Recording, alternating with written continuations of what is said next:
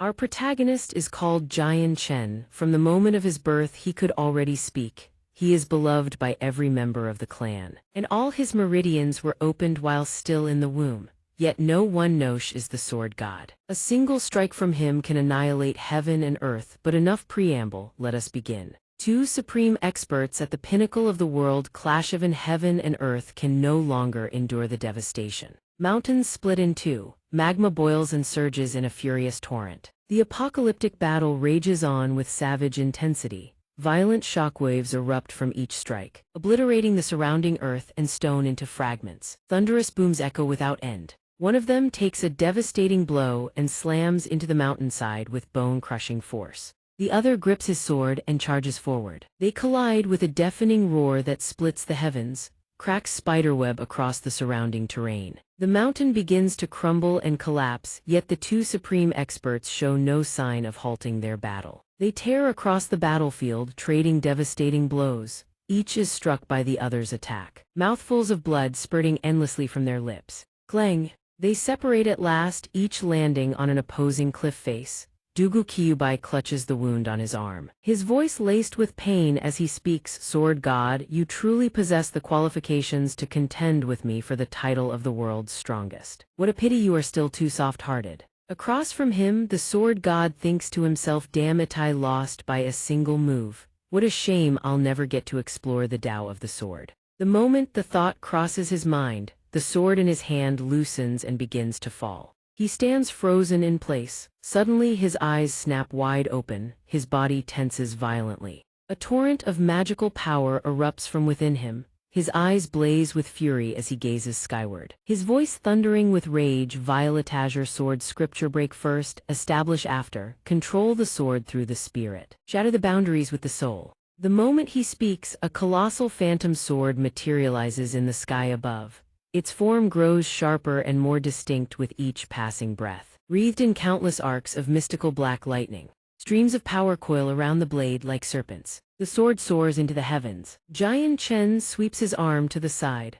A blinding column of light engulfs the sword and it rockets toward Dugu Kyubai at terrifying speed. A piercing blade-like whistling tears through the air without pause. Dugu Kyubai witnesses the spectacle, his eyes bulging in disbelief. His mouth hangs agape, his expression twisted with terror. Boom! The sword slams directly into the spot where Dugu Kyubai stands. The surrounding earth shatters and collapses. Dust and debris billow across the battlefield in a choking haze. Dugu Kyubai cannot believe what unfolds before his eyes. He exclaims in shock, a breakthrough at the brink of death. How is that possible? Rage consumes his features. Countless streams of violet energy coil around his limbs, binding them tight. The sword carves a devastating gash across the old man's body. The mountainside crumbles away. Boulders rain down into the abyss below. Jian Chen plummets in freefall alongside them. His face utterly exhausted, he stares upward and thinks the sky it changes color. At that very instant, pitch-black clouds engulf the heavens above, smothering all light.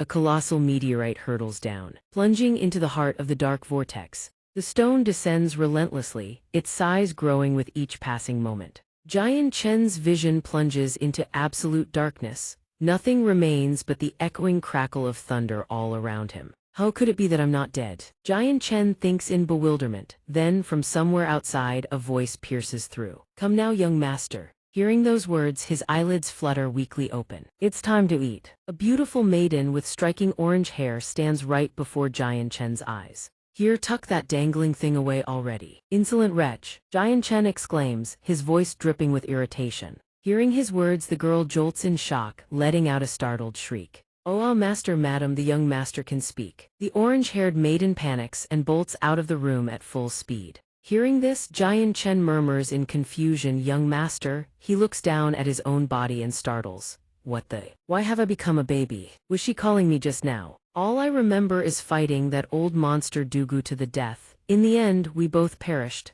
Then the sky it changed. The sky changed. No way. Could it be that I've transmigrated? Jian Chen exclaims in utter disbelief. He surveys his unfamiliar surroundings and mutters, where in the world is this? The decor is utterly bizarre. Could this be a foreign land? Although that old monster Dugu was slain by my hand, the remnants of his power may yet linger. I must return to Tianjian Mountain at once. Jian Chen declares, struggling to climb out with his tiny infant limbs. From outside, a voice immediately rings out. Xianxia is only 6 months old. How could he possibly speak? Aren't you supposed to be nursing him? The door to Jian Chen's chamber bursts wide open. An elderly lord strides in, trailed by a crowd of attendants. Jian Chen surveys them and speaks in a low, commanding voice. You lot take me back to Tianjian Mountain immediately. Hearing this, the old lord freezes in his tracks. His mouth drops open in shock. He rushes forward and scoops the baby into his arms, his face erupting with unbridled joy.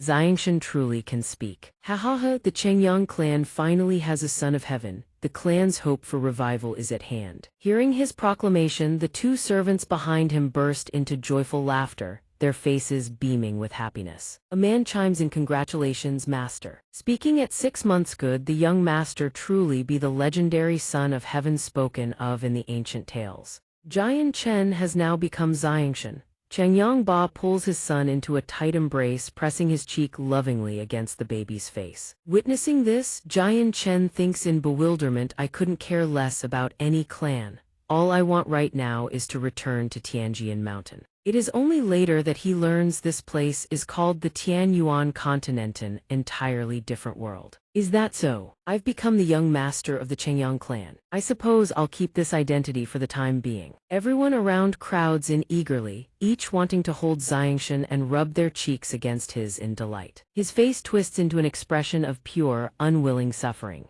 He decides to recall the memories of his past life. While secretly investigating how to return to Tianjian Mountain, he simultaneously cultivates the Violet Azure Sword scripture. In the blink of an eye, 3 years pass. The Saint Force testing ceremony of the Chengyang clan begins. After 3 years of cultivation, I am certain I will shock every last one of them. A smug expression settles across Xianxia's face. A smile brimming with pride unfurls on his lips. Behind him, a crowd of fervent supporters erupts into cheers, chanting for the young master before them. Xianxia thinks, with my strength, can I not frighten these fools into submission? Uncle De standing beside him speaks up, young master, simply press your hand against the stone tablet.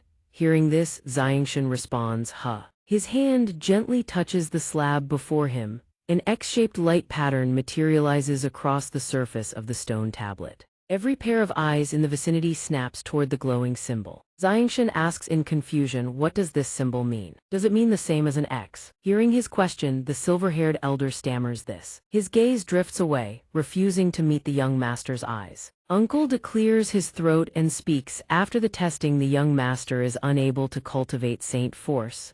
At his words, everyone present is stunned. They cannot believe what they have just heard. Every face is etched with shock. The old man continues, in plain terms, is a good for nothing. Hearing this, Xianxia's expression freezes, sweat beads across his forehead. He mutters under his breath, what? The commoners outside erupt into thunderous uproar. We will forever stand behind the young master. The young master is surely the chosen one. An old man nearby weeps openly. In his heart he thinks, at last I live to see young master Xianxia crowned as the foremost talent of the estate. A solemn voice announces, testing complete. Young master Xianxia possesses no Saint Force. The old man and everyone around him hear the declaration and reel in utter disbelief. What? Murmurs ripple through the crowd, is there some mistake? How can the young master be unable to cultivate Saint Force? The patriarch of the Chengyang clan hears the verdict and rises to his feet, stunned beyond words. Chengyang Ba stands and speaks, duh. Unclear, you telling me Xianxia cannot cultivate Saint Force? Bai Yunxin, the 4th madam of the Chengyang family, calls out to Xianxia with a worried voice. The 3rd madam of the Chengyang family props her chin on one hand, watching the scene with an expression of immense satisfaction. Xianxia immediately speaks up. I am a good for nothing, stop joking, Uncle De, this stone must be broken. Uncle De replies, this old man will inspect it once more. His tone carries a hint of disbelief at the events unfolding before him. Hearing the young master's words, Uncle De responds with his all-seeing eyes. As he finishes speaking, his eyes ignite with a blue radiance. Chengyang Ba stands below, his gaze fixed intently upon the two of them. Uncle De lets out a long, heavy sigh. The magical glow at the corners of his eyes slowly fades away. Xianxia scratches his head and asks, is that it? You're done looking. You're not going to examine any further. He turns toward Ba, clasps his hands and bows deeply.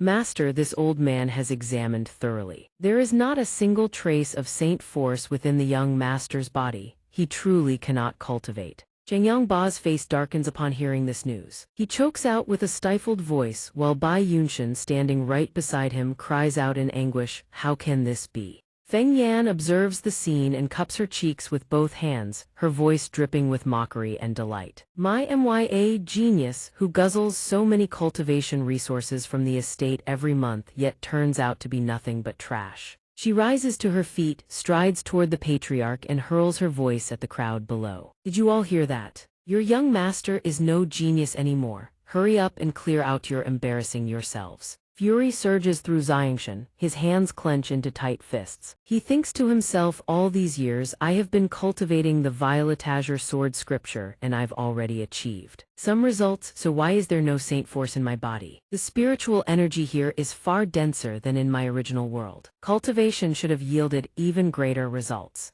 Where does the problem lie? Could it be because? A flash of insight sparks through his mind, his gaze turns sharp and resolute. The first layer of the violet azure sword scripture is body tempering. I infused all of my saint force into my physical body for tempering, so that's why there's no saint force left to be detected. Understanding dawns upon Xianxia and he exclaims, so that's how it is. Feng Yan walks to Ba's side with a bright smile and says, Master, since Xianxia has proven to be trash, the future of the Chengyang family must naturally rely on our care. He waves dismissively and says, enough, I understand. Bai Yunshan's eyes fill with worry as she glances at her husband.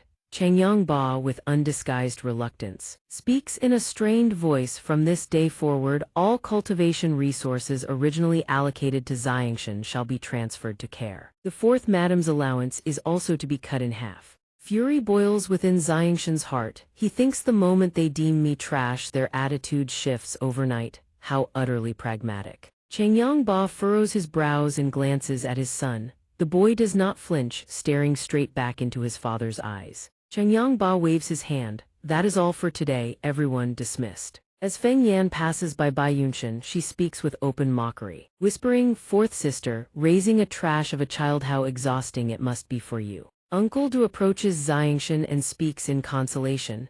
Young master, do not blame the patriarch, after all. He bears the weight of the entire family on his shoulders. Hearing these words, the boy replies softly, I know, I understand. Xianxia thinks to himself, he has his reasons, I have my own convictions. A clan like this, if it won't keep me, then so be it. He walks to his mother Bai Yunshan's seat. She sits alone, her figure draped in solitude. Xianxia kneels before her feet and speaks in a sorrowful voice, Mother, your son has failed you. Bai Yunshan's expression softens. She speaks gently, so what if you cannot cultivate? Then she breaks into a warm smile and says to him, our Xianxia possesses extraordinary talents in other areas, will not be inferior to anyone. He will still stand head and shoulders above the rest. Bai Yunshan embraces Xianxia.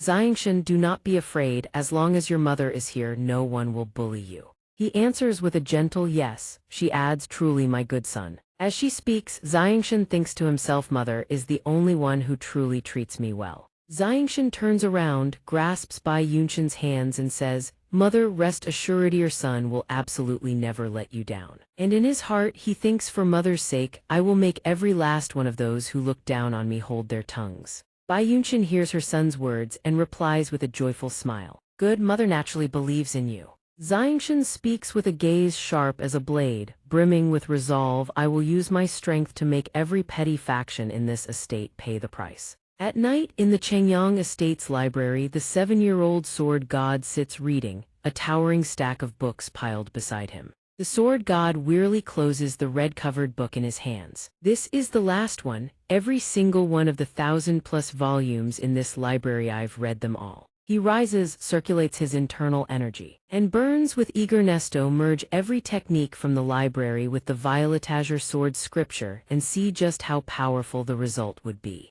The sword god conjures a 5-colored sphere in his right hand, channels every ounce of power, and slams a palm strike into the wall between 2 bookshelves. The remnant force of the technique sends out a shockwave, leaving trails of white smoke in its wake. He slowly withdraws his hand. Traces of spiritual power linger on his palm, and the walled strike was so devastating it left a palm print embedded in the stone. The sword god beams with delight, eyes crinkling with joy, and exclaims happily after the body tempering session 3 years ago, I no longer need to infuse saint force into my physical form. My cultivation has indeed advanced at a remarkable pace. At Bai Yunshan's residence, the sword god stands outside the door gazing at the dawn, murmuring, the sky is about to brighten. I should go pay my respects to mother. She must not discover that I've been cultivating in secret. The sword god sits at the table in Bai Yunshan's room. The space falls into utter silence. Bai Yunshan picks up a neatly sliced cucumber from the plate and gently reminds xianxia, you must remember. Bai Yunshan cups his face with both hands and says with a smile, no matter how harsh the circumstances, you must become a good man. The sword god also receives a few slices of cucumber from Bai Yunshan. He says with a pained expression, Mother, I'm sorry. If not for me being trash, you wouldn't have to suffer like this. Bai Yunshan laughs, her eyes crinkling. What silly nonsense is that? Things are perfectly fine as they are now. Bai Yunshan says cheerfully, even though every day is cold tea and plain rice. Eating healthy cucumber slices that are both delicious and slimming that killing 2 birds with 1 stone. The sword god pats his cheeks and listens eagerly to his mother's words. Bai Yunshan recalls hearing that Feng Yan recently bought expensive skincare products that turned out to be defective. Her entire face swelled up like a balloon. The sword god bursts into uncontrollable laughter upon hearing this. Ha serves her right. Suddenly Bai Yunshan claps her hands together and exclaims, I nearly forgot. This catches even the cucumber-eating boy's attention. Bai Yunshan hands her son a sheet of paper and says, xianxia, these are the assignments you need to complete today. The sword god, having just returned from a full day of reading and utterly exhausted, now faces yet another pile of Bai Yunshan's assignments. He can only sigh. The sword god nearly breaks into a cold sweat. Mother, can't I just read books instead? These assignments are such a hassle. Though he says this aloud, the sword god thinks to himself, I only need to read a book once to memorize its contents. I truly don't need to do homework. Bai Yunshan eats her cucumber while listening to the sword god's complaints. With a face full of concern, she says, xianxia, you cannot cultivate saint force. If you wish to become someone of ability in the future, you can only rely on scholarly pursuits. Mother only wants what's best for you. The sword god, overcome with guilt, is suddenly tempted to just tell his mother the truth that he can actually cultivate saint force. Bai Yunshan, meanwhile, remains lost in her own contemplation, oblivious to his inner turmoil.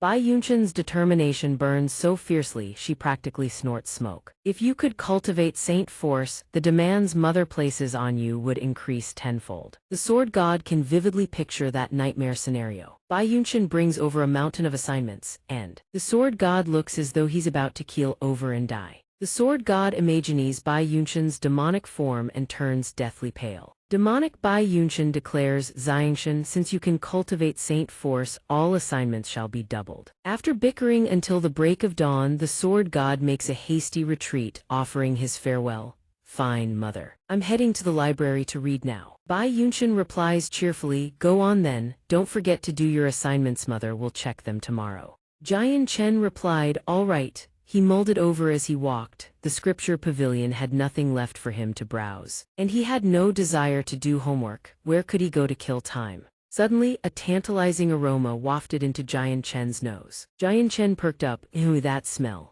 Xianxia looked toward the kitchen. That was where the aroma originated. His eyes lit up with excitement. Turnip cakes, his mother's favorite. Without hesitation, the boy sprinted toward the kitchen. I'll grab some turnip cakes for mother. She would definitely be overjoyed. The turnip cakes were artfully arranged on a plate, garnished with a flower and a scattering of leaves, their aroma absolutely mouthwatering. Xianxia smiled and reached out to take the plate of turnip cakes from the table. A hand shot out and snatched the plate away, causing Xianxia to grasp at empty air. The owner of the hand spoke in a mocking tone. Well, if it isn't the little young master. The one who had grabbed the plate was Qiu, a kitchen servant. He sneered down at Xianxia. The young master of the Chengyang family skulking around the kitchen to steal food. If word got out, that would be quite the scandal, wouldn't it? The servant's mockery drew the attention of everyone else in the kitchen. Jian Chen's expression darkened.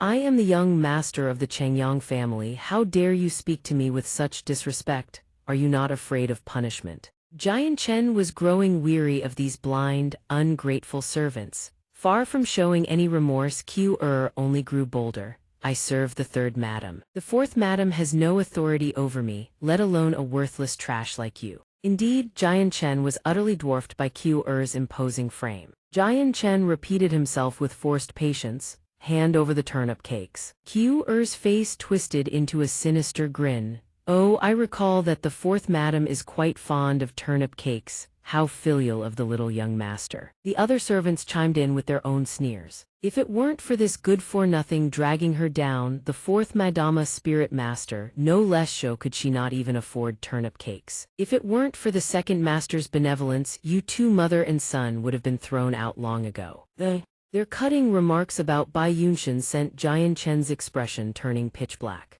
Killing intent flashed in Jian Chen's eyes. I said hand over the turnip cakes. Grew even more brazen. Dropping the plate to the ground with a sneer, oops, butterfingers, the plate shattered into pieces. Turnip cakes scattering across the filthy floor. This had truly pushed Jian Chen past his limit. You bastards! Jian Chen clenched his fists, channeling Saint Force into his palm. With a single palm strike, Jian Chen sent flying, blood erupting from his mouth. The other servants watched in stunned disbelief. All they could see was Jian Chen's body surging with formidable Saint Force, while lay crumpled on the ground, blood streaming from his mouth. Completely unconscious, collapsed to the floor. Jian Chen then rounded on the other servants and exposed their misdeeds. You lot. Hiding behind the third madam's protection over these past 2 years, you've committed countless acts of treachery behind our backs. His words struck fear into their hearts. Jian Chen turned back, his gaze radiating lethal killing intent.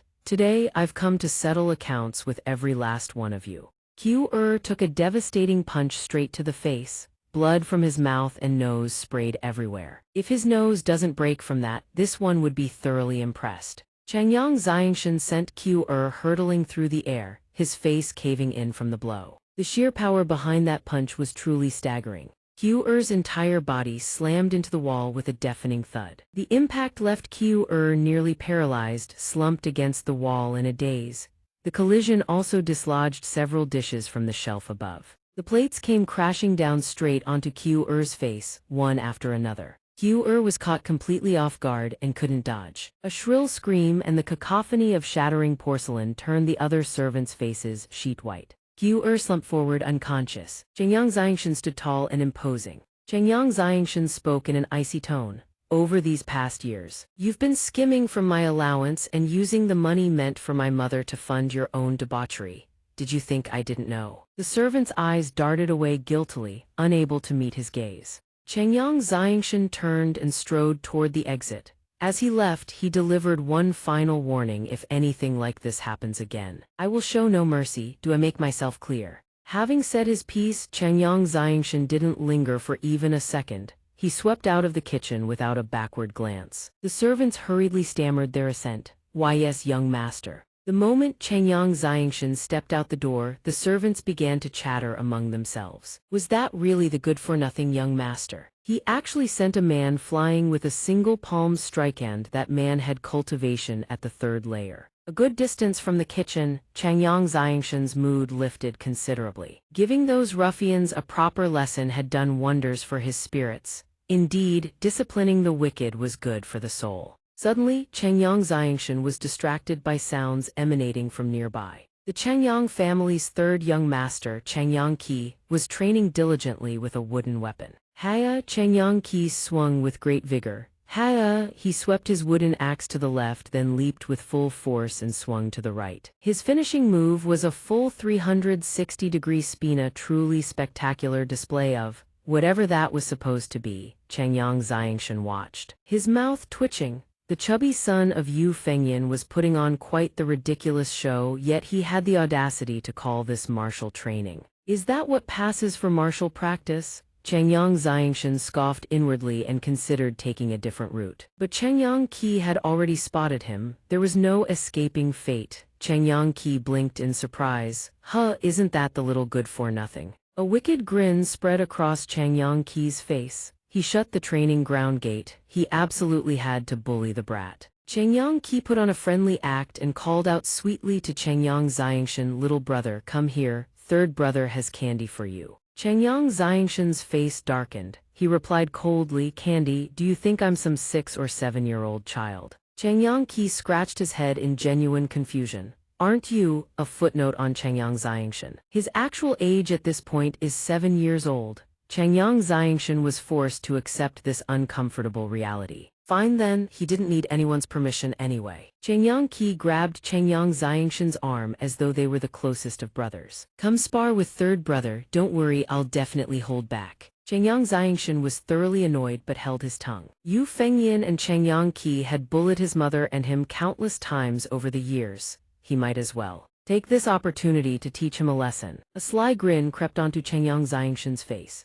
Xianxia smiled back, though the expression looked rather strained and unnatural. All right then, third brother, you must remember to hold back. Qi noticed the strange look on Xianxia's face and his odd tone, and felt a flicker of wariness. The little good-for-nothing seems off today. Could he be plotting something? But he quickly dismissed the thought. HMPH, a kid who can't even cultivate, what do I have to fear? My cultivation is already at the 4th layer. Qi gestured to one side. Xianxia played along with a dim-witted expression, following along. The weapons rack was quite well stocked, swords, spears, shields, and more, all neatly arranged in one corner. Defensive equipment was also available. Qi declared with bravado, little brother, go ahead and pick any weapon you like. Xianxia casually snapped off a thin tree branch and confidently turned Qi down. No need, third brother, I'll use this to fight you. Qi watched Xianxia test the branch and couldn't help but feel a surge of glee. A tree branch, this little good-for-nothing has truly lost his mind. He's courting death.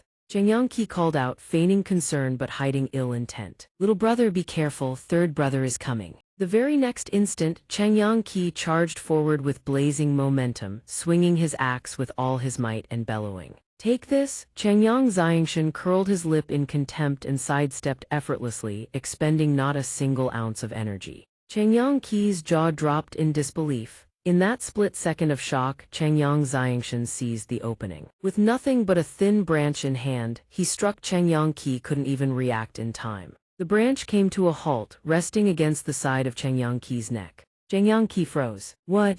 Xianxia cheerfully tapped the branch against Qi's shoulder a few times and announced, third brother, you've lost. Qi gnashed his teeth in frustration, unwilling to accept it. How is that possible? The outcome was clear as day. Xianxia had won. Qi had lost. Qi slapped the branch away and stubbornly insisted, that doesn't count, you cheated, I refuse to accept it. Xianxia twirled the branch lazily and replied with an arrogant smirk, oh, third brother, pray tell how exactly did I cheat? Qi was rendered completely speechless, his face twisting in embarrassment. That wealth is. Qi threw a childish tantrum and shouted, whatever, it doesn't count, let's go again. Xianxia cheerfully twirled back to his starting position. No problem at all, let's do it again. Qi seethed with rage. The brat was this young and already this insufferable. I underestimated him last time and he caught me off guard. As long as I stay focused, the little good-for-nothing stands no chance against me. But even if I was careless, could the good-for-nothing possibly beat me? Qi mulled it over. Xianxia toyed with his branch, looking utterly at ease. Third brother, are you still not going to? If you won't go, then I'll go first. Qi's eyes lock onto the branch in Xianxia's hand. Could there be something special about that branch? Then Qi softened his tone and said, little brother, could you let me have a look at that branch of yours? Xianxia tossed the branch lightly into the air and said helplessly, what's there to look at about a branch? Suddenly, Qi let out a malicious laugh. Qi swung his axe, sending the branch hurtling away. Haha, little good-for-nothing, without that branch, let's see how you beat me now. Xianxia's expression darkened, so he's resorting to dirty tricks now. A glint flashed through Xianxia's eyes as realization struck him. The sword on the mountaintop immediately shattered its seal. Controlling the sword with divine sense, Xianxia channeled his energy, summoning it forth. Qi, knowing nothing of this, sneered. Haha, so you know you've lost, going to just stand there and take it. Changyang Qi swung his axe with savage force, roaring, "The future master of the Changyang family is me. Die, you good-for-nothing." Xiang Tian, however, remained utterly calm. He waved his hand unseen. A surge of power erupted, hurtling straight toward Changyang Qi. Changyang Qi's eyes went wide as the force bore down upon him. It struck him clean off his feet. The branch slammed into the ground, and he clutched his face in horror. Blood poured from a deep gash carved across his cheek. Changyang Qi stared at the blood staining his hands, trembling. "Blood, blood." Changyang Qi whimpered through his bloodied face, his threat laced with terror. "You little good-for-nothing, Yao, you hit your own brother, I'm telling mother." Xiang Tian's expression turned glacial, as though a demon had awakened within him. He cracked his knuckles with a series of sharp pops. "Call me good-for-nothing again, and next time I will kill you." Changyang Qi screamed and sobbed, scrambling away to find their mother. "Mother, mother, save me." Xiang Tian watched him flee and let out a resigned sigh. It seems there's no hiding it this time. Yet Xiang Tian still skipped along carelessly. So be it, at worst he'd take whatever punishment came. Even so, Xiang Tian could only pray that this wouldn't implicate his mother. A mysterious figure approached, pulled the branch from the ground, and murmured under his breath. So he finally couldn't hold back and revealed his true strength. The mysterious figure watched Xiang Tian's retreating figure in silence. It seems a storm is about to sweep through the estate. A short while later, Feng Yan, her face swollen from an allergic reaction to some beauty supplement. Tears streaming down both cheeks, came clinging to Changyang Qi, sobbing her grievances to Changyang Ba. "Master, you must stand up for care. If the boy hadn't been lucky, Xiang Tian would have killed him." Qiu also filed her own tearful complaint to Changyang Ba. "Master, the young master is violent and unreasonable. He beat this servant for absolutely no cause. Master must punish the young master." Changyang Ba cleared his throat and questioned sternly. "Xiang Tian clearly cannot cultivate any power. How could he have repeatedly wounded both the guards and care?" Feng Yan puffed up her neck, whining and spinning fabrications. "Fourth Madam has always doted on Xiang Tian. She must have pushed him to use despicable means to harm Care. Care is the future master of this house. Master, you must avenge us, mother and son." Changyang Ba spoke with grave authority. "The Changyang family has always valued benevolence and magnanimity above all else. If Xiang Tian truly committed violence without cause, I shall punish him without mercy." With that, Changyang Ba called out in a booming voice, "Someone bring Xiang Tian to me." If the master truly condemned him for conspiring to harm his own flesh and blood and punished him under family law, Qiu was secretly overjoyed. "By your command," Feng Yan was immediately brimming with triumph. "By Yunxian, this time, I will drive you and your son out onto the streets for good." Within Changyang Ba's estate, a matter demanded his swift resolution before everything spiraled further. Changyang Ba turned his face away, clasped his hands behind his back, and spoke coldly, "This matter I will give you a proper account." On the other side, the second madam, her face bruised and batter-red, was weeping and pleading, "Master, you must stand up for us." To everyone's surprise, Xiang Tian's mother, Bai Yunshan, spoke up first. "There is no need to summon Xiang Tian." She calmly explained the unfortunate misunderstanding that had occurred earlier. "Master, today's incident has nothing to do with Xiang Tian. It was I who intervened from the shadows." Changyang Ba was stunned by Bai Yunshan's admission. He pressed her further. "So it wasn't Xiang Tian who harmed Care and Qiu, it was her." Madame Yunshan's expression darkened as she spoke her heart plainly. "Xiang Tian cannot cultivate saint power. I feared he would be bullied, so I have been secretly watching over and protecting him all along." She pointed at the scheming mother and son of the wet nurse's quarters and immediately filed her accusation before the patriarch. "Today I witnessed Qiu and Care bullying Xiang Tian. In a moment of fury, I stepped in and disciplined them." Every face in the room was etched with shock and tense apprehension. They reeled from Yunshan's sudden, unflinching exposure of the truth. The wet nurse's mother and son began their theatrics, wailing and lamenting over their supposed mistreatment. Care is a kind-hearted child and Qiu has always known his place. Why would they ever bully Xiang Tian? On the other side, Changyang Qi followed his mother's lead, denying everything. "I never bullied Xiang Tian." Meanwhile, Qiu, his face bruised and swollen, sobbed and pleaded his innocence. "This humble one has been wronged." The wet nurse continued her performance, then turned to level accusations at Yunshan.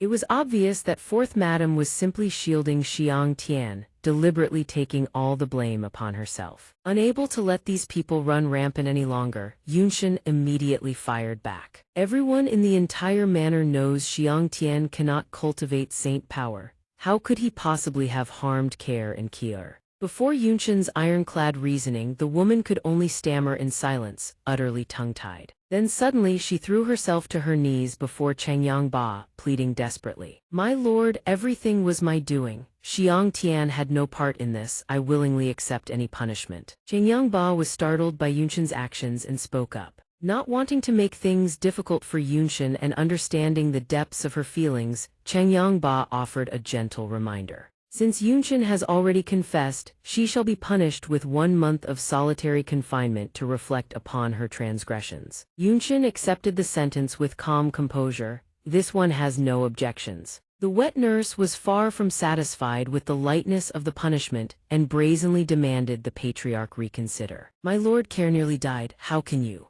let her off so easily?" Zhang Yangqi chimed in to support his mother's theatrics, crying out on cue. "Oh, father, it hurts so much. Am I going to die?" In her mind, the wet nurse seethed, "No, I cannot let them gain the upper hand like this." She brazenly turned to condemn Yunshin's actions once more. "Care's life is tied to the fate of this clan. How can you not expel this venomous woman from the family?" Seeing this woman go too far, Bai Yunshin flew into a rage and produced a prized treasure, intent on punishing the shameless mother and son. "Is it not so? As long as I can heal Care's wounds, you will drop all of this, will you not?" The wet nurse refused to yield. She stuck out her tongue in provocation while shielding Changyang Qi with her body, vehemently objecting. "Absolutely not. Who knows if you're only pretending to treat him just to injure Care even more." Changyang Ba watched the two women go back and forth, helpless and silent, yet the quarrel showed no signs of stopping. And Yunshin pressed on with a sharp retort. "HMPH, it's clear as day you're just looking for an excuse to bully me and my son." The wet nurse craned her neck and snapped back in defiance. "Nonsense, you were the ones who struck first." Yunshin thundered back at the stubborn woman. "Your son is a brat who had it coming. Did he not deserve to be disciplined?" The wet nurse was no pushover either, snarling right back. "It's your son who's the brat." Wearied and utterly defeated, Changyang Ba gave up on the two of them. He slipped away unnoticed while they were still at each other's throats, escaping the whole mess entirely. At a tranquil, picturesque pond within the Shanghe Manor, Xiang Tian sat alone in quiet contemplation. The young boy sat listlessly, picking at his nose as he muttered to himself. "It's been so long now. So why haven't they come for me yet? Don't tell me Changyang Qi and his mother didn't go tattle to father." Xiang Tian furrowed his brows in annoyance, propping his chin on his hand with a sigh. "Mother's gone off somewhere again. Sitting here alone is unbearably boring." Suddenly, a shadowy figure flickers into view, hurtling at breakneck speed toward Xianxia, who sits lost in thought. Something feels wrong. Xianxia whips around. Something razor-sharp is already closing in on him. His reflexes kick in. He bolts upright just as a sword pierces clean through where he'd been sitting. A tall figure, face concealed behind a mysterious mask, assumes a combat stance challenging Xianxia. "You dare lay hands on the third young master, you must die." Xianxia doesn't flinch. He faces his would-be assassin head-on. "Did you Fengyan send you?" The figure drops all pretense and charges, hell-bent on claiming Xianxia's life. "Correct, the third madam has endured your existence for far too long." He vaults into the air and crashes down toward Xianxia with savage, overwhelming force. Below, Xianxia assumes a defensive posture with nothing but a slender branch in hand. He nimbly evades the stranger's strike, then launches skyward with a burst of lightness skill. The man wastes no more time. He unleashes his saint force, intent on subduing Xianxia. A deafening explosion erupts right beside the boy's earth blast has narrowly missed its target. Xianxia remains calm, analyzing his opponent and reading every move the masked figure makes. "Saint Force 4th layer, I can handle this." He channels every ounce of Saint Force into the slender branch. Xianxia rockets straight at the masked figure. "Take this." A razor-sharp beam of light streaks directly toward the man. The attacker finds this utterly laughable and sneers at Xianxia. "You think a mere branch can wound me?" At that moment, a torrent of blue Saint Force erupts from Xianxia's body, radiating a terrifying surge of energy. A confident smirk tugs at his lips. Who says a branch can't draw blood? He strikes with absolute decisiveness. A catastrophic force materializes above the masked man's head and slams down without warning. The man has no time to react. his eyes go wide as he takes the full brunt of the blow. The torrent of power punches clean through, splitting the mask in two with a stunning crack. Behind the shattered mask stands none other than Changyang, his disguise played to perfection. Xianxia's body trembles with alarm. In a panic he raises his hands. Father. Changyang faces his son and calls out his name in a stern voice xianxia, but his composure shatters. Tears of joy spill down his face as he witnesses the hidden power his son had concealed all along. You truly can wield Saint Force now. Today is a beautiful day. Xianxia stands before Changyang and declares plainly, Saint Force, I've been able to use it for a long time now. Third brother and Q both were wounded by my hand. Beat me, punish me, do as you please, just don't drag my mother into this. Changyang anxiously grips Xianxia's shoulders. Xianxia, if you could cultivate, why didn't you tell your father? Then none of this would have happened to you and your mother. Xianxia's discomfort is written all over his face. He shoves Changyang's hands away, his expression dark with killing intent. And if I had told you, what then?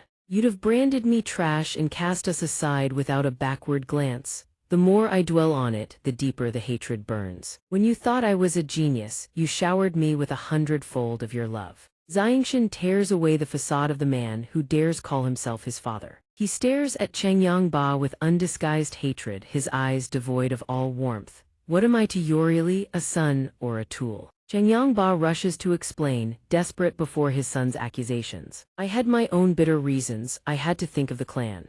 Xianxia channels every ounce of resentment bottled up over the years and screams it into Changyang face. Bitter reasons. What about my mother and me? How do you think we've lived all these years? Did you ever once ask how we were doing? When you Fengyan bullied us, did you ever lift a finger? If I truly were trash, even if I died, you probably wouldn't have spared me a single glance. Changyang composure crumbles. He pleads with his son.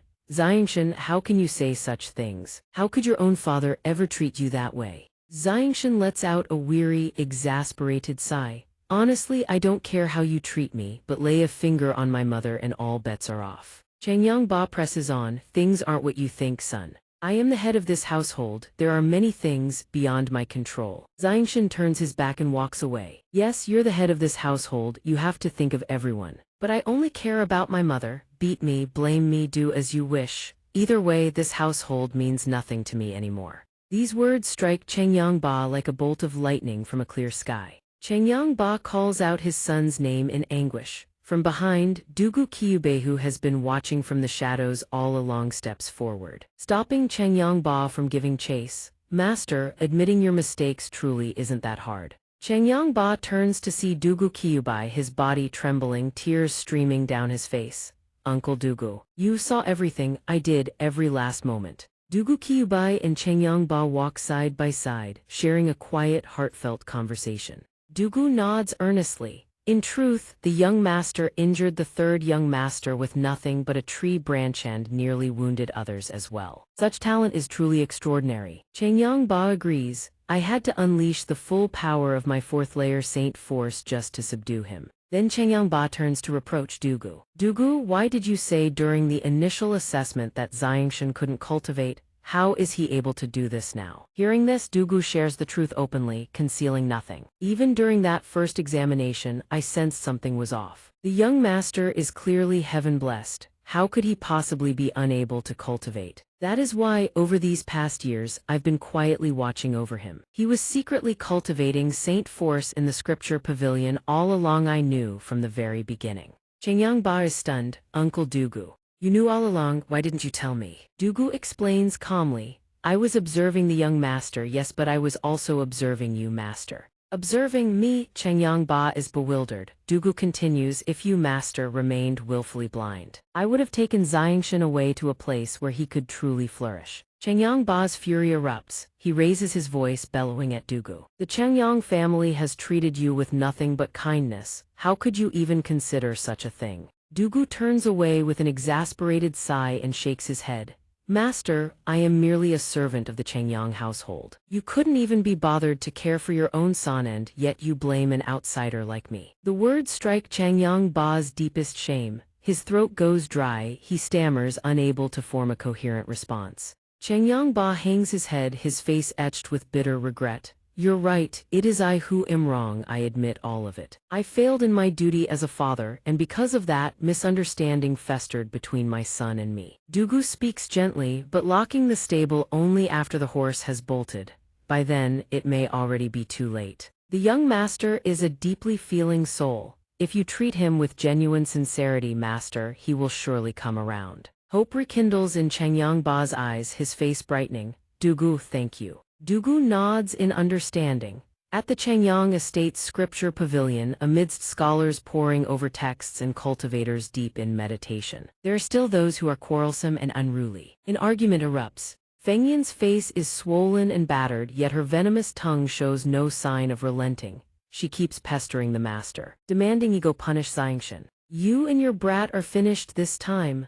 Bai Yunshin fires back, calling the woman a pig-headed fool. Don't be so dramatic if push comes to shove. I'll just take Xianxia back to my family's home, it's no big deal. Bai Yunshin lets out a mocking laugh. On the contrario, you even dare show your face outside looking like that. Fengyan is absolutely livid, her beauty has been struck at. HMPH, I've already recovered these past few days, don't you worry about me. Just as the argument reaches its peak, Changyangba leads little Xianxia inside, making introductions and explaining the situation to Bai Yunshin. Fengyan, I've investigated thoroughly. The one who inflicted those injuries was Xianxia himself. Bai Yunshin's heart sinks. Worried for her son, she moves to plead with the master. Fengyan, sensing she now holds the upper hand, jabs a finger at the master. You must absolutely punish Xianxia, but at Fengyan's aggressive stance, Xianxia simply sticks his tongue out at her, taunting. Changyangba raps Xianxia on the head, a token warning, nothing more. He mediates the quarrel.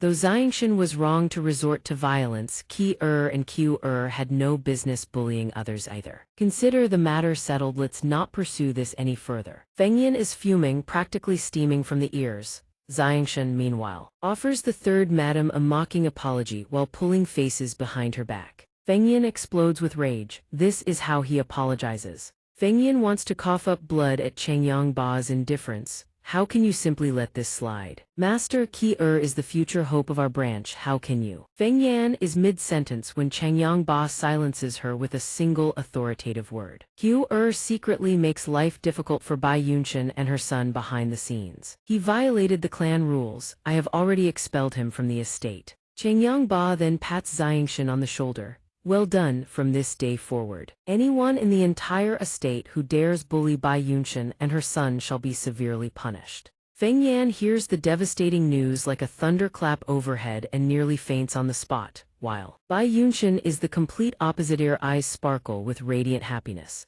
Then, Changyangba turns to Xianxia, how about it? Can this be considered fair? Xianxia, I suppose that'll do. On the other side, Fengyan and the other Changyang concubines weep bitterly together while Bai Yunshin claps her hands joyfully, reveling in delight. Xianxia rushes to Bai Yunshin's side, grasping her hand with concern. Mother, were you bullied? Bai Yunshin asks back with worry, my child, your mother is fine. What about you? Didn't your father punish you? At this, Xianxia turns his head away with a petulant look. No. I spoke with him man to man. Bai Yunshin can only sigh, this brat, what kind of talk is that? Sounding like a little old man. Changyangba, also hoping to reconcile the two women, speaks to Bai Yunshin first. You've already healed Q so while you're at it, please heal Fengyan as well. Bai Yun. Tian agrees, but with one condition, as long as Xianxia is not held accountable. Fengyan hears that the woman she despises will be the one to heal her and thrashes about, we absolutely don't need her treatment. Changyangba can't take it anymore and commands loudly, Fengyan, stop making a fuss. Fengyan can only pout and Relentivrion defers to the old man. Bai Yunshin begins her healing technique. From a distance, Xianxia watches his mother in admiration. Special energies from heaven and earth flow through her hands and into the patient's body. So this is the true power of a spirit master. Fengyan, her beautiful appearance fully restored, is overjoyed. She touches her face, all over, wonderful, it's healed. Bai Yunshin stands proudly with her hands on her hips, basking in everyone's praise, beaming with delight. Seeing his mother's remarkable abilities, Xianxia grows interested in this discipline.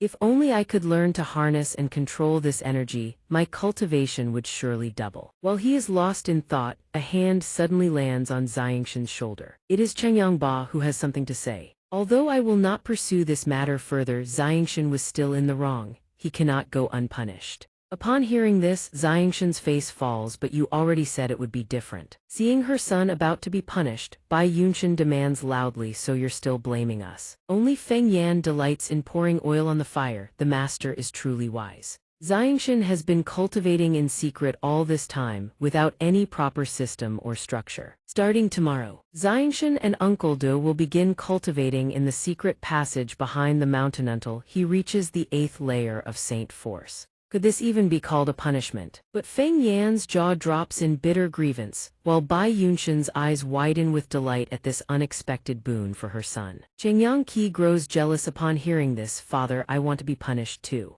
Xianxian strokes his chin, weighing the punishment. Very well, having Uncle Du as my instructor isn't bad at all. Chengyang Ba suddenly remembers something. There's also this. Chengyang Ba hands Xianxian a sealed letter. Once you reach the 8th layer of Saint Force, you may open this letter. When that time comes, your future will be transformed. Chengyang Ba speaks with eyes brimming with hope, fixed upon the sun before him. Xianxian hesitates, wary of accepting the letter. He raises his guard, uncertain of what connection this letter has to his future. 7 years fly by. At the estate, Chengyang Ba sits drinking tea with Uncle Du and inquires about Xianxian's cultivation progress. How has he been recently? Has he been able to break through to the 8th layer of Saint Force yet? Uncle Du replies, in recent years, the young master's rate of progress no longer astonishes me as it once did. He is currently at the 7th layer of Saint Force. Holding his teacup, he continues gravely at merely 14. This level of achievement is enough to call him a genius. But this old man has always felt that the young master doesn't seem to be putting his full effort into cultivation. He sips his tea as he speaks. Hearing this, Chengyang Ba is alarmed. What do you mean by that? Do you have any proof, Uncle Du? Uncle Du slowly strokes his silver beard and replies, no. This old man merely has a feeling as long as the young master wishes it. He could break through to the 8th layer of Saint Force at any time. Chengyang Ba ponders deeply. If Xianxian doesn't reach the 8th layer of Saint Force in time, then we'll simply have to wait another year. Only then does he glance down at the letter resting on the table. Meanwhile, at Bai Yunxian's quarters, she lounges under a parasol, basking in the warm sunlight and gentle fragrance of flowers. Placing cucumber slices on her face, a maid approaches and announces, Madam, these are seasonal fruits and pastries that the master specially ordered to be brought for you and the young master. She lazily points to the tables Xianxian is cultivating. Just leave them here, I'll bring them to him later. The maid hears this and bows slightly in acknowledgement. Yes, madam. Bai Yunxian reclines contentedly and says happily, Xianxian, the treatment we receive really does keep getting better and better. At this moment, through the window, 14-year-old Xianxian is fully immersed in cultivation.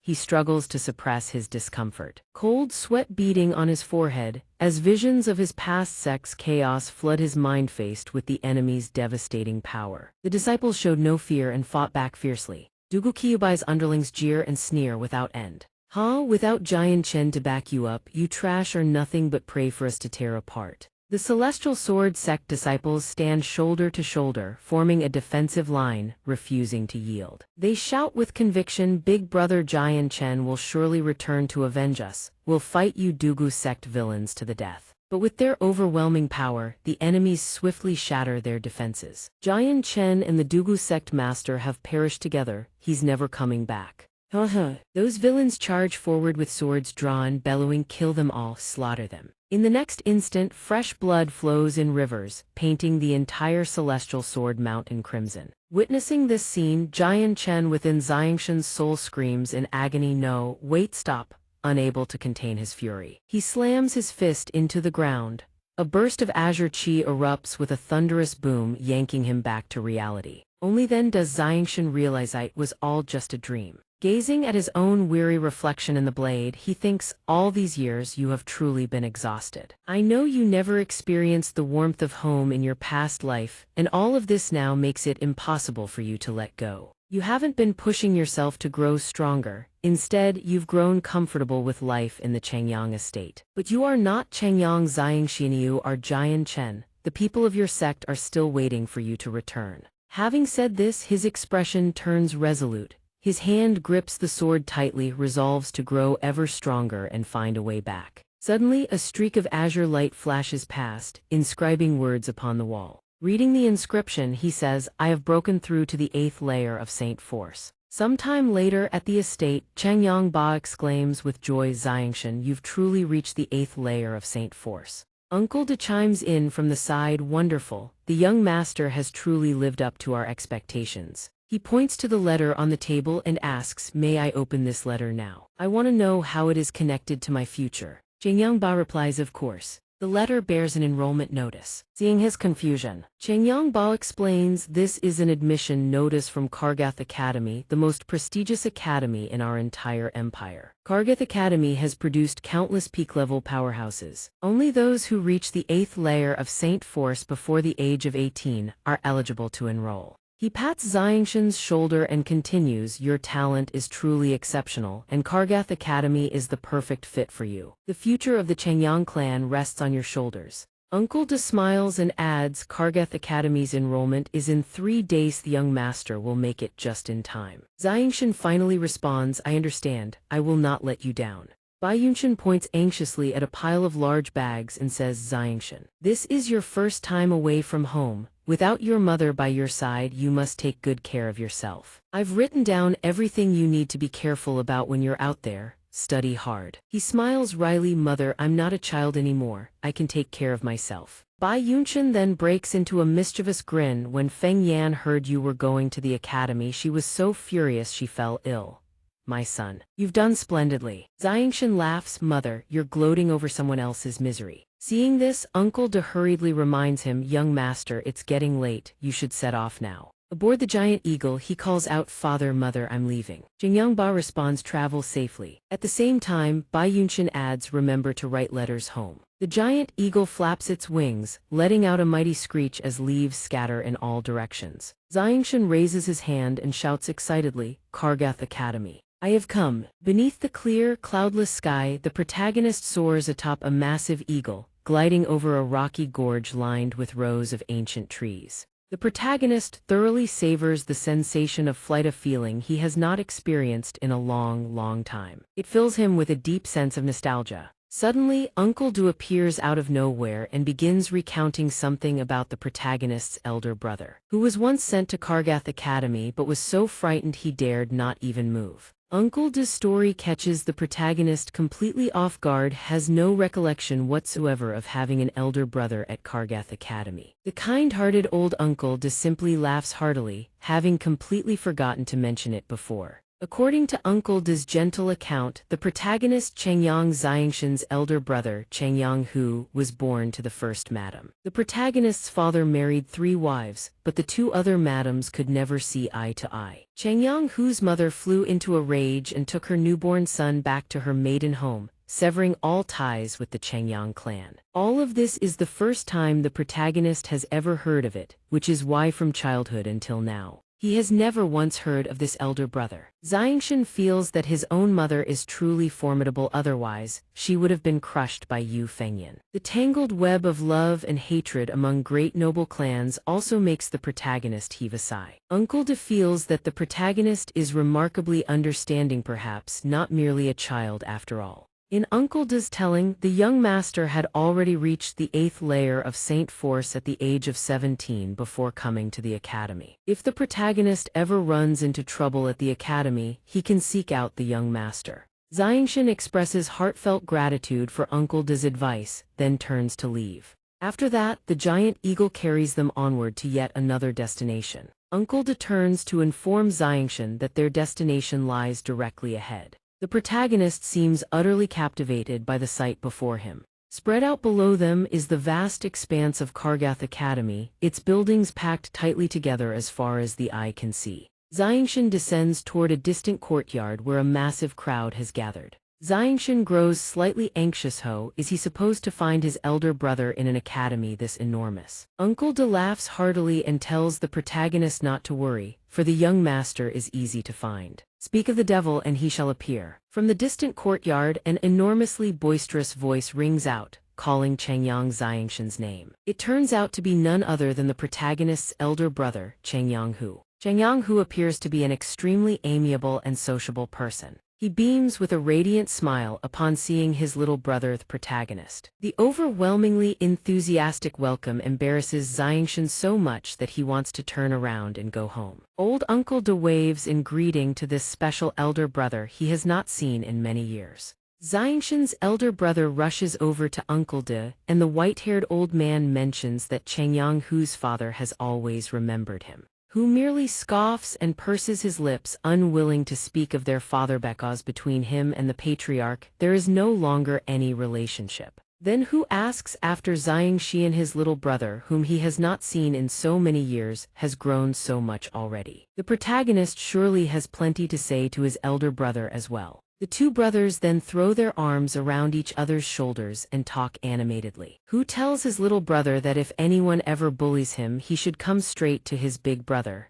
Meanwhile, Uncle Do has business to attend to. He needs to go meet with the academy headmaster. The two of them, Hu and Xianxia, set off to tour the academy together. Deep down, the protagonist is beginning to feel a flicker of admiration for this elder brother. Kargath Academy is sprawling, its architecture steeped in classical antiquity. Hu eagerly points at every landmark they pass, brimming with excitement. Xianxia's elder brother grins broadly, offering a rather superficial introduction of the academy to his bewildered younger brother. Xianxia had just begun to think his elder brother was somewhat reliable, but now he deeply regrets retracting that assessment. Hu mentions that tomorrow is the day of the new student martial tournament. He has already registered Xianxia in his place so that his little brother can integrate with the other students. The protagonist feels somewhat hesitant about his elder brother Hu's proposal. Hu insists that Xianxia must perform well, for this is his registration qualification on the line.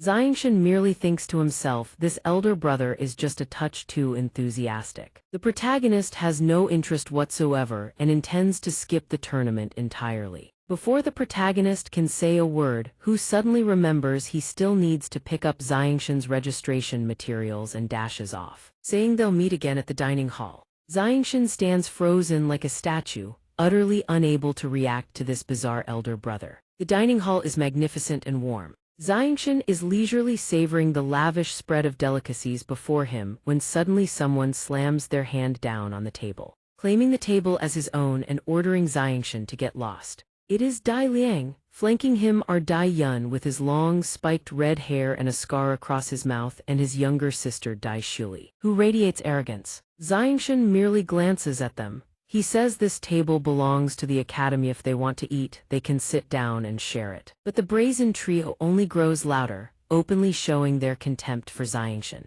Xianxia stands his ground and tells them to just stand there and wait. When he's done eating, he'll vacate the seat. Dai Liang and Shuli immediately resort to their intimidation routine. Do you even know who my father is? They bark at Xianxia. Dai Yun, who has been silently observing all along, now calmly asks about Xianxia's background. He reminds everyone of the academy's rule: nobles are strictly forbidden from oppressing commoners, but disputes among nobles are outside the academy's purview. Then his expression suddenly darkens as he threatens Xianxia, vowing that from this day forward, the protagonist will never be able to survive in the academy. The surrounding students buzz with whispers. One says it's the three Dai siblings. The student beside him says, how did this new student manage to provoke them? Xianxia thinks while eating, nonchalantly bragging about family background with such crude words. I've seen plenty of this in my previous life. How utterly childish. Dai Yun says, oi, I'm talking to you. Dai Shuli sneers, wretched brat, what tricks are you trying to pull? Big brother, I'm talking to you. Dai Liang roars furiously. He charges at Xianxia. Eat, I'll give you something to eat. Xianxia rises to his feet and effortlessly dodges Dai Liang's punch. Xianxia then delivers a sharp strike to the back of Dai Liang's neck, sending him crashing face first into the ground. Xianxia remarks, hot-tempered, unstable and sloppy martial form, your cultivation is lacking. Dai Liang roars with fury, you dare mock me, today I will not rest until blood is spilled. Suddenly Tai Ta interjects, stop fighting, I'm done eating, this spot is yours. Dai Liang wheels around and curses, this has nothing to do with you. Tai Ta says calmly, we are all classmates, there's no need for conflict, but Dai Liang remains belligerent, get lost. Can't you understand what I'm saying? With that, Dai Liang charges at Tai Ta and throws a punch, cursing, you lowly commoner, you dare talk to me. But the one who ends up in pain is Dai Liang himself. Tai Ta laughs heartily. If you truly want to fight, come at me. My flesh is tough, I don't fear your punches. Die. Shili stands to the side and sneers. This lowly commoner is asking for a beating. Second brother, teach him a lesson. Dai Yun's eyes turn sharp and cold. Wretch, you brought this upon yourself. Xianxia's anger finally erupts. Enough. If you have a problem, come at me, leave others out of this. Dai Liang immediately says, second brother, use your hands. Within the academy, clashes between nobles and commoners are strictly forbidden. From a distance, a student notices and exclaims, hey, it looks like there's a fight over there. The student beside him says, that's Dai Yun, let's don't get dragged into this. Dai Yun sneers at Xianxia, oh, you've offended the Dai family and you still think you can remain in this academy. After all, the academy won't interfere in disputes between nobles. You wouldn't want to be carried out of here with broken arms and legs, would you? Xianxia replies without hesitation. You want to make a move, then I'd like to see who dares touch my fourth brother. The person descends from above, a single kick shattering the table. It is Cheng Yanghu. Xianxia is startled. What kind of table breaks from a single stomp? Xianxia sighs, big brother, could you perhaps make a normal entrance for once? Who declares boldly, Dai Yun, if you want to fight, I'll gladly play with you. He suddenly realizes he's still holding something. He hands it to Xianxia and says, oh right. Fourth brother, here are the registration materials for the new student martial tournament. Xianxia says, is this really the time to worry about registration? Dai Yun raises an eyebrow. The new student martial tournament. A cunning glint flashes through his eyes. So this brat is your fourth brother, who immediately throws his arm around Xianxia's shoulder and asks cheerfully, doesn't he look just like me? Dai Liang demands. And just who are you? Dai Shili adds. You dare provoke the Dai family, are you courting death? Dai Yun's mind races with calculations. That wretched Cheng Yanghu is not someone we can provoke. There's no way to deal with this kid right now. He can only find another way. Dai Yun turns and walks away. HMPH, I'll remember today's matter well, let's go. Cheng Yanghu grins triumphantly. How about that? Does big brother really have that much clout? Xianxia speaks up, I'm afraid this matter isn't that simple. The three Kargath brothers reach the doorway. Kargath Li asks who the newcomer was. Kargath Yun replies his name is Cheng Yanghu. A very dangerous man to provoke. Kargath Liang asks, big brother, are we just going to let this slide? Kargath Yun sneers, let it slide. How could we possibly let it slide? He grins cunningly. That brat also signed up for the new student martial tournament. We can kill him on the tournament stage. Cheng Yang, who has nothing more to say, anyone who dares offend the Kargath family must die. Xianxia strolls along, grumbling, big brother really just suddenly said he had something to do and dashed off. He recalls Cheng Yanghu's carefree grin before he left. Fourth brother, I just remembered something I need to handle. Go explore the campus on your own. Xianxia sighs miserably. His first day here, a stranger in a foreign land, how is he supposed to just explore? Truly a sorrowful state, having a big brother who can't be relied upon. A thought suddenly strikes Xianxia. It's not entirely true that I have no friends here. He thinks of Tai Ta. The big fellow had waved cheerfully when they parted. Xianxia, I'm heading back to the dorms. From now on we're friends, anything you need, just say the word. Xianxia chuckles, that Tai Ta fellow is actually decent company. He hugs the stack of tournament enrollment forms with a helpless expression. That boring new student martial tournament holds no interest for me. I might as well cast a blank ballot. He wanders aimlessly through the campus, strolling through the grounds to broaden his knowledge of the Empire's foremost academy. Within the campus courtyard, Xianxia crouches behind a tree, eavesdropping on two classmates. The girl speaks in a melancholy voice, Senior. The boy replies with equal emotion, Junior. Xianxia muses, back in my previous life at the sect. The junior brothers and sisters used to hide in the bushes like this too. It seems no matter the world. People all share the same 7 emotions and 6 desires. Suddenly, several masked figures tiptoe past. Xianxia narrows his eyes, suspicious. If they're not crooks, they're certainly thieves. The masked men huddle together, whispering. Their leader speaks, I've scouted the area. She'll pass through here soon. You lot set up an ambush and play the part of ruffians harassing her. Then I swoop in like a hero, rescuing the maiden. His lackey nods eagerly. Rest assured, boss, we'll sell the act like our lives depend on it. Another chimes in, for boss's pursuit of beauty. We'd leap into a sea of fire without hesitation. The leader adds, "My goddess is a delicate little lamb, be gentle, you hear me." His subordinates chorus, "Understood." Xianxia, hidden behind the tree, shakes his head. What a crude and unoriginal scheme. Truly devoid of creativity. The group begins their operation. Xianxia leaps onto a tree branch, using such a stale trick to deceive a young lady. I can't just sit back and watch. The night is beautiful. A lone figure approaches from the distance. The two classmates from earlier stare wide-eyed. She's breathtaking, isn't she, that stunning new student everyone's been talking about? The three masked men leap out. One leers, "Hee hee, little miss, how about having some fun with our big boss here?" Another sneers. "Aren't you lonely all by yourself?" Yue recoils in fear. "Why you, what are you trying to do?" "Stay away from me." One of them closes in on Yue, taunting, "What are you afraid of? Little sister, let big brother give you a little touch." He reaches out his handand. Yue seizes it in a vice grip. She swings him in a full circle and hurls him away. His accomplices freeze, utterly dumbstruck. One thinks, "WWW, what the hell is this?" The boss called her a delicate little lamb. His companion thinks bitterly, so this is what they mean by speaks the gentlest words. Fights the most brutal fights.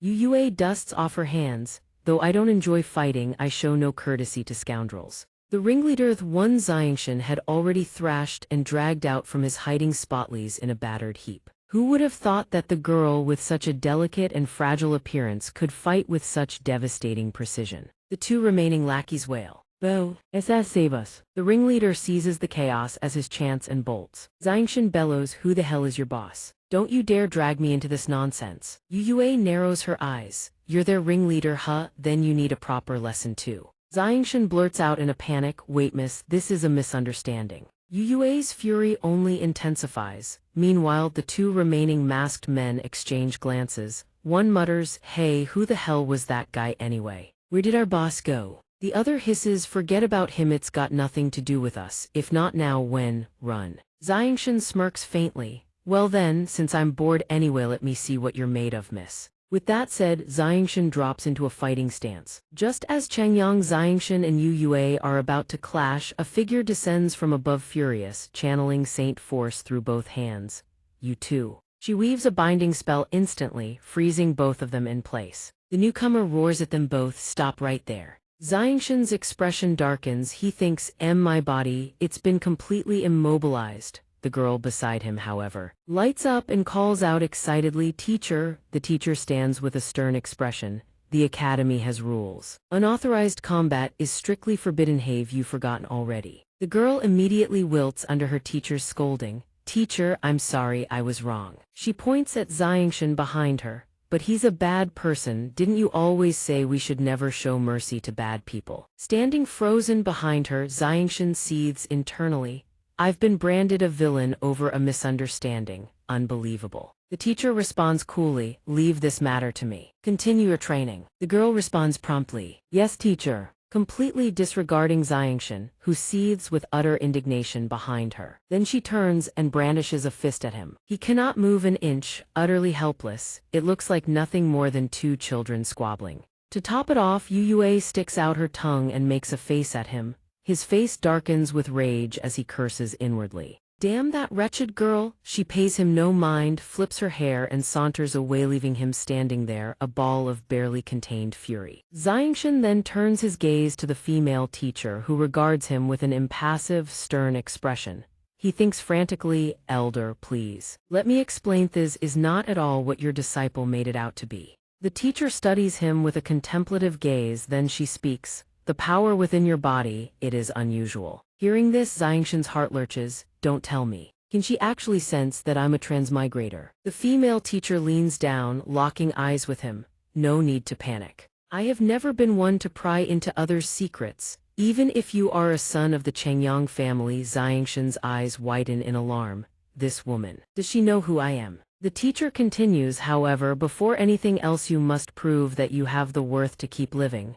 As she speaks, she raises a hand before his face, her fingers brushing against a formation circle. She fixes him with a chilling stare. Instantly, a sphere of blazing energy materializes beside his head, sending a jolt of terror through him. The female teacher regards him with killing intent radiating from her eyes. "Otherwise, I will kill you with my own hands." Xianxian's face goes dark. He thinks, is this woman insane? What grudge does she even have against me? Before he can dwell on it further, she channels her internal energy. Conjuring a swirling sphere of light around her body, she speaks little. Master of the Qiangyang family, remember my words well. In the next instant, a formation circle blazes to life beneath his feet. He barely thinks. What is this? Before his body plunges downward through the ring. The female teacher watches him sink away, her expression utterly indifferent. Consider this a small, welcoming gift. All he can manage is a wide-eyed stare of disbelief. A welcoming gift. He crashes down into a forest bathed in crimson light.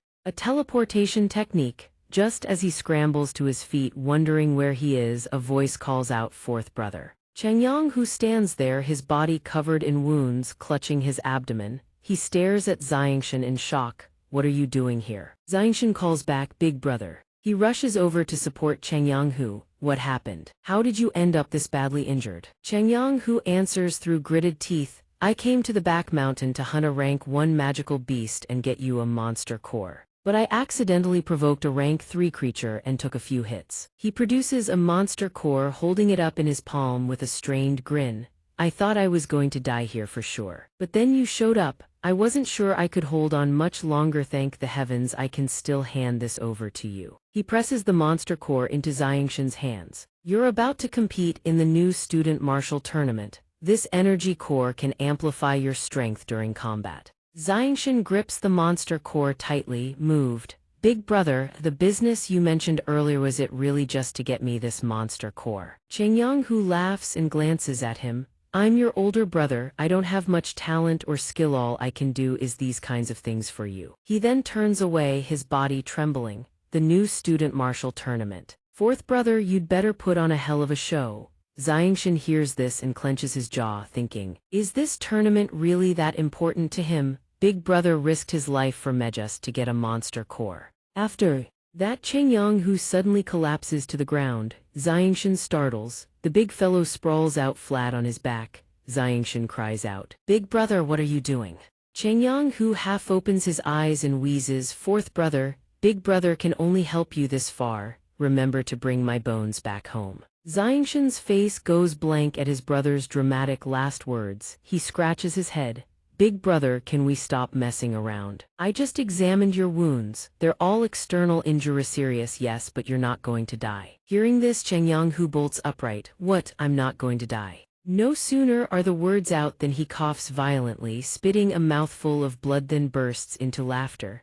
"I genuinely thought I was done for." Xianxian can only laugh in exasperation. "Honestly, big brother, if I weren't here, you probably would have bled out and died." He tears a strip of cloth from his own sleeve. Xianxian moves in and begins wrapping the wound around Qiangyang, whose abdomen. The big fellow ruffles his hair with a grin. Xianxian speaks firmly, "The bleeding has stopped for now. As long as you get back to the academy for treatment quickly, you'll be fine." Qiangyang, who beams, "Fourth brother, you're incredible, truly worthy of being the genius uncle praised." High above in the canopy, the female teacher watches in silence. She thinks to herself, already catching up, are we? Her eyes darken with an ominous gleam, but there is still a long road ahead. A few days later, at the new student tournament grounds of the Qiangyang estate, a massive crowd gathers, buzzing with animated chatter. The new student tournament is about to begin. Who will claim the crown this year? Hurry, grab your seats before they're gone. Inside the arena, thunderous cheers erupt without end. Xianxian gazes around, his eyes gleaming with excitement. He marvels Kargath Academy truly lives up to its reputation. They've made the new student tournament this grand. While he's busy admiring the spectacle, a sudden shout rings out, "Qiangyang! Xianxian, lone rider at the vanguard." It turns out his big brother Qiangyang, who is up in the stands, waving a banner and screaming at the top of his lungs. "Fourth brother, give it your all. I've bet everything we have on your victory. We're gonna clean house." Down below, Xianxian is so mortified he wishes the ground would swallow him whole. He tremblingly gives a thumbs up in that direction, thinking to himself, with a big brother like this, how could I not lose face? Right at that moment, a distinguished voice rings out, "Dear students, allow me to introduce myself. I am Bai En, Vice Principal of Kargath Academy. Today's martial tournament shall be overseen by yours truly." The Vice Principal continues with a smile, "The prizes this year remain the same as always. Allow me to present them one by one. First place receives a rank 3 monster core, second place receives a rank 2 monster core, third place receives a rank 1 monster core. Any student who places within the top 50 shall receive 1 amethyst coin. Monster cores and coins of varying shapes and colors are displayed one after another as the prizes are announced. The crowd below erupts in murmurs. Just placing in the top 50 means you can receive an amethyst coin. A single amethyst coin is enough for an ordinary person to live on for 10 years. Over on the side, Taddy Shuli hears their excitement and scoffs at their poverty country bumpkins who have never seen the wider world. Getting this worked up over a single amethyst coin, how truly pathetic. The young man beside her also chimes in with a sneer. My daily pocket money alone is worth no less than 3 amethyst coins.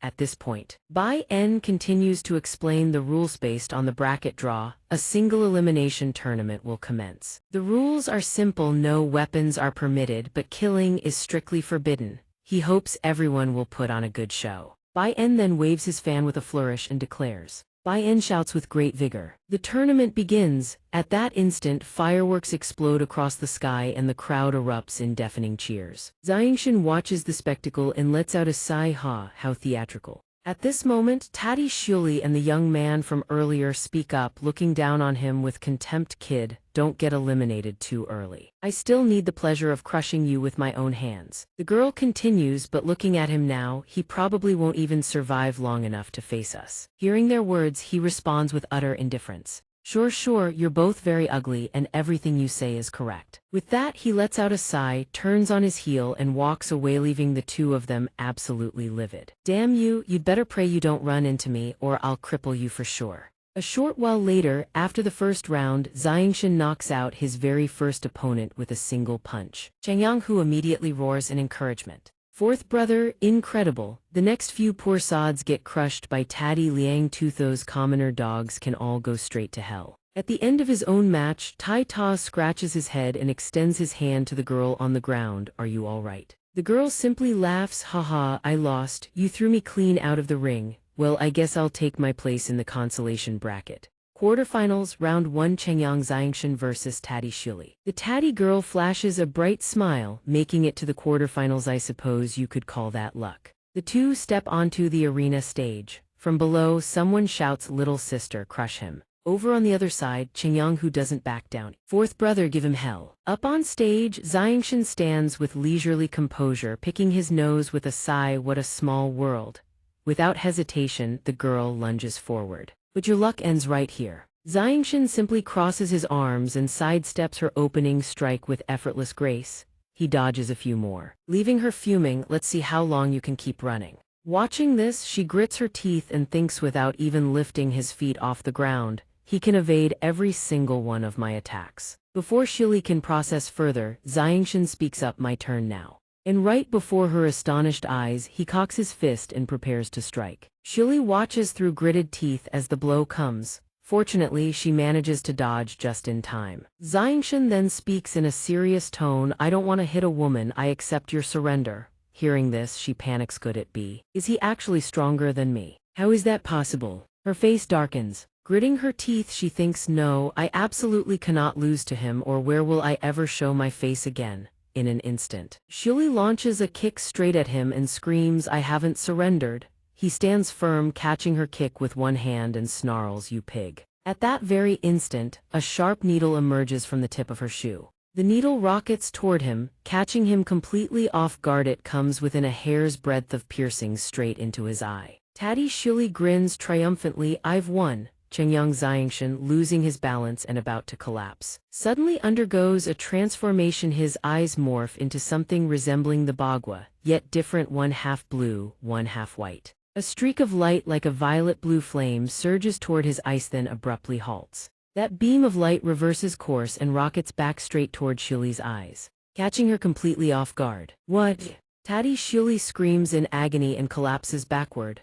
Xianxia, returning to normal, wipes the beads of sweat from his forehead and thinks, thank heavens, my violet azure sword scripture has reached minor completion. Or that would have been truly deadly. The spectators watching the match exchange bewildered glances. Someone asks what just happened. Why did Taddy Shuli suddenly collapse? We were too far away to see clearly. It looked like something shot out from under Taddy Shuli's shoe. Bai En rushes over to the two of them. Seeing that Shuli is unharmed, he breathes a sigh of relief. Fortunately, it's just an ordinary poison needle. It won't be fatal. This has nothing to do with me. Disqualified from the tournament. Changyang Xianxia wins. After the announcement, Xianxia cheerfully raises his thumbs and strikes an incredibly cool pose. Down below. Changyang, who is so happy he's practically in tears. Fourth brother, we struck it rich. Meanwhile, on the other side, Taddy Yun and her companions are visibly seething with rage. At this moment, Bai En approaches Changyang Xianxia and praises him. Not bad at all, kid. Xianxia is slightly startled by the compliment and wonders to himself, is he actually praising me?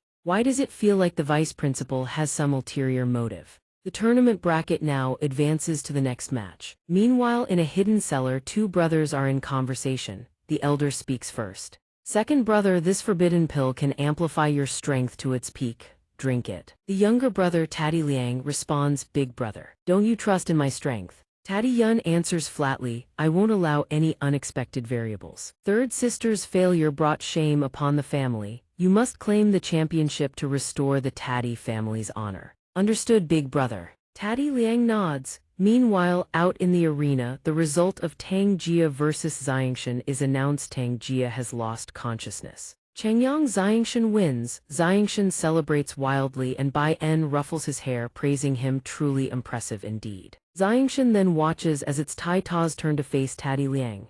Xianxia cheers. Tai Ta, give it everything you've got. Tai Ta grins back, hee hee, let's meet each other in the finals, brother. Taddy Liang strides onto the arena. His eyes blaze with murderous intent, radiating killing aura so fierce he looks ready to devour his opponent whole. Xianxia observes this and frowns. Taddy Liang's state of mind isn't right. Tai Ta, still in good spirits, laughs and says, my strength is enormous and I won't hold back when I fight. Prepare yourself. Taddy Liang responds with a vicious snarl, cut the nonsense. You're not even close to being my match. Bai En declares the match begins. Tai Ta charges forward with a fist aimed at Taddy Liang. Taddy Liang throws a punch right back at him. The two fists collide, generating a massive shockwave. Tai Ta is sent flying. He thinks to himself, unbelievable, his strength surpasses even mine. Seizing the opening, Taddy Liang closes the distance in an instant. He drives a fist into Tai Ta's gut and roars, I'm going to cripple you.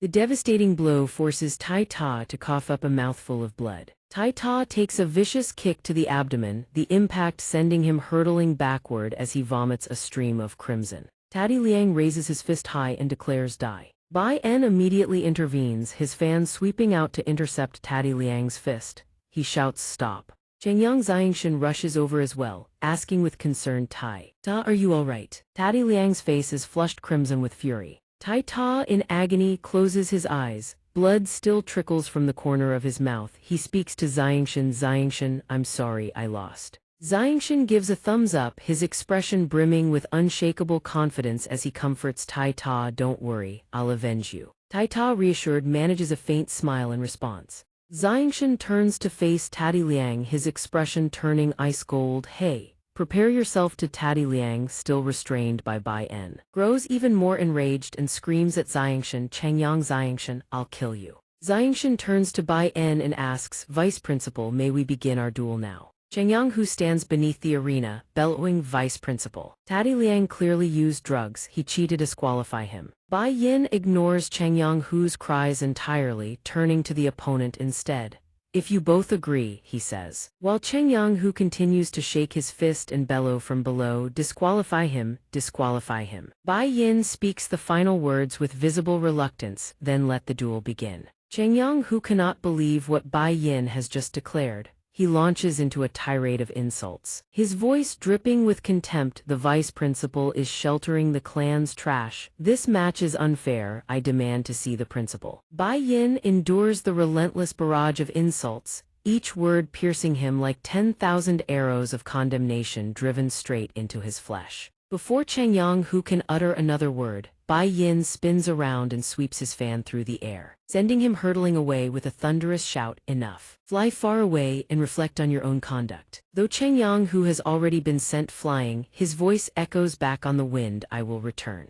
Xianxia glances at Bai Yin with a hint of apprehension. his thoughts racing so Taddy Liang really did use drugs. Changyang Xianxiando, you have enough confidence to face him in this state. Bai Yin seems to read his thoughts through his expression and cast him a confident glance. The arena falls deathly silent, no one speaks. The three figures stand locked in a tense standoff as wind sweeps through their garments. Taddy Liang's blood boils, his entire face flushed a deep, furious crimson. He raises his fist and snarls, to defeat you. I have cast aside every shred of my pride and reduced myself to this. He slams his fist into the ground with earth-shattering force and roars, Changyang Xiangshan. I will make you remember the consequences of offending the Taddy clan.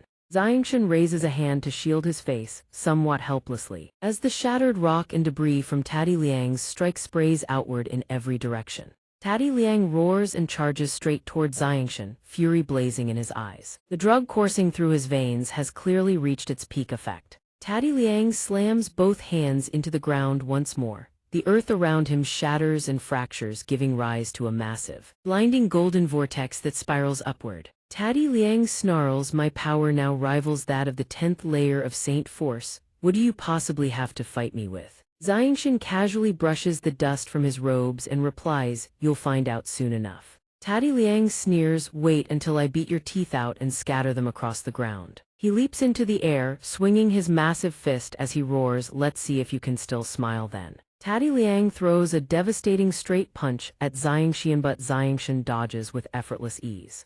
Xiangshan casually raises one hand, poised to counter. His palm gently taps Taddy Liang's elbow. Instantly, Taddy Liang's own fist snaps backward, smashing straight into his own face. Xiangshan, having delivered the strike, steps back with calm composure. Taddy Liang hurtles backward, his face plowing into the ground, legs sticking straight up in the air. He lies there writhing in agony, his nose as red as a tomato. Yet he still cannot fathom how Xiangshan could so effortlessly bring him down with a single move. Xiangshan stands in the shade and speaks calmly, this is how I fight you. Taddy Liang turns to glare at Xiangshan, hissing inwardly, damn him. Taddy Liang suddenly lashes out with a vicious kick at Xiangshan, but Xiangshan swiftly tilts his head aside, evading it by a hair's breadth. Xiangshan seizes his leg midair, a victorious smile spreading across his face. Xiangshan hoists Taddy Liang high into the air by his leg, spinning him around and forcing Taddy Liang to awkwardly prop himself up on both hands to break his fall. Then he releases his grip with a mischievous grin.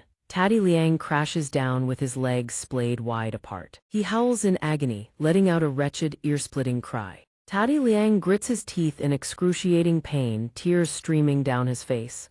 That bastard has set me up. The spectators below burst into mocking laughter. Someone jeers, ha ha, what is Taddy Liang doing down there? Is this some kind of circus act? Another, tears of laughter in his eyes, adds, who knew Taddy Liang could do the splits? Meanwhile, far in the distance, a figure seethes with rage, practically fuming with smoke. That would be Taddy Liang's eldest brother. Taddy Yun roars in fury, second brother, what the hell are you doing? Get serious, stop embarrassing the clan. Taddy Liang scrambles to his feet, clutching himself and pointing accusingly at Xiangshan. Do you dare to fight without your dark sorcery? Face me in a fair and proper fight. Xiangshan, with an amused grin, raises both hands in a casual shrug. Then he closes his eyes and sighs, fine, then I'll fight you seriously. Taddy Liang channels his power, his body swelling with bulging muscles, his shirt ripping apart as he snarls, watch I'll beat you into a pig's head. Xiangshan also channels his power, his physique surging with strength. His expression darkens with lethal intensity, yet he remains strikingly handsome. When Taddy Liang sees Xiangshan's figure begin to blur and seemingly split apart,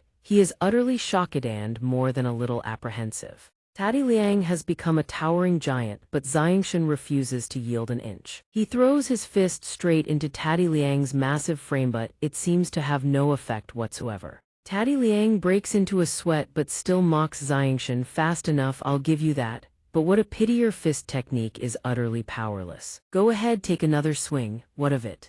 Xiangshan faces him with a confident expression, drawing back another fist. Who, he says calmly, said it was only one punch? Suddenly, Taddy Liang's body convulses with agony, steam erupting from his skull. A fist crashes into his face, he squeezes his eyes shut and clenches his teeth in pain. Another punch hammers into his cheek, sending even more blood gushing from his nose. Xiangshan strikes again and again, pummeling Taddy Liang's face without a moment of respite. Tati Liang writhes in agony, given no chance to retaliate. Xianxia's expression is razor-sharp. His fists rain down so fast they seem to multiply, his hands appearing to split into blinding afterimages. Tati Liang can only stagger backward before crashing to the ground. Tati Liang's face, now pressed into the earth, is swollen beyond recognition. The stone beneath him cracks and fractures from the sheer impact. Xianxia's face turns solemn as he speaks. "You are not even worthy of me drawing my sword." He buries his face in his hands and lets out a helpless sigh. "Alas, here I stand, a sword god of unmatched renown, and yet I've come all this way just to bully a mere brat. If word of this ever got out, it would be utterly humiliating." Bai Yin raises a megaphone and announces with unrestrained excitement, "Changyang Xianxian wins. He is crowned the new student king." Yet in the next breath he thinks to himself, Changyang Xianxian is only 14. Why does it feel as though he has weathered 100 battles? Could this truly be what they call an old soul in a young body? Bai Yin strokes his chin in deep contemplation. At last Thai's year has finally produced a new student with real, undeniable strength. Changyang, who suddenly appears atop a hot air balloon. Seeing his brother victorious, he bursts into raucous laughter and shouts, "Ha ha." Tati Liang is utterly humiliated. "In the end, he lost to my fourth brother. So embarrassing, utterly embarrassing." Down below, both Bai Yin and Xianxian look up with identical expressions of exasperation and helplessness. Suddenly, Changyang, whose hot air balloon begins to deflate. He glances up and snorts. Down on the ground, both Bai Yin and Xianxian have each hurled a hidden projectile, puncturing the balloon. Both speak in unison, "Well done." Too late, a voice echoes from the deflating hot air balloon. "I shall return." Then both man and balloon drift away into the fading sky. Tati Yun's blood boils with rage, his entire body practically radiating killing intent. He snarls, "Changyang who? Changyang Xianxian, I will never let this go." Meanwhile, all around, thunderous cheers erupt for the victor. Tati Yun's fists clench so ferociously they crumble the reinforced concrete wall beside him. His face contorts with murderous rage as he hisses through gritted teeth, "Within 3 days, I will personally see you both expelled from this academy." At the academy, as dusk descends, a wooden box gleams with the radiant golden glow of the treasure within. A voice sounds beside it. "Student Xianxian, congratulations on becoming this year's new student king." Bai Yin smiles gently, spreading his hands as he addresses Xianxian. "This is the new student king's reward, a grade 3 monster core. Once you have received it, you may take your leave." Xianxian swiftly takes the box, then turns to leave with cold indifference, offering only a single parting remark, "Thank you, Vice Principal. I'll be on my way." Bai Yin watches him go, bewildered by the boy's frigid demeanor. He flutters his fan nervously, then walks to the doorway and calls after him, "Xianxian, continue to work hard in the future. I have high hopes for you." Xianxian replies, his voice icy, "Yes." After Xianxian departs, Bai Yin closes the door. His expression slowly shifts to something far more dangerous. He speaks to the figure lurking behind him, "Principal, what do you make of him?" The principal, pipe still in hand, lets out a hearty laugh. "Outstanding strength, a temperament far beyond his years.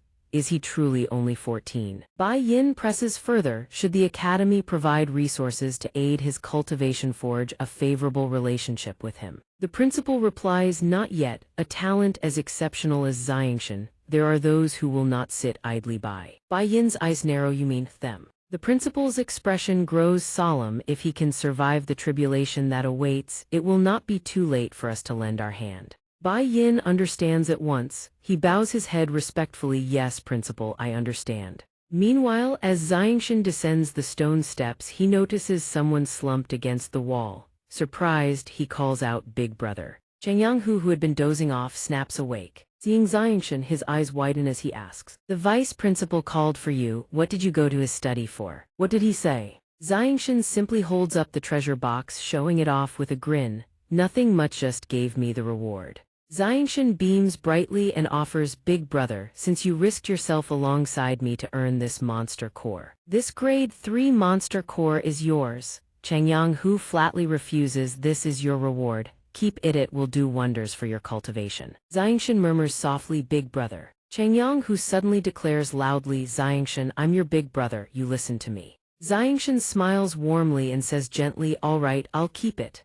Hu grins from ear to ear, draping his arm over Xianxian's shoulder. Now that's more like it. Come on, big brother's treating you to a proper feast to celebrate you becoming the new student king. This brings a genuine smile to Xianxian's face as well. Two silhouettes walk side by side, inseparable as shadow and form, their cheerful steps carrying them beneath the fading glow of the late evening sunset. Xianxian spots two long strips of dried meat hanging from a tree branch and asks shyly, "Big brother, did you bring all of this?" Hu declares proudly, "Of course, it's a great honor. You've really given me a great deal of face this time." Suddenly, Xianxian tenses. His voice drops cautious, "Big brother, something's off." Hu also grows wary, scanning his surroundings. Why is there no one on the road? Two figures materialize out of thin air before them. One of them is Takai Shuli. She speaks up, "Big brother, you have to teach them a lesson." Takai Liang chimes in as well. "Big brother, Xianxian practices demonic arts, be careful." Takai Yun furrows his brow and speaks, Xianxian defeated my second brother and little sister through despicable means. I must seek justice on behalf of the Takai family. Hu scoffs, "What, you lost and now you rush to save face? Takai Yun, how about you and I settle this?" As he speaks, he extends his arm, shielding Xianxian behind him. Takai Yun's eyes widen, he sneers in response. "Fight me." His body begins to radiate raw power as he mocks Hu. "You think you can?" Hu eyes the swirling energy around him. "You can already condense a saint weapon. You've already achieved saint weapon condensation." Xianxian thinks to himself, Takai Yun's power has already surpassed Big Brother's. Takai Yun is seething, yet he bears a threatening grin. Hu, today I will cripple you brothers and have you expelled from the academy." Takai Yun holds a sword in hand, smiling faintly.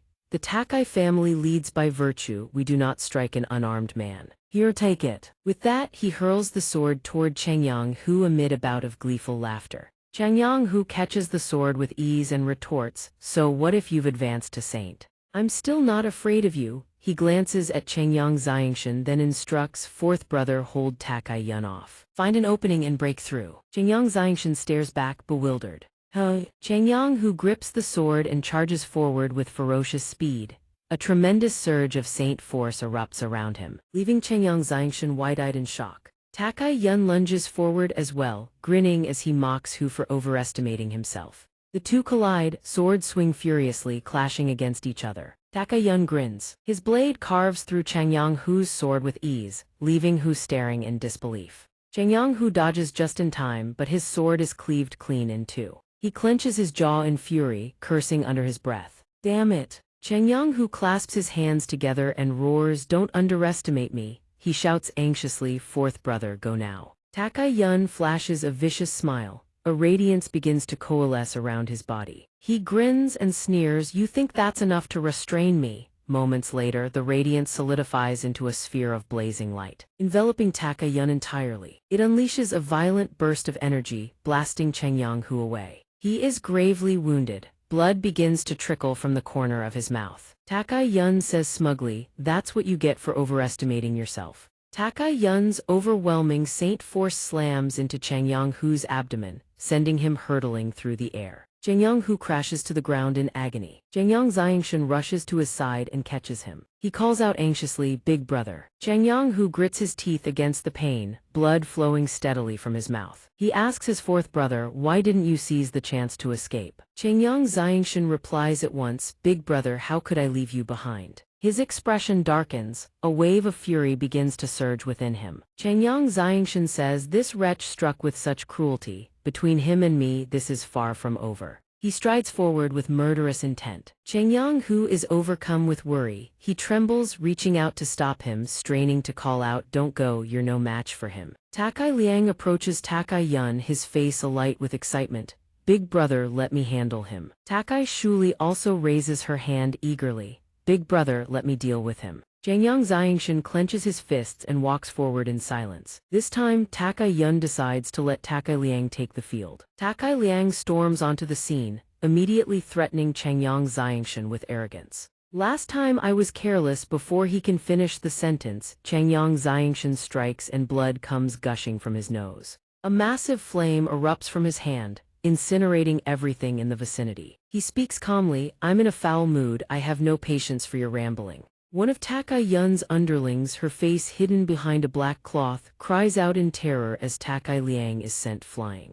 Changyang Xianxia walks composedly toward Takai Yun and declares, "I've come to test your strength." Takai Yun says nothing, a thin smile merely plays across his lips. Takai Yun regards him with contempt. Defeating my second brother does show some ability, but even Changyang, who, at the 10th layer of Saint Force, couldn't stand against me. A mere 8th layer wretch like you dares to challenge me. Takai Shuli stands behind him, urging eagerly. Give him a lesson he'll never forget, cripple him. Takai Yun smiles faintly. A golden radiance once again envelops his body. He answers haughtily, then let me have some fun with you. Ah, nah, forgive me, I should say let me play with you. Changyang Xianxia furrows his brow. He raises his hand before him, battle-ready, and declares boldly, I'll gladly accompany you to the very end. Changyang Xianxia closes his eyes. He lowers his arms and a fierce violet energy erupts from his body. When his eyes snap open, they blaze crimson, brimming with fury. Nothing but killing intent radiates from his gaze. Changyang Xianxia recalls a memory from his past life. In a battle long forgotten, he once spoke before absolute power. No demonic art, no matter how cunning, can save you. Takai Yun seems utterly oblivious to his impending fate. He grins smugly, raising his sword into a fighting stance. He charges forward with his blade and sneers, clever tricks, take this sword strike. The two clash in a fierce exchange. Dust and smoke billow as flames rage around them. With blinding speed, Changyang Xianxia easily evades Takai Yun's sword strike. The two of them flash past each other. Changyang Xianxia throws a punch. A ring of energy encircles his fist. He hurls it forward. A decisive, devastating blow. Takai Yun takes it head-on. He grits his teeth against the impact and sneers, a saint's body is hard as iron, your attacks are utterly meaningless. He roars in fury and swings his sword forward. Fortunately, Changyang Xianxia dodges in time.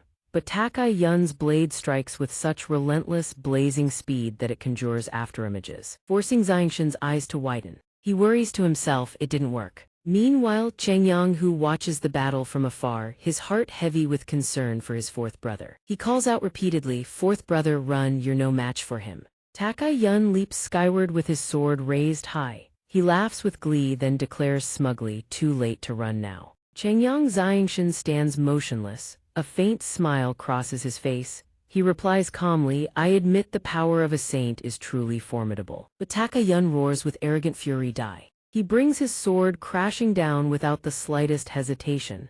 Yet Changyang Xianxia dodges with astonishing speed, leaving Takai Yun's strike finding nothing but empty air. He executes his technique and continues, no matter how tough the body, the joints remain vulnerable. Changyang Xianxia's palm strikes Takai Yun's wrist joint. Takai Yun's eyes go wide. What? That single strike wrenches Takai Yun's arm backward. He screams in agony, "My army arm. This is impossible. I am a saint." Changyang Xianxia watches him writhe from a distance, thinking to himself, a young master raised in silk and luxury. His combat experience is utterly lacking. Takai Shuli sees this and rushes over in panic. "Big brother, are you all right? Your hand." But answering her concern was a vicious slap from Takai Yun himself. He bellowed at her to get lost, then stormed over to where Xianxia stood. He seized Xianxia by the collar and roared, "I'll kill you, I'll kill you." Yet Xianxia remained perfectly calm. He asked coolly, "Tell me, have you ever killed anyone before?" The question stunned Takai Yun into silence. Xianxia's hand clamped down on the man's trembling fist, gripping it like iron. His voice was cold as a blade. "Trust me, on this staking your life on a gamble will end in a gruesome death." Then he laid out two choices without a shred of mercy: leave or die. Takai Kialai was the first to turn and bolt. Takai Liang cried out in panic, "WH big brother." Takai Yun was drenched in cold sweat, his limbs quaking like leaves. Before stumbling away, he stammered through clenched teeth, "You wait." Xianxia crossed his arms and said flatly, and off he scampers, truly pathetic. Takai Yun's lackeys scrambled after him, shouting, "Big brother, wait for us." Changyang, who stood watching his little disciple, his expression brimming with admiration. Once the commotion died down, Xianxia slipped back into his usual gentle, easygoing demeanor. He beamed and asked, "Big brother, wasn't I amazing?" Changyang, who replied, "Fourth brother, are you really only 14? That was absolutely terrifying. Xianxia pressed both hands to his cheeks and pouted. What kind of question is that? I really am only 14, you know. When you take me out to play. That display of childishness left Cheng Yanghu gaping in sheer disbelief. A ghost would believe you with an expression like that, he muttered. From a high vantage point, Bai En watched the two of them with keen eyes. Xiang Tian kept chasing after his big brother, calling out sweetly, while Cheng Yanghu kept retreating in mock terror. Waving him off, "Stay away from me," Bai En burst into laughter and remarked, "That little brat Xiang Tian is quite the character, wouldn't you say?" The silver-haired woman with a lithe, alluring figure sat with her arms folded and replied coldly, "There is no need to speak on his behalf. His life and death are not for me to decide." She let out a weary sigh and continued, "Those above may already be watching him, you should." Bai En answered softly, "This is simply fate." Dusk settled over the estate. Down in the courtyard, Cheng Yanghu and Xiang Tian were still chatting and laughing together. Their warmth a small island of light in the fading day. On a crisp, beautiful morning on the Tianyuan continent, Xiang Tian stood at the doorstep clutching a towering stack of books. He eyed them and grumbled, "Big brother is so unreliable, says he's going into seclusion, then tells me to return his books to the library pavilion for him." As he walked, a sudden unease crept over him when he recalled what had happened yesterday with Cheng Yanghu. "Oh, knowing a moment of carelessness, I taught him the cultivation technique from my previous life." To make matters worse, Cheng Yanghu had asked him, "Fourth brother, the cultivation technique you taught me is truly miraculous. Where on earth did you learn it?" The question sounded simple enough, but how could Xiang Tian possibly reveal the truth? Caught completely off guard at the time, he had no choice but to fabricate an answer on the spot. "Oh, I found it in our clan's library pavilion." Cheng Yanghu believed it without a shred of doubt. "So that's how it is. I left the Cheng Yang family when I was young, so it's no wonder I never knew." No sooner had those words left his mouth than Cheng Yanghu exclaimed with blazing enthusiasm, "With this technique to aid me, I'm certain I'll advance to the saint realm in no time. I'm going into seclusion to cultivate starting today." Hearing this, Xiang Tian could only fall silent in exasperation, though inwardly he thought, where did this sudden burst of fire come from? Snapping out of his reminiscence, Xiang Tian wore a dejected expression ripped into running errands just like that. He glanced down at the stack of books in his arms and muttered, "But as it turns out, one of the books Big Brother had me return was content strictly not suitable for anyone under 18. Xiang Tian wondered aloud, how does the Academy's library pavilion even carry books like these? I think I now understand why Big Brother found it so inconvenient to return them himself. He decided not to dwell on it any further. With a quiet hum, he strode up to the grand entrance of the library. The sheer scale of the building loomed before him, and Xiang Tian couldn't help but gasp, This is the library pavilion of the Taji Academy. Truly, the scale is magnificent beyond words." Too thrilled to contain himself, he dashed inside without a second thought. As he ran, he marveled at the sheer grandeur of the place, his eyes wide with wonder. This place is even larger than the Changyang clan's library pavilion. Surely it contains far more books. Truly an excellent place for cultivation. He intends to return his books here and take the opportunity to cultivate as well. When suddenly, two figures step out and block Xiang Tian's path. One of them shouts for him to stop, leaving our young master staring in bewilderment. They turn out to be two disciples of the Tajia's academy. The burly one standing in front barks an order at him, brimming with arrogance. "Hand over the protection fee." Hearing this, Xiang Tian asks in surprise, "Protection fee." The lackey jabs a finger behind him, puffs up his chest and sneers, "That's right. Taddy Yun has dropped out and gone home. The library now falls back under the management of our big boss, Luo Jian." Xiang Tian furrows his brow in confusion. Taddy Yun dropped out. The lackey no longer bothers to answer. He barks directly, "Cut the chatter. Why do you ask so many questions? Hurry up and hand over the protection fee." These words drain the color from our young master's face, cold sweat beading across his forehead.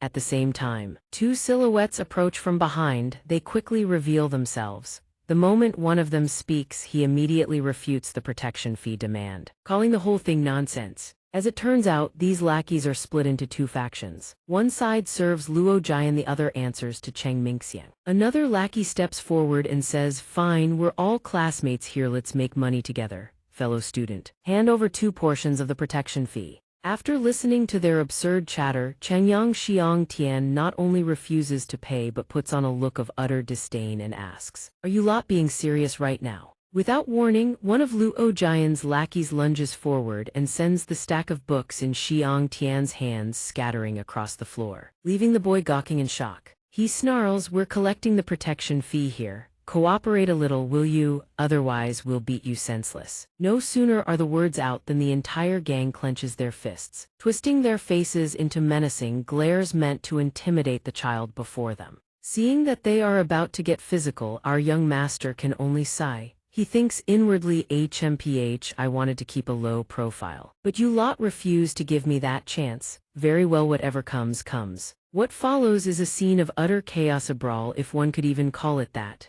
Needless to say, a bunch of mediocre nobodies have no business trying to lay a finger on Xianxia. Indeed, just as expected. What a pity for these good-for-nothings. They forgot to check the almanac before leaving the house today and ran into the wrong person. These brutes thrive on bullying the weak, but the moment they get a taste of their own medicine, they straighten right up. Every last one of them drops to their knees and kowtows before Xianxia. Luo Jian's lackey wails miserably, "Boss, we were wrong, we had eyes but failed to see MT. Tai." Beside him, Cheng Mingxiang's minion is no better off, tears and snot streaming down his face as he begs for mercy. "Boss, will never dare to do it again. Boss, please spare us." Xianxia, irritated, commands them coldly, "Tell me her exactly were you wrong."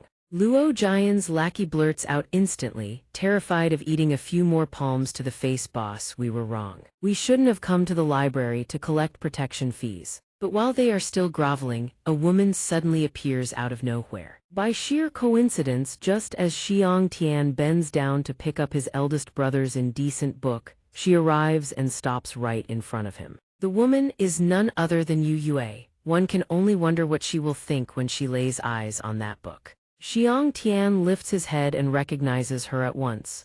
"It's you," he says. Yu Yue pouts and retorts, "The teacher even said you weren't a bad person. Turns out all these protection fee thugs are your lackeys." And then the real disaster strikes before Xianxia can react. Yu Yue snatches up the book. Her face flushes with anger as she exclaims, "You even read this kind of vile, degenerate filth. One misunderstanding is bad enough. But two at once?" Xianxia's face burns crimson. He snatches the book back in a fluster and stammers, "You've got it all wrong, let me explain." But Yu Yue isn't interested in hearing a single word. She crosses her arms, furrows her brows, and scolds, "HMPH, you shameless, perverted scoundrel. I won't let this slide." Even so, Xianxia refuses to give up, insisting on explaining himself. "You've truly misunderstood, this book isn't mine." The more he protests, the angrier she grows. "You still won't admit it." Without warning, this seemingly delicate girl drives her fist straight into his gut. "I heard them call you boss with my own ears," she shouts. Whether Xianxia is frightened or not remains to be seen. But the minions from both factions have already gone deathly pale with terror. They scramble to their feet and bolt without daring to linger a moment longer. To make matters worse, they have the gall to shout threats as they flee, "Just you wait. Someone will come to settle the score with you. Someone will come to avenge us." Seeing this, Xianxia turns and shouts after them, "Hey, at least explain things for me first, will you?" At this point, not even the protagonist's halo can save him. He thinks to himself, "This is a nightmare, now it's even more impossible to clear things up." Misunderstood beyond redemption, with absolutely no way to explain himself. Xianxia has no choice but to unleash his full power. A torrent of saint force erupts from his entire body. Yet Yu Yue remains utterly calm, showing not the slightest surprise or fear before this display of power. Facing her, Xianxia extends his hand toward her, his domineering aura surging as if ready for a life-or-death duel. She widens her eyes and glares at him. She braces herself, expecting them to clash in a spectacular battle. But to her shock, Xianxia suddenly points behind her and exclaims, "Vice Principal Bai." Instantly, Yu Yue whips around in surprise to look. "Vice Principal Bai." It turns out the entire thing was a ruse Xianxia had set up. The moment he sees her take the bait, he bolts for his life, better to flee than to take a beating. Yu Yue had genuinely believed the vice principal had arrived, which is why she fell for the trick so easily. But there is no one there at all. Confused, she turns back to speak. But before she can finish her sentence, the second problem reveals itself. Xianxia has already vanished without a trace. Only then does she realize she has been utterly played. Smoke practically shoots from her ears in fury. Yue stomps her foot so hard the ground cracks beneath her, then screams in rage, "Damn you, he got away again. Don't let me catch you next time, or I'll make you regret it." She turns and storms off, muttering before she leaves, "HMPH, all my interest in reading is completely ruined now." Little does she know, Xianxia is hiding behind a nearby wall, drenched in cold sweat from head to toe. Even though she has left, his expression does not improve one bit. He thinks to himself, "Phew, I escaped her. What dignity would a sword god like me have left if I got into a spat with a little girl?" But as it turns out, he is not alone here. At some unknown point, Vice Principal Bai En has appeared right behind him, speaking in an amused tone, "You're quite the fast runner." Hearing this, Xianxia whips around and stares wide-eyed at the figure behind him. He stammers in shock, Vice Principal Bai, when did you arrive? Bai En casually leans a hand against the wall. He smiles and replies, "Oh, since the moment you faked calling for me, quite the performance, really." Xianxia, receiving the compliment, answers with a trembling voice, "Huh. My apologies, Vice Principal Bai." But Bai En presses on, "What is your relationship with that girl? Why did you have to run from her?" Xianxia crosses his arms and replies, "No relationship at all. We've only met twice and a small misunderstanding arose. That's why I ran from her." Hearing this answer, Bai En suddenly turns around and asks, "Xianxia, do you believe in fate?" Xianxia asks back in surprise, "Huh?" Bai En quickly explains, "Our academy has 4 districts and tens of thousands of students. The fact that you and she keep crossing paths and generating misunderstandings, no less. This is fate." Our young protagonist hears these words and falls into deep contemplation. He replies, "You call this fate? It's clearly just a misunderstanding getting worse and worse." But Vice Principal Bai En pays him no further mind. He simply turns and walks away, laughing as he goes, "Ha ha, you'll understand someday. I have matters to attend to. Farewell." He leaves Xianxia standing there, utterly bewildered. Watching Bai En's retreating figure, the vice principal even waves goodbye over his shoulder. Only then does Xianxia voice his thoughts aloud. What's with the vice principal and his cryptic nonsense? Utterly baffling, but at this point he decides to stop overthinking it. Shaking off everything that just happened, he returns to his original purpose for coming here. He bends down to pick up his book, muttering to himself, "Forget it, I'll just go read. Honestly, can a person get even a moment of peace around here?" Because from behind Xianxia, a mob of people is suddenly approaching. The one leading them is none other than one of Chang Mingxiang's lackeys. In this time he has brought 500 brothers along. The moment he spots Xianxia, he jabs a finger toward him and screams, "Brothers, that's him. Bosses, that's the one." The whole mob swarms forward to corner him, jeering arrogantly, "Last time we were short on numbers, that's the only reason you had the upper hand. This time we'll teach you some proper manners." Before this spectacle, Xianxia can only heave a long, weary sigh. He thinks to himself, all I wanted was to go to the library. What follows is a chorus of agonized screams. It doesn't take a genius to figure out what happened. In no time at all, the very students who had been so arrogant moments vowing to teach someone a lesson they'd never forget are now groveling on their knees before a 14-year-old boy. They cry in unison, "Boss, we were wrong." Xianxia has no desire to waste words on them. He simply says, "Stay here and reflect on what you've done. I'm going to return my books." Then he turns and walks away. The mob answers obediently in chorus, "Yes, boss." The scene shifts to another location. A student of Kargath Academy is currently sprinting through the halls. He runs frantically, shouting, "This is bad, this is really bad." He reaches a room and slams the door open, delivering urgent news to the person inside. "Big bro Luo Jian, our guys at the library got beaten up." This one is yet another lackey of the man called Luo Jian. The moment he hears those words, Luo Jian drops a massive iron weight onto the floor with a deafening crash, nearly scaring his lackey half to death. The man before us is Luo Jian himself, a hulking brute with a scar slashed across his face, gripping a weapon that radiates a fearsome, fiery aura. He snarls furiously, "Lackey, who the hell dares to touch my people?" This concludes Luo Jian's scene. Now let us shift to yet another location, though it is no monster-infested jungle. A ferocious beast appears, and the floor beneath it is slick with crimson blood. Whatever befell it, the beast suddenly opens its maw and lets out a pained howl. The very next instant, someone tears it apart as if it were a sheet of paper. Who on earth possesses such terrifying strength? This person is no stranger at all. The moment he appears, he speaks. Someone dared to beat Cheng Ming's people. You are courting death. Who else but the second-ranked boss of the academy, Cheng Mingxiang? Meanwhile, Chengyang Xianxia walks out of the library entrance, scratching his head with a sigh. Finally returned those books. Next time, I'm not helping Big Bro with something this embarrassing. Suddenly he senses something odd. Xianxia gazes at the massive crowd ahead in confusion and wonders aloud, when did so many people gather at the entrance? He immediately weaves through the crowd, peering over the shoulders of the other students who have come to watch. Luo Jian opens with a mocking sneer. Cheng Mingxiang, I hear Tati Yun dropped out. You think that gives you a shot at fighting for the top spot? Cheng Mingxiang lets out a hearty laugh and replies, Luo Jian, you know full well that Tati Yun was never my match. I simply couldn't be bothered to compete with him.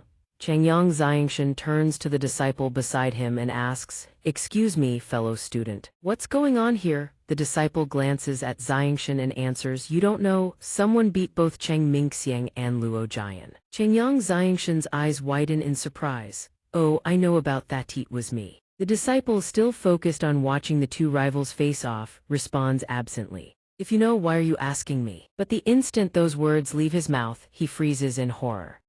You did it. Everyone around them turns to stare at Xianxia, eyes wide with shock. A disciple with a swollen, battered face immediately points at Xianxia and shouts, Boss, that's him, that's the one. Luo Jian and Cheng Mingxiang step forward, both gazing down at the small, unassuming figure of Xianxia standing in the middle of the crowd. Luo Jian furrows his brow and speaks in a cold, threatening tone, So it was you, brat, who injured my people. I hear your name is Chengyang Xianxia, this year's new student king. Beside him, Cheng Mingxiang radiates killing intent, his deep, unreadable gaze fixed squarely on Xianxia. Sensing that stare, Xianxia glances back and thinks this man's aura is dangerous.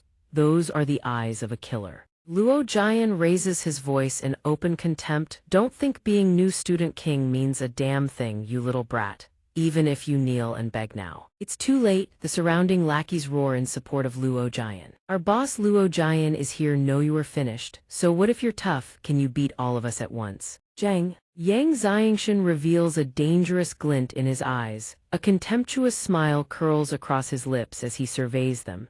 You call this many people? A vision from his past life slowly materialized, gripping a silver sword, his white robes drenched in blood, standing alone against 1,000 enemies. That day, robed mages pointed at him, no, at Jian Chen, and howled, Jian Chen, today is your end. With this many of us, don't tell me we can't kill you. Xianxia closes his eyes, pressing one hand to his chest.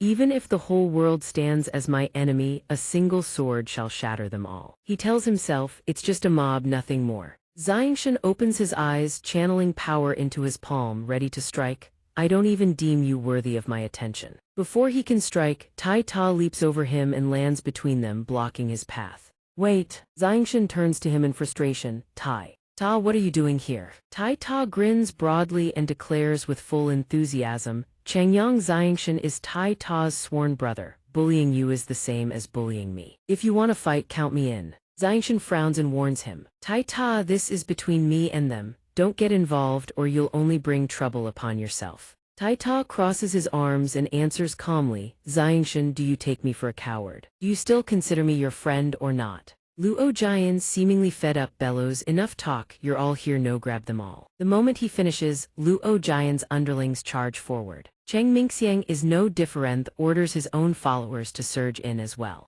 Chengyang Xianxia watches as enemies swarm in from every direction. Chengyang, who declares boldly, all right, Tai Ta, let's fight side by side. Tai Ta, of course, agrees without hesitation. The entire crowd closes in around the two of them. Despite the situation, Tai Ta is brimming with excitement. He raises his fist and launches a punch, charging straight into them. Meanwhile, a mysterious smile suddenly blooms across Xianxia's face. He glides forward, one thug drops, his footwork flows like water, drifts like clouds, another crumbles, in an instant. Every last one of them lies defeated. He drives a palm strike straight into the man's skull. That single blow alone is enough to send the wretch hurtling through the air. Taita punches one of them clean off his feet on one side, shouting excitedly, "Come on, the fight's not over yet." Cheng Mingxiang's face darkens with fury as he watches the spectacle unfold. He glares at his subordinates and curses, "A bunch of good-for-nothings." Cheng Mingxiang personally intervenes, attacking both of them. He slashes through the air with his claw-like fingers, unleashing waves of crushing oppressive force that surge straight toward the two. The blast of internal energy forces both of them to stagger back several steps to brace themselves. Seeing this, Taita cannot help but feel a chill of terror. He stammers in fear, "We're done for." Faced with this dire situation, Xianxia immediately activates the Violet Sword scripture, employing sword control via spirit. In the next instant, sword chi erupts and spirals around his body like a raging cyclone. He unleashes a torrent of sword intent directly at them. The sheer oppressive force scatters sand and debris in every direction, plunging the scene into utter chaos. Taita is somewhat awestruck by this display of Xianxia's power. "Whoa, Xianxia, you're incredible. If it weren't for you, I'd have been done for." Xianxia stares at his own hand, trembling from the strain. He ponders seriously indeed. The gap in raw strength cannot be bridged by technique and experience alone. That fellow is a high-level saint, a full 2 ranks above him. That strike only contained 50% of his power. Cheng Mingxiang grins with an eerie, sinister smile and muses, "The way you neutralized that sword chi was fascinating. I've never seen anything like it." His tone shifts to one of menacing demand, "Hand over that method and I may spare your life." Xianxia frowns and asks, "Threatening to kill someone inside the academy, are you not afraid of punishment from the institution?" Taita chimes in from the side, "If the principal finds out, you'll definitely be expelled." Hearing this, Cheng Mingxiang not only remains unfazed, but a torrent of dark, suffocating energy erupts from his body. He sneers arrogantly, "You think I care?" Xianxia falls silent and launches himself forward in a blur. Seeing this, Cheng Mingxiang raises his claw-like hand and roars, "Die!" But just as the two are about to collide, a terrifying wave of power descends from above, slamming down between them and forcing them apart. Bai En's voice cuts through like a blade, "Everyone, cease fire at once." His expression is one of open displeasure as he continues, "The academy is not a place for you to run wild." Xianxia bows respectfully to the vice principal. Bai En demands furiously, "Fighting in a public area, a blatant violation of academy regulations. Have you no sense of propriety?" Luo Jian and Cheng Mingxiang shrink in fear, not daring to utter a single word. Bai En continues with anger still simmering in his voice. He issues his judgment, "Since you're all so eager. In the Monster Core hunting tournament 1 month from now, every last one of you had better perform impressively. For those who fail to meet the standard, I will not show mercy when dispensing punishment."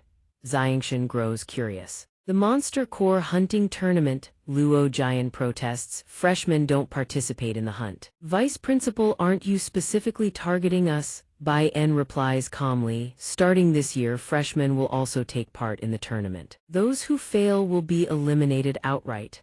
He turns to Xianxia with a meaningful smile and adds, "Everyone is required to participate. No one may request leave or opt out." Hearing this, suspicion flashes across Xianxia's face. He silently ponders mandatory participation. There seems to be a hidden agenda at play. Meanwhile, on a certain mountain peak deep within a dark cave, the principal and vice principal are engaged in conversation. Bai En asks with concern, "Principal, are you certain there won't be any problems with letting Chengyang Xianxia participate in the Monster Core hunting tournament?" The principal responds with a hint of irritation, "Those people are pressuring our academy, what else can we do?" Bai En furrows his brow and presses, "I didn't expect them to make their move so quickly. Should we warn the boy in advance?" The principal captures another chess piece as he answers, "No need, consider it part of the trial."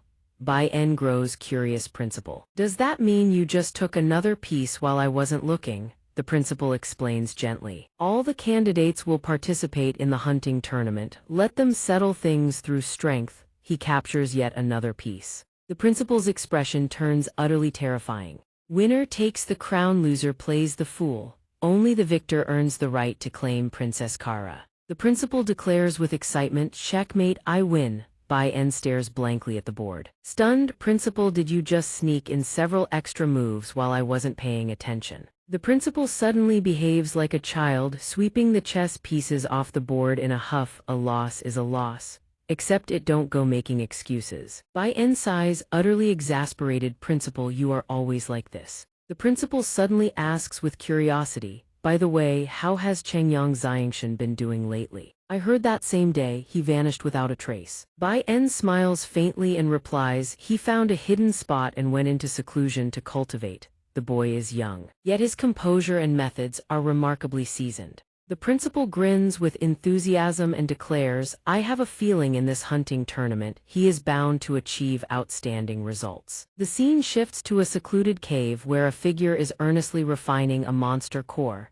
It is Xianxian. He channels the power of this monster core into his cultivation, steadily bolstering his own strength. Xianxian's expression carries a tinge of discomfort. He silently reflects, combining the violet azure scripture with the cultivation methods from the library has indeed skyrocketed his cultivation speed. The formidable saint force contained within this level 3 monster core is enough to propel me directly from the 8th layer of saint force all the way to the saint realm. Xianxian accelerates the absorption at once. The monster core is fully consumed. Now he attempts to condense his saint weapon and break through to saint in one leap. Xianxian channels every ounce of his willpower into the condensation. Minuscule fragments of energy begin to coalesce into the silhouette of a sword. The crushing pressure racks his body with searing pain. The saint force required to condense a saint weapon is far too immense. My saint force is nearly depleted. Without warning, a violent explosion erupts. Xianxian coughs up a mouthful of blood. He gazes at the nearly complete sword form with a trace of regret and lets out a heavy sigh. Though I failed to force the saint force into the shape of a sword, the distance to the saint realm is merely one final step away. I can only advance to saint by infusing my spiritual consciousness into the saint weapon, merging spirit and blade as one. Xianxian's eyes blaze with unwavering resolve to break through to saint. I need a massive amount of saint force. This monster core hunting tournament is my chance. Meanwhile, in a grand mansion elsewhere, someone slams his fist down on the table in a fit of rage. It is Cheng Mingxiang, his face twisted with fury. "Xianxia Xianxian, that wretch dares call himself my rival." He barks at his 2 subordinates standing before him during the monster core hunting tournament. "Eliminate every last one of those trash who offend my eyes." They respond instantly, "Yes, young sect master." Cheng Mingxiang growls under his breath, "Princess Kara belongs to me. No one has the right to compete for her." Within a sprawling jungle enclosed by towering mountain ridges, clouds and mist swirl through the peaks. Everyone gathers at the entrance of the teleportation array, waiting in anticipation. Xianxian watches the teleportation gate with an anxious gaze. Why hasn't Big Brother come out of seclusion yet? Could it be that he intends to miss this competition?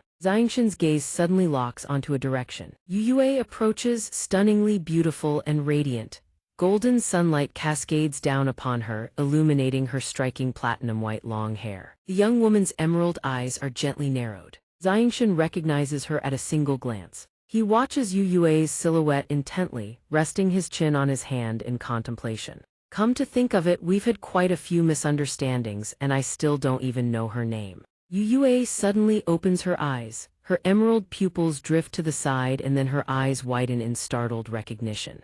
Xianxian catches her gaze and offers a slight smile, raising his hand in a casual wave. "Hello." The moment Yuyue spots Xianxian, irritation flashes across her face.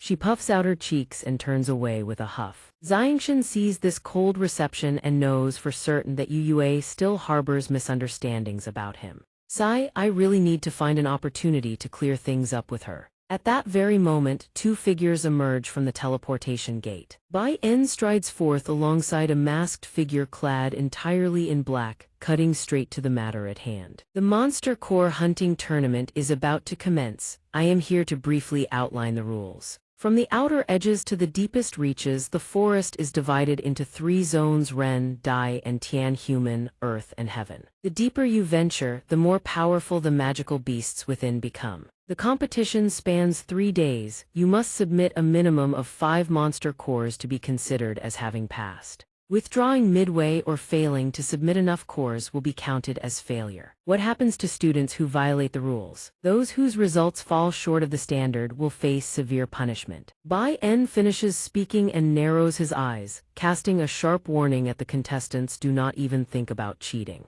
Luo Jian scoffs dismissively: just 5 monster cores, piece of cake. Luo Jian makes no effort to lower his voice, so Cheng Mingxiang naturally hears every word. He frowns, casting a displeased glare at Luo Jian. Xianxia closes his eyes with a helpless sigh. The vice principal is so long-winded. Bai En produces a spatial belt roughly 4 inches in length and continues explaining the regulations. Each of you will be issued a spatial belt. Any monster cores you acquire are to be stored inside it. Upon the conclusion of the competition, half of your monster cores must be surrendered to the academy, while the remaining half shall belong to the individual as personal property. Xianxia fastens the spatial belt around his waist, a resolute smile spreading across his face.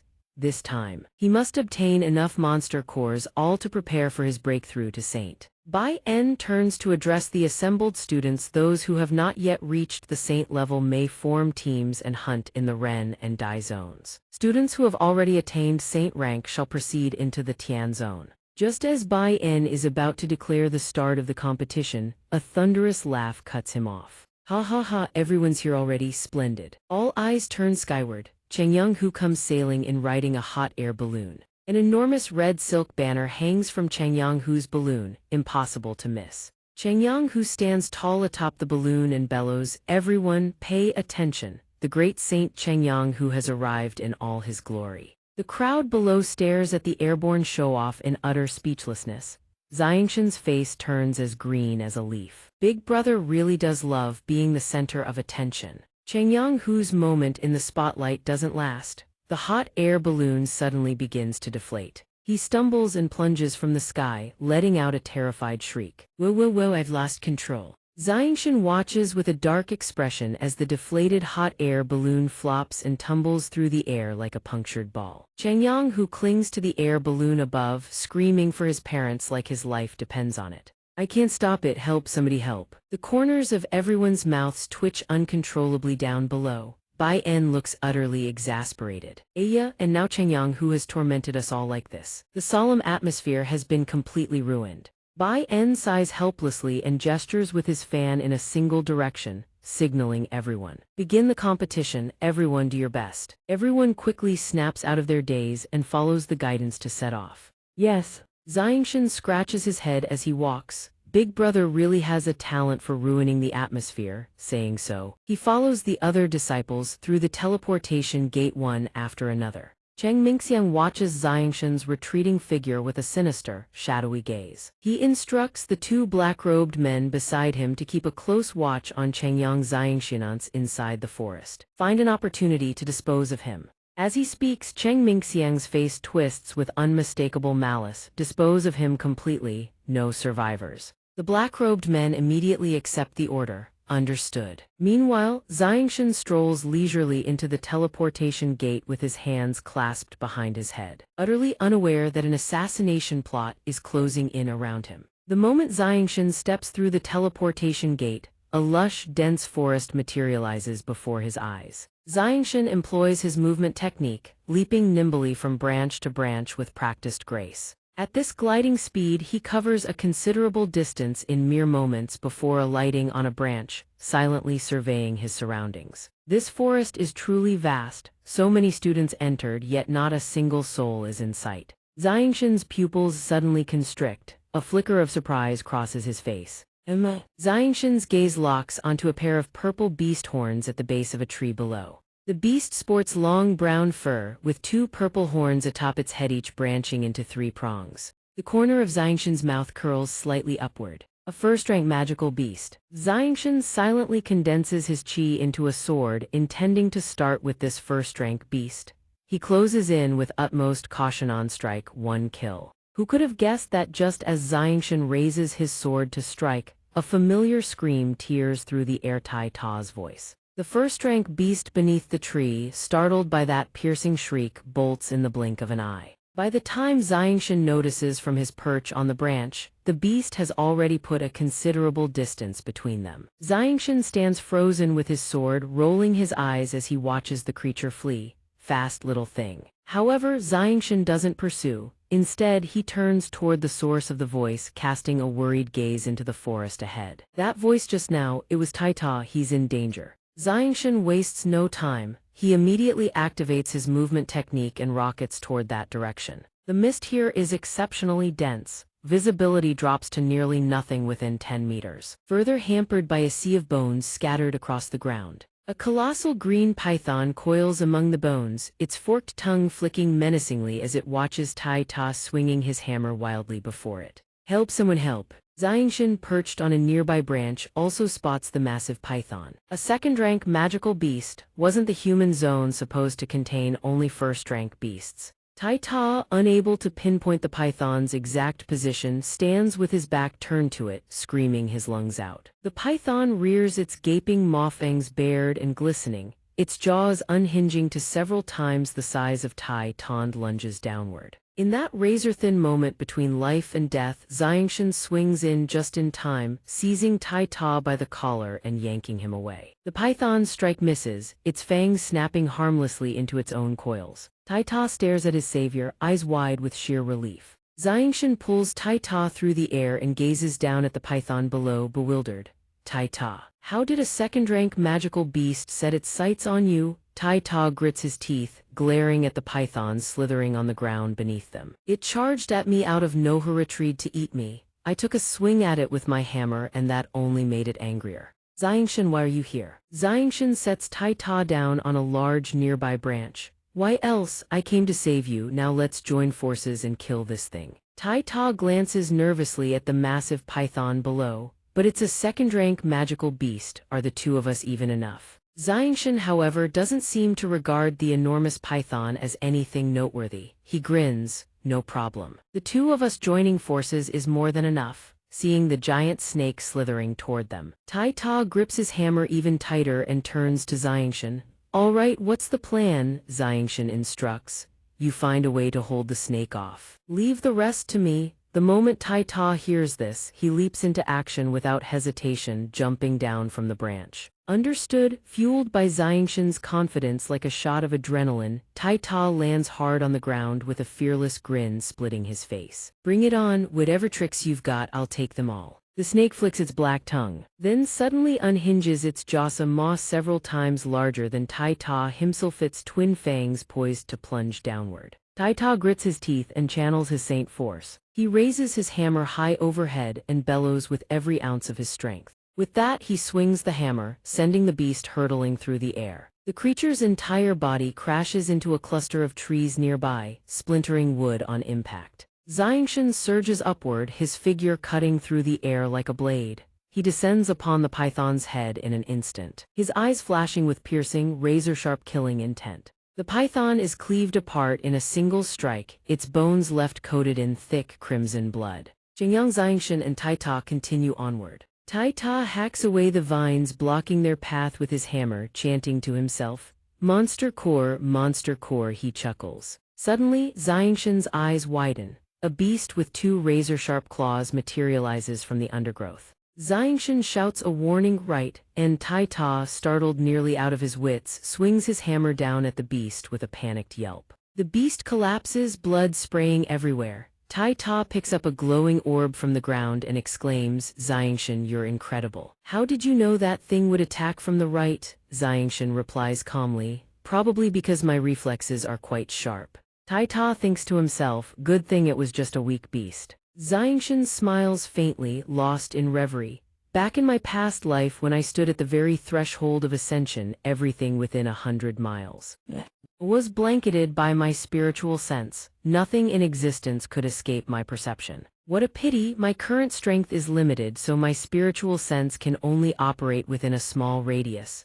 Otherwise, hunting magical beasts would be as easy as turning my hand. Saying so, Xianxia casually kicks the fallen beast, Tai Ta speaks up. Xianxia, this is only a first-rank magical beast, not satisfying at all. Xianxia responds, this is the human zone, so it's only natural that first-rank beasts are all we find. Tai Ta counters, but that giant python was second rank. If we join forces and take down another one like it, that should be enough. Xianxia rests his chin on his hand, a contemplative look crossing his face. That second-rank beast's origins are unclear. There may be some hidden secret behind its appearance. Birds circle lazily in the sky above the forest when suddenly, a thunderous crash echoes through the trees. Tai Ta and Xianxia whip their heads toward the source of the sound. The noise draws closer. A werewolf emerges from the mist. Tai Ta stares at the werewolf and lets out a heavy breath. A voice reaches them. It is merely a single first-rank werewolf. Tai Ta grins broadly. First rank is first rank. As Mom always said, who cares if the bread is cheap, as long as it fills your belly.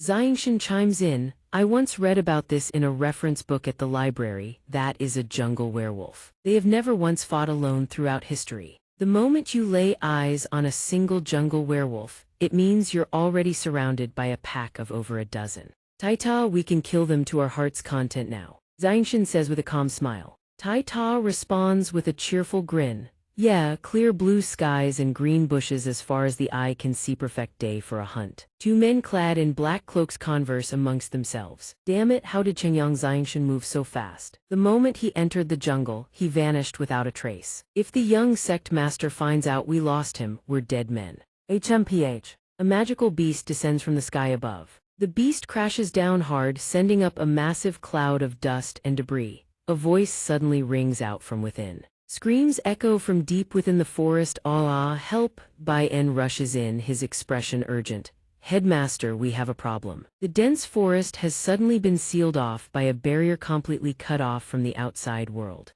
The headmaster exclaims in shock. What? A barrier has engulfed half of the entire forest. The headmaster and Bai En rush to the barrier's edge to inspect it. Bai En speaks up. After the beast hunting competition began, the dense forest was sealed shut by this barrier. I've tried every method I know, but none of them can break through it. The headmaster responds gravely. This barrier was erected by the founding headmaster himself. Don't say Yaoven, I cannot shatter it in a short time. Bai En places his hand against the barrier.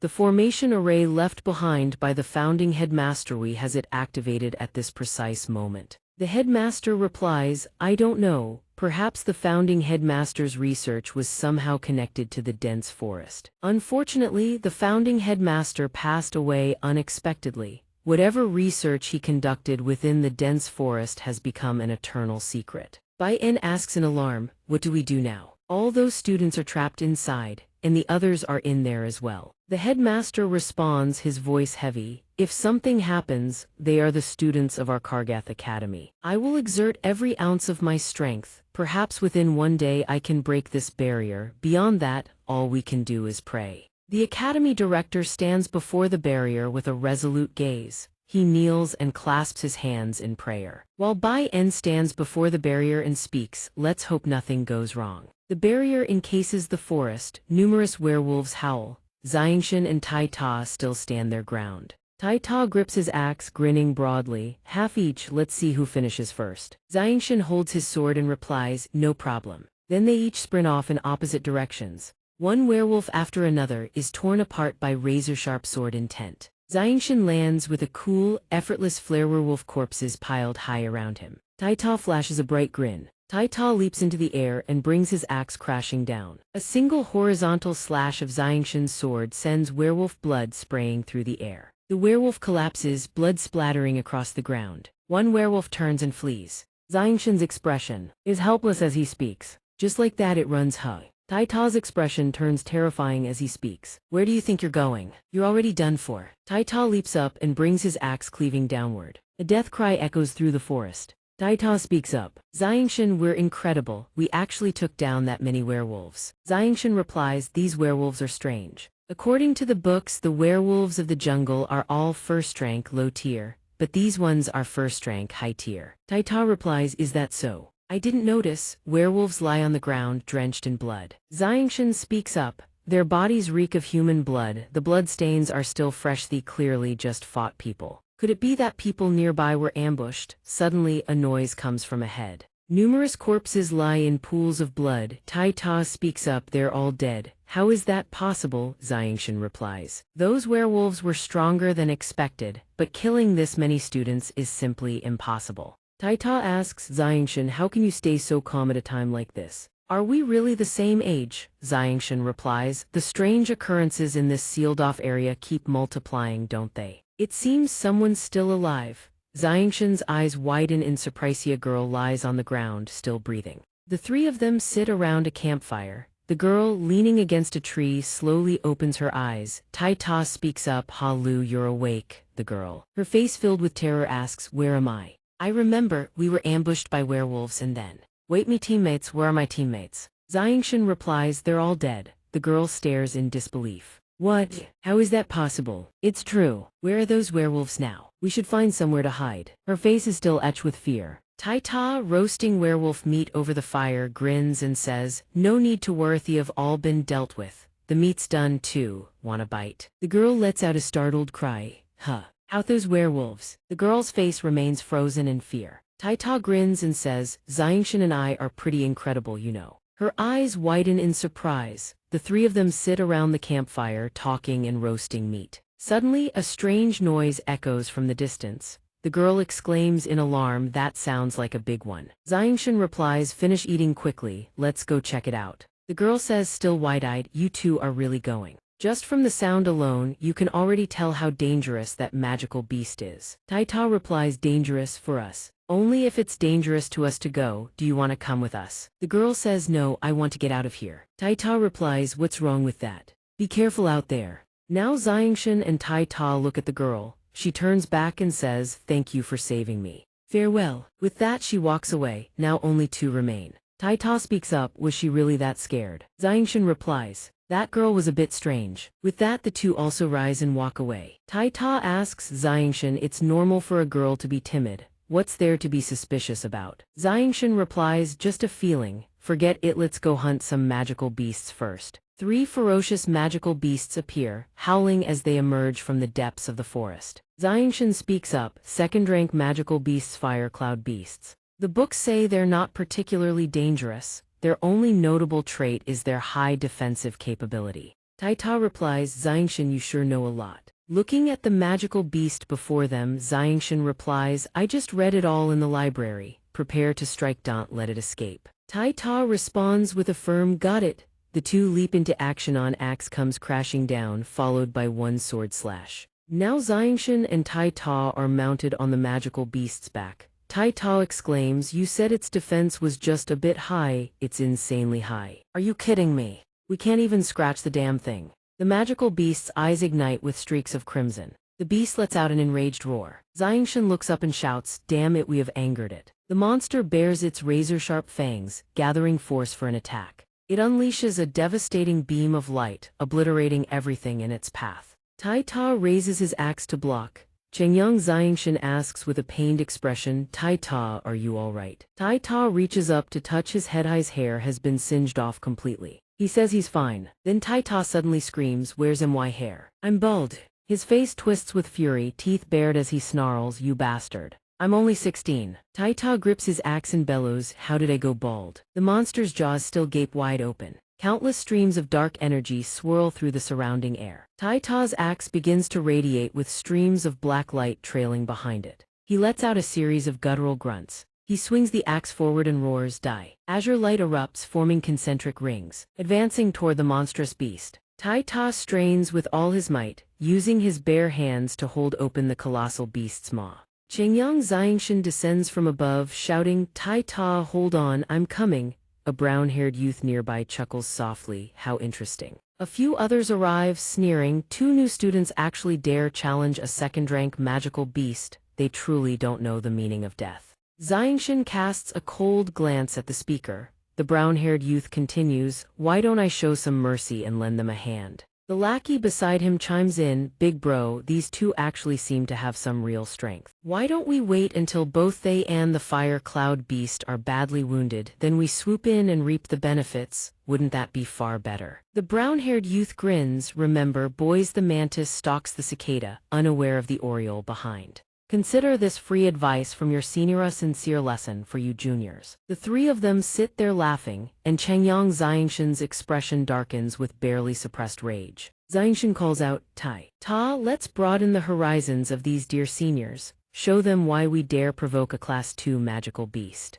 Tai Ta trembles with rage and snorts coldly. HMPH, I refuse to acknowledge scum like these as seniors. He braces his legs and heaves the colossal beast's weight onto his shoulders. Tai Ta grimaces and roars, come at me, you bastard. Suddenly, a purple-furred beast materializes before them, its eyes radiating an eerie, piercing glow. The beast charges forward, then slams its massive claws into the earth. The ground shatters, splitting apart in jagged fissures. Its two horns splinter and shatter. Tai Ta collapses to the ground, gasping, I'm spent, can't move anymore. The beast bares its razor-sharp fangs over Tai Ta's fallen form, unleashing a guttural, bone-chilling growl. Around Changyang Xianxian's body, crimson streams of saint force erupt into blazing existence. The beast opens its cavernous maw, fangs bared, its murderous gaze locked dead ahead. An orange glow coalesces within the beast's gaping jaws. A white radiance bursts into being directly before the beast.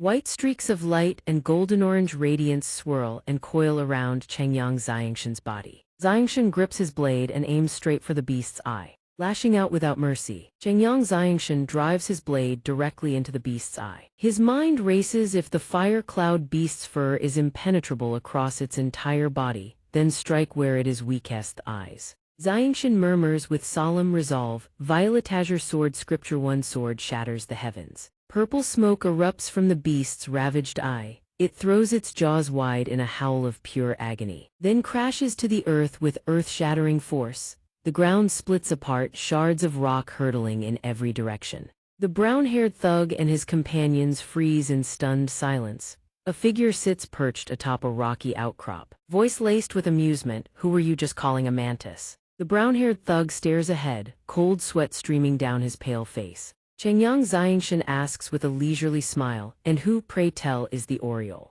Xianxian stands tall atop the outcrop, his robes billowing in the roaring wind as thunder rumbles overhead. The monstrous beasts now lie sprawled across the ground. A sandy-haired man drops to his knees, pleading, sirs, these are all the monster cores we've managed to collect. Please spare our lives. Tai Ta picks up a glowing monster core and examines it. HMPH, this time I'll let you go.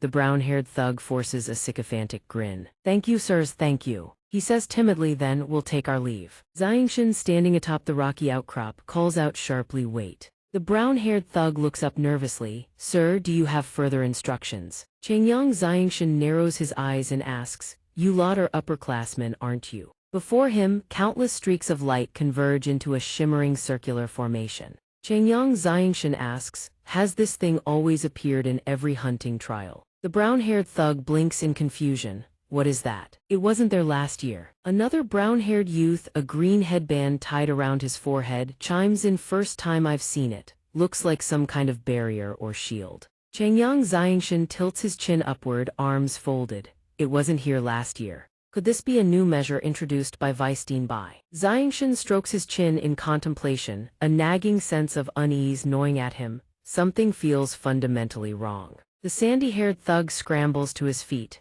If we don't leave now, when will we? Let's go. Tai Ta hoists the bag of glowing monster cores onto his shoulder. Can't fight worth a damn, but they sure know how to run fast. He turns to Xianxian. Is there something wrong with that barrier? Xianxian replies, this hunting trial has too many irregularities. I have a bad premonition about all of this. Xianxian adds, then again, perhaps I'm overthinking it. After all, the Academy hasn't called off the trial, which means everything should still be under control. Tai Ta nods. Exactly, hunting for more monster chorus, that's what we should be focusing on. High above, the spherical formation of light still pulses ominously in the sky. A massive crater scars the rocky terrain, and within it lies a beast, its body drenched in blood. Yue emerges and demands, since when did these magical beasts become so terrifying?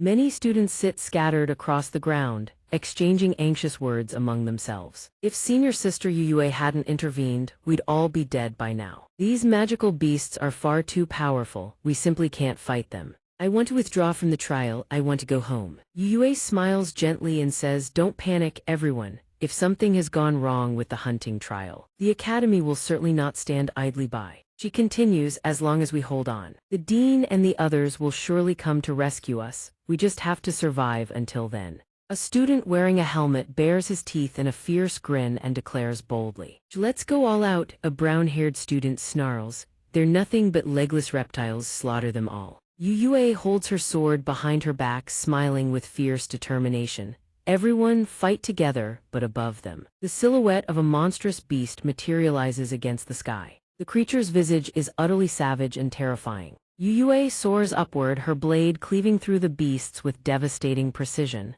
Sweat pours down her face. As expected of Class 2 magical beasts, thighs is no easy fight. She lands on a rocky outcrop, sword in hand. Before her looms a savage beast. Its jaws dripping with malice, the creature advances toward her and she grits her teeth. "Damn it, at this rate I won't last much longer." The beast closes in, yet Yue continues to swing her sword, her expression cold and resolute as she faces the creature head-on. Her face twists with anxiety as she stares ahead. A chunk of rock hurtles into the air. This is bad. A blue radiance engulfs the beast's body. It opens its maw to its fullest extent and lunges straight at Yue. Her face contorts as she stares at the charging beast. "It's over." Then Changyang Xianxian's voice thunders across the battlefield. Violet Azure Sword Scripture 1 sword shatters the heavens. The beast lunges forward, but Yue whips around in astonishment toward the source of that commanding voice. Beneath Xianxian's feet lies the blood-soaked carcass of a beast. Changyang Xianxian breathes a sigh of relief. "Made it just in time." He grins and asks, "So, how do you plan to repay this life-saving grace of mine?" Yue stares at him, bewildered. "Why are you here?" Meanwhile, Tai Ta hefts his war hammer and charges at the beast, roaring as he prepares to smash it into oblivion. "Take this!" He swings his massive hammer with every ounce of his strength, slamming it squarely into the colossal beast's torso, launching it several meters through the air. It hurtles far into the distant sky. Only then does Tai Ta realize he may have slightly overdone it. He mutters in dismay, "Oh no, I smacked it clean out of reach. There goes the monster core." Tai Ta hoists his great hammer onto his shoulder while Changyang Xianxian hovers in midair, arms crossed, surveying the ferocious beasts surrounding the survivors below. Changyang Xianxian gazes down at the pack of beasts with an icy stare. His voice rings out soothing yet commanding, "Fear not, everyone. We're here to help." The students who had been struggling desperately moments ago erupt into excited chatter, their morale surging like a dam breaking. A student in a black robe with red trim exclaims joyfully, "Is that really them?" Changyang Xianxian, the new student king, and Tai Ta, champion of the arena. Others quickly recognize them as well, and the tension in the air begins to ease, if only slightly. "We're saved." Yue never expected Xianxian to appear like this. She stares at him with a dazed and unfocused gaze. Something seems off with Yue.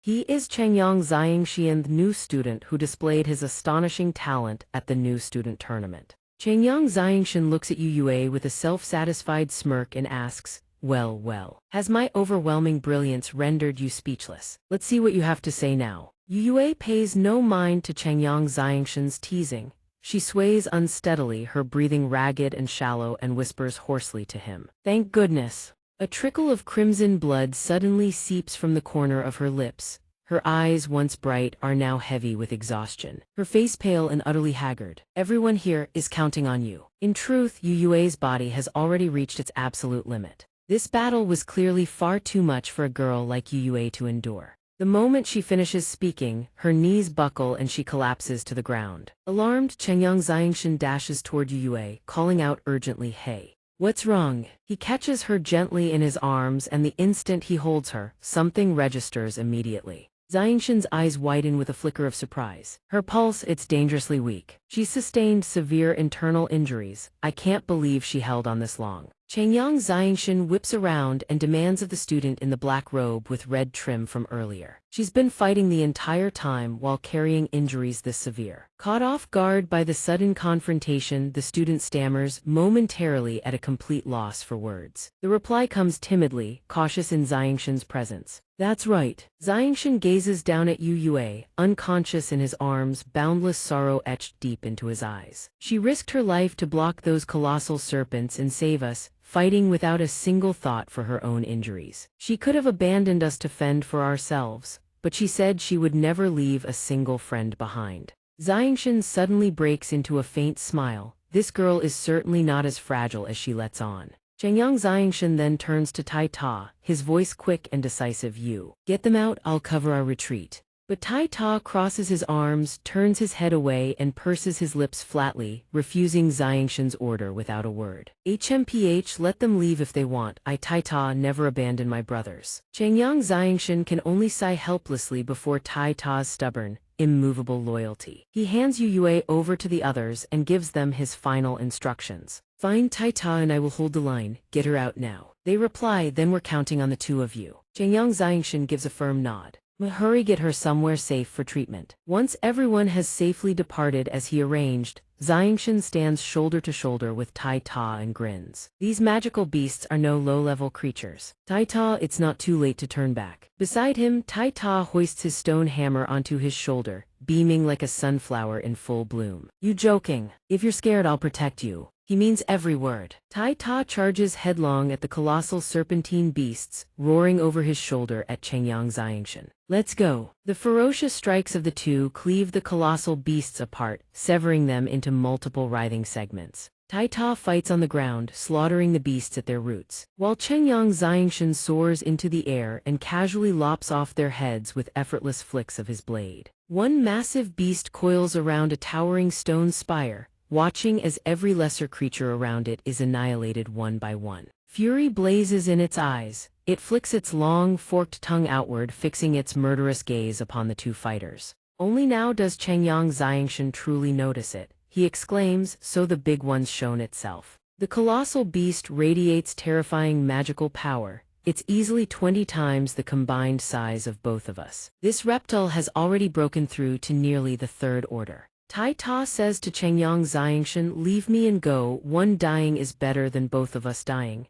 But Xianxia clearly thinks otherwise. He dismisses Tai Ta's noble sacrifice without hesitation.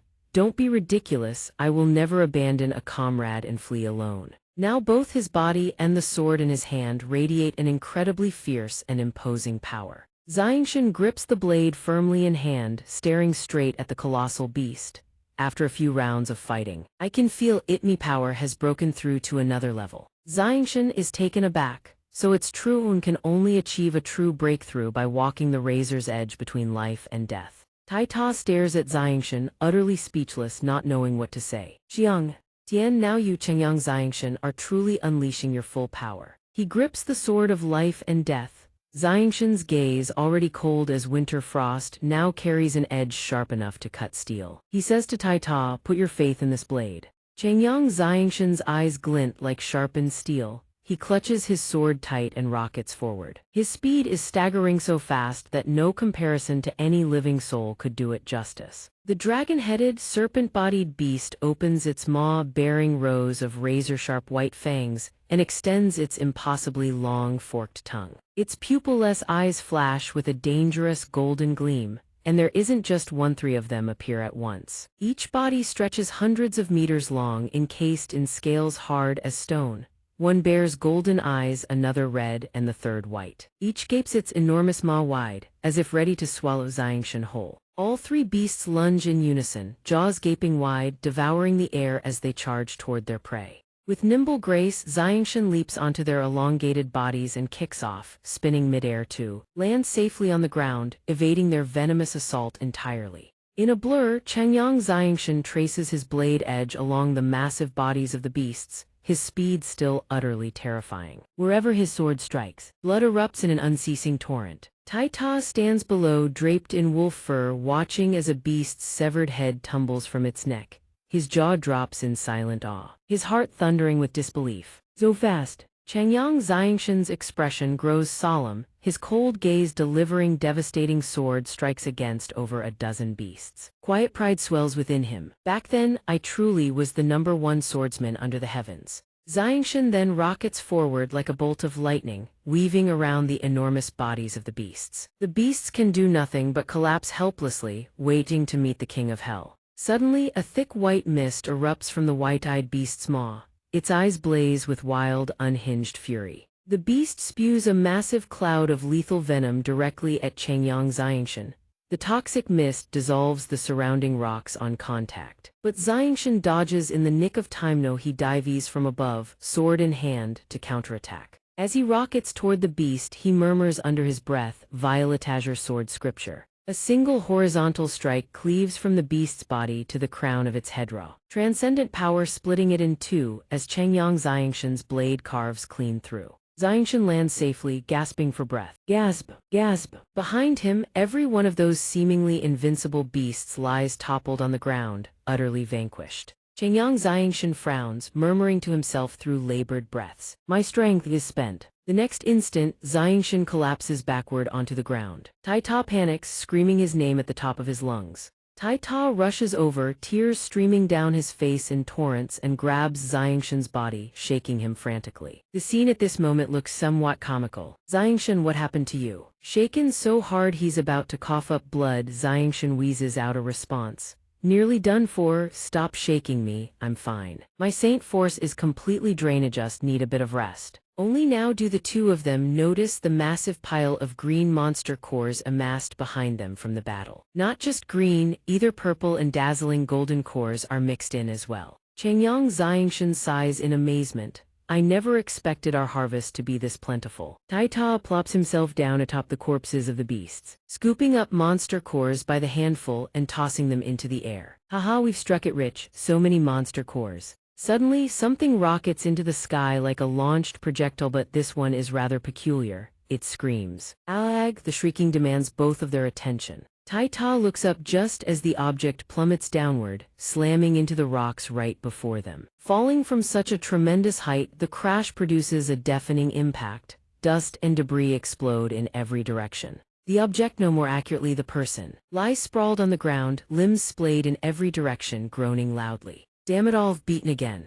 Xianxia's eyes go wide, his jaw dropping in utter shock. Big brother. Almost immediately, they hear Luo Shiking's voice echoing from the distance. Who still wants to run. One of them bursts into excited laughter upon spotting the haul of monster cores from Xianxia's group. Boss, the monster cores Harith is a fortune. Luo Jian speaks up, looks like both sides them and the serpent suffered heavy losses, leaving us the easy pickings. But Luo Jian quickly spots Xianxia's group of 3 across the rocks not far away. It's them. Luo Jian's face twists into a smug grin. Ha! Killing 2 birds with 1 stone will eliminate you brothers and walk away with a mountain of monster cores. Xianxia turns to Tai Ta. Tai Ta, take care of big brother.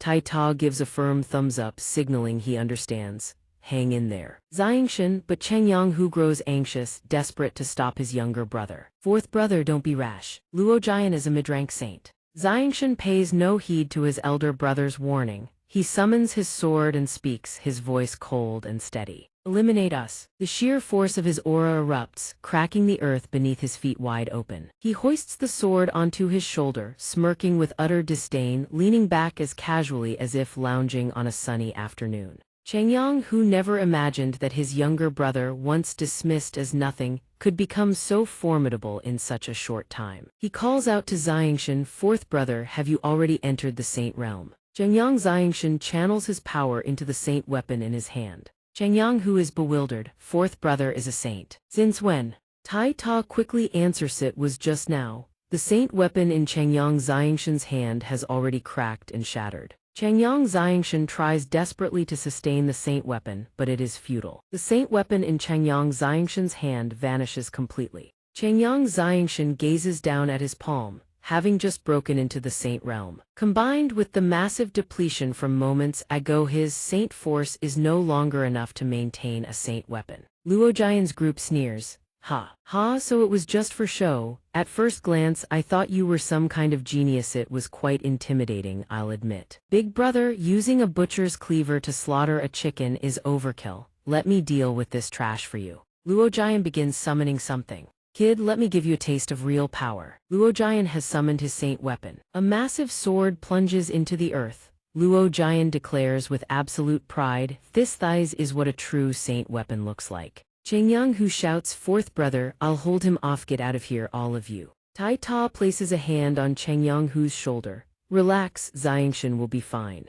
Xianxia turns around. Big brother, don't worry, I don't need a saint weapon to crush him. He kicks the wooden stick at his feet upward and catches it lightly in his hand. Xianxia says with unwavering confidence, this will be more than enough. Taita exclaims, wait a moment. Isn't that my hoe handle? Luo Jian snorts coldly, kid, you dare look down on me. Luo Jian charges at Xianxia with his greatsword, juicing a mere wooden stick against a saint weapon. You are courting death. Xianxia roars. Fourth brother, be careful. Luo Jian possesses wind-attributed saint force. His speed is extraordinary. Luo Jian circles around Xianxia's group at blistering speed. So what if he knows? Can he even keep up with my speed? Both Xianxia and Taita are stunned by Luo Jian's speed. Far too fast. Luo Jian possesses the fastest movement technique among all academy students.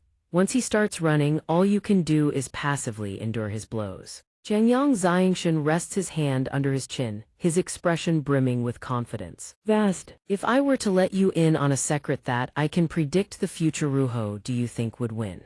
Xianxia is puzzled.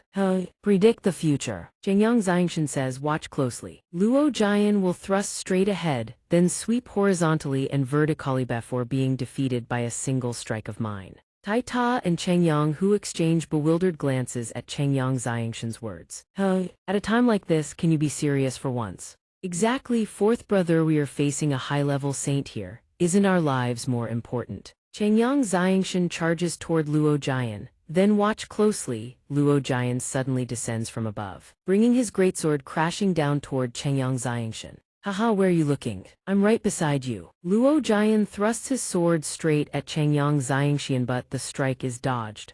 The blade plunges deep into the ground. Taita and Xianxia gape in shock at Luo Jian's move. He actually thrusts straight ahead. No way, Xianxia announces. Horizontal sweep. Luo Jian immediately executes a horizontal slash, yet Xianxia dodges it once again. Taita and Xianxia watch the battle unfold, utterly transfixed. He was right again. How is Xianxia doing this? Could it be magic? Luo Jian raises his sword behind him, leaps into the air, and prepares to deliver a devastating cleave down upon Xianxia. Xianxia leaps to the side, dodging Luo Jian's cleave, followed by a vertical slash that whistles past him. Taita and Xianxia are no longer surprised. Xianxia was right again. At this point, nothing Xianxia does could surprise me anymore. Xianxia declares, and finally is defeated by a single strike of mine. Xianxia thrusts the wooden stick straight into Luo Jian's shoulder, piercing clean through his body. Luo Jian glances backward in disbelief. Clearly my speed. My speed far surpasses yours. How could you have dodged every single one of my attacks? Taita and Xianxia exclaim with glee. Haha, didn't see that coming, did you? Xianxia can predict the future. I already knew every move you were going to make. Luo Jian demands, you can predict the future. Xianxia answers calmly, I was joking. In truth, I was baiting you into attacking. Everything you did was exactly what I wanted you to do. Luo Jian collapses to the ground with the wooden stick still lodged in his shoulder. Xianxia continues. I deliberately exposed openings to bait you into a straight thrust. After that, every move you made fell perfectly within my calculations. Taita says, I don't understand a word of that, but I'm completely floored. Xianxia chimes in, that sounds even more mind-bending than predicting the future. Luo Jian recalls his master's words, Jianer, your combat experience is sorely lacking. A veteran expert can anticipate your opening moves and even manipulate the flow of your attacks. Luo Jian stares at Xianxia. How can he possibly be a veteran expert? He's clearly several years younger than me. Luo Jian grits his teeth. Xianxia, what in the heavens are you? From a distance, a mysterious figure watches Xianxia's group from the shadows. The figure murmurs, excellent, he truly is the perfect prey. In the forest, the very site where Xianxia and Luo Jian just clashed, Xianxia and his brothers begin to depart. Taita says, Xianxia is incredible. Even Luo Jian has been completely subdued. Xianxia laughs, haha. Xianxia recalls Luo Jian's words, Boss Xianxia, from now on at the academy we all follow your lead. He smirks, HMPH, let's see if Luo Jian dares to pick a fight with us again. Xianxia says Luo Jian has already paid the price, one must show magnanimity. Xianxia nods in agreement with his brother's words. Fourth brother is truly benevolent and righteous. In the future he will surely become a great figure of the Jessa kingdom. Taita agrees as well. Indeed, Xianxia is simply too noble. Xianxia gazes up at the sky, his eyes tinged with melancholy. Compared to all this, what weighs on my mind far more is the present. He furrows his brow. We've already entered Zone CY, haven't we encountered a single magical beast? Taita finds it strange as well. That's right, where are the magical beasts? Xianxia scans the surroundings. This is strange. Back in the hunting competitions I've participated in, there were magical beasts everywhere. Suddenly, a streak of light flashes across the treetops. Taita and Xianxia crouch behind a tree, watching in silence. Taita leads Xianxia toward the source of the crimson glow. Xianxia, what is that? Hurry! Look! Xianxia murmurs, puzzled. What the? At that very moment, a shadowy figure materializes behind him. The mysterious figure clamps a hand over Xianxia's mouth in an instant. A sinister grin spreads across the figure's face as it drags Xianxia backward. He is hauled into the nearby underbrush, struggling desperately to cry for help. MMPH. Xianxia turns his head to look. He frowns puzzled. Where is Big Brother? Taita answers, he was right behind us just a moment ago. Big Brother suddenly rises from the bushes and stumbles, losing his footing. It's nothing, it's nothing. Taita replies, you sure were careless, Big Brother. Xianxia stares at him, suspicion flickering in his eyes. He takes the lead. Then let us continue searching the area for monsters. Taita and Xianxia both nod in agreement. No problem. Xianxia lingers behind, watching the two walk ahead. A terrifying smile creeps across his face. His entire body emanates a sinister dark aura, as though his body has been seized by something unholy. At this moment, in another location, someone frantically rifles through a pile of books for information. Not this one either, this isn't it either. The person slams a hand down on a book. Found it at last, Bai En reads the tome spread upon the table. It records that the first-generation headmaster had sealed a Class 4 monster deep within the Forbidden Forest. The monster is formless and shapeless, impervious to conventional arts. Even reading of it sends a chill down his spine. The monster possesses the ability to seize and inhabit a host's body. The image of the monster materializes on the page, utterly terrifying. It lets out a hissing cackle, kekikek. In a certain location deep within the forest, a powerful barrier suddenly materializes. It turns out this barrier was erected specifically to contain the monster. The headmaster picks up the book and speaks. Once the monster breaks free from its original seal, the barrier will activate and trap it within the deep forest. Bai En's expression darkens. This monster can possess others and seize their bodies entirely. Its methods are utterly vicious. The headmaster closes the book. The students' safety is paramount. We must rescue them at once. Bai En grows anxious. If the monster possesses a student and finds an opening to escape, capturing it will become nearly impossible. The headmaster replies, it can only possess those at the elementary saint rank and below. After breaking the barrier, gather all the students and inspect them one by one. The headmaster extends his hand and begins channeling his power. Simply use the hunting tournament inspection as a pretext. Yue's master demands, do you have a better plan? Bai En replies flatly, I do not. All three begin channeling their power in unison to shatter the barrier. Yue's master snarls, then hurry up and help dismantle the barrier. If anything happens to Yue, none of you will escape accountability. Bai En responds, we can only do our best.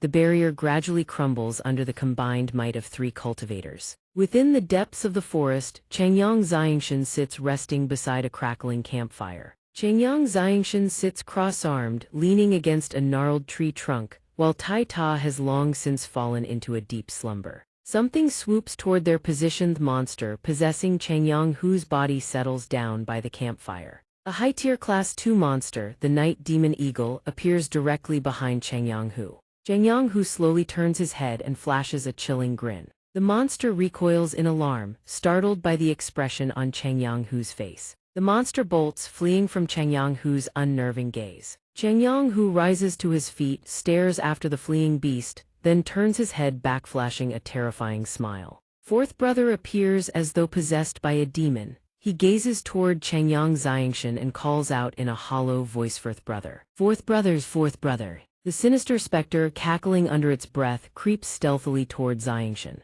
It extends a hand, reaching to seize the young man. Changyang Hu's hand closes in, mere inches from Changyang Xianxia. In a flash, Xianxia's hand shoots out and seizes his bizarre elder brother's wrist. Alarm surges through Changyang Hu. Xianxia's eyes snap open. He can endure this no longer. Who are you? Why have you taken on the form of my eldest brother? The entity replies, you detected me that quickly. Where did I slip up? My performance was perfectly normal. Your performance was indeed flawless, dear big brother. Unfortunately, I am no ordinary person. Changyang Hu stares dumbfounded. A wicked grin spreads across Changyang Hu's face. So that's how it is, truly worthy of being the prey I've set my eyes upon. Someone as sharp-witted as Yao Hao delicious, perfect for body snatching. Xianxia demands body snatching. What do you mean body snatching? Changyang Hu steps closer, eyes gleaming. Your body belongs to me now. Their gazes collide and a spiritual link erupts between them. Both are hurled backward. Changyang Hu slowly rises to his feet. Failed. You're merely an elementary saint. How can your soul be this powerful? Changyang Xianxia speaks, his voice cold as steel. My soul has traversed life and death to reach this world. In a certain sense, I too have seized this body for myself. Having said that, he strides toward Changyang Hu and places a hand upon his face. No matter who you are, get out of my eldest brother's body. Changyang Xianxia unleashes his ultimate technique with violetage sword art. A single sword strike pierces straight through Changyang Hu's skull. Heart-severing, Changyang Hu's body flips through midair and lands on one hand. It speaks, even your strongest attacks only damage the body of whoever I inhabit, not me, unless I voluntarily switch hosts or the current vessel dies. This possession cannot be undone. I've lived quite comfortably, thank you. Come show me what you've got. If you have the ability, then kill me. Changyang Xianxia advances, lightning crackling violently around his body. Are you certain about that? Changyang Hu's arm suddenly jerks on its own. Big Brother's willpower surges, seizing control of his own body, rolls away from the entity at once. The monster panics. My hold over this body is weakening. Impossible. Xianxia launches himself into the air above in a single explosive bound. At that moment, the monster is still staring blankly at its own trembling hand. He roars, get off my brother's body. The protagonist's fist slams directly into the monster's face. Get out. The entity trapped inside Changyang Hu's body lets out a piercing, agonized shriek. Arghhh, the monster is violently expelled from Changyang Hu's body. How can you do this? How can you possibly harm me? Changyang Xianxia speaks, his tone icy. In this world there may be few methods capable of dealing with you, but in another world, there are many. The monster demands, what do you mean by that? Could it be you come from another world? Changyang Xianxia leaps toward the monster beast, his sword crackling with lightning. No need for more words, a scourge like you cannot be allowed to exist in this world. He swings his sword in two vicious slashes at the beast, but it dodges both, channeling Saint Force into his fingertip. He fires a beam of power that pierces clean through the monster's arm. The beast howls in agony. Damn you, I should have killed you back in the forest when I had the chance. Changyang Xianxia responds, kill me in the forest. You saw me before. He recalls the girl he encountered earlier. So that girl was possessed by you too. The beast says, I originally planned to possess her body, disguise myself as a student and escape the secret forest. Unfortunately, I couldn't break free. Changyang Xianxia gazes up at the barrier. So this barrier was meant to contain you. What exactly are you? The beast introduces itself. No harm in telling you, I am M1ECB Miru, I can possess anyone at will. Years ago, some old fool said I had committed too many evils and sealed me in this place. M1ECB Miru contorts its face into a terrifying expression. All these years, I have been trying to break the cell to reclaim my freedom. I never expected that old fool not only sealed me but also erected that barrier on top of it. Changyang Xianxia frowns in thought. How did you manage to break the seal? Did someone help you? M1ECB Miru replies, you are indeed clever, that's right, Somyeon did help me. It continues, at first to break the seal. I subdued the magical beasts within this forest and made them my servants. The pack of magical beasts emerges one after another from the shadows. Changyang Xianxia says, the reason the magical beasts in here grew so powerful, it's your doing, isn't it? You've been talking this much just to stall for time, waiting for rescue. M1ECB Mirror replies, correct, you know far too many of my secrets, how could I possibly let you leave here alive? The monsters emerge in succession, surrounding Changyang Xianxia. yet he remains utterly composed even as the mighty beasts close in around him. M1ECB Miro hisses die. Changyang, who remains deep in slumber, mouth agape and snoring thunderously, drool streaming freely down his chin. Suddenly, by some unknown force, he is jolted awake. Changyang, who rubs his eyes and sits up, still yawning groggily, his mind shrouded in haze. Ah, so sleepy, fourth brother, just now I dreamed some girl latched onto me and stole my body. He lifts his head and immediately spots several colossal monsters baring their fangs and glaring down at him with savage eyes. He startles for a moment, but then Changyang, who crosses his legs, strokes his smooth, beardless chin, and mutters to himself as though nothing is wrong. Could it be I'm still not awake? Yeah, what I'm seeing right now just can't be real. I said I'd do it and I'll do it. And so Changyang, who flops right back down on the spot, falling asleep once more, leaving both the monsters and Changyang Xianxia utterly speechless. Frozen like stone. Changyang Xianxia keeps his guard up against the beasts while shouting at the top of his lungs for Changyang Hu to wake up. Big brother, stop fooling around, get up and face the enemy. Changyang Hu is bewildered. This isn't a dream. Could all of this actually be real? The cat-headed, wolf-bodied beast that walks upright on two legs watches their brotherly banter with all three of its eyes. Changyang Xianxia points at it, warning his elder brother. It is the mastermind behind everything, the one that possessed your body. Changyang Hu is struck by yet another shock. One might expect Changyang Hu to say something profound, but instead he widens his eyes and blurts out the most absurd words imaginable. I was possessed by this ugly thing. Will being tainted by this creature ruin my dashing good looks? The monstrous beast bristles its grotesque fur and roars furiously at Changyang Hu. You think I actually wanted to possess your wretched body? You detestable vermin. The remaining beasts are driven into a maddened frenzy, their eyes burning crimson, mouths gaping wide as they unleash thunderous roars at the two brothers. The cat-headed, wolf-bodied beast snarls through gritted teeth, you. A torrent of sinister energy erupts from its entire body as it roars in fury. You have thoroughly enraged me. It thrusts a claw toward Changyang Xianxia and Changyang Hu. Kill them, all of you, tear them apart, leave none alive. The beasts receive their command. They howl in unison and charge toward the two brothers' position. A colossal elephant thunders toward Li Jun Tai Ta, who lies sprawled out with limbs akimbo, fast asleep without a care in the world. Changyang Xianxia shouts, Tai Ta, wake up. Changyang Hu bellows just as loud, Tai Ta, brother, stop sleeping. But no matter how desperately they yell, Li Jun Tai Ta doesn't hear a thing. He remains lost in his deep slumber, utterly heedless of the colossal elephant about to trample him flat. And just as that pillar-like leg comes crashing down, Li Jun Tai Ta narrowly escapes a catastrophic fate. Blessed with heaven-sent fortune, the sleeping titan is saved because his brothers Changyang Xianxia and Changyang Hu each grab a leg and drag him out of harm's way. The two brothers desperately drag Tai Ta behind them, sprinting with all their might to escape this killing ground. Changyang Hu shouts to his brother, run, there are too many beasts.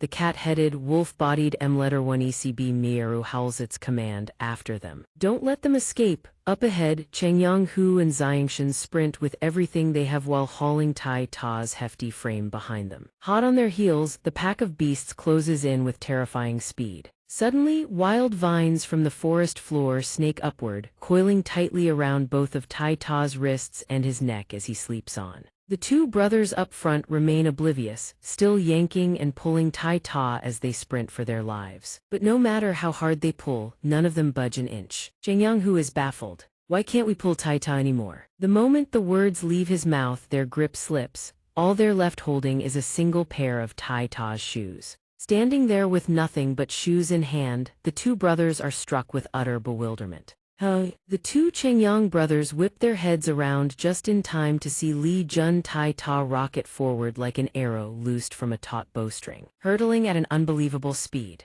Tai Ta rockets in a straight line, brilling directly into the cat-headed, wolf-bodied M1ECB Mieru, who hovers in the air above. In the span of a few heartbeats, the still dreaming Tai Ta slams headlong into M1ECB Miu with full force, sending it flying several meters. M1ECB Miu's eyes bulge, its mouth gaping in agony. Not good, that hit a vital spot. It crashes to the ground with a thunderous impact, Tai Ta landing squarely on its belly. Changyang Xianxia is rendered utterly speechless, staring in disbelief. That actually works. Changyang Hu shares the exact same thought, though he can't bring himself to voice it. You can do that. After that wild tumble, Tai Ta finally wakes up, bolting upright with a dazed, bewildered look, mumbling to himself. Oh, what happened? Am I still dreaming? Letter 1 ECB Miu bares its fangs and trembles, racked by the agony Tai Ta's impact has inflicted upon it. Instantly, the beasts throughout the forest return to their normal state. Letter 1 ECB Miu's bewitching charm no longer holds sway over them. The dark energy drains from their eyes, one by one.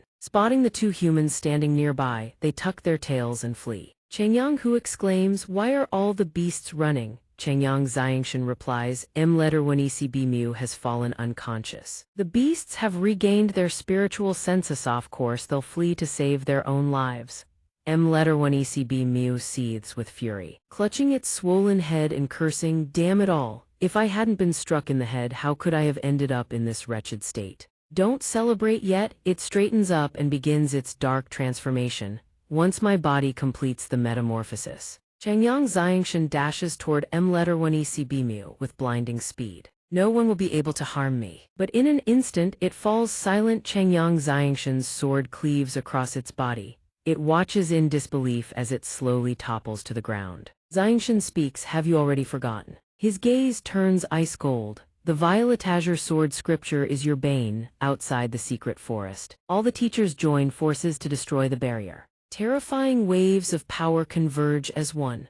Under the boundless combined energy of the faculty, the barrier gradually thins and begins to crack. Then, before the eyes of the Academy Dean, it shatters into countless fragments. The old man with snow-white hair and beard. The Academy Director urges aloud. The gates are opened, and he orders all instructors to enter the dense forest and bring every student out. The Academy Director adds one more command: regardless of whether they are alive or dead, all students must be retrieved, including Changyang Xianxia. Everyone acknowledges the order and responds in unison. Once all the students are evacuated from that terrifying place and small canvas tents are pitched outside the dense forest, they begin buzzing with chatter. The magical beasts in that forest are absolutely terrifying. I saw several fellow students killed with my own eyes. I thought I would lose my life in there too. Thankfully I didn't run into any, otherwise I'd be done for. Yue glances around furtively, her face clearly betraying her anxiety, searching for someone she cannot find. Her brows are knitted tight, tense as she strains to observe every corner of her surroundings. Someone notices Yue's sneaky behavior and cannot help but ask, "Yue, are you still searching for Changyang Xianxia?" A young lady sitting cross-legged on a crate outside a tent hugs her knees and teases Yue, making her face visibly flush crimson. "Puffing out your cheeks and pretending to sulk, that's not very like you, is it? Yet here you are, actively chasing after a man." Yue quickly explains herself. "What are you even thinking? He risked his life to save us. Isn't it only proper etiquette to express our gratitude? You make it sound like it's just common courtesy, as if anyone would do the same." The girl says to Yue, "The teacher said all surviving students will gather here. Could they be?" Yue immediately turns her gaze toward the shattered barrier of the dense forest. "No way." Yue grows worried for a moment, but then recalls Changyang Xianxia's formidable prowess, strength that few could rival, and reassures herself. "That guy, he's so extraordinary, surely nothing will happen to him." Inside a small tent erected by everyone, Bai En sits with the Academy Director, reporting the situation to the old man. "Academy Director, we've combed through the entire dense forest. We found no trace of that demonic beast. It must have latched onto one of the students." The Academy Director seems to have anticipated this. "Indeed, just as I expected." The Academy Director turns solemnly, intending to address all the disciples. "For allowing that demonic beast to escape and leaving the students wounded here, I am deeply ashamed." Bai En's expression shifts, a trace of guilt on his face. "Academy Director, you still haven't recovered. Perhaps I should handle this instead." But the old man's mind is set. The Academy Director's eyes blaze with fierce determination. "I will personally eliminate that beast." With those words, the Academy Director rushes out of the tent, barking a string of orders to all students. "Prepare every demonic beast detection tool. Upon discovering any anomaly, strike immediately." Bai En parts the tent flap and follows outside, letting out a weary sigh. All students assemble as ordered, gathering to hear the academy director's announcement. Everyone, place all the monster cores you've obtained onto the table. I must inspect everyone's achievements. Upon hearing this, a wave of panic sweeps through the crowd. We're doomed. I couldn't even defeat a single magical beast. I have nothing to show. Those beasts were so powerful, just being alive is impressive enough. But they are unaware that someone is secretly observing everything from afar through a small spyglass. Those students continue chattering. It wasn't easy, but I managed to slay two. Another person suddenly bursts out laughing. I got 4 with a hull. Followed by cheerful boasts from others. My group and another got 3 cores. We passed 2. Suddenly, they hear someone nearby mocking them, a bunch of trash. It's not that the beasts were strong, you lot are just pathetically weak. It is none other than Cheng Mingxiang. He grins smugly, flaunting his own results with undisguised pride. Let me show you what a real gap in strength looks like. Cheng Mingxiang hurls all his monster cores onto the table. There are so many that each one clatters against the wooden surface, one after another. The orange-haired youth's eyes go wide as he exclaims at the sheer number. The others nearby are no exception, equally stunned. Cheng Mingxiang truly lives up to his title as the young master of the Huanian sect. His strength is formidable indeed. Hearing this, Cheng Mingxiang grows even more emboldened, jabbing his finger at them mockingly. This is what real strength looks like. You're all pathetically weak. Yu Yue, however, shows visible displeasure at his attitude. Arrogant and insolent. The Huanian sect having a young master like him is 3 lifetimes of misfortune. The girl beside her sighs, but Cheng Mingxiang is truly powerful. I fear no one can surpass him. We can only endure his arrogance. But in this world, anything can happen. A voice rings out from directly behind them. Cheng Mingxiang, a few paltry results and you already dare to boast. Yu Yue whips her head around, instantly recognizing that voice. That voice, it's him, sure enough, it's the 3 of them, Changyang Xianxia and his companions. Their arrival is nothing short of celestial beings descending upon the mortal world. Changyang, who, carrying an unconscious girl on his back, bursts into hearty laughter. Ha, having every eye in the crowd trained on Yaono, that's exhilarating. Xianxia is helpless against this brother of his. If we hadn't gone searching for that treasure you mentioned, we wouldn't have missed the timing and shown up this late. Changyang, who rolls his eyes. I thought that seal contained treasure, who knew there'd be nothing there. Tai Ta tears into a succulent piece of meat from the drumstick in his hand, grinning. But the treasure hunt was pretty fun though. Cheng Mingxiang points at them furiously, his shout cutting off the brothers' banter. Changyang Xianxia, you actually survived. What did you just say? That yours are better than mine. Xianxia suddenly smiles, a smile dripping with mockery. Better than yours, is that not perfectly reasonable? Every young lady present, Yu Yue included, is struck breathless. They clutch their flushed faces and gush, so dashing, so domineering, I love it. Changyang Xianxia presses his advantage, pointing at the table already overflowing with Cheng Mingxiang's spoils. Academy director, please bring a larger table. Xianxia's blade-sharp gaze sweeps toward Cheng Mingxiang as he grins. I want to show someone here what it means when they say beyond the heavens. There are always greater heights. Cheng Mingxiang produces a massive wooden table as large as a bed and sneers. Is this table big enough for you? I want to see just how many monster cores you can possibly produce. Changyang. Xianxia grips the spatial pouch in his hand with unshakable confidence. Then look closely, he raises his hand, a white void yawns open. With something like a black hook flickering inside it, electricity crackling around its edges. Don't be too shocked now. Changyang Xianxia points upward toward the void, and monster cores begin raining down in a torrent. Witnessing this spectacle with their own eyes, everyone Cheng Mingxiang included is struck dumb with shock. Not a single jaw among the onlookers can close. No way, that many. A man in a black robe murmurs, am I seeing things? Where did Changyang Xianxia get so many monster cores? The pink-haired girl beside him can barely contain her astonishment. Did he sweep the entire forest clean by himself? Beyond those stunned into silence, there are those who lament several of their own cores are among the haul being poured out. Changyang Xianxia crosses his arms, standing tall and arrogant before Cheng Mingxiang. Well, convinced now. True strength is a person's own power, not a reason to look down on others. These words earn considerable praise from the crowd.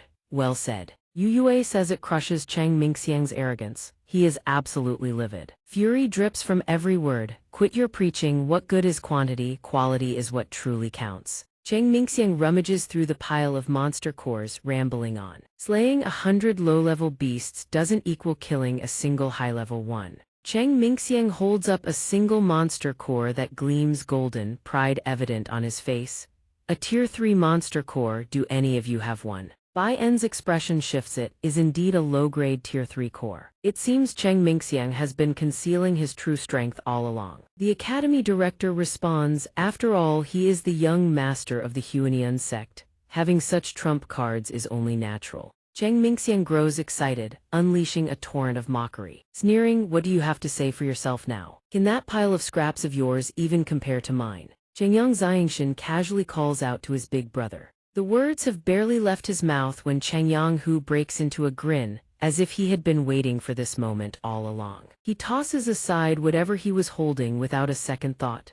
Cheng Mingxiang, assuming Xianxia is calling him big brother, sneers without hesitation, begging for mercy now. Calling me big brother won't save you, it's too late. Cheng Yanghu cuts in, hold on. Xianxia is calling me. The two brothers flash identical grins and bump fists. Xianxia says cheerfully, when it comes to showing off, that's best left to big brother, who replies, showing off is my specialty. Then Cheng Yanghu raises a monster core pink in color, radiating an even more dazzling glow than the yellow one. He turns aggressive, thrusting it toward Cheng Mingxiang. What do you call this? Cheng Mingxiang's face drains of color as he stammers, that's a 4th grade monster core. Bai En, watching from the sidelines, is stunned. He blurts out, could it really be from that 2nd-tier monster beast? The principal, standing nearby, looks as though he cannot believe it. This is far too shocking. Cheng Yanghu grows insufferably arrogant, chin tilted toward the heavens, yet his eyes never leave Cheng Mingxiang, in both quantity and quality. You don't even qualify, what more is there to say? Utterly impossible. Who could have foreseen such a humiliating predicament? Cheng Mingxiang jabs a trembling finger at Cheng Yanghu and screams at the principal, they cheated. How could they possibly kill a 4th grade monster beast? Even I don't have that kind of strength. Cheng Yanghu grows even more excited, repeating, he's lost it, he's completely lost it. Tai Ta mocks from the side. I feel embarrassed on his behalf. Cheng Yang Xianxia also joins the crowd, laughing openly at Cheng Mingxiang's expense. He even reminds him, reeking of provocation, remember this, there are always stronger people out there beyond these walls. Never get too full of yourself. Cheng Mingxiang can no longer swallow this humiliation and fury. He raises his hand to strike, shouting at the top of his lungs. You have no right to lecture me, drop dead. Bai En sternly seizes the wrist that was about to commit violence and declares, this is Kargath Academy, not the Huanian sect. It is not your place to act wildly here. The principal suddenly speaks up, you three come with me. No one can understand what is happening. With that, the principal has the three of them turn around, and then, before the bewildered onlookers, they all vanish. What just happened? That's the first time I've ever seen the principal with such a grave expression. A 4th grade monster core, how on earth did they obtain it? Yu Yue wears a contemplative expression. She raises her head, gazing at the scenery, and murmurs, it seems the dense forest harbors an enormous secret. In another setting entirely, Yu Yue's current image flickers to life before a mirror. A voice resonates, it seems the results are already clear. The full view of the mirror reveals 5 figures seated upon 5 chairs, the central chair the grandest, the rest diminishing in size outward. Their faces remain obscured. The person in the central chair speaks, tomorrow is Yu Yue's 16th birthday. Her betrothal has already been decided. The figure seated to the right hears this and remarks, Your Majesty intends to use Yu Yue for a political marriage alliance with a certain power. They smile as someone chimes in, after this period of observation compared to that arrogant Cheng Mingxiang. Cheng Yang Xianxia is clearly far more outstanding. The words have barely settled when the reply comes, I agree. Another voice adds, who would have thought the declining Cheng Yang family could still produce such a talent? The man seated at the center continues, if all are in agreement, then issue the imperial decree. A head of crimson hair gradually materializes, accompanied by the decree, betroth Yu Yue to Cheng Yang Xianxia. The principal, unable to believe his ears, asks, you mean to say, letter 1 ECB Miaru, its spiritual consciousness in disarray, involuntarily shifted into its physical form and was accidentally stunned by Tai Ta. Only then were you all able to slay it. Cheng Yanghu grins smugly, principal. As the principal surely knows, when it comes to making people despise me, I truly am a grandmaster-level expert. Xiangyang Xianxian adds, indeed it's all thanks to Big Brother provoking M-letter 1 ECB Miru into losing its reason so spectacularly. The principal sighs helplessly. I've never met a student more infuriating than you, but M-letter 1 ECB Miru is still a high-grade monster beast. How could Taita possibly have harmed it? Taita demands angrily, Principal, you don't believe me. Shall I reenact the whole thing for you right now? The principal waves his hand frantically. I believe you, the old furnishings in this study of mine won't survive you. In his heart, the principal thinks that M-letter 1 ECB Miru could not have been defeated so simply. There is definitely more to this story. I truly didn't expect, Evan, I could only seal M-letter 1 ECB Miru, unable to kill it. Yet somehow you lot managed to destroy it entirely. Xiangyang Xianxian replies modestly, it was merely good fortune, Principal. Taita nods earnestly, that's right, just good luck. The principal points at Xiangyang Xianxian and declares, regardless, whether by luck or by strength, since you are the one who slew M-letter 1 ECB Miru, the champion of this hunting trial is you. This result is beyond any doubt. Xiangyang Xianxian gazes at the principal. A thought forming in his mind, I've always felt the principal seems to know everything that happened at every detail we chose not to mention. The fact that he says nothing shows he, too, would rather not make a fuss over it. The principal smiles warmly, thanks to you all for helping me resolve a major headache, I can finally breathe easy. 3 pillars of light descend, teleporting the trio back to their original positions. After a brief exchange, they return to the competition grounds, where the principal officially announces the results of the hunting trial. Xiangyang Xianxian is declared champion. The competition concludes here, everyone is dismissed, the injured are to receive immediate treatment. Cheng Mingxiang, stunned by the outcome, shouts, Principal Xiangyang Xianxian clearly cheated. How can he be the champion? I refuse to accept this. There's no way he could have killed a 4th-grade monster beast. The principal's face radiates killing intent as he stares Cheng Mingxiang down. Silence, how dare you question the Academy's judgment? If you have grievances, come find me at my office so we can have a thorough discussion. Cheng Mingxiang breaks into a cold sweat, head bowing low. Understood. Bai En shouts, tend to the wounded immediately. Everyone else return to your quarters. Tai Ta carries an injured student through the door. Doctor, we've got a wounded person here. Yu Yue rushes over to Xiangyang Xianxian. I've been searching everywhere for you. Xiangyang Xianxian turns to face her. Your wounds look fine now, that's a relief. Yu Yue replies, I'm all right. I heard from the other students that it was you who risked your life to save us in the dense forest. Thank you for saving my life. He smiles gently, no need for thanks. As long as it clears up the misunderstanding between us from before, that's enough. Yu Yue says softly, in that kind of situation, someone willing to sacrifice themselves to save others must be a good person. I was rude to you before, I hope you'll forgive me. Let me introduce myself properly, I am Yu Yue. The male lead extends his hand with a smile. I am Xiangyang Xianxian. The two shake hands when suddenly, a teacher appears out of nowhere, inserting herself between them. Yu Yue calls out in surprise, teacher. The teacher turns to Xiangyang Xianxian and says sharply, don't celebrate too early, your real danger is only just beginning. She then turns to Yu Yue, come with me, something major has happened. Yu Yue follows the teacher but still glances back at Xiangyang Xianxian with an apologetic look. He waves it off casually, thinking to himself, so cryptic again. Can't anyone just say things plainly? Back in the room, Tai Ta eats while grumbling. Those annoying classmates, after waking up, they don't remember a single thing. I thought I might actually make a couple of female friends at the academy. Xiangyang Xianxian comforts him, don't mope around, at least we still have the reward, right? Let's see what rare treasure Big Brother brings back. The instant the words leave his mouth, Xiangyang Hu bursts through the door. Ha ha ha, good news, great news. Xiangyang Xianxian smiles wryly. Big Brother, what's got you so worked up? Don't tell me the reward is a beautiful woman. Xiangyang Hu stares back with an expression beyond description. Yeah, you already knew. Xiangyang Xianxian's jaw drops. What? The male lead is utterly stunned. The reward really is a beautiful woman, is this for real? Back in the room, Xiangyang Xianxian sits with his eyes closed, his expression clearly displeased. Xiangyang Hu notices and asks, fourth brother, you don't seem very interested. Tai Ta adds sympathetically, yeah. You get to marry a princess show, can you not be happy about that? Changyang Xianxia turns away coldly. I don't even know who this princess is. You want me to marry her? I can't accept that. Changyang Hu shouts in exasperation, Princess Kara, she's the only daughter of the current king. The male lead merely gives him a flat look. Big brother is rendered speechless. His expression icy, the protagonist asks, and then what? Changyang Hu stammers, that's all I know, I've told you everything. Princess Kara has been shrouded in mystery since childhood. Only the inner royal family knows her true identity. No one on the outside has ever seen her. Tai Ta wonders aloud, hidden to that extent. Surely the princess isn't ugly, is she? Changyang Hu retorts, even if she were absolutely hideous, she's still a princess. Marry her and in the future you could inherit an entire kingdom.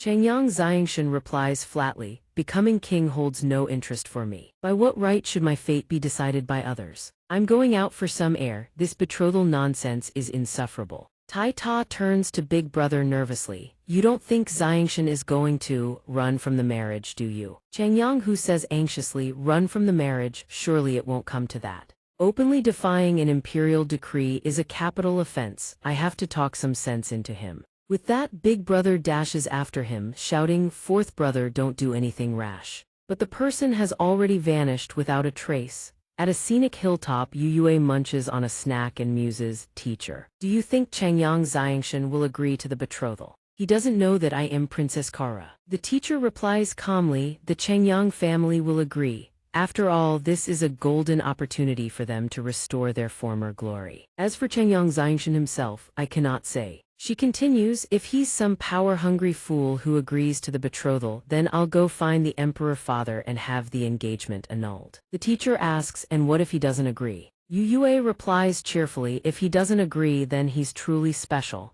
I think he might be worth considering. The teacher sighs exasperatedly, he agrees to the imperial betrothal and you want to annul it. He refuses and suddenly you don't want to annul it. The affairs of you young people, I truly cannot comprehend them. Oh, speak of the devil and he shall appear. A silhouette drifts languidly into view from the distance. The young man mutters with a sullen expression as he walks, in my previous life. I wandered the heavens and earth alone, free and untamed. Now, out of nowhere, I'm struck with an arranged betrothal. Having someone constantly by my side, I still haven't gotten used to it. A watermelon rind comes hurtling through the air. Xianxia whips his head around to see which rude soul threw it. Suddenly, Yue materializes out of thin air and says, Classmate Xianxia, what a coincidence, come over and have some watermelon. Changyang Xianxia scratches his head upon seeing her and approaches, asking, Why are you here, didn't you have something to attend to? Yue replies, I finished dealing with it, so I came here to enjoy the scenery. I heard you were bestowed a marriage by the king. He hears this and sits down uncomfortably, asking, How did you find out? Yue smiles and replies, I'm very quick with my information. Congratulations on marrying a princess. Changyang Xianxia speaks while eating watermelon. What's there to congratulate? I haven't even met the princess before. And suddenly I'm bestowed a marriage out of thin air. Yue says in surprise, to marry the princess in the future you could inherit an entire kingdom. Many people can only dream of such a thing. Changyang Xianxia replies candidly, whatever I desire, I will seize through my own strength, not through someone else's charity. Yue turns to him and asks, you want to annul the betrothal? Changyang Xianxia replies with a frown, the betrothal is a decree of the imperial family. If I annul it, I'll drag my clan into trouble. And it would be disrespectful to Princess Kara. I cannot harm the innocent. Yue looks at him and smiles, I truly didn't expect you to consider others. He replies, I'm still young right now, I only want to cultivate nothing else. Once my strength grows to the point where I can negotiate with the imperial family, I'll settle this matter then. Yue asks, you look quite mature, there's nothing about you that seems young. You wouldn't have lied about your age, would you?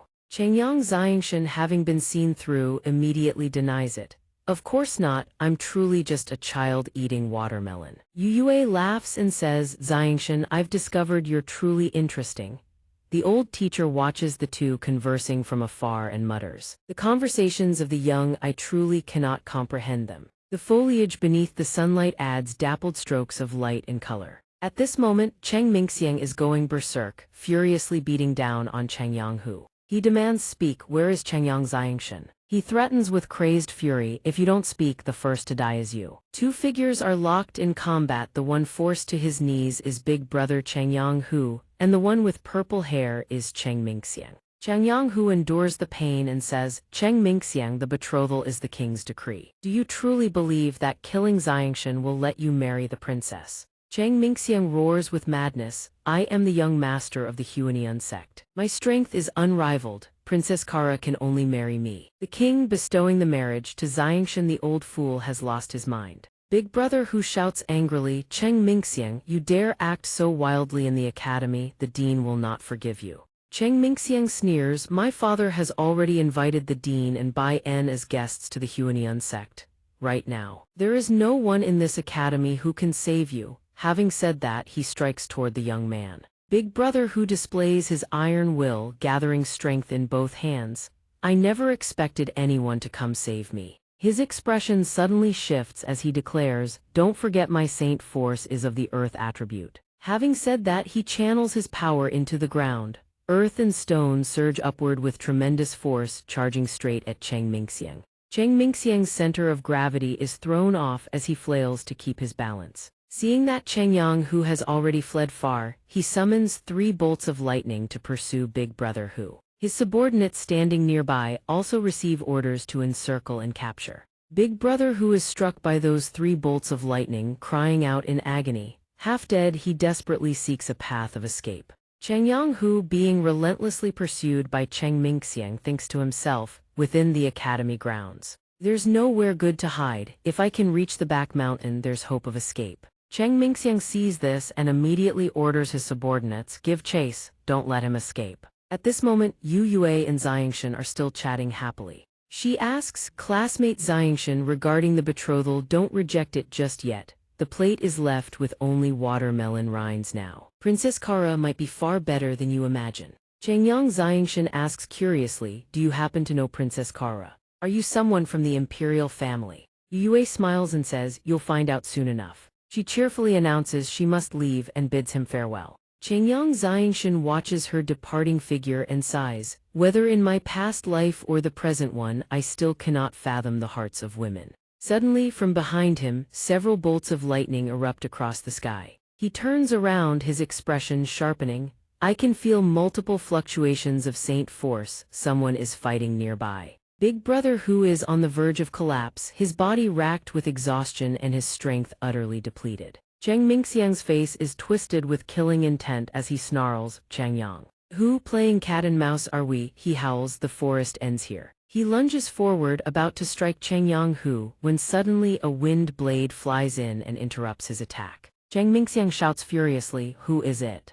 Cheng Yang xianxia arrives. He asks with concern, Big Brother Cheng Yang-hu, are you all right? Cheng Yang-hu says weakly, fourth brother, Cheng Mingxiang wants to kill me, hurry, go find the dean. Having said that, Big Brother Hu collapses. Cheng Mingxiang sees xianxia as if he's struck gold. He laughs wildly, Cheng Yang xianxia, you've delivered yourself right to my doorstep. He howls with manic excitement, you came to me of your own accord. Cheng Yang xianxia looks at Cheng Yang-hu and says, Big brother, I may be an insufferable trouble to others. But he risked his life hunting monster cores for me, every good thing he would save for me. In this world, apart from my mother, the only person who gave me the warmth of family is Big Brother. This is my big brother's blood. The protagonist's eyes blaze with madness. Blood debts must be repaid with blood. You dared harm him like this, every one of you deserves to die. Cheng Mingxiang declares, the one who dies today is you. Cheng Mingxiang looks at the killing aura emanating from xianxia and thinks,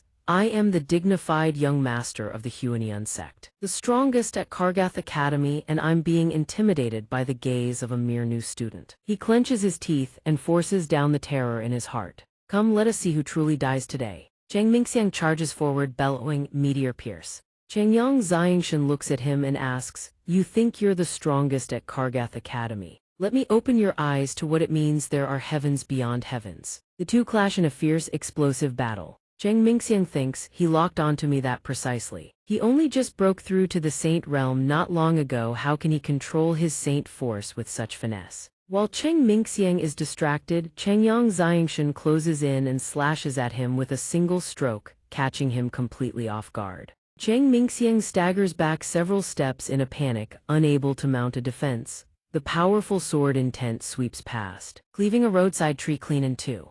Had Cheng Mingxiang not retreated, he too would have been split in half. Cheng Mingxiang thinks in horror, I'm wounded, how is this possible? No, absolutely impossible, he must have gotten lucky. No, I refuse to accept this. He hurls one lethal attack after another at xianxia, only for each to be effortlessly dodged. What follows is a brutal spectacle of Chengyang xianxia beating Cheng Mingxiang senseless. Clutching the slash wound on his back, Cheng Mingxiang remains obstinate and unrepentant. He stares at xianxia and thinks, why does it feel like every one of my attacks has already been predicted? I can't land a single hit. From Chengyang xianxia's body, a torrent of killing aura erupts. He declares, before today I always held back against you because I had no desire to kill you. But today is different, you dared harm my brother, this sin is unforgivable, die. Having said that, he unleashes hundreds of sword strikes, leaving Cheng Mingxiang no time to react. Cheng Mingxiang is sent crashing to the ground by the overwhelming sword intent.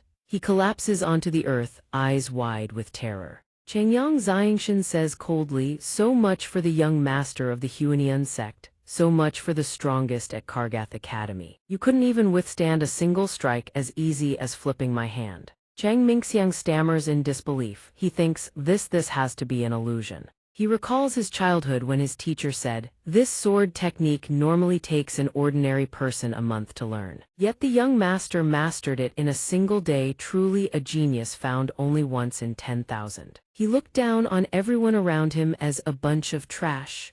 He lived surrounded by praise, called a once-in-a-millennium prodigy. Destined for greatness, destined to make the Huanian sect flourish even more under his hand. His father praised him, saying that one day he wouldn't just be the sect master of the Huanian sect, but also the king of an entire nation. He believed that everything good in this world rightfully belonged to him. Returning to the present, he grits his teeth and snarls with fury. I am the future sect master of the Huanian sect. I am the future king. I am a genius, I will not lose. Everyone, attack together. We have so many, are you telling me we should fear one man? Kill him and you'll be handsomely rewarded. Countless assassins surge forward. Chengyang xianxia regards them with contempt. When strength falls far short, you try to make up for it with numbers. In less than a single breath, every last one of Cheng Mingxiang's subordinates has been taken down. Unwilling to accept it, he roars that Chengyang xianxia is indeed formidable, but it all ends here. Don't you care deeply about your eldest brother? If you don't want your brother to die, chop off your own right arm. Xianxia turns his head, his gaze filled with menace. Hurry up, or I'll drag your brother down with me and let my sword intent cleave us both apart. Cheng Mingxiang freezes. Chengyang xianxia says nothing. With a single sword strike, he nearly cripples Cheng Mingxiang's arm. He screams in terror, ah, my arm. Xianxia's expression turns grim. Cripple an arm, very well, however it will be your arm. Cheng Mingxiang glares at him and howls. Chengyang xianxia, how dare you harm me? My father will never let you off. I'll make sure your entire Chengyang clan is exterminated, Xianxia says coldly. As long as I kill you, no one will ever know what happened here. His ice-cold demeanor sends a tremor through Cheng Mingxiang, who shakes uncontrollably. His legs buckle, he flees in terror, screaming as he runs, ah, don't kill me, someone save me. Xianxia moves to pursue and eliminate the threat at its root, but a voice suddenly thunders from behind, who dares fight on the rear mountain? Have you no regard for academy rules? Seeing the newcomers, Cheng Mingxiang seizes upon them like a drowning man grasping at straws, screaming desperately, teachers, save me. Chengyang xianxia is trying to kill me. Two teachers rush over and demand, what's happening here? Quicklighten to the wounded. Xianxia mutters inwardly, it seems there's no way to silence Cheng Mingxiang now. Forget it, for now, I need to get my brother to safety. In a certain cave, Chengyang Hu gradually regains consciousness, finding himself lying in a dim cavern. He turns his head and spots Chengyang xianxia. He calls out hoarsely, fourth brother. It seems both of us have perished. Could this truly be the realm of King Yama? What a tragedy, fourth brother, so young, killed by Cheng Mingxiang's vicious schemes. I will not rest in peace even in death. I swear I will become a vengeful spirit and hunt that bastard down. Xianxia rubs his temples and sighs, big brother, can you not be so dramatic? I already beat Cheng Mingxiang so badly he fled with his tail between his legs. Chengyang Hu's eyes widen, what did you just say? You're not dead. Then what about all this blood? Xianxia replies, it's a fruit I found in the forest. When applied, it stops bleeding. I used it to treat your wounds and clean your clothes. Xianxia exclaims in amazement, that's miraculous. Then how did you manage to beat Cheng Mingxiang and drive him off? Xianxia answers calmly, I crippled his arm. I originally intended to kill him to silence him, but the patrol teachers arrived. He got away. This lingering threat, what do we do now? Xianxia asks in alarm, you crippled Cheng Mingxiang's arm. He is the sole heir of the Huanian sect. They will never let this go. Fourth brother, you must flee at once. If the Huanian sect captures you, you will surely die. Xianxia shakes his head. If I run, the Huanian sect will not spare the Chengyang family. I cannot drag them down with me. Chengyang grits his teeth. Unfortunately, the principal and the others have been invited to the Huanian sect. Right now, no one at the academy can stand up for us. Hearing this, a plan sparks in Xianxia's mind. The principal is at the Huanian sect. It seems he can make one high-stakes gamble. At the Huanian sect's guest pavilion, the elders converse within the inner hall. The principal addresses Sect Master Cheng. Did you invite us here specially just to drink wine and make merry? Bai-in adds, if there is nothing else, we should head back first. There is much to be done at the academy. Sect Master Cheng replies, it is rare for all of you to visit. Please stay a while longer. Nothing will happen at the academy, I assure you. And even if something did occur, it would not concern you. The two exchange a glance without a word. The principal whispers, could it be that Cheng Mingxiang intends to move against Xianxia? Bai-in asks, surely they wouldn't dare cause such a ruckus within the academy, would they? Sect Master Cheng raises his cup loudly. Principal, Vice Principal, I thank you both for looking after my son these past years at the academy. Let me raise a toast to you both. Suddenly, a subordinate rushes in, shouting, Sect Master, terrible news. Sect Master Cheng frowns. What is it? Why the panic? The subordinate stammers, our report, the young sect master Chengyang Xianxia at the academy has crippled one of his arms. He is critically wounded and on the verge of death. The principal and Bai-in nearly spit out a mouthful of blood. Sect Master Cheng's face turns ashen. He cannot believe his own ears. What? Night descends, the world sinks into silence. Yet inside the female teacher's room, the oil lamp still burns, casting its warm glow across every corner. Yue holds a steamed bun mid-bite, her eyes wide with shock. Xianxia crippled Cheng Mingxiang's arm. The female teacher crosses her arms, her expression grave. Unless a seventh-stage radiant saint can be found, Cheng Mingxiang's arm is beyond saving. Yue replies with growing worry, but there isn't a single seventh-stage radiant saint in the entire kingdom. The female teacher sighs helplessly. Sect Master Cheng has already submitted a petition to His Majesty demanding punishment for Chengyang Xianxia. His Majesty is troubled over the matter as we speak. Hearing this, Yue panics. She slams her hand on the table and declares with fierce determination, I must go see His Majesty. I will beg him to pardon Xianxia. The female teacher quickly restrains Yue. Don't be impulsive. Yue clenches her fists, her expression troubled but resolute. She is certain that Xianxia is not one to provoke conflict. If he wounded Cheng Mingxiang, there must be more to the story. The female teacher replies with a heavy heart, whether there are hidden circumstances or not no longer matters. She explains, the Huanian sect is the foremost sect in the kingdom.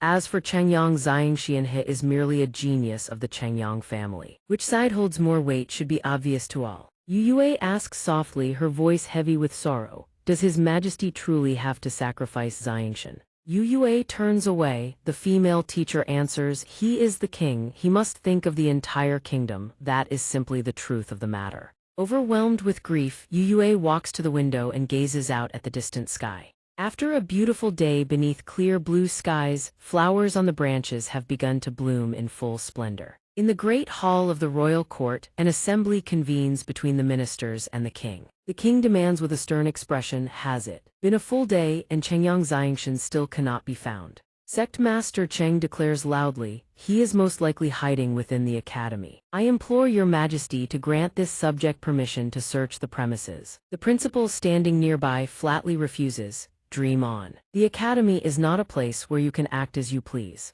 Sect Master Cheng seethes with fury, his eyes bulging with rage. I have just received intelligence not long ago. Jingyangba rushed to Kargath Academy. How does the principal explain this? At this moment, cold sweat drenches the principal from head to toe. He tries to explain, Changyang Ba came to the academy but before the principal can finish. Sect Master Cheng clasps his hands and interrupts urgently, Your Majesty, grant me permission to bring men to the academy and apprehend them. We cannot allow Changyang Ba and his son to flee. A voice suddenly rings out from beyond the doors. There is no need for Sect Master Cheng to trouble himself, I have brought xianxia back. Changyang Ba strides into the grand hall with imposing presence and behind him trails Changyang xianxia, heavy chains wrapped around his body. Sect Master Cheng exclaims in disbelief, What is the meaning of this? The moment Changyang Ba enters, he bows his head and confesses his guilt before the king. Changyang Ba has failed in his discipline.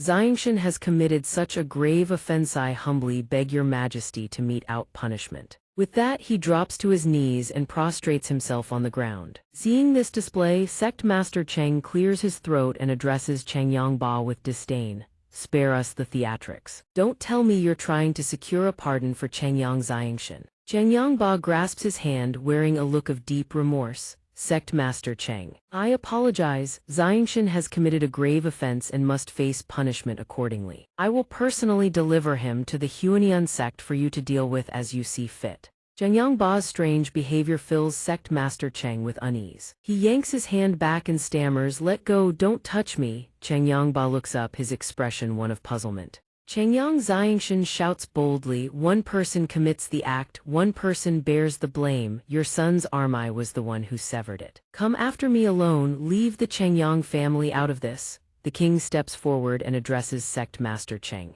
If the Changyang patriarch is willing to sacrifice familial bonds for the greater good, then you too should display the bearing befitting a sect master. Sect Master Cheng begins to grow suspicious. He thinks to himself, no matter what scheme you are plotting, if you dare set foot in the Huanian sect, you are courting death. With that thought, he turns and agrees to Changyang Xianxia's proposal. Very well, then I will settle accounts with Changyang Xianxia alone. I will hold no grudge against the Changyang family. With that, Sect Master Cheng points directly at Xianxia and barks orders at his men. Guards, escort Changyang Xianxia to the dungeon behind the mountain. Bai En watches helplessly as Changyang Xianxia is led away, trembling with rage. The principal can only cast a glance filled with deep worry. Bai En moves to step forward and protect Xianxia, but the principal extends his arm and holds him back. He speaks up to restrain them, Stay calm, don't act rashly. Just remain quiet and see how things unfold. The academy dean whispers to Bai En, Perhaps Xianxia will bring us yet another surprise. Changyang Ba rides atop his giant eagle and locates Changyang Xianxia. The instant he spots his son, he leaps down from the great bird in haste. He anxiously seizes his hand and asks, Xianxia, I received word and rushed here immediately. Have you been hurt? Changyang Xianxia asks in confusion, Father, aren't you going to blame me for bringing such a calamity upon the family? Changyang Ba not only does not blame his son, he takes all the fault upon himself. He says, If anyone is to blame, blame me for failing to protect you completely. You punished the wicked, and yet you must now fear retaliation. I've already made all the arrangements. We leave the Gasam kingdom at once. Changyang Xianxia turns his head and replies, If I just flee like this, the Huanian sect will never spare the Changyang family. Tears glisten in Changyang Ba's eyes. Moved beyond words, he praises, Good Santo, think you would consider the welfare of our clan. Changyang Xianxia mutters to himself, I'm doing this for mother, not the family. Suddenly, a bold idea sparks in his mind. He says, I have another plan. I'm about to play a grand hand. Changyang Xianxia wraps chains around his own body, making it appear as though he has just been captured. He then walks before Changyang Ba, thinking silently, Huanian sect, let's see what you can do to me. Dusk begins to settle. Changyang Xianxia is dragged forward by two of Sect Master Cheng's soldiers, chains clinking. His expression is utterly devoid of emotion as he surveys his surroundings. Changyang Xianxia suddenly speaks up, Isn't this the path leading to the back of your mountain? The guard startles. Cheng Mingxiang approaches with his arm wrapped in bandages, flanked by two burly soldiers carrying weapons. He roars at Changyang Xianxia, You crippled my arm, I'll take your life as payment. Changyang Xianxia remains utterly calm. He replies nonchalantly, So you came, after all.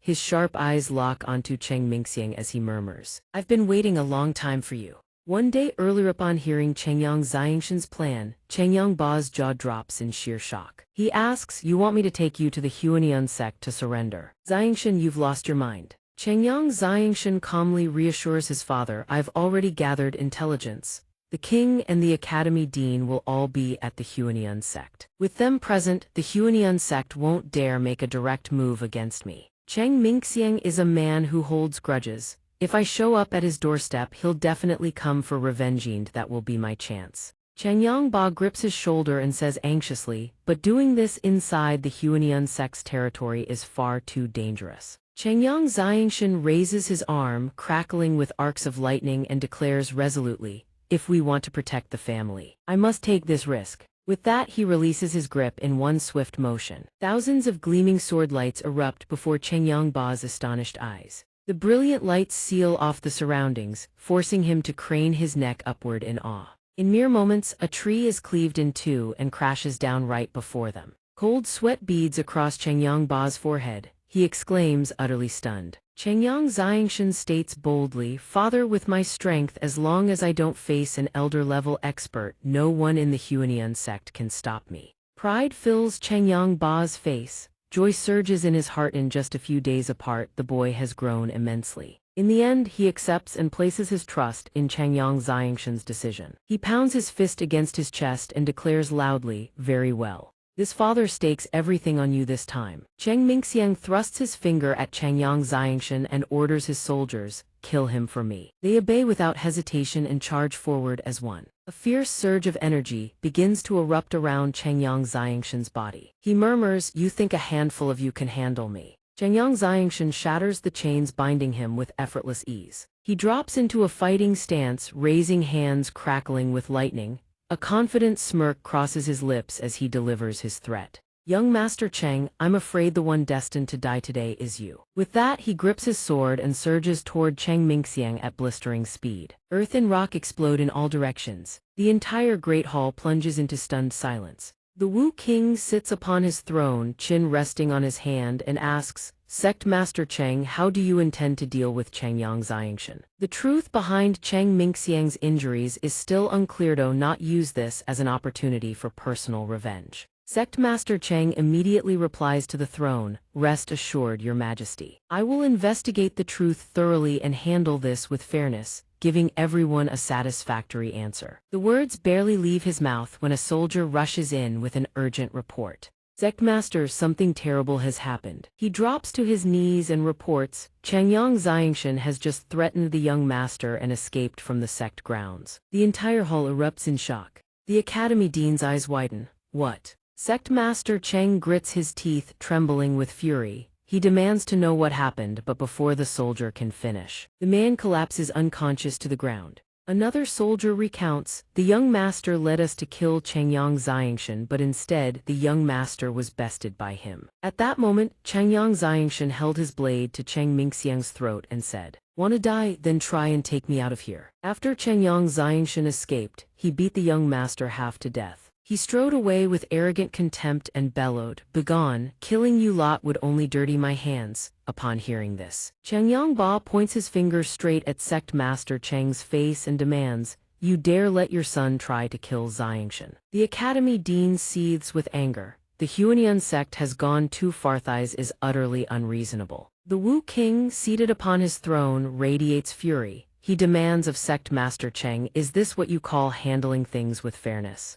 Sect Master Cheng's face turns ashen with dread. He stammers, hand trembling near his lips, "Damnable wretch." He immediately wheels around and punches the soldier who just delivered the report, cursing, "A bunch of good-for-nothings." Changyang Ba watches with secret satisfaction. He murmurs, "Good," then kneels before the throne with a display of earnest sincerity and pleads, "Your Majesty, Xiang Tian has already escaped. I will go and apprehend him at once. I humbly implore your Majestito not hold the Changyang family responsible." The Wu King issues a firm decree. The Changyang patriarch has shown righteousness in putting justice above kina commendable attitude. Pass down my decree. This matter has nothing to do with the Changyang family. No one is permitted to hold them accountable. Changyang Ba accepts with a deep, grateful bow. The Wu King then pronounces his next verdict. Changyang Xianxia has fled out of fear of punishment. Such despicable conduct warrants a nationwide arrest warrant. Everyone in the Great Hall bows their heads and echoes in unison. 5 days later, in White Cloud City, a border city of the Gassam Kingdom, a man named Wu De urges hastily, pack the goods quickly. The caravan departs the Gassam Kingdom today. A stranger approaches holding a slip of paper. He asks, "Good sir." "Greetings, I'm the guard the mercenary guild sent over." Wu De glances at the paper in his hand and replies, "Young brother, you look rather young.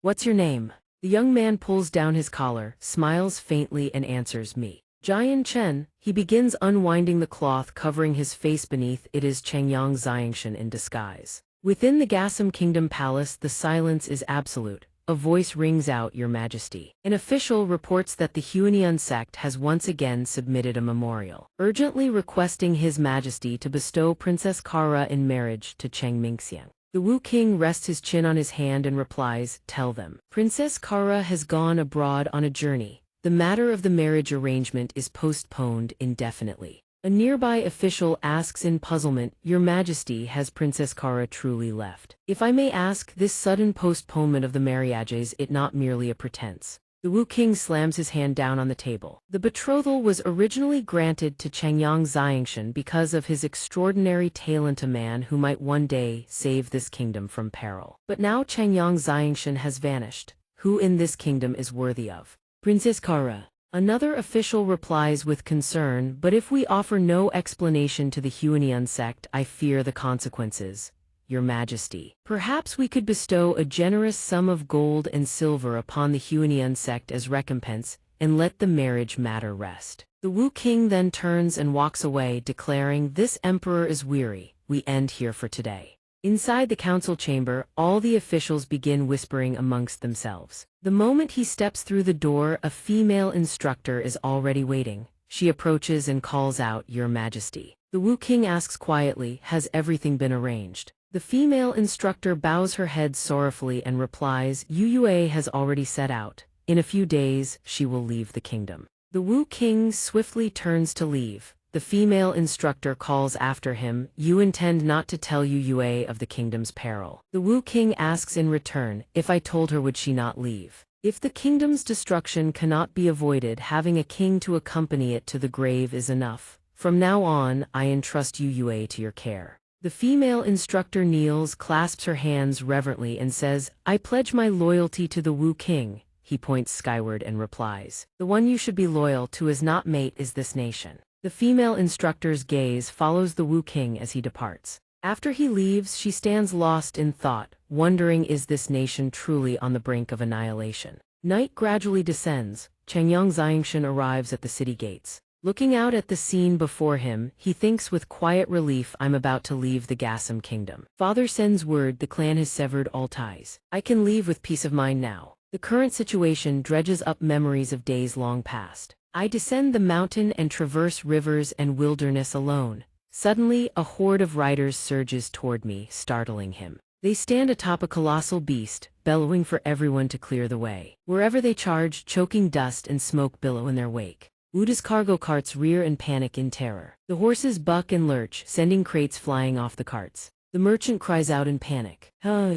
A crate hurtles straight toward him. Changyang Xianxia yanks him out of harm's way in a flash. Wuda beams with gratitude, "Many thanks, Brother Jian Chen." Changyang Xianxia smiles faintly and replies, "I guard the convoy's guardset is well within my duty." His gaze drifts toward a group of soldiers plastering a notice onto the city wall. His eyes narrow with sudden alarm, fixed on the paper. The notice bears his own face. The soldiers announce a bounty of gold for anyone who captures Changyang Xianxia, providing a mere clue warrants a grand reward. Worthy of being the kingdom's foremost sect, a Huanian sect, my horse never stopped galloping, yet they trailed me by only a hair's breadth. With wanted posters plastered everywhere, if I don't disguise myself, I will certainly be discovered. With that thought, he immediately pulls his hood low over his head. He mingles into the throng of merchants to slip through the city gate. A soldier standing in the distance spots him instantly. The moment Changyang Xianxia approaches, the soldier thrusts out his hand, "Remove your hood."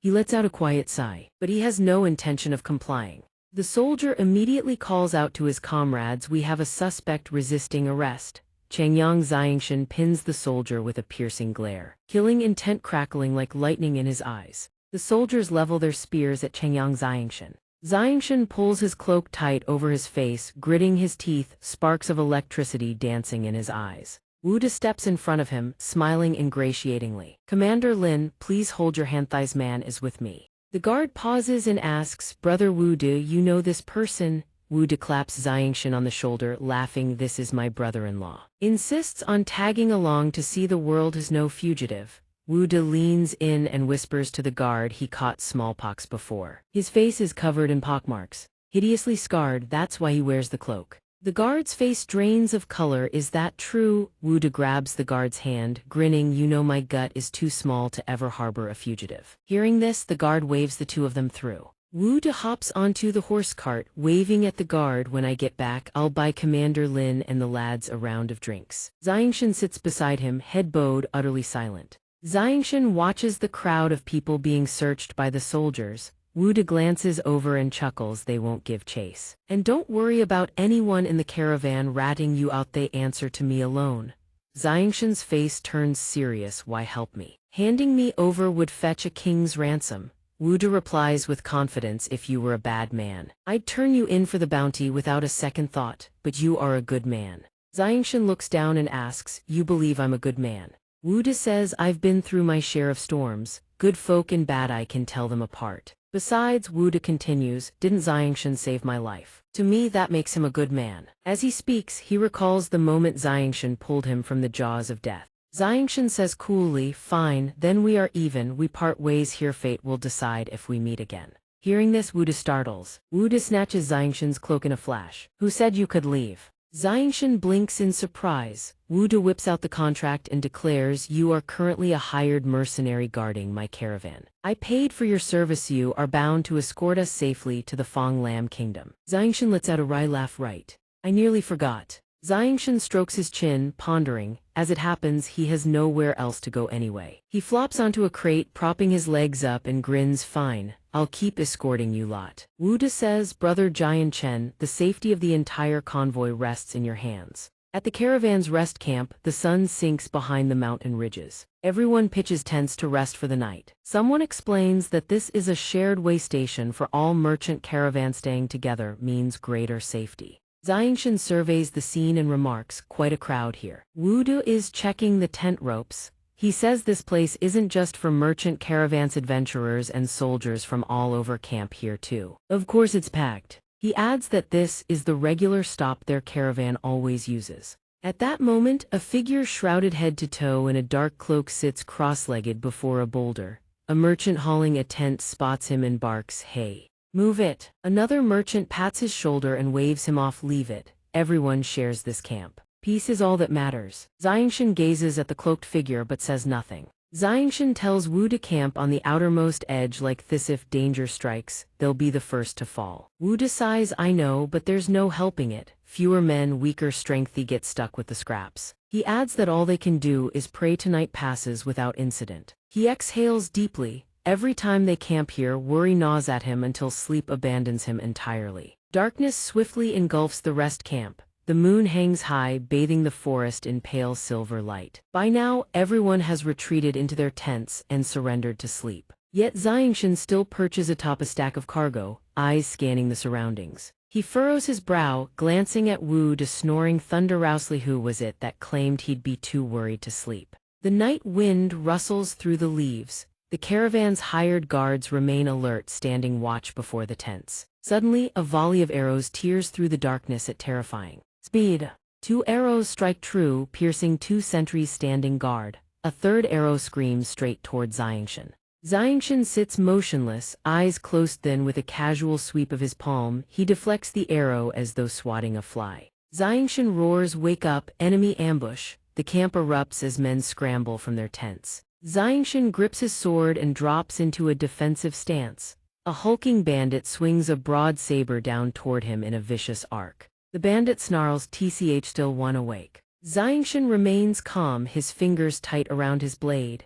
The attacker lunges with reckless fury, raining blows upon Xianxia without pause. The merchants shriek and wail in terror. Enemy ambush. Xianxia defends while his mind races. Incredible power amid stage, Saint Master, one full realm above me. The thought crosses his mind as he clenches one eye shut, gritting his teeth. Wu De seizes a spear and shouts to everyone, stay sharp, we're under attack. He freezes, manic laughter echoes across the camp. The lead bandit bellows, the vicious serpent brigands are here, you are all dead. With those words, a massive horde of savage killers floods the camp. The merchants blanch in terror, it's the vicious serpent brigands, we're finished. The bandits cackle wildly, brandishing their blades. Don't want to die? Then come out and fight for your wretched lives. Desperate pleas for mercy fill the air. I don't want to die. Someone save us. A bandit laughs and hurls a battle axe straight at a merchant. Wu De throws himself sideways, the axe screams past him, wind tearing at his clothes, embedding itself in the ground behind him. Xianxia clashes with a bandit midair and shouts, Brother Wu De, get everyone out of here now.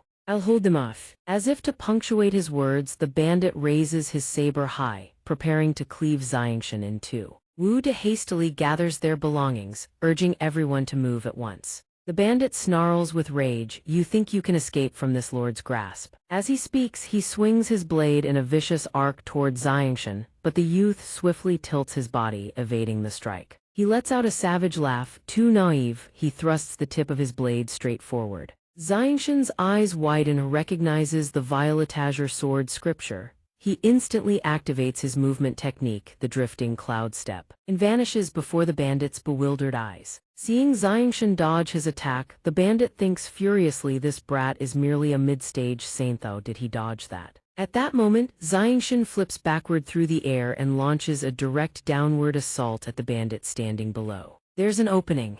Xianxia thrusts his sword straight at the bandit, but the man swiftly dodges the lethal strike. That sword is too fast. He leaps backward to create distance. Xianxia grips his sword tightly, leveling it at the bandit. Wind attribute saint force, he realizes. Xianxia remains silent, thoughts racing. Even my fastest strike couldn't wound him. The bandit grits his teeth, glaring. Who the hell is this brat? He roars his question. What was that sword strike just now? Are you telling me a saint can thrust a sword that fast? Xianxia smirks. Has that much confidence already caught you off guard? Do you believe my sword can be even faster? The bandit asks in disbelief. You can swing your sword even faster. Xianxia shouts, then watch this. Seeing the deadly seriousness on Xianxia's face, the bandit panics, turns tail and bolts. Xianxia bursts out laughing. I was just messing with you. The bandit's eyes flare with fury. His face turns purple with rage. You dare toy with me, I'll hack you into 100 pieces. He swings his blade and unleashes a saint weapon. Techniquebrilliant light erupts around him, blazing across the sky. He pours every ounce of his strength into chasing Xianxia down. Xianxia runs, thoughts racing. This man is the strongest enemy I've faced since transmigrating here. Far too dangerous to handle head-on. Retreat is the wisest course. While running, Xianxia murmurs under his breath, Wu. Brother Wu De, where did they go? Suddenly, Xianxia's eyes widen in astonishment.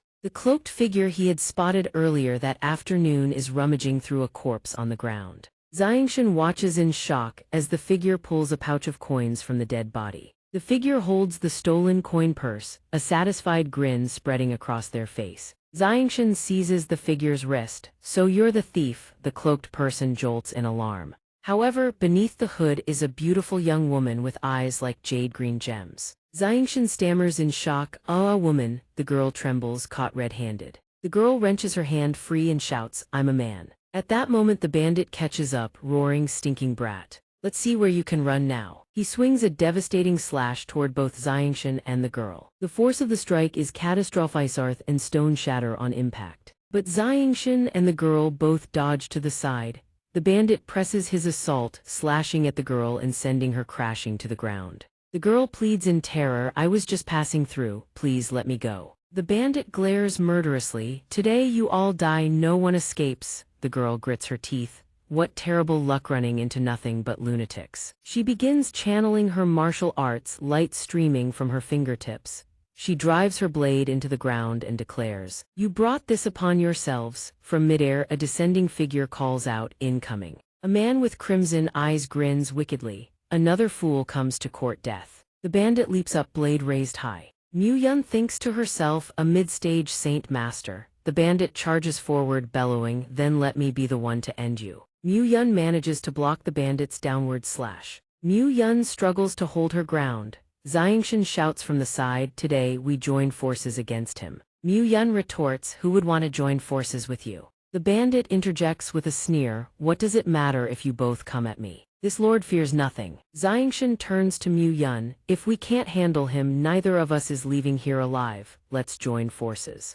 Mu Yun crosses her arms. Since you're begging me to ally with you, I'll reluctantly agree. Wu De, being dragged along by a man wielding a halberd, calls out. Junior brother Xianxia, save us, someone help. Xianxia calls back while running. Hold him off for a moment, I'll be right back. Mu Yun's eyes blaze with anger. You tricked me into fighting the enemy so you could run away. The bandit charges forward, laughing. Don't worry, once I finish killing you, I'll hunt him down and vent my fury for you. Mu Yun mutters under her breath. I never wanted to reveal my true strength. With that, Mu Yun flings her cloak aside, gripping her blade tight. Mu Yun leaps into the air, screaming, take this. She drops down and drives her blade into the earth. Spiritual power erupts from the ground. The bandit glances over, his expression shifting. A combat technique. He watches as a tremendous force radiates outward. Mu Yun smirks cunningly. HMPH. You want to kill me? The bandit laughs. I didn't expect you to know a combat technique. What a pity your strength is lacking.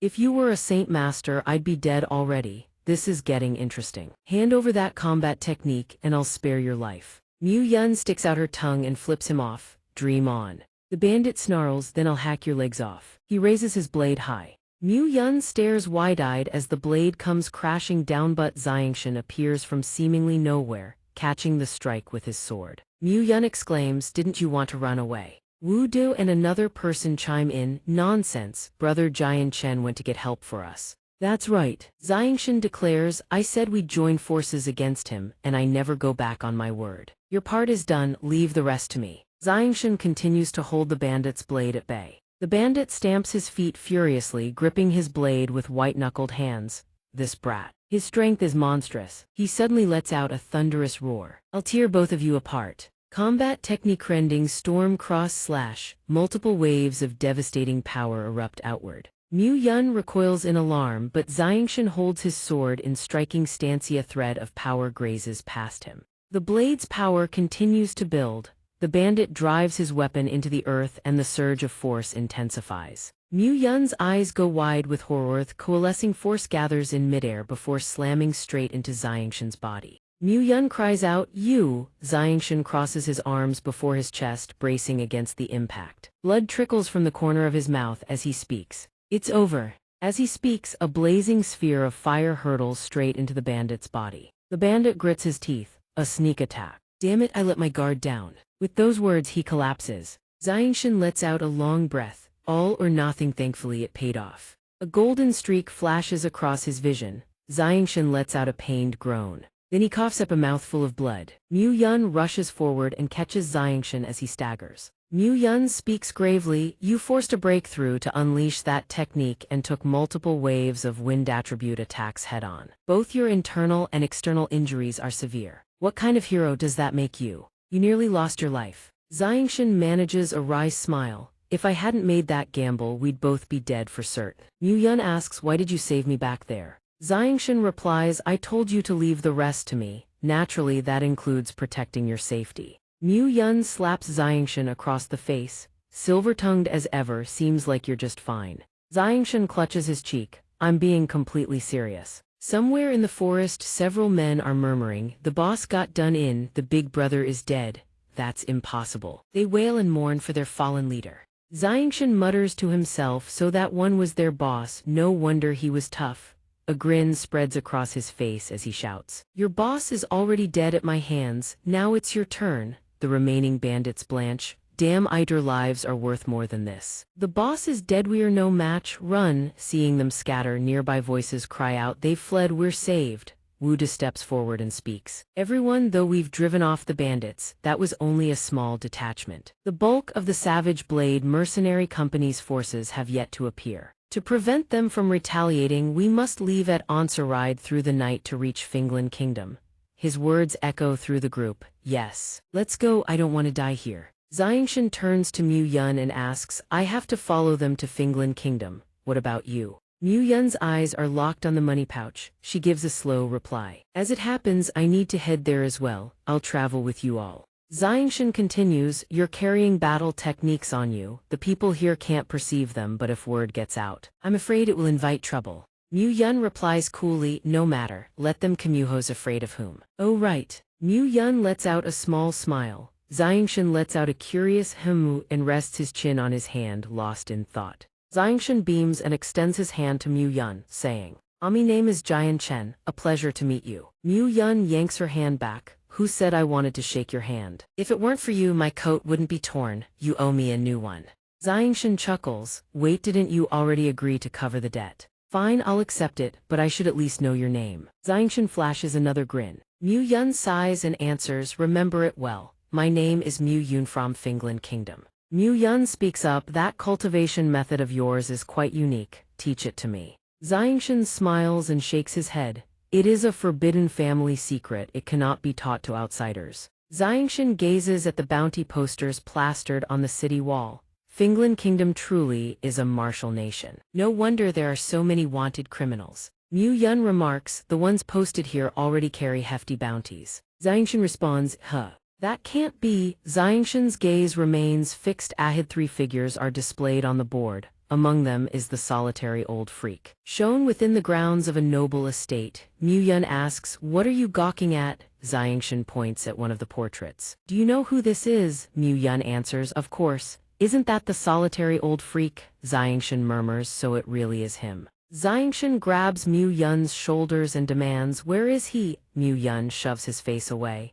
We're both men, keep your hands to yourself. If I knew where the solitary old freak was, I'd have turned in the tip and collected the bounty ages ago. Tempted by the reward, are you? I advise you to crush that thought. The gap between your strength and his is vast beyond measure. Xianxia presses, what do you know about him? Mu Yun grins, information costs money. Xianxia asks again, is this enough, now talk. Mu Yun holds the money pouch in hand. Mu Yun grins and begins, the solitary old freak is a fearsome powerhouse who appeared out of nowhere in Finland Kingdom over a decade ago. His strength is monstrous and he revels in slaughter. He swiftly became the #1 most wanted criminal in all of Finland Kingdom. Xianxia's thoughts race over a decade. Agathat aligns with the time I transmigrated.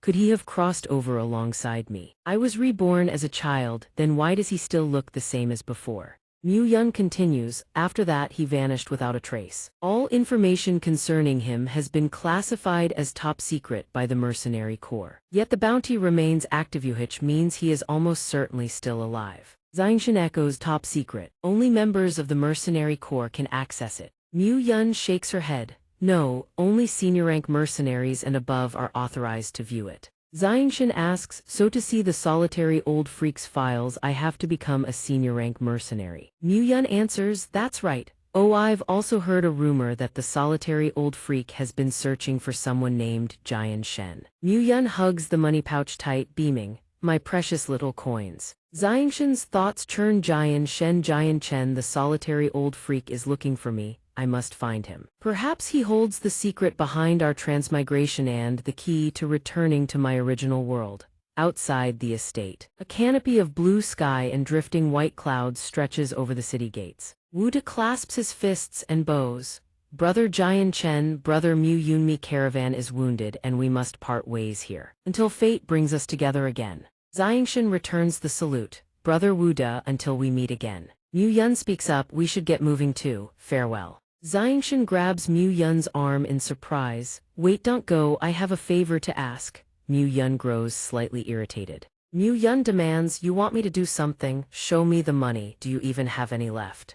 Xianxia replies, not a coin, but I know where to find gold tier bounties. Mu Yun raises an eyebrow. Oh, gold tier bounties. Before a large tavern a voice calls out, we're here. Inside the tavern, a man with pitch-black eyes sits cradling a wine cup. Mu Yun speaks up. Isn't this your first time in Finland Kingdom? How do you know about this tavern? She pauses, then explains. I picked up intel in the mercenary district. This is the most popular haunt for criminals and outlaws in the city. Have a seat and order a drink. I'll be back shortly. Xianxia flashes a smile and strides away. Mu Yun walks up to the barkeep. 1 cup of water. The barkeep nods. Coming right up.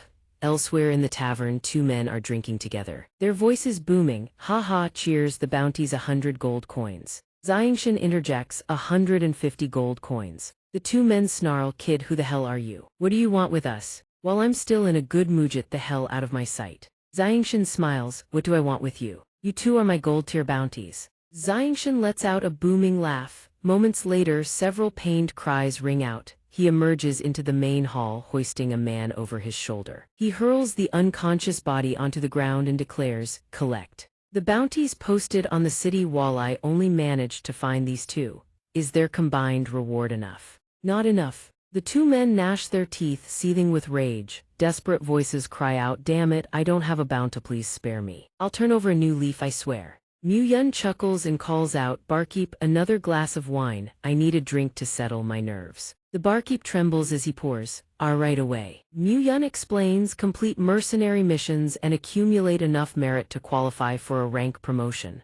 Xianxia takes a swig of ale and asks, "What if I want to accumulate merit fast?" Mu-yun answers, "Simple. The Monster Beast mountain range is a solid choice. There are countless missions to be had there. It is also the place where the solitary old freak was last sighted." The wine cup clinks against the table. Xianxia wipes the foam from his lips and nods. "Good. Then that's where we go." Footsteps echo. Mu-yun and Xianxia now stand atop a towering boulder. Xianxia gazes out and exclaims, "So this is the Monster Beast mountain range. Truly magnificent." Mu-yun snorts. "Rare to see you so impressed. Stare at it long enough and the novelty wears off. Let me be clear, I'm only responsible for guiding the way and providing intel on the monster beasts. The hunting. That's your job. If you want my help in combat, that costs extra." Xianxia nods. "No problem. I only need someone who understands monster beasts to lead the way." Mu-yun unfolds a scroll. Among the active mercenary bounties related to the Monster Beast mountain range, the highest value target is the gold-tip silver thread serpent, but those are exceedingly rare, not worth the risk.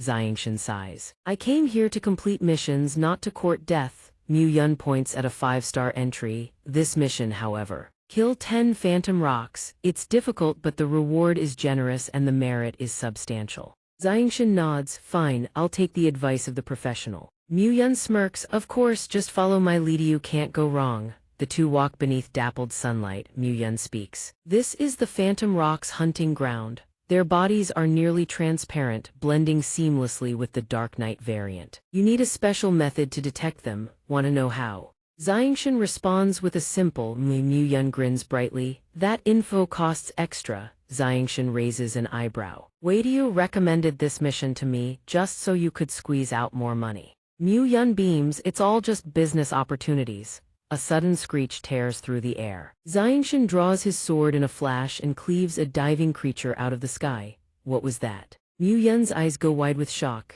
How did you do that?" Xianxia grins. "Want to know? That info costs extra." Xianxia throws his head back and laughs. "Ho ho ho." Mu-yun scowls, irritated. "HMPH, I have no interest in knowing." She walks over to a boulder and sits down.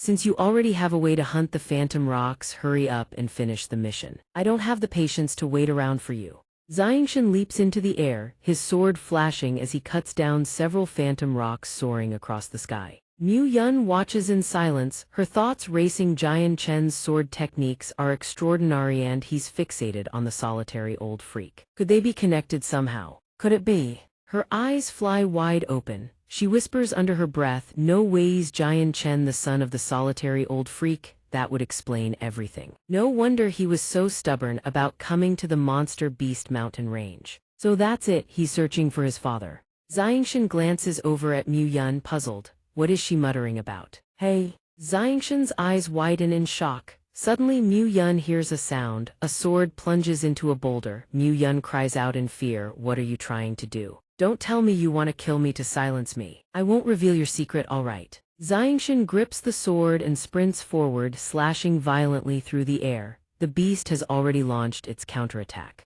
Xianxia keeps running, shouting that the attack is far too powerful. Suddenly, a monster with a pointed head and elongated body comes hurtling toward them. Mu-yun lets out a sharp cry. Cursing under her breath, she swings her blade downward in a vicious chop. Mu-yun shouts, "Can you make out what it is?" Xianxia answers, "It's too fast, I can't see it clearly." Weapons gripped in both their hands, a gold-and-silver blur suddenly streaks across their path. Mu-yun and Xianxia stare in stunned disbelief. Mu-yun exclaims, "That's a gold-and-silver threaded snake." The monster pointed head, serpentine body coils through the air around Mu-yun and Xianxia. The gold-and-silver threaded snake fixes its gaze on the two of them. Mu Yun tilts her head up and speaks. To run into a golden silver threaded snake of all things, I don't know whether to call this fortune or calamity. Xianxia replies, judging by its length, this is a rank 2 golden silver threaded snake. What I knocked away just now was its head. Mu Yun asks, then what did I knock away? Could there be another golden silver threaded snake out there? Xianxia squints one eye and answers, if there's another one, we won't have enough lives to spare. We need to find a way out of here now. Mu Yun presses, what's your plan? Xianxia sprints forward, shouting, I'll draw its attention. You use your combat techniques to carve a path and get out. Mu Yun snaps back, I asked for your plan, not for you to bark orders at me. The golden silver threaded snake materializes, lunging straight toward Xianxia.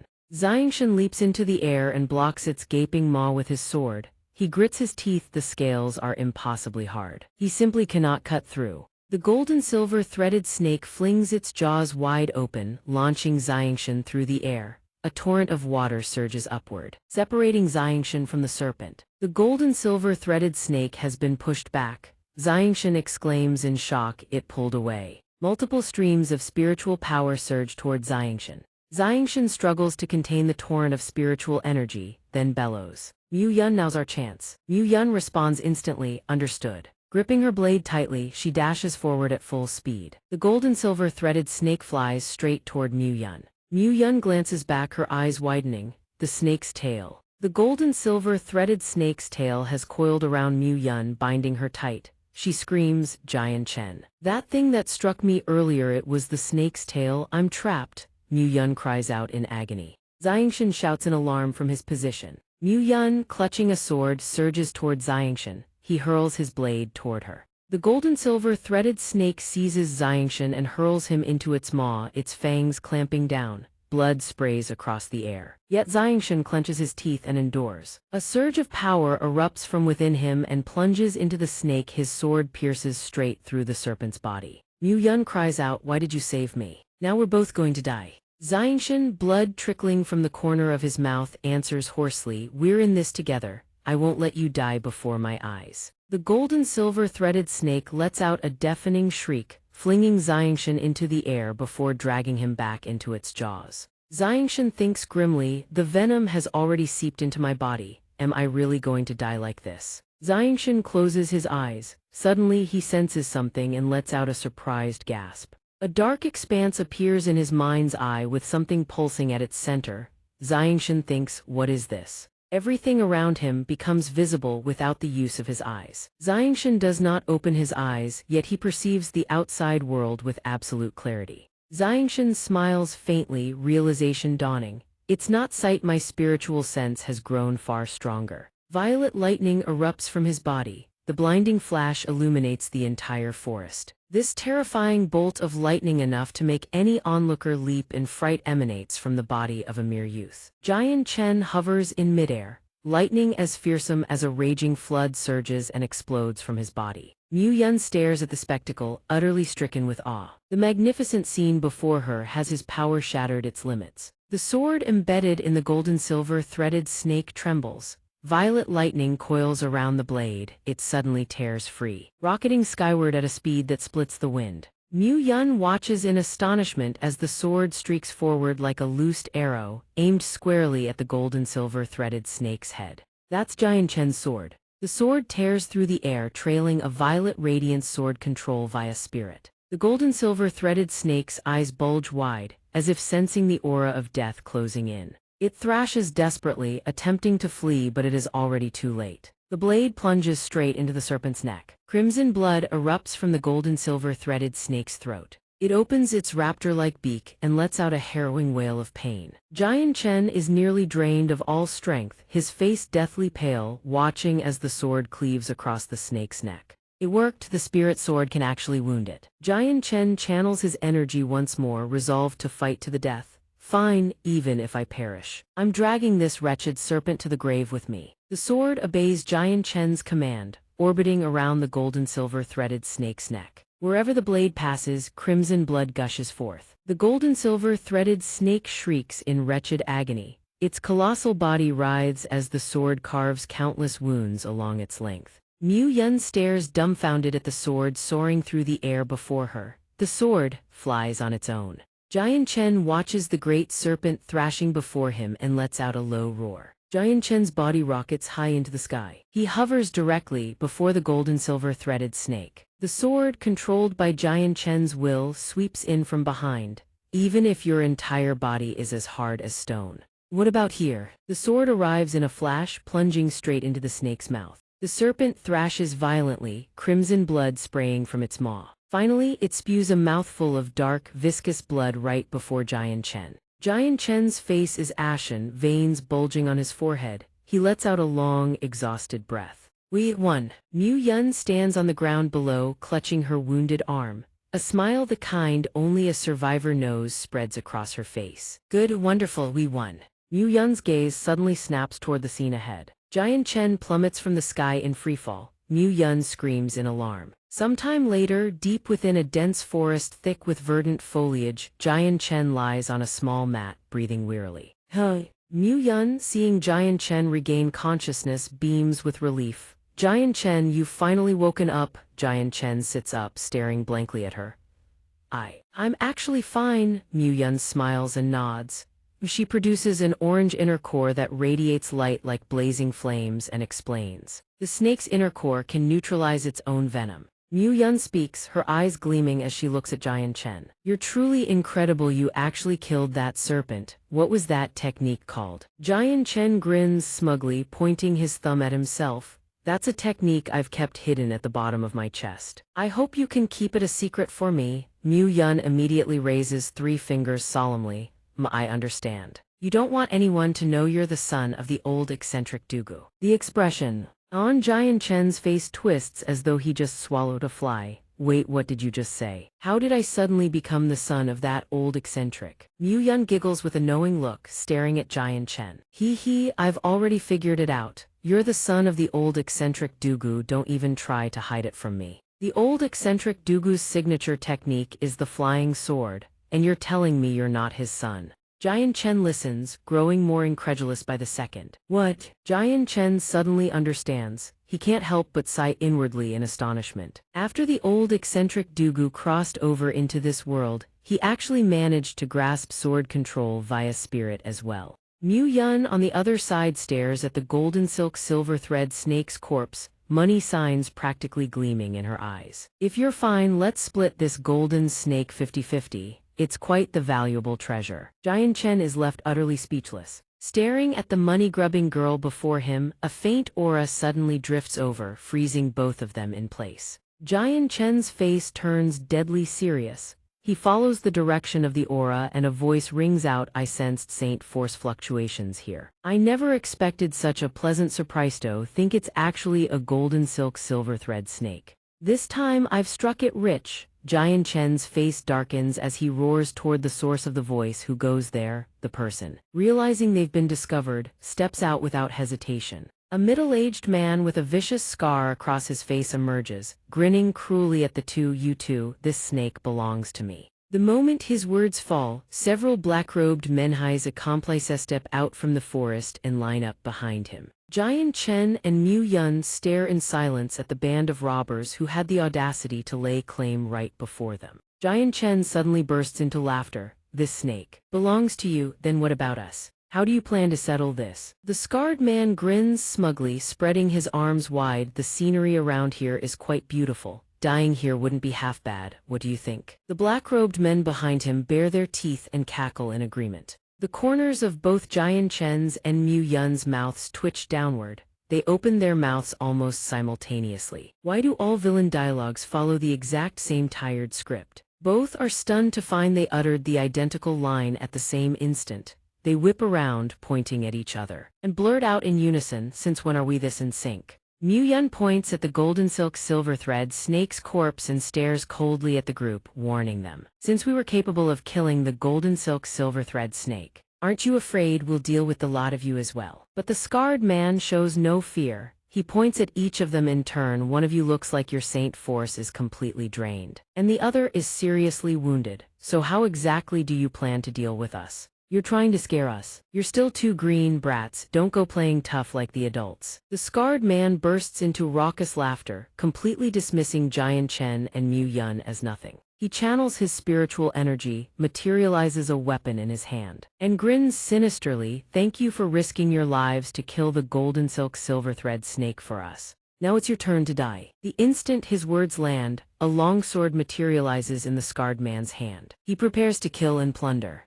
Mu Yun raises her blade and signals to Giant Chen. "I'll hold them off, you find a way to escape." Giant Chen looks at Mu Yun with worry. "Then how will you get away?" Mu Yun smiles faintly, looking straight into his eyes. "Relax. I've got plenty of tricks up my sleeve. Without a good-for-nothing like you weighing me down, escaping will be even easier." Before Giant Chen can even voice his gratitude, Mu Yun's final words cut him off mid-thought. He snarls through gritted teeth, "Who are you calling a good-for-nothing?" Mu Yun rarely gets the chance to seize the upper hand over Giant Chen, savors every second of it. "Your saint force is practically depleted. If that's not being a good-for-nothing, what is? I listened to you earlier, now it's your turn to listen to me." Giant Chen is so furious he grinds his teeth, but he quickly steadies his emotions and returns to the matter at hand. "We barely managed to kill the golden silk silver thread snake. How can we just hand it over to them?" Giant Chen speaks while materializing a weapon in his hand. Mu Yun freezes in surprise. "Don't tell me you intend to." Giant Chen grips the short sword tightly, killing intent blazing in his eyes as he stares down the group across from him. "Only the middle-aged one is a real threat. The rest are nothing. Let's kill them here and now to eliminate future trouble." Mu Yun glances at the comically tiny short sword in someone's hand and gives Giant Chen a look of utter exasperation. "Your saint force is only enough to materialize one weapon. How do you expect to fight them?" Giant Chen replies nonchalantly, "You'll see once the fighting starts."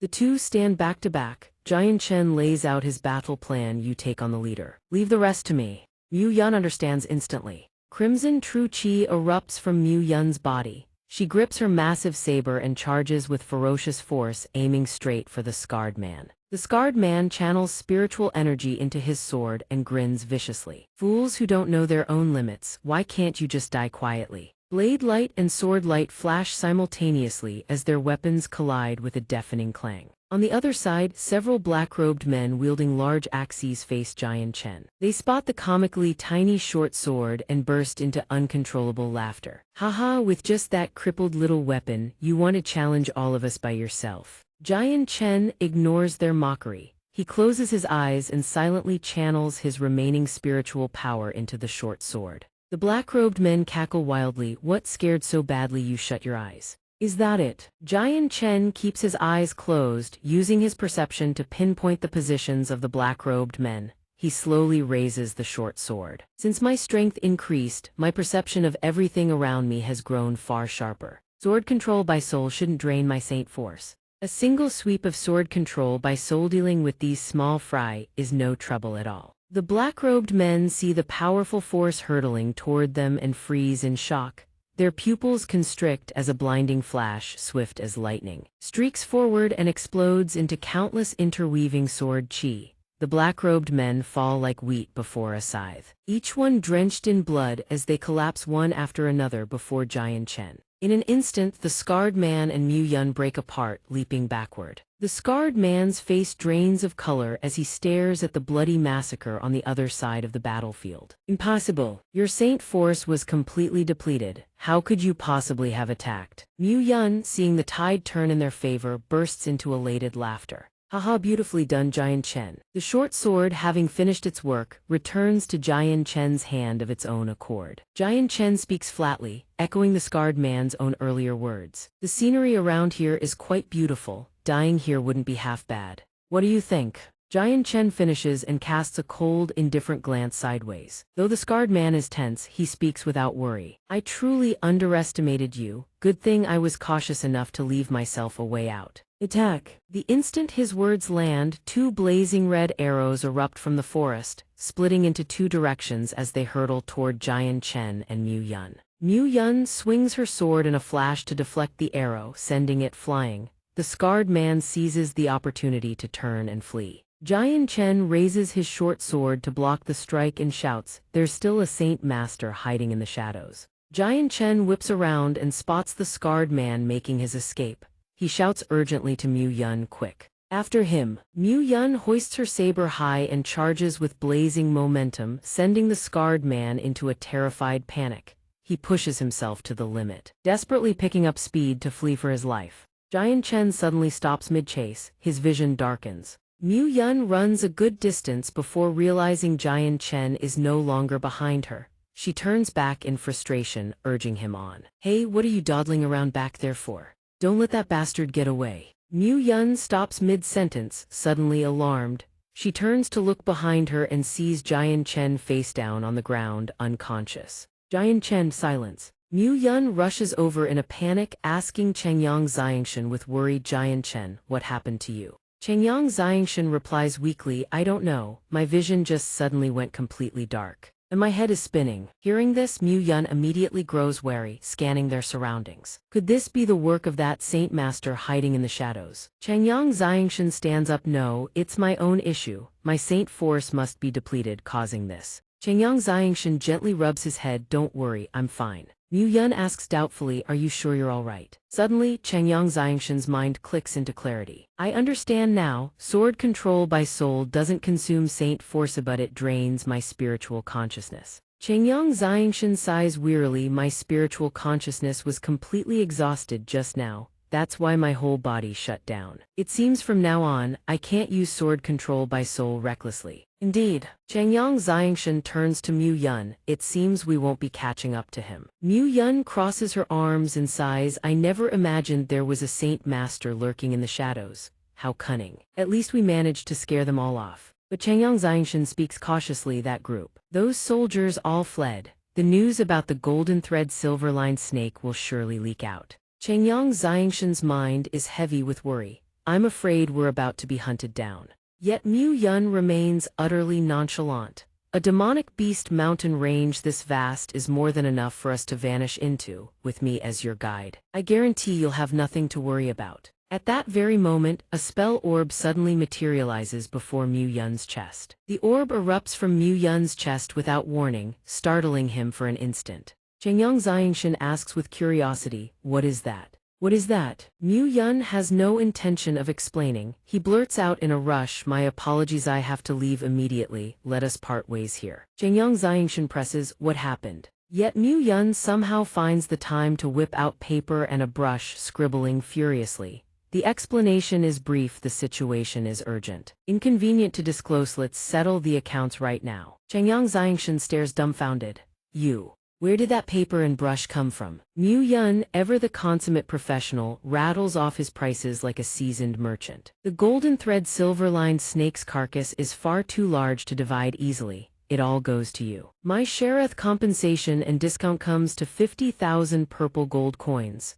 Add to that my fees for guiding you, providing intelligence, and fighting at your side. All told, that's 60,000 purple gold coins. A fair price, I assure you are getting a bargain. Chengyang Xianxia is rendered speechless. You truly were born to be a merchant. Mu Yun beams, proudly brandishing the oversized invoice. Blood brother, care for a receipt. Chengyang Xianxia takes the invoice and hands Mu Yun a ring. Truly a good brother of mine. Everything I've saved is in this spatial ring. The remainder I'll pay you once I have the funds. Needless to say what Mu Yun's expression looked like at that moment, but he firmly affirms the arrangement. Very well, I'll remember the debt you owe me. Farewell. Mu Yun seizes the spell orb and vanishes without a trace. Chengyang Xianxia lunges forward shouting, but it is already too late. Wait. Chengyang Xianxia trembles with fury. At the very least, leave me a way to contact you, otherwise how am I supposed to find you? Aren't you afraid I'll skip out on the debt? Setting that grievance aside, Chengyang Xianxia faces an even greater headache: how to deal with the snake's corpse. How am I supposed to handle this thing? There is obviously no way to transport it. Suddenly, a memory flashes through Chengyang Xianxia's mind. That's right, I read in the Academy's archives that refining the golden thread silver-lined snake can forge a body impervious to all poisons. Chengyang Xianxia mutters to himself. This refinement technique carries the risk of the serpent tribe's consciousness invading my mind, but I can't afford to worry about that now. Chengyang Xianxia presses his palm against the snake's body. Seizing the moment before the soldiers return with reinforcements, he begins the refinement, merging the serpent's essence into his own flesh. He circulates his technique, replacing blood and sinew, a terrifying, impervious to all poisons power erupts within him. Chengyang Xianxia grits his teeth and endures. The refinement process is agony. Several thunderous cracks begin emanating from the snake's body. The serpent's flesh gradually dissolves, until only Changyang Xianxia remains standing, having absorbed the creature almost entirely. Changyang Xianxia stands motionless, wisps of spiritual force still swirling around his body. Without warning, Changyang Xianxia vomits a mouthful of blood. This isn't good. Changyang Xianxia's knees buckle, and he crashes to the ground. What Changyang Xianxia feared most has come to pass. Changyang Xianxia screams, clutching his head, desperately trying to regain control. Nomi consciousness is being invaded. Starting from his forearms and spreading across his face, a serpentine texture begins to surface on his skin. Changyang Xianxia roars as if his very power is about to detonate, even as his flesh threatens to transform into something inhuman. A shred of reason still clings to his mind. This won't do. If this continues, I'll lose myself entirely. I'll become a snake person. A sudden thought strikes Changyang Xianxia like lightning. That's right, the Zai Qing sword art. Determination blazes in his eyes. Changyang Xianxia grits his teeth. Things have come to this. I can only stake everything on one gamble. He desperately summons the technique, his body trembling with fear even as he calls upon it. Zai Qing sword art, please, you must succeed. He severs the heart demon. A tremendous burst of power erupts, and the snake's spiritual consciousness is expelled from Changyang Xianxia's body. Changyang Xianxia begins to transform back. The moment it's done, Changyang Xianxia lets out a breath of pure relief. Thank the heavens, it worked. Changyang Xianxia collapses to the ground. Lucky I had the Zai Qing sword art, or I'd be a dead man. This myriad poison-proof body is far too difficult to cultivate. Exhausted, Changyang Xianxia reflects on the fruits of his labor. I've fully absorbed the energy of the golden thread silver-lined snake into my body. The myriad poison-proof body has been initially formed. From here on, I must continue to have this energy fuse deeper into my flesh. The completeness of the myriad poison-proof body will only grow with time.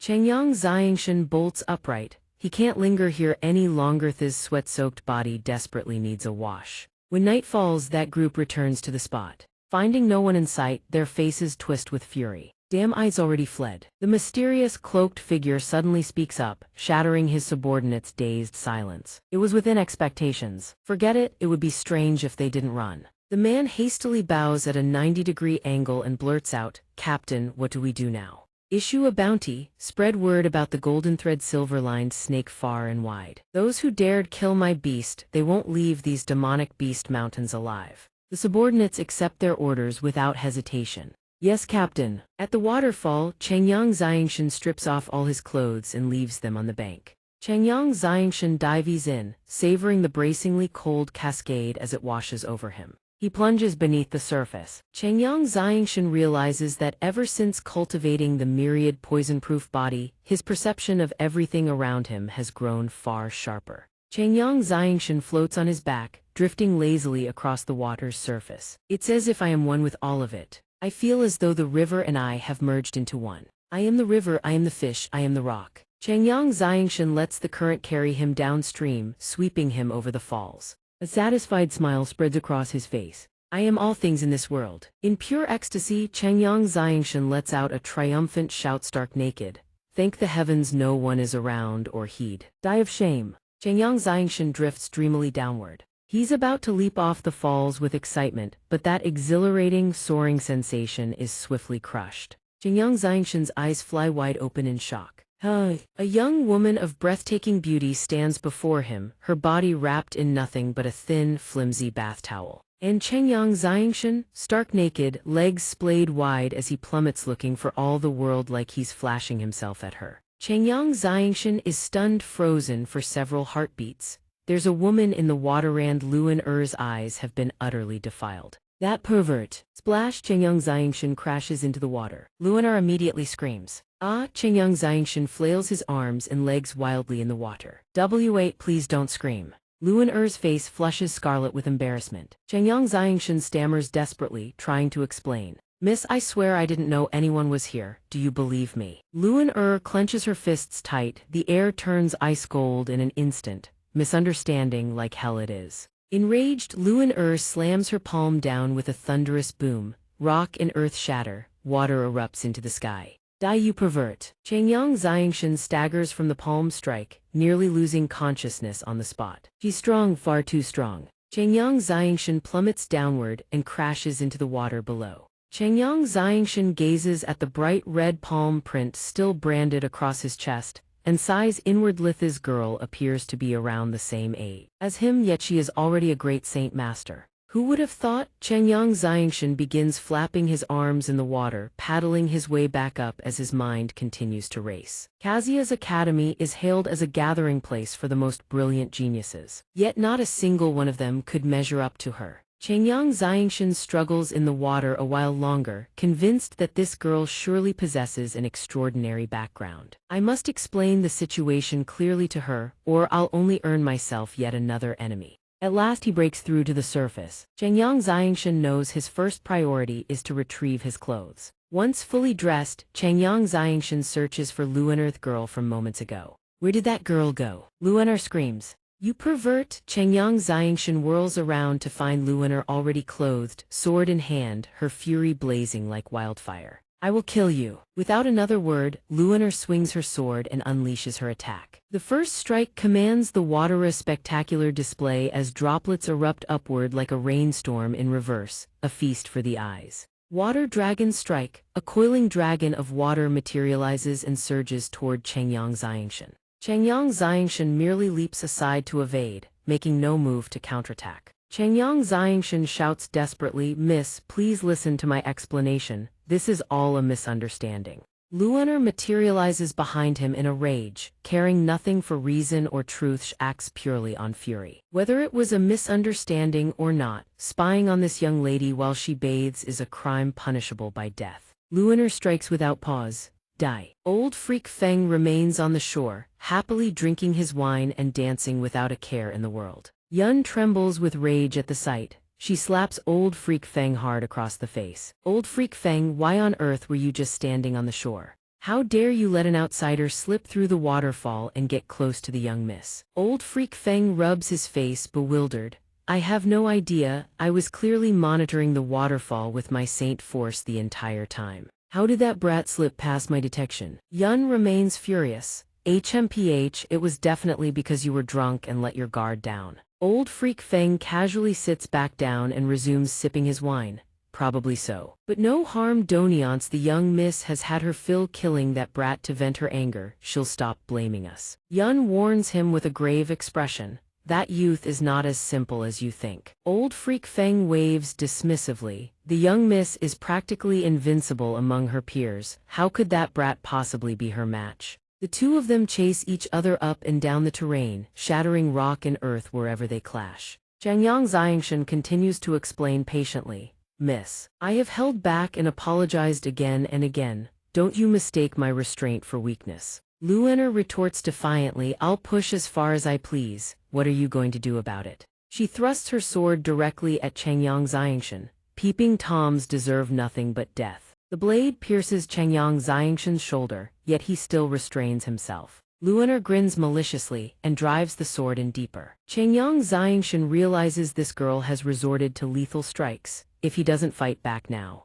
With that thought, Changyang Xianxia seizes his weapon, then grabs Luaner by the collar. In the next instant, he turns the tables. Changyang Xianxia pins Luaner beneath him. She refuses to yield, grinding her teeth and glaring at him with fury-filled eyes. Changyang Xianxia slams into the ground with a thunderous crash. Dust billows and slowly disperses, revealing the two of them still locked in the same position. Changyang Xianxia issues a warning. Miss, your cultivation may surpass mine, but your combat experience is sorely lacking. What happened earlier was merely a misunderstanding. I have already apologized. I urge you not to press this further. But how could the fiery-tempered Luaner tolerate such a threat? You dare threaten me. Suddenly, Changyang Xianxia's vision blurs. A wave of dizziness washes over him. Luaner seizes the moment and slips free from his grasp with effortless grace. Changyang Xianxia stares in shock. What kind of battle skill was that? After deploying her battle skill, Luaner leaps backward, putting a safe distance between herself and Xianxia.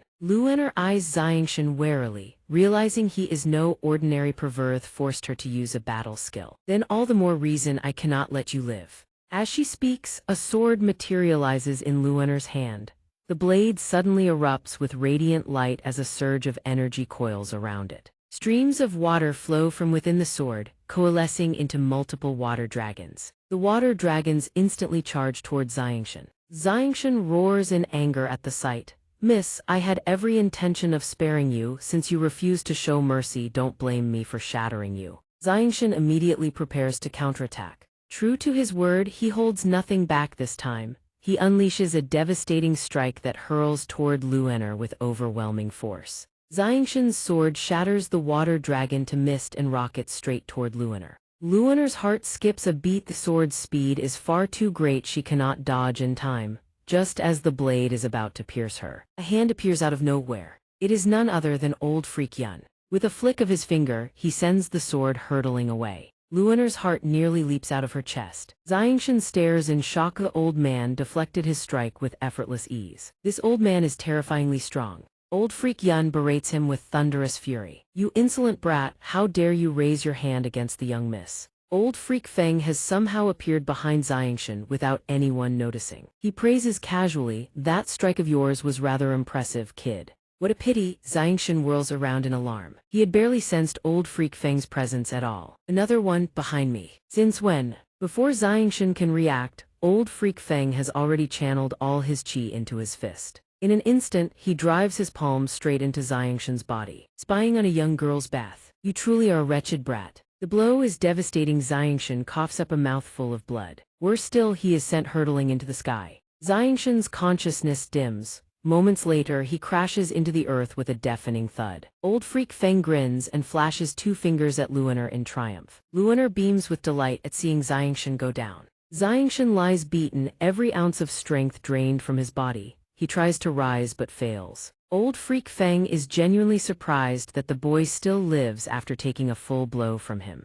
This kid has some backbone after all. Suddenly, old Freak Feng notices something. He stares at his own palm, his expression shifting to one of astonishment. Seeing that Xianxia still breathes, Luener urgently urges old Freak Feng to finish him off on her behalf. Old Freak Feng smiles faintly. "Forget it, he's already gravely wounded, just leave him here to fend for himself." But Luener refuses to relent. "Uncle Feng, he's the pervert who spied on me, he cannot be forgiven." Old Freak Yun seems to sense something as well. He immediately steps in to dissuade her. "Young miss, the mission at hand is far more important. If those people catch up to us, we'll be in deep trouble." Luener finally heeds old Freak Yun's words. She leaps onto the dragon's back, then turns to cast one last glance at Xianxia.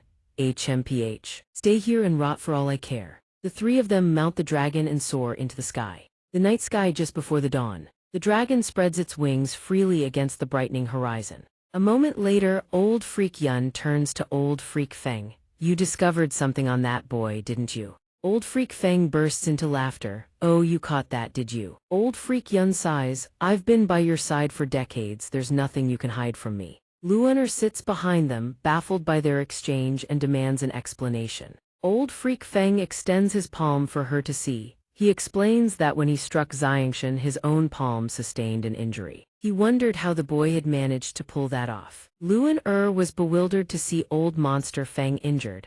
In her eyes, Xianxia was even weaker than she was. How could he possibly have wounded him? Old monster Yun could not believe his own eyes either. How was this possible? That brat's strength was at most at the saint level, yet he had managed to injure him. But old monster Yun quickly shifted his attitude. He noticed something peculiar about Xianxia's saint weapon. It seemed to be under the control of the boy's consciousness. Moreover, old monster Yun observed that Xianxia had managed to evade his saint force detection and close in on Luener. Old monster Feng listened and immediately concluded that Xianxia's background was far from simple. He also feared that a powerful force lurked behind the boy, and so he spared his life. Luener, however, did not share that view. She believed no force in existence could rival their clan. It was simply that old monster Feng was far too cowardly. Old monster Yun saw her arrogance and gently cautioned, "Miss, do not be so proud. This is a sensitive time. We cannot afford to provoke any more enemies against the clan." But Luener refused to listen. She shot her middle finger at him in defiance. Old monster Yun sensed her resistance and whipped around. She panicked instantly, blurting out, "Understood, Luener understands." Hearing her compliance, he turned away. Only then did Luan breathe a sigh of relief. She felt that had been truly dangerous. Yet Luan still burned with furish had failed to kill xianxia with her own hands. But then she figured he probably wouldn't survive anyway. As for xianxia, he gradually regained consciousness. He was gravely wounded, his entire body unable to move. His tendons and bones seemed to have snapped. If not for the Zai Qing sword chi shielding his body, that strike would have killed him on the spot. Xianxia clenched his fist. Though he had not been killed outright, all he could do now was lie there helplessly and wait for death. He felt a bitter sting of regret. He had only just elevated his strength and now he was to die like this. He simply could not accept it. Suddenly a source of Saint Force appeared. What was this? Xianxia sensed that it seemed to be Saint Force of a certain form. He wondered had his heightened perception allowed him to detect phenomena he could never sense before. Then Xianxia realized this Saint Force felt strangely familiar. It struck him in a flash. This was the radiant Saint Force that the Saint Master had used to heal others. The radiant Saint Master drew upon the surrounding radiant Saint Force to mend wounds. If he could use it to heal himself, Xianxia strained with every ounce of his strength to reach that source of Saint Force. He decided to give it a try. Anything was better than dying in agony here. The moment Xianxia made contact, the Saint Force shattered and flooded into his body. While Xianxia endured the searing pain and healed himself, 3 demonic beasts descended from the sky above. A rider atop one of the demonic beasts detected an imperial rank aura near the waterfall. The leader immediately ordered pursuit. Whoever is there, kill them all. The 3 mounted their demonic beasts and flew straight to the waterfall, then descended to search the surroundings. After a thorough search yielded no sign of anyone, they concluded they had arrived too late. One of them suggested their targets had already fled elsewhere. Xianxia was hiding beneath the water, silently observing them. He could tell these men were no good. Fortunately, his aura had already merged with the surrounding environment, otherwise it would have been a catastrophe. Above, the leader refused to believe they had truly left. He slashed at the waterfall with a single stroke. Rocks and earth came crashing down instantly. Only after seeing no disturbance in the water below did the leader finally believe they had escaped. He ordered continued pursuit, and the 3 rode their demonic beasts away. Xianxia exhaled in relief beneath the water. Phew! Fortunately, his mental fortitude held firm. His aura had not wavered in the slightest. But barely a second of peace passed before a massive boulder suddenly came crashing down toward him. Xianxia panics and bolts, but his violent movement causes the bone fracture he had just healed to snap once more. Everything before his eyes spins wildly. Defeat arrives at the very moment his confidence peaks. He never imagined he would die by suffocation, of all things. A while later, warm voices suddenly ring out. He's awake, thank the heavens. Xianxia finds the atmosphere strangely comforting. Before his eyes stand 3 beautiful young women, overjoyed that he has regained consciousness. Xianxia feels as though he has stumbled into the paradise of every man's dreams. Suddenly, a man's voice cuts in. But that means he nearly drowned. This guy is heavy. Xianxia jolts awake. Before him stand 3 rough-faced men wearing wicked grins. He's awake, thank the heavens we saved him in time. Xianxia scrambles to his feet in alarm, demanding to know who they are. The blonde-haired one replies irritably, we heard some commotion nearby and came to investigate. Lucky for you, we pulled you out just in time. Who are you? Why were you drowning? What happened here? We're experts clashing here. Anything else? The tall man cuts the blonde one off, seeing that Xianxia has only just woken up and shouldn't be bombarded with questions. Xianxia, meanwhile, recalls the dream from moments ago. He curses himself. Reading Yang Hu's books was a terrible idea. The man turns to Xianxia with an awkward smile. Pay him no mind, young friend. Xiao Dao here can never keep his mouth shut. Xiao Dao scratches his head and laughs. Ho ha, I just can't help myself. The portly one beside them asks why Xianxia was drowning in the first place. He glances at the injuries covering Xianxia's body. They look far from minor. Xianxia answers wearily, I was splashing around in the pond trying to catch fish. Suddenly the water surface erupted. Countless stones rained down upon it. I got hit, wasn't careful enough, nearly drowned. Xiao Dao grows even more convinced that a fierce battle took place here, powerful enough to shatter the cliff face like this. Only now does Xianxia notice that the waterfall has been utterly destroyed. He wonders just who are those people. Could it be connected to that woman from before? Xiao Dao suddenly asks him his name. Any interest in joining our blazing legion? He boasts that although they only have 3 members now, they will one day become the greatest legion in all of the Finland kingdom. Xianxia is puzzled. What exactly is the Blazing Legion? The tall man panics and clamps a hand over Xiao Dao's mouth. He forces an awkward laugh. Please forgive him, young friend. Xiao Dao is just joking around. The portly one also tells Xianxia to just treat it as Xiao Dao's nonsense. Xianxia studies the 3 of them in silence. They don't seem like bad people. His wounds have yet to heal. And he is utterly unfamiliar with this foreign land. Joining their group might not be such a bad idea after all. After a moment of thought, he speaks cheerfully. I don't have anywhere else to go either. If you brothers would be willing to take me in, that would be wonderful. The man is visibly surprised that Xianxia actually agrees to join them. Xiao Dao, on the other hand, beams with pride. The Blazing Legion just got even stronger. The 3 then begin introducing themselves to Xianxia. The tall man is Kaide, captain of the Blazing Legion. The portly one is Huoba, the vice captain. The blonde-haired one is Xiao Dao, the Blazing Legion's captain's representative. Xianxia introduces himself as Xianxia. Kaide shakes his hand warmly and welcomes him to the Blazing Legion. Xiao Dao's eyes light up with excitement. Xianxia, from now on you'll serve as the vice-captain's representative. But Huoba finds Xianxia far more dependable than Xiao Dao, and suggests that Xiao Dao himself should take the vice-captain's representative role instead. Xiao Dao immediately fires back in protest. My experience runs far deeper than Xianxia's. Surely he should take the vice position. Kaide smiles and says, then let brother Xianxia serve as the second vice-captain. Xianxia watches the scene and feels a brief swell of joy. These 3 remind him of the friends he had when he first formed his mercenary group, before he transmigrated. Back then he rode atop a magical beast's back, laughing and chatting with everyone. Senior brother Xianxia, when you become the sect master in the future, can I be the vice sect master? Stop dreaming, you think you're worthy. The vice sect master position naturally falls to me.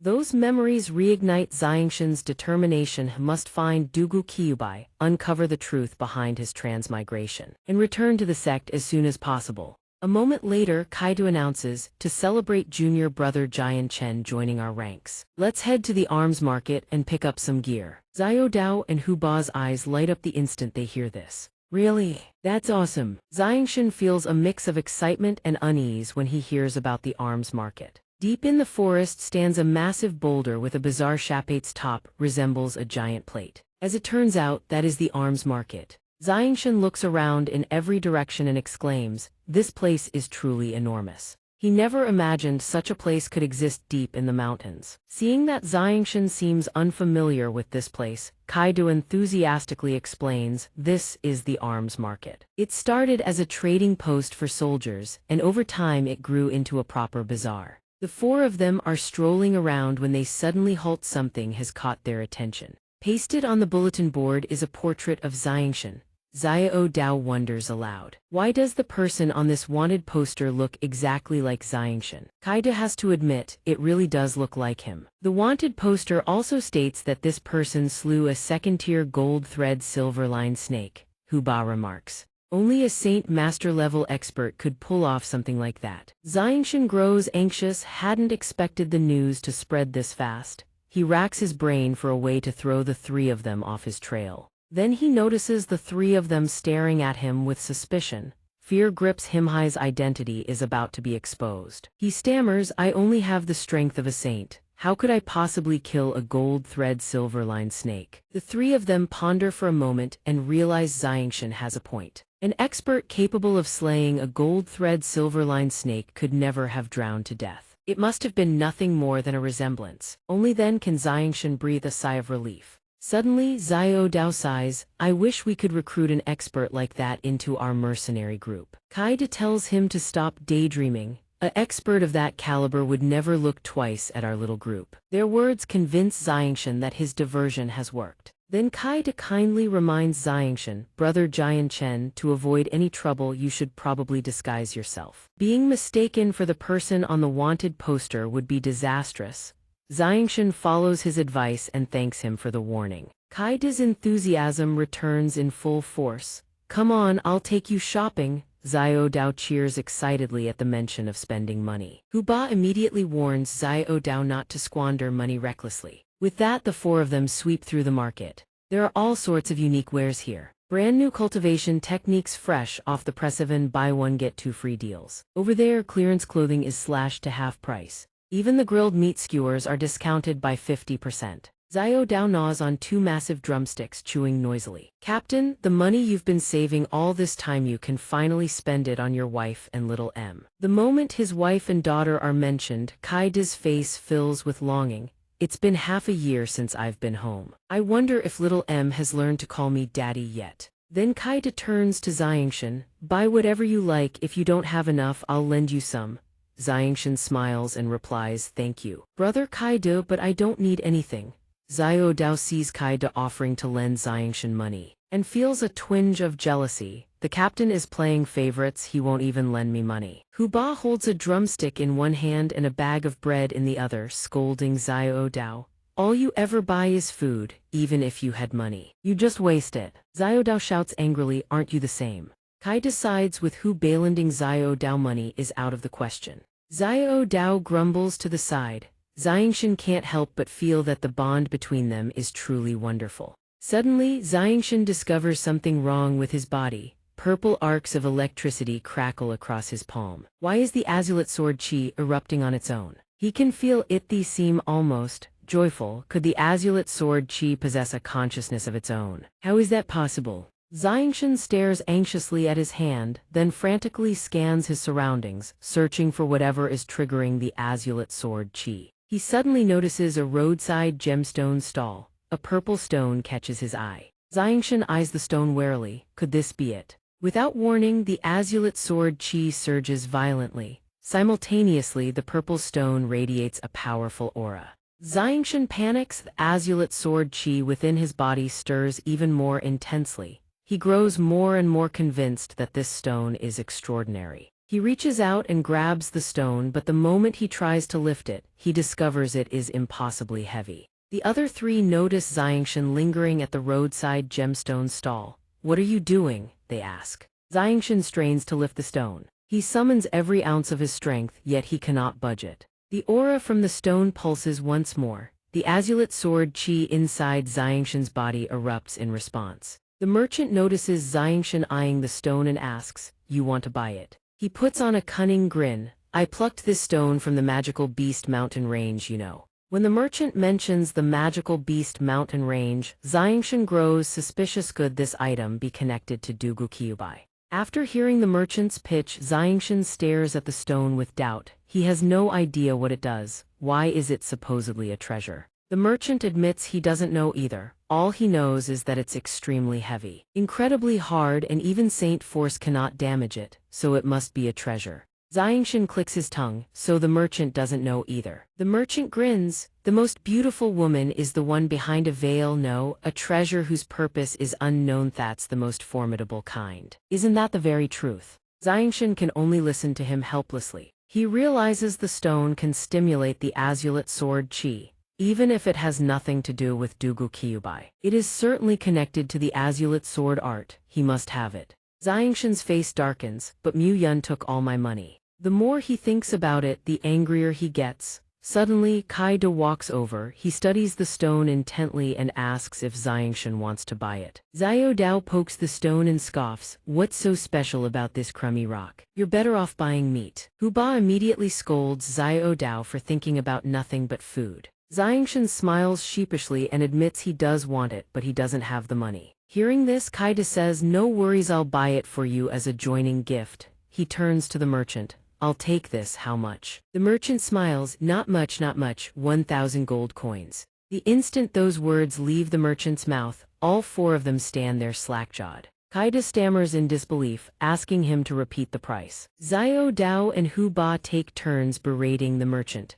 1,000 gold coins for this piece of junk, why don't you just rob us? You're not jacking up the price because you see us wanting to buy it, are you? The merchant sees they're a tough crowd and starts backpedaling. Gentlemen, harmony brings wealth, the price is negotiable. Tian sees the price is far too steep and tells Kaida to forget it, but Kaida refuses to listen. He says a man's word is his bond. Kaida slams a heavy pouch of coins down and declares 830 gold coins, one price, take it or leave it. Huba urges him. Captain, that's your entire life savings. The merchant's eyes gleam the moment he sees the money. He snatches the pouch and says, deal. Of course it's a deal, thank you for your patronage. Kaida nods. Done. Xianxia's eyes turn ice cold. He silently resolves to get Kaida's money back from this swindler, no matter what. The merchant catches Xianxia's glare and Flinchesh has a feeling this money won't come without strings attached. After a moment of thought, the merchant says, you've been so good for business, let me throw in a little bonus. Kaida asks what bonus. The merchant pulls out a piece of paper and says nervously, I see you're all mercenaries, as it happens. I have intelligence on a two-headed mountain cat, consider it a gift. Kaidu is startled, a two-headed mountain cat, a fourth-tier magical beast. Xianxian sees the intel and can't help but wonder why the merchant would hand over something so valuable for free. His suspicion deepens. The merchant hurriedly explains that quite a few people already know about this intel, so even if he sold it, he'd only fetch a few hundred gold coins at best. He wipes his sweat and continues, I didn't expect you to buy that stone. Consider it buying the intel with the stone thrown in as a bonus. Xianxian's expression flips the instant he hears this. He snatches the paper and grins. Now that's more like it. The merchant watches them finally leave and breathes a sigh of relief, though a lingering unease remains. Looks like he dodged a bullet. Now that the stone is bought, the money is all spent. Kaida says they'll call it a day. Xiao Dao is a little disappointed. Xianxian feels guilty upon seeing this. It's all his fault he can't browse anymore. But Kaida doesn't blame him, he says gently. Don't be so formal, that was my gift to you. Then Xianxian says seriously, we just need to hunt that two-headed mountain cat and we'll have money again. Xiao Dao retorts from the side, easy for you to say. A fourth-tier magical beast isn't something we can handle. Xianxian then points at the wanted poster hanging on a tree, no more pretending. I'll lay my cards on the table, I am the person on this wanted poster. I'm the one who slew the gold thread silver line snake. The man doesn't quite believe it. Impossible, clearly just denied everything, then how do you explain you sinking into the water? Xianxian smirks lightly, then strikes out with a palm, slamming it into the tree trunk and leaving all three gaping in disbelief. He smiles and asks, now do you believe me? While the four are talking, someone in the distance watches them silently from atop a tree. He gazes at them and flashes a sinister grin. He found them.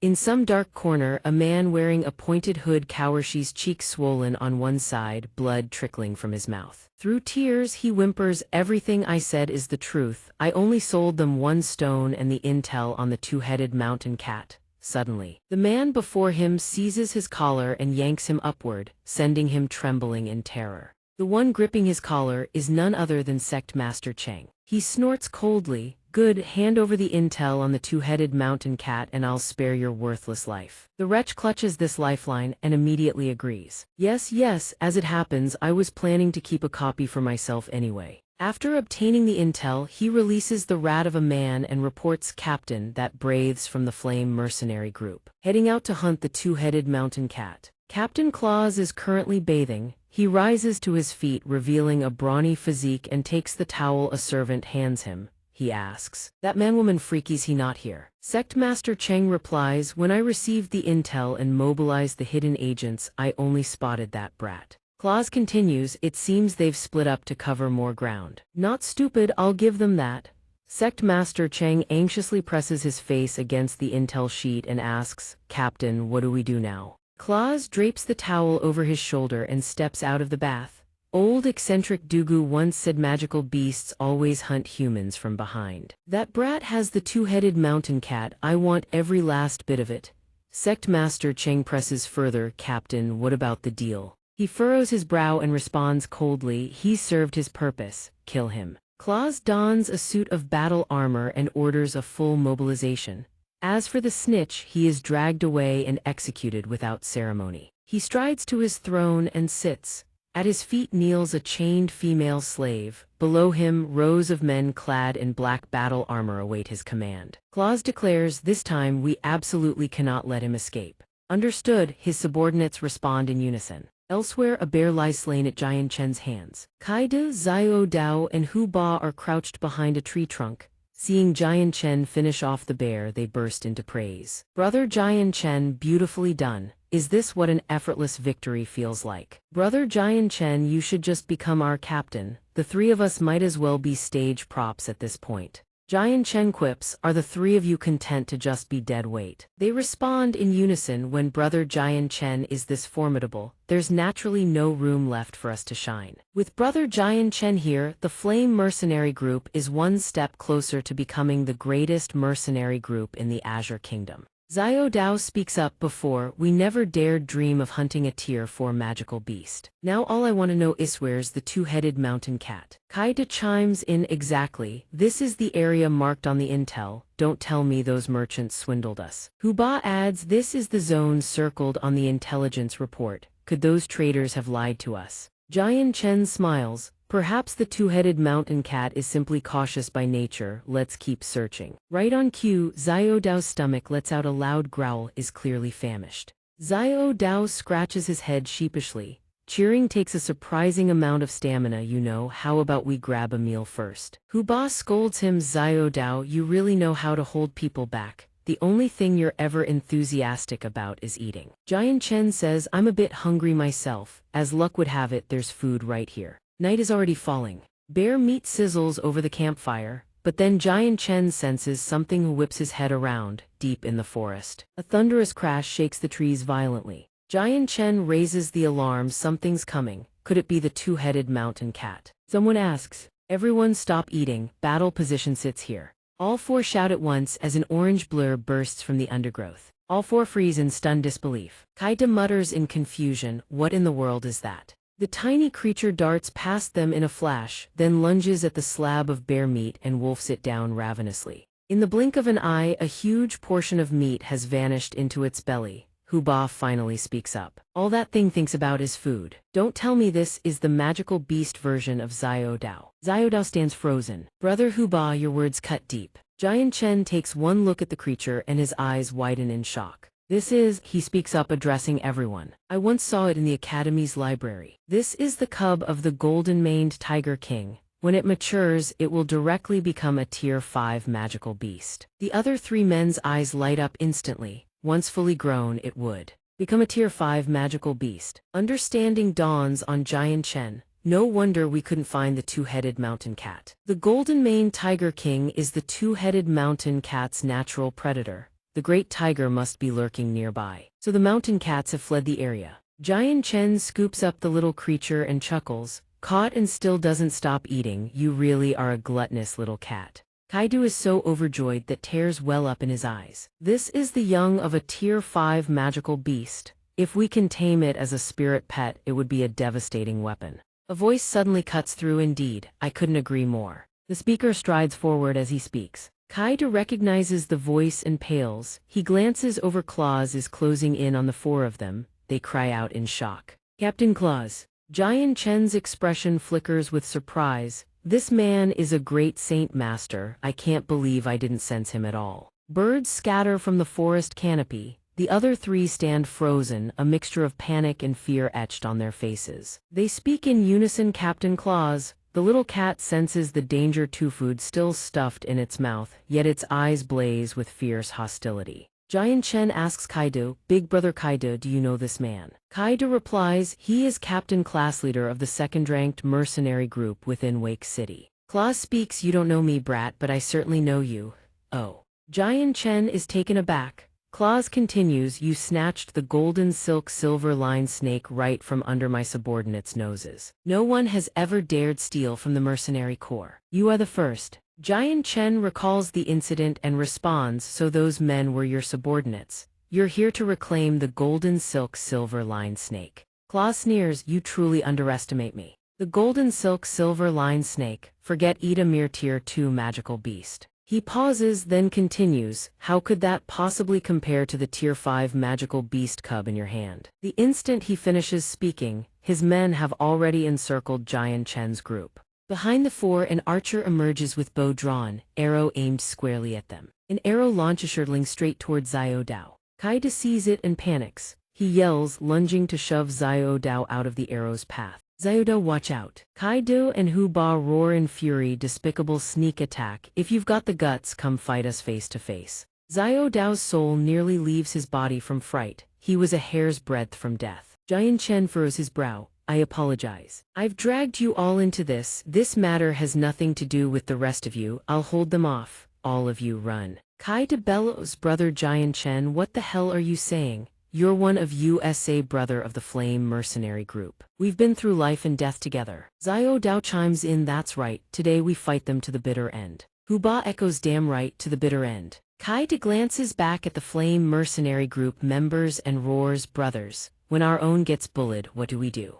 Xiaodao answers without hesitation, we fight, what else? Jian Chen's lips curl into a smile. He issues his command, Claws is mine, you three handle the rest. The group roars in agreement. Claws sneers coldly, make your move. He thrusts his finger toward the four of them and roars, kill every last one of these madmen. The three charge into battle. Jian Chen alone stands motionless, his gaze sharpening like a drawn blade. Once ready, Jian Chen surges forward, carving through the underlings in his path before driving straight toward Claws. Jian Chen sees Claws standing completely still and can't help but think this man isn't even going to dodge. Claws stands there unperturbed, a smile playing on his lips. Don't underestimate me. Jian Chen feels a surge of irritation. He swings a devastating slash at Claws. The force of his strike is so tremendous that rocks and earth erupt in all directions. Xianxia, completely unscathed, sneers, you only have this much strength. The sword slash fails to pierce his flesh, not even a scratch. Dark purple-black chi gradually radiates from his body. Jian Chen's eyes widen in alarm. Saint Force Knight armor. Xianxia smirks in approval. Not bad, my Saint tool is different from others. Every inch of my body is clad in armor. His form gradually becomes enveloped in a shell of black, iron-hard plating, the full manifestation of the Saint Force Knight armor.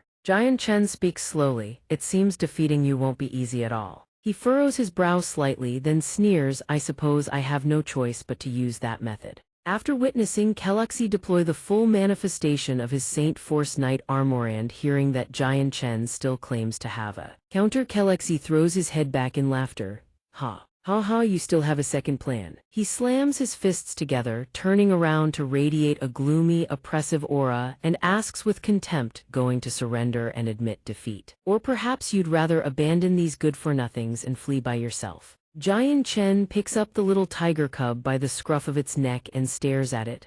Little one, I'm sorry to have to put you through this. The cub blinks, utterly oblivious to what is about to happen. Immediately after, he shouts at the top of his lungs while swinging the cub through the air, Xianxia, you want us? At that moment, the tiger cub is hurled mercilessly toward Xianxia, catching him completely off guard. Jian Chen calls out mockingly, or do you want this tiger instead? As the cub sails through the air, tears stream from its eyes and it can only let out a pitiful, terrified wail. Xianxia erupts in fury, screaming, you! Without hesitation, he wheels around and darts after the flying cub. Once I catch that tiger cub, I'll come back and settle the score with you. Watching Xianxia depart, Jian Chen's expression sharpens like a blade as he speaks. Without Xianxia, these cannon fodder soldiers are nothing but mosquitoes. The little tiger cub is absolutely terrified, sprinting through the underbrush while letting out panicked cries, roar, roar, roar. Xianxia chases after it with every ounce of his strength. He laughs as he's about to snatch the cub. This little tiger runs fast, I'll give it that. Right at that moment, a voice reverberates through the entire mountain forest, stop. Up ahead lies the mutilated carcass of a massive bear, blood splattered across the ground. The Tiger King had been feasting on it. Its eyes blaze like twin lanterns in the darkness, as if sensing something. The Tiger King lifts its head and gazes into the night sky, then unleashes a thunderous roar. The roar shakes the very mountains and forests, freezing Jian Chen and his companions in their tracks. Hearing that sound, Xiaodao trembles as he speaks. That roar is absolutely terrifying. What kind of monstrous beast is approaching? Jian Chen is equally alarmed. Baring its fangs before the words even die on anyone's lips, Tiger King surges forward like a loosed arrow. A magical beast materializes and instantly kills one of them, leaving Xiaodao so panicked his jaw hangs open. The beast then wheels toward the group. Everyone screams and flees in blind terror. One man glances at the corpse at his feet and bellows, "It's a magical beast controlled by the golden-maned Tiger King." The words send Kaido and the others into shock, their eyes bulge wide, mouths agape, cold sweat pouring down their faces. Before they can process their horror, the Tiger King arrives. Everyone screams, "The Tiger King is here, this is bad retreat." Kaido, unable to outrun the beasts, cries out in desperation, "Save me, brother Xianxia." Xianxia sees his plight and rushes over. He moves like a bolt of lightning, arriving just in time.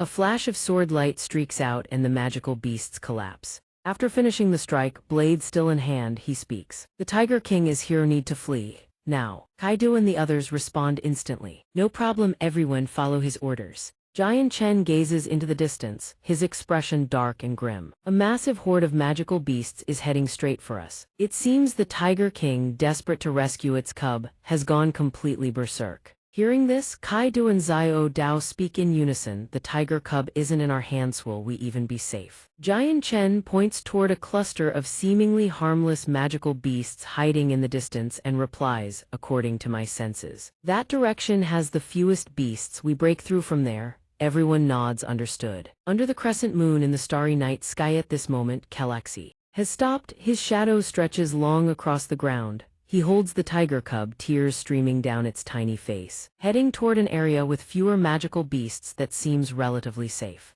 Before he can finish his calculations, he senses an icy gust of wind from behind. A terrible premonition grips him. He slowly turns his head. Right at that moment, the Tiger King stares down at him, eyes blazing with infernal rage, its cub squirming helplessly in his grasp. Under the serene moonlight and gentle night breeze, Xianxia below is seized by sheer, unbridled panic. No wonder there were no magical beasts nearby. He stares at the colossal Tiger King towering over him, so the Tiger King was here all along. Seeing this, he grips the tiger cub tightly and screams, "Don't come any closer or I'll tear it apart." The Tiger King sees its cub, utterly pitiful, in his hands. Its eyes blaze with fury, it snorts coldly. Observing the situation, Xianxia thinks if this continues, he'll never escape. He has to find a way out. Just then, sounds emerge from a nearby cave. Xianxia's face lights up with Jisomyeon is coming. It turns out to be Xianxia's group approaching. Xianxia catches sight of the scene before him like a bolt from the blue and immediately screams, "Stop!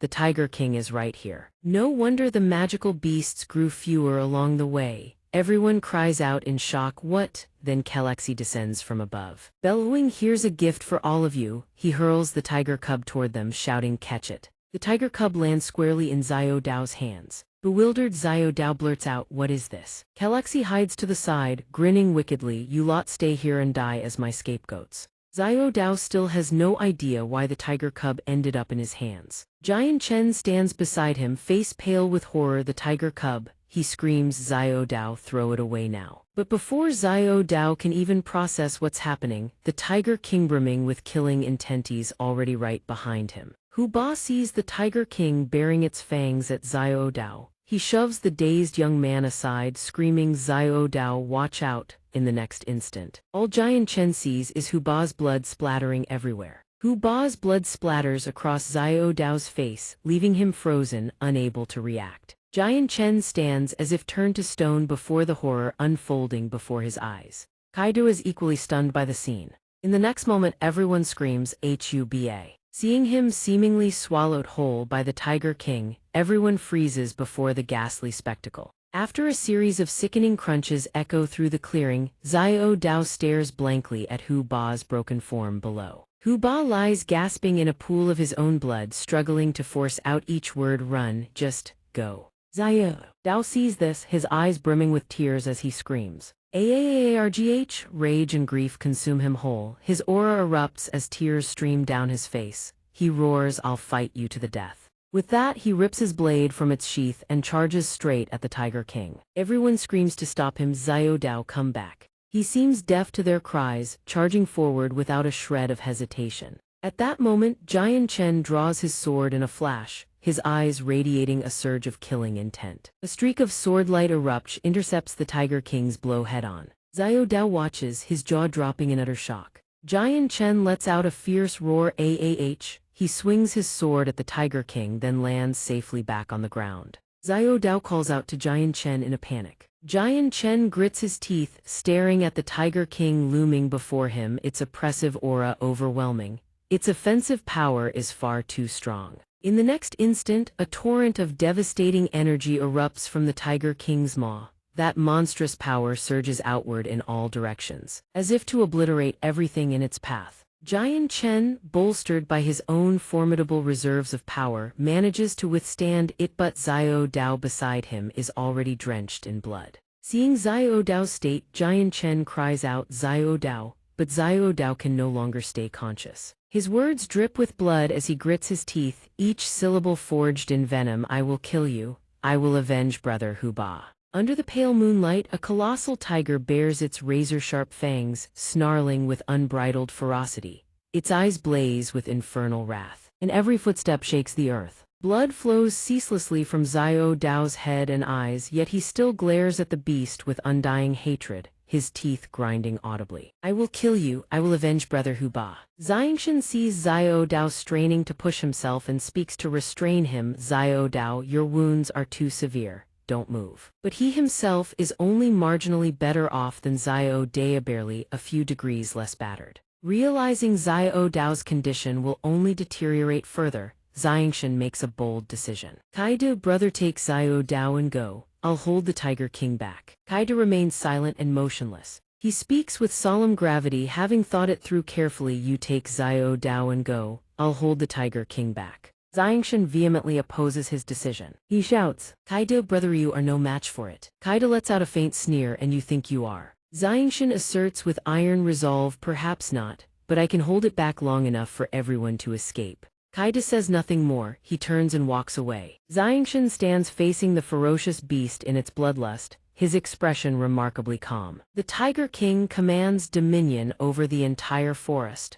Unless we can break free from these woods, there is no escape." He spoke gravely to Xianxia, the young man whose composure had already shattered. "Right now among us you are the strongest. Only you stand a chance of making it out alive." Kaido faces the Tiger King head-on, yet he does not rush to strike. Kaido draws a deep breath and bellows, "In the name of Captain of the Flame Mercenary Group, I order you take Xiao Dao and leave." Xianxia stands frozen, staring at Kaido without blinking. At last he yields. "Yes, Captain," he replies through gritted teeth, choking back grief as he obeys Kaido's command. Xianxia hoists the wounded Xiao Dao onto his shoulder and takes off into the darkness. Xiao Dao thrashes desperately against Xianxia's shoulder, his voice hoarse with desperation. "Kaido, big brother, take care of yourself." "I won't go. I want to stay with the captain." Kaido does not look back. Xianxia is Kaido's last hope. "Junior brother Jian Chen, remember to avenge us." Blood seeps ceaselessly from Xiao Dao's wounds, soaking through his clothes, yet his gaze remains fixed on Kaido's silhouette. In the end, he can only manage two hoarse words, "Captain." Xianxia's figure gradually vanishes into the shroud of night.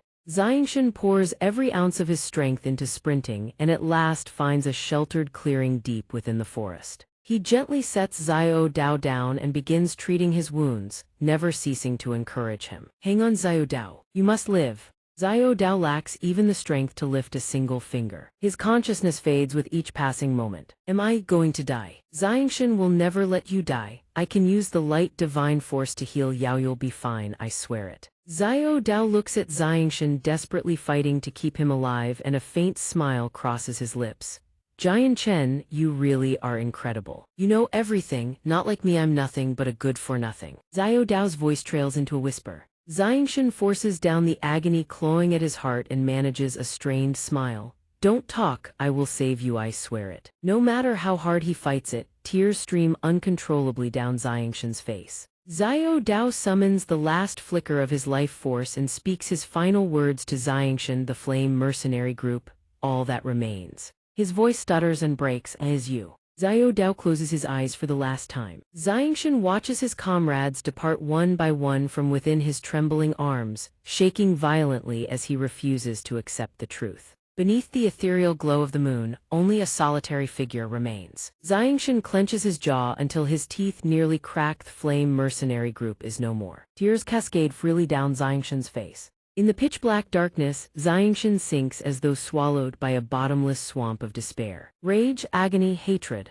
these emotions tear through the young man's heart like jagged blades. Suddenly, a guttural growl reverberates through the air, startlingly close, and snaps Xianxia back to his senses. Xianxia wrenches himself free from his grief and becomes acutely aware of the danger surrounding him. The Tiger King is caught up. Xianxia might as well be sitting atop a bed of burning coal. Is no match for the Tiger King in his current state. Trembling, he tells himself over and over the sacrifices of Kaido and the others cannot be in vain. Xianxia rallies his spirit and steels his resolve. He vows to himself that one day he will return, slay the Tiger King with his own hands, and avenge every last one of his fallen brothers. He turns and flees without looking back. Xianxia accelerates and launches himself forward in a desperate leap as the growls draw ever closer. He runs while his mind races, analyzing every option. The Tiger King's speed is far too great in a straight chase. He doesn't stand a chance. Xianxia takes a deep breath. There is only one gamble left: conceal his aura entirely and pray he can slip away undetected. He spots a massive branch ahead, then dashes toward it like a gale of wind in the blink of an eye. He is positioned behind the Tiger King.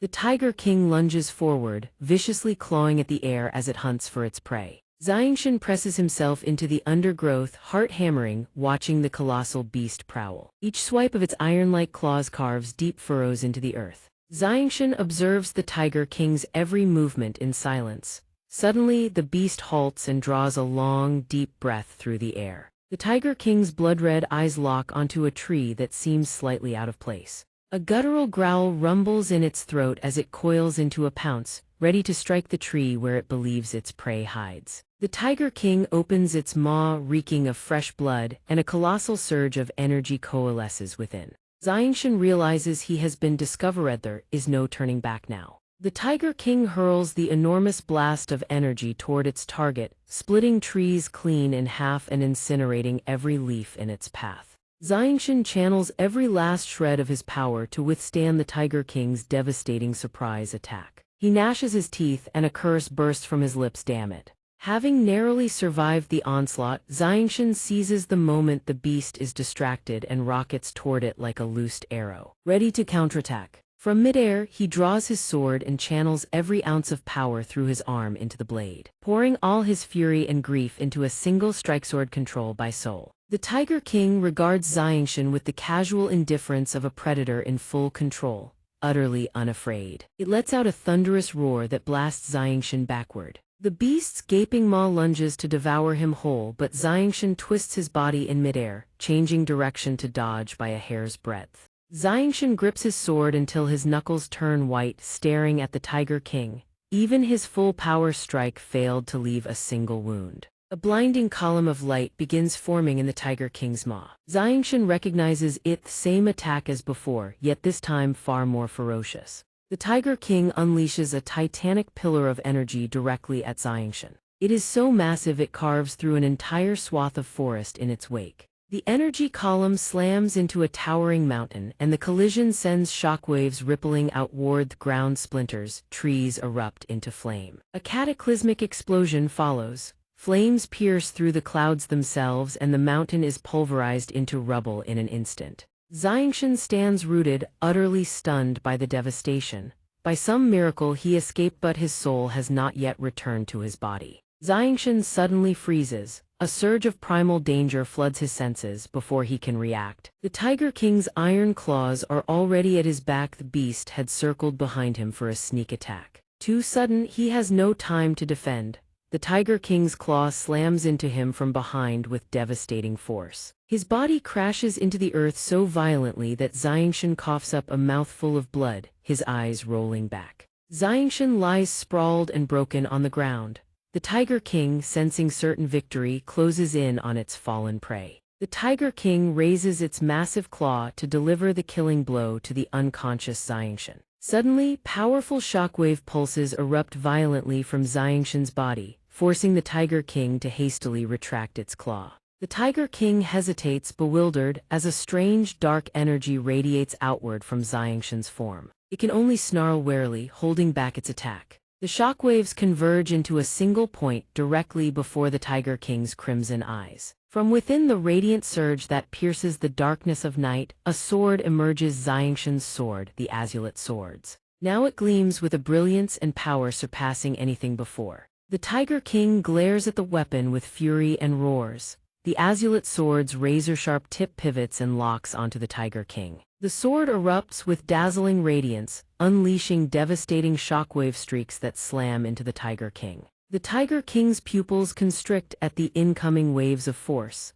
It howls in agony as the shockwaves tear into its hide, drawing blood. The once ferocious beast is now forced to turn tail and flee, desperately dodging the relentless barrage of destructive waves. The shockwaves multiply until they resemble a swirling maelstrom of pure devastation. Xianxia remains motionless on the ground as the rampaging energy swirls around him. Then, wisps of emerald mist rise from his body, coalescing into soft white petals that envelop him like a cocoon. Everything fades. Before consciousness slips away entirely, Xianxia sees himself lying in a vast field of white blossoms, under the moonlight. A shower of pale petals drifts down and luminous green mists float like ethereal bubbles across the scene until only pitch-black darkness remains. A new scene materializes before his eyes, a sky of crystalline blue drenched in golden sunlight. A brown-haired man with his hair tied high in a topknot stands atop a rampart, his robes rippling in the breeze, laughing heartily. "So you've made it to this world as well. It's just that you seem to have lost your right arm."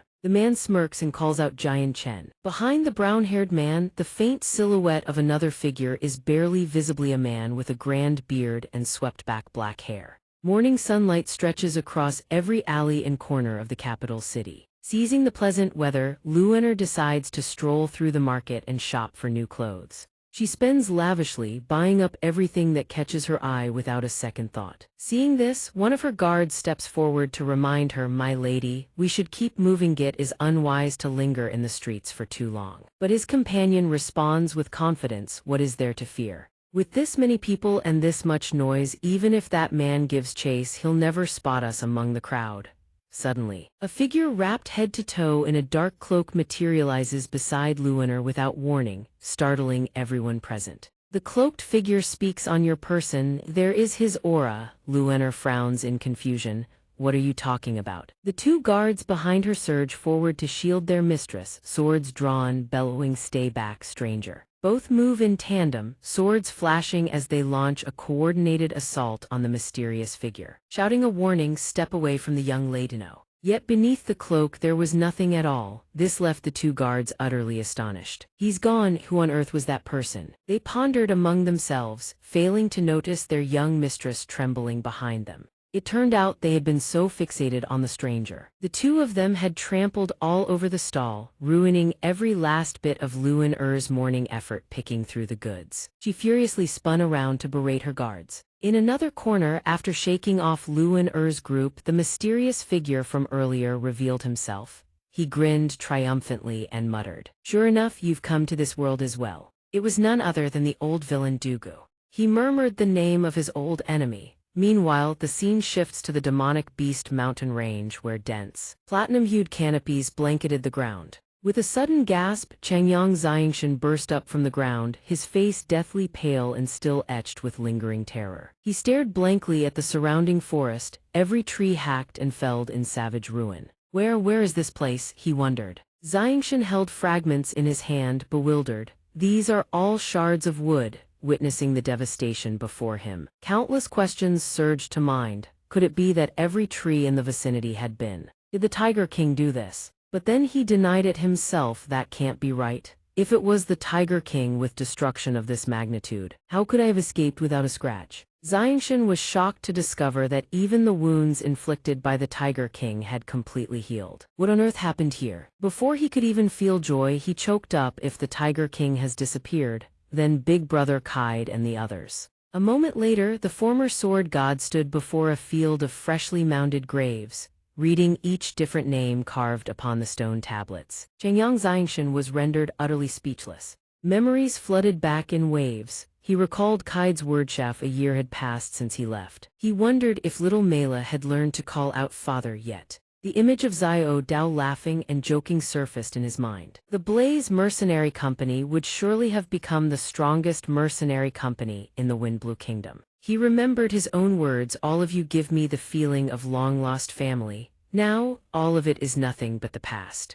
Xianxia murmured in disbelief, recalling the image of Hu Ba on the verge of death yet still not forgetting to urge him to run. The scene of Kaide roaring echoed in his mind. In my capacity as captain of the Blaze Mercenary Company, I order you take Xiao Dao and get out of here. But in the end, Xiao Dao still met his unfortunate demise, leaving behind only a few final, dying words. The Blaze Mercenary Company, only you remain now. At this moment, Changyang Xianxia could only collapse into helpless, wrenching sobs, blaming himself without end. It was all because he was too weak, couldn't protect anyone. Then he stopped crying, his expression hardening with steely resolve. Xianxia immediately drew a blade across his palm. Fresh blood flowed freely, clenching his bloodied fist. He gritted his teeth and swore, I hereby swear a blood oath I will take the Tiger King's life with my own hands and annihilate the Chu mercenary company to avenge everyone. Far in the distance, a shimmering seven-colored rainbow appeared, as if the heavens themselves bore witness to his vow. After that, Xianxia set off, trekking through the ravaged forest. He mused to himself he hadn't expected so much to have transpired in the demonic beast mountain range. He would return here again. He began formulating a plan. First, return to Key City and settle arrangements for Big Brother Kaide's wife and daughter.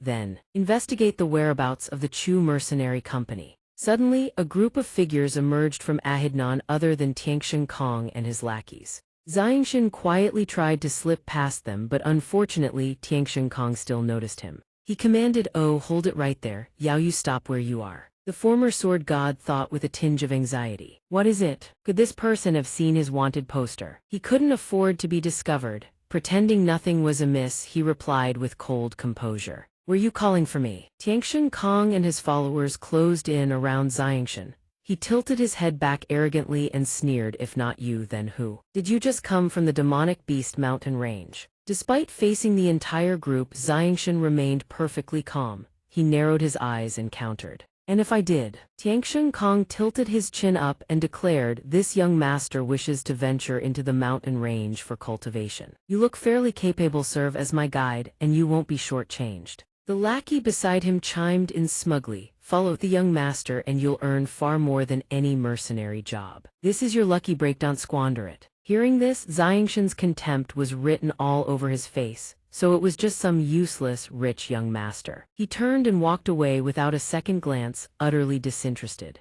Tianxian Kong roared furiously, this young master deigns to accept yuan, that is a tremendous honor. And yet you dare refuse. He points at his subordinates and orders them seize him. I need to teach this brat a lesson. His subordinates charge forward to attack. Xianxia scowls as they rush toward him. He throws a punch that sends blood spraying from one lackey's nose, then follows up with a second strike against another. In the blink of an eye, every last one of them lies crumpled on the ground. Tianxian Kang and the remaining subordinate gape in shock at the scene. Fury twists his face as he roars, where the hell did this bastard come from?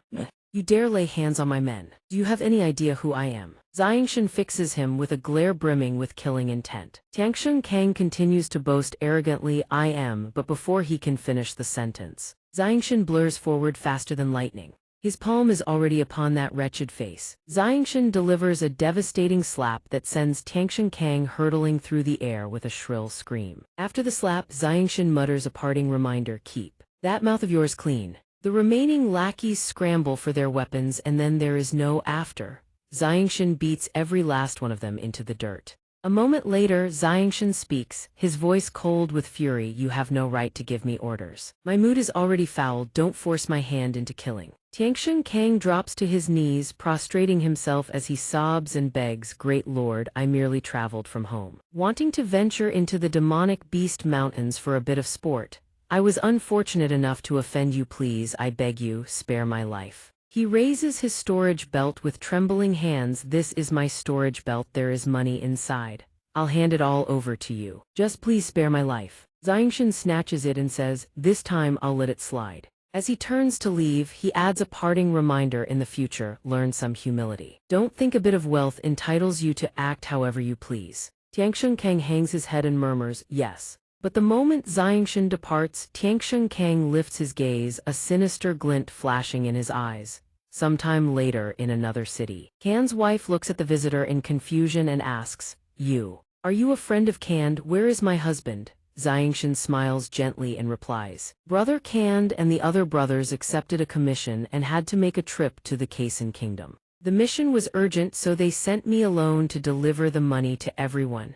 He then turns to the child with a playful smile. You must be Mela. Right, Brother Can talked about you all the time. Xianxia continues, sister-in-law, inside the belt are 10,000 coins for living expenses that Brother Cand is sending back to you all. She asks in astonishment, where did he get so much money? The more she questions, the more anxious she grows. Could something have happened to Cand? Seeing her distress, Xianxia hastily explains, don't overthink it, sister-in-law. The commission Brother Cand took this time is a major job. The employer paid handsomely for it. Mid-sentence, Xianxia's eyes snap wide as he senses something. It's Tianxian Kang, that fool clearly ignored every word of his earlier warning and has come hunting for him. A vicious shout rings out, get out here, you little brat. Xianxia strides out to deal with the man. Before he leaves, he turns and reassures them, don't worry, sister-in-law, as long as I'm here, no one can harm any of you. Tianxian Kang grins smugly, we meet again, how does it feel? Xianxia narrows his eyes and demands, how did you track my whereabouts? Could it be this storage belt? But I already inspected it, there was nothing unusual. Tianxian Kang boasts arrogantly, that is a secret art of the Tianxian family. It's only natural, a nobody like you wouldn't know about it. Hearing this, Xianxia's expression darkens. It seems I truly underestimated you. Tianxian Kang shifts his gaze to the two figures in the distance, a wicked grin spreading across his face. That's your daughter, isn't it? After I kill you, I'll make sure to take good care of them for you. Fury surges through Xianxia at his words. He immediately tells them to retreat inside. Sister-in-law, take Mela inside, leave this to me. Xianxia stares at Tianxian Kang, killing intent rolling off him in waves. A sword materializes in his grasp, and it is his opponent who has just been courting death. You will be the first.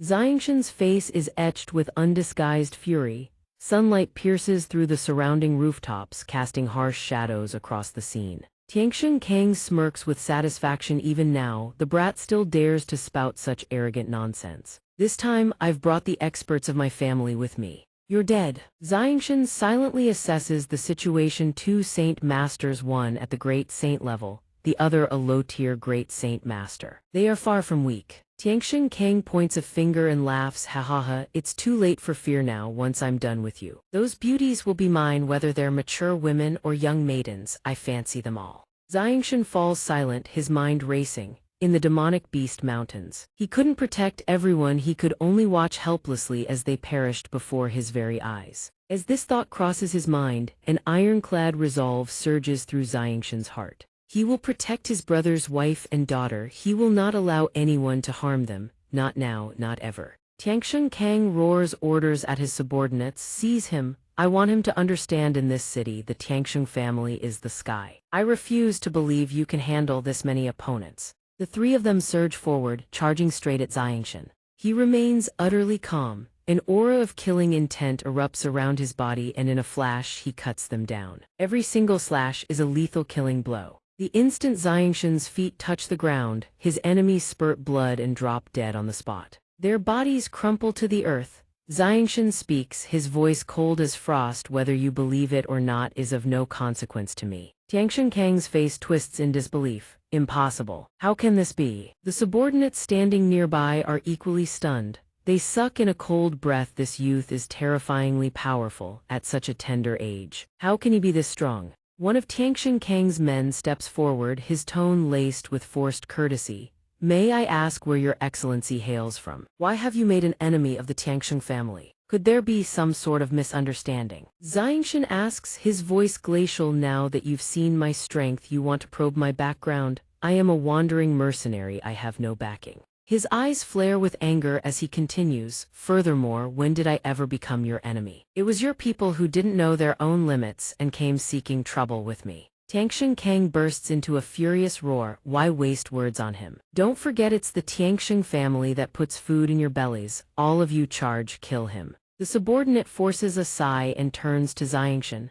Then this one has no choice but to offend you. Xianxia has no desire to waste another breath. He grips his dagger and declares, no need for words. He explodes forward at blistering speed. The opponent whips out his sword just in time to parry. Xianxia drives his dagger in with crushing force, then suddenly pivots into a vicious slash aimed at the man's skull. But the opponent proves nimble, barely dodging in time. Xianxia unleashes a relentless barrage. His strikes come in waves too fast, too vicious. The opponent can barely draw breath. Every movement carries lethal intent. Realizing he cannot hold out, the man whirls toward his two companions. "What are you two standing there gawking for? Get over here and help me." The two rush in and launch a coordinated assault on Xianxia, but in one fluid motion he sweeps his dagger in a wide arc, forcing them back and putting them all on the defensive. Tianxian Kang watches the scene unfold, his face darkening with rage. A bunch of good-for-nothings, what kind of experts are they supposed to be?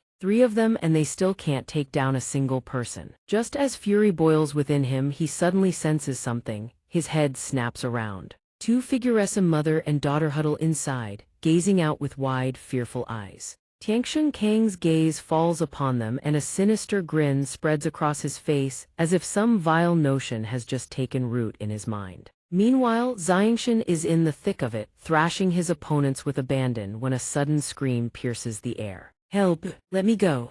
Xianxia whips his head around, eyes locking onto the source. His voice drops to a deadly growl, "Release her no." Tianxian Kang stands there, a blade pressed tight against the girl's throat. He has already struck Meila's mother unconscious. Smug satisfaction drips from every word as he barks his command at Xianxia. "If you don't want this little brat to die, kneel before Methai's instant." The sight sends a blaze of fury surging through Xianxia.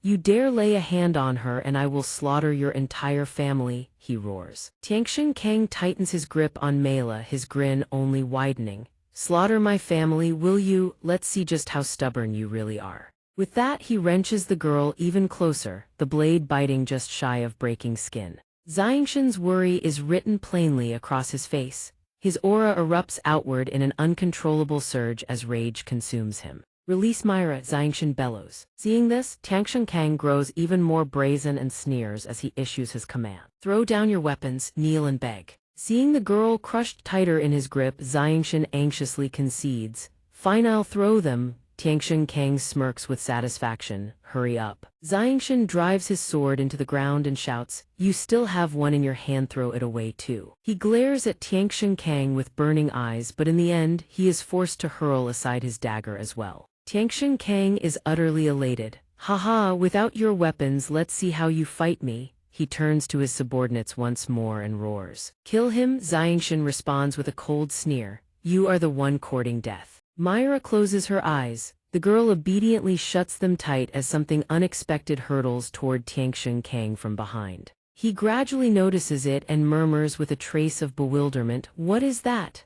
The object suddenly juts out with a razor-sharp tip. Terror floods his face. In the very next instant, the thing cleaves him apart, blood spraying in every direction. The 3 subordinates shout in alarm for their young master-in-law to realize he is already dead. Xianxia slowly retracts his weapon and declares coldly, "You lot are next." The muscular one panics, hissing to his companion, "What do we do now?" The other demands, bewildered, "What kind of technique did that brat just use?" The one with the eye patch steadies the other 2, barking, "Don't panic." The young master was caught off guard. "That's the only reason he fell. We hold the advantage in strength." All of us charge together. The others quickly nod in agreement. "All right, let's go." Xianxia readies his stance for attack the moment he sees their formation. He coldly activates the secret art of the Zai Qing sword art, conjuring a massive sphere above his blade. From within the sphere, countless sword projections erupt forth Xianxia's sword rain technique. Seeing the situation turn dire, the masked man shouts, "This one's strength is unfathomable. Hold him here, I'll report back to the family head." The remaining 2 erupt in outrage, "You're shamelessly selling us out." Regardless of their fury, the masked man bolts without hesitation, leaving them to bear the full brunt. Xianxia's expression darkens. "Damn it, he got away, this is trouble now." He ponders inwardly. Escaping alone would be easy enough, but what about Brother Kan's wife and child? The man returns in no time with reinforcements, charging in with murderous fury. "Fami. Lie head, he's the one who killed the young master." Xianxia declares coldly, "I've been waiting for you." He resolves inwardly he must buy time for his sister-in-law to flee with Meila. Tianxian Lai's eyes blaze as he roars, "Do you know that Yanger was my only son, sole heir of the Tianxian clan? Killing intent surges from his body, and you killed him. Xianxia retorts without flinching, your son was a violent tyrant who oppressed the weak. I merely carried out heaven's justice. Hearing this, Tianxiang Lai's face contorts with rage. Carry out heaven's justice, he roars, lunging forward with a devastating punch. In this city I am heaven. Xianxia remains composed, raising his sword to meet the blow head-on. But the instant they clash, Xianxia's expression shifts to shock as he grasps the true extent of Tianxiang Lai's power. A high-level great saint master, Tianxiang Lai bellows furiously, you're merely a high-level saint, how could you have killed Yonger? He wheels on his subordinate, how did Yonger actually die? The masked man hastily replies, family head, he seems to know some kind of technique. Before I could comprehend what happened, the young master was already dead. Tianxiang Lai turns to Xianxia and orders, hand over your technique and I may grant you a swift death. Xianxia responds. Utterly exasperated, as a villain can't you come up with something more original? Enraged, Tianxiang Lai produces a massive war hammer and roars, then die. Tianxiang Lai swings his war hammer straight at Xianxia, but the boy dodges with lightning reflexes. A cunning smile spreads across Xianxia's face. No more playing around with you lot. With that, he activates the Zai Qing sword art once more. Drifting cloud step, Xianxia bursts into a leap and rockets away. Seeing this, Tianxiang Lai immediately orders his subordinates to give chase. He formulates a plan in his mind. If his sister-in-law leads Mela out of the city to the west, he must lure the pursuers east, then they'll be safe. While soaring through the air, streaks of light erupt from below, striking at Xianxia. He deflects them swiftly, worry gnawing at his heart. They're catching up far too quickly. Tianxiang Lai surges forward in fury. I'd like to see how you escape today. Seeing Tianxiang Lai closing in like a shadow, Xianxia accelerates at full force. He vaults over a wall and drops straight to the ground below. Xianxia smirks at the wall behind him, a glint of triumph in his eyes. At that very moment, the wall begins to crack and crumble. Tianxiang Lai smashes through the wall like a raging beast. He roars, run! Where?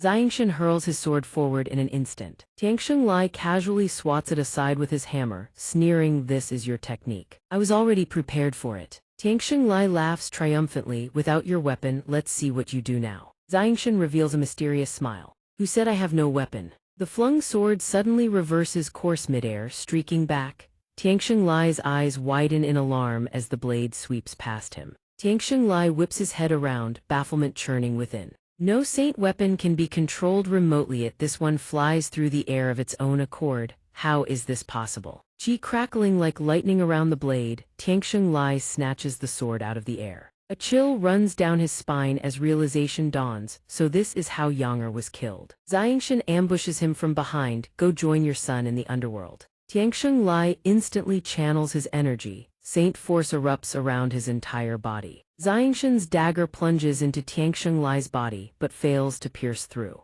Seeing this, the boy panics, the blade cannot penetrate. Tianxiang Lai smiles with absolute confidence, I possess earth attribute saint force, the strongest defense there is. He suddenly swings his battle axe to attack, the one who dies should be you. Tianxiang Lai fiercely swings his axe at Xianxia. He widens his eyes, grits his teeth, hoists the axe high and brings it crashing down onto the ground, shattering it to pieces. Xianxia's eyes widen in shock. He crosses both arms before his chest to shield himself. Damn it, I miscalculated. Tianxiang Lai is far stronger than he had anticipated. Xianxia furrows his brows. Suddenly, Tianxiang Lai notices the glowing sword in his hand and senses something out of the ordinary. Could this sword possess a will of its own? Without warning, the sword darts from his grip and flies away. Tianxiang Lai gapes in horror, staring at his bloodied hand wounded by the sharp blade. He seethes with disbelief, never imagining it could breach his saint force barrier and draw blood. The sword soars upward and flies straight into Xianxia's hand,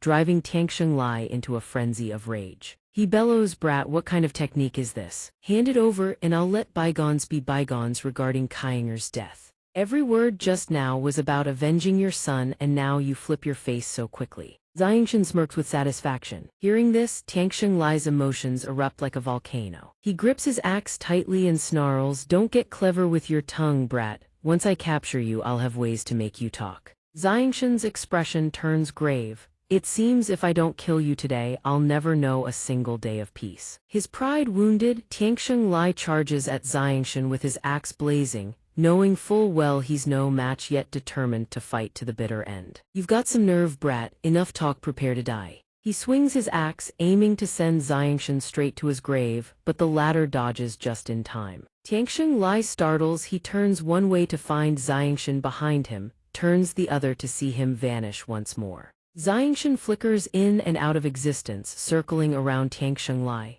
The latter roars in fury, petty tricks. "So what if you stir up dust everywhere? I only need to sense your aura." Tianxing Lai shuts his eyes tight to concentrate. But Xianxia seems to have reached an entirely different level. Even his aura vanishes with his body, leaving Tianxing Lai wide-eyed in shock, unable to detect a single trace of him. How is this possible? He raises his glowing battle axe and smashes it violently into the ground. As the dust gradually clears, Tianxing Lai stands alone amid swirling white mist, scanning his surroundings in bewilderment. No one is in sight, the brat has fled. He put on a fearless facade, then seized the opportunity to escape. This cunning little wretch must be eliminated. Tianxing Lai seethes with barely contained fury. Several soldiers behind him rush forward in alarm, asking Patriarch, "Where did that brat go?" "Ride ahead and relay my orders, assemble a squad and follow me into the Magical Beast Mountain Range to hunt him down." At the Magical Beast Mountain Range, a soldier stands atop a high cliff barking orders. "That brat was wounded by the Patriarch, he couldn't have gone far. Search thoroughly." "Do you think that brat can actually escape?" "The Patriarch has dispatched over 30 saint masters and more than 200 saints this time. Even if that brat grew wings, he couldn't escape." Several soldiers enter the forest, laughing and chatting as they go. From the treetops, Xianxia watches them with a furious scowl. "Since you want to hunt me to the ends of the earth, don't blame me for being ruthless." He leaps down from the canopy, trouble erupts. A nearby soldier startles and whips around toward the source of the commotion. He approaches and is met with a horrifying sight. His comrades lie dead in pools of blood, slaughtered in gruesome fashion. A few soldiers nearby look back anxiously. Tianxing Lai stands atop the highest cliff, gazing into the forest. Behind him, a soldier drops to one knee. Tianxing Lai roars in fury. Not only did they fail to catch the brat, he's already killed over a dozen of their men. A nearby soldier speaks fearfully. "That fellow seems to know how to conceal his aura. The moment our men split up, he ambushes them." Hearing this, Tianxing Lai waves his hand dismissively. "Forget it. The enemy hides in the shadows while we stand in the open. There's no need for pointless sacrifice. Retreat." He turns and issues another order, post bounty notices. "Let the mercenaries deal with him. I refuse to believe he can still escape." A crowd of curious onlookers gathers before dozens of bounty posters plastered across a cracked wall. Who is this person? To think both the Zhou mercenary group and the Tianxing clan posted bounties for him at the same time. Among the curious masses, in a corner, a figure wrapped entirely in a cloak trembles quietly. It is Mu Yun. Her eyes light up with amusement as she murmurs, "I'll make this even more interesting." Xianxia soaks in a pool deep within the forest, basking in the water with a leisurely grin. "Ha ha, this Tianxing Lai really is my personal quartermaster. Sending so many people means there's plenty of money for me to spend." He lathers herbal soap across his body, eyes closed in contentment. "Phew, what a pity I don't have the mood for looting right now. Forget it." A single leaf drifts gently down onto the water's surface. A magical beast emerges from the water. It resembles a giant turtle. Xianxia startles at the sight. Oh no, it lunges straight at him. Fortunately, Xianxia leaps out of the water in time, snatching his clothes and sprinting for his life. He glances back and shouts, "A third-tier magical beast." He draws his sword. A surge of purple light envelops the blade as he charges toward it. Stones scatter in all directions. He glares at the beast furiously. "How dare you ruin my relaxation?" He leaps into the air, his entire body engulfed in the radiant purple glow. Xianxia roars, "Die!" He swings his sword. A brilliant streak of light erupts, cleaving straight down upon the beast. Xianxia frowns and thinks, its defense is truly formidable. On the other side of the forest, three strangers listen intently. One suddenly speaks up, "Look. Are you certain?" The one perched in the tree replies, "No mistake. Medium build, carries a long silver sword. His sword speed is extraordinary." "That's Xianxia from the bounty." One with sharp, hawkish eyes grins and asks, "So what's the plan?" "Vice Captain, that is indeed Xianxia, the one on the bounty." The one beside him laughs heartily. "Who cares who he is? He's just one man, barely past 20. We outnumber him greatly." The vice-captain smirks and turns his head. Wait for him to finish off the third-tier magical beast, then we strike together. The sharp-eyed one grips his broadsword eagerly. Heh, 10,000 purple crystal coins, we can take our time enjoying the spoils. Suddenly a stranger appears, her entire body shrouded in a black cloak. Hey, 10,000 purple crystal coins, I want in too. They hear this and demand, who's there? She grins eerily, who I am doesn't matter. What matters is she unleashes a burst of blazing flames from her palm, launching straight at them. The money is mine, back on xianxia's side. He is still locked in fierce combat with the beast. The purple radiance flares to life once more. That blazing light strikes straight onto the beast's face. Xianxia swings his sword with all his might and thinks, damn it, its entire body is covered in scales. There's no way to break through. A red glint flashes in his eyes. All he can mutter is, not again. The purple light trails a long streak, laced with faint arcs of lightning. The magical beast thrashes wildly in the water. Xianxia hurls his sword upward and leaps back. The blade spins toward the beast. Seizing the moment, he raises his hand to form a hand seal. The sword tip points straight at the beast, encircled by swirling streams of water. He shouts, go. A cascade of radiant rings surrounds the beast's sword, controlled by soul phantom feather slash. He cries again, open. For me. Instantly the beast's maw yawns open, and the blade of light pierces straight through its mouth. A strange sight follows. A brilliant golden orb of light emerges. And so the magical beast is slain, crashing to the ground. Xianxia gasps for breath. Huff, huff, the cultivation base of a great saint master truly is insufficient. Even a single third-tier magical beast cost this much effort. An explosion erupts from the other side of the forest, piquing his curiosity. On this side, every man from before lies beaten senseless by a mysterious stranger. Wounds riddling their bodies, collapsed on the ground, screaming in agony. That one stands off to the side, his entire body trembling.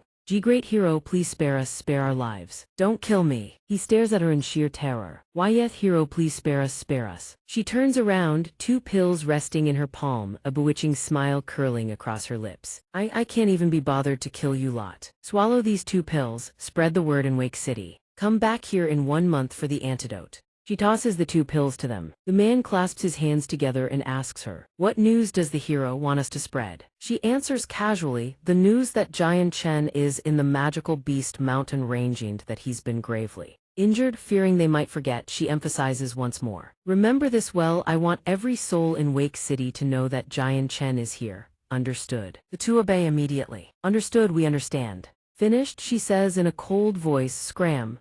Xianxia hides behind a tree, listening to the entire exchange. A thought flickers through his mind. Gravely injured, what kind of trick is this? After the 2 men scramble away, she finally speaks. They're all gone now, won't you come out and see me, Xianxia? Those final words slip from her lips, catching him completely off guard. Xianxia calls out from behind the tree, Your Excellency, why have you sent so many people after me? Do we have some sort of grudge? The masked figure outside replies, No grudge, you simply owe me money. The girl removes her hood. Xianxia's eyes widen as he recognizes the familiar face, and he exclaims loudly. Mu Yun breaks into a giggle, surprised. Didn't see that coming, did you? Xianxia immediately seizes Mu Yun by the collar. Why did you send so many people after me? Mu Yun protests helplessly.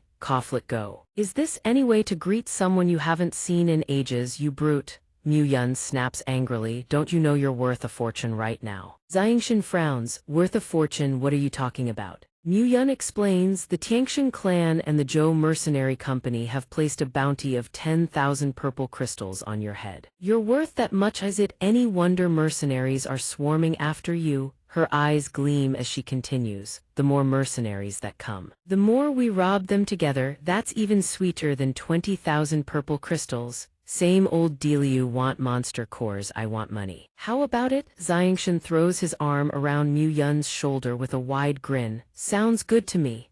Mu Yun immediately does a 180. Talk is talk, but keep your hands to yourself. Over the following days, the leopard hunting mercenary group intercepts 4 squads of royal soldiers, slaying 67 mercenaries. Mu Yun and Xianxia strike without mercy. The bloodthirsty mercenary Grufaf. A month ago, they butchered villagers without cause, slaughtering 240 innocent people. Mu Yun and Xianxia defeat them all in just a few moves. Mu Yun curses as she fights. Every last one of them deserves death. Mu Yun and xianxia finish off the mercenaries without breaking a sweat. Several more days pass in this fashion.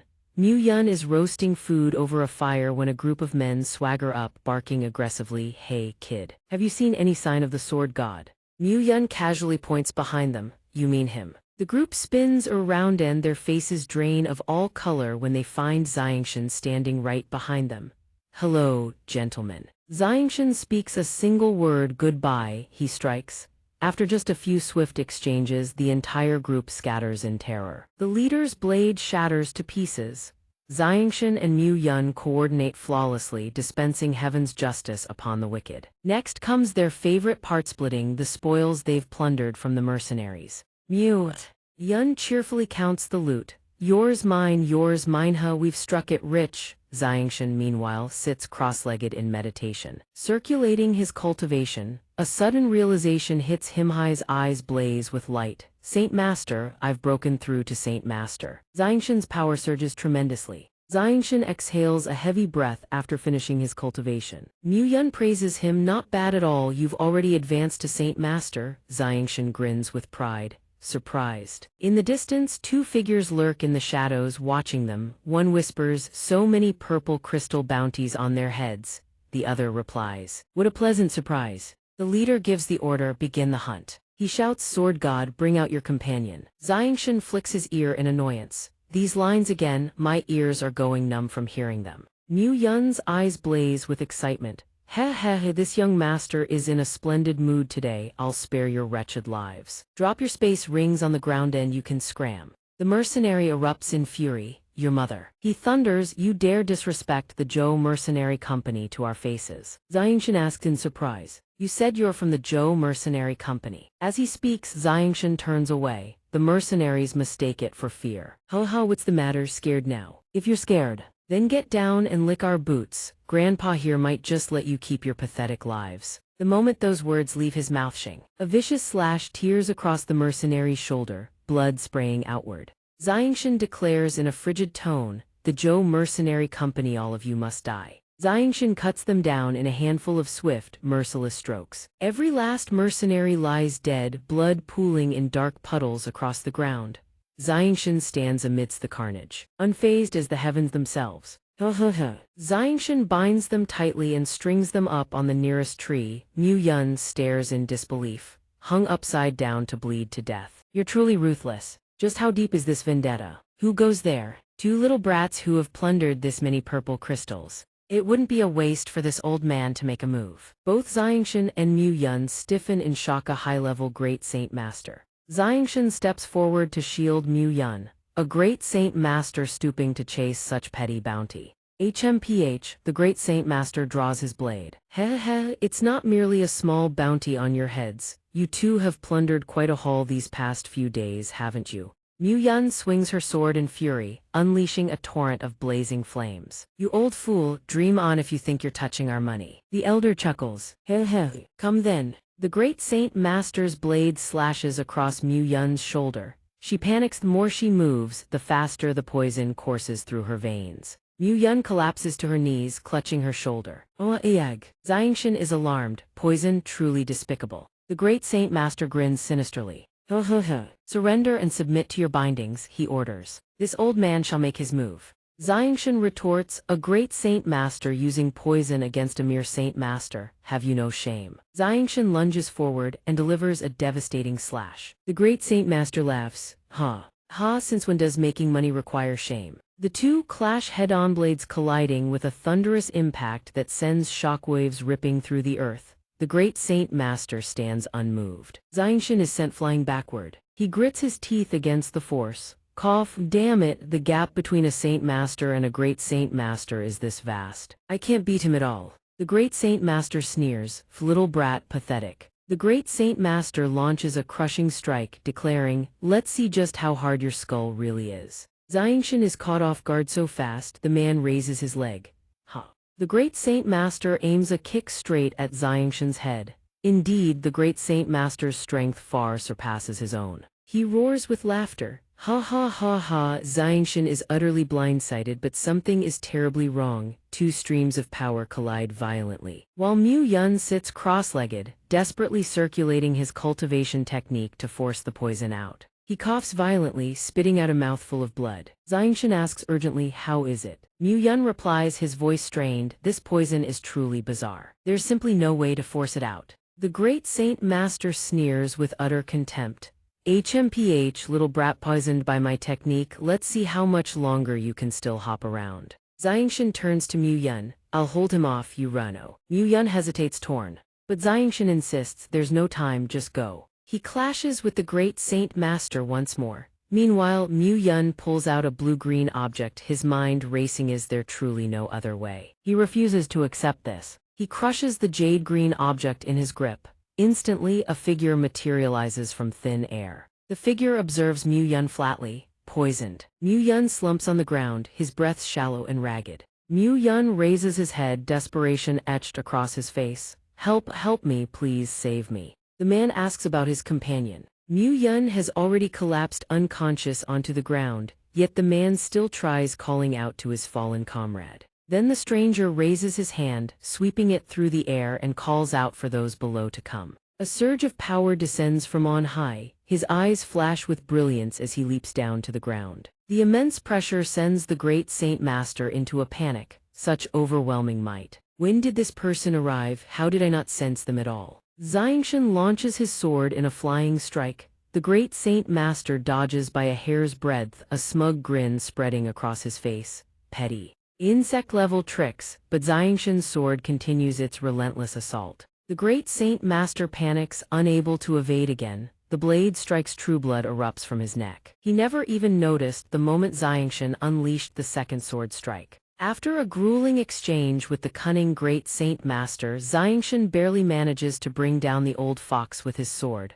Wounded and limping, he clutches his arm and rushes toward the other side, worry etched across his face. Mu Yun. Suddenly, a terrifying wave of power erupts, spreading rapidly through the surrounding space. A colossal sphere of crystallized saint force forms a barrier, preventing Xianxia from advancing any further. He stares in utter shock. The mysterious figure has unleashed a horrifying force so immense that even Xianxia cannot keep his footing, his eyes wide with disbelief. Spatial power tears open a gateway, forming a barrier between two dimensions. The stranger carries Mu Yun at his side, but before departing, he turns to address Xianxia one last time, having just stepped into the Saint Master realm. Yet you were able to kill a great Saint Master, an entire realm above you. Your aptitude is not bad at all. Cultivate diligently. The figure pauses for a beat, then adds, "You have the potential to become a true powerhouse." In the blink of an eye, he vanishes, stepping through the gateway with a final parting promise, "The two of you shall meet again someday." Xianxia stands there, frozen in stunned silence for a long time. After the two disappear, Xianxia begins to seriously assess the hidden power of that mysterious stranger. To freely manipulate spatial forces, at the very least, one must have reached the Saint King realm. He continues to harbor doubts about this enigmatic figure, Mu Yun.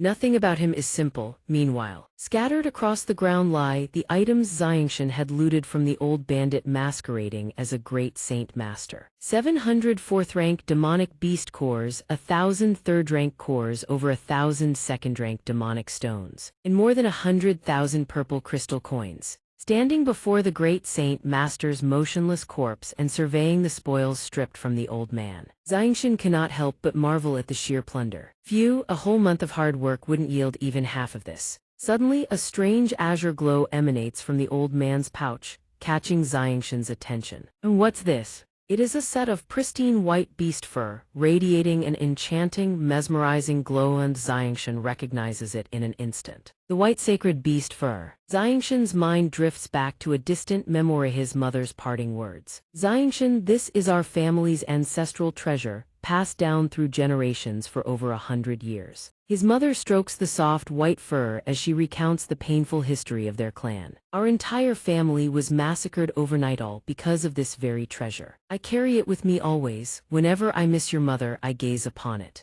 The memory of his mother leaves Xianxia overcome with emotion, his heart heavy with bittersweet nostalgia. He silently reminds himself that his mother will surely return safely, holding the ancestral heirloom of the xianxia family in his hand. He is filled with bewilderment, question after question racing through his mind. Was this the same as mother's? How did that old man come to possess this treasure? What exactly is this beast relic? He begins to imagine what mysterious use this beast fur might hold. It cannot be burned, it is not a blade, a sword, a spear, it is not a treasure map, it is not a martial arts manual either. None of it fits. Xianxia grows desperate, struggling to discern the purpose of this strange treasure. Most frustrating of all, there is absolutely nothing inscribed on it. Xianxia closes his eyes and lets out a long sigh, deciding to shelve his search for the glowing tale's purpose for now. Sigh, no use thinking about it, overthinking gets me nowhere, better to focus on raising my strength instead.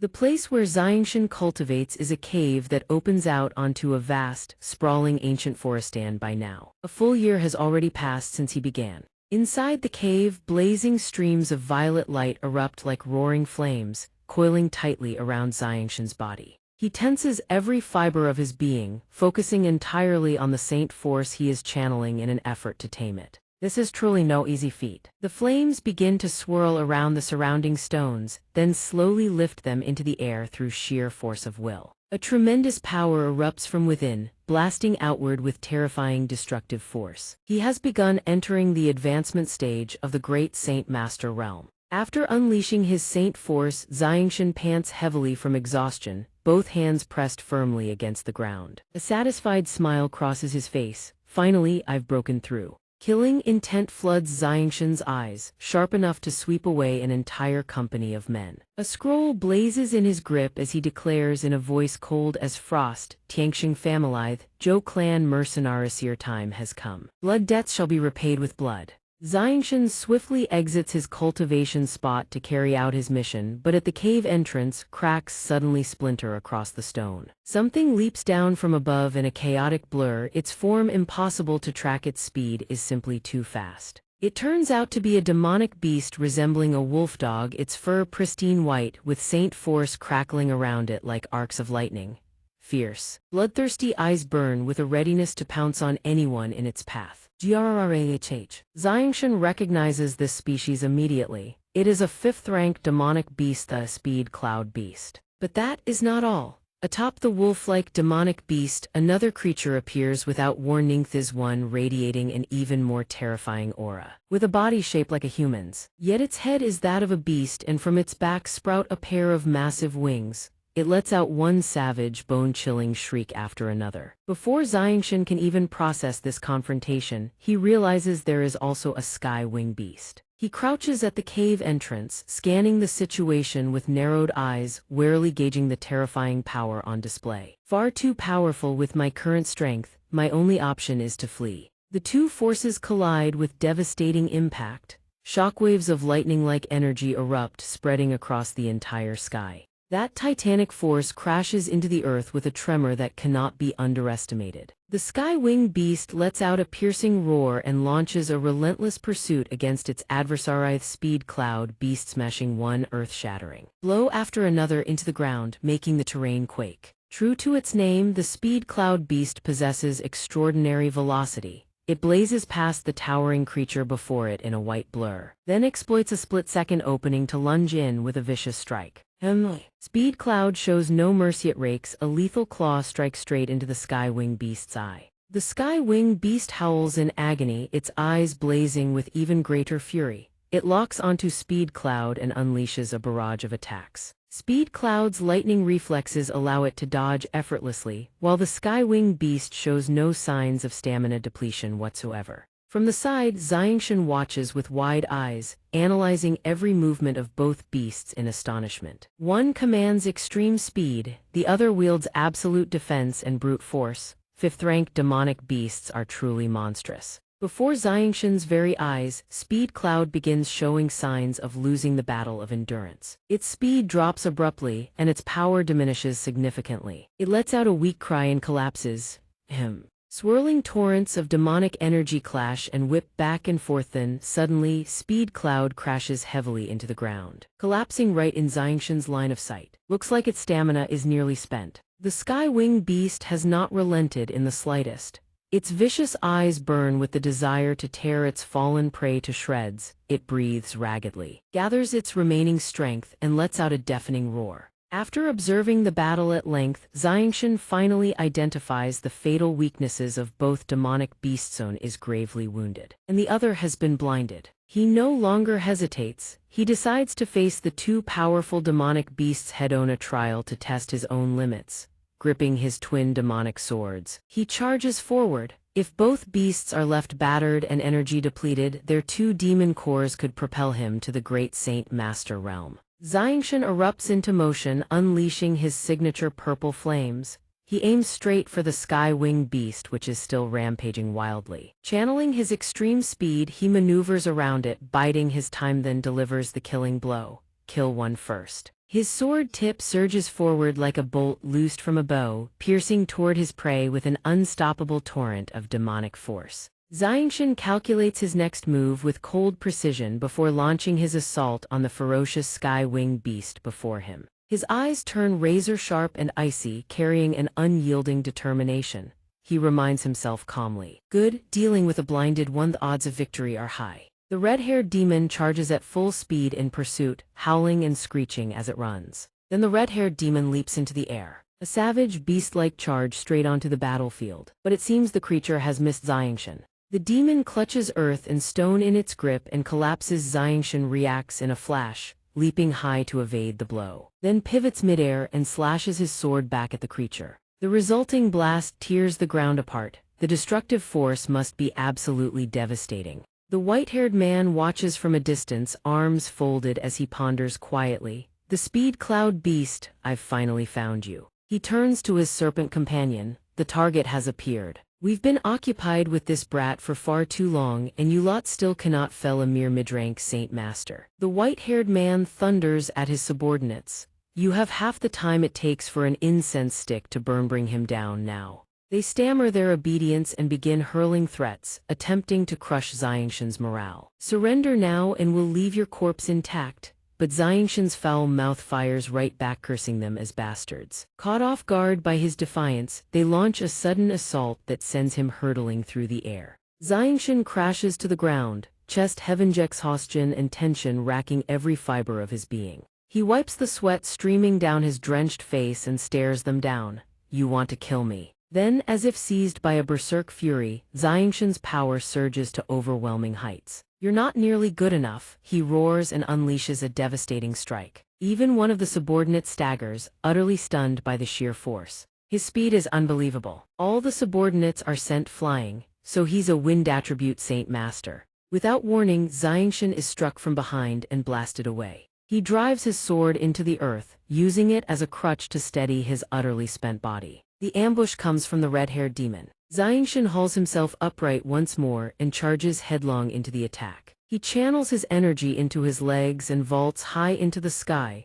ready to continue the battle. Xianxia grips his sword tight at rings with a sharp clank, then spins through the air like a whirling top, his free hand forming hand seals before his lips. "I refuse to believe I cannot shatter your defenses." The sword streaks downward, blazing with radiant pink energy. Ultimate technique sword control by Soul Grand Dharma Wheel. The red-haired demon howls and shrieks in defiance, but in the end it is reduced to nothing but smoke and ash. As Xianxia touches down, the demon's body tears itself apart and scatters to the wind. Xianxia lets out a long, heavy breath. It's finally over. He clasps the purple gemstone at his chest and laughs heartily. A fifth-tier magical beast's monster core truly brims with power. With 2 monster cores in hand, if I push my cultivation to its limits, I can break through to Great Saint Master in no time. He turns and walks away, muttering to himself, "I need to claim the Speed Cloud Beast's monster core and get out of here fast." 5th-tier magical beasts have indeed begun awakening higher intelligence.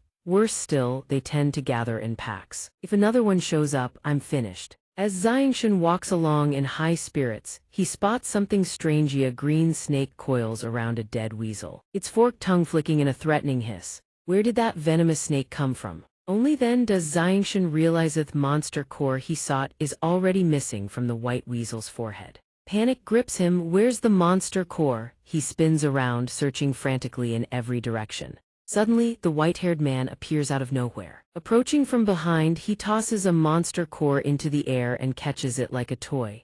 Looking for this, young man. With his sharp instincts, xianxia instantly recognizes the man's on-earth saint master. In the vast depths of the forest, xianxia finds himself face-to-face with a strange, white-haired elder in a tense negotiation. The old man holds the fifth-tier monster core that xianxia desperately needs. It turns out this Speed Cloud Beast's monster core is of vital importance to the elder's clan. The white-haired elder had been tracking the beast for quite some time, only to find that xianxia had beaten him to the prize. The old man will only return the core on one condition: xianxia must hand over a battle skill in exchange. Xianxia is taken aback. "I don't carry any battle skills on me right now," he replies. The elder clearly does not believe him. "That sword technique you used to slay the sky-winged demon bullet was blindingly fast and devastatingly powerful. That is absolutely beyond the capability of a high-rank saint master. If it's not a battle skill, then what is it?" Xianxia answers with shrewd cunning. "Even if I did have one and handed it over to you, would you really let me walk away alive?" The kindly elder from moments ago erupts in fury. His aura turns dangerously unpredictable. He can no longer contain himself. "You insolent little brat. To be called such a thing despite one's dashing appearance." The rage is boundless. The elder moves like a bolt of lightning, far too fast for xianxia to even react. The white-haired elder closes the distance in an instant and presses a single palm against xianxia's left chest. Being too clever is not always a good thing. With the lightest of touches, xianxia is blasted backward over a dozen feet. The dangerous elder returns to his original stance, casting a cold glance at the inexperienced youth sprawled on the ground. Then he leaps, soaring toward xianxia, preparing to deliver the killing blow. But xianxia is quicker, snatches the venomous snake coiled around the sky-winged demon bull's carcass. Holding the serpent before the elder's face, xianxia commands, "Don't move." The elder freezes on the spot. "What exactly are you playing at, boy?" he demands, his voice trembling with rage. Xianxia rises to his feet and answers. "This is a 100-li shadow tracking snake bred with a specially crafted medicinal powder. No matter where its quarry flees, it cannot escape. Training a rare serpent like this is extremely difficult. Very few even know of its existence. If I kill it, even if you return to your clan with the Speed Cloud Beast's monster core, I doubt you'll find it easy to explain yourself." The elder realizes he has vastly underestimated the young man. "What do you propose?" Xianxia conjures a vacuum barrier, a small purple sphere crackling with arcs of lightning, enveloping the venomous snake. He answers with satisfaction. "In a quarter of the time it takes for an incense stick to burn, this vacuum barrier will detonate." Surely the elder has no time left to deliberate over returning the monster core and letting him go. The elder does not take kindly to these terms. He shows no intention of letting xianxia leave. With visible reluctance, he shoves the monster core back toward xianxia. Xianxia accepts it cheerfully, not forgetting to offer his thanks. He then raises the vacuum sphere containing the serpent. Xianxia swings his leg and kicks it with tremendous force, sending it hurtling back toward the elder. The move is called Yang Maoi's desperate rescue kick, a cunning gambit born of sheer desperation. The kick is so powerful that the barrier sphere rockets toward the distant horizon. The elder cannot intercept it. He immediately wheels around and gives chase. As he departs, he does not forget to vow, "We will settle this another day, boy." Xianxia wastes no time and flees at once. Had he lingered with the speed of an Earth Saint Master, who knows what might have happened. He steels himself, remaining on edge. The elder could catch up at any moment. At the edge of a cliff, a young man finds himself surrounded by a group of pursuers. He is utterly spent after being hunted for so long. He curses his pursuers bitterly, then bolts with blistering speed so fast they cannot even react. He is dead set on not falling into their hands. But mid-sprint, he collides headlong into something Somyeon. It is Xianxia standing directly in his path and blocking the way. Xianxia and the red-robed youth slam into each other. The pursuers, using their movement techniques, have already caught up to the red-robed youth. They cannot believe the boy still has the strength to run this far. Hearing their bloodthirsty cries demanding his life, the red-robed youth believes this is the end. But at that very moment, a figure blazes past him at breathtaking speed. It is Xianxia. In mere seconds, he unleashes a flurry of techniques, cutting down those ragtag fighters with contemptuous ease. The red-robed youth watches in stunned silence. He cannot help but marvel at xianxia's speed and skill. Xianxia says nothing and turns to leave swiftly. The youth chases after him, shouting, "Stop running." A sheer cliff edge lies directly ahead of them. Hearing the warning, Xianxia halts instantly. Then, in the blink of an eye, he reappears right in front of the red-haired youth, who gapes in astonishment at the ghostly speed. Xianxia asks, "You chased me down just to tell me that?" The boy gasps for breath and says, "No." Xianxia thanks the boy, but the boy politely declines the gratitude, saying it is he who owes Xianxia his life. As the two converse, a strange gust of wind sweeps in, seizing Xianxia's attention. Could it be that old man from before has caught up already? His speed is truly formidable. He hurtles towards Xianxia like a blazing meteor. Xianxia cannot help but be taken aback by his velocity. The Earth Saint Master has caught up. He snorts coldly, "HMPH, brat, you're still not dead." Mingdong retorts, "Old fossil, your wretched legs are still too slow. This lord is alive and kicking." Xianxia demands, "What's going on here?" Mingdong explains, "I was hunted over a few fourth-rank monster cores. This one is their leader." The Earth Saint Master declares, "Two ignorant whelps who cannot tell good from evil. Had you surrendered the goods, you might have kept your wretched lives. Now neither of you shall walk away alive." He whirls his power into a frenzy, conjuring two massive vortexes of energy. Xianxia shoves Mingdong aside and the two split apart, sprinting in opposite directions. The Earth Saint Master continues to manipulate his power with sweeping gestures, the twin vortexes pursuing Xianxia and Mingdong relentlessly. The Earth Saint Master roars with laughter, "Ha ha, can you run?"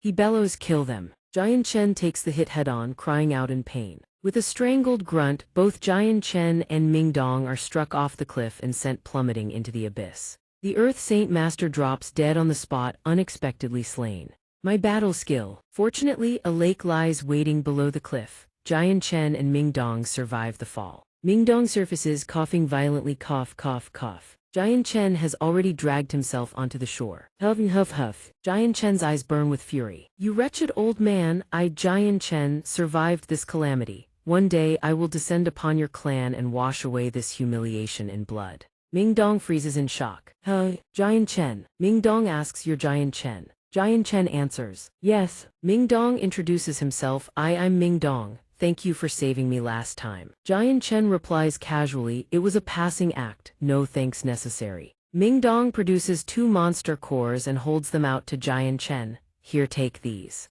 Xianxia frowns, "What's the meaning of this?" Mingdong says, "No hidden meaning. You saved my life and I have nothing to repay you with. I've only got 4 fourth-rank monster cores on me, I'll give you 2. Don't scoff at the amount, all right." Xianxia thinks of his old companions and chuckles, just like them. Xianxia says, "I have no need for monster cores. Tell me, have you joined a mercenary group yet?" Mingdong shakes his head. "No, I've always roamed alone, can't stand being bound by rules and restrictions." Xianxia makes his move. "Mingdong, I have a rather unreasonable request." Mingdong asks, "What is it?" "As long as you're not asking for my life, just say the word." Xianxia grins, "I want to invite you to join my Flame Mercenary Group." Admittedly, the Flame Mercenary Group isn't large right now, but I have absolute confidence that it will become the #1 mercenary force on the Tianyuan continent. Mingdong asks, "How many people does not very large mean?" He suddenly realizes that if the group is too big, things could get complicated. All those rules and regulations, just thinking about them, gives him a headache. Xianxia answers, "Just me, with you that makes 2. Mingdong falls flat on his back in the forest, utterly floored. Mingdong turns to Xianxia. "I say, Commander, as the Vice Commander of the Flame Mercenary Group, may I inquire about our next course of action?" Xianxia answers, "Cultivate." Mingdong presses, "Isn't it taking mercenary missions, slaying magical beasts and harvesting monster cores?" Xianxia tosses Mingdong a pouch and says, "There are 8 fourth-rank monster cores in there." Mingdong's eyes light up. Xianxia continues, "You have half a month. Use it to raise your strength as quickly as possible." Mingdong asks, "All right, and after half a month?" Xianxia answers, "After half a month we annihilate a clan and a mercenary group." Mingdong agrees, "Oh sure, but hang on, just the 2 of us. Annihilate what exactly? Have you gone mad?" Half a month later, Mingdong curses at Xianxia, "Brother, you beast, are you even human? In a mere half-month, you've broken through to the great Saint Master realm. Jian Chen waves it off. What's so surprising about that? Haven't you also advanced to mid-rank Saint Master? Ming Dong sags with dejection. How can you even compare the two? I only advanced by one minor realm, you leaped an entire major realm. Jian Chen suddenly senses something. Jian Chen immediately begins circulating his cultivation technique. Ming Dong asks, what's wrong with you? Jian Chen shouts, get away from me, get as far as you can. Jian Chen gathers his immense power within him. A shuddering pulse boom. A colossal pillar of qi erupts from his body, rocketing straight into the heavens. 1,000 miles away, an old man's eyes snap open. Such overwhelming qi, what manner of existence is this? The old man strokes his beard, deep in speculation. Could a supreme ruler be emerging in this land? A tremendous aura gathers above. Spiraling into the sky, even a farmer tilling distant fields can sense Jian Chen's aura. This is sword intent, such devastating sword qi. Who possesses such profound attainment in the way of the sword? Could it be that during all these years of my seclusion, a supreme powerhouse has emerged upon the Tianyuan continent? Jian Chen has comprehended sword intent. The twin swords soar around him in joyful arcs, crying out to their master without ceasing. Master! Xiao Ying and Xiao Qing materialize. They streak toward Jian Chen, radiating pure elation. Xiao Ying exclaims, Master, we can finally speak with you. Jian Chen is stunned. The two sword spirits. Xiao Ying flies straight into his arms, overjoyed beyond measure. Master! Xiao Ying embraces Jian Chen, who stands there completely bewildered. Jian Chen stammers. So you are? Xiao Ying introduces. We are the sword spirits of the Azulate swords. I am the sword spirit of the Ziying sword. Master may call me Ziying or Xiao Ying, whichever you prefer. Xiao Qing follows. I am the sword spirit of the Qingxuo sword. Master may call me Qingxuo or Xiao Qing, both are fine. Jian Chen asks in astonishment, the Azulate swords, sword spirits. Could it be that the Azulate swords I've been cultivating have given birth to sword spirits? Xiao Ying shakes her head. It's not quite like that. Xiao Qing explains, we are like you, Master. We came from another world to the Tianyuan continent, long ago. Ziying and I suffered catastrophic damage when our blade bodies were shattered, depleting our primordial essence greatly. We drifted into the world where Master once lived and fell into deep slumber, only to be awakened by Master's cultivation of the Azulate sword qi. We never imagined that in this land where the world's origin energy is so thin, you could use the Azulate swords to compensate for their deficiencies and achieve such astonishing attainment in the sword Dao. Master is truly a genius.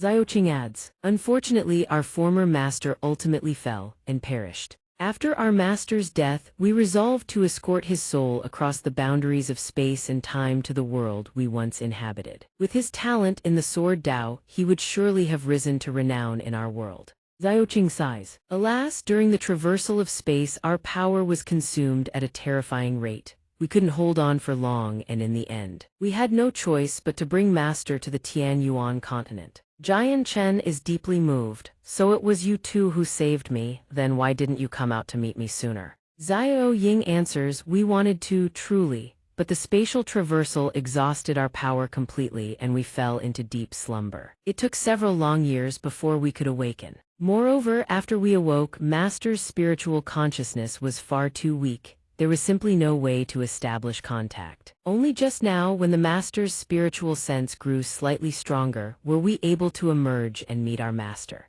Jian Chen breathed a sigh of relief. So it's because I just broke through to the great Saint Master realm my spiritual sense strengthened a bit. Xiao Ying said precisely. Xiao Qing added, moreover, now that the Master's realm has risen, you can wield our power. Jian Chen said, I've used the Azulate sword qi before, haven't I? Xiao Ying laughed brightly, not quite, you can't call it that. Jian Chen's eyes blazed with excitement. Indeed, as Xiao Ying says, once I try it, I'll understand. Jian Chen soared into the air. Very well, let me see what the true power of the Azulate sword spirits looks like. Jian Chen swept out a single sword stroke. The blade cleaved a massive boulder clean in two. Jian Chen murmured, what devastating lethality. Xiao Qing gasped, yo, that nearly killed me. Xiao Ying panted heavily, huffing and wheezing. Jian Chen asked, what's wrong with you two? Xiao Ying answered helplessly, releasing sword qi is extremely exhausting, you know. Xiao Qing yawned, Master, our energy consumption is far too great, we must return to the blade and enter slumber. Jian Chen asked, then how can I replenish your energy? Xiao Ying yawned drowsily. Silly master, just absorb more high-grade monster cores and it'll be fine. Jian Chen produced a handful of monster cores. Absorb monster cores, I have plenty of those. At that moment Ming Dong arrived and asked Jian Chen, hey, are you all right? Jian Chen turned to Ming Dong, come on, let's head to Wake City. Ming Dong followed and asked, what for? Jian Chen answered flatly, to kill people. Half a month later, Jian Chen and Ming Dong arrived at Wake City. They had finally reached their destination. Ming Dong whistled, hey, this Wake City is truly massive. Jian Chen frowned, sensing something amiss. Why was the atmosphere in the city so peculiar? Could something major have happened? Ming Dong asked, who exactly are we here to kill, Captain? Jian Chen said, you'll find out soon enough. Suddenly, a commotion erupted nearby. Someone bellowed furiously, damn it, the affairs of our Zhou mercenary group, how dare you interfere? A crowd had gathered and a dispute was clearly underway. One voice roared, are you asking to never set foot in this city again? Another voice retorted, in broad daylight you lot dare to abduce a young maiden, it was you scoundrels. A little girl named Meila was crying in her mother's arms. Mama, Meila is scared. Her mother held her tight and tried to comfort her. Don't be afraid, Meila, don't be afraid. A fat, burly man swaggered forward with a menacing grin. Little sister, don't be afraid. Big brother adores you, he sneered. Meila's family cursed at him, a true degenerate scum of the earth. One of the thugs spotted something that made him freeze on the spot. Slash! One thug's throat was severed dead in an instant. It was Jian Chen who had struck. Every last one of those pieces of scum was finished. Jian Chen swept his blade in a single arc. The thugs were dealt with. One of them stared wide-eyed in disbelief. That sword is impossibly fast. Meila burst out from her mother's arms, running joyfully toward him. Uncle Jian Chen, Uncle Jian Chen. Her mother chased after her. Meila slowed down. Meila was overjoyed to see Jian Chen. Uncle Jian Chen, you were so cool just now. Jian Chen patted the little girl's head gently. Good girl, tell uncle where is the headquarters of the Zhou mercenary group. Meila pointed, over there. Jian Chen followed her gaze. Good, at the Zhou mercenary group's building, a boisterous voice rang out. Ha ha, with the Zhou mercenary group's participation, Wake City's defensive strength against this beast tide has surged enormously. The city lord is deeply concerned for Wake City's safety. De Li offers his gratitude in advance. The orange-haired man replied with a grin, Commander De Li is far too kind. Wake City is also a foundation of our Zhou group. This is only natural. Suddenly the doors burst open with a deafening crash. A guard outside shouted, who goes there? Who dares barge into the Zhou group's headquarters? Changyang Xianxia burst in, unleashing a devastating sword strike that wounded several men. He roared the orange-haired man's name, Qi Leiasi, demanding his head, a cold laugh escaping his lips. The orange-haired man, Qi Leiasi. I thought you were someone with a leopard's gallbladder daring to storm into our Zhou group. Turns out you're just the whelp of some fallen house. And you even brought a helper. What is your life really that worthless? Ming Dong said, so you're the one he has a grudge against. Xianxia replied, yes. Ming Dong studied the orange-haired man. That vicious face of his clearly not a good person. Before a hand could even be raised, a voice thundered through the hall, HMPH, let me see. The orange-haired man sneered, how much does your backup actually weigh? Ming Dong thought, what an overwhelming aura. This man's combat power is no less than Qi Leiasi's. If we can make use of him, this beast tide will have gained another ally. The orange-haired man said, also a high-level saint master slightly stronger than you, not bad, but strength has its limits. Today, neither of you shall leave the Zhou group's headquarters alive. Suddenly a hand reached out, hold, do not act rashly. Xianxia asked, Your Excellency, who are you? The man introduced himself. This humble one is De Laut, commander of Wake City's Imperial Guard. Gentlemen, hear me out, the beast tide which comes once every several decades is upon us. Wake City faces grave danger. Your personal grievances can be settled afterward.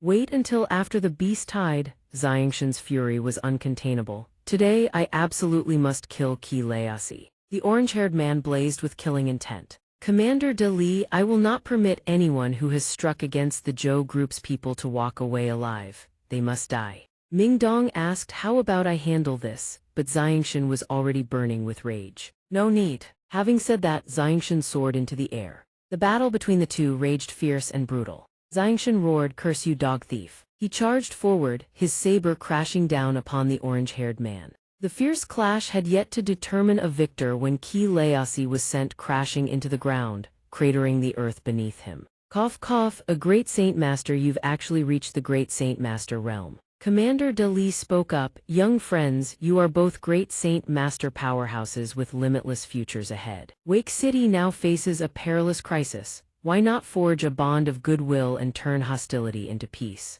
Xianxia said, Commander De Li, you are not me. You have never endured the suffering I have borne. With that, Xianxia attacked again, striking xianxia until he coughed up a mouthful of blood. The man was sent tumbling across the ground. Xianxia continued coldly, you have no standing to lecture me about mercy. Xianxia wiped the blood from his mouth. Cough, cough, heh heh, even if you are a great Saint Master you die today. He detonated a signal flare atop the building. Commander De Li's face changed drastically. This is the Zhou Group's Tiger Wolf Guard. De Li said, young friend, wait a moment, I shall summon the city lord to preside over this matter. Xianxia sneered. The Zhou Tiger Wolf Guard orders are to kill the enemy. Even if the city lord himself comes, he'll only be collecting your corpse. Ha ha ha ha, 3 high-level Saint Masters, we could crush you by sheer weight alone. Ming Dong tensed in alarm, but Xianxia stood his ground, waiting as the Tiger Wolf Guard formed their battle formation. He began deploying his techniques to resist. Jian Chen leaped into the air and unleashed 2 massive sword slashes. Streams of purple-white light blazed blindingly in an instant. The mercenaries couldn't withstand the force and were blown apart like scattered leaves. They howled in agony. Jian Chen continued sweeping his blade forward in devastating arcs, roaring, scram. He vaulted into the air, his sword dancing as he struck down the remaining fighters. Jian Chen spat with contempt. Useless trash, all you lot know is how to howl to the heavens. They crashed down from the sky like rain, thudding onto the earth one after another, nothing left but pitiful cries of agony. Min Dong dodges nimbly left and right, but who could have predicted that mid-evasion, a mercenary's head would slam straight into his leg. Min Dong curses viciously, then rolls away like a ball, tumbling through several rings of dust and debris. As it happens, the man lands right in front of Xianxia. At this very moment, Jian Chen also descends to the ground. Xianxia is so terrified that cold sweat pours down his face. He grits his teeth in panic. Jian Chen grips his sword with ironclad resolve. While at Xianxia's feet lies a body sprawled in a pool of blood. Xianxia and his companions stagger back a step. The youth's eyes brim with killing intent as he speaks in a dark, chilling voice. Who else? Xianxia's men are paralyzed by fear and dread. No one dares answer. Suddenly, Xianxia produces a large cloth sack from behind his back. He hurls the sack onto the ground before Jian Chen and Min Dong. Golden coins spill out from within. Xianxia then raises his arm and bellows at his men. Their saint force is severely depleted, they are utterly spent. A malicious grin spreads across Xianxia's lips. Smugly, he issues his command, wound either of them 1,000 purple gold coins as reward. Not only that, kill one of them, and the reward is 10,000 purple gold coins. The instant those words leave his mouth, the greedy wretches forget every lesson their fallen comrades tried to teach them and charge forward with a unified war cry. Jian Chen grips his sword tight, ready to strike. He plants his feet on the ground and bellows, scram, then he unleashes a flurry of sword strikes, sending waves of violet glinting slashes ripping through the air in every direction. In the blink of an eye, every last mercenary takes a hit. Nothing remains but howls of agony. Not stopping there, Jian Chen executes several more strokes, his entire body wreathed in a radiant white and violet glow. A violent eruption rips through the air. Bodies plummet from the sky once more, their mouths capable of producing nothing but grunts and screams under the overwhelming force. Some even curse their wretched fate. Yet Jian Chen has no intention of stopping. Sword in hand, he advances to deliver a brutal beatdown to each and every one of them. The merciless blade cannot distinguish friend from foe. Even Min Dong, standing off to the side, is forced to dodge frantically from one spot to the next, panting heavily from exhaustion. Xianxia, on the other hand, feels not a shred of worry. Smugness fills his heart instead. Ha ha ha, let's see how long you can hold out. The moment your saint force runs dry, that is the moment you die. Seeing his companion forced to battle these worthless shrimp nonstop, Min Dong calls out loudly. If I hold off these hounds for the span of a single breath, can you handle that, ringleader? Jian Chen answers mid-strike, I can. Hearing this, Min Dong clicks his tongue, grits his teeth, and holds the line with grim satisfaction. Good. The instant the word leaves his lips, he thrusts a finger skyward. A colossal pillar of light rockets into the heavens, whipping the wind and dust into a frenzy like a raging tornado. Min Dong raises his arm to unleash his technique, his eyes sharp as an assassin's, and speaks in a cold, ominous tone. With that, Min Dong roars. Now, a barrage of violent cyclone slashes tears through the air, leaving dozens of mercenaries crippled on the ground. On the other side, Kelesi urgently shouts his orders. Charge, charge, damn you. Just as the cyclone slash closes in, Kelesi desperately raises his arms to block it. Jian Chen seizes the opening in an instant. He surges forward, sword dancing, and bellows his opponent's name. Kelesi, prepare to die. A thunderous explosion erupts in a dazzling flash of light, drawing the attention of every onlooker. What in the world just happened? From within the blast, something hurtles outward at terrifying speed, forcing the onlookers to gape at its trajectory in shock. Kelesi is beaten so savagely that he sprawls spread-eagled on the ground, coughing violently. The surrounding crowd gasps in disbelief. Is that the captain of the Zhou mercenary company? How could he be beaten to such a state? The crowd turns toward the source of the explosion, where rocks and debris rain down in every direction. From within the dust cloud, the silhouette of a young man emerges, stepping through the haze. Jian Chen stands not far away, looming over Kelesi. Bastard, have you decided how you want to die? Kelesi, finally knowing true terror, immediately drops to his knees and begs for mercy. Cough, cough, spare my life, every last coin I have, it's all yours. Jian Chen, however, showed no concern for material things. He merely cast a contemptuous glance at his opponent and sneered. You think you can beg for your life? Without a word, Jian Chen lifted his foot and slammed it into Kelesi's face. Kelesi took the full brunt of the blow and was sent hurtling back another meter. Jian Chen roared with fury, go ask Hu Po. The painful memories of that day come flooding back. When Xiao Dao threw himself against the monstrous beast, he didn't forget to tell Jian Chen, among us, your strength is the greatest. Only you have a chance to escape. When Kaide, riddled with wounds, still forced out his final command, I, Kaide, captain of the Blazing Flame mercenary band, order you take Xiao Dao and run.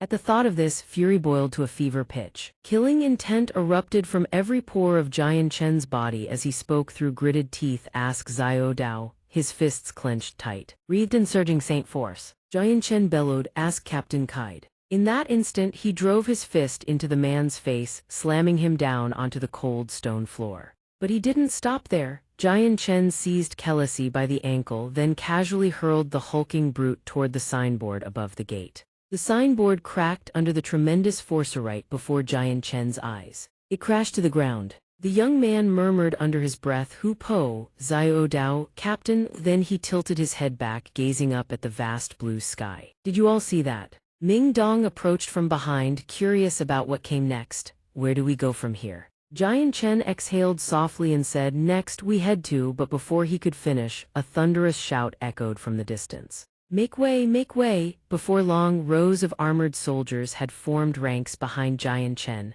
The city lord is on official business. All unrelated persons clear the area. Their commander stepped forward to interrogate Jian Chen regarding his identity. Young brother, might you be Jian Chen? A flicker of recognition passed through Jian Chen's eyes. His expression turned somber as he leaned over and whispered to Ming Dong. It seems we're about to be invited in for a drink. Ming Dong, failing to grasp the meaning, responded with a bewildered expression. What? The city lord stepped forward and clasped his hands in greeting. Ha ha ha, young brother, Jian Chen is truly a prodigy. It is a great honor to meet you. Jian Chen returned the courtesy with a polite bow. Jian Chen greets the city lord. Hearing this, the city lord smiled in surprise. Oh, so the young brother knows who I am. Jian Chen kept his composure and explained with a slight bow, in Yancock City. The only person who could command such deference from Commander Duali is none other than the city lord himself. The city lord couldn't help but praise him. Young brother Jian Chen is truly sharp-witted. He clasped his hands behind his back and glanced at Kelesi, who remained plastered against the signboard. With a sigh, he continued, alas, it seems I arrived too late. Hearing this, Jian Chen shot him a subtle glance and probed, it appears the city lord has come to hold me accountable. The city lord's face broke into a cunning smile. This left Jian Chen momentarily speechless. He studied the man carefully as the city lord laughed heartily and clapped him on the shoulder. "Young brother, I jest, this old one would like to invite both of you young talents into the residence for a chat. How about it?" Jian Chen was in no rush, so he readily agreed to the city lord's arrangements. Inside the city lord's residence, lanterns blazed bright as all three sat in the garden and conversed. The city lord spoke frankly, "There is no way to steer those men toward the path of righteousness. A pity, truly. The Zhou mercenary band being annihilate, that was simply their fate. What this old one truly worries about is the impending beast tide and the overall defense strategy for Yancock City." Jian Chen sipped his tea and reassured him. "Rest assured, city lord. With the Zhou mercenary band's combat strength eliminated, the two of us brothers are more than sufficient." The city lord was stunned for a moment, then quickly cautioned, "Those words are not spoken lightly. If they were, the Zhou mercenary band would never have been wiped out so thoroughly." Jian Chen gently set his teacup down on the marble table and continued evenly, "I speak no falsehood to the city lord." At the table laden with food for three, Jian Chen's voice slowly rang out. "Tomorrow, Jian Chen must make a trip to the Tianxing family."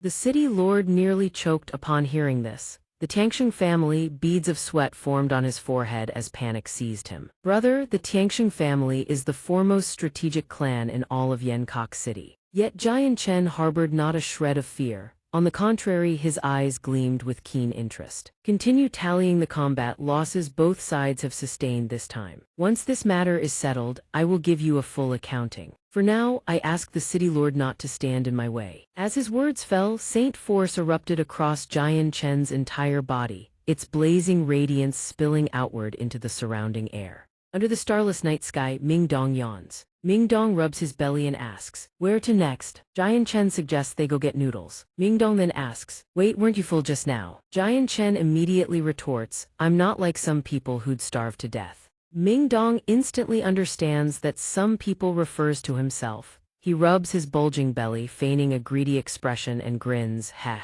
Who told the city lord to prepare so many delicacies? Hee hee." From afar, someone silently observes. A subordinate respectfully inquires, "City lord, must we simply stand by and watch them clash with the Tianxing clan?" The city lord watches the two youths gradually disappear into the distance before answering, "Let us wait and observe with just the two of them. It is impossible for them to have annihilated the Zhou mercenary corps in such a short time.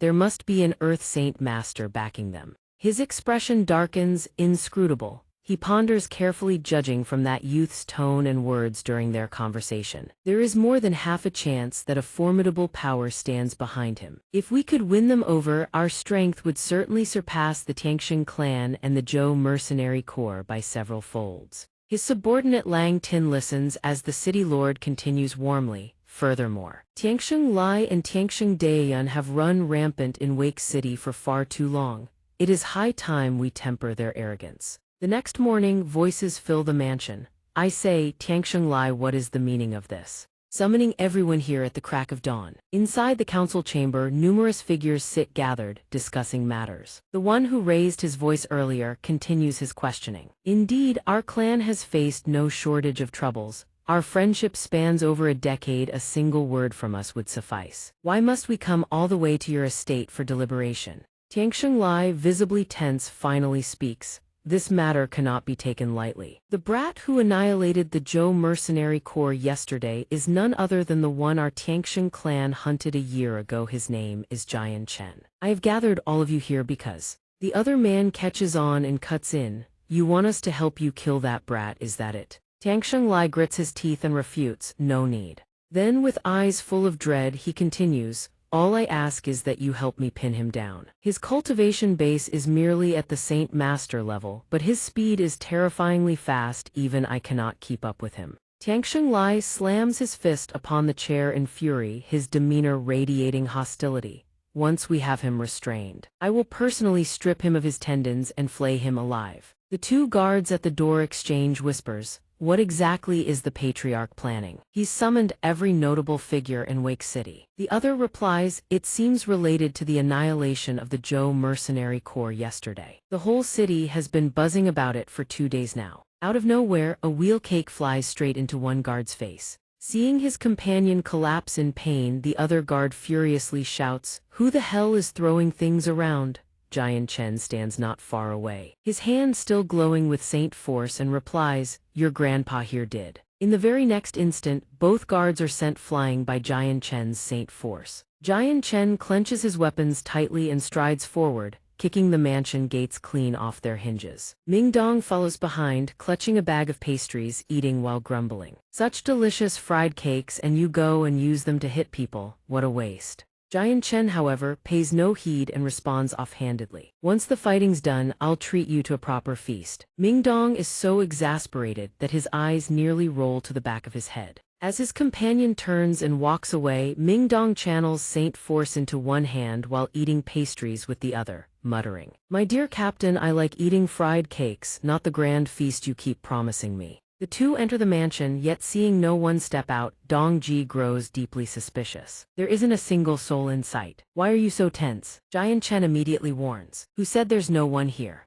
The young servants hesitate for a moment, then report the news they've arrived. From all directions, red blurs suddenly encircle them as numerous strangers descend from the sky and touch down upon the ground, booming laughter echoing everywhere. Both Ming Dong and Jian Chen draw their weapons, ready for battle. Ming Dong, sensing the opponent's strength, cries out in alarm, "Why are there so many great saint masters?" Jian Chen's entire being sinks into a deathly calm. Tianxing Lai strides forward, wielding a massive war hammer, and bellows, "You wretched cur." He launches into the air with a thunderous roar, "I will offer your blood as tribute to my son." Instantly, a swirling ring of dust and debris erupts from the ground. Jian Chen, provoked beyond measure, shrouds himself in his own power and murmurs coldly, "Old fool." His opponent grips the hammer handle tight, his entire body radiating energy. Jian Chen, refusing to be outdone, swings his sword. It rockets toward his adversary at blinding speed. Before the two even clash directly, the shockwave already shakes heaven and earth. Those nearby are gripped by uncontrollable terror as rocks and debris fly everywhere.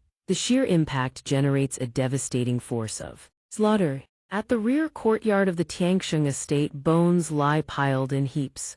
Tianxing Daiyun witnesses the carnage, his expression darkening instantly. He murmurs through clenched teeth, "Who dares wage war within the Tianxing clan?" He swiftly soars away from the ghastly scene, grinding out each word, "Find them." Back at the battlefield, neither side yields an inch. Debris scatters in every direction. Right where Jian Chen stands, dust rains down like a deluge. Someone raises his voice in bewilderment, "What in the devil is that?" Jian Chen gazes upward at a figure wreathed in swirling energy and falls into a long, contemplative silence. Tianxing Daiyun arrives at the scene. Orange saint force envelops his entire body and weapon alike. A thunderous rumble, reverberating across the courtyard. Tianxing Daiyun soars through the air before halting beside his elder brother. He calls out, "Big brother, who dares cause havoc in the Tianxing clan?" Tianxing Lai, taken aback by his brother's arrival, immediately points the accusation. "Daiyun, you've come at just the right time. That cursed dog who murdered your nephew has arrived."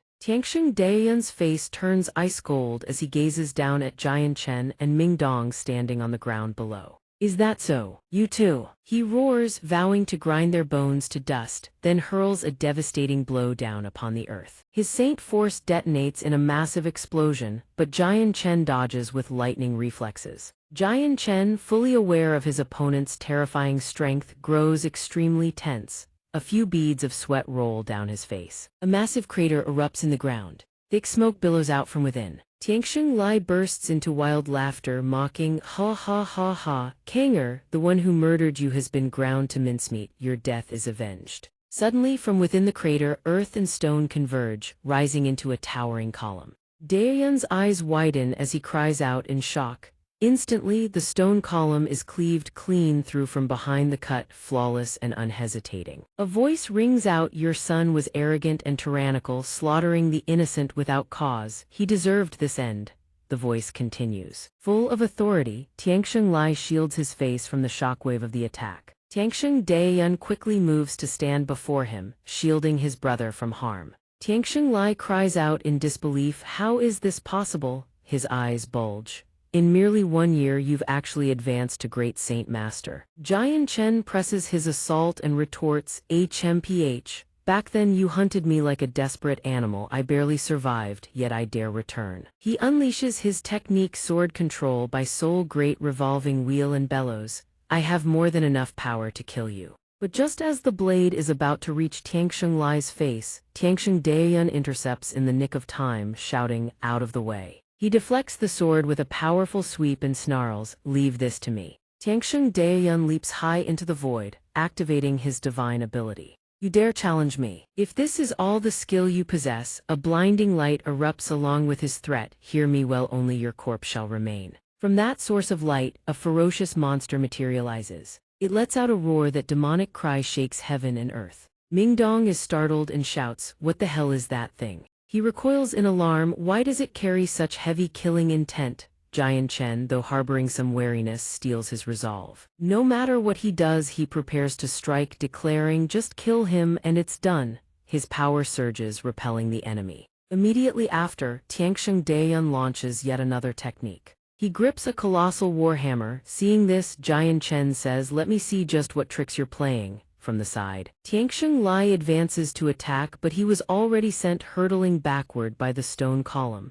Jian Chen, sensing the situation turning dire, pales and shouts, "Not good." The stone golem has transformed into an enormous monstrosity, flames blazing furiously across its entire body. It stomps its foot hard upon the earth, then turns toward Jian Chen and lets out a booming laugh. "Ha ha ha ha, Jian Chen, you little brat, behold the earth burst flame." The stone golem's face twists with ferocity as it roars with all its might. From where it stands, a cataclysmic explosion is triggered. Onlookers from afar gasp, "What devastating combat power!" Others stammer in shock. Tianxing Lai is actually this powerful. Tianxing Daiyun stands atop the stone golem, looking down at them and commands, "What are you all waiting for?" He orders them to block the two. The crowd stammers in confusion before snapping to attention and obeying the order. They spring into action, fixing their gazes on the two young men and shouting threats. "Don't even think about running." Mingdong raises one hand to block them and curses, "Go FCK yourselves." He lands swiftly alongside Xianxia and bellows, "Today I only came for the Tianxing clan. If you don't want to die, stay out of this." The others bristle with rage, weapons drawn as they charge forward, shouting, "Insolent brat."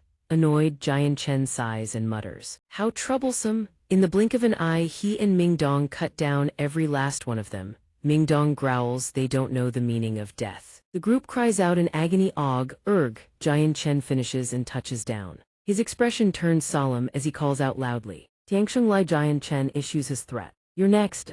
Two swords are launched, merging into one sword control by Soul Azulet twin strike rocketing straight toward the stone golem. Yet it seems to have little effect. The golem sneers, "Pathetic tricks. Before my absolute defense you are nothing but a child." To its shock, the blow lands squarely on its arm, shattering it before its master's disbelieving eyes. The rebel howls, "How is this possible?" Half its face has been blasted apart, yet its mouth still stammers.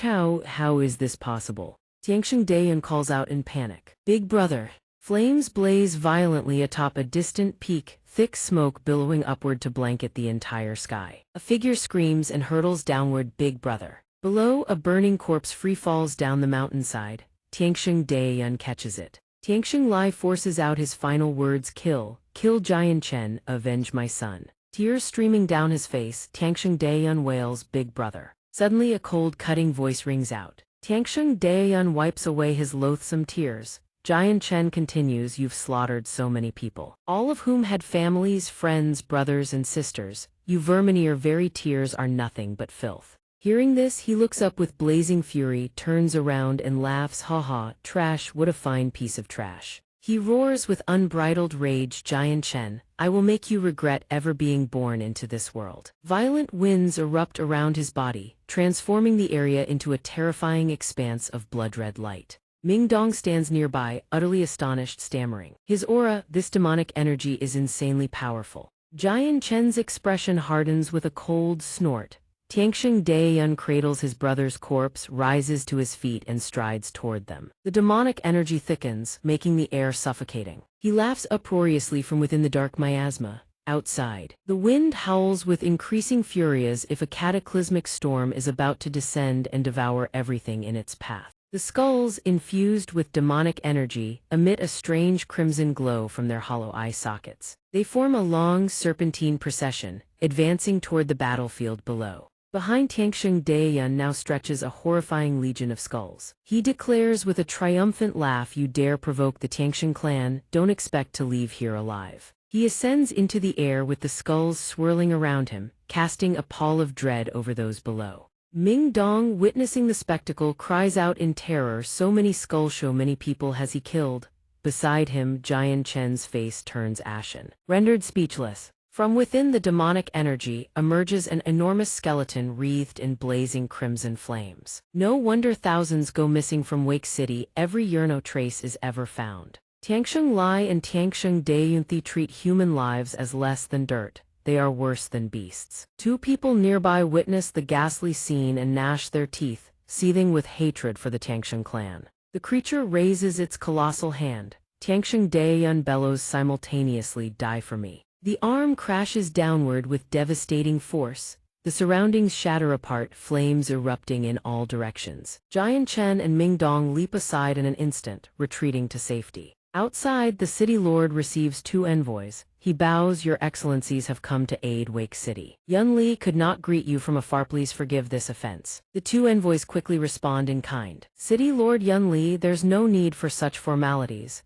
Each beast tide rarely features 5th-tier magical beasts. You should be able to handle it yourselves." The two remove their hooded cloaks, revealing towering figures, and laugh as they speak. "Every time you call for aid from the royal capital, we come to feast and take our fill without lifting a finger. Honestly, it's rather embarrassing." The city lord smiles warmly in response, "Your excellencies are far too modest. With the two of you stationed here, Yun Li can finally rest easy." The red-haired Earth Saint Master replies readily, easy enough, however. Your warning came rather early, this timeth beast tide is still days away." The city lord responds, "Not early at all, I wouldn't dare conceal anything. The reason Yun Li invited you both to Wake City early is because I need your help in intimidating a certain junior." Kathapa hears this and is utterly taken aback. His mouth gapes as he asks, "Oh, has some heaven-defying talent emerged in Wake City over these past decades?" The city lord speaks slowly in response. "A young powerhouse has suddenly appeared within the past year. Moreover, this humble official is unable to discern the true extent of his strength." The three of them approach the area and immediately sense the demonic energy engulfing it. Kathapa turns and says, "Such dense demonic energy, has a 5th-tier magical beast appeared within the city. Up ahead, that massive beast is still ferociously attacking two people inside."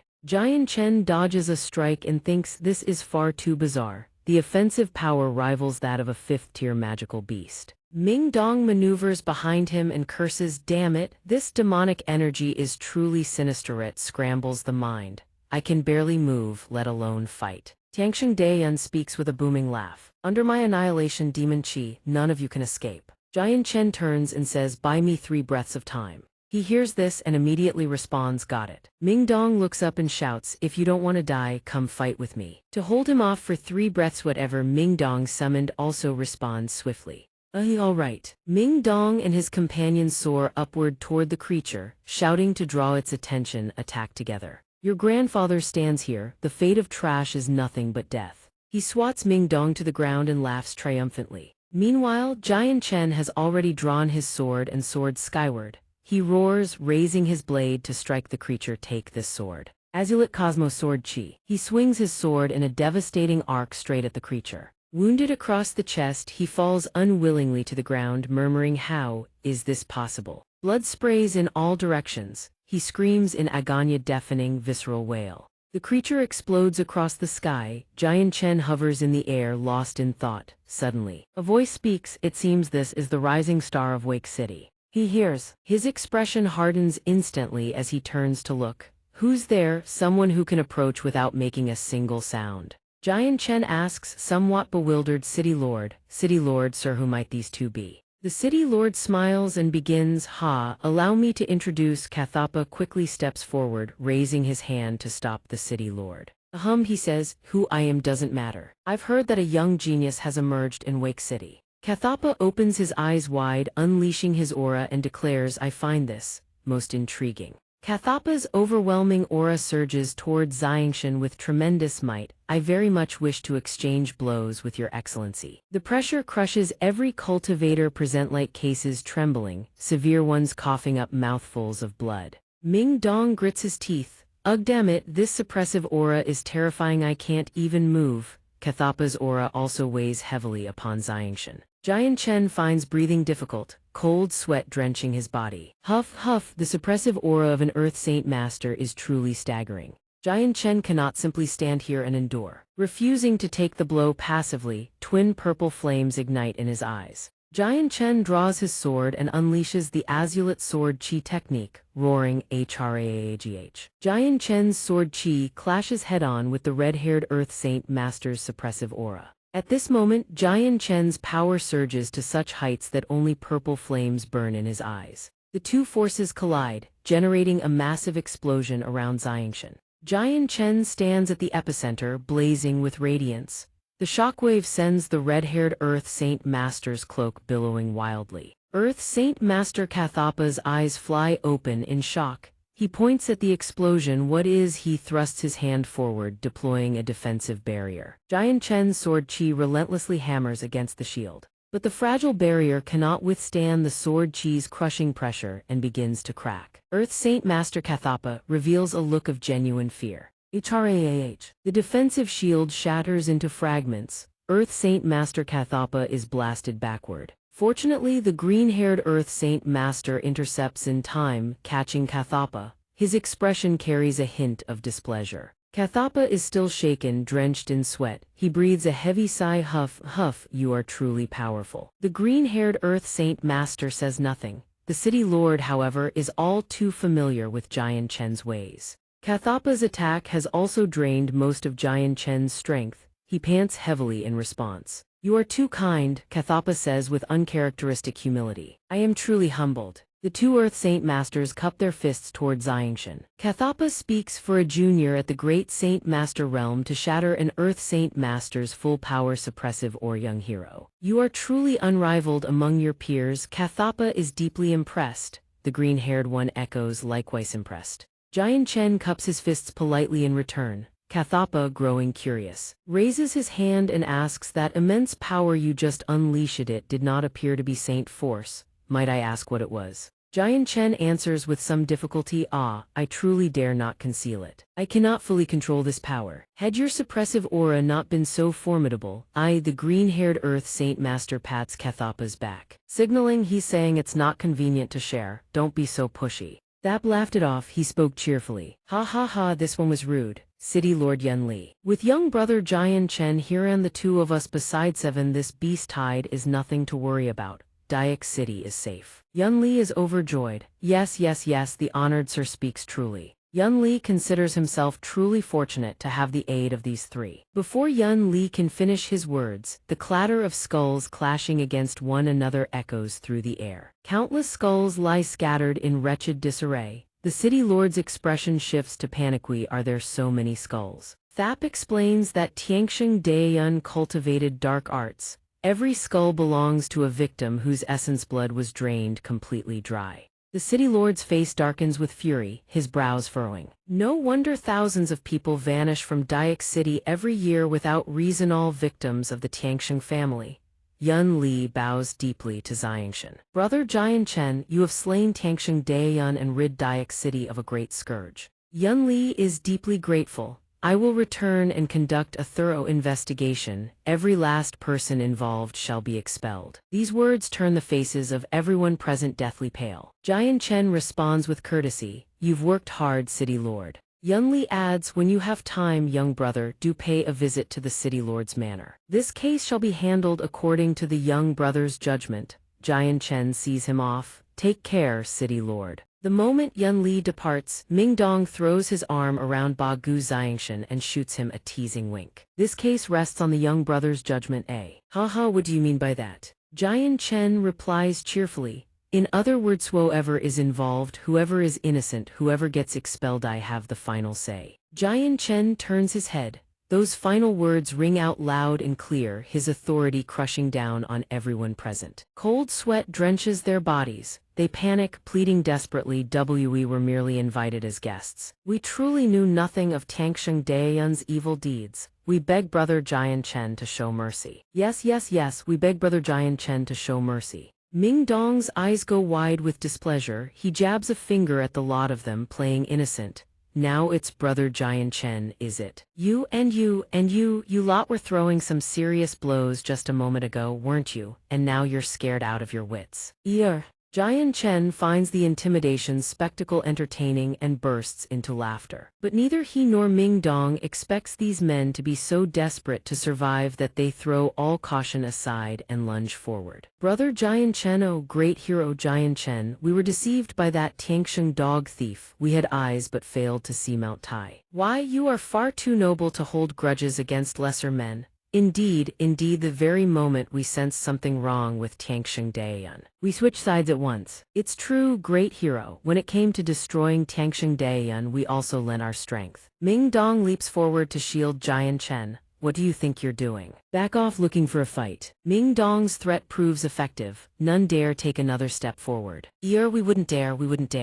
Jian Chen smirks, enough with the bickering. Jian Chen steps forward, arms folded, and makes his declaration.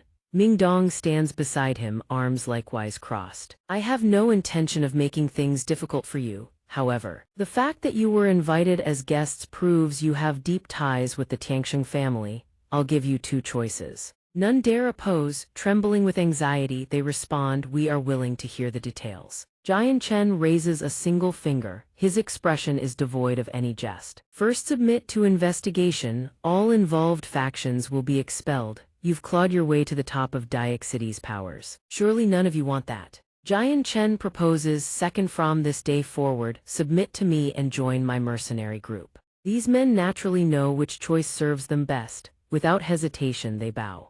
We agree to submit. Some, however, harbor doubts.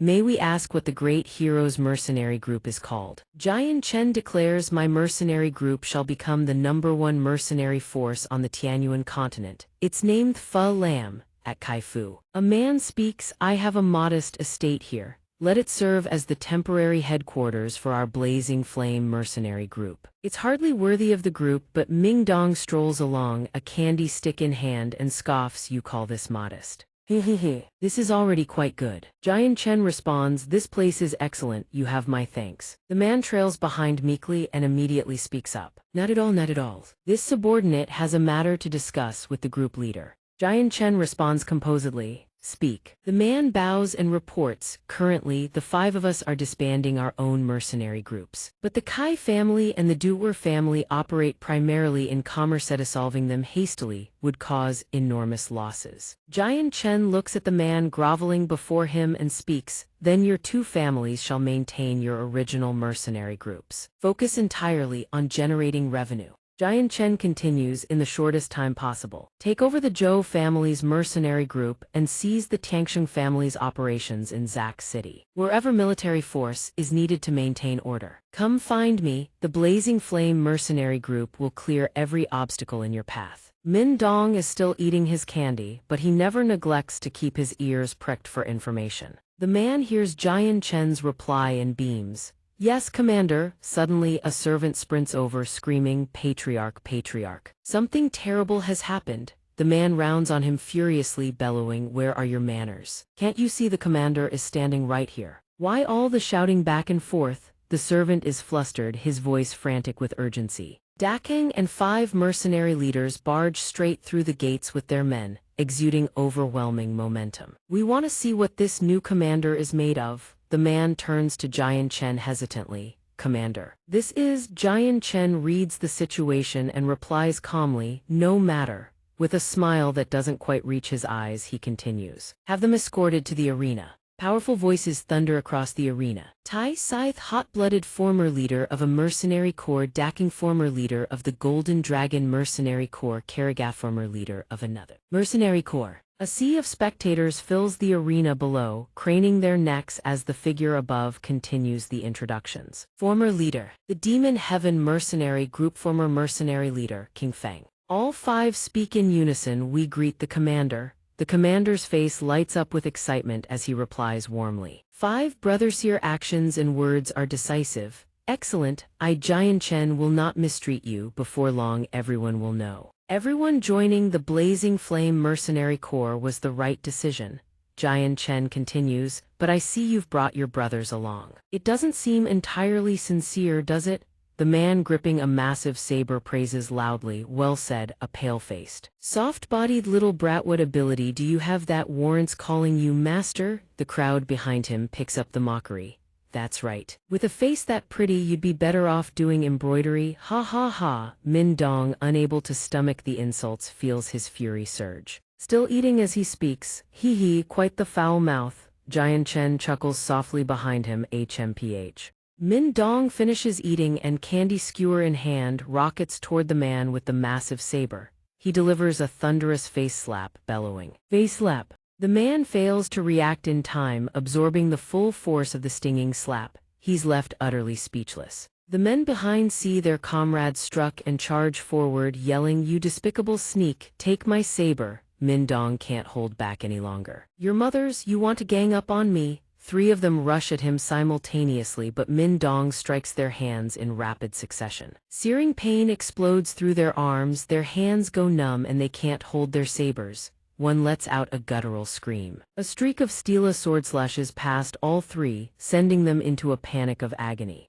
Min Dong's half-eaten candy drops to the ground. At the exact same moment, the three ambushers collapse in unison. Jian Chen speaks solemnly, "Enough, you three have already died once." The three scramble upright, eyes wide with terror. What do you mean?" Jian Chen smiles faintly. "Try touching your necks."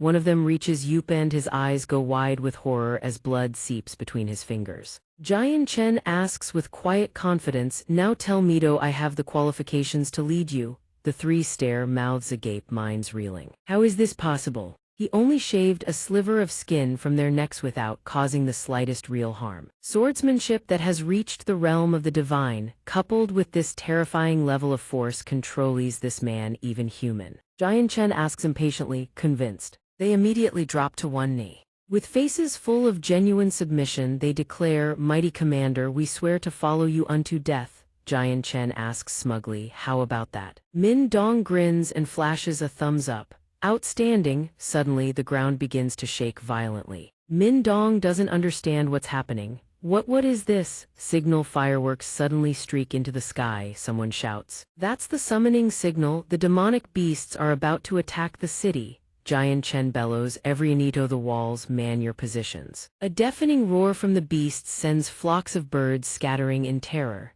Demonic boars, demonic leopards, and demonic elephants charge in at breakneck speed. Someone cries out in panic, "What's happening?" In every previous attack, the beasts targeted the city walls. The city lord asks with rising alarm, why is their formation so disciplined this time? It's as if someone is controlling them from behind. Jian Chen's eyes suddenly widen, as if he has realized something. He exclaims, "Could it be the claw of a fearsome beast struck the earth?" The horde of beasts has already amassed in overwhelming numbers. Someone cries out in alarm, a fifth-rank demonic beast has appeared this time. Below the walls lies a barren wasteland, dust churning as it advances. A massive, brawny giant ape with two horns jutting from its forehead lets out a terrifying howl, emerging from behind the tree line and surging toward the city. The city lord and Chengyang Jian Chen stand atop the walls, gazing down. The sight fills them with dread. The city lord shouts, "That's the fifth-rank demonic beast, the green-scaled demonic ape. It's commanding the attack." Realizing the dire situation, the city lord wheels around and barks orders. "All brothers of the city, hear my command. Kill the demonic beasts, sever their left forearms. Bring them to the city lord's manor to claim your reward." The moment the words leave his mouth, warriors leap from the walls in droves, determined to slay the beasts. Even as the creatures roar and thrash ferociously, fighters converge from every direction. Some hack at limbs, others strike at bellies. War cries fill the air. The demonic beasts are no pushovers, fighting back with savage desperation.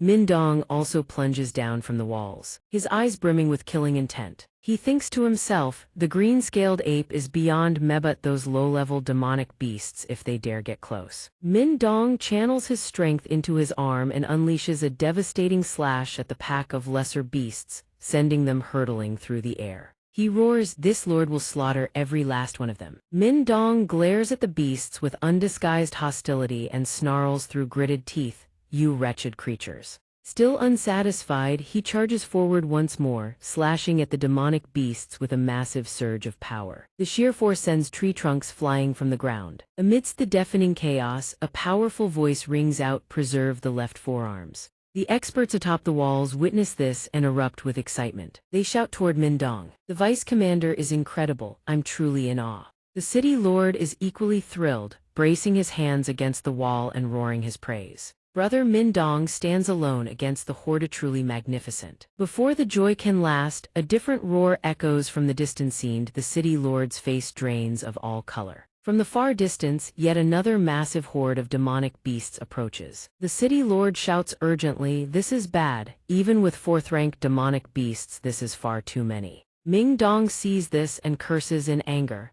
Every single one of them seems to be fourth order. He immediately turns to the others and orders, "I'll scatter them first." We move in pairs near to far, pressing our attack step by step. Ming Dong channels his spiritual power, preparing to unleash his wind element technique. He shouts, "Shatter." The moment the words leave his lips, two massive storms erupt on either side. The tempest Ming Dong conjures carries a destructive force that scatters sand and earth in every direction. It closes in, step by step, on the fifth-order magical beast. The fifth-order beast naturally refuses to yield. It charges straight into the storm with an earth-shaking roar that reverberates across heaven and earth. The battle rages on, but something emerges from the distance, putting the city lord on high alert. From within the forest, a crocodilian shape bursts forth, its back bristling with razor-sharp spines as it hurtles forward at terrifying speed. The moment it appears, it rears upward, revealing its terrifying form, a body covered in jagged spines and a serpentine tail that lashes wildly as it unleashes a ferocious snarl. The city lord's face drains of color. He stammers,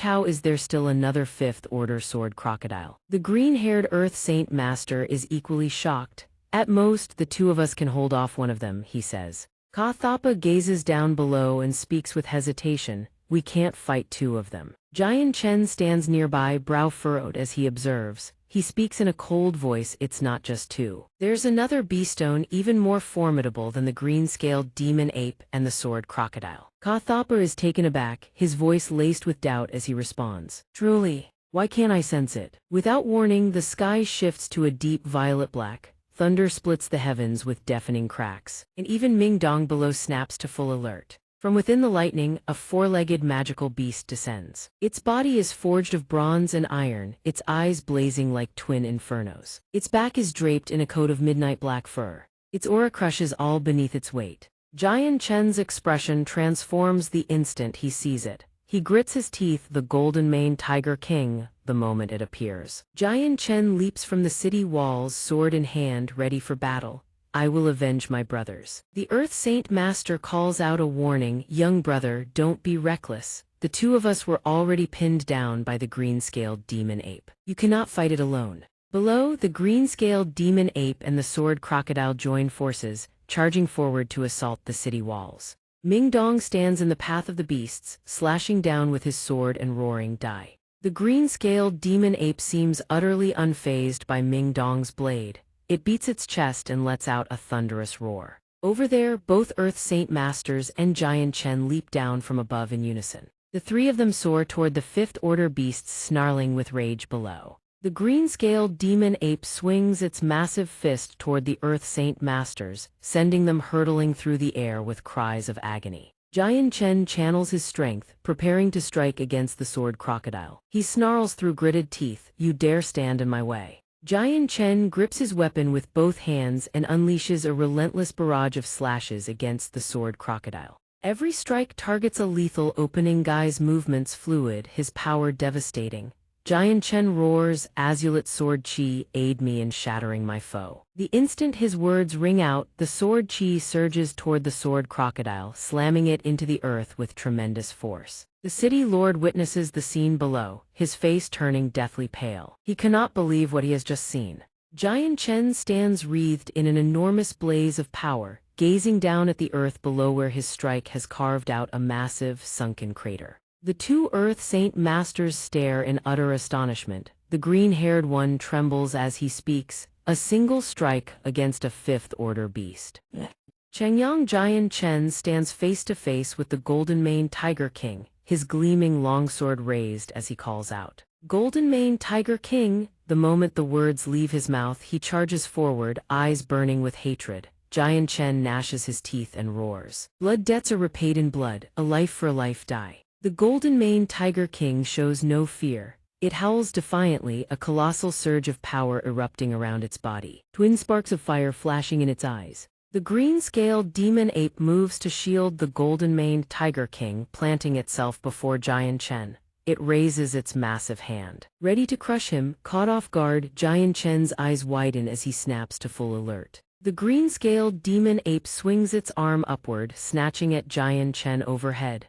Ming Dong below sees this and shouts a desperate warning. "Jian Chen, watch out." Without hesitation, Ming Dong launches himself into the air. Placing himself between Jian Chen and the blow-taking, the green-scaled demon apes strike head-on. Jian Chen's face drains of color. "Ming Dong," he cries out. Ming Dong plummets straight to the ground after absorbing that devastating blow, a cloud of dust and debris erupting on impact. Through the swirling curtain of dust, Jian Chen catches Ming Dong from behind, but the impact sends them both skidding across the ground. Jian Chen asks anxiously, "How are you?" Ming Dong wipes the blood from the corner of his mouth and answers with difficulty, "Cough, I won't die that easily. Watch yourself, you were nearly killed by that giant ape." Before they can exchange another word, the golden-maned Tiger King begins advancing toward them. Fire elemental power gathers in its maw, building to a blazing inferno it prepares to unleash upon Jian Chen and Ming Dong. The Earth Saint Master looks up at the magical beast whose power turns heaven and earth upside down, exclaiming in shock, "Such overwhelming might. Is this truly the peak of the Fifth Order Tiger King?"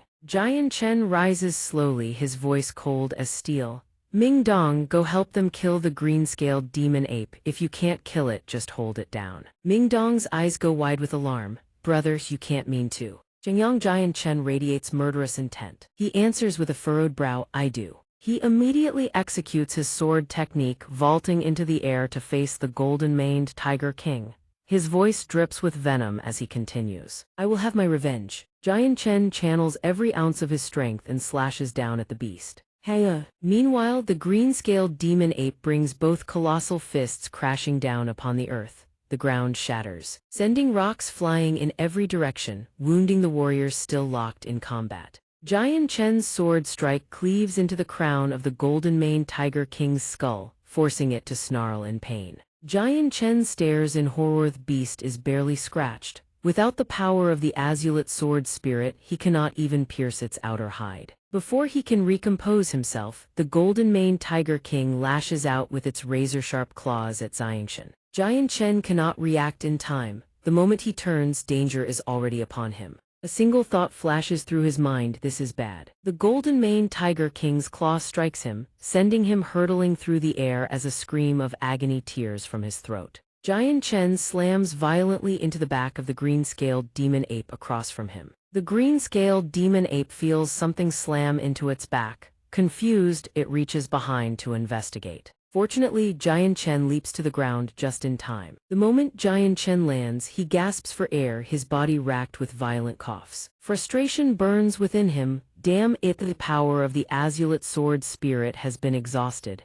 It needs time to recover. I cannot use it again so soon. The green-scaled demon ape searches for Jian Chen on the ground below. It slams its fists into the earth, making the entire ground tremble. The golden-maned Tiger King, meanwhile, fixes its predatory gaze on Jian Chen before it. Trapped between two magical beasts, a grim calculation runs through his mind, two fifth-order beasts attacking from both sides. Behind him, the golden-maned Tiger King gathers its fire elemental power once more, condensing it into a massive orb as it prepares to strike. Jian Chen narrowly dodges the golden-maned Tiger King's attack. The fireball plunges straight into the ground. But the moment he evades it, the green-scaled demon ape behind him has already spotted xianxia. It channels power into its arm and lets out a savage howl. Jian Chen whips around, his face ashen, a single thought racing through his mind. It's over, I can't dodge this. Before the green-scaled demon ape can bring its arm down, a blinding surge of spiritual power seizes its limbs. Both Earth Saint Masters have locked its arms in place with their combined saint force. Ming Dong below shouts at the top of his lungs toward the green-scaled demon ape. Hey you giant ape, your opponent is right here. Ming Dong rockets upward and brings his sword slashing down across the green-scaled demon ape's back, breaking its focus on xianxia. On the other side, the golden-maned Tiger King unleashes a majestic, domineering roar. Xianxia pours every last ounce of his strength into a devastating slash at the golden-maned Tiger King. He roars "Haya shatter!" But the golden-maned Tiger King's palm strike connects with Xianxia as well, sending him staggering, his face turning a deathly shade of purple. By now, the green-scaled demon ape has wrenched its arms free from the Earth Saint Master's hold, flinging them away. All three of them are hurled away by the green-scaled demon ape, skidding violently across the ground. The Earth Saint Master clutches his wounded arm and speaks to Ming Dong, who struggles to sit up. They're far too powerful. We simply cannot do it. Suddenly, Ming Dong spots someone hurtling down from above. Xianxia crashes into the ground with earth-shattering force, sending dust and debris in every direction. The shockwave knocks the struggling Ming Dong flat on his face once more. Xianxia leans against a boulder, racked with coughs. Cough and cough. Ming Dong stares at the sight, stunned into disbelief. He is still alive. Xianxia slowly grasps the sword hilt, suddenly realizing something strange. Xianxia grips the longsword firmly as it radiates an immense power. He exclaims in astonishment, the power of the azulate sword spirit has finally recovered. Xianxia leaps into the air, shouting without hesitation, Ming Dong, help me drive them into a single line. Ming Dong hears this and immediately agrees. Understood. Ming Dong spreads his legs wide, dropping into a combat stance. He lets out a fierce roar as a powerful gale swirls around his body. Ming Dong strikes his palms against the ground and shouts, gathering gale. Massive swirling tornadoes of violent wind erupt and encircle the beast. The beast roars. In a flash, Xianxia dashes behind it, the sword in his hand wreathed in blinding, razor-sharp radiance. The beast remains oblivious, its attention still fixated on the tornadoes before it as it howls in rage. Roar! Xianxia swings his sword with devastating force, a beam of sword light shooting forward in a perfectly straight arc. He roars. Azulate frozen heaven's sword, the crimson-eyed beast snarls, watching the devastating technique closing in upon it. Boom! A cataclysmic explosion erupts the instant the technique strikes the beast. The blast expands violently, engulfing the surrounding area and causing every person standing there to be blinded by the searing light. A moment later, the smoke begins to dissipate into the air. Xianxia hovers high above, his gaze locked on the beast. The city lord's face drains of color. Is it dead? He asks. A massive silhouette emerges from within the swirling dust. The crimson-eyed beast, its fangs razor-sharp, stands unscathed and unleashes a deafening roar. Roar. Xianxia narrows his eyes, a thought forming in his mind. The beast plants its hind legs and begins retreating. Yet its gaze never leaves Xianxia as it continues to snarl. Ming Dong's face pales. He asks hesitantly, what is it trying to do? The beast leaps backward and flees, leaving Xianxia utterly stunned. Everyone standing on the city walls cries out in astonishment. It's retreating, it's retreating. Ming Dong collapses onto the ground, letting out a long breath. Phew. What the hell, it's finally retreated. The red-haired Earth Saint Master breathes a sigh of relief. The Beast King actually fled in Firtheyes is an unprecedented event in the entire history of Wake City. Xianxia does not share their relief. He grits his teeth and snarls, you will not escape. As he speaks, he raises both hands, conjuring razor-sharp beams of sword light. Xianxia roars, die. The fleeing beast whips its head back in alarm, only to see blazing sword light cleaving toward it. It lets out a blood-curdling howl of agony. Seconds later, it crashes to the ground in a pitiful heap. The green-haired Earth Saint Master stares in disbelief, stammering, it's dead. Ming Dong breaks into a radiant grin. We won. Everyone on the city walls erupts in jubilant cheers. We won. We won. Everyone leaps up in sheer elation. The cheers continue to echo. Victory! Xianxia remains standing in silence. The people around him continue to cheer. We won. Suddenly, Xianxia coughs violently, spewing a mouthful of blood. Ming Dong rushes to his side in panic, shouting, Xianxia, what's wrong, Xianxia? Xianxia, wake up, Xianxia. His voice echoes as if coming from somewhere far, far away. Jian Chen drifts into a hazy dream. A man appears before him and speaks. Well done, Jian Chen. He murmurs, Captain. The people in his dream begin to shower him with praise. Haha, we didn't misjudge you. Jian Chen, you were magnificent. Heh. Hu Ba grins broadly, holding out a half-eaten chicken leg. Here, have a bite of this. The person next to him scoffs. For heaven's sake, at least offer him one you haven't already bitten into. Hu Ba frowns. We're brothers, what's mine is his. Jian Chen pays it no mind. Hu Ba continues to hold out the chicken leg toward Jian Chen. Right, Jian Chen, he reaches out to take it. No worries. He extends his hand to grasp it, but strangely, his fingers pass through. I cannot hold on. Jian Chen's face suddenly turns pale. A man in green robes stands with hands on his hips, speaking to him. The Flame Mercenary Group is in your hands now. The man slowly fades into the air as he speaks, yet the surrounding voices continue to echo through the void. The Flame Mercenary Group, finest under heaven. The Flame Mercenary Group, 10,000 years. Jian Chen sits in silence, his hand clutched tightly against his aching chest. With unwavering resolve he declares, the Flame Mercenary Group, 10,000 years. Inside a well-furnished room, a voice rings out. Jian Chen, Jian Chen. Jian Chen opens his eyes, letting out a long, shuddering breath. The people in the room see him wake and cry out, he's awake, he's awake. Jian Chen is awake. About time you've finally woken up. Jian Chen's head throbs from the prolonged sleep. He furrows his brow and asks, how long have I been asleep? Ming Dong grins, exactly 2 days and 2 nights. You certainly know how to sleep, brat.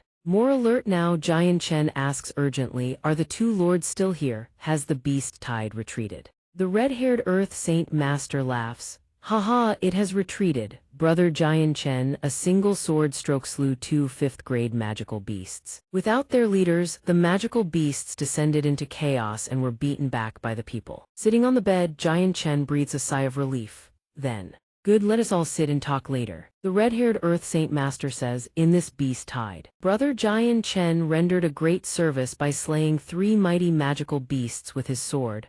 Only because of that did we survive the crisis. He continues with a smile, City Lord Yun Lu asked us to deliver these spoils of war that rightfully belong to you, Brother Jian Chen. Inside these space rings are the spoils belonging to the brave warriors of the Flame Mercenary Group, along with the carcasses of the magical beasts. Please take a look, young friend. Jian Chen replies courteously, the 2 lords are far too kind. He touches the shimmering purple gemstone and says, slaying the 5th-grade magical beasts this time would not have been possible without the aid of the 2 lords. I could never have destroyed them alone.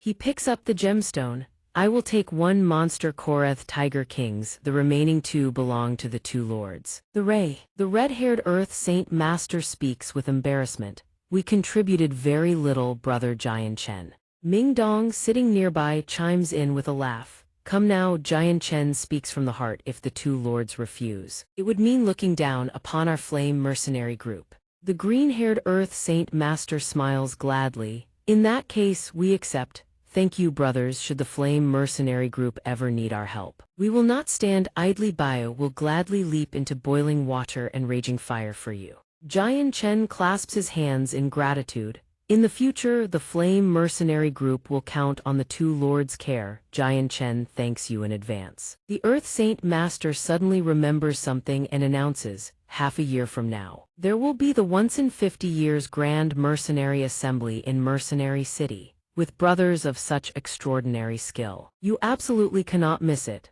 Jian Chen hears this and asks in confusion. The Grand Mercenary Assembly. Ming Dong asks hastily, what is that? The red-haired Earth Saint Master is taken aback. Huh, you don't know about the Mercenary Assembly? Jian Chen and Ming Dong exchange puzzled looks. Ming Dong says we don't. The red-haired Earth Saint Master begins to explain, his voice brimming with excitement.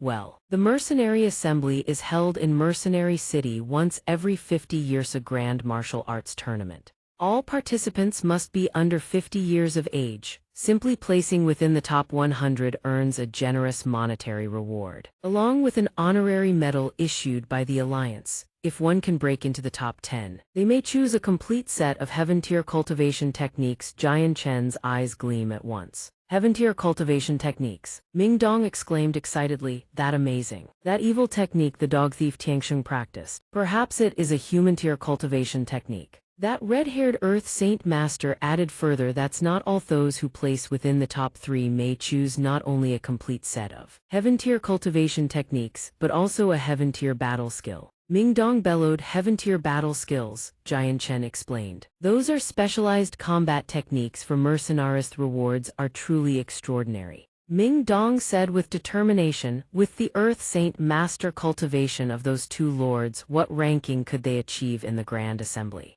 The 2 Earth Saint Masters exchanged awkward glances. The green-haired Earth Saint Master scratched his head sheepishly. Cough, cough. Well, this is embarrassing. The last Grand Assembly was ages ago. The 2 of us were still children back then. The next one won't be for another 50 years. The red-haired one scratched his head and muttered, the 2 of us are overage. We no longer have any fate with the Grand Assembly. Jian Chen thought to himself, well, that's rather pathetic. A short while later, Jian Chen and Ming Dong mount their beasts and set off down the road. Jian Chen called out loudly, after we cross this peak we push forward. These 2 magical beasts are probably existedo. Your best to hold out until we reach the larger city ahead to switch mounts. We only have half a year left and there are still hundreds of thousands of miles to cover. We cannot stop. Jian Chen asked, your urgency is admirable. But the 2 of you's own mid-rank Saint Master and 1 great Saint Master, aren't we just courting death by attending the Grand Assembly with this level of strength? Ming Dong replied, that place is where every elite mercenary on the Tianyuan continent gathers. Jian Chen said, do you know the difference between a remarkable person and an ordinary one? Ming Dong asked confused, what is it? Jian Chen smiled and answered, a remarkable person dares to think and dares to act. An ordinary person is a frog in a well, only daring to stare at the sky above, never daring to leap out and shatter their own limits. Jian Chen continued, we may be low-level powerhouses, but low-level powerhouses have nothing to lose. When a man is already barefoot, does he fear the mud? Ming Dong trailed off with a stunned grunt. Slowly it dawned on him, indeed, it seemed like there really was nothing to lose. Ming Dong suddenly thought of something and shouted, hey wait, who are you calling ordinary? You're the ordinary one, your whole family is ordinary. Jian Chen burst into laughter, ha ha ha. The 2 of them settled down for a brief rest. Jian Chen raised a large drumstick and said, come, eat a chicken leg. Ming Dong crossed his arms and pouted, not eating. I'm ordinary, remember, how could someone so ordinary deserve a chicken leg? Jian Chen laughed, ho ho. Even ordinary folk can eat chicken legs. You are what you eat, a muddled head, but at least your limbs will be quick. Ming Dong waved his hand furiously, screw your mother, you're the muddled one. Jian Chen roared with laughter, ha ha ha. Just as the 2 were enjoying themselves, a thunderous voice suddenly rang out, move aside, move aside. A column of people approached from behind, shouting as they marched, don't block the road, get out of the way. Jian Chen murmured in confusion, those are people from the Finglin Kingdom. Ming Dong asked from beside him, what's wrong? Do you know them? Jian Chen explained, that's the elite squad of the Finglin Kingdom. They have always been hostile to the kingdom I hail from. His face paled as he stared at the group. Why are they here? That evening, a cluster of soldiers sat roasting meat and chatting amongst themselves. This time, those Jersen Kingdom folk are completely finished. Even though their strength is formidable, they can't withstand being besieged on all sides by our 4 great kingdoms. HMPH, the only thing to fear is if that old monster from Changyang Manor suddenly returns. That man is infinitely close to the Saint Ruler realm. But why should we fear him? Burly soldier sneered, that old man left Changyang Manor years ago. Most likely he's already dead. This time those kingdoms are as good as done. A sentry added, even if that old monster doesn't return. They still have nearly 10 Sky Saint Masters, that's a tough bone to chew. Another soldier chimed in. Our 4 great kingdoms combined field over 30 Sky Saint Masters. 3 against 1, even if we don't cripple them, we'll leave them maimed. Besides, we've been preparing for so long while they were forced into this war. With what can they fight us? With women to exhaust us. The moment those words left his mouth, raucous laughter erupted all around. Ming Dong and Jian Chen stood in a corner silent. Ming Dong asked, the Jersen Kingdom, is that your homeland? Jian Chen replied with a grim expression, yes. It's not just that. The Changyang Manor they're talking about, that's me. Ming Dong was stunned. Before he could respond, a soldier spotted them. The man shouted, who are you? Ambush, there are infiltrators. The soldier hadn't finished his sentence before a blade pressed against his throat. The burly soldier roared, who the hell dares to court death? The soldier who had raised the alarm had his head severed clean off. It thudded to the ground. Jian Chen leaped forward and declared, "It is you who are courting death." Ming Dong followed right behind him, springing into the fray.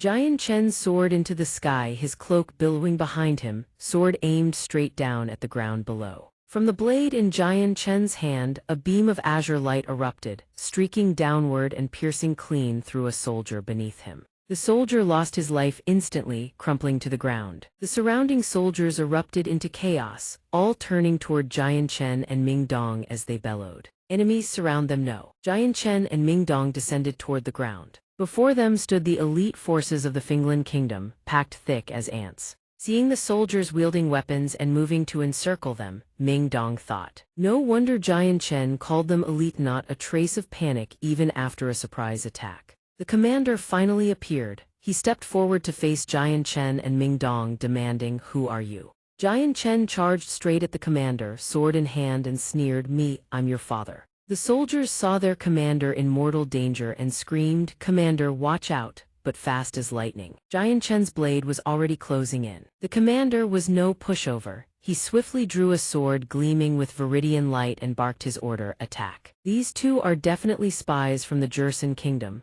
They must not leave here alive." The commander was no ordinary fighter, deflected Jian Chen's strike with a powerful swing, sending him reeling back. Surrounded on all sides with seemingly no way out, Jian Chen's eyes sharpened like blades. He raised his sword and began to unleash his power. Strange multicolored light erupted from the blade. Jian Chen swung the sword at the soldiers, cleaving one clean in two. The commander saw this and bellowed in shock. "Watch out for his weapon. The energy on that sword is highly abnormal." With that, the commander leaped into the air, closing the distance to Jian Chen. He raised his blade, eyes blazing crimson, and brought it crashing down toward Jian Chen's body. "Taste my blazing inferno sword art." It wasn't just the commander. Another soldier charged at Jian Chen from behind, shouting, "Take my frost ice long spear." Ming Dong, fighting a different soldier in the distance, saw this and cried out, "Jian Chen, watch out." At that moment, Jian Chen was still locked in combat with the commander. Would he even notice the sneak attack? Despite being attacked from multiple directions, Jian Chen glided effortlessly aside, causing the attacker to accidentally strike his own comrade. Jian Chen spun in midair and stomped down on the long blade, using it as a springboard as he prepared to land. Under the force of Jian Chen's kick, the blade shot forward and sliced through the soldier's neck, killing him on the spot. The commander watched from the side as his soldiers were cut down one by one. He gritted his teeth and thought, "This man's strength cannot be underestimated. I never imagined the Jerson Kingdom possessed such a powerful young warrior."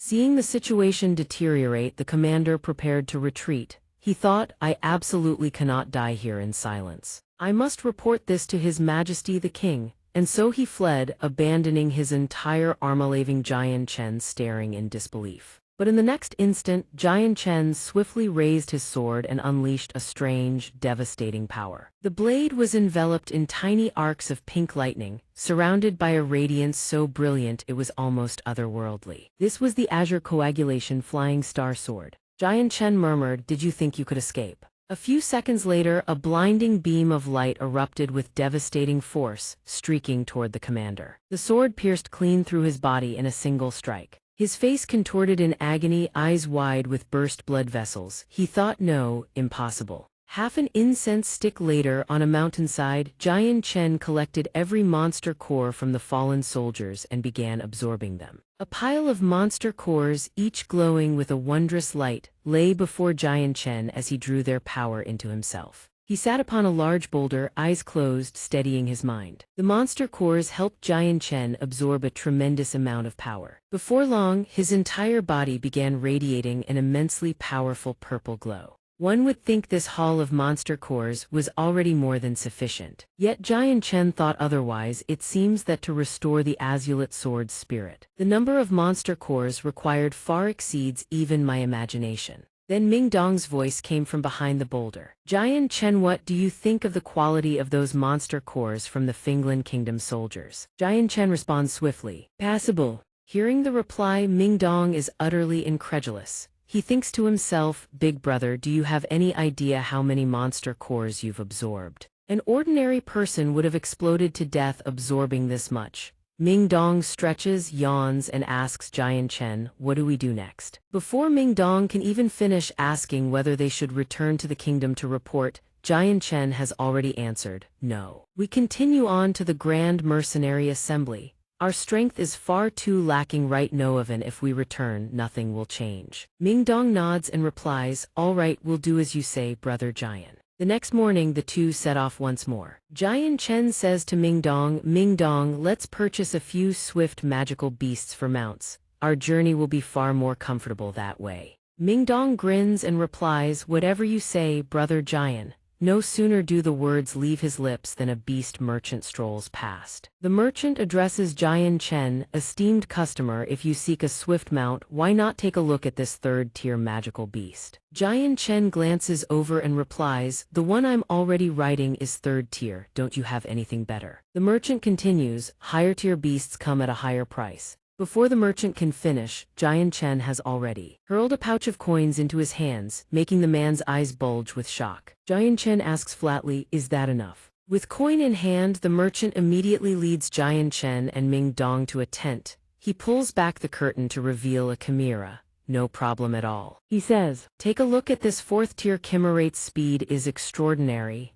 Jian Chen takes one look and nods. This one will do. Suddenly, a shout rings out from behind. It is Qin Zio, his face full of panic, who leaps off his horse and bellows at the top of his lungs. Hold on, brother, could you hear me out for a moment? This Qin Zio is no ordinary person. In a single leap, he clears the high steps of the shop and rushes toward Jian Chen and Ming Dong. Paying no heed to his toppled horse, Qin Zio speaks, brother, would you be willing to yield this chimera to this humble one? This one is willing to pay double the price. Jian Chen hears him out but waves his hand dismissively. My apologies, it's not for sale. Qin Zio continues to plead, his expression utterly wretched. Brother, don't be hasty, hear me out. My family has 2 fourth-tier chimeras and one of them has already reached the 2-star rank. Please, yield this one to me, how about I pay triple? Hearing this, Jian Chen turns back and speaks, if you truly want it, it's not impossibly in one condition. Qin Zio immediately brightens, please brother, name your terms. Jian Chen lays out his condition, if you can withstand 3 of my sword strikes, I'll give you this chimera for free. But if you can't withstand 3 strikes, you hand over both chimeras from your family to me.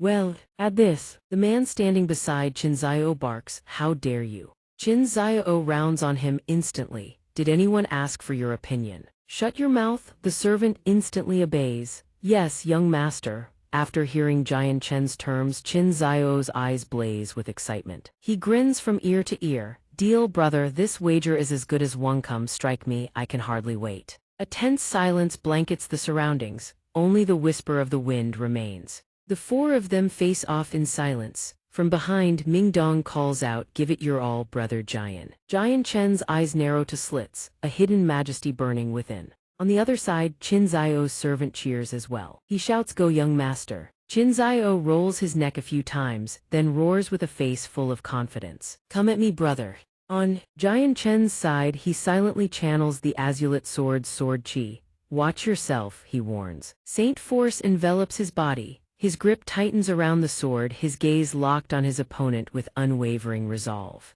Jian Chen channels his saint force, then raises his sword skyward. A tremendous surge of power erupts from within. An ethereal glow blankets the entire area around Jian Chen. He lets out a fierce roar, his expression twisted with exertion. His eyes blaze with cold, killing intent. Watching the scene unfold before him, Qin Zio feels a chill of alarm. He thinks, what overwhelming momentum, Jian Chen shouts from afar. Watch yourself. Without hesitation, he rockets toward his opponent at blinding speed. The sword in his hand thrusts straight toward the target, its velocity nothing short of astonishing. Qin Zio sees him coming and bellows, just in time. As he speaks, he stomps the ground with all his might. The impact sends shockwaves rippling outward, cracking the earth beneath their feet.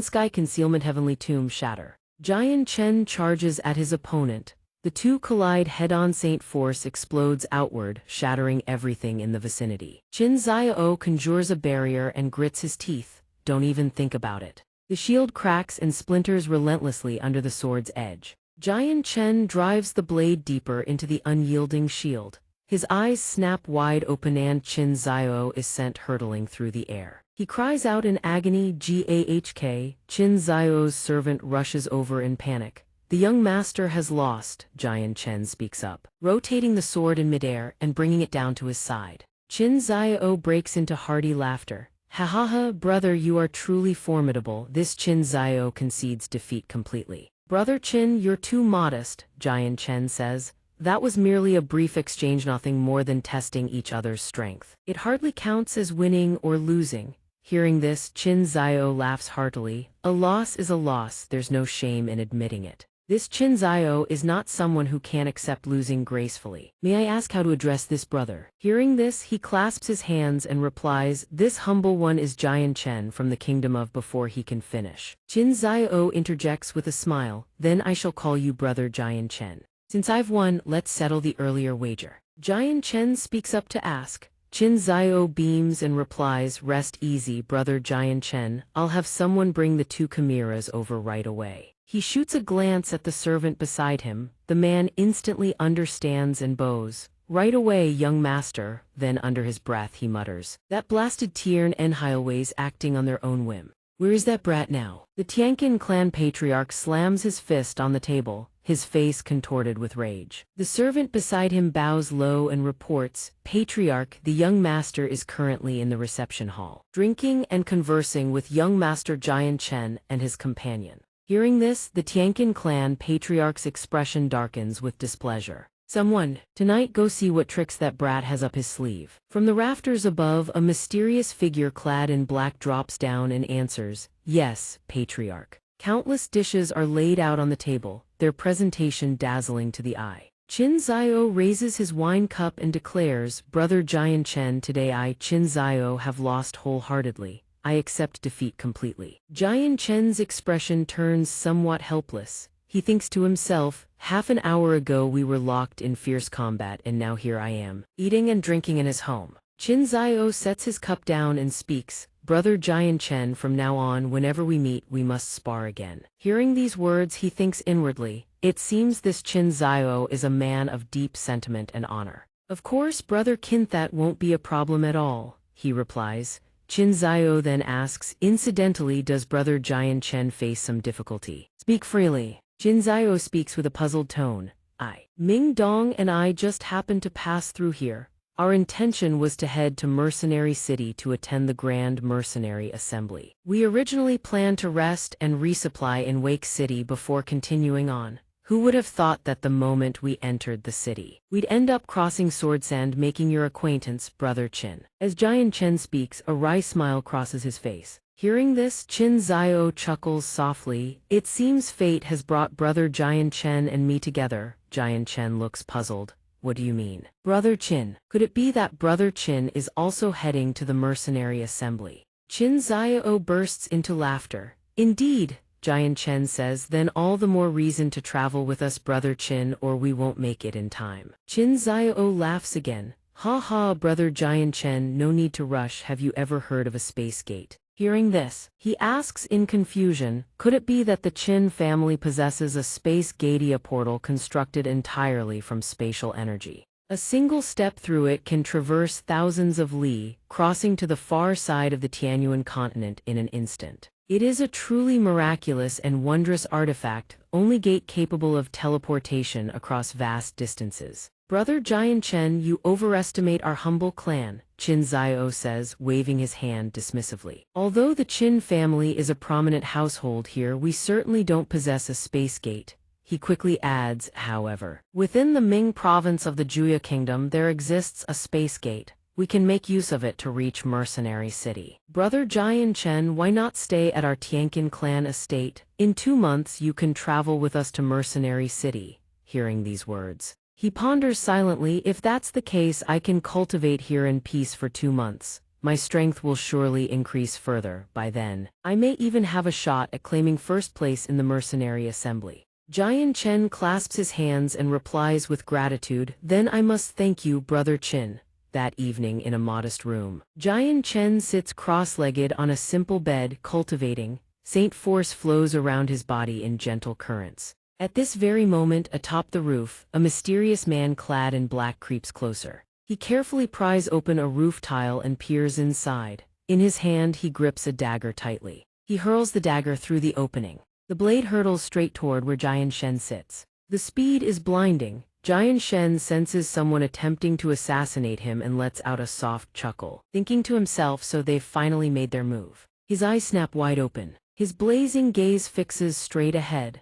Spiritual power surges violently within him as his entire body becomes wreathed in magic. The torrent of magical force instantly erupts into fury, slamming into the blade and deflecting it. Clang, clang, clang, the blade is instantly sent hurtling back toward the rooftop where its owner stands. The assassin's soul nearly leaps from his body, his mind reeling. Terror is etched across his face. Xianxia's magical power erupts skyward, blasting the assassin off his feet. He drops into the room and bellows, "Who the hell are you?" Xianxia raises both hands, unleashing his magic. A violet glow shimmers across his palms. His voice carries a razor's edge. "That is precisely what I should be asking you." The attack rockets toward the assassin. Stunned, he raises his staff to block. Fear floods his eyes as his body slams violently into the wall. Disbelief crashes through his mind. This brat actually has the power to defeat me. This person's strength must be at least a third cycle great saint master. As the thought crosses his mind, Xianxia's hand is already drawing his sword.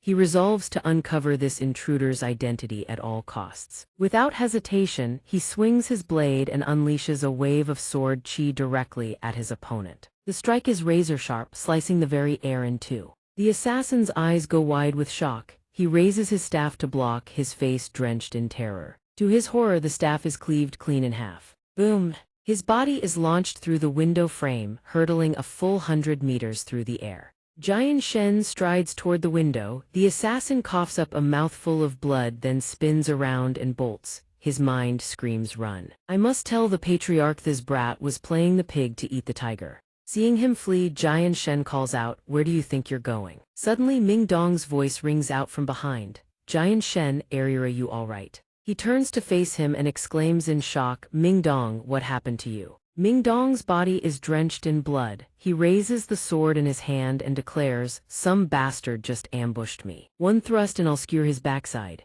"Holy brother Xianxia, you were ambushed too. But we've never offended anyone in Liulangxi City. Who in the world is behind this?" Ming Dong scratches his head in bewilderment. Hearing this, Xianxia replies, "I caused quite the commotion yet. The guards in Qin Zio's courtyard slept through all of that." Ming Dong pales. "Brother Xianxia, you mean Qin Zio sent them tonight? The ones who came to kill us?" He replies, "Perhaps it wasn't Qin Zio's intention. He is a man of honor. Moreover, those intruders didn't come to take our lives, they were merely probing our strength. Who would have thought the Qin clan harbors such filth?" Ming Dong exclaims furiously. Hearing this, Xianxia can only step forward and pat him on the shoulder. "In this world, what noble house doesn't have its dark side? It's late, let us see what Qin Zio has to say tomorrow." Ming Dong murmurs softly, "Fine, I'll follow your lead then." At the crack of dawn, Qin Zio's booming voice rings out. "Brother Xianxia, you're already awake." Qin Zio shoves the door wide open and bursts inside, beaming. "Brother Xianxia, I've got to tell you, last night I came up with a move that could."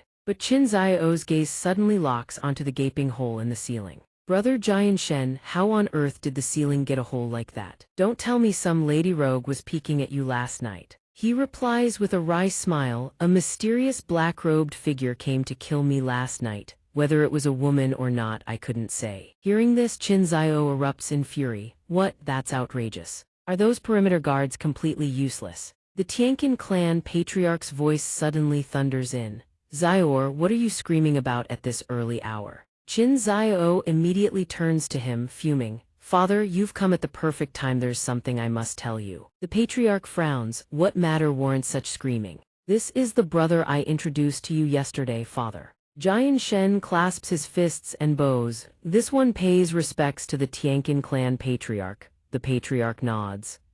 "Young Master Xianxia is indeed a talent of remarkable caliber. Father, Listenthes is what happened." As Qin Zio recounts the events, the patriarch exclaims in shock. "Preposterous, someone dares pull such a stunt under the roof of our Tianqin clan." The two guards behind him instantly drop to their knees, trembling. "Please calm your fury, patriarch. We will hunt down the culprit with everything we have." give us a chance to atone for our failure. The patriarch's voice turns ice cold. I give you 7 days to apprehend the culprit.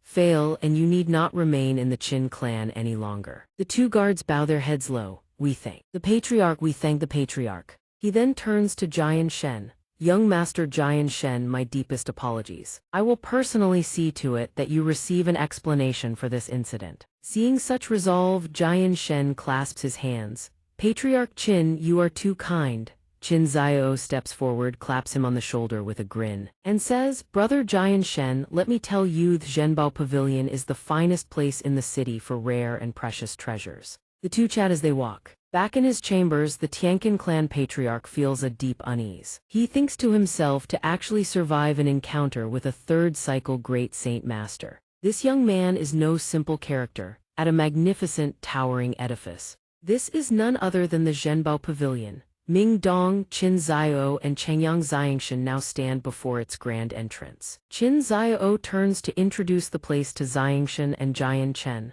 Brothers, this is the grandest Zhenbao Pavilion in all of Liulangxi City. Inside, you'll discover all manner of wondrous and exotic treasures. The 3 have barely stepped inside when a voluptuous woman saunters over and hooks her arm through Qin Zio's, greeting him with a dazzling smile. Welcome, young Master Qin Zio. What an honor to have you grace us with your presence. What might young Master Qin desire today? Qin Zio seems entirely accustomed to such treatment. Even as her hands slip beneath his robes, he wears an expression of pure delight. He squeezes her backside and replies, This is my brother Xianxia. I brought him here today to browse, see if we can snag some fine goods. Xianxia, upon being introduced, bows politely in greeting. The woman beams at him with a warm, welcoming smile. Greetings, young Master Xianxia. Shall I summon a few lovely sisters to give you a personal tour? But before he can even respond, Ming Dong is already elsewhere, eagerly embracing another woman. He even calls out, Brother Xianxia, grab yourself a girl to show you around. However, Xianxia declines, You all go ahead, I'll manage on my own. Hearing this, Qin Zio doesn't press the matter. He grins cheerfully, All right, come find me when you're done. With that, Xianxia turns and makes his way up to the 2nd floor of the Zhenbao Pavilion. Deep in his heart a thought stirs. The azulate sword spirit within me won't stop trembling. There must be a treasure upstairs. No sooner has he reached the floor than a grand door comes into view. Xianxia pushes the door open and steps inside. He strolls through the room. Everywhere he looks, rare and precious treasures line the displays. The sight draws a sigh of admiration from him. Without a doubt, this is the grandest Zhenbao Pavilion in all of Liulangxi City. The treasures are endless. The farther he walks, the stronger Xianxia's spiritual perception grows. He wonders what on earth could cause the azulate sword spirit to tremble so violently. He suddenly spins around, his gaze locking onto something. He snatches up a golden ring from among the treasures. He examines it intently, wondering if this is what he seeks, but after careful inspection, he realizes it's merely an ordinary trinket, not the thing that set the azulate sword spirit trembling. He sets the ring down with a disappointed sigh, Not this one. Suddenly from behind, a voice startles Xianxia. He whips around to find an elderly man with flowing silver hair and a long white beard. Judging by his manner of speech, this must be the proprietor. The old man continues, The ring in the young master's hand is called the paralyzing ringa, true treasure among our collection. Simply wearing it activates its paralyzing effect. He raises a single finger, beaming. This ring can be yours for the modest price of just 10,000 purple gold coins. Xianxia's face twists with skepticism at the price. Even the onlookers nearby can't mask their shock at the figure of 10,000 purple gold coins. A young nobleman nearby blurts out, Are you kidding me? A beat-up ring for 10,000 purple gold coins, that's daylight robbery. But a man standing nearby rebukes him. Don't talk nonsense, did you not hear what that ring can do? Just moments ago the old man quoted a sky-high price. Yet he suddenly declares if the young master desires it. This old man will slash the price by 99%. All you need to, but before the words leave his mouth, Xianxia cuts him off instantly. No need. The old man stands thunderstruck, as if struck by lightning, gutturally unable to fathom that someone would refuse such a bargain. Xianxia has already turned his back, continuing to browse the treasures displayed on the shelves. The old man, seeing his customer slipping away, desperately tries to hold on. Young master, please listen to me. Suddenly, a certain item seizes Xianxian's attention. It is a stone tucked away in the corner of a cabinet, utterly unremarkable at first glance, seemingly worthless. Yet the instant he picks it up, a surge of spiritual power far from insignificant emanates from within. Truly, his efforts have not been in vain. This is exactly what he has been searching for. A confident smile blooms across his face. He immediately brings the stone before the old man and asks, "Elder, how much for this item?" But upon seeing that the young man only wants to buy an ordinary-looking stone, the old man's attitude shifts completely. He waves his hand dismissively and declares that worthless stone isn't for sale. If the young master truly wants it, he should buy something else, and the stone will be thrown in as a gift. He says this, of course, but in his heart, he is already harboring contemptuous thoughts about this customer. He had assumed this was a young master with keen eyes. Turns out he is nothing but a penniless fool with no taste. Hearing this, Xianxian can only heave a sigh. He then picks up another treasure and says, "Fine. Very well, I'll buy this jade pendant. You gift me that stone in return." To his surprise, the old man's expression turns sour. He raises 2 fingers and replies, "The jade pendant costs 20,000 purple gold coins. No discounts." The other customers nearby erupt in murmurs. A golden-haired man protests, 20,000, that's double the price of the ring from before. Another voice chimes in, that battered jade pendant is worth 8 to 9,000 at most. Perhaps the young master had offended the old man earlier and now he was exacting petty revenge. But being exposed so publicly, the old man can no longer hold back. He erupts with a terrifying wave of spiritual power, silencing the crowd. He bellows without a shred of reason, "Zhenbao Pavilion conducts honest business. This old man says the jade pendant is 20,000, it is 20,000. Yet even after being swindled so brazenly, Xianxian shows no anger whatsoever. On the contrary, he cheerfully accepts the price and hands over the payment. "Very well, you say 20,000, then 20,000 it is. But remember, you promised to gift me that stone." Hearing this, the old man's attitude flips a full 180 degrees. He smiles warmly and replies, "Rest assured. Zhenbao Pavilion's word is its bond." The moment the treasure lands in his hands, Xianxian channels his cultivation technique into it. From within the stone, a stream of purple qi erupts outward. Seeing this, Xianxian breaks into a confident smile, just as he suspected. Almost immediately, a dazzling 5-colored radiance bursts forth from within Zhenbao Pavilion. The old shopkeeper stares at the spectacle in utter disbelief, exclaiming, "The 5-colored divine stone. That seemingly worthless stone is actually the legendary 5-colored divine stone." After being refined, the stone reveals a breathtaking jade-green luster, its radiance surpassing every treasure displayed on the shop's shelves. The onlookers buzz with excitement. Could it truly be the 5-colored divine stoneth legendary treasure said to bring fortune to its bearer? Another voice exclaims, "If the divine stone is crafted into jewelry, it can make the wearer impervious to blades." Someone else gasps, "This kid just struck gold." A single 5-colored divine stone is worth at least tens of millions of purple gold coins. The man beside them cries out, "I truly had eyes but failed to see MT. Tai. And let such a treasure slip right through my fingers." Meanwhile, Xianxian swiftly pockets the treasure and addresses the shop owner, "Elder, you just promised to gift this to me, no taking it back." Though the old man may have acted out of spite, he is not one to break his word. He sighs, "It seems these old eyes of mine still need more training." "Young master, rest easy. Zhenbao Pavilion does honest business. Since I said it is yours, it is yours." Xianxian clasps his fists in gratitude. "Thank you, senior." In his mind, however, a single thought races, "I need to leave this place at once. I will certainly be targeted." Before he can even step out, a thunderous voice roars from behind. "Halt." The speaker is a man named Tiank. He strides forward, closing the distance to Xianxian, and confronts him head-on. "Kid, I want that 5-colored divine stone. Name your price."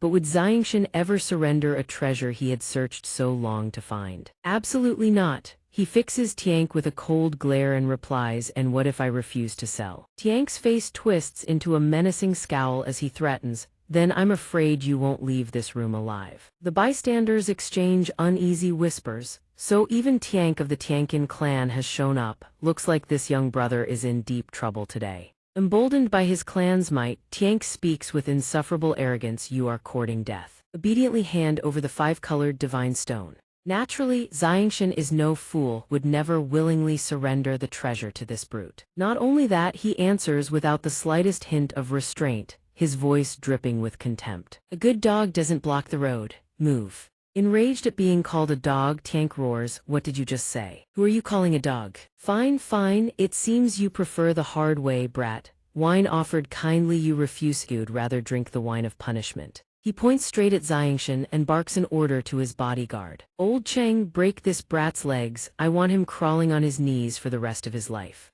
The bodyguard flashes a vicious grin. "As you wish, young master." Like a seasoned fighter, he launches himself at xianxia and throws a devastating punch, but at this speed, it poses no threat whatsoever. Xianxia dodges effortlessly, unwilling to let this common thug run rampant any longer. In one swift motion, xianxia raises his hand and channels his technique. Spiritual power surges from his palm. In an instant, the divine sword materializes under his summoning. First, xianxia drives his foot straight into the bodyguard's torso. The man lets out a howl of agony and crashes to the floor. Immediately after, the divine sword spins several rotations through the air before hurtling straight into its master's waiting hand. Without a moment's hesitation, xianxia slams the blade into the floor just inches from the bodyguard's face.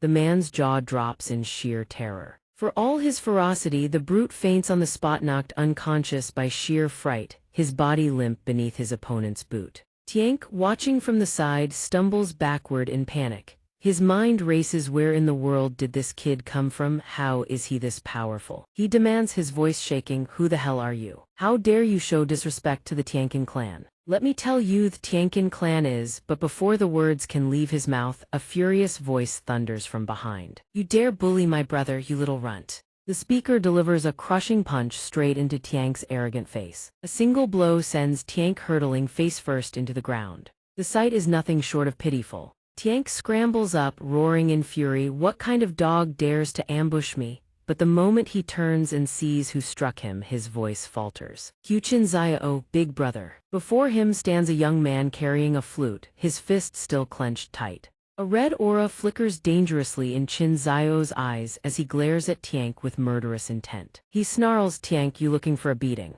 You dare mess with my brother?" Tiank glances around nervously, bewildered. "Your brother, who?" Xianxia jabs a finger toward xianxia. "Chen, that's who." He doesn't stop there, "Damn it. Looks like you're really itching for a beating today, daring to lay hands on my brother." These words render Tiank utterly speechless. His entire body trembles with fear. Gone is the swagger from moments ago. Watching the brothers clash in a storm of fists, xianxia simply stands to the side, a thought crossing his mind. He had always wondered why the Tiankin clan's surname was not just Tian. Now it becomes clear the Tiankin clan is composed of two great families, the Tian and the Qin, united as one. Tiank, thoroughly beaten by his elder brother, can only whimper about running home to tell their father. "Xianxia, just you wait, when I get home I'll tell father everything, you'll be punished, you'll see." Hearing this only makes Xianxia's fury burn hotter. He raises his fist, ready to deliver another devastating blow. "You little wretch, dare to drag your father into this, I'll smash your face in before he ever gets the chance." Just as he is about to strike, a hand suddenly seizes his arm, holding him back. It is xianxia. He shows no anger over the earlier provocation. Calmly, he says, "Xianxia, brother, let it go." Seeing his friend step in to spare his foolish younger brother, Xianxia finally relents. He merely shouts at Tiank, "Today I'm letting you go for my brother's sake, otherwise I'd have shattered both your legs myself." He then turns to xianxia and claps him on the shoulder. "Chen, my brother, are you all right?" Xianxia clasps his fists. "Thankfully, Xianxia, you arrived in time." Xianxia turns and says, "Let's go. I've already obtained what I came for." Xianxia grins in response. "Good, let me grab that kid Ming Dong and then we'll head back." Once all three have gathered, they stride out together, leaving Zhenbao Pavilion behind. A short while later, Xianxia leads the group to Sililangsi City. At the grand compound of the Tiankin clan, the moment they step through the gates, the ethereal melody of a zither drifts through the air, played by an unknown young woman. Xianxia hears the music and announces with a smile, "That melody means my second sister has returned home. Come, I'll take you all to meet her." But before they can even set foot inside, the Tiankin clan patriarch is already standing at the entrance, blocking their path. The instant he lays eyes on his precious son returning home, he erupts in fury. You wretched brat. You dared to beat Tiank. Hearing this, Qin Zio immediately feigned ignorance and replied, "What are you talking about?" He claimed not to understand, but trying to wave an axe before a master craftsman's eyes was a fool's errand. Before he could protest, the Tiankin clan patriarch had already seized Qin Zio by the ear and dragged him away. He bellowed, "His father has already come to speak with me about this. Come here now." Seeing this, Qin Zio could only cry out, "I'll go easy on the ear." But even as he was dragged off for punishment, he didn't forget to remind his friend, "Brother Jianchen, go find my second sister first. I'll come find you all later," and just like that, Qin Zio was hauled away, leaving Xianxia standing alone. The scene shifts to a place of natural beauty-verdant trees, lush leaves, and a tranquil lotus pond. This was none other than the garden of the Tiankin clan. Within a pavilion sat a young woman. The young woman was playing the ukulele. This must be Qin Zio's second sister. Let us take a moment to admire the exquisite beauty of this young lady. She was the one and only second young miss of the Tiankin clan named Qin Shen. As she played, she suddenly stopped and turned to the person behind her. "Who are you? Why have you come to the Qin residence?" The newcomer was none other than Xianxia. He cupped his fists in a polite greeting and once again introduced himself by his familiar alias, Jian Chen. "This humble one is Jian Chen, a friend of brother Qin Zio. I apologize for disturbing the second young Miss's musical enjoyment." Hearing this, she rose to her feet and asked in puzzlement, "Where is my elder brother?" Xianxia was momentarily flustered. "Ah well. He was dragged away by the clan patriarch by the ear." She said nothing more and sat back down on the stone bench. But then, Jin Shen suddenly changed the topic. "Young Master Jian Chen, what do you think of this humble one's playing?" Xianxia didn't need long to think. He replied at once. "For the second young miss to produce such celestial melodisto, weave the sound of the strings into the very depths of one's heart. Thighs one is truly in awe." Delighted by the praise, she smiled and responded, "From what young Master Jian Chen says, it seems you understand the Tao of music." Xianxia waved his hand and said humbly, "The second young miss jests. This one merely speaks from feeling." Qin Shen ran her fingers across the strings once more and answered, "I thank young Master Jian Chen for his kind words. The reason I can produce such pleasant melodies." She gazed at the gyukin with a contemplative expression, "is perhaps all thanks to this instrument, imbued with the power of the gyukin Saint Heavenly Demoness." Upon hearing this, Xianxia was struck with astonishment. The gyukin Saint Heavenly Demoness. Inside the pavilion, Jian Chen asked, "Miss Qin, who is this gyukin Saint Heavenly Demoness?" Qin Shen explained gently, "Young Master Jian Chen hails from a distant kingdom, so naturally you would not know of the gyukin Saint Heavenly Demoness." Recalling the image of that figure floating in the sky bewitching the world with the sound of a pipa, she continued, "The gyukin Saint Heavenly Demoness slays her enemies through musiture attacks are nearly impossible to defend against. No one can endure long beneath the melodies of the Heavenly Demoness. Anyone who wanders within range of her music either loses themselves and falls into an illusion, or has their very soul and spirit obliterated by the sound cold without a trace." Qin Shen's eyes grew distant with admiration as she continued. "Decades ago, a single melody from the Heavenly Demoness rendered an entire army of millions unconscious, and they did not wake for 3 days and 3 nights. Jian Chen was stunned. A single melody rendered an army of millions unconscious for 3 days and 3 nights. How is that possible? After a moment of contemplation, Jian Chen sighed. If the opportunity ever arises, this one would very much like to witness this heavenly demoness for himself. Jin Shen tucked a strand of hair behind her ear and turned her face aside. The heavenly demoness has reached the level of the divine. How could one meet her so easily? Before Jian Chen could say more, Jin Shen swiftly changed the subject. Oh, that's right. I heard from the servants that you and my elder brother will be attending the mercenary grand assembly together. Jai and Chen readily replied, indeed, that is correct. Qin Shen was saying, young Master Jian Ch, when suddenly a loud voice boomed out. Brother Jian Chen, second sister, I'm here. Jian Chen was quite startled by Qin Zio's disheveled appearance. Brother Qin, what happened to your face? Qin Zio pointed at his own face and explained. Don't even ask. That whelp Tianque went and tattled to my old man, so father beat me just to calm the brat down. Jian Chen, realizing he had touched a sore spot, said, "My apologies." Qin Zio waved his hand and laughed, "Don't worry about it. This old man took a beating, sure, but I also gave that Tianque punk a good thrashing." Jian Chen thought helplessly. "You deserved every bit of that beating." Seeing the two men deep in conversation without paying her any mind, Qin Shen stood up. "Elder brother, since you're here, I'll return to my room." Only then did Qin Zio remember his sister. He said, "Oh, second sister, are you planning to come with us to the Mercenary Grand Assembly this time?" Qin Shen cradled her Gyukin and replied without turning back, "We'll discuss the departure date later." Jian Chen watched her retreating figure, but his mind was elsewhere. Before the Mercenary Grand Assembly, he had to find a way to push his strength to the level of Earth Saint Master. After a moment of thought, Jian Chen turned to Qin Zio and said, "Brother Qin, when do we depart for Mercenary City?" Qin Zio crossed his arms and replied, "No rush, no rush. The Mercenary Grand Assembly is still 3 months away. We should wait another half-month before setting out." Jian Chen continued, "In that case, I'll head into the nearby forest to train, see if I can achieve a breakthrough." Qin Zio cracked his knuckles and pointed, "Good timing, I was about to go into seclusion myself. Let's meet again in half a month." Jian Chen suddenly remembered his companion and asked, "Oh right, where's Ming Dong? Why isn't he with you?" Qin Zio gave a suggestive grin. "I heard he's been dallying with some young lady at the Precious Treasures Pavilion." Jian Chen sighed helplessly. That kid. The beautiful rays of morning light cascaded over the lush, verdant foliage. Tianque sat before a chessboard, his face twisted with grievance. "Uncle Wu, you must help me." Uncle Wu tried to console Tianque. "Don't worry, young Master Tian. A nobody with no status or backing, killing him would be a trivial matter for this old man."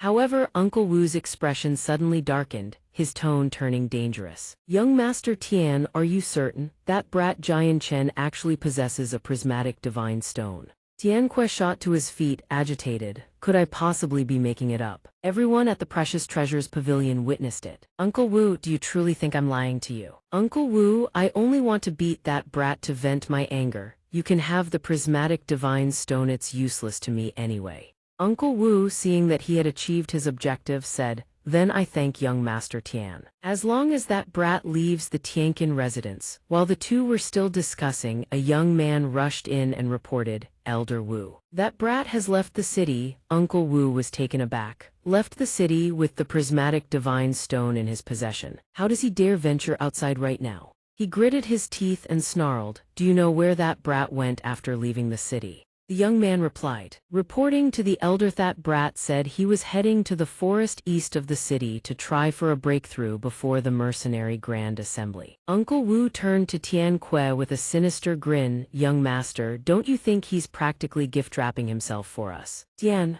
cupped his fists and said, "Uncle Wu, I leave it to you."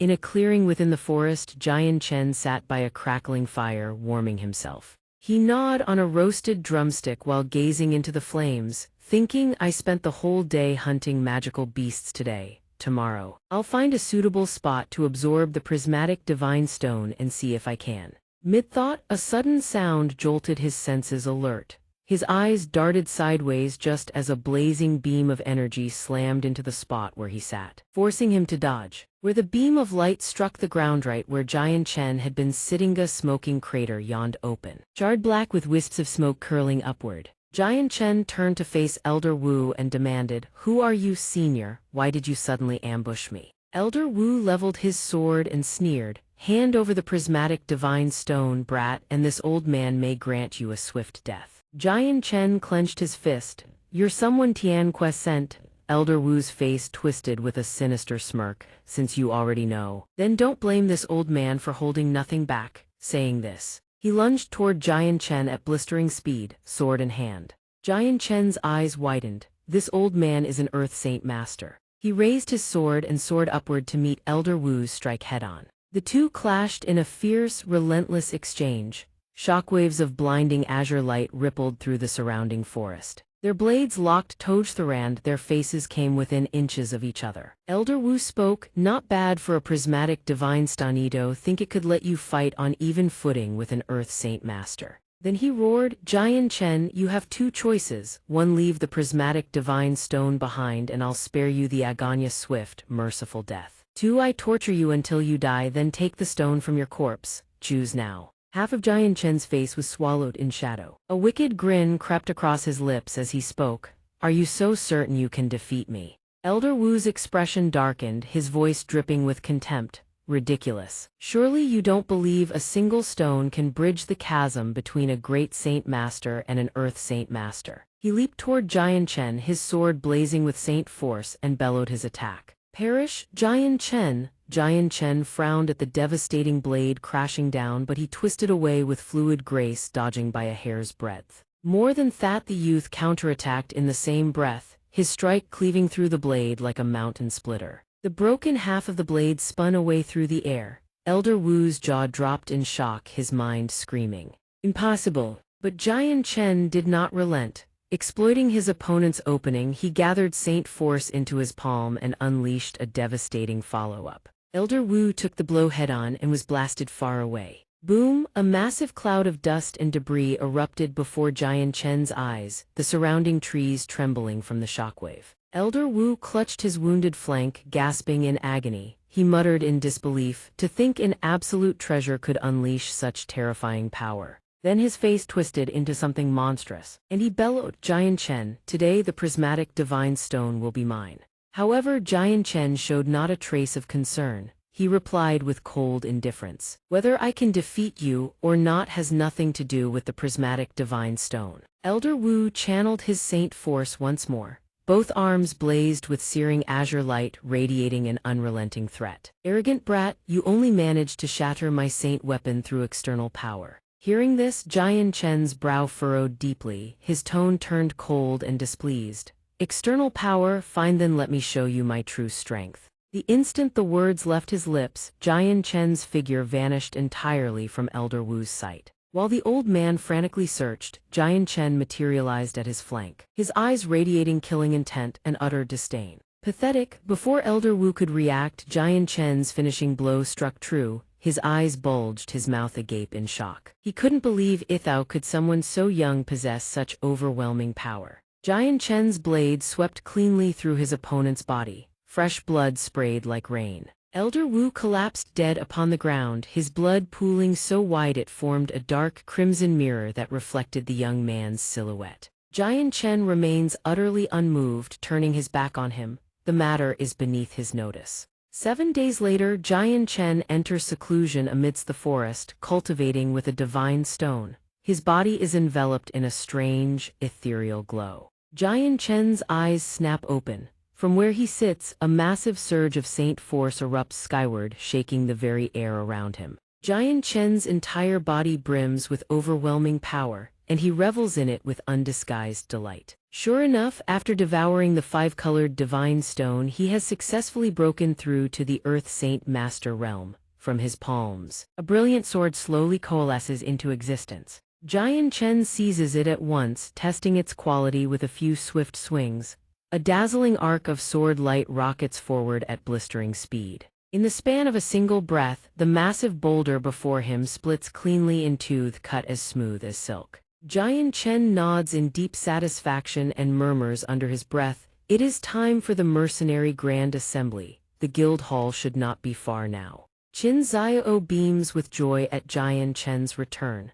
Brother Jian Chen, you finally come back. You vanished the moment you left in whole days. I worried myself sick, afraid you wouldn't make it back in time for the assembly. Ming Dong cannot help but chide him as well. You really are something, you know that, at least tell me where you're going next time. I had no idea where to even start looking for you. Hearing this, Jian Chen immediately sets about teasing Ming Dong. I think what you really wanted to find were the pretty young ladies at the treasure pavilion. Am I right, Brother Qin Xiao? Qin Xiao bursts into hearty laughter, eagerly chiming in without missing a beat. Absolutely, Brother Jian Chen, don't you know? The girls at the treasure pavilion nowadays. Ming Dong, his face flushing crimson with embarrassment, cuts them off at once. Enough, I was merely combining business with pleasure. Jian Chen drops the jest and places a hand on his friend's shoulder in genuine praise. Not bad at all, you've broken through to the great Saint Master realm already. Ming Dong puffs up with pride at the praise. Of course, do you have any idea how relentlessly I've been training?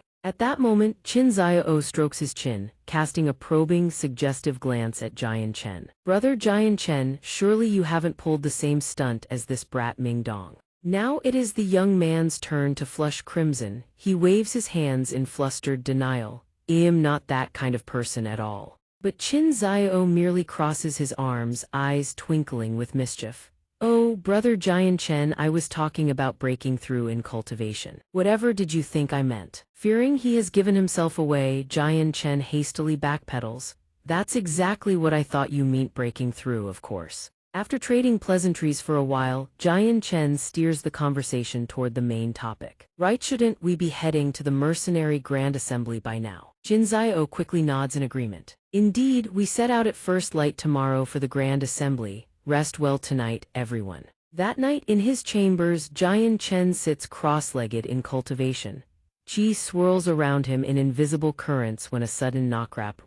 Rapecho's at the door. The moment Jian Chen opens the door, the Tianqin clan patriarch steps forward with a clasped fist salute.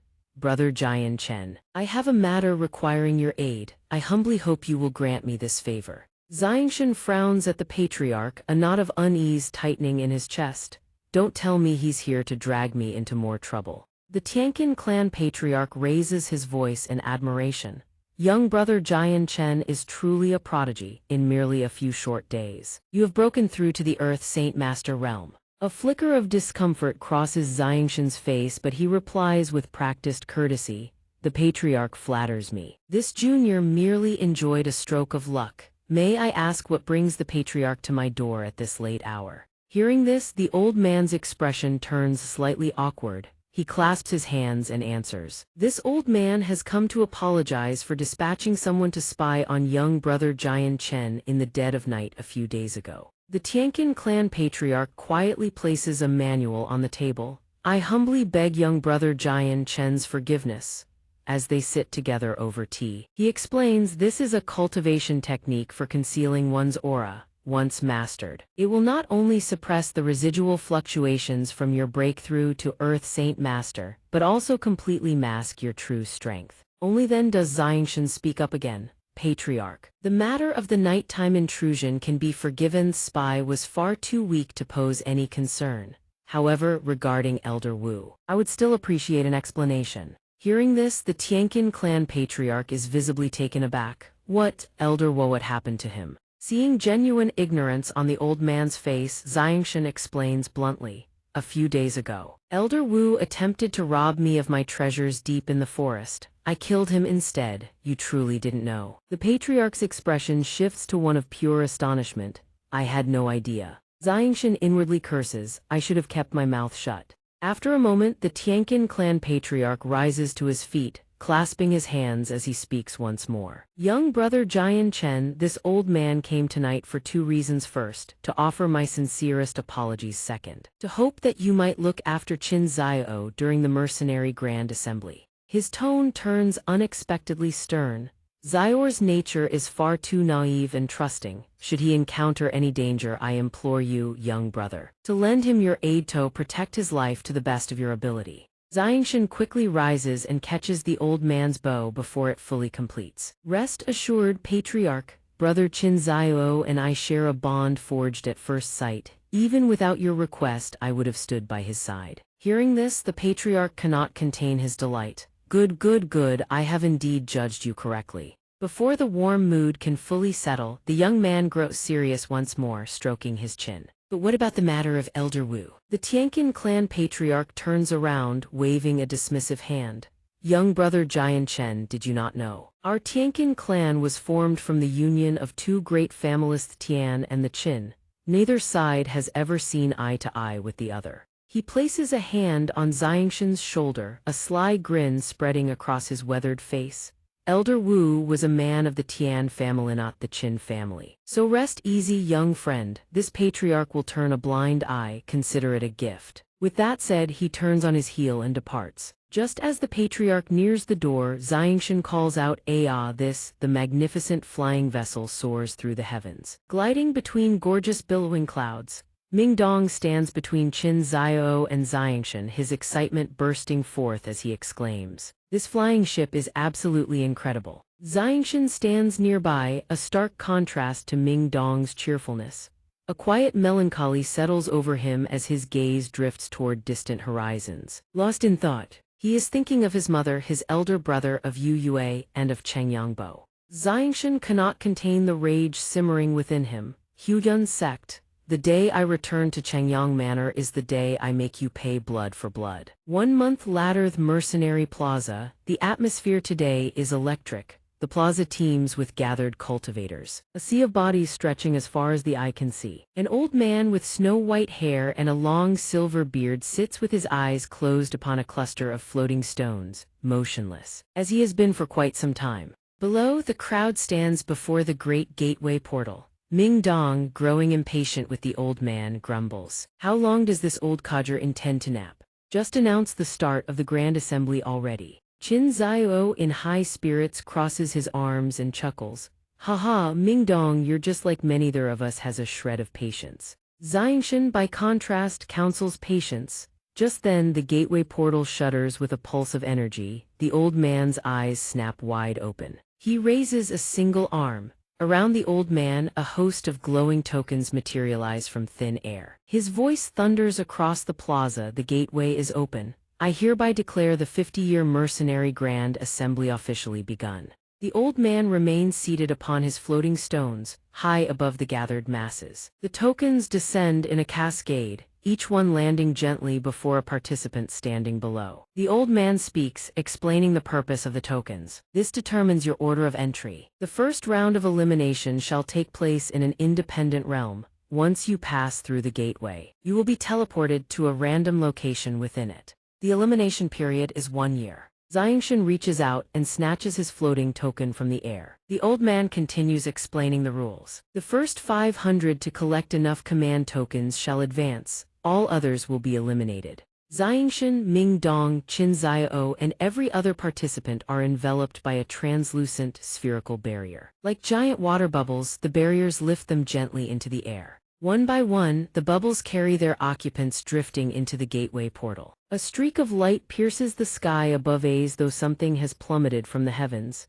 It is Xianxia crashing down from above. He hits the ground and immediately sits up, coughing lightly. Cough, cough, where am I? He is about to move when a sudden rustle freezes him in place. He whirls toward the undergrowth and shouts, "Who's there? Show yourself." Emerging from the bushes is none other than Mingdong. He waves frantically, Jian Chen. Relief washes over Xianxia's face. You got teleported right next to me, Mingdong beams. Haha, Jian Chen, with us brothers joining forces. We're bound to achieve great results in this trial. Though overjoyed at the reunion, Xianxia remains vigilant.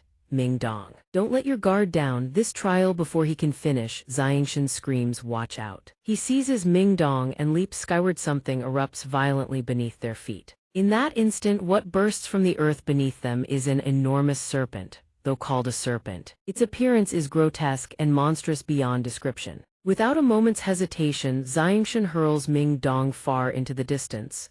His hand instantly summons a sword into his grasp through spatial translocation, his will channeling the blade into existence through a spiritual link. Xianxia adopts a poised stance, calm as still water. You've come at just the right time. He grips the sword without a shred of hesitation and swings directly into the gaping maw of the giant serpent. He ducks low and delivers a single devastating slash. The artifact-forged blade strikes true, sending a violent shockwave through the massive serpent's body. The beast writhes in obvious agony. Xianxia lands lightly on his feet after the perfect strike, his aura radiating unwavering confidence. That slash has undoubtedly wounded the beast. The enormous serpent is now truly enraged. Not only does it refuse to retreat, it rears its head and lunges with jaws wide open, intent on swallowing Xianxia whole. Growing irritated by the stubborn creature before him, Xianxia furrows his brow and speaks with killing intent. You beast who cannot tell life from death. He tightens his grip on the sword and raises it high. This sword is none other than the Azulate sword.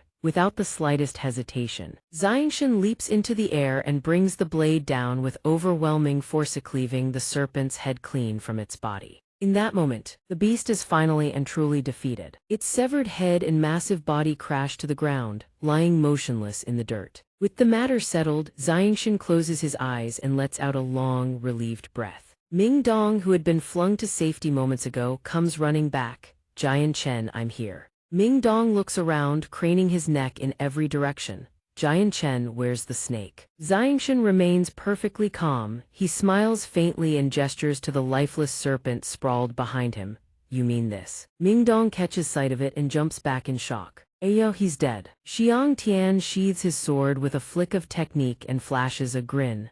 All right, let's hurry and explore the secret realm. No point wasting any more time here. Suddenly, Ming Dong grabs his arm, eyes gleaming. Wait, this giant python has treasure on it, we can't just leave. Ming Dong scrambles atop the python's head, plucks something from it, and holds it high. Xianxia, look, a tier 3 monster core. Xianxia glances at it without much interest and replies simply, keep it. That thing is useless to me. After speaking, he thinks to himself, I've already reached the Earth Saint Master realm. A tier 3 monster core holds no value for me anymore. The two press onward. They arrive beneath a chain of rolling hills blanketed in a peculiar haze. Dust and mist swirl around them, each wisp a vivid shade of pink, dazzling and brilliant to the eye, shimmering with an ethereal glow. Yet Xianxia remains on high alert. He thinks to himself, poisonous mists don't simply appear for no reason. This place is anything but ordinary. There must be a hidden treasure within. Ming Dong pulls out a small pill bottle from his robes. Xianxia, I brought antidote pills with me, but I'm not sure they'll work against this kind of toxin. Xianxia smiles and waves his hand. I don't need those, you take them. Hearing this, Ming Dong understands, but he still adds carefully, fine, but if you feel even slightly unwell, tell me immediately. Ming Dong pours a single pill into his palm and flashes a broad grin. Ha ha ha ha, obtained without the slightest effort, what a windfall. The easy atmosphere between them shatters as a voice calls from behind. A figure approaches. You two young brothers, this secret realm is fraught with danger. If you don't want to die in vain, hand over everything on your person. Now. Upon seeing the man, Ming Dong immediately steps in front of Xianxia, draws his sword, and whispers, Xianxia's man is an Earth Saint Master. The Earth Saint Master flashes a cunning grin. So the two of you can recognize power when you see it. Good, now hand over your belongings obediently. Xianxia doesn't lose his composure in the slightest. He places a hand on Ming Dong's shoulder and speaks in a calm, steady voice. Relax, a mere Earth Saint Master, leave him to me. The Earth Saint Master scoffs, jabbing a finger forward. Boy, what a bold tongue. When I'm done thrashing you, don't you dare cry. Xianxia smiles in return, gripping his sword with a taunting tone. The goods are right here in my hands. Come and take them if you have the ability. The man clutches his weapon and lunges forward with a roar. You're courting death. Xianxia furrows his brow, silently sensing the killing intent. A sharp arc of violet chi erupts with a single swing of his sword. The violet slash cleaves straight into the weapon guarding the Earth Saint Master's gut. Blood sprays from his mouth, his teeth gnashing in agony. However, the man does not fall, though his weapon shatters to pieces. The impact sends the Earth Saint Master hurtling backward. He slams a hand against the ground to regain his balance. His brows knot in fury, eyes wide with disbelief. This is impossible, but it's real. By now, Xianxia has already leveled his blade against the man's throat. The Earth Saint Master's jaw drops. You're so young, how can you possibly possess such strength? You show no martial honor. The tide of battle has completely overturned his expectations. Xianxia speaks in a low, dangerous voice. Hand over everything on your person willingly, and I may spare your life. Refusing, I'll kill you where you stand. Tears stream down the man's face as he lifts a small ring with both trembling hands. I was wrong, spare my life, I'll never dare again. Xianxia flicks the ring from the man's grasp with the tip of his blade, catches it, and turns to Ming Dong. Let's go. The Earth Saint Master remains frozen in terror, staring after them from behind. Seeing Xianxia's true strength, Ming Dong's eyes light up. Xianxia, when did you break through to Earth Saint Master? Xianxia replies, just a few days before leaving the Tianqin clan. He strokes his chin, eyes drifting upward in thought, then continues. If what Qin Zhao said is true, you were also with the girls at the Zhenbao Pavilion trying to break through, weren't you? embarrassed. Ming Dong's face flushes crimson as he waves his hands frantically.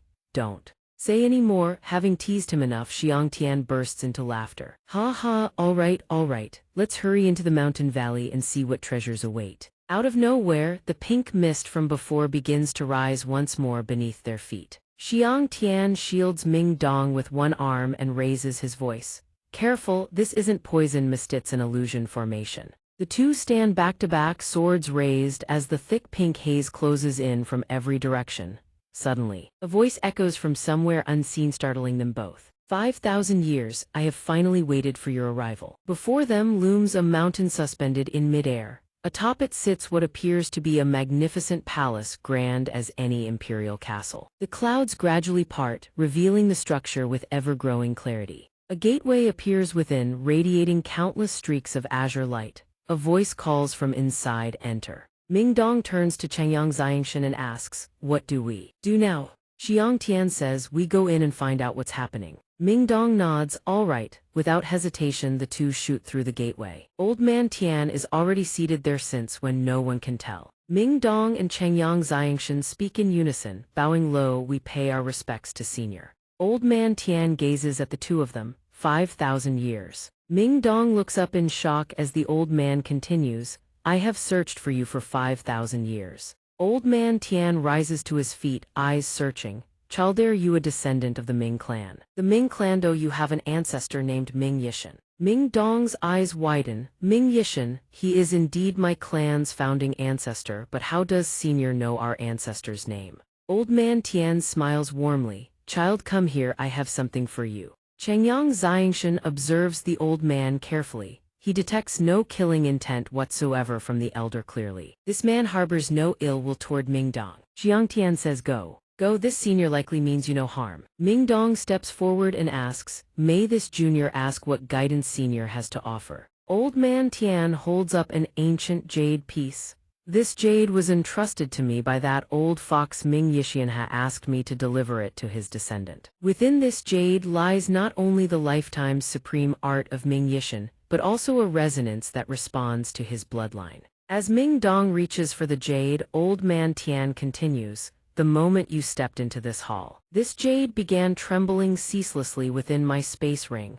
I knew then that Ming brother's descendant had arrived. Ming Dong accepts the jade and asks, senior, were you acquainted with my ancestor? Old Man Tian's eyes grow distant. 5,000 years ago, Ming brother and I founded a mercenary company together. Traveling across the world, those were glorious carefree days. His mind drifts to images of two brothers watching each other's backs through countless battles. Old Man Tian's voice grows heavy. But while we were exploring the realm of deathly sorcery, we were ambushed by a demon curse formation. Your ancestor Ming Yishan, he saved me. He threw his own body in front of the curse to shield me. He sacrificed himself so that I might live. Old Man Tian's eyes glisten as the image of two brothers parting for the last time floods his memory. Before Ming brother drew his final breath, he entrusted this jade to me to deliver it to his descendants. But when I arrived at the Ming clan's estate, I found it had been annihilated, wiped out by an unknown hand. I carried this jade across the entire Tianyuan continent, hunting for the one who destroyed the Ming clan, but more desperately, searching for any surviving descendant. Alas, I found none. So, in order to find the Ming clan's descendant, I established this palace here, hoping that through those who gathered for the mercenary assembly, I might catch word of Ming's bloodline. Old Man Tian smiles, his voice heavy with emotion. A full 5,000 years, and at last I have found you. Child, he says gently, your ancestor and I were brothers of life and death. There is no need for senior, if you don't mind. Simply call me Grandpa Tian. Ming Dong's voice is thick with emotion. Yes, thank you, Grandpa Tian. The old man chuckles. If I'm not mistaken, you and your friend have come for the mercenary assembly, correct? Ming Dong nods. Grandpa Tian is right, this here is my sworn brother. Xianxia cups his fists. Jian Chen Xianxia pays his respects to Senior Tian. Old Man Tian regards Ming Dong and speaks. Child, your current strength is far too weak. Stay here for now. I will do everything in my power to help you raise your cultivation. Ming Dong hesitates. That is, Grandpa Tian, could you also allow my brother Jian Chen to train alongside me? Xianxia shakes his head with a smile. Ming Dong, this is your clan's inheritance. It wouldn't be appropriate for me to stay. Besides, I have other matters to attend to. What matters? Ming Dong asks. Xiang Tian smiles. The Tianqin clan patriarch asked me to protect Qin Xiao during this mercenary assembly. I need to go find him. Ming Dong pauses. Ah, right. Changyang Xiangshan places a hand on Ming Dong's shoulder and grins. It's all right, focus on raising your strength. Once you break through to Earth Saint Master, come find me. All right, Ming Dong agrees. Xiang Tian cups his fists toward Old Man Tian with a smile. Senior Tian, I leave my brother Ming Dong in your care. Old Man Tian waves a hand. Rest assured, this old man guarantees he'll be reborn, bones and all. With Senior Tian's word, this junior takes his leave. Changyang Xiangshan turns toward the exit. Behind him, Old Man Tian smiles warmly. Good, good. It seems Ming Dong has found himself a true brother. Later, Changyang Xiangshan approaches a mountain stream to fetch water when a rustling in the forest catches his attention. He grips his sword and calls out, "Who's skulking about? Show yourself." Luoner raises her bow and aims it squarely at Changyang Xiangshan. Stinking scoundrel! Xiang Tian looks up startled. Luoner. Luoner draws the bowstring taut. Stinking scoundrel, is Luoner a name for the likes of you to call? Changyang Xiangshan raises both hands in surrender like a cornered beast.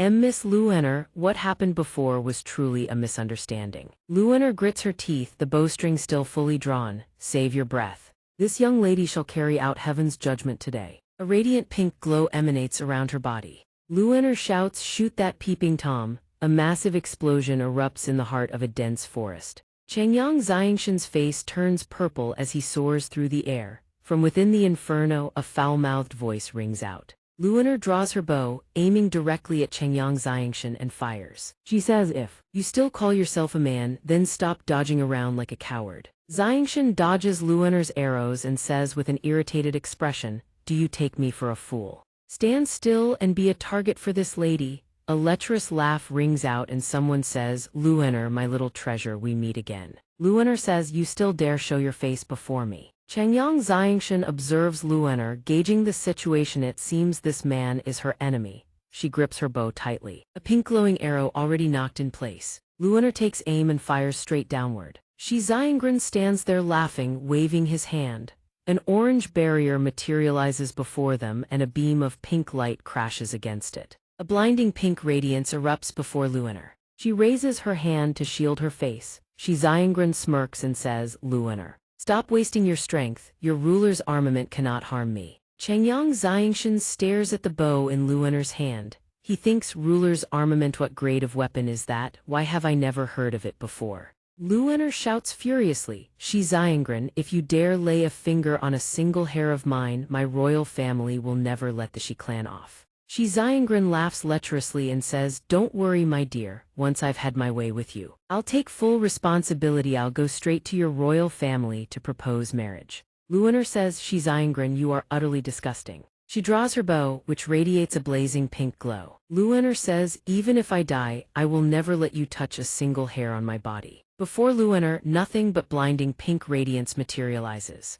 Luoner looks at Changyang Xiangshan and says, "Stinking scoundrel, help me deal with them. I won't sell you out anymore." Shi Xiangren laughs and says, "Kid, this is a grudge between the Shi clan and the royal family. You'd best not stick your nose where it doesn't belong." Xiangren grins with a cunning sneer. "Look, Herethis is what happened to the last fool who meddled. He tried to save this wench, and we beat him half to death." He looks at the two of them. "Kid, you can still retreat now. Otherwise," Changyang Xiangshan furrows his brows and draws his sword. Countless rays of pink light materialize around him. Luoner looks toward the terrifying power emanating from Changyang Xiangshan. She thinks, such immense spiritual energy. A purple light flashes within a circle. A gray-haired man stands amidst countless streaks of purple light slicing past his body. Blood trickles from his mouth before he coughs up a mouthful of blood. Changyang Xiangshan grips his sword and says, "I have no desire to waste my time with you lot. Tell me who owns this sash." Xiangshan's expression darkens. "Where is he now?" Shi Xiangren roars furiously, "How dare you, ambushing us when the Shi clan guards weren't paying attention. Guard Wang, kill this brat, avenge Uncle Liu." The gray-bearded man says, "Yes, young master." Shi Xiangren snarls, "What are you waiting for?" The man charges forward, bellowing, "Die." Boom, boom, boom.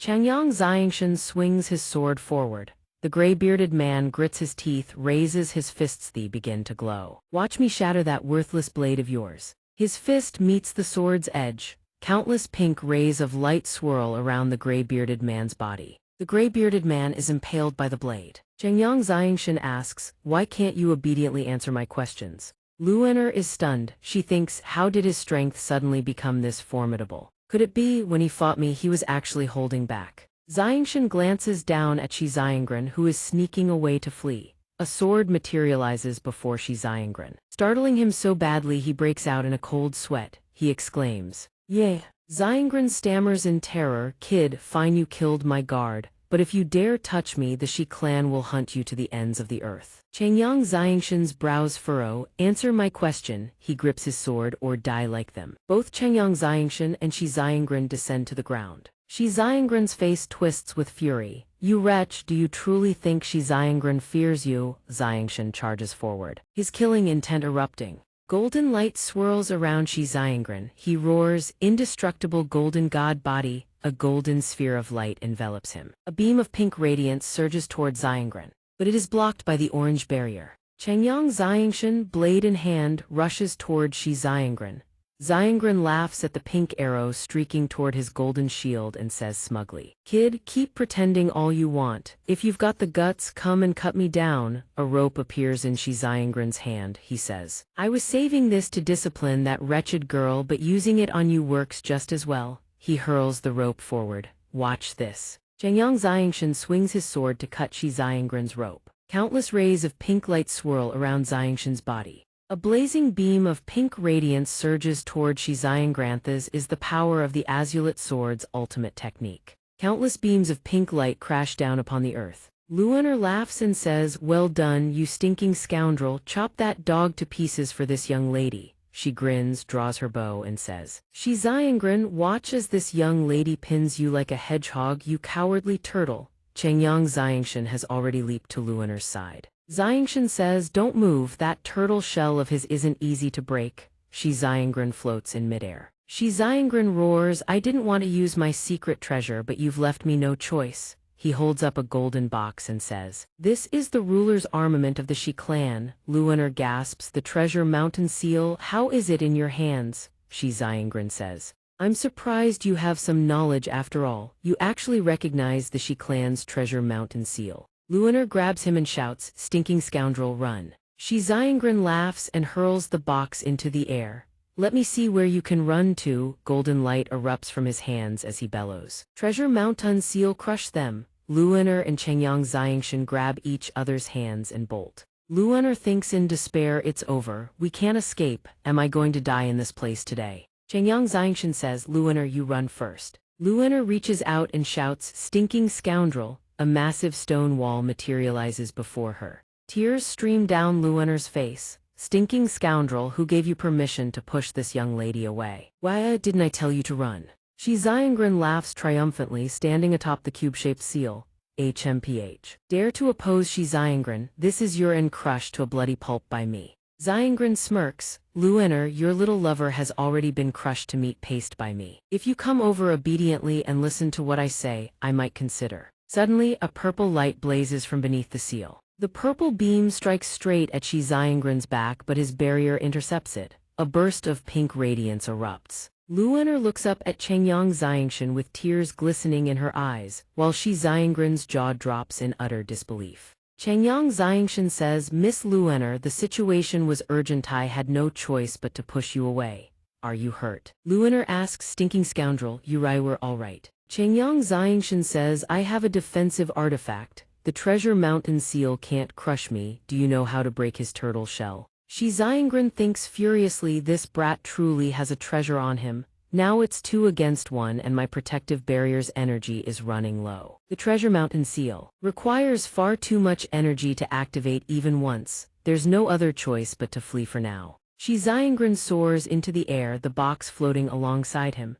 "Consider yourselves lucky. Just wait until I find reinforcements to deal with you two lovebirds." Luener shouts at the sky, "If you've got the guts, don't run. If this young lady doesn't pin you like a hedgehog, my name isn't Huang."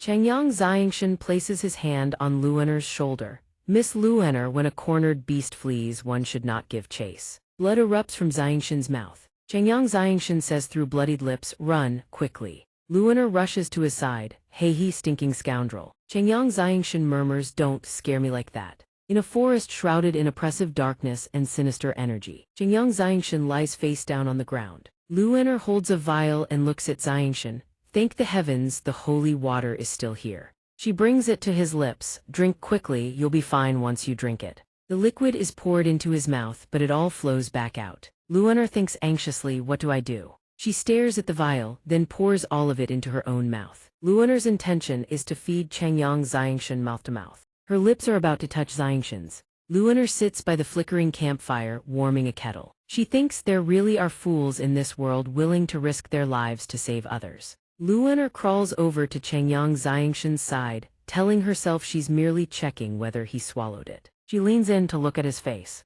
Changyang Xianxian opens his eyes and asks, "Miss Luoner, what are you looking at?" Luoner startles and pulls back. "You got lucky, that's all." This young lady merely wanted to see what someone who took the Treasure Mountain seal head-on and survived actually looks like. Changyang Xianxian asks, "Where are we?" Luoner speaks up, "That grandson of the Shi clan fled. I saw your injuries were too severe, so I found a nearby cave to shelter you." Xianxian asks, "That's right, what exactly was that treasure seal?" "Its might was truly enormous. Surely it isn't one of your saint armaments." Luoner picks up the bow and speaks.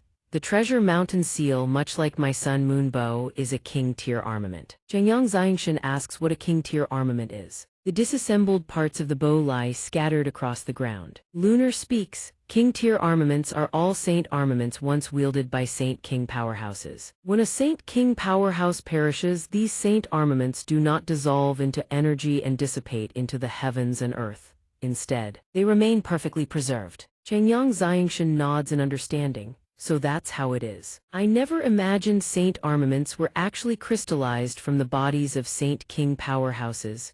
No wonder their might is so formidable." Luoner turns her face away with a huff. "HMPH, if I too had reached the second cycle of the Earth Saint Master realm, I would absolutely have used the Sun Moon bow to turn that Shikur into a pincushion." Changyang Xianxian asks, "Is the reason I couldn't cut him down also related to his king-tier armament?" Luoner explains that it was the residual barrier power a saint-king powerhouse had left upon his person in extraordinarily potent defense. Changyang Xianxian asks whether there is any way to shatter that barrier layer, or at the very least, cause it to vanish for a short time. Luoner speaks. "When the attacking force surpasses the barrier's capacity to endure, the barrier will naturally be shattered. Beyond that, the barrier power will also dissipate once he has used it all up. However, how long his barrier power can ultimately sustain itself I'm not certain." Changyang Xianxian ponders. It seems that when he encounters Shi Xiangren again, he must find a way to relentlessly drain the man's barrier energy. Xianxian rises to his feet and clasps his fists toward Luoner. "I am grateful for Miss Luoner's life-saving grace, however. This one still has urgent matters to attend to." Changyang Xianxian grimaces in pain as he moves. Luoner snaps, "You detestable rogue, the holy water barely managed to save your wretched life. Those wounds require at least 3 days of recovery at the minimum. You'd better stay put and recuperate properly." Changyang Xianxian furrows his brow. "No, I must go find someone." Luoner demands, "You can barely walk right now. Who on earth could you possibly be looking for?" Changyang Xianxian speaks. "The owner of that warhorse is my sworn brother. I gave my word to his father that I would ensure his safety during the mercenary Grand Assembly." Luoner watches Changyang Xianxian begin to leave and raises her voice.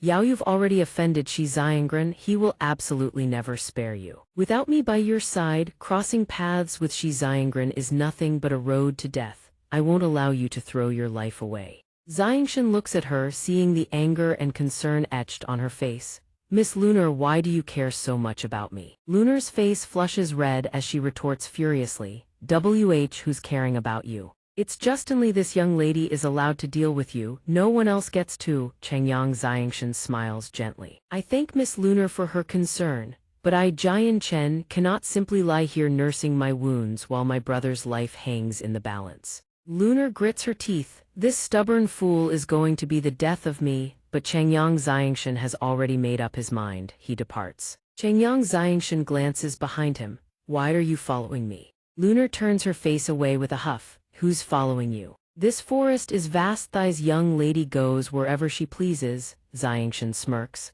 Are you afraid xianxia might come after you? Lunar raises her bow with a defiant glare. If he dares show his face, I'll shoot him full of holes, and even if I can't beat him myself, I still have Uncle Feng and Uncle Yun to help me take him down. Suddenly, xianxia clamps his hand over Lunar's mouth. Xianxia whispers, "SHH, someone's coming." A dark silhouette streaks through the forest at blistering speed. Lunar and xianxia press themselves behind a tree, peering out to see a figure collapse to the ground. Xianxia narrows his eyes. A gray-haired man clutching a sword grins cruelly. Daring to defy the Xianxia is your fate. If you don't want to die, surrender now and it's not too late. Xianxia snarls through gritted teeth. HMPH, even if I Xianxia die here today, I will never become that lunatic's lapdog. The gray-haired man grips his sword, fury blazing in his eyes. You refuse the offered wine, then taste the punishment wine.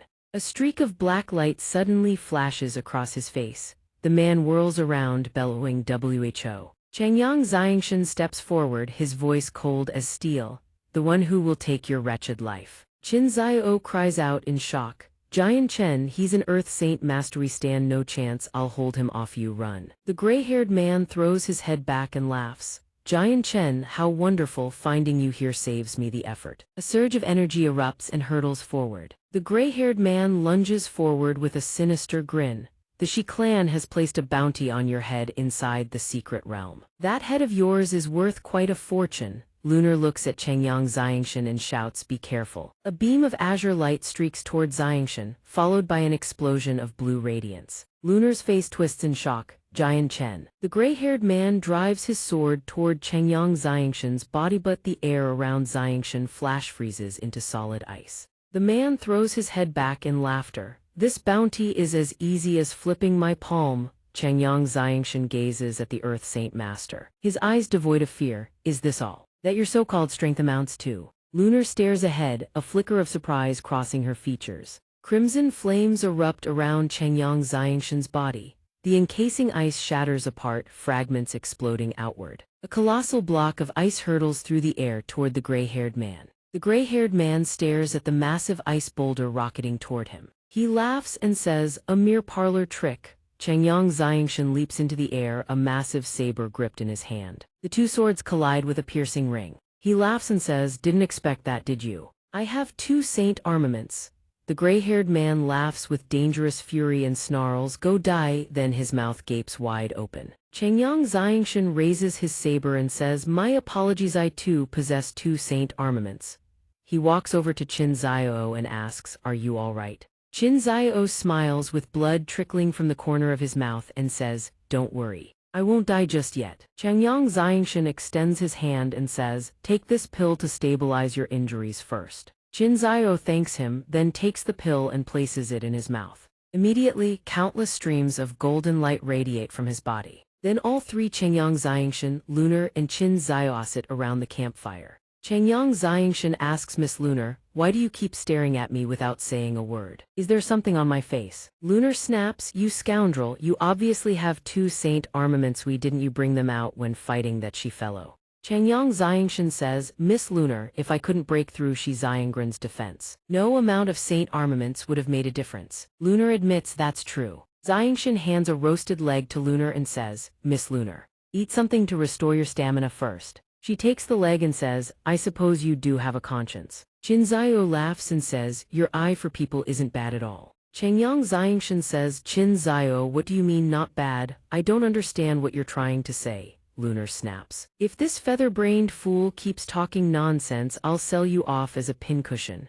Xianxia, gnawing on a massive leg of meat, says, "Fine. Fine, I'll shut my mouth." Xianxia asks Xianxia, "How did you end up offending those people? The Shi clan was dragged into this by someone else too, weren't they?" Lunar glares at Xianxia and says, "You scoundrel, what are you implying?" Xianxia, still chewing his food, says, "The reason I'm being hunted is because of you mentioning the heaven-tier battle skill." The moment Xianxia finishes speaking, both Xianxia and Lunar are stunned. Xianxia speaks up, "First, I was teleported to a massive mountain within the secret realm." he recalls his time inside and says, "Inside the secret realm, I continuously defeated one competitor after another. Corpses littered every corner. Through these battles, he learned from one of the competitors that a cave mansion belonging to an ancient expert had surfaced in the forest atop the southern peak." Jinzio imagined. He continues, "They say that within this expert's cave mansion there are not only countless artifacts and spirit herbs, but also a powerful heaven-tier battle skill." Hearing this, they ask in astonishment, "A heaven-tier battle skill?" Jinzio replies, "Indeed. Do the two of you want to go take a look?" He scratches his head, stands up, and says, "With my current strength, I'm not fit to join in on the fun." He says, "Very well, stay here and recuperate." Deep in his heart he thinks, "I must obtain that heaven-tier battle skill no matter what." The following morning, he and Lunar touch down together. The two stand before the massive gate ahead. He says, "This must be the teleportation gate to the secret realm."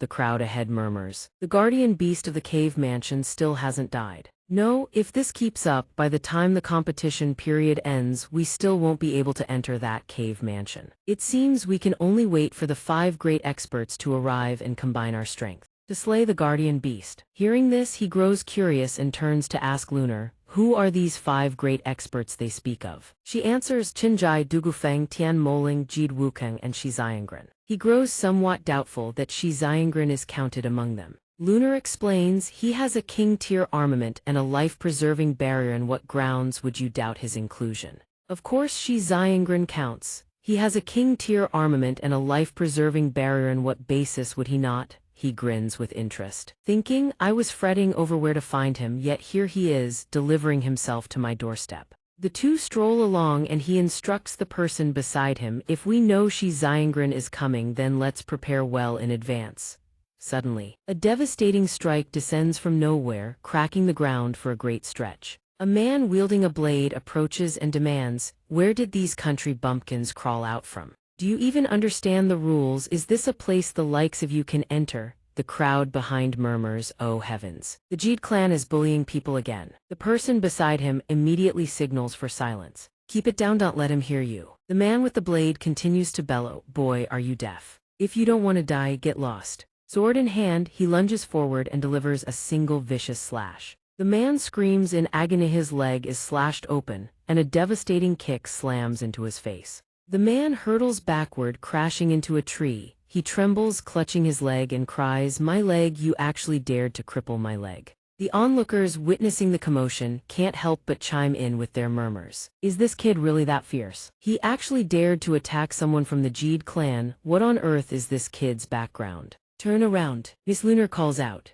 A voice rings out at that moment. A golden-haired man, spear in hand, leaps forward. "You dare kill someone from the Jeed clan and you still think you can leave alive?" Lunar screams, "Watch out, that spear is a king-tier armament." He catches the spear mid-thrust and thinks, "King-tier armament? Could this man be one of the 5 great experts Lunar mentioned?" The man bellows at the same time, "Die." The attacker leaps skyward and hurls his spear downward. Divine spear art, divine dragon sweeps the tail. He himself remains unmoved, silently thinking, "I'd like to see just how tough this king-tier armament really is." The spear, wreathed in blinding golden light, clashes against a massive sphere of energy. The impact is so tremendous that arcs of lightning erupt, unleashing a devastating explosion. Heaven and earth shudder as dust and debris engulf the sky. Wukeng levels the spear at him and interrogates, "The sword in your hand is also a king-tier armament. What clan do you belong to?" Jian Chen smiles calmly and replies with veiled mockery, "So these so-called 5 great experts are nothing more than this."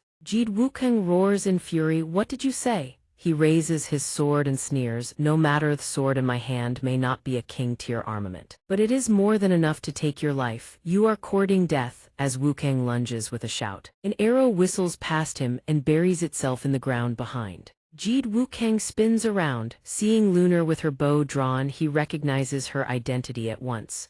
The Sun Moon Bow, a princess of the royal family. "Why would you aid this brat?" The gate ahead suddenly blazes with light. A spatial gateway materializes out of thin air. A figure leaps through, landing between the two combatants and Jid Wukeng. The newcomer looks remarkably young, perhaps around the same age as him. He steps out while scratching his head and calls out to his companion, "Brother Chin, that thing's hide was too thick, I couldn't cut through it." Noticing the tense standoff, he falls silent. The two enemies lock eyes, their gazes brimming with hostility, leaving him bewildered. He asks, "What's going on between you two?" Glancing around further, his gaze lands on Lunar. In this man's mind, a blood-soaked love story immediately takes shape. The two are fighting over Lunar. He exclaims excitedly, "Oh my, am I interrupting a duel of love here?" The one called Brother Chin rushes over, his voice thick with exasperation. "Feng, your emotional intelligence is abysmal. There are things one simply cannot blurt out." Realizing the situation has spiraled, he hastily explains, "You two gentlemen, please do not speak such nonsense. Miss Lunar and I are completely innocent." Lunar's face flushes crimson. "Exactly, keep spouting nonsense and I'll turn you both into pincushions." Feng glances at Jide Wukang and grins mischievously. "So you're just the third wheel, are you?" Jide Wukang's face contorts with rage as he roars, "This is driving me mad. Jide Wukang, I have never suffered such humiliation. I'll fight all of you to the death, but before the matter is resolved." Yet another figure appears. A soft tinkling laugh drifts from behind. "My, how lively it is here." Looking back, they behold a stunning beauty approaching. She offers a graceful greeting. "Handsome young sir, greetings, I am Tian Moling." Seeing Tian Moling's flirtatious smile directed at him, Lunar feels a surge of jealousy and silently curses the woman for her brazenness. Moling notices Lunar's hostile gaze and smiles warmly. "And who might this little sister be?" "Little sister, there's no need to be jealous of your elder sister. I mean no harm." Lunar, struck at the heart, flushes with embarrassment yet refuses to admit it, shouting loudly, "Stop your nonsensical talk. Who would ever be jealous of a shameless hussy like you?" Seeing Lunar's fierce reaction, Moling is even more delighted and continues to tease. "Little sister, being this angry really isn't good for you. A good girl ought to be a touch more gentle. That's how you win a man's heart." Unable to retort, Lunar stomps away in a huff, stamping her feet like a petulant child. Moling ignores Lunar entirely. Radiating the charm of a stunning beauty, she asks in a sweet, honeyed voice, "Young master, you are truly handsome. You've quite captivated this humble girl. May I ask your name?" He responds coldly, "This one is." After hearing the name, Moling is somewhat disappointed. She had assumed he was one of the 5 great experts, which was why she had engaged him so cheerfully. She turns her gaze to the 3 men behind him, as though searching for the expert she truly seeks. Then asks, "May I ask how these 3 young masters address themselves?" They introduce themselves in turn, Feng, Qinjai, and Jide Wukang. Upon hearing their names, Moling's expression transforms completely. She bursts out in excitement. 3 of the 5 great experts all standing before this humble girl at once. I am truly both thrilled and overwhelmed. "Qinjai, you are quite the composed one." Responding to Moling's praise, Qinjai says, "Miss Tian Moling, you flatter me far too much." These 5 great experts, Miss Tian Moling counts as one of them, does she not? Moling demurs shyly, "I am but a frail woman. How could I possibly compare to the prowess of you esteemed gentlemen?" 4 of the 5 great experts now stand present, yet the one who should be the protagonist finds himself cast aside. While the 4 were cheering each other on, he noticed someone lurking behind the bushes. Without a second thought, he drew his sword and charged. In a flash, the sword spirit in his hand shot forth. Xianxia had no idea what was about to hit him. When he lifted his head, the sword was already hurtling toward his face. He could only twist his body aside in sheer shock. The strike carried immense force. Spiritual energy radiated across the area, blasting a massive hole clean through the tree trunk behind Xianxia. Had that blow connected, this day next year would have been his death anniversary. His arm trembled from the pain. The wound appeared quite severe. Xianxia shuddered, grinding his teeth in fury as he stared at the terrifying sword slash that had nearly taken his life. "He nearly killed me." That single sword strike was a near miss. He clicked his tongue in frustration. Just a fraction closer and he would have slain the man outright. Tian Moling's heart jolted upon hearing this. He thought to himself, does he even realize what he just attempted, to react that way? Does he understand the gravity of what he's done? To nearly assassinate Xianxia of the 5 great experts at such close range and almost succeed. The battle with Jide Wukang had not yet concluded when Xianxia arrived. He seized the precious mountain seal and prepared to hurl it. Under his control, the precious mountain seal expanded to blot out the heavens, swallowing all light. Xianxia roared, "Today I will not rest until one of us lies dead." He activated his fury skill. He launched a frenzied barrage of attacks. I will crush you into mincemeat. Frowning at the incoming onslaught, he thought to himself the only option is to unleash his strongest sword chi and try to sever the king-tier armament. Lunar swiftly rushed over and raised her bow, shouting, "You scoundrel, run already, stop standing there like an idiot." Unlike the fearful expressions around him, Dugu Feng gripped the hilt of his sword with confidence and declared to all, "Bring it on. I couldn't slay those beasts in the cave, but do you think I can't handle you?" He swiftly activated the fire cloud sword technique. The heavenly throne cloud surged upward and blazing flames instantly engulfed the surroundings. Jinjai and Jide Wukang also charged forward. Tian Moling unleashed his ultimate technique and reprimanded Shi Xiangren. "Your fury is far too great, we have not offended you." Attacks rained down from every direction. Shi Xiangren was stricken with fear. It's over. That wretch had deceived him, leaving him surrounded on all sides by enemies with no avenue of retreat. The king-tier armament struck the ground, unleashing a tremendous explosion. Shi Xiangren was hurled downward in terror. "Everyone, Shi Xiangren, I didn't mean to. Is everyone all right?" He then shot toward Shi Xiangren like a panicked arrow. Shi Xiangren barely raised his shield in time to block the incoming strike. Startled, he quickly retreated to a safe distance. He studied Shi Xiangren and analyzed the situation. He could sense the man's energy barrier had weakened considerably. 3 more strikes, and he could finish him. The sword strike that had just landed sent Shi Xiangren into a frenzy. He screamed, "Despicable coward, you only know how to ambush. Do you dare face me in an open, fair battle?" Ignoring Shi Xiangren's words, he gripped the blade strapped to his back and plotted in silence. He waited for the moment to close the distance, planning to use his sword chi to shatter the man's energy barrier. Suddenly, a hand seized his sleeve, startling him into turning around. Lunar scolded him, "You fool, he says come and you just obey." She stepped forward, positioning her body as a shield before him, glaring defiantly at Shi Xiangren. "Shi Xiangren, you've cowered behind your energy barrier your entire life. You have no right to lecture anyone. Without your barrier, this young mistress would have turned you into a pincushion long ago." Lunar's words struck a nerve. His face twisted in rage as he bellowed, "Wretched woman, I'll send you and your lover straight to hell." Shi Xiangren prepared to unleash his power, but a hand stopped him cold. He stared in fear at the hand gripping his wrist. Jinjai merely smiled and said, "Brother Shi, might you hear this one out?" Before he could activate his technique, he found himself surrounded by experts. Shi Xiangren panicked and quickly explained, "That was just a moment of impulse. I have no desire to make enemies of you all." Jinjai maintained his sly smile and released his grip. "Rest assured, we all understand. Otherwise, you'd be nothing but a slab of meat by now." He then turned to broker peace with everyone. "Everyone, haven't we all come here for the treasures within the cave? Dugu Feng and I just scouted ahead. There are 2 demonic beasts inside." Jinjai continued, his calculating smile never wavering, laying out his proposal with just 2 people. "I'm afraid none of us can breach the cave dwelling. Therefore I have a suggestion." Tian Moling, Shi Xiangren, and Jide Wukang listened in silence as Jinjai continued, "I hope everyone can temporarily set aside personal grudges. Let us join forces, combine our strength to slay those demonic beasts, then enter the cave dwelling to claim the treasure. What say you?" Dugu Feng stood to the side and clapped in hearty approval of the plan. "Indeed, let's go together this time. I refuse to believe we can't slaughter those beasts." Tian Moling also cupped his chin in contemplation.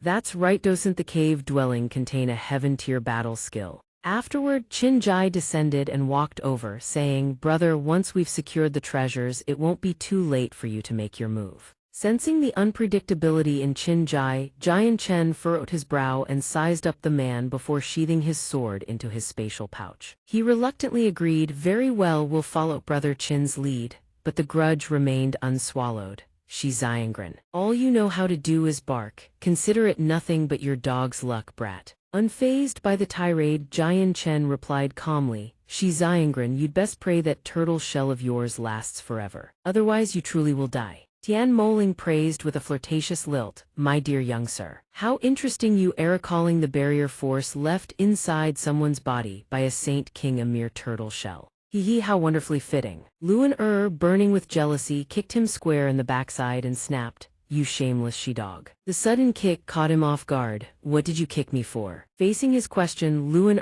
simply huffed, "Because I felt like it." Setting the matter aside, Qin Jai calmly described the appearances of the two magical beasts. These are the guardian beasts that Du Gufeng and I encountered inside. With a casual wave of his hand, the images of the flying spirit sky serpent and the violet gold thunder lion materialized. Qin Jai spoke bluntly, "Let's split into teams." He pointed toward the serpent. This flying spirit sky serpent can not only soar through the heavens but its entire body is coated in lethal venom. The other one possesses incredibly thick scales, ordinary attacks can hardly wound it, and its whole body crackles with lightning. Du Gufeng immediately cut in, "I don't care how you divide them up, all I want is to hack that stinking lion to pieces. That beast nearly electrocuted me to death just now. Du Gufeng wants his revenge." Jian Chen remained utterly composed. "The flying spirit sky serpentel, leave it to Miss Luan and myself." Qin Jai interjected at once. "Brother Jian Chen, if you put it that way, you must have a plan to deal with it." Du Gufeng's eyes lit up.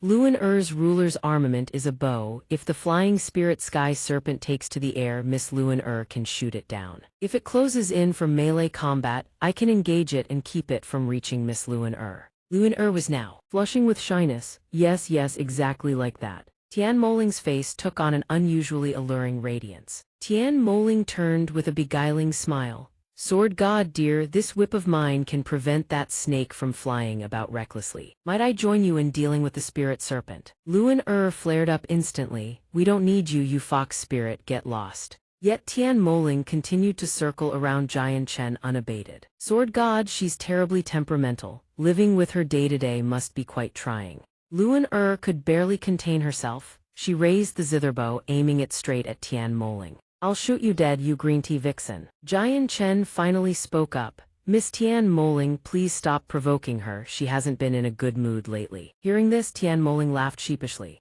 "Oh my, this one knows she was wrong." Unable to let things spiral further, Jian Chen stepped in to mediate. "Miss Luan let Miss Tian Moling join us. Her ruler's armament can genuinely help us restrict the flying spirit sky serpent's movements." Upon hearing this, Luan offered no further protest. HMPH Qin Jai stepped forward. "Then it's decided. Brother Jian Chen, your team of 3 will handle the flying spirit sky serpent. The 4 of us will take on that lion." Jian Chen was slightly puzzled.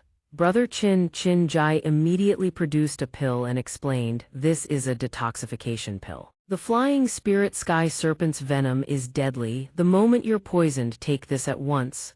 Jian Chen accepted it. "Thank you." The flying spirit sky serpent was still deep in slumber. Suddenly, its eyes blazed crimson. An arrow was hurtling straight toward it. Without hesitation, the flying spirit sky serpent immediately unleashed its innate power. It spat out a beam of light to intercept the incoming arrow. Luan watched from her position, clicking her tongue in frustration. That beast's reflexes are that fast." The flying spirit sky serpent opened its cavernous maw wide. Instantly, Jian Chen lunged forward. "Miss Tian Moling, seal the airspace above the serpent." Luan widened her distance to take aim. Tian Moling immediately unfurled her whip. "Understood." Jian Chen swung his sword without hesitation, slashing toward the flying spirit sky serpent. "Witness my sword." A devastating arc carved a gash across the serpent's body. The spirit serpent took the blow and was flung backward. Its body spewed forth a spray of lethal venom. Jian Chen finally sensed the danger. Luan screamed in alarm, "Be careful, get out of there." Meanwhile, on this side, the lion was also stirring, preparing to attack. Du Gufeng struggled to hold his ground. "That jolt just now nearly killed me." Suddenly, Qin Jai sensed something amiss. Something was closing in on Du Gufeng from behind. Qin Jai rushed over urgently. "Move, something's falling from above." The 3 of them barely managed to escape. Qin Jai's expression darkened. He whipped around and barked, "Shi Xiangren, what is the meaning of this?" Du Gufeng erupted in fury. "You bastard, when you attacked, you couldn't even let out a single warning." Shi Xiangren's expression shifted. "This secret realm is fraught with extreme peril by nature. If the 2 of you believe this she acted wrongly, then don't follow me." Du Gufeng erupted with fury. Qin Jai immediately stepped in to restrain him. "Brother Feng, don't be impulsive. We cannot afford to offend Shi Xiangren right now. Swallow your pride for the moment." Qin Jai immediately mediated. "Shi Xiangren will concede this time, just be more careful going forward." Shi Xiangren gathered his belongings, his expression brimming with arrogance. let's move, let's see what's happening over there. Meanwhile, on the other side, Luan was still trying to find a clear line of sight. Damn it, those two need to get out of that miasma fast. I can't shoot blindly. If I hit them, it's all over. Suddenly, a commotion erupted from behind, startling Luan. She flew back toward Qin-Jai, her expression desperate. Qin-Jai, come help me, quickly. Qin-Jai saw her panicked state and asked, Miss Luan, where are Jian Chen and Tian Moling? Luan stammered. That wretched serpent spat out a poisonous miasma and trapped the two of them inside. Upon hearing this, Qin-Jai's expression turned grave. What? How long have they been trapped in that miasma? Luan said anxiously. Nearly half an hour already. Qin-Jai gritted his teeth. This is bad. The venom in the flying spirit sky serpent's miasma is extraordinarily potent. Even an Earth Saint Master couldn't withstand it for a full hour. We must rescue them at once. Tian Moling was also growing frantic inside. Jian Chen, my detoxification pill is about to wear off. We need to find a way out of here fast. Jian Chen was still locked in combat with the spirit serpent, forced to retreat. His mind raced. This beast's hide is too tough. I'll have to try that technique. Suddenly a hand reached in and yanked Jian Chen's body out. Hey, Tian Moling urged frantically. Jian Chen, didn't I say we need to get out fast? Jian Chen replied, Miss Tian Moling, get out first. I want to try once more to see if I can slay this beast. But suddenly, a disturbance erupted from behind. Jian Chen whipped toward Tian Moling and shouted, Miss Tian Moling, watch out. The flying spirit sky serpent had seized the opening to strike. Tian Moling immediately coughed up a mouthful of blood. Jian Chen caught her frail body and asked in alarm, Miss Tian Moling, are you all right? Tian Moling trembled. Let's go, quickly. The flying spirit sky serpent grew more ferocious by the second. Jian Chen could hold back no longer. You brought this upon yourself. In the next instant, a tremendous aura erupted, enveloping his entire body. His sword seemed to gain a life of its own, streaking forward. The flying spirit sky serpent immediately spat out a dense wave of venomous miasma in retaliation. Yet in that very instant, the spirit serpent was struck down. Luan screamed in panic from outside. Dugu Feng, however, brimmed with smug confidence. Luan, it seems your beloved brother has become a snack for the flying serpent. Luan shrieked, shut your mouth, you spineless coward. Dugu Feng held a box, his expression dripping with smugness. If that little girl had been more obedient, I wouldn't have minded stepping in to help. After all, there's a great beauty in their Tian Moling. What a pity. But at that moment, a voice rang out that stunned everyone. A beam of light erupted from the poisonous miasma, piercing straight into the sky. Dugu Feng panicked, immediately summoning his Saint King armor. In that very instant, the beam slammed into the shield barrier he had raised. Dugu Feng sensed something and whipped around. Jian Chen had finally emerged with Tian Moling in tow. Your turtle shell is quite sturdy, even tougher than the beast inside. Dugu Feng's face twisted with indignation. Qin-Jai beamed upon seeing everyone emerge. Brother Jian Chen, glad you made it out. Any longer and I fear Miss Luan. The word struck a nerve, causing Luan to flush with embarrassment. Qin-Jai, what nonsense are you spouting? Who was worried about that stinking rogue? Tian Moling immediately teased. I wonder which little girl was crying someone's name, just no calling for sword god so pitifully. Luan face turned scarlet. I'll fight you, you shameless woman. Jian Chen stepped forward at once, gently grasping Luan hand to calm her. Enough, the beasts are dead. Let's hurry to the main gate of the secret realm. Luan makes a displeased expression. HMPH, get your hands off me. Who gave you permission to hold my hand? Everyone gathers before the great gate of the secret realm.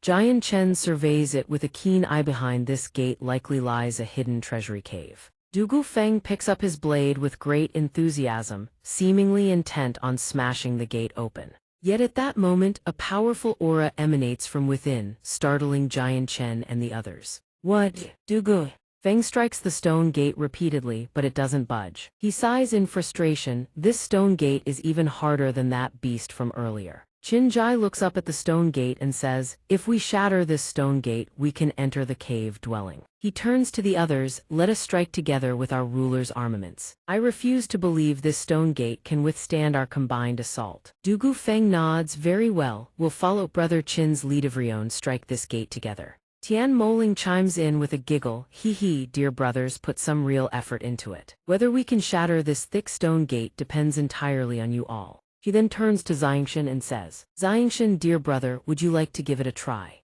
Xianxia simply replies, "This humble one possesses no ruler's armament and the passage here is narrow. I shall not block the way." Xianxia overhears and sneers contemptuously, "If you lack the ability then scram, otherwise once the treasures emerge, none will fall to the likes of you." Xianxia merely responds, "When you break the gate, be careful not to get yourself blown to bits by the rubble." Xianxia snarls furiously, he thinks to himself, "This brat is planning to sabotage me when they break the gate. I must stay on guard." Jinjai declares, "Everyone strike now." Upon his command, everyone channels their power and unleashes a combined assault on the stone gate. The stone gate, battered by their relentless onslaught, explodes with a thunderous boom. From within the shattered gate, a bamboo slip flies out. Wuxia, Xianxia, and Xianxia all lock their eyes on the bamboo slip and leap up simultaneously to seize it. Each of them snatches the bamboo slip at the same instant. Torn apart by 3 grasping hands, the slip splits into 3 pieces.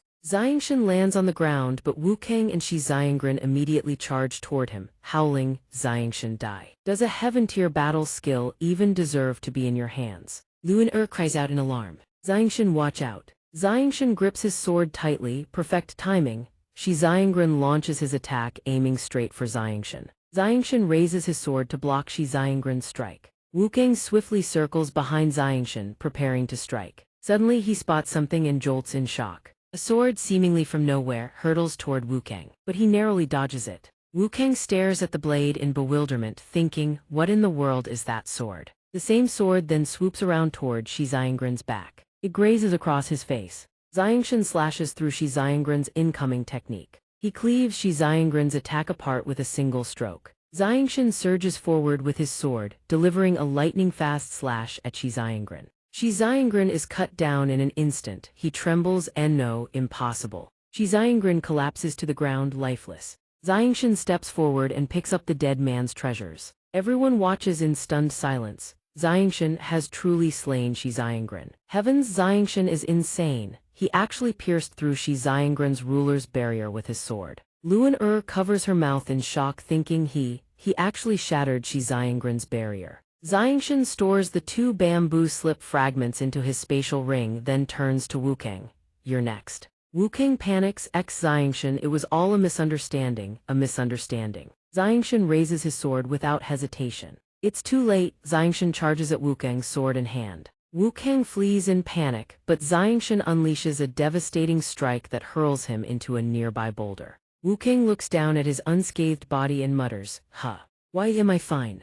Then it dawns on him. He levels his spear at Xianxia and declares, "Xianxia, I've figured it out. You only killed Xianxia by sheer luck." Xianxia sheathes his sword and says, "Oh, how so?" Wuxia sneers. "That sword of yours never actually pierced through Xianxia's ruler's barrier. The barrier's energy had already been depleted because that fool Xianxia exhausted it all. Your strike was nothing but a fluke." Tian Moling thinks to herself, "So that's how it was. I knew it. There's no way Xianxia is strong enough to shatter a ruler's barrier that easily." Wuxia spins his azure spear and charges at Xianxia, declaring, "I'm not as foolish as that stone-headed Xianxia. The energy remaining in my ruler's barrier is more than enough to kill you." Wuxia executes his technique. Divine Dragon Spear. Flood Dragon emerges from the sea. His spear becomes wreathed in blazing flames. Xianxia charges forward to meet him head-on. Their techniques collide and one of Xianxia's swords loops around behind Wuxia.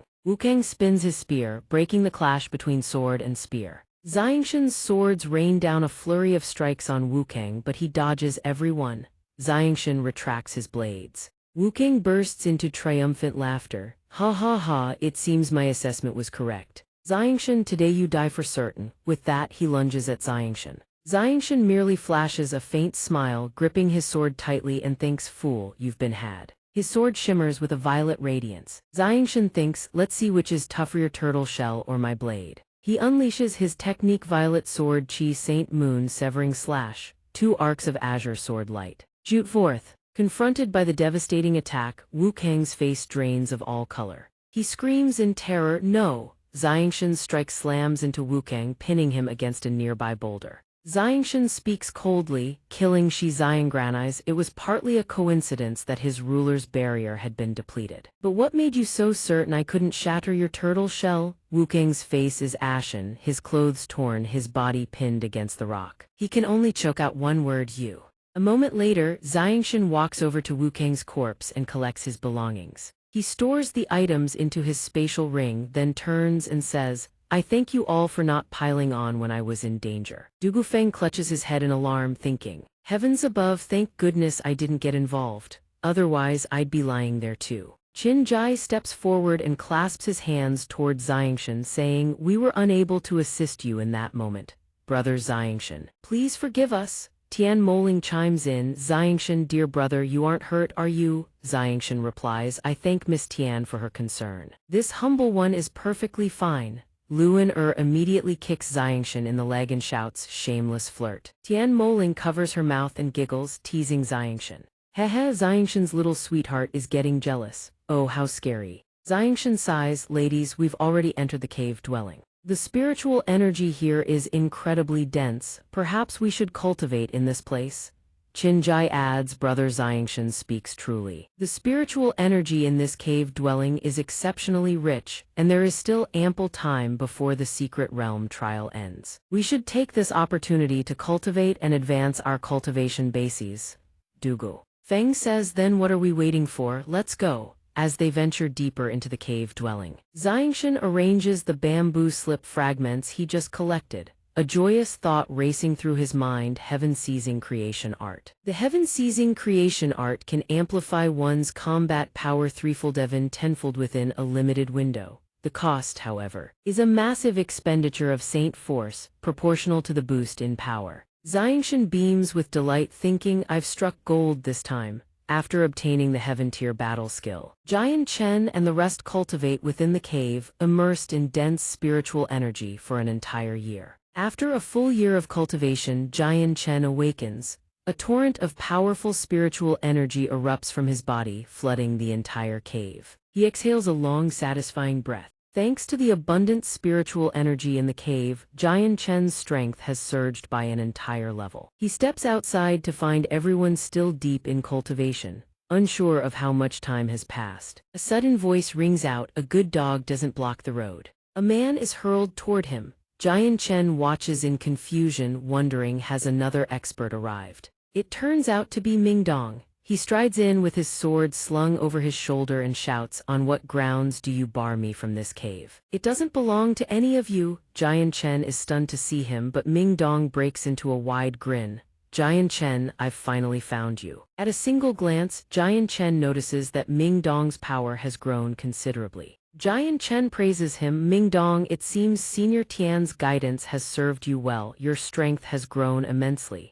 Ming Dong nearly wails. Over the past year I thought old man Tian was going to train me to death. Jian Chen is taken aback. You've been training for a whole year. Ming Dong blinks in confusion. Of course, haven't you all been cultivating here the entire time as well? Jian Chen turns toward the four still meditating and mutters in alarm, we're in trouble. We were so deep in meditation that we nearly lost track of time entirely. He then asks Ming Dong how much time remains before the qualifying round ends. Ming Dong says about 3 days. Jian Chen immediately checks how many tokens he has left, barely any. A wave of anxiety washes over him, what if I get eliminated? Ming Dong grins smugly. With over 2,000 tokens in his possession, he offers to help Jian Chen. He says he collected plenty of tokens from fallen opponents on his way here and is willing to share some with Jian Chen. Ming Dong asks him how many he has so far. Jian Chen replies about 20,000. Ming Dong's jaw drops. Jian Chen's tokens are many times more than his own. He shrieks, how many? To make sure everyone has enough time to exit the secret realm, Jian Chen wakes the others from their cultivation. Upon waking, everyone finds that their cultivation progress has been quite remarkable. Du Gufeng laughs boisterously, ha ha, my power has grown even stronger. Tian Moling also notes with satisfaction that her own results seem quite favorable. Luan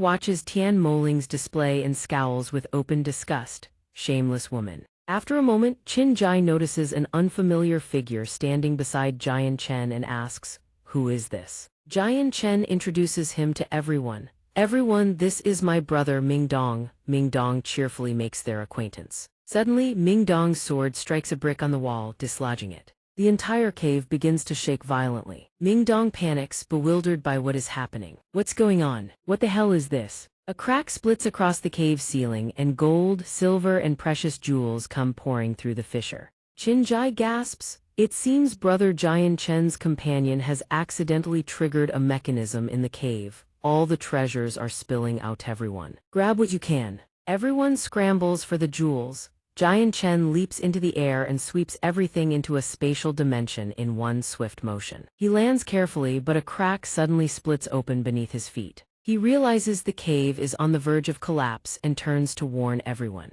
Qinjai shouts as well, listen to Jian Chen, run, this cave won't hold much longer. Everyone follows Jian Chen toward the exit. Suddenly, a massive boulder crashes down, blocking the way out. Jian Chen instantly draws a sword from his spatial dimension. One cleaving strike splits the boulder in two. His group then escapes the secret realm unscathed. The moment they emerge, the gate begins to crack and shatter, ultimately crumbling into a pile of rubble. Jian Chen lets out a relieved breath. Phew, we made it out, nearly got buried alive. He then turns to check on everyone. Qinjai responds gratefully, we owe it all to you, Brother Jian Chen. Du Gufeng chimes in, indeed, otherwise the lot of us would have been buried underground like radishes. Qinjai then hands Jian Chen a jade pendant, saying, should you ever have the time, come visit the Qin Imperial Kingdom. Simply present this at the Imperial Palace, and someone will receive you. Jian Chen accepts the pendant and nods. Very well, should the opportunity arise. I will visit Brother Qin at the Qin Imperial Kingdom. Noticing the unique royal engravings on the jade pendant, he wonders inwardly, could Qinjai be a member of the imperial bloodline? The moment Qinjai and Du Gufeng depart, Tian Moling approaches Jian Chen's side. She smiles gently and says, Brother Jian Chen, this one must take her leave now. You absolutely must not forget me. Jian Chen replies. Miss Tian Moling speaks too heavily. Should fate permit, we shall meet again. With that, Tian Moling bids him farewell and departs. Luan notices Jian Chen's gaze lingering on Tian Moling's retreating figure and snaps irritably. She's already gone. What are you still staring at? If you want to look that badly, why don't you just chase after her? Jian Chen, not wanting to argue with her, simply asks what she plans to do next. Luan tells him to come with her and she'll let him know. The two of them then fly off together. Ming Dong, noticing that Luan has feelings for Jian Chen, reveals a mischievous grin. Meanwhile, Jian Chen and Luan walk to the riverside to talk. He asks Luan what important matter she needed to hide. Luan says worriedly, you killed Shi Xiangren and Jide Wukang and moreover seized their rulers' armaments. Those two clans will not let you off. You must be far more cautious from now on. With a tinge of regret, she adds, also, thank you for helping me kill Shi Xiangren. Now that he is dead, I should take my leave as well. Jian Chen smiles and tells her she is being too kind. His carefree attitude infuriates Luan.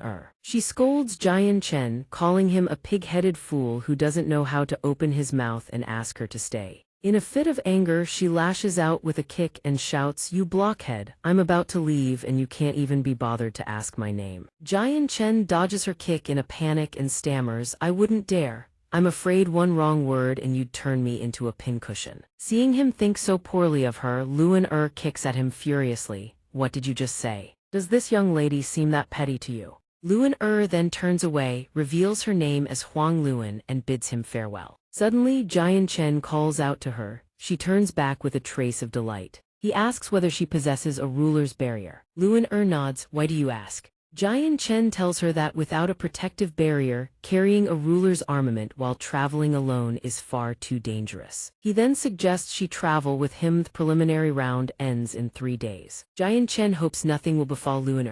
Seeing Jian Chen show such concern for her, Luan is overjoyed but still feigns shyness.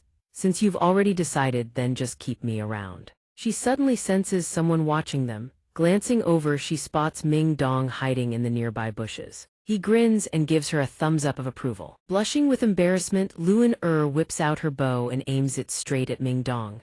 What are you laughing at? Ming Dong panics and begs for mercy, but Luan has already loosed an arrow at him, unleashing a tremendous explosion. By nightfall, the three of them along with xianxia set up camp in the forest. As everyone gathers around the campfire, Jian Chen says, "Let's see what that last item we retrieved from the cave dwelling actually is." He produces the storage coin and opens it. A golden human skeleton tumbles out. Mingdong and Luan cry out in astonishment the moment they see it. The Saint King's bone reliquary. Jian Chen has no idea what purpose this skeleton serves, nor why it stuns them so deeply. Luan finds it utterly incomprehensible that he knows nothing of the Saint King's bone reliquary. Jian Chen admits sheepishly that he truly has no idea. He asks what it is used for. Luan flashes a sly grin. "Then allow this young lady to explain the value of the Saint King's bone reliquary." Luan explains that after a Saint King powerhouse perishes, the saint force condensed from the energies within the body does not dissipate into heaven and earth. Instead, it transforms into pure energy that lingers in the flesh before gradually seeping into the bones throughout the entire frame. In the end, it hides within them. Thus, a bone reliquary left behind by a Saint King who passed into nirvana is nearly equivalent to the full might of that Saint King extraordinarily precious. Obtaining a Saint King's bone reliquary is tantamount to seizing the entire strength of a Saint King powerhouse. Jian Chen furrows his brow and asks, "Then what about the ruler's armaments you all carry?" He figures that if all the energy from a Saint King's body fuses into the bones, then the saint weapon, having lost its energy source, should naturally dissipate. How can it still be preserved? Luan answers, when a Saint King nears the end of their natural lifespan, they ritualistically expel the saint weapon from their body and forcibly sever the connection between themselves and the weapon. That way their saint weapon retains a lifetime's worth of power, and that is precisely how rulers' armaments are derived. Jian Chen wonders why they deliberately sever the connection with their saint weapon at the moment of death. Is it to bestow blessings upon future generations? Luan says it is because of a mysterious legend. Jian Chen asks what it is. Luan adopts a mysterious expression and speaks. "The king's resurrection." Jian Chen is deeply taken aback. Jian Chen asks, "Has a Saint King truly been resurrected through this?" Luan sighs and replies, "It is merely a legend. At the very least, my royal family has never heard of a single Saint King being resurrected." Jian Chen suspects there is more to this than meets the eye. He cannot fathom why those ninth heaven Saint King powerhouses would so deeply believe in a legend that has never once been fulfilled. Luan shares his sentiment too, wonders why every single Saint King, without exception, chooses to sever their bond with their saint weapon at the end of their days. Jian Chen turns to Mingdong and asks whether third uncle ever spoke of this matter to him. Mingdong shakes his head with a sigh. "No, third uncle only told me that a Saint King's bone reliquary can revive the dead." Everyone lets out a helpless breath. To break the somber atmosphere, Luan changes the subject. She pulls out the treasures from the cave and shows them off to everyone. Suddenly, a wooden box tumbles out and a scroll unfurls before her eyes. It turns out to be a water element heaven tier battle skill. Jian Chen thinks it suits Luan perfectly, but she merely sighs and tosses it back to him. She says the heaven tier battle skill she already cultivates is far superior to this one. Jian Chen snatches the battle skill scroll and says, "Why not cultivate both? Many skills are never a burden." Luan tells him that every heaven tier battle skill is extraordinarily profound and intricate. An ordinary person cannot comprehend them. It is not the case that the more one cultivates, the better. Luan continues, "Unless one has completely mastered a single heaven tier battle skill, it is best not to waste time on other techniques. Not only does it squander one's energy, one will achieve nothing of substance." Hearing her words, Jian Chen simply smiles and puts the heaven tier battle skill away. Jian Chen suddenly remembers and asks everyone whether they have enough participation tokens. "Do we need to split some among ourselves?" Qin Zio immediately produces a pouch and says he has over 500, all of which he'll give to Jian Chen. Jian Chen asks whether Qin Zio isn't going to compete. Qin Zio says with a tinge of sadness, "My strength is far too lacking, I'd best return and continue training." Luan then says, "If you wish to qualify for the next round, you need at least 5,000 tokens. Jian Chen and Mingdong are taken aback. Only 5,000 is enough. Luan grins smugly. She declares she has 13,000 tokens and if someone is willing to beg, she wouldn't mind parting with 3,000. Jian Chen immediately tells Mingdong to hurry up and beg Luan. Alternatively, he could give Ming Dong 5,000 of his own, but then he wouldn't know what rank he could secure. Luan Er's fury ignites. She kicks him flat on his face and tells him to go to sleep already. Then she storms back to her own tent. Jian Chen stares blankly. Fine, I'll sleep, but why the kick? After everyone retreats to their tents, Jian Chen pulls out the box he obtained from the cave. He wonders what kind of treasure lies within. Jian Chen sees the object inside the box and is utterly astonished. The final 3 days pass. The survival secret realm comes to an end. Candidates are expelled one after another. The examiners grow curious who will advance to the elimination rounds this year. Jian Chen ponders, what was that tremendous power just now, to forcibly eject every single person from the space? Could it have been a saint king, a saint emperor, or perhaps even an existence on the level of a saint sovereign? He begins searching around for Luan Er and Ming Dong. Suddenly, a booming voice rings out, those who do not possess 5,000 tokens leave at once. The speaker turns out to be an elder. He orders anyone with more than 5,000 tokens to come register with him. Rankings will be determined based on the total count. 2 men, seeing such a steep requirement, speak up in protest. This requirement is far too high. Last time only 3,000 was needed. The elder roars furiously for silence. With a casual wave of his hand, the 2 men are instantly flattened into the ground. He speaks coldly, anyone else? If no one else objects, come register immediately. Jian Chen surmises this elder's strength must exceed that of a heaven saint master. The elder continues to announce the rules. The top 16 by total token count advance to the elimination rounds. One by one, each person steps forward and presents their tokens to the elder. Senior, this humble one is Zhu Jiking, with a total of 8,400. The elder accepts the tokens and waves his hand.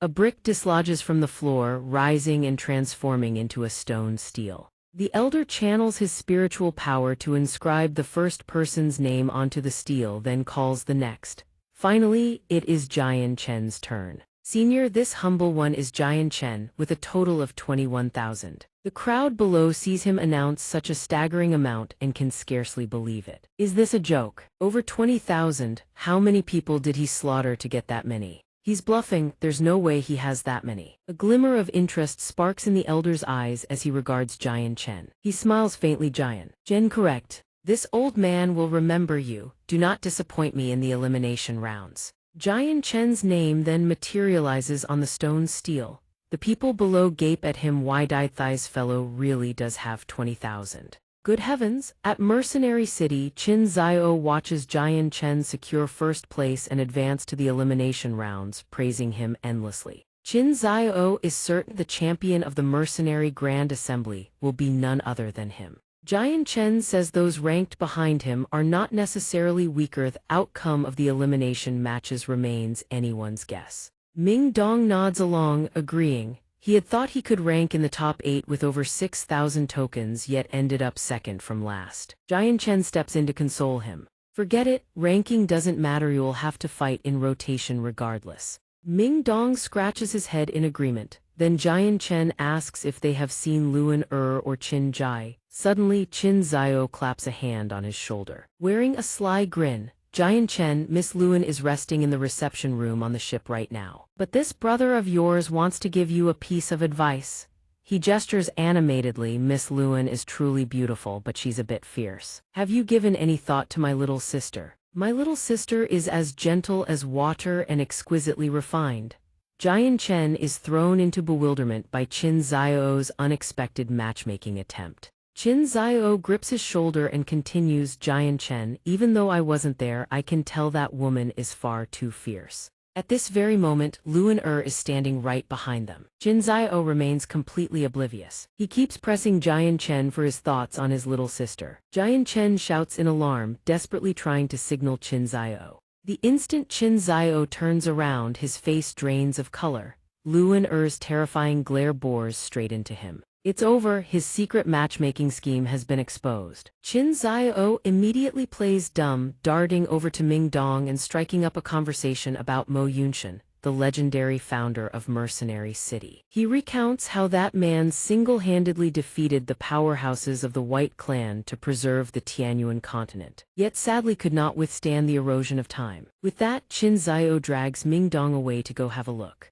Ming Dong struggles to break free but fails. In the end, only Jian Chen and Luan remain. He greets her awkwardly. Luan asks irritably, well, do you think I'm fierce too? Jian Chen immediately denies it, his brain running at full capacity to find an escape from this predicament. He swiftly changes the subject, asking what rank she placed. Luan frowns. 7th place, what about it? Think that's too low. That wretch Tian Moling placed 11th. If you think she's so great, go find her instead. Jian Chen panics. He wonders why he can never resolve these trivial matters. Jian Chen tries to defend himself. Miss Luan, don't talk nonsense. You know full well that Miss Tian Moling and I are innocent. And for the record, I never watched her bathe. Seeing Jian Chen suddenly dredge up that old incident, Luan face flushes crimson. Half embarrassed, half furious, she kicks him with all her might. You damn scoundrel, today I'll kill you. Regardless of Jian Chen's protests, she continues stomping on him without mercy. A moment later, Luan grows wistful. She has to leave. She hopes the two of them can meet again. Jian Chen, battered and bruised, no longer dares to speak without thinking. He tells her that although Shi Xiangren and Jide Wukang are dead by his hand, their clans will certainly not let her off. He says if Luan ever finds herself in danger, she should come find him. Luan still fuming, whips around.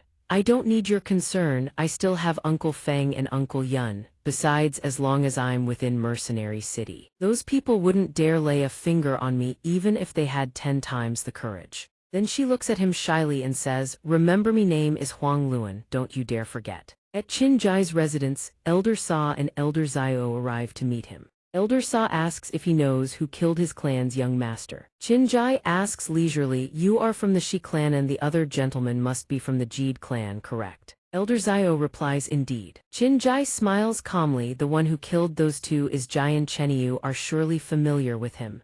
Furthermore, the one who topped the stone steel is none other than him. Elder Sa presses further, and what about my young master's cloud-piercing spear? Qin Jai calmly brews his tea and replies, the cloud-piercing spear and the treasure mountain seal are naturally in Jian Chen's possession.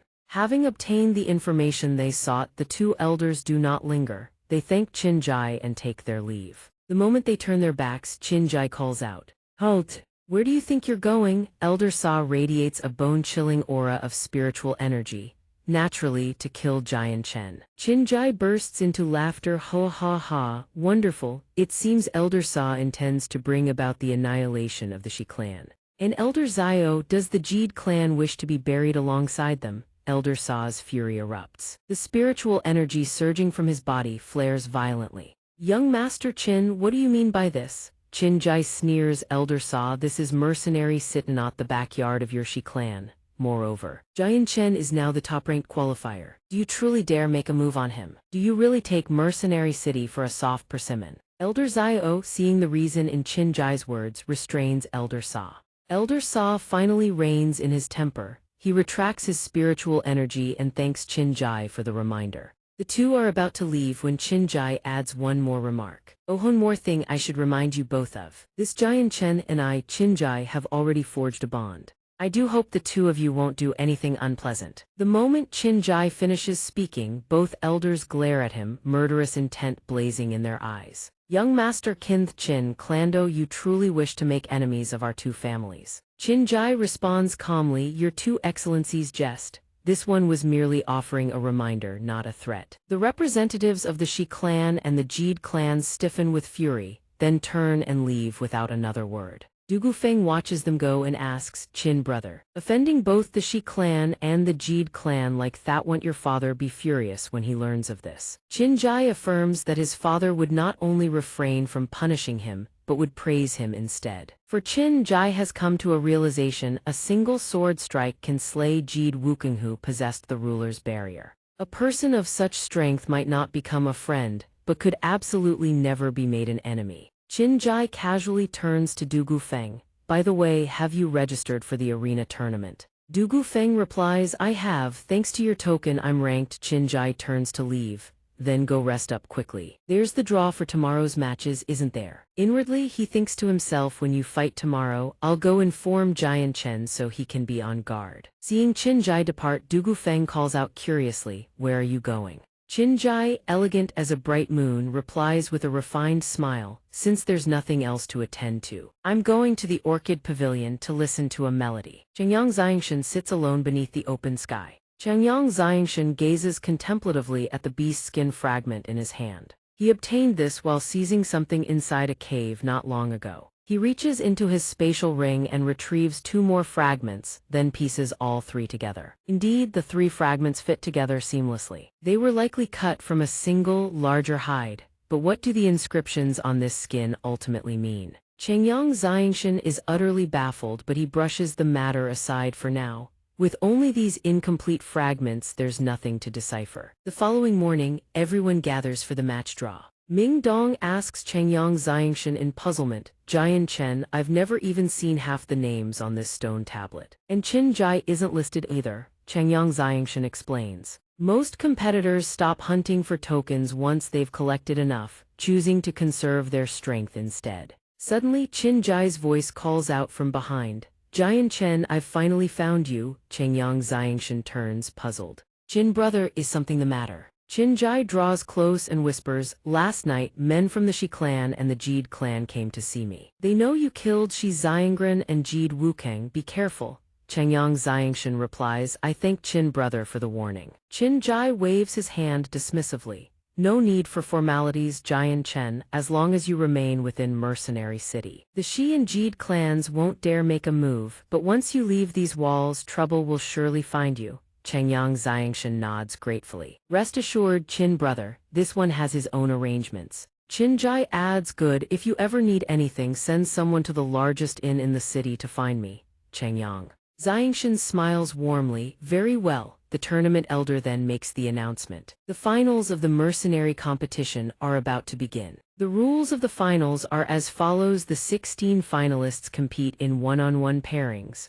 The victors advance to the top 8, then continue in successive elimination rounds until a single champion is crowned. The tournament elder sweeps his arm wide. The 8 losers will also compete in pairs to determine their rankings, and together with the top 8, they will form the top 16. With a single wave of his hand, the elder conjures a grand arena stage for the draw. He then announces, all 16 finalists listed on the stone table proceed to the arena stage at once for the draw. Changyang Xianxia bids farewell to Qin Jai. Qin brother, we're heading off to draw our lots. Qin Jai appears visibly eager. He nods generously, of course. The moment Changyang Xianxia and Ming Dong touch down at the arena, a sweet, melodious voice rings out. Jian Chen, dear little brother, you've finally come. Big sister has missed you to death. Changyang Xianxia furrows his brow slightly. Miss Tian Moling, her cheeks flushed pink. Tian Moling smiles bitterly. Forgive your big sister, I truly have no other choice. Please help me. A squat, stocky fellow nearby looks utterly revolting. Right after Tian Moling finishes speaking, a crude voice thunders out. Where the hell did this brat come from? Changyang Xianxia turns to face the speaker. And who are you? The fellow introduces himself with boundless arrogance and brazen threats. This young master is Kala, ranked 6th on the stone tablet. If you don't want to die, scram immediately. Don't stand between this young master and his pursuit of women. Changyang Xianxia looks at him with undisguised contempt. Oh, 6th place. With all that arrogance, I would have sworn you were first. Kala snorts haughtily. First place, so what? This young master simply didn't exert himself during the preliminary rounds, that's all. Kala adds with a sneer, if this young master had been matched against whoever topped the qualifiers, I would have toyed with him slowly until he died in utter humiliation. Changyang Xianxia's expression darkens. Is that so? Then you'd better pray you don't meet me on the arena, otherwise I'll make you understand the consequences. Kala juts out his chin and bursts into laughter. Ha ha, so you're the one called Jian Chen who ranked first. Just a brat who still smells of his mother's milk. In the next breath, Kala thrusts a finger at his face and warns, I'm telling you, no hand over the woman beside you, and I might spare your life on the arena. Changyang Xianxia responds coldly, if you are courting death, there's no need to wait for the draw, I can kill you right now. The air around them grows taut, stretched to the breaking point. Suddenly, Kala's second brother cuts in and tells him, drop it. Come on Kala, don't bicker with children, he's just blowing hot air. Kala obeys without protest. Second brother, all right then. Kala's second brother fixes them with an icy glare. You're Jian Chen, correct? I've memorized all of you. When we meet on the arena, don't blame me for being ruthless. He then turns to Tian Moling. Woman, my younger brother has taken a fancy to you. If you don't want to suffer, you'd best obey obediently. Ming Dong bristles and shouts, and just who the hell do you think you are, daring to talk to us like that? Kala's second brother and Kala turn and depart. As they leave, the second brother growls viciously, let me give you all a piece of advice, none of you will leave the arena alive. Changyang Xianxian's expression remains cold as frost as he retorts, then let me give you all a message in return. Let us see in the end, who among us lives and who dies. Changyang Xianxian steps forward to draw his lot. Once the draw is complete, the tournament elder makes the announcement. Fourth match, Jian Chen draws number 10. His opponent in the round of 16-8 is the 10th-ranked contender Du Gufeng. The moment Du Gufeng hears his own name, it feels as though a bolt of lightning strikes from a clear sky. Du Gufeng cries out in helpless despair. How is this fair? I don't want any part of this. Jinjai moves to console him. It's fine, just hold on for 15 minutes and you'll have won by default. Du Gufeng's face drains of all color. I don't think I can even survive 15 minutes against him. Jinjai rubs salt into the wound. I don't think so either. Which is exactly why I didn't register. Du Gufeng fires back instantly. Chin brother, today is the first time I truly understand why everyone calls you Chin the Hound. The tournament elder announces the bracket. The match sequence has been determined. All combatants proceed to your designated arena stages and commence battle. Changyang Xianxian ascends the stage. Du Gufeng, it's been too long. Du Gufeng draws his sword. Jian Chen, we haven't had the chance to cross blades since the secret realm. Let's have ourselves a proper fight. Changyang Xianxian nods in agreement. The tournament elder takes his place as referee. The match begins. Du Gufeng charges forward without hesitation, his sword tip streaking through the air in a fiery arc. Changyang Xianxian swings his sword in a flash. Caught off guard, Du Gufeng shifts from the offensive to the defensive. Changyang Xianxian strikes with a pommier. Du Gufeng seizes the opening, his blade slamming into the arena floor and gouging out a massive crater. Naturally, Changyang Xianxian dodges it effortlessly. Having evaded the blow, Changyang Xianxian channels his energy into the sword in his hand. He thrusts his sword forward. A beam of violet light erupts forth, blazing past Du Gufeng at point-blank range. Du Gufeng senses the danger instantly and desperately raises his sword to block. He lets out a long, relieved breath. Du Gufeng finds the exchange thrilling and bursts into laughter. Ha ha ha, what a magnificent fight. Keep it coming. Below the arena, Ming Dong jeers anxiously. Come on, Jian Chen. Jinjai reassures him. No need to worry, Ming Dong. I can see Jian Chen will win very soon. Ming Dong is puzzled. Oh, how so? Jinjai explains. Du Gufeng himself likely hasn't noticed Jian Chen still hasn't been truly serious with him. Du Gufeng's greatsword carries tremendous destructive power, but the problem is that it's far too heavy.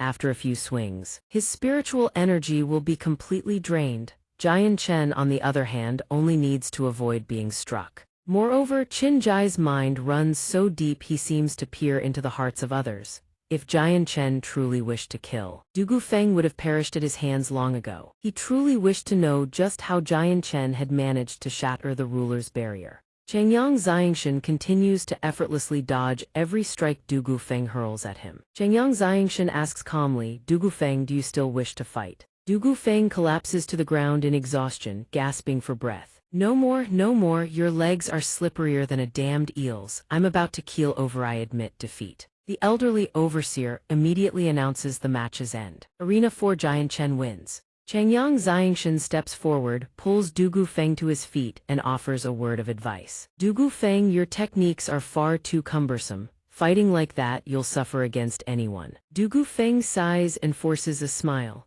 Ah well, there's no helping it, me cultivation technique demands raw, overwhelming power. He grins on the surface, but silently curses in his heart. Suffer my ass, this old master has cut down countless men. Who the hell can run as fast as you? Qin Jai approaches to congratulate Jian Chen. Congratulations on entering the top 8. Ming Dong beams with excitement. Jian Chen, well done. Changyang Xianxian replies sincerely, thank you. Changyang Xianxian suddenly turns to Ming Dong. Ming Dong, aren't you about to compete as well? Suddenly, a provocative shout cuts through the clamor. They all turn in unison to see what is happening. A man lies on the ground, his stomach stomped without the slightest mercy. His face has gone deathly pallid. It is clear he can endure no more. Blood pours from his mouth and nose, smearing his face into a ghastly mess. Wide-eyed and helpless, he is then stomped upon the face. Kara pins the man under his boot. With this level of strength, you dare show your face at the mercenary competition. The man groans, I surrender.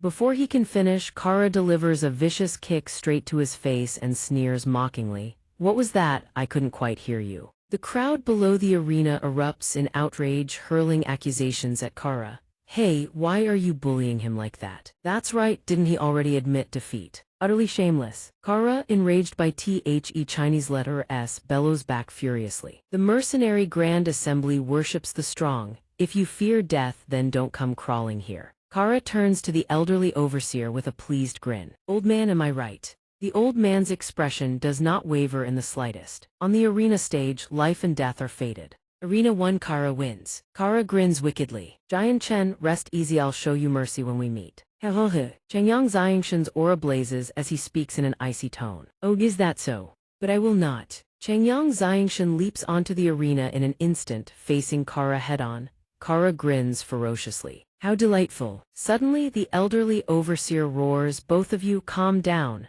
Using merely 2 fingers, he clamps Chengyang Xianxian's blade tight. The elderly overseer stands between the 2 combatants, one hand on each, halting their clash cold. Kara's fist is also locked in the old man's grip, unable to budge an inch. Chengyang Xianxian immediately recognizes this as the same old man who handled the registrations. This senior's strength is terrifying beyond imagination. Kara roars impatiently. Where did this old fossil crawl out from? How dare he ruin my fun? Chengyang Xianxian sheathes his sword and speaks calmly. Senior, I merely wish to seek justice on behalf of his opponent. The overseer regards Chengyang Xianxian, his other hand still firmly pinning Kara.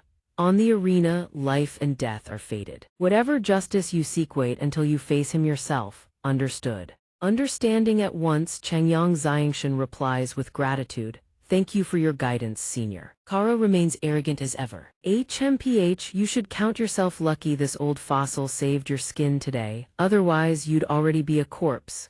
Without lingering another moment, Chengyang Xianxian turns on his heel and walks away. Kara, seething at being ignored, screams after him, don't run if you've got the guts. Come and fight. The overseer watches Chengyang Xianxian's retreating figure and murmurs. This young man possesses such composure, he is destined for greatness. Kara thrashes restlessly, old man, let go of me. The overseer finally releases Kara. His face twists with fury as the old man offers one last reminder. This old man will give you a word of caution. Though this mercenary city lies beyond the law, it is not without its own order. The overseer departs into the sky with a faint smile. Young friend Jian Chen, this old man hopes you will not disappoint. The next day, the crowd buzzes with excitement. Place your bets, place your bets. Today is the top 8 advancing to the top 4. Wager something small for fun. Chengyang Xianxian notices Du Gufeng's absence and asks, where's Du Gufeng? Qin Jai replies, he went out exploring all evening yesterday, drank far too much and still hasn't woken up. Ming Dong grins brightly. Jian Chen, if the 2 of us meet in the finals, let's make it a fight to remember.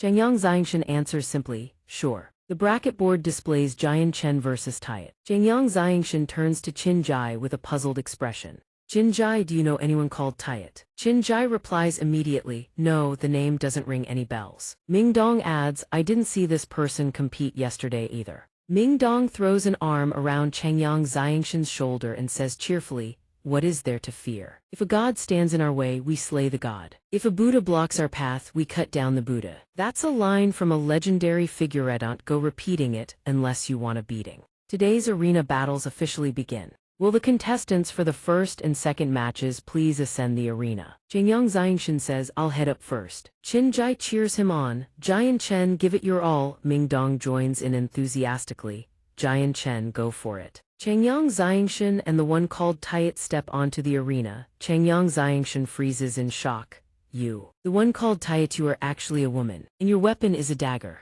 Both take their positions. The overseer announces the match begins. Tiat instantly drops low into a crouch and spreads her legs wide for leverage. In the next instant, only Chengyang Xianxian remains standing alone on the arenond. A jagged shard of ice rockets straight toward where he stands. The ice shard surges forth. Changyang Xianxia cleaves it in two with a single sword strike. But Tayet suddenly materializes and strikes the moment his attention wavers. He grips his sword tight and unleashes waves of force toward her. Tayet presses her relentless assault without pause. Changyang Xianxia's blasts of force shatter the small ice fragments encircling Tayet. Tayet raises both hands to shield herself and a freezing white mist erupts, engulfing the entire arena. From the outside, nothing within is visible. Even Changyang Xianxia, trapped inside, finds his vision completely obscured. A chill lingers. Changyang Xianxia realizes this girl's cultivation technique is utterly bizarre. The longer the battle drags on, the worse it gets for him. He must end this fight quickly. In a blur, Tayet darts behind Changyang Xianxia, gliding like a phantom. Changyang Xianxia whips around, only to see a razor-sharp ice spike hurtling straight at him. At the same instant, both of Changyang Xianxia's legs freeze solid, locking him in place.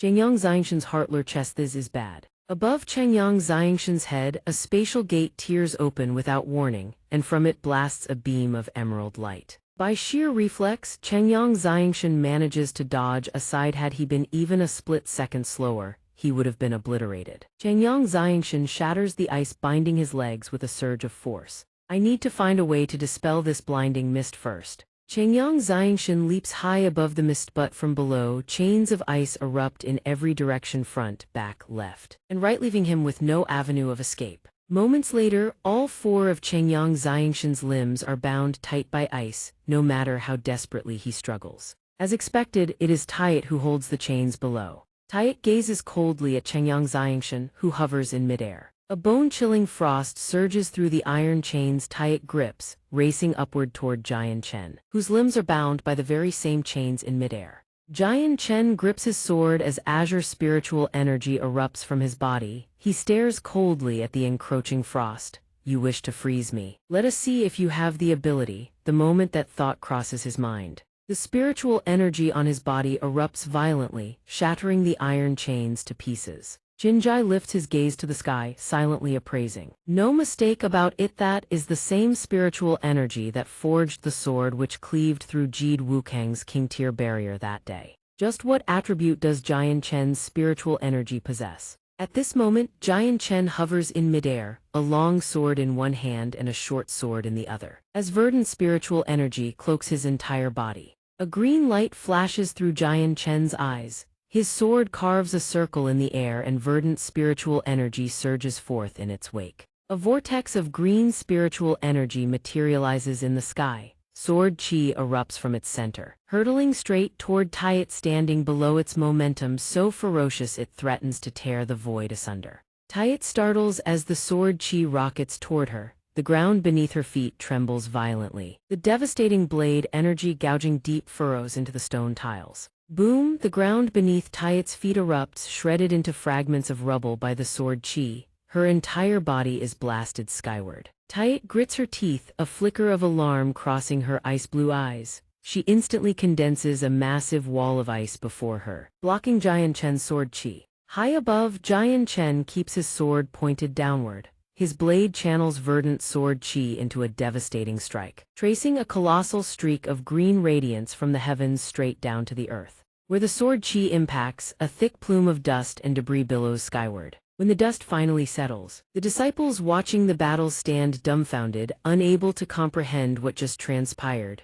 Who won? There is no movement. Xianxia still stands in midair, even though Tayet's sword rests against his neck, yet there is not a trace of fear on his face. At the same time, Xianxia's own sword presses firmly against Tayet's neck as well. Tayet stares at Xianxia coldly. Why did you hold back just now? Xianxia's blade had clearly been about to slash past her throat. Why did this one restrain himself? Xianxia replies calmly, this is merely a sparring match, not a battle to the death. Deciding a victor is enough. Besides, I bear you no grudge. Miss, Tayet sheathes her sword and leaves him with a parting warning, in the battles to come, if you show mercy you will die. Xianxia sheathes his sword in turn and clasps his fists in gratitude. Many thanks for the reminder, miss, you yielded the match. The moment Tayet steps off the arena platform, the examiner immediately announces the result. The winner Jian Chen. Qin Jai approaches with a smile, clasping his hands in congratulation. Jian Chen, congratulations, at this rate the championship is surely yours. Jian Chen responds modestly, it was merely luck. That young lady called Tiat is incredibly powerful. Had it been a battle to the death I might not have prevailed.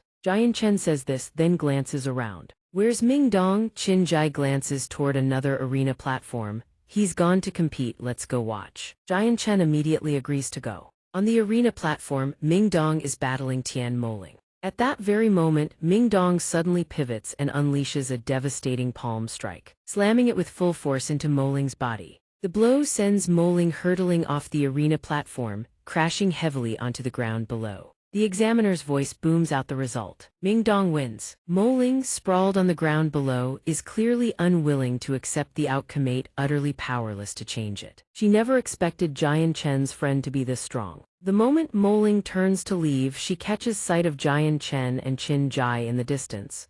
A smirk immediately tugs at the corner of her lips. Her youthful face flushed crimson, Moling suddenly appears at Jian Chen's side, clinging to his arm as she speaks in a pouty, coquettish voice about the earlier match. Jian Chen Jij, your friend was far too heavy-handed. If you run into him, you must avenge me. Jian Chen is still stunned when a voice thick with jealousy cuts in from the side. HMPH, and you call that heavy? If it were this young lady, she would have turned you into a pincushion. Have you no shame? Luan strides over, fury blazing in her eyes as she glares at the pair before her. Jian Chen's face lights up with delight. Luan. It has been so long. Luan ignores him entirely, crossing her arms and turning her face away. HMPH. Jian Chen turns in a panic to Qin Jai and Ming Dong, shooting them pleading looks. Brothers, help me out here. But who would have thought his brothers would prove so utterly disloyal? The instant Qin Jai senses trouble, he locks his arm around Ming Dong's neck and drags him away. Ming Dong, you must be exhausted from that fight. Let me take you to get something to eat. Ming Dong, perfectly fine yet forcibly being hauled off for rest, rolls his eyes. Oi, I'm not even tired. How could Qin Jai possibly give Ming Dong any room to argue? No, you are tired. Ming Dong, suddenly being dragged away, feels utterly bewildered. Hey, where are you dragging me off to now? Why do you have the same habit as Qin Zio? Jian Chen stands frozen, watching his dear brothers retreat one after another without a backward glance. On the verge of tears, Jian Chen reluctantly turns to face Luan who is about to explode right behind him.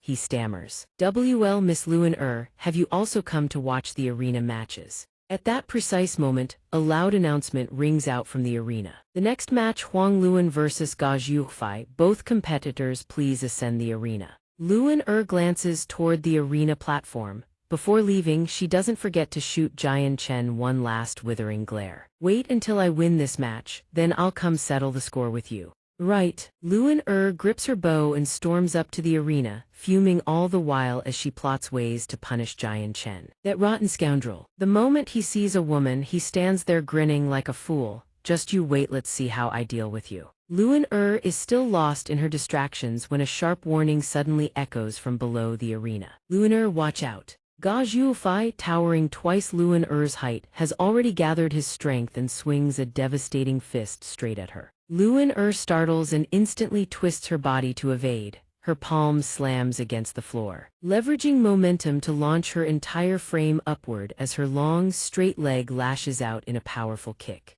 Smack! Luan kick lands squarely on Ga Zhuhai's chest. Yet Ga Zhuhai remains utterly unmoved, not a scratch on him. Luan grimaces at the hulking brute before her. This fool's body is absurdly tough. Ga Zhuhai raises his massive arm, aiming to smash down onto Luan leg still pressed against his body. Luan instantly retracts her leg and drops back, landing hard on the ground.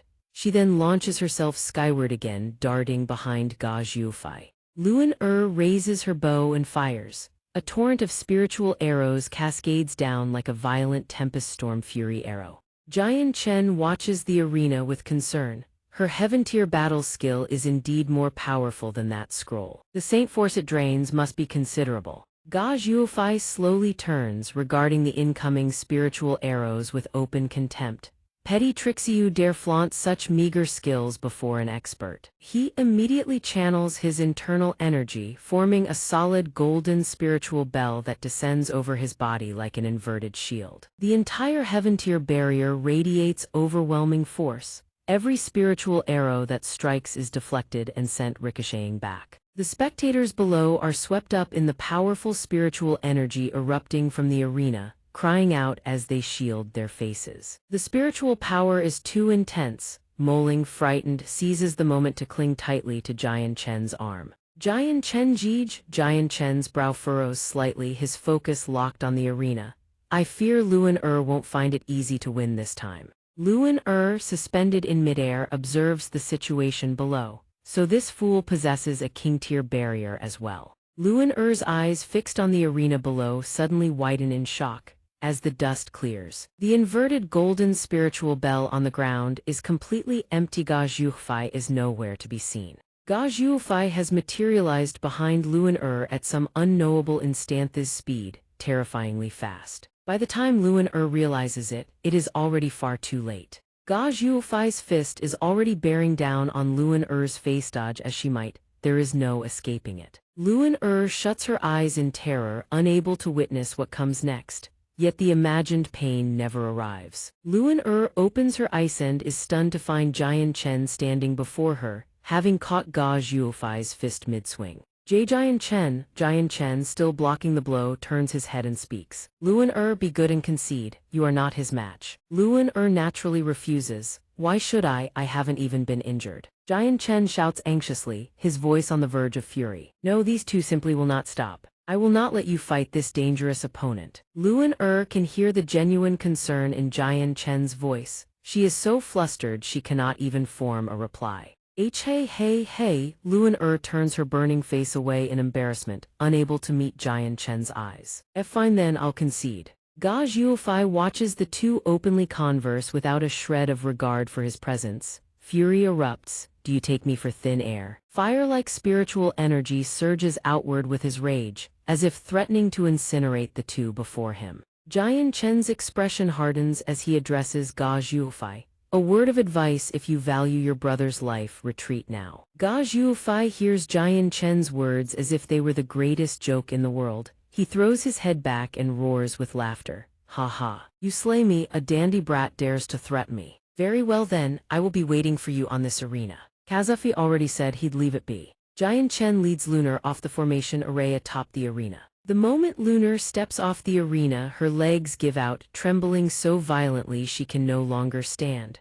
Her body collapses without warning, and she crumples unconscious into Jian Chen's arms. Gazing at the woman with her eyes tightly shut before him, Jian Chen grows all the more certain of his conjecture. Indeed, he is right. The battle skill Lunar unleashed consumed an enormous amount of saint power she could not have held on any longer. Fortunately, he managed to pull her out just in time. At that moment, Tian Moling, who stands below the arena, rushes over in alarm upon seeing Lunar collapse. Big brother Jian Chen, what happened to her? Jian Chen holds Lunar gently in his arms and answers softly, don't worry. She merely fainted from exhausting too much saint power. Let's find a place to help her recover first. Tian Moling nods. All right. Meanwhile, in a lamplit chamber elsewhere, two elders sit in the room, deep in discussion.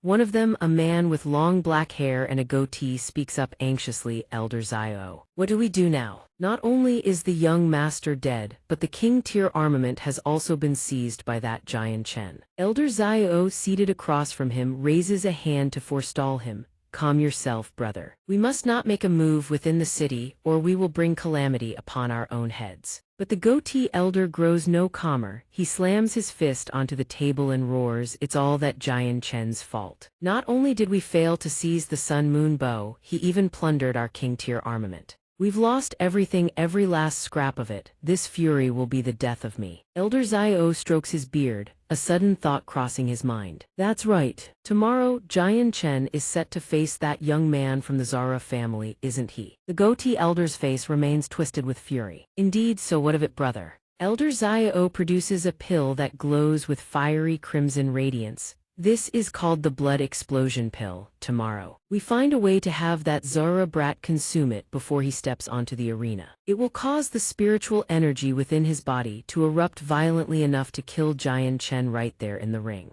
The goatee elder's expression finally eases as he praises Elder Zio. Elder Zio, when it comes to shameless schemes, you truly are without peer. Elder Zio leans back in his chair with a smug grin. What are you saying? Is this not for the benefit of both our families? The two men raise their cups and drain them in one gulp. For the sake of profit, for the sake of their clans, these two men sit together, scheming over drinks. A brown-haired man declares, "Big brother, tomorrow I will absolutely beat that Jian Chen until he kneels and begs for mercy." A pink-haired man nods. "But don't forget our mission." An auburn-haired man chimes in this time. "We must not only claim the championship at the mercenary tournament, we must make the entire continent know our mercenary band's name." He suddenly glances toward the entrance. "Who's there?" Two men step inside. The brown-haired one raises both hands. "There's no need for alarm. The two of us have come to assist you." The auburn-haired man frowns. "And why would you say such a thing?"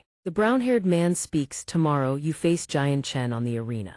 The two of us happen to share a grudge against Jian Chen as well. We wish to lend you our strength in the hope that you can slay him on the stage." The black-haired man scoffs. "HMPH, a mere Jian Chen, I hardly need anyone's help to deal with him." The long brown-haired elder shakes his head. "No, you misunderstand. Jian Chen's true strength far surpasses anything you imagine." The auburn-haired man laughs. "Senior, while Jian Chen's token count is indeed the highest, arena combat isn't decided by whoever holds the most tokens." The brown-haired elder says, "Young man, this old man knows that during the qualifying round, you merely collected tokens without killing anyone. So you naively assume Jian Chen topped the rankings simply because he slaughtered more weaklings than you. Am I wrong?" Kazufi asks, "Is that not the case?" The brown-haired elder continues, "Since we've already said this much, let me be blunt. Jian Chen has already slain the young masters of two great clans. What's more, those young masters were not only wielding king-tier armaments, they were protected by king-tier barriers." Kazufi's eyes widen. "What? You mean to say Jian Chen can shatter a king-tier barrier?" The brown-haired elder nods. "Indeed, otherwise, our young master could never have been slain by Jian Chen." The black-haired man scowls. "I refuse to believe any king-tier barrier can be broken so easily. Jian Chen must have used some despicable trick." The light brown-haired elder places something on the table and says, "Regardless of what tricks he employed, the king-tier barrier was shattered. That is an irrefutable fact. This is a pill this old man is providing for you. It can temporarily amplify your strength by 30%. I trust you will not disappoint this old man." "Elder," the long black-haired elder sneers, "if you fear Jian Chen, then tuck yourselves away like turtles for all I care. Consider it this old man having misjudged you." The brown-haired man erupts in fury. "You old fool, who are you calling a turtle?" Kazufi raises a hand to calm his brother. "We thank the seniors for the warning. In tomorrow's duel, my brother and I will stay on guard." The brown-haired elder chuckles. "Big brother, do you truly believe what those two old men said?" Kazufi picks up the vial from the table. "Keep this pill during tomorrow's match. Do not consume it unless absolutely necessary." His brother nods. "Don't forget, big brother, our mission isn't mere victory. Only when the name of our mercenary band resounds across the entire continent can we go on living." The brown-haired man clenches his fist. "Very well." Meanwhile, Xianxia sits reading a book. Lunar lies on a bed, her eyes slowly fluttering open. Xianxia looks over. "Lunar, you're awake?" Lunar murmurs, "Where is this place?" Xianxia pours her a cup of water. "This is an inn within the city. You fainted right after your match ended. I didn't know where you were staying, so I could only bring you here for the time being." "I see," Lunar murmurs. A faint blush rises to her cheeks. He reaches out and touches Lunar's forehead, asking why her face is so red. "Has the spiritual energy in your body not recovered yet?" Lunar says it is nothing. Xianxia smiles and says, "That's good then. I've been studying the battle skill you gave me, Lunar. The one you used today consumed far too much energy." She gazes at Xianxian sitting there absorbed in his book. Thinking this fool only knows how to cultivate has going to drive this young lady mad. He says, "How about you try practicing the one I just looked at?" This skill, Lunar kicks Xianxian clean out the door. "This young lady wants to sleep."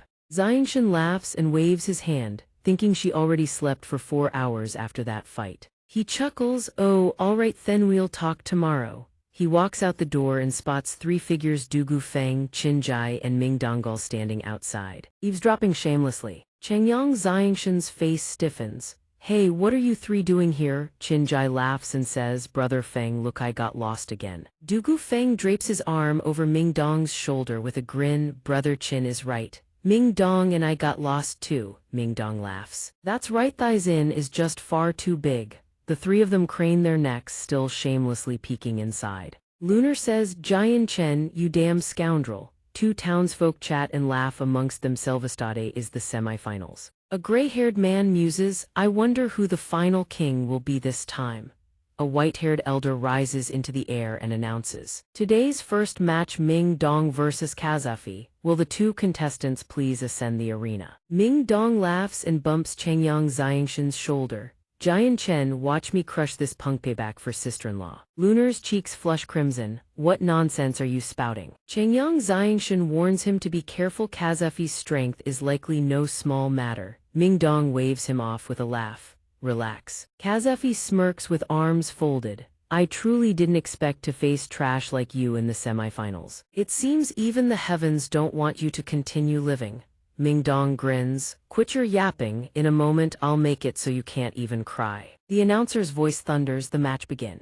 Kazafi's face contorts with fury, then twists into a smug grin as a sword blazing with golden light materializes in his hand. A gray-haired spectator exclaims, "Light attributed Saint Force." A brown-haired man beside him gasps. "This guy actually possesses light attributed Saint Force." Kazafi charges forward with his golden sword blazing, roaring, "Die." Ming Dong holds his sword with a hint of smugness flickering in his eyes, then something surges forward. Kazafi swings his glowing golden sword to clash head-on with Ming Dong's blade. Kazafi sneers, "Watch me crush you." Ming Dong's feet gradually slide backward under the force. Kazafi hurls waves of golden energy crashing toward Ming Dong. Fortunately, Ming Dong dodges them in time. Ming Dong reappears behind Kazafi, who whips around infuriatingly for something to slam into his back. Kazafi glares down at his thigh, which has been slashed until blood sprays forth. Ming Dong raises his middle finger and says, "If all you amount to is a brute who swings raw strength around, then I advise you to scram off this stage, otherwise losing your life later won't be pretty."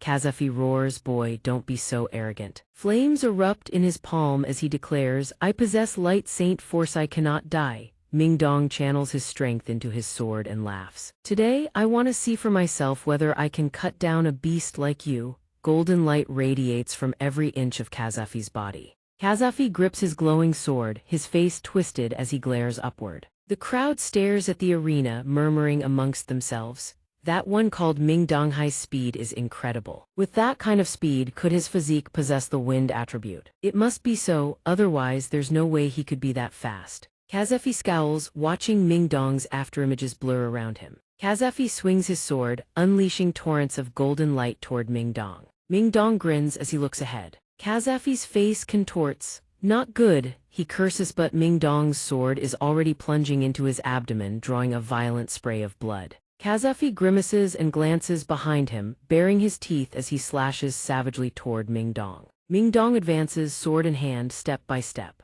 Golden flames blaze to life in Kazafi's palm. He snarls, "Boy, you have completely enraged me." Countless streams of golden light swirl around his body. Kazafi roars, "Today I will hack you into 1,000 pieces." Ming Dong laughs, sword in hand. "Do you truly believe yourself unkillable? If I had pierced your heart just now, I don't believe you'd still be standing on this stage dancing with me." A pillar of golden light erupts from Kazafi's body and shoots straight into the sky. Kazafi stands with eyes fixed ahead. The brown-haired spectator sneers, "HMPH, he's courting death. If Big Brother has activated the Light Saint armor, then that brat Ming Dong is as good as dead." Kazafi declares, "Come boy, today I will show you the true distance between you and me." Ming Dong advances with sword drawn and asks, "You think that by putting on that turtle shell, I won't be able to hurt you?" Changyang Xianxian says. Ming Dong halts his hand, then lunges toward the masked figure. Ming Dong's fist slams into the masked figure's iron-like armor. "This guy is truly too stubborn, doesn't even bother to dodge." The masked figure speaks, "Boy, you've shown off enough, now let me send you on your way." Ming Dong's sword plunges into the masked figure's body, yet the figure's hand clamps down on the glowing golden blade. A shroud of golden light envelops Ming Dong, leaving him utterly bewildered. The masked figure holds the glowing golden sword, radiating an aura of profound and imposing might. Then he unleashes the power of the cruciform first slash. Two streaks of golden light lance through Ming Dong's body from either side of the masked figure, drawing a violent spray of blood from his mouth. Then countless golden rays of light surge forward, flooding the entire arena with blinding radiance. Nothing but golden light remains. The spectators shield their faces with their hands, crying out, "Fight!" A heaven-tier battle skill. Gazafe is actually unleashing a heaven-tier battle skill. Another onlooker says, "It seems the champion of this tournament is undoubtedly Gazafe." Ming Dong's expression darkens as he says, "Don't assume you're the only one who possesses a heaven-tier battle skill." Ming Dong channels every ounce of strength into his body. His feet stomp the ground as a brilliant green radiance erupts from his hands.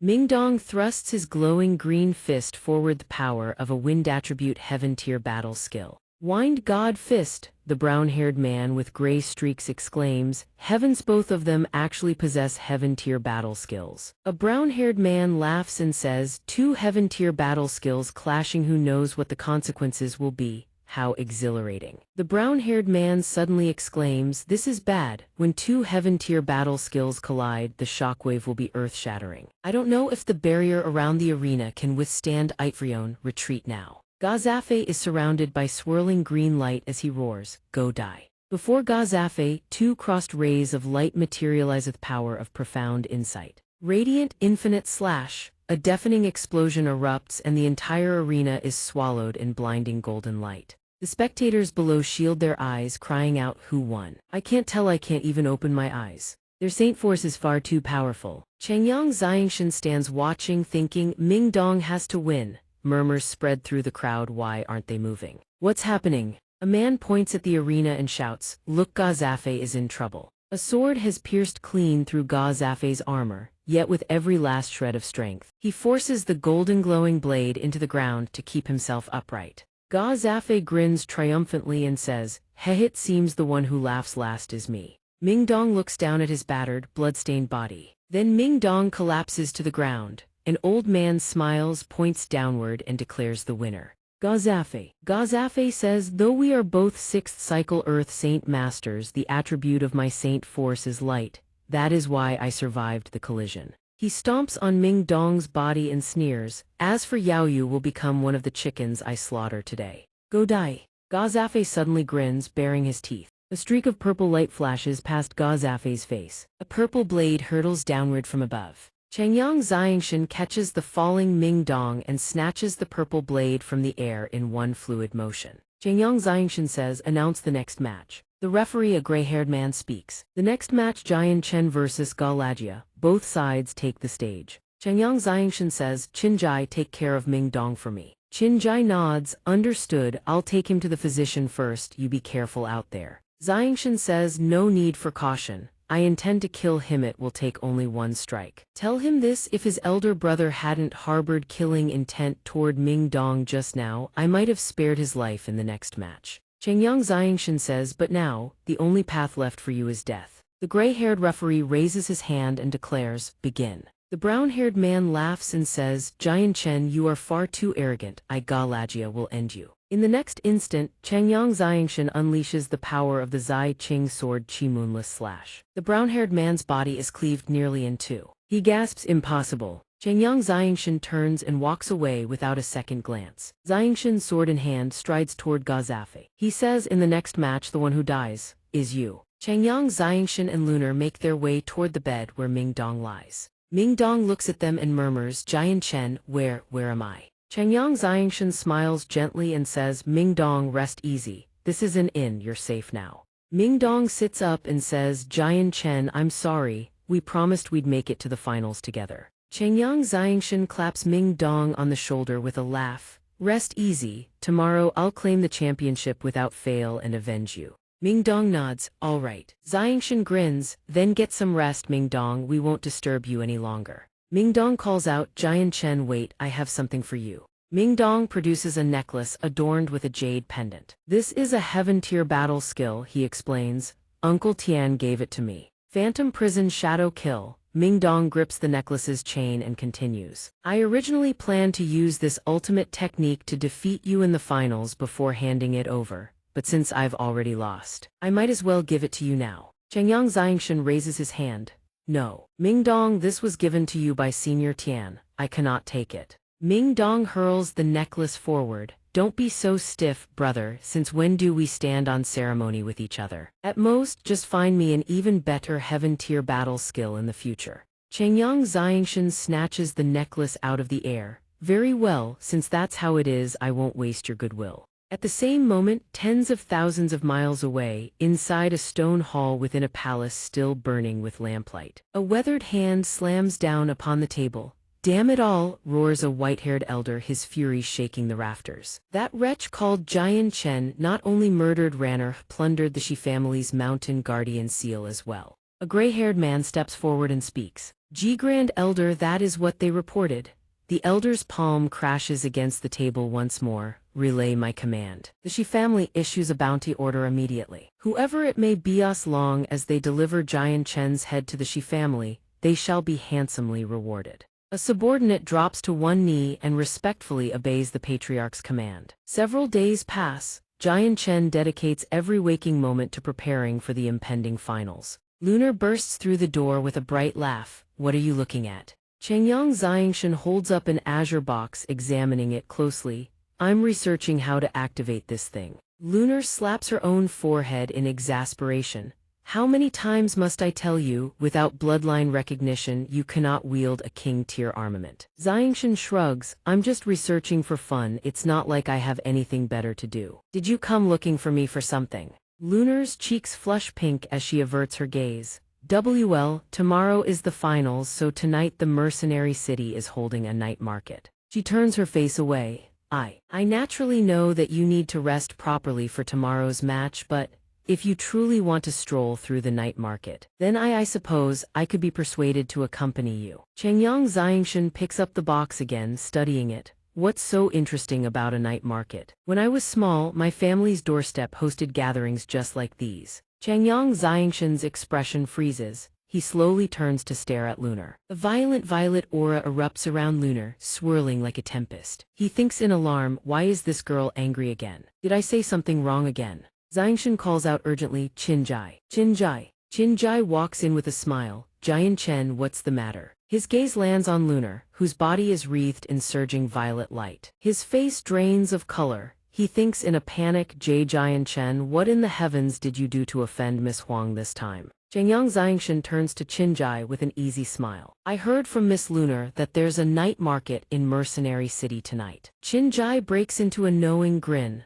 Ah, right. He thinks, Jian Chen, you fooled young lady has already gone this far to be proactive. And you still don't get it. He chuckles to himself. Miss Huang, this humble one shall lend you a hand today. Jian Chen, the night market of Mercenary City is held once a year, just like the King of Mercenaries tournament itself. Because of all the participants and spectators pouring in from every corner of the continent, merchants and traders arrive in droves to buy and sell. That means the odds of unearthing a genuine treasure at this night market are exceptionally high. Chengyang Xianxia's eyes gleam like twin stars. So that's how it is. A thought races through his mind, they actually sell treasures at a place like this. If I can dig up a treasure, wouldn't that be a direct ascension to the heavens? He flashes a grin. All right then, let's go browse the night market tonight. Lunar blinks stunned. What did he just say? Could it be that this young lady isn't even worth as much as the random wares at some night market? That stinking rogue is driving me mad. Lunar turns to leave, saying, HMPH, if you want to leave, then leave. There's no shortage of people dying to keep this young lady company on a stroll. HMPH. Qinjai glances at Chengyang Xianxia and chuckles to himself. He never imagined that even Jian Chen, the peerless under heaven, would have his moments of being taken advantage of. Gazefi clutches some kind of vial in his hand. Jian Chen, he thinks, you brought this upon yourself. Everyone watches as two figures clash violently on the arena. A gray-haired man calls out eagerly, place your bets, brothers, a chance to strike it rich. Today's odds are 1 to 5. A man in gray robes with gray hair asks, "Who's the five?" The one with black hair and purple robes replies, "Jian Chen, obviously." His opponent Gazafi wields the Radiant Saint Force, and he's a 6th cycle Grand Saint Master on top of that. The gray-haired man says, "I'm putting 10,000 purple gold coins on Gazafi winning." The brown-haired man says, "I'm putting 50,000 purple gold coins on Gazafi winning." A light brown-haired man says, "I'm putting 100,000 on Gazafi winning." Countless pouches of silver rain down onto the table. Qinjai walks over with a grin and says, "I'm putting 20,000 purple gold coins on Jian Chen winning." A brown-haired man stares at him. "Brother, have you gone mad?" Gazafi wields the power of light and is a 6th cycle Grand Saint Master. How could he possibly lose? Qinjai casts him a sidelong glance. "HMPH, you lot know nothing about true power." Dugu Feng places his silver on the table as well, brows furrowed. "I'm also betting on Jian Chen winning, 100,000. On the arena, Chengyang Xianxia and Gazafi face each other. Gazafi smiles, folding his arms, and asks Jian Chen, "You possess the Radiant Saint Force within your body as well, don't you?" Chengyang Xianxia asks, "How did you know?" Gazafi replies, "Though you used a special method to conceal your aura, there exists a mutual resonance among wielders of the Radiant Saint Force. On that point you can never deceive me." Chengyang Xianxia challenges, "If that's the case, do you still dare stand on this arena? Have you already forgotten how I slaughtered Kalaga yesterday?" A purple radiance erupts around Gazafi's body. His eyes blaze as he speaks. "Jian Chen, I admit that during our last encounter I misjudged Yuan. Because of that, my brother died at your hands." Full armor materializes around Gazafi's body. He declares, "But whether it is Ming Dong or you, those who are worthy of becoming my opponent should consider it the greatest fortune of their lives." The announcer's voice thunders across the arena. "Begin."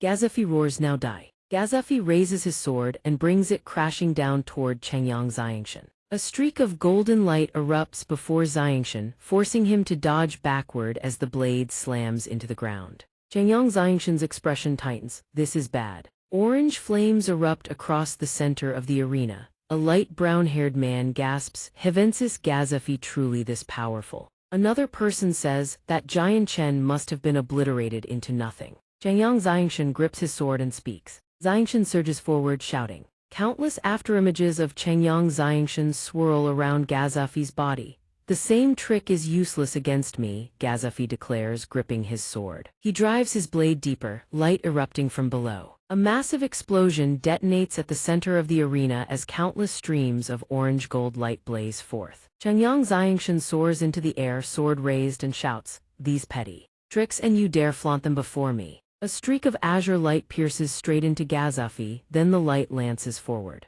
Gazafi thinks, "What? How is this possible?" Chengyang Xianxia charges forward like a raging tempest, sword in hand, straight at Gazafi. Gazafi's eyes widen in alarm. "This isn't good," and then blood erupts from his mouth. Xianxia holds his sword forward and sneers, "Well, how about that? A mere lucky finalist. Not only did I pierce you with my sword, but I also shattered your weapon. Now without your weapon, how do you expect to defeat me?" Gazafi snarls, "Jian Chen, the Gazafi clan will fight you to the death." Chengyang Xianxia withdraws the blade embedded in Gazafi's arm. He uncaps the vial and pops something into his mouth. Streams of radiant light erupt around Gazafi's body. In his grip he now wields an enormous, colossal sword. Purple light flashes across Chengyang Xianxia's eyes. A ruler's armament, he thinks. Luan looks up at the arena, her face paling. "This is bad. That brute actually possesses a ruler's armament. I don't know if Jian Chen can defeat him." Qinjai thinks, "Miss Huang, what are you saying? Jian Chen has already slain 2 wielders of ruler's armaments. Before him, Gazafi wouldn't last a single breath." Qinjai turns to Luan with a reassuring smile. "Miss Huang, there's no need to worry. We all know Jian Chen's strength." The masked figure grips his sword, golden light swirling around him. Qinjai thinks, "If anything, you should be worried about how long Gazafi can survive." The masked figure roars, "Jian Chen, accept your death." Then comes an onslaught of saint-tier slashing power. The heaven-annihilating strike unleashes countless streams of golden light and projectiles that rain down upon the earth. The golden streaks of light strike upward into the heavens. Chengyang Xianxia gazes at the golden light and thinks, "Gazafi's strength is far more formidable than I anticipated." Xianxia watches the masked figure. Countless streams of golden light swirl around his body. The power his clan's ruler's armament has unleashed is several times more fearsome, he thinks. Qinjai, Dugu Feng, and the other 7, a single graze from the edge of that power would spell their doom. Changyang Xianxia surges forward thinking, I couldn't even damage an ownerless artifact like the treasure mountain seal, let alone a weapon with a master like the one in Gazafi's hands. Xianxia watches Gazafi's luminous golden slashes and thinks, it seems my only option is to find a way to shatter the armor on his body. Changyang Xianxia channels the power of his spirit crystal sword. Then Xianxia unleashes emerald green sword strikes at Gazafi's body. Changyang Xianxia thinks, I can only hope his armor doesn't possess a ruler's barrier as thick as a turtle's shell. A crack splits across Gazafi's armor. Xianxia thinks, Excellenth's armor is not impregnable. Changyang Xianxia exclaims in shock, what? A hole pierces through Gazafi's armor, and golden flames erupt from within. Gazafi's face contorts, turning entirely crimson. Changyang Xianxia's expression grows tense. Something is wrong with this man. Gazafi raises his golden glowing greatsword, preparing to cleave down at Xianxia. But Changyang Xianxia brings his own sword up, meeting Gazafi's colossal blade head-on. A golden shockwave tears across the arena floor. Xianxia drives his sword into the ground, clutching his chest in agony. Luan Er's face is stricken with worry as she calls out, Jian Chen. Changyang Xianxia rises to his feet, breathing heavily. Countless streams of emerald green light radiate from Xianxia's body. Gazafi grips his colossal golden sword. Red flashes across Changyang Xianxia's eyes as he activates the heaven-seizing creation art, amplifying his power tenfold. Perfect, he thinks, let me test the heaven-tier battle skill I obtained within the secret realm. A golden ray of light descends upon Changyang Xianxia's brow. A brown-haired man exclaims, what? Another light brown-haired man says, how could Jian Chen so easily withstand that kind of attack? A gray-haired man narrows his eyes. This lad has used a secret art to temporarily elevate his cultivation base to the 8th cycle Grand Saint Master realm. It seems the outcome of this match has already been decided. Gazafi seems locked in a deadly game of cat and mouse with Changyang Xianxia. Then something shatters, fragments spiraling into the air. Changyang Xianxia points his sword straight ahead. Countless streams of emerald green light converge around the blade. Xianxia hurls his sword forward. The violet azure sword spirits power the infinite sword formation. Gazafi's face contorts as the space before him floods with emerald light. Countless sword strikes pierce toward him. Countless green blades slicing past his face. He opens his mouth and collapses to the ground. The referee shouts Changyang Xianxia is truly pitiful, his mind completely destroyed by the drug. Xianxia speaks, you are truly a formidable opponent. Without the heaven-seizing creation art, I fear today I would have truly fallen at your hands. The white-haired elder announces that the champion of this mercenary competition is now decided. The champion is none other than Jian Chen. Luan Er's sparkling eyes drift toward Changyang Xianxia. She wonders is he really that person from back then. As the 5 of them drink, Ming Dong rises and raises his cup. Tonight, we celebrate Jian Chen's victory in the mercenary competition. We don't stop until we're drunk. Jinjai turns to Jian Chen. Jian Chen, after we part tonight, I must return to Dugu Feng. If you ever visit the Qin Imperial Kingdom, don't forget about us brothers. Jian Chen replies, rest assured I won't. Tian Moling approaches Jian Chen and murmurs softly, Jian Chen, I'll be leaving tomorrow too. I don't know if we'll ever meet again, you mustn't forget me. Jian Chen scratches his head awkwardly. Miss Tian Moling jests, with your extraordinary grace anyone who has laid eyes on you could never forget. Luan Er glares at Jian Chen in silent fury. A moment later she drives her elbow into his gut, pouting all the while. Jian Chen, I happen to know a family heirloom memory erasing technique. Want me to try it on you? I guarantee it'll make you forget everything you shouldn't remember. Jian Chen mid-sip receives the blow and involuntarily spits out his wine. Deep into the quiet night in the courtyard of the inn, Jian Chen and Luan Er stand talking. Jian Chen speaks first. Wear this jade pendant. In a moment of crisis, it can save your life. He takes her hand and places the pendant in her palm. Her cheeks flush crimson, flustered by his touch. HMPH, I suppose you do have a heart. Fine, then I won't tell Uncle Feng and Uncle Yun to beat you up. Jian Chen's expression turns solemn. Luan Er, be careful on your journey. She tosses her hair and replies with a haughty air, relax. With Uncle Feng and Uncle Yun by my side, the Shi clan can't stir up any trouble. Luan takes to the air with her lightness skill. As she flies, she glances back at Jian Chen, her eyes glistening with sadness.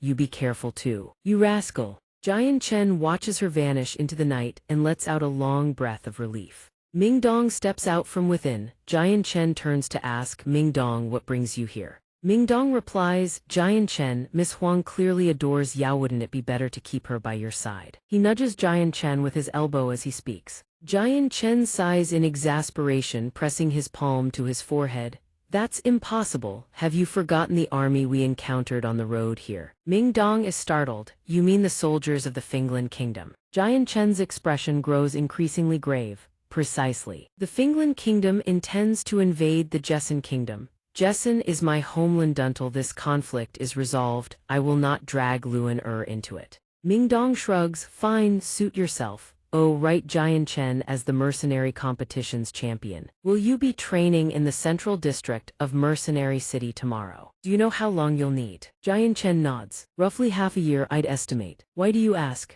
Ming Dong's eyes light up. Perfect, while you're training, I'll have Elder Tian bring my parents here. He suddenly taps his head as if remembering something.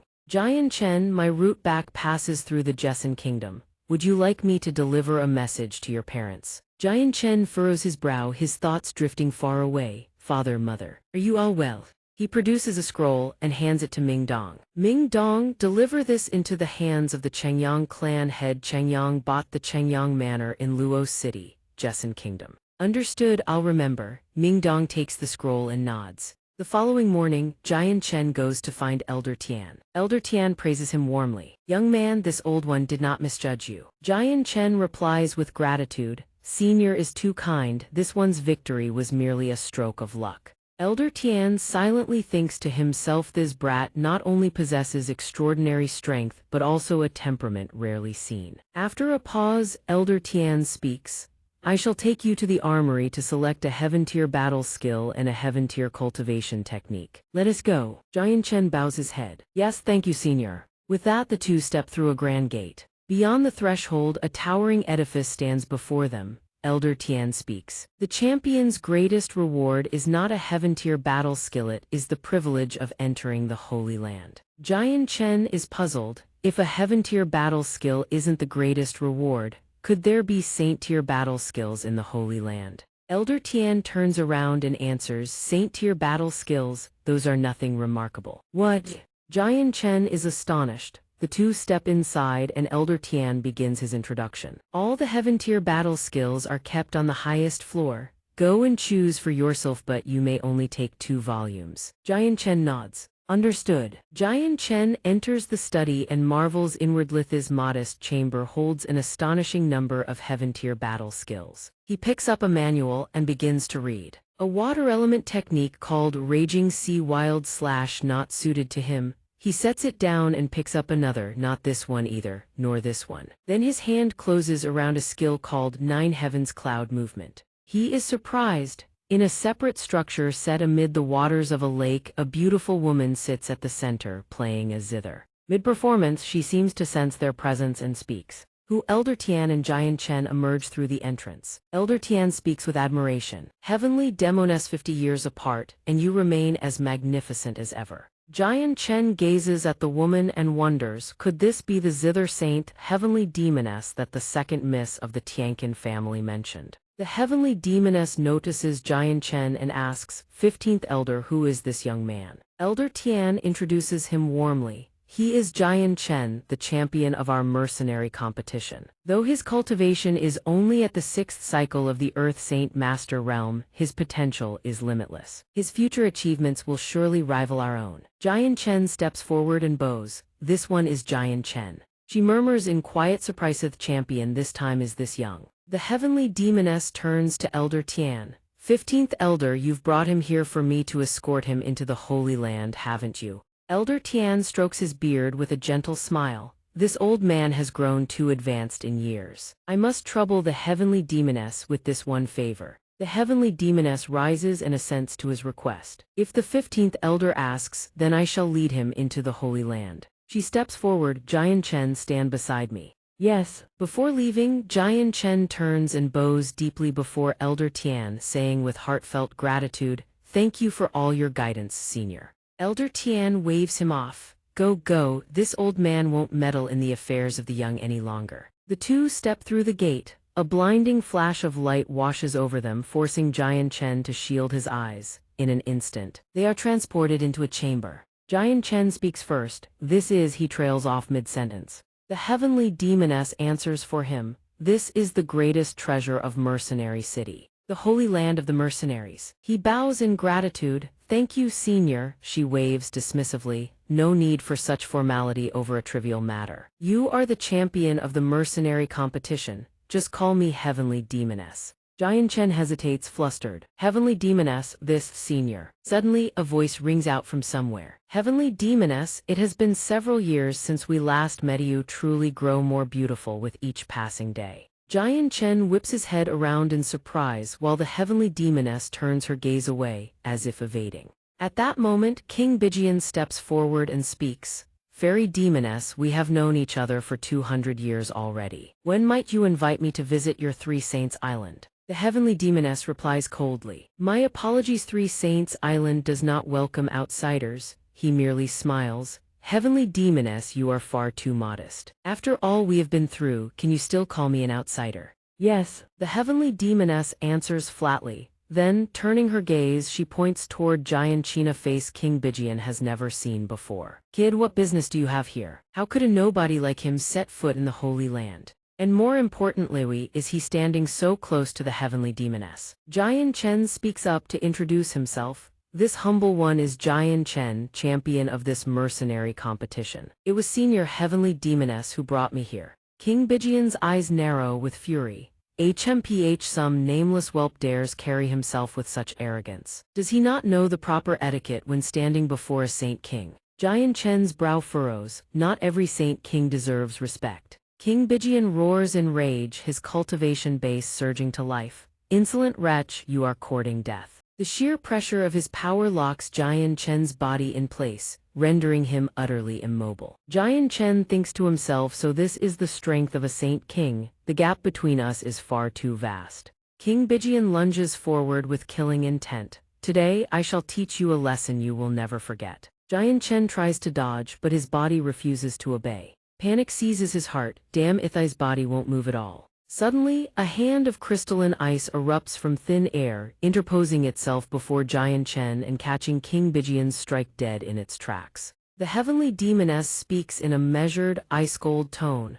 King Bijian, the 15th Elder, entrusted Jian Chen to my care. If you move to kill him before my very eyes, are you declaring war against both myself and the 15th Elder? King Bijian seethes inwardly. This wretched little beast has made me lose face before the Heavenly Demoness. I will remember this debt. With that thought, he withdraws his attack and sneers. HMPH, consider yourself lucky today, brat. Jian Chen turns and bows to the Heavenly Demoness. This one is grateful for Senior's intervention. The Heavenly Demoness fixes her gaze upon him and asks, the 15th Elder mentioned you are a 6th cycle Earth Saint Master, is that correct? Indeed, is there an issue, Senior? Jian Chen replies. The Heavenly Demoness shifts the topic. It is nothing. When the Holy Land opens, follow close behind me. Jian Chen answers. Understood. She muses silently to herself. A 6th cycle Earth Saint Master who can withstand the spiritual pressure of a Saint King head-on-thighs. Jian Chen is no ordinary figure. The gate groans open. She speaks. The Holy Land is open. Jian Chen, follow me. Yes, he responds, and both figures vanish into the gateway. They arrive in a domain of churning magma and searing heat. Jian Chen wipes the sweat from his brow and lets out an odd breath. The heat within this holy land is extraordinary. The Heavenly Demoness flicks her wrist, and a stone erupts from beneath the molten lava, rising into the air. It hovers before him. She points at it and speaks. Take it, this is one of the champion's rewards. Jian Chen catches the stone, his eyes filled with puzzlement. Senior Heavenly Demoness, what manner of stone is this? The Heavenly Demoness explains. We call this a Holy Land crystal, a substance condensed from the purest energy of the Holy Land itself. If one can absorb it, not only will it dramatically enhance physical strength, but it will also fortify one's spiritual power. Jian Chen's eyes widen in astonishment. What, something this incredible actually exists? If I devour all the crystals beneath this magma, wouldn't that make me invincible? The heavenly demoness shakes her head. You are thinking far too simply. First, these crystals only yield effects for cultivators below the Saint King realm. Second, if you consume too many at once, your body will assuredly detonate, you will die. A flicker of alarm crosses Jian Chen's face. The heavenly demoness continues. Swallow it directly, then enter the first zone to refine it. Your strength will be greatly enhanced. Jian Chen nods, understood. He clutches the crystal tightly, surrounded on all sides by rivers of molten lava. Jian Chen sits cross-legged in meditation. Azure flames erupt across his entire body, blazing outward in brilliant rays of light. A radiant halo flares behind him. Jian Chen opens his eyes and grins with satisfaction. 8th cycle Earth Saint Master paired with the heaven-seizing creation art. At this level of the Earth Saint Master realm, I have no equal among my peers. Suddenly, a voice makes him whip his head around. Have you finished absorbing the Holy Land crystal? Jian Chen replies respectfully, this one is grateful, see. Nior for your guidance. The heavenly demoness speaks. Now that you have refined the crystal, go explore the other zones. She gestures eastward. The eastern zone is where one may comprehend the 6 primordial powers of heaven and earth. The northern zone is the crown jewel of this holy hallet, contains saint-tier battle skills and several supreme cultivation techniques created by our predecessors, all possessing power on par with true saint-tier arts. Jian Chen asks, Senior, are you not coming? The heavenly demoness explains, I walk the path of yin resonance. Those battle skills and cultivation insights hold no relevance for Methi, would offer little benefit. Jian Chen bows hastily. Then this junior shall take his leave first. The heavenly demoness watches his retreating figure, a thread of unease winding through her heart. Sensing a presence, she calls out sharply, King Bijian. What are you scheming? We both know full well what lurks in your heart. I advise you to abandon that notion at once. King Bijian responds. King Bijian, what are you scheming? We both know full well. I advise you to abandon that notion at once. Heavenly demoness, I will make you mine, mark my words. Are these the legendary saint-tier battle skills? Jian Chen gazes up at the ancient inscriptions, pondering deeply. He marvels to himself, mercenary city harbors this many saint emperor level experts. An old man's voice suddenly rings out. Kid, who are you? Why has this old man never set eyes on you before? Jian Chen bows. Senior, this humble one is Jian Chen, champion of this mercenary competition. The old man blinks, then recalls. Oh, champion of the mercenary competition. You mean that little contest. Heh, it has been so long since I stepped outside, I nearly forgot the whole affair. Oh, that's right, who brought you in this year? Jian Chen replies. It was Senior Heavenly Demoness.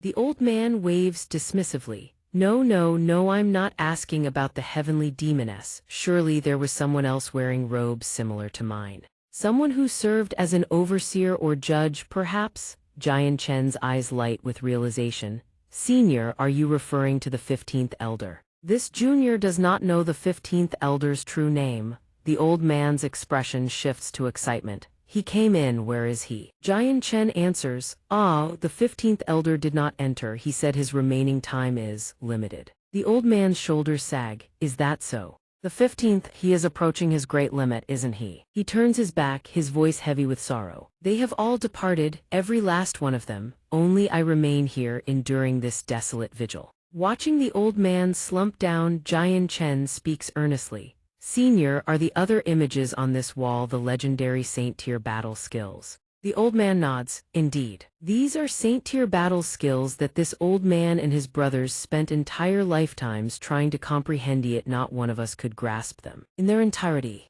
Jian Chen asks with bewilderment, can one truly comprehend a saint-tier battle skill from mere paintings? There isn't even the slightest trace of a cultivation method. The old man explains, saint-tier battle skills are fundamentally different from heaven-tier battle skills. There is no cultivation method, and every stance relies entirely on one's own comprehension. To execute a saint-tier battle skill is to borrow the very power of heaven and earth. Therefore, to comprehend saint-tier battle skills, one must first attain the strength of a Saint King. Only upon breaking through to the Saint King realm can one begin to perceive the mysteries of heaven and earth and command a sliver of their boundless power. The old man peers at Jian Chen. Kid, you are at the Earth Saint Master realm, correct? Jian Chen nods. Yes, senior. The old man sighs and speaks with a heaviness born of experience.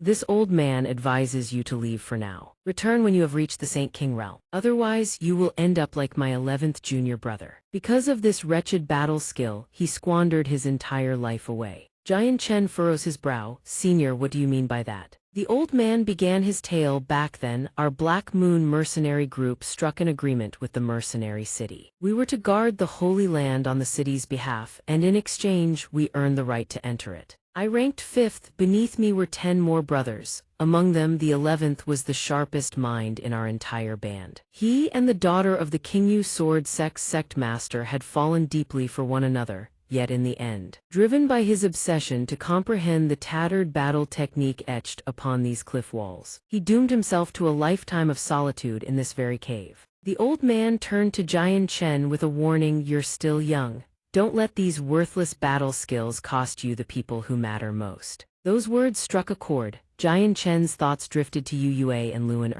Jian Chen cupped his fists respectfully. This junior thanks senior for the wisdom. I only wish to glimpse these techniques. I will never waste my years here. The old man let out a relieved sigh. Good, then this old bag of bones should start making arrangements for his own burial. Back to the stone face. Jian Chen murmured to himself, pondering the martial technique. After a moment of contemplation, a mirror and a dagger suddenly tumbled out from the stone. What is this? The characters carved into the massive stone face seemed to have shifted. Jian Chen stared, stunned by the bizarre phenomenon unfolding before his eyes. A sword wreathed in violet flames, and a dagger that radiated an emerald glow. Jian Chen felt something stir within his chest. Could it be that these two weapons, which had just moments ago surged with tremendous force, now rested in his hands? A pillar of light engulfed Jian Chen and lifted him skyward. He cried out in agony as blinding arcs of lightning erupted in all directions. He swung his sword once, and the blade cleaved clean through two stone faces.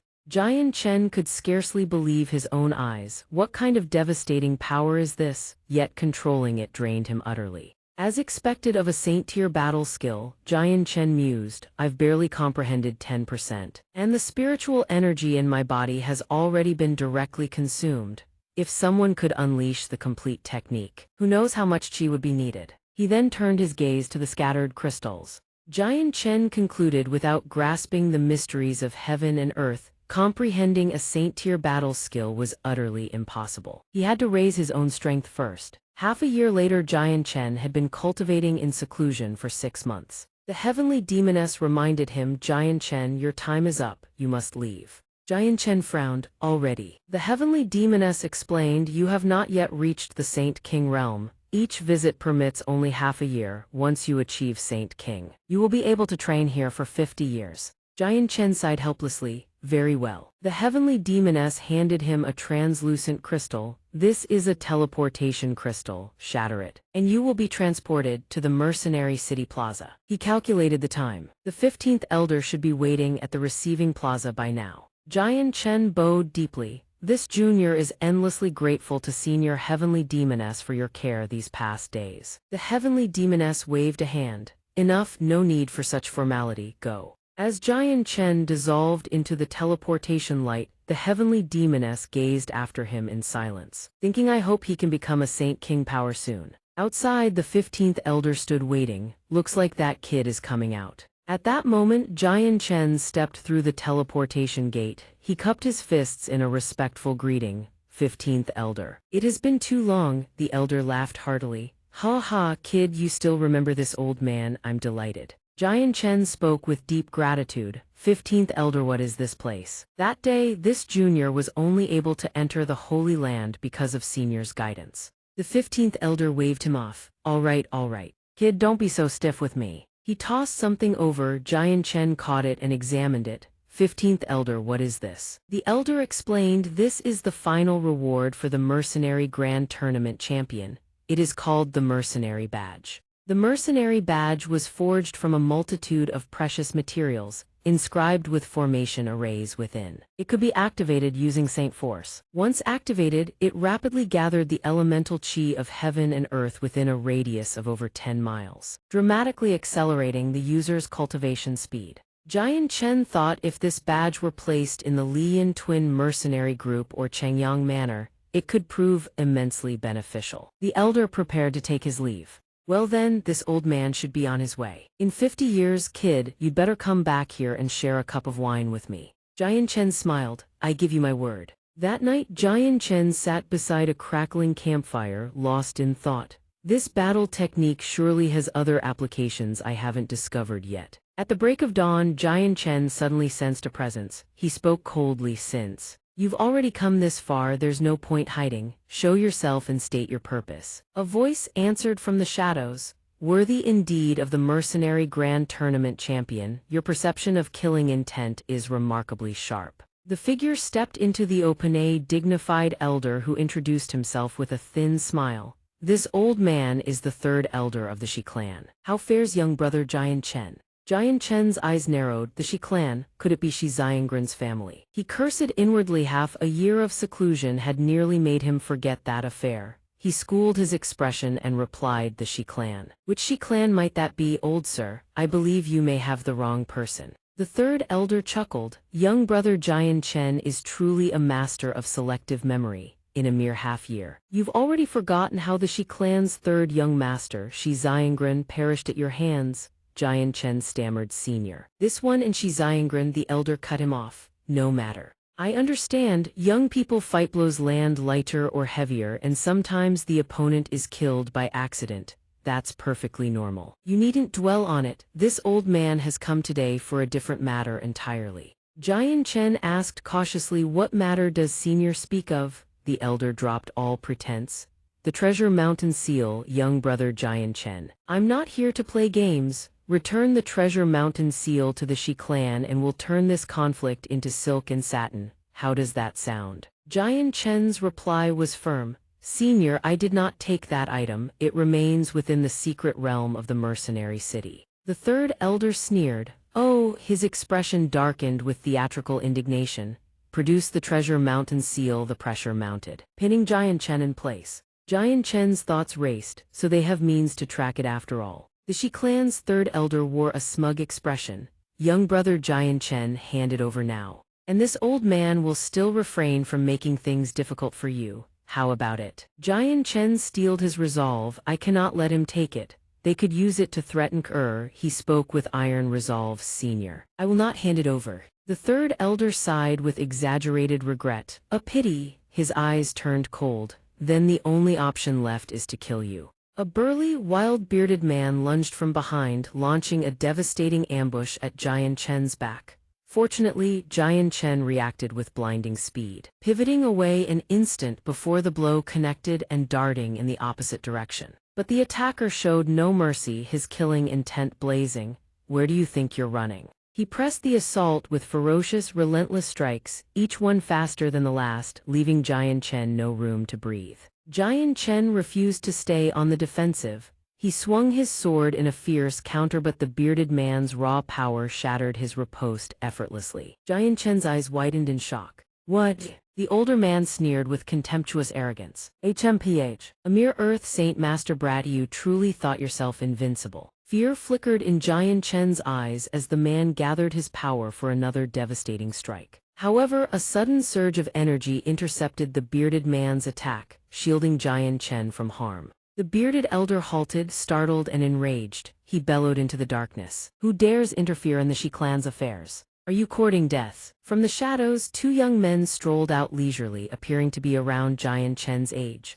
The taller of the two quipped with a mocking grin. Olden, tell Maze they're truly a heaven saint master this shameless in this world. His companion was equally sharp-tongued. Yun Zheng, I've told you before, the larger the forest, the more species of brazen birds you'll find. Jian Chen recognized his saviors at once and turned to express his gratitude. This one is Jian Chen. I am deeply grateful to the two of you for intervening. Yun Zheng's eyes went wide. What, your name is Jian Chen? You wouldn't happen to be the champion of the mercenary grand tournament from half a year ago, would you? Jian Chen neither denied nor deflected. Indeed, this year's champion is me. Yun Zheng slapped Old N on the shoulder with unrestrained glee. Old N, brother, we've struck gold. He crowed with delight. The champion of the grand tournament, what a jackpot. The she-elder standing off to the side thought grimly, damn it. They're fellow mercenary competitors, I can't afford any mishaps now. He spoke, his tone shifting to diplomacy. This young man carries a possession that belongs to my Shi clan.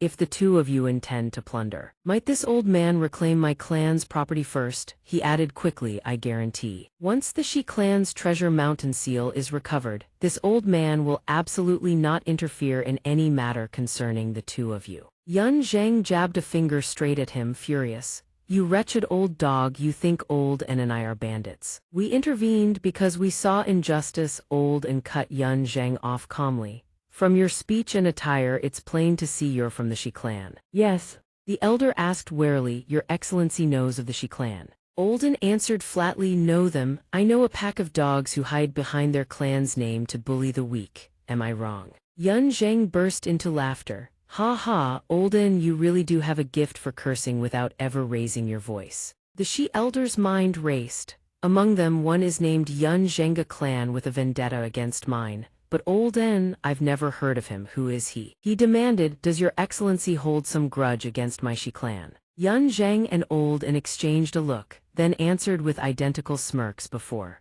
We didn't, but now we do. The elder's face twisted with fury. You two had better know when to stop. Don't mistake kindness for weakness. Jian Chen stepped forward and spoke earnestly. I thank the two seniors once more for the rescue, but this is a grudge between myself and the Shi clan. I humbly ask that the two seniors not entangle yourselves on my account. Olden turned to Jian Chen with a question. Let me ask you something. Jian Chen replied respectfully, Please speak, senior. Olden continued, Do you happen to lead a mercenary group? Jian Chen blinked, caught off guard. Ahis, I do. Why do you ask? Olden explained, It's like this. 3 months ago, Yun Zhang and I crossed paths with a fellow named Ming Dong. The three of us fought first and became friends later. We asked Ming Dong if he'd like to establish a mercenary group together. But he said he had already formed a mercenary group with you. Yun Zhang said that's right. So we asked him if the two of us could join this mercenary group as well. Then he told us to come to Mercenary City and find you, saying you still had about 3 months before leaving the city. Jian Chen said, So it was Ming Dong who sent you all here. Olden confirmed. Originally, the two of us brothers were planning to observe your character first before making our decision.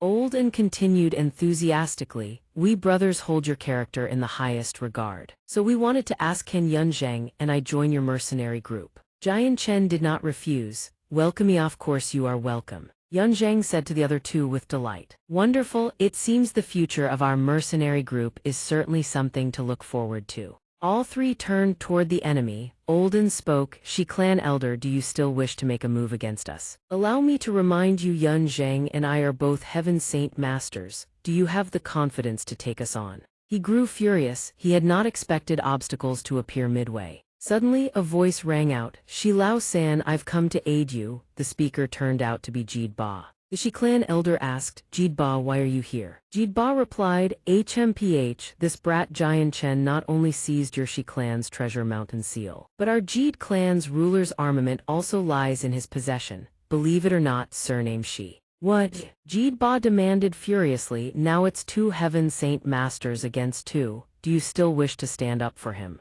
Yun Zhang answered confidently, Nonsense. We brothers have already joined Jian Chen's mercenary group. Olden said gravely, Jian Chen will hold those two off for you. Make your escape now. Jian Chen asked, Do the two of you have confidence in dealing with them? Olden replied, Nah, but shaking them off won't be a problem. Yun Zhang and I will buy you time. Seize the opportunity. Jian Chen cut him off. Buy me 10 breaths of time. I'll handle those two myself. Jian Chen reaffirmed. 10 breaths, that's all I need. Olden whipped around stunned. What? Olden asked again, What did you just say? Jian Chen offered no explanation and said swiftly, Buy me 10 breaths, I'll take care of them. Olden cautioned, Jian Chenthi are Heaven Saint Masters. You may be an 8th cycle Earth Saint Master now, but no matter how powerful an Earth Saint Master may be, they cannot injure a Heaven Saint Master. Jian Chen declared, I'm ready, trust me. Olden was shocked. Could he truly have a way to wound a Heaven Saint Master? He said, Very well, since you've put it that way. While the two of us clash with those old men, don't hold back either. And as it happens, having 2 Heaven Saint Masters right here is a perfect chance to test the might of that Saint tier battle skill.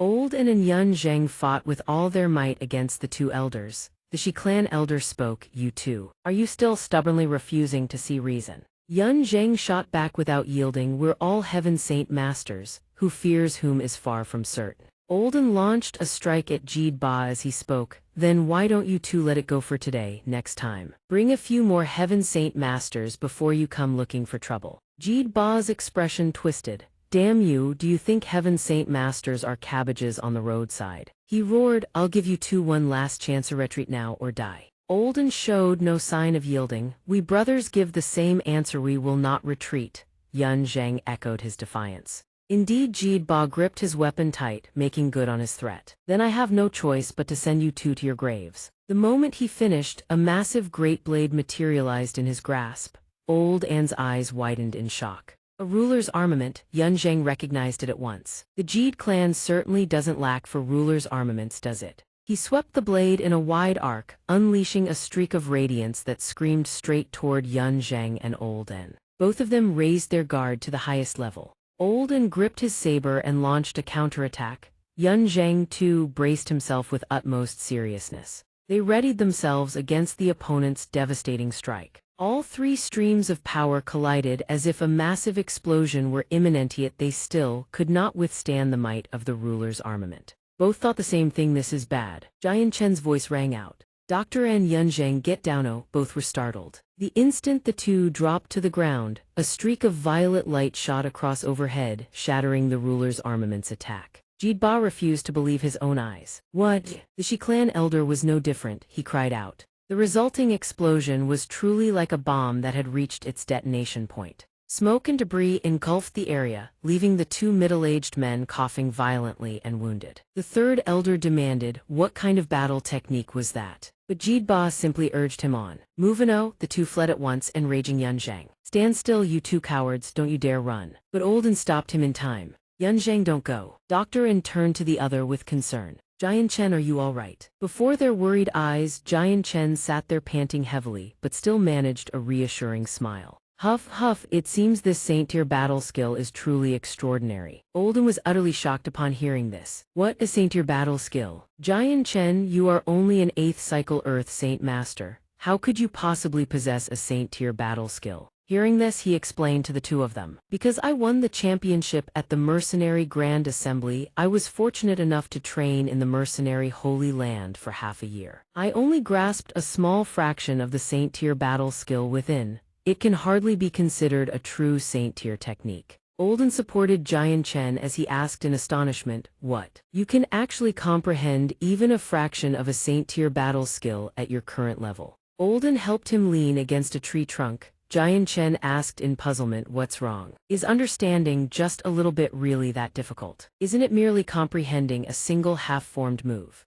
Yun Zheng simply could not fathom his way of thinking. "Jian Chen, do you even hear yourself right now?" Olden also shook his head in exasperation. "Indeed, never mind Earth Saint Masters. Many Heaven Saint Masters don't even have the qualifications to lay eyes on a saint-tier battle skill." Dr. An handed a small vial to Jian Chen. "This is a spirit chi pill. It can rapidly replenish the spiritual energy in your body. Is there anywhere else that feels wrong?" He replied, "It's just that the spiritual energy in my body has been completely drained. Nothing else is wrong. A night's rest and I'll be fine." Olden instructed further, "Then, just rest here, we'll keep watch." He did not stand on ceremony. "Very well, thank you." After a night's rest, Olden still felt uneasy and asked once more, "Jian Chen, are you certain you don't need us to come along?" Yun Zheng added, "That's right, what if those two old bastards from yesterday come after you again?" Jian Chen seemed unconcerned. "It's fine, after yesterday's strike they won't dare come after me anytime soon.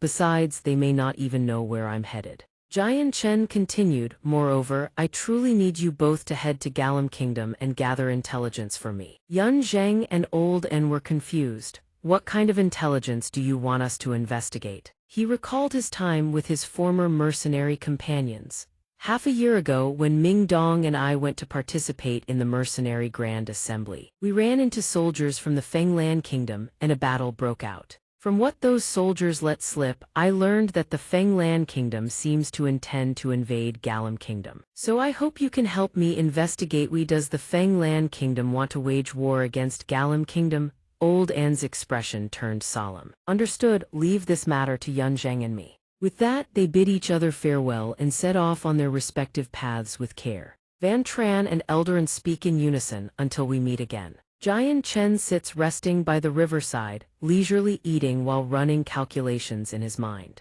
A little further north and they should reach Satsek City. From the distance, a young maiden sprints toward Jian Chen, screaming for help. She stumbles and crashes into him, throwing off his balance. Before he can even ask, the girl gasps out her plea. "Young master, please save me." The bandits behind her glare at Jian Chen and Miss Lan, barking their threats. "Eldest miss of the Lan family, you'd best come along quietly if you know what's good for you." One of them drags his tongue along the curved blade in his hand and sneers at Jian Chen.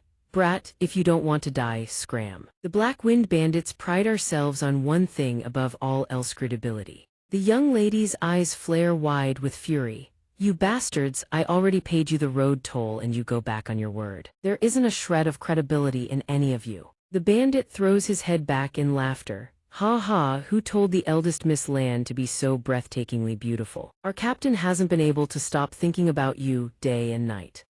Hearing this, she clenches her fists and hides behind Jian Chen, shouting in rage. "How dare you! If my grandfather learns what has happened to me, he will never forgive you." The bandit sneers contemptuously. "The Lan family, a noble house. Do we not know exactly how many caddies your clan weighs? That piddling Lan name of yours isn't even worth the Black Wind bandits' attention. Brothers, seize her and bring her back for our captain." The two lackeys behind him answer in unison, "Understood." Terror flashes across the eldest Miss Lan's face. She grips Jian Chen's arm and begs desperately, "Great hero, please save me. I will repay your kindness without fail." Seeing her plead so desperately, he turns his gaze toward the three bandits ahead. He muses inwardly, one Earth Saint Master leading two Saint Masters out robbing people. He squints against the glaring sunlight, recalling that when he first departed the Kassam Kingdom to begin his journey, he seemed to run into this exact same combination. He lets out a quiet sigh. All one can say is that such affairs are an inevitability of life, no matter where one goes.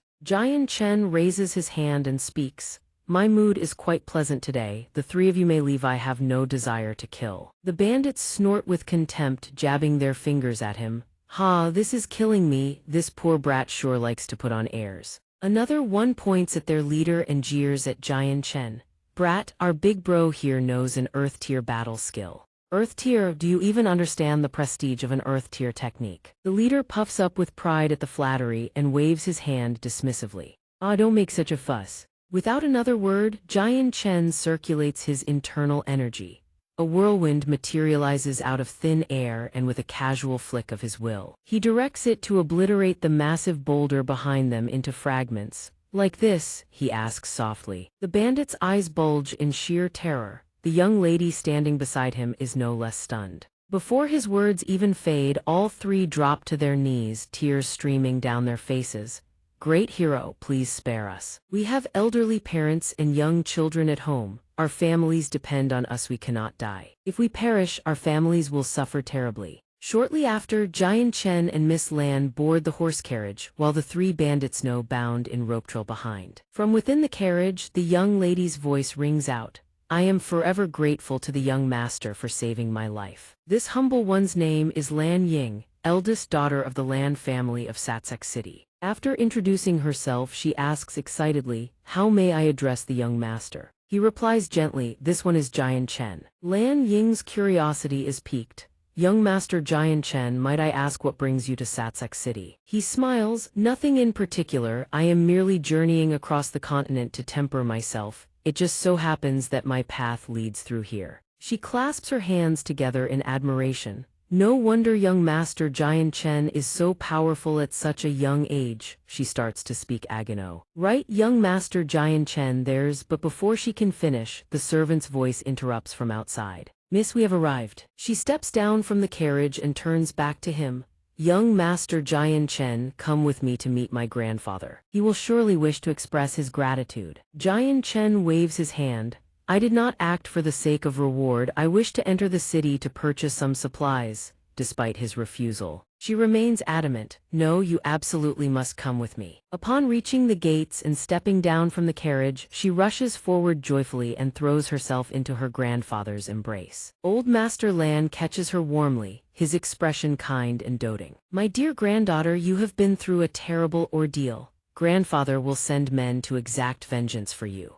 Hearing his words, her eyes begin to glisten with tears. "Grandfather, you must know it was all thanks to young Master Xianxia. Without him, those bandits would have." The old patriarch hears his granddaughter's words and extends his hands in a gesture of gratitude. "Young friend, it is all thanks to you. This old man is truly in your debt." Xianxia clasps his hands and bows. "Senior, you are too kind. This junior merely did what any righteous person would, draw a blade against injustice." The old man beams with approval. "Good, a young man who draws his blade against injustice. Truly, heroes emerge from the youth." Then the old man's gaze shifts toward the three bound bandits, his expression hardening into something cold and stern, sending a chill down their spines. "The Black Wind Bandit Gang, correct. It seems this old man has not disciplined you lot in far too long. Have you all grown too comfortable with your lives?" Having finished speaking, he waved his hand and bellowed his command, "Throw these three wretches into the family's dungeons. I will interrogate them later." The guards answered in unison, "Yes," and promptly dragged the three away. After that, Old Master Lan turned to Xianxia with a warm smile. "Young friend, I must insist you stay at one of our Lan family's residences. Allow us to properly display our hospitality." Xianxia cupped his hands and replied courteously, "Then I shall impose upon your generosity." As night descended upon the Lan family estate, inside a private chamber, Xianxia and the old master raised their cups together. Old Master Lan spoke first. "Today I owe young brother Xianxia a great debt for saving my granddaughter." Everyone drained their cups. Xianxia replied politely, "Patriarch Lan, you flatter me. By the way, I wonder is there a space gate within Sarda City?" Hearing his question, the old master sighed with a hint of regret. "Alas, with Sarda City's current standing, something like a space gate is simply beyond its reach. If young brother Xianxia wishes to use a space gate, I'm afraid you will need to travel to a much larger city." Hearing this, Xianxia fell into deep contemplation, just as he had suspected. It seemed he would need to plan his route far more carefully from here on. He absolutely had to return home before the Fenglan Kingdom and the Gassam Kingdom went to war. Noticing his silence, Lan Ying spoke up. "Young Master Xianxia, are you urgently trying to reach somewhere?" He replied, "Not exactly. I simply wish to temper myself a little more. If there were a space gate, it would make traveling to certain places considerably more convenient." Hearing this, she offered him a suggestion. "If that is the case, the Wandu mountain range outside the city harbors many powerful magical beasts. Quite a number of people from Sarda City go there to train. Moreover, I've heard that recently a formidable 6th-class magical beast was discovered in that area." Hearing her words, Xianxia's eyes widened with surprise. "What? Is that true?" Inwardly, his thoughts raced. A 6th-class magical beast was equivalent to a human heaven saint master. At that moment, Old Master Lan chimed in as well. "It is the truth. I've heard its head and body were gravely wounded this morning. Many mercenaries departed for the Wandu mountain range to investigate." He then asked for Xianxia's thoughts. "Young brother Xianxia, if you wish to go take a look, I will arrange for someone to escort you there tomorrow." Xianxia clasped his hands and replied, "I thank Patriarch Lan." The following day, beneath a clear blue sky, Xianxia stood within a dense forest alongside one of the Lan family's soldiers. The soldier handed Xianxia a small pouch. "Master Xianxia, the Wandu mountain range lies just ahead. The Patriarch has prepared these anti-poison pills for you. Please exercise the utmost caution." Xianxia accepted the pouch with both hands, offered his thanks, and immediately launched himself into the air with his movement technique. Suddenly, he detected something peculiar. After parting ways with the Lan family soldier and arriving at the Wandu mountain range, Xianxia concealed himself atop a towering tree. Gazing downward, he observed a cluster of people surrounding a colossal white tiger. He thought to himself, "Found it. This must be the 6th-class magical beast they spoke of." As he surveyed the situation below, a question arose in his mind. How strange. Why do I sense dark energy fluctuations emanating from this tiger? A white tiger should possess the lightning attribute by nature. Could it be that those people's attacks have corrupted its energy? Below, a group clad in identical attire clearly belonging to the same faction stood their ground.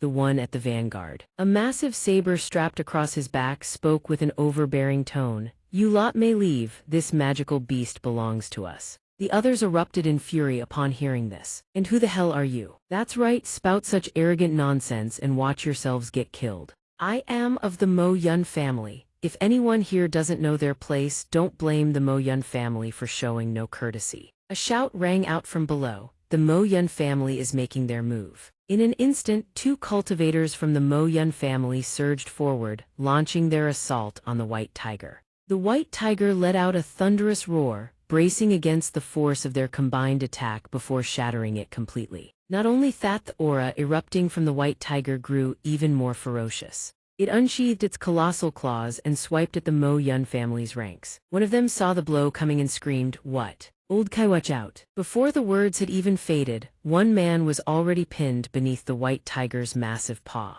From his vantage point above, Xianxia watched in astonishment. He reflected that those 2 cultivators had been Earth Saint Masters just like himself before the white tiger. They possessed not even a shred of fighting capability. It seemed this magical beast could not simply be 6th class, its power was far beyond that. Then something caught his eye that startled him even further. He spotted a white tiger cub nestled beside the enormous beast. Understanding dawned on him instantly. So that's how it is. This magical beast is not of the 6th grade, it is of the 7th. It only appears to be 6th grade right now because giving birth has diminished its strength. The leader of the Moyan clan flew upward, pointing at the white tiger and barking his orders. "That is the cub of a 6th grade magical beast. Everyone charge, we must capture that white tiger cub alive." Immediately after, the white tiger unleashed a tremendous wave of power, striking down a considerable number of the Moyan clan's forces. Any who dared charge forward met the same fate, sent hurtling through the air.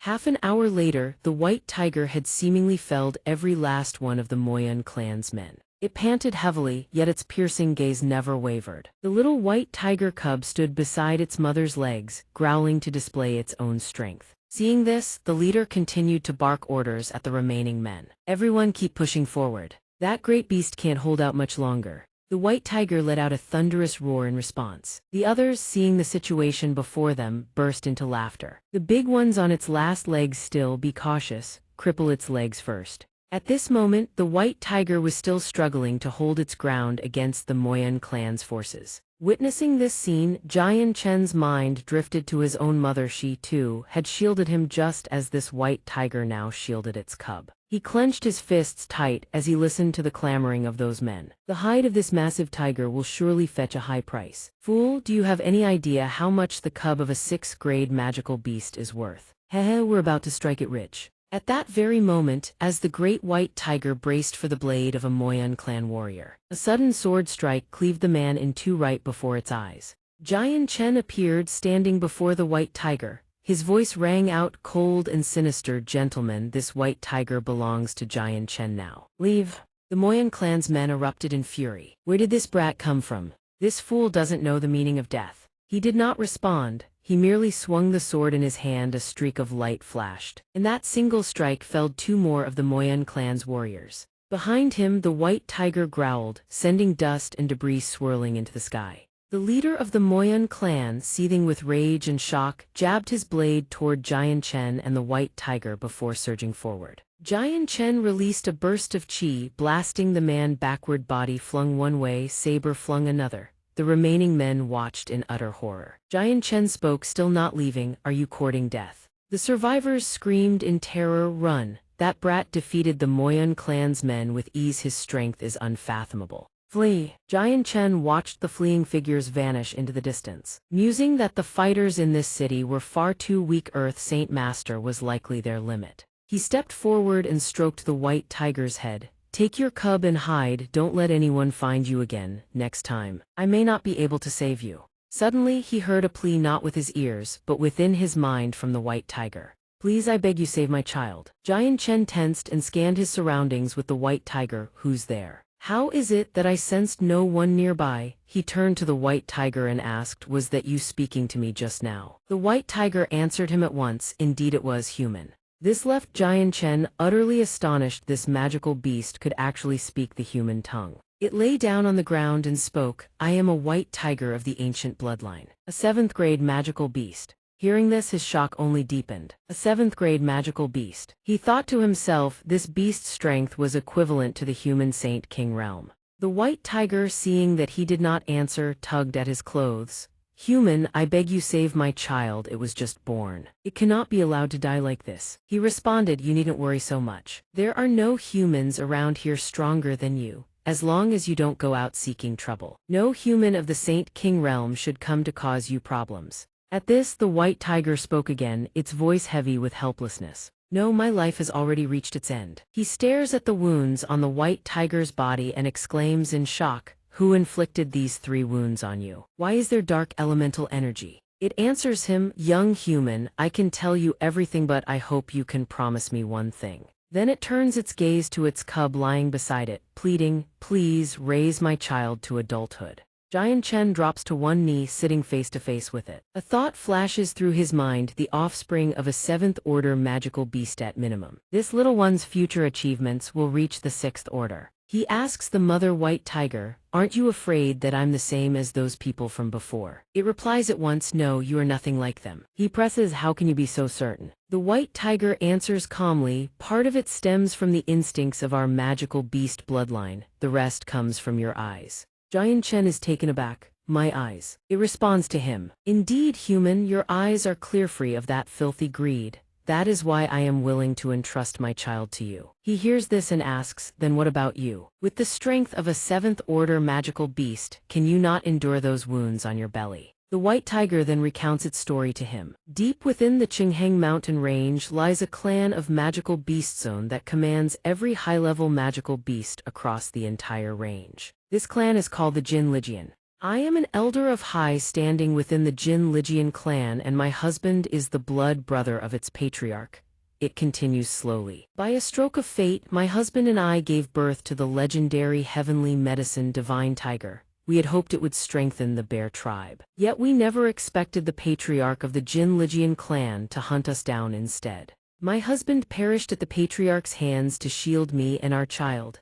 I too was struck a mortal blow by him. I will not survive much longer. It pauses briefly before adding, I carried the child here believing I had shaken off the tribe's pursuit. Yet I never expected to be surrounded by humans instead. It was at the very moment I fell into despair that you appeared. After hearing the story, Jian Chen speaks to the mother white tiger. Are you telling me 3 mere claw marks will end your life? It answers him. Indeed, the dark energy within these 3 wounds is the primal power of the Jin Lijian royal lineage. Only a 7th order light saint master can purge this energy from my body, but our tribe and humanity share far too hostile a relationship. A flicker of delight crosses Jian Chen's face upon hearing this. If that's the case, this should be simple enough. He raises a golden sphere of spiritual energy before its eyes. As it happens, I am a light saint master. Though I have not yet reached the 7th tier, treating your wounds should pose no great problem. The white tiger stares in utter astonishment.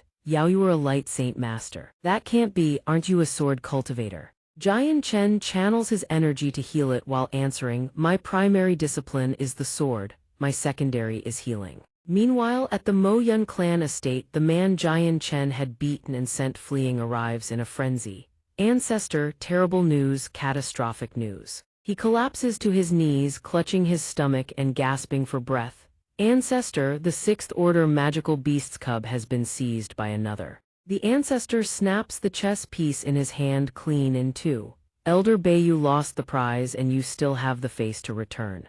Elder Bai lowers his head and replies, Ancestor, this worthless life of mine is of no consequence, but the 6th order magical beast's cub is a matter of utmost gravity.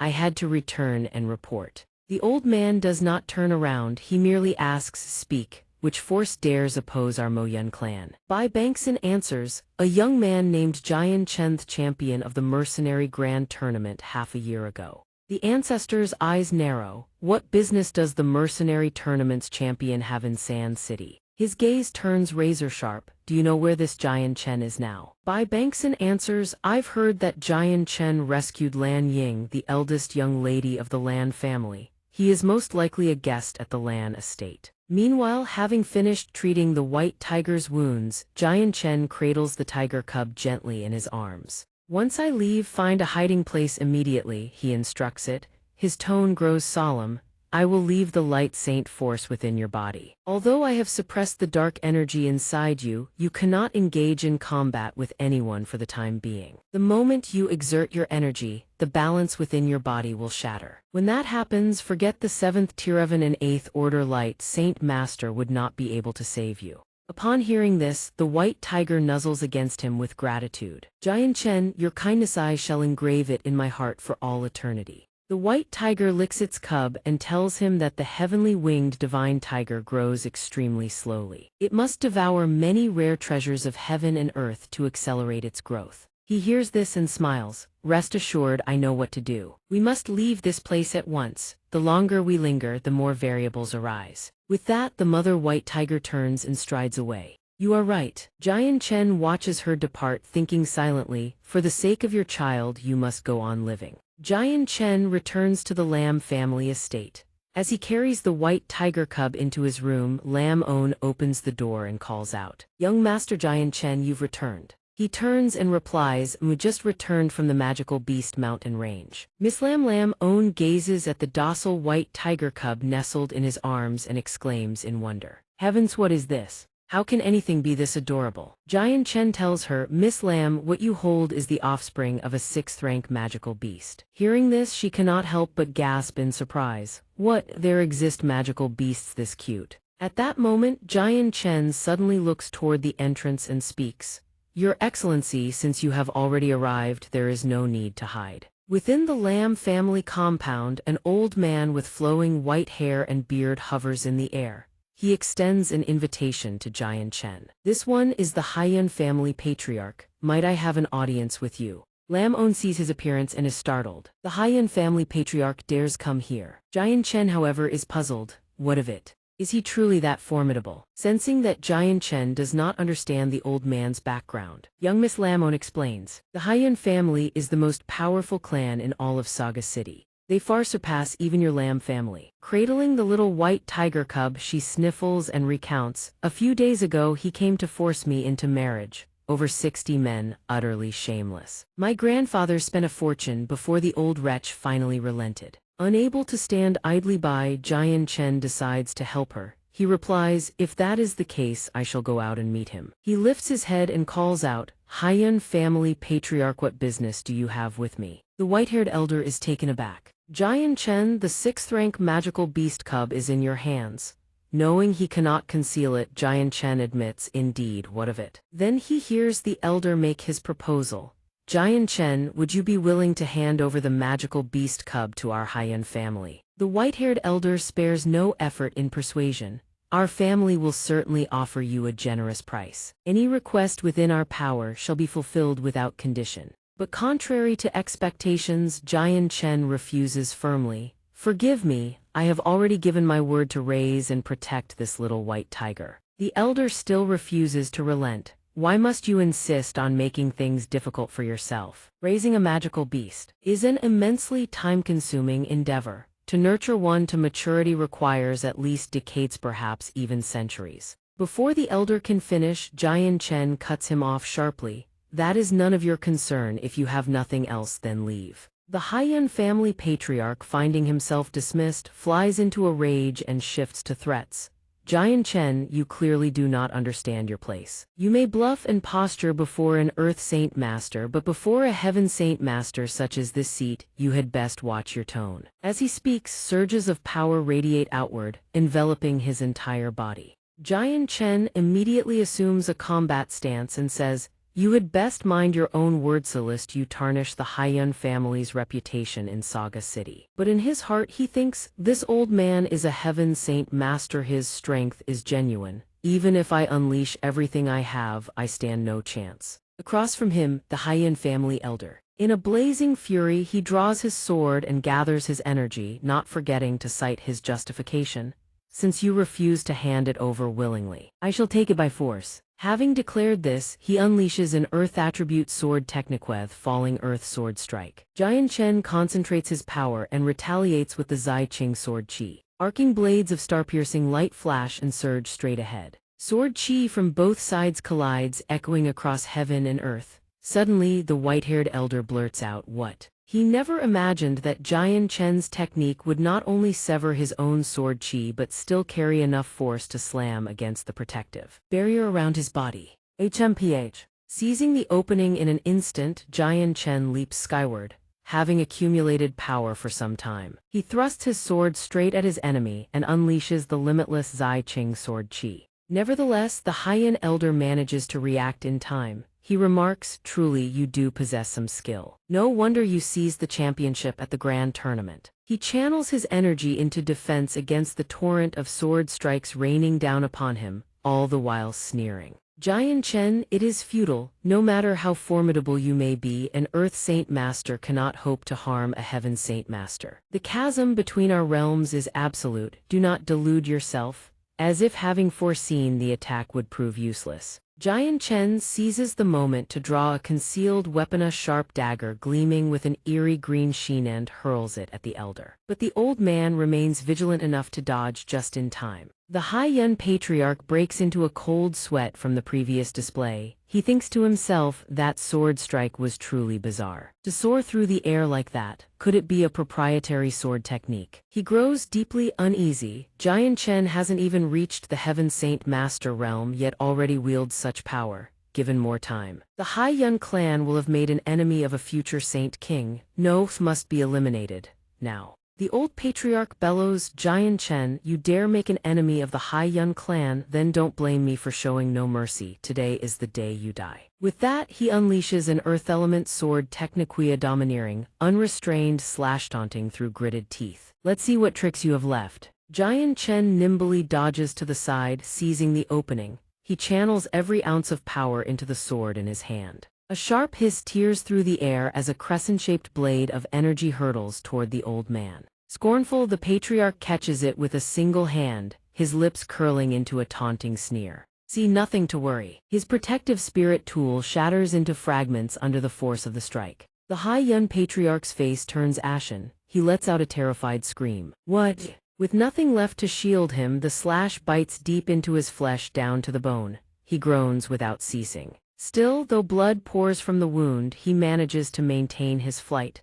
A Heaven Saint Master's resilience is no trivial thing. Jian Chen muses inwardly, worthy of the Heaven Saint Master realm. I took a direct sword strike and survived. At the tournament, the Kala Patriarch was cleaved clean in two by this very move. On the other side, the old Haiyan Patriarch clutches his wound, muttering to himself, "What sword technique did that brat use to breach my defenses? Could it be a Heaven-tier battle skill? It must be. Only a Heaven-tier battle skill could unleash such devastating power. No, I am no match for him. I cannot die here." Decision made, he turns tail and flees before Jian Chen's very eyes. Watching the old man vanish into the distance, Jian Chen finally drops his facade. He slumps to the ground, gasping for breath. Thank the heavens he fled, otherwise the one lying in pieces would be me. He drags himself back into the house step by heavy step, thinking, I need to find a way to restore the Zai Qing sword spirit. Without it, I'll have nothing to use against my enemies. From inside the room, Lan Ying had watched everything unfold. Her eyes shine with admiration as she exclaims, "Young Master Jian Chen, you're truly amazing." Embarrassed, he replies, "It was nothing, really. I hope the commotion didn't disturb you."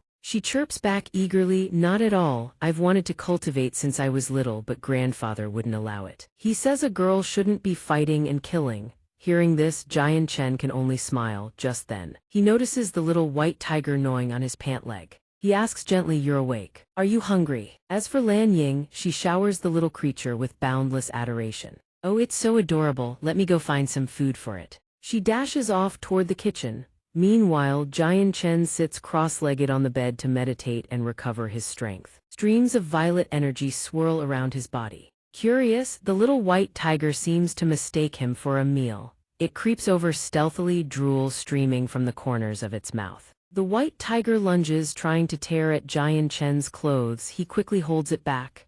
"Miss Lan is getting you food. Wait a moment, you're a tiger. You can't eat fabric." The clothing tears into shreds. What is it after? Does this cub have such peculiar tastes? Wait, is this blood? The little creature wants the blood on his clothes. Suddenly, Lan Ying steps back inside. I brought a bowl of 8 treasure kanji. It has crane legs in it. Jian Chen smiles gratefully. Thank you for your trouble, Miss Lan, but could you also prepare some magical beast blood for me? Her face flushes as red as a ripe G-1EA5C fruit. Miss Lan, your face, are you unwell? Jian Chen reaches out to touch her forehead. The young girl, caught completely off guard, fumbles and drops the bowl of medicine. She stammers, "I'll go prepare it right away." Jian Chen watches her scurry away, bewildered. What was that about? In another room, a long-haired man asks in astonishment, "Father, you wish to betroth Yuer to Jian Chen? We don't understand at all." The elder replies calmly, "A 20-year-old Earth Saint Master and champion of the tournamentin exceptional talent of his generation. What is there not to understand? In my estimation, his future achievements will be even greater." The long-haired man is unwilling to yield. He presses, "But father, his enemies are far too numerous.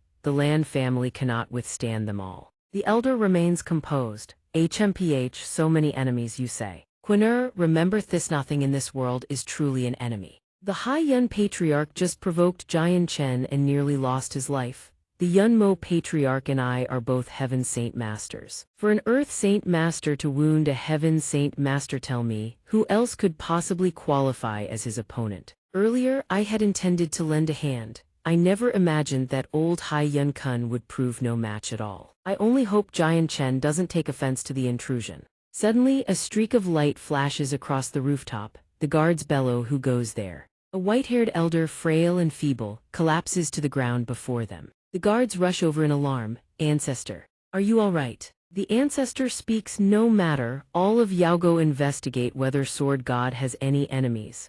He suspects Sword God is that person's doing, and if so, the Hai Yun clan will ensure that wretch can neither live nor die." On this side, Sword God pushes open the door to greet the morning sun. White Tiger lies sprawled out, tongue lolling, still fast asleep. Sword God remarks that he truly envies this fellow eat and then sleep without a care in the world. Just then, someone calls out to him, addressing him as young master. Miss Lan says the family head requests his presence in the council chamber. Sword God asks whether something has happened. Miss Lan replies, "I am not certain, please follow me." Miss Lan announces, "Family head Sword God has arrived." Sword God lowers his head and bows. Sword God pays his respects to family head Lan Ming. Family head Lan Ming says, "Young friend Sword God, my deepest apologies for last night. This old man drank a bit too much and failed to notice that old scoundrel from the Hai Yun sect causing trouble." Sword God replies, "Please do not stand on ceremony. This matter was caused by me in the first place."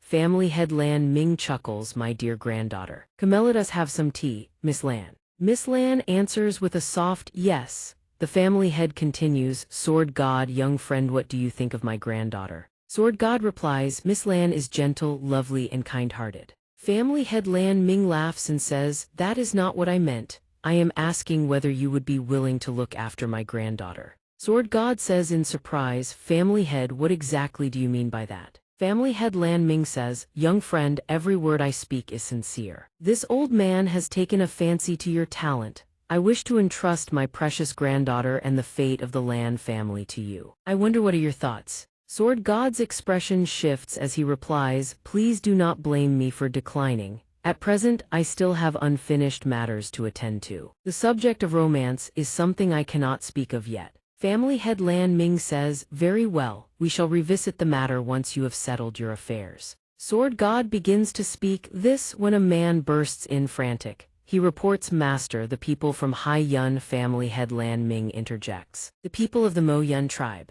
Sword God says, "Family head, I believe they have come for me. If it is inconvenient, allow me to take my leave first." Family head Lan Ming considers this could work to his advantage. It could seize the opportunity to win Sword God over. He says, "Very well, go rest behind the folding screen for now." Family head Lan Ming orders, "Let the people from the Mo Yun tribe in." A man strides in and announces, "This humble one is Elder Bai Yao of the Mo Yun tribe. I pay my respects to the family head." Family head Lan Ming says, "You old fossil, what business brings you here?" Bai Yao replies, "Tonight our ancestor is hosting a banquet at the tavern. We humbly request your excellency's presence." Family head Lan Ming says, "If you have come to ask me to move against brother Sword God, then save your breath. He is now my granddaughter's betrothed. Bai Yao chuckles. Family head Lan Ming's words may be a touch premature. The family head demands, "What do you mean?" Bai Yao asks. "Do you know of the Shi clan and the Jide clan?"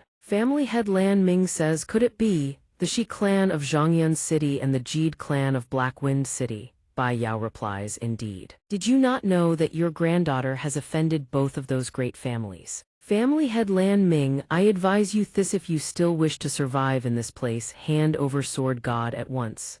With that, he turns on his heel and departs. Family head Lan Ming staggers. He thinks this brat Sword God has offended two great clans, yet he remains alive and unscathed. Could it be that this brat is even more formidable than I imagined? Sword God emerges from behind the screen and says, "Family head, I must leave. I cannot drag your family into this." Family head Lan Ming says, "Brother, how can you call this dragging us in? By the way, do you truly have a grudge against those two families?" Sword God says, "If they claim so, then I suppose it must be true." Family head Lan Ming asks, "What? You have actually offended them?" Sword God replies, "During the weapon assembly tournament, I slew several of their clansmen and seized their king-tier armaments." Family head Lan Ming exclaims in shock, "What?" In another location, a red-haired man speaks. "Mo Yun has performed splendidly. Tonight, once the deed is done, I, the Shi clan elder, guarantee that Ta Sa City will belong to your family." The man kneeling below says, "Many thanks, elder." The red-haired man turns and speaks. "Shi Liasan, this time we must eliminate him and settle the hatred gnawing at our hearts." The red-haired man clinks his cup and says, "Rest assured this time he will not escape so easily. I have dispatched 8 Heaven Saint Masters. There is no way he can leave this place alive." On this side, Sword God speaks. "Little White Tiger, I am leaving you by Miss Lan's side.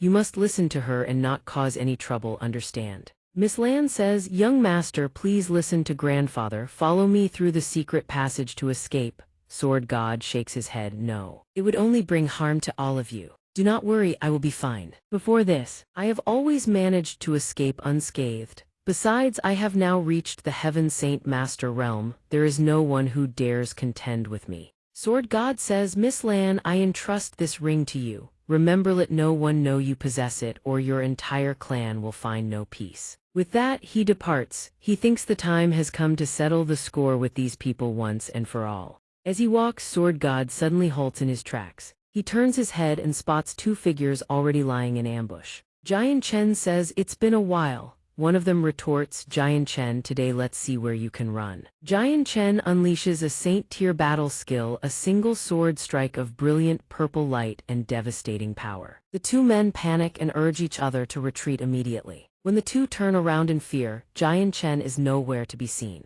He roars in fury, "That bastard tricked us into chasing." Giant Chen runs while thinking, "If I remember correctly, Weapon Forging City lies in this direction. As long as I reach it, I'll be safe." He accelerates, but suddenly a tremendous force slams him flat against the ground. Giant Chen looks up and says, "So it's you too." One of them turns around and sneers, "Giant Chen, Saga City will be your burial ground." Giant Chen's eyes narrow with suspicion. He recalls the dying words of a man who fell before him. "Giant Chen, beware the Shi family and the Jide family." His thoughts clear. He speaks, You were the ones who gave that blood pill to Ga Taffy at the weapon forging assembly, weren't you?" An old man cackles, "Correct, it was us brothers who made that move. Only by doing so could we hasten your death." The one beside him sneers. "Who would have thought Ga Taffy would be such trash? He devoured that many burst blood pills and still couldn't defeat you." Giant Chen thinks so that strange sensation back then was indeed caused by these 2 old ghosts. One of them strikes without warning, bellowing, "Giant Chen, die." Giant Chen sees the attack coming and realizes at once these 2 old men are Heaven Saint Masters. Thinking fast, he counterattacks. From where he stands, a towering pillar of spiritual energy erupts, blasting the surrounding area apart. Giant Chen bolts. The purple-haired man snarls, "Where do you think you're running, worm?" But when his strike lands, Giant Chen's figure dissolves into nothing. The old man curses, "Damn it, an afterimage." One of them orders, "We split up and pursue.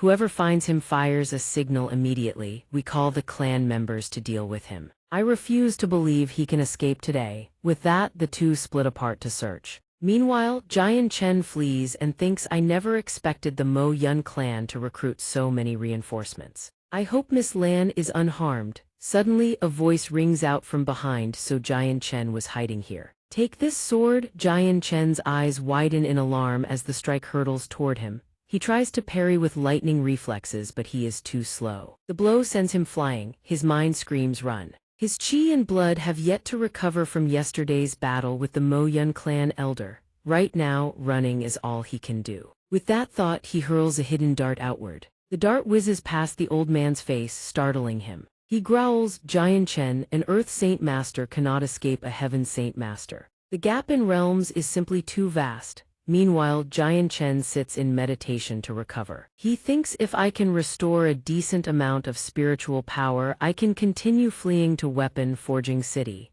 I only hope they don't find this place. Giant Chen cautiously peers outside. A voice sounds old. Saw, are you certain Giant Chen is hiding in this cave? The other replies, I'm certain, though I don't know what secret technique the brat used to boost his speed. I traced his injuries to this very spot. He is definitely here. From his hiding spot, Giant Chen thinks, if it were only these two, I could handle them. Suddenly, two more figures arrive. One speaks, second elder. Third elder, you're here. The other responds, we must find a way to capture Giant Chen quickly. He carries our clan's ancestral treasure. We cannot let him escape. Giant Chen thinks, 4 Heaven Saint Masters. It seems both families are dead set on killing him at all costs. Outside, the red-haired man says, here's the plan. Tonight the 4 of us guard the 4 cardinal directions. If there's any movement, signal immediately. If he doesn't show himself by tomorrow, we send men to the Land family and slaughter them all. I refuse to believe he'll stand by and watch his woman be killed. The others nod in agreement. Giant Chen's expression darkens as he stares out into the night. He makes his decision. He will gamble everything. He bursts out from hiding, targeting the red-haired man first. He moves like a serpent, silently closing the distance from afar. Giant Chen then hurls a hidden dart from the shadows. The projectile streaks through the air and pierces through the man's back in an instant. The red-haired man gasps, he only sees the dart erupt through his abdomen. He stammers, impossible, I am a Heaven Saint Master. Giant Chen declares, die, you laid your hands on someone you never should have touched. From the distance, a voice rings out with a cold laugh, Giant Chen, we've finally found you. Now let's see where you can run. Giant Chen retorts, the ones who should be running are you. One of them leaps forward and shouts, hand over the Jade family's king-tier armament. Do so and I'll grant you an intact corpse. Another snarls, surrender the Bayashan seal as well. Otherwise the Shi family will make you wish for a fate worse than death. Giant Chen says, if you want the king-tier armament back, come and take it. Or could it be that you Heaven Saint Masters are all bark and no bite? One of them roars, insolent brat, let this old master see how long you can last. Giant Chen watches in silence, then crushes the jade talisman in his palm. He unleashes a devastating technique to counter the old man's assault. Giant Chen's strike rockets forward like a bolt of lightning. The old man cries out in shock, impossible. Fortunately, his ally rushes in and blocks the blow just in time. The old man growls, Giant Chen, today we no longer have any reason to preserve our dignity. Today the 3 of us will kill you without fail. He swings his blade. Giant Chen responds with the Tiania battle skill, the 1000 Phantom Illusion. Swords clash, unleashing a colossal shockwave that sweeps everything in its path. The moment Giant Chen breaks free, another attacker lunges at him. This one strikes with vicious intent, as if seeking to rip Giant Chen's heart from his chest. The sword god is sent hurtling backward, slamming into a massive boulder and shattering it before crashing to the ground. One of them raises his blade, moving in for the kill. The sword god summons every ounce of strength to dodge, launching himself clear of the strike. The aftermath leaves a vast stretch of shattered, cratered earth in its wake. The sword god had planned to take one of them down and escape, but now his only option is to fight to the death. With that thought, he hurls a volley of hidden darts at the enemy. The man deflects them effortlessly and sneers, your greatest mistake, sword god, was letting those 2 leave. Had those 2 remained, you might have stood a chance of using that battle technique to repel us. He swings his blade. The sword god staggers and coughs up a mouthful of blood. Another rushes in, taunting, I thought you were something special, brat, but it seems you're nothing but talk. The sword god raises his sword to block, visibly drained. He pours every last shred of energy into the parabut. His blade cracks. The force hurls the sword god away, leaving him gravely wounded. One of them remarks, his saint weapon is bound to his spiritual consciousness. now that the weapon is damaged. The backlash to his mind must be devastating. This old man will grant you one final chance. Hand over the ruler's armaments of our two clans, and I shall give you a swift death.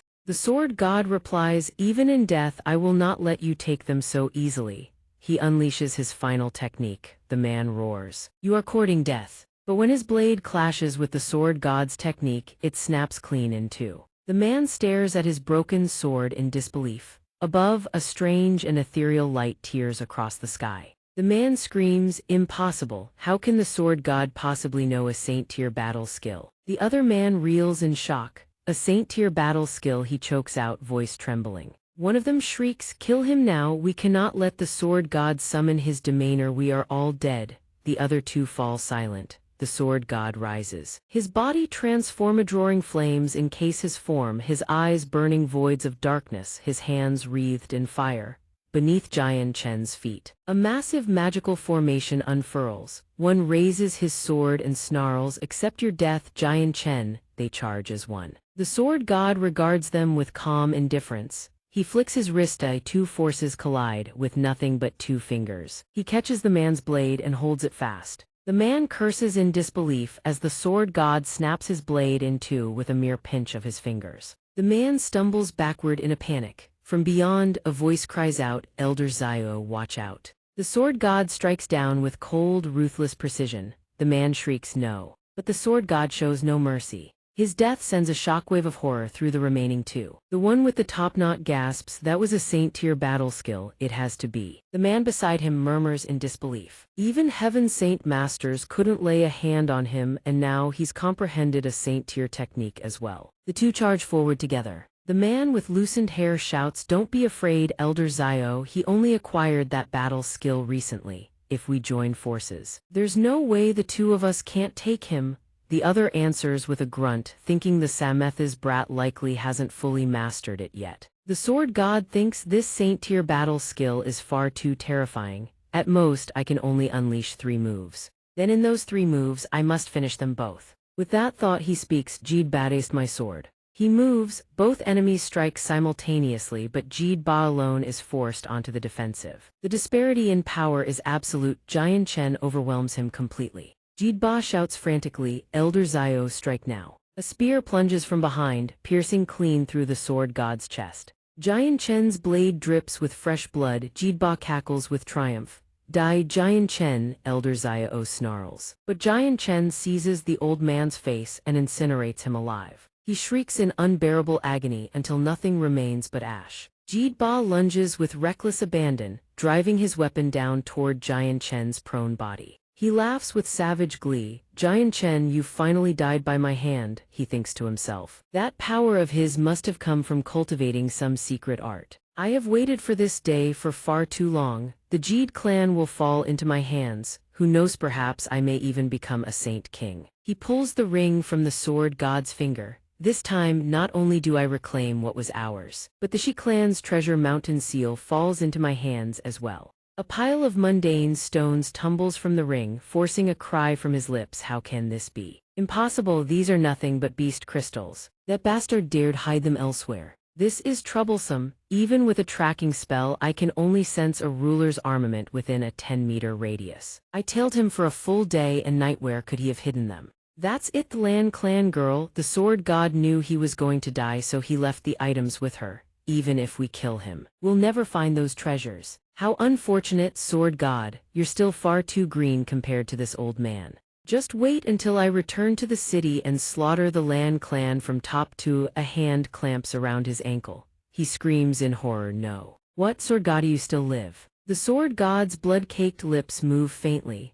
Jian Chen clamps down on Jeed Ba's ankle with crushing force. Jeed Ba panics, his voice cracking with desperation. No, no, Jian Chen, I was wrong, spare me. Jian Chen's crimson aura begins to coil around Jeed Ba's body like serpents of flame. Jeed Ba's terror reaches its zenith. Jeed Ba snatches up a nearby sword, his mind racing. I'll use this ruler's armament to sever the brat's arm and flee at once. I absolutely cannot die at this whelp's hands. But Jian Chen's hand moves one beat faster, reducing the blade to dust. A faint smirk curls across Jian Chen's lips. farewell Jid Ba. To die beneath a saint-tier battle skill, consider it a worthy end to your wretched life. Jid Ba screams in utter despair. The crimson energy surges into every fiber of his being. A raging inferno of black and red erupts, consuming him whole. Only when he watches Jid Ba disintegrate into nothing does Jian Chen finally reveal the full extent of his exhaustion. Jian Chen collapses onto his back amid a battlefield scarred with the marks of carnage. Lan, miss, you must stay safe.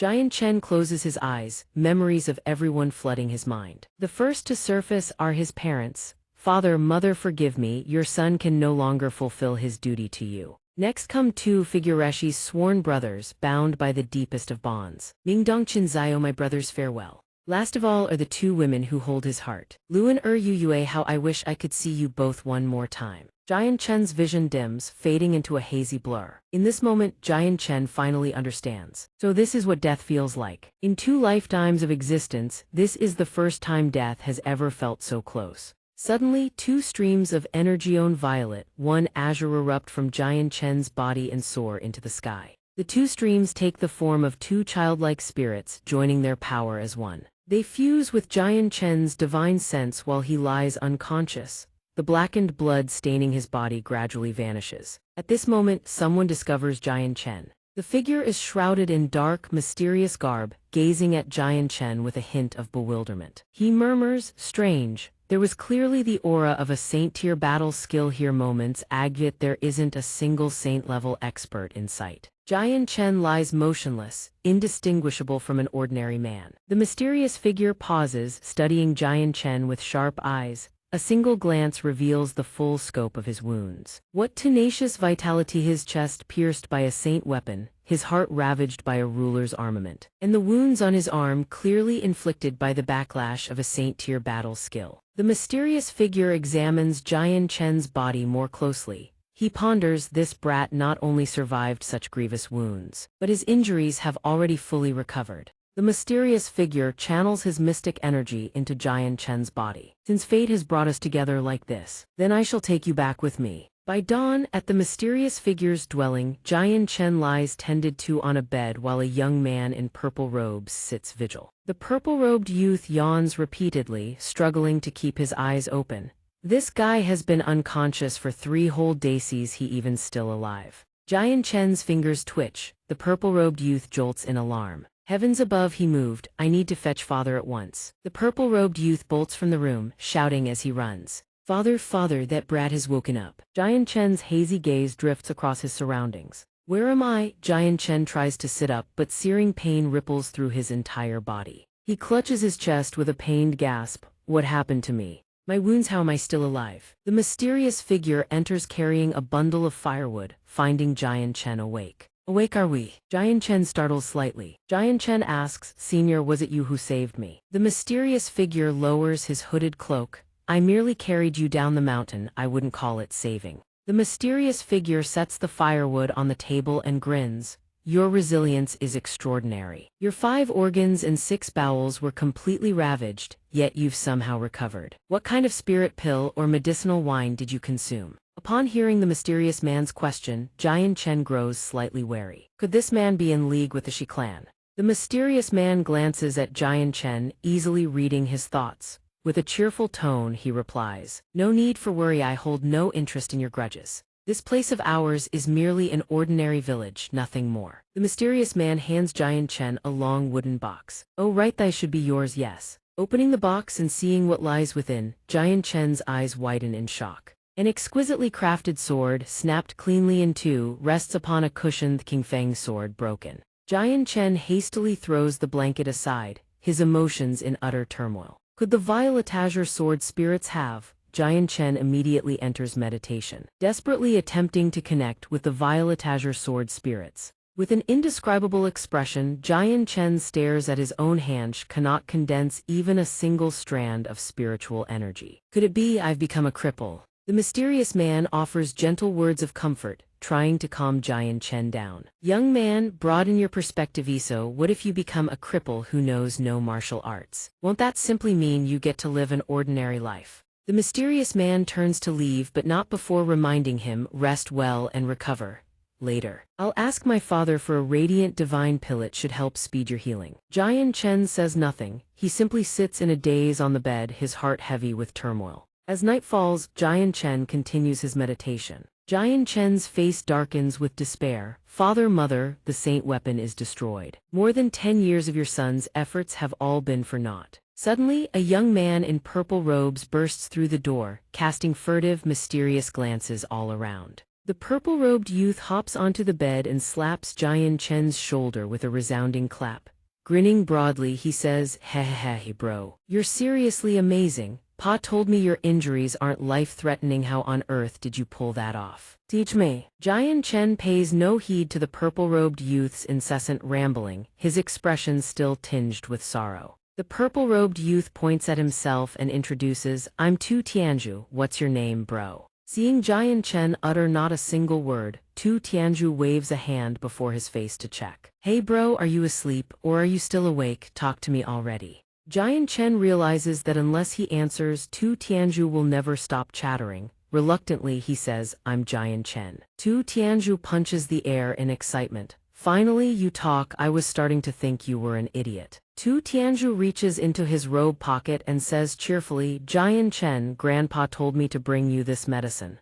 Once you take it, you'll be able to get out of bed." Tu Tianzhu holds out a dazzling golden pill. Only then does Jian Chen react, his expression one of extreme agitation. An 8-star radiant divine pill. Jian Chen takes the pill. Tu Tianzhu scratches his head and says, I don't know the fancy name for this thing. But Grandpa said it's a great strength pill. Eat it, and you'll gain immense power. Since I've been super strong since I was a kid, I've never needed to take one." Suddenly, Tu Tianzhu remembers something and claps his hands together. "Oh right, Pa also told me to tell you the great strength pill can only help you get out of bed. Anything beyond that, don't even dream about it." Jian Chen is slightly taken aback by Tu Tianzhu's words. Tu Tianzhu points excitedly at himself. "Don't worry bro, once you're up and about, everyone'll bring you plenty of spiritual pills and miraculous medicines. I guarantee the rest of your life will be a happy one." Seeing that it's getting late, Tu Tianzhu quickly heads for the door, waving at Jian Chen as he says, "Bro, get some rest first, focus on recovering, and we'll chat later." Jian Chen still has something to say and tries to stop Tu Tianzhu from leaving. "Wait." Jian Chen smiles faintly. "It seems the people of this village are truly honest and simple-hearted."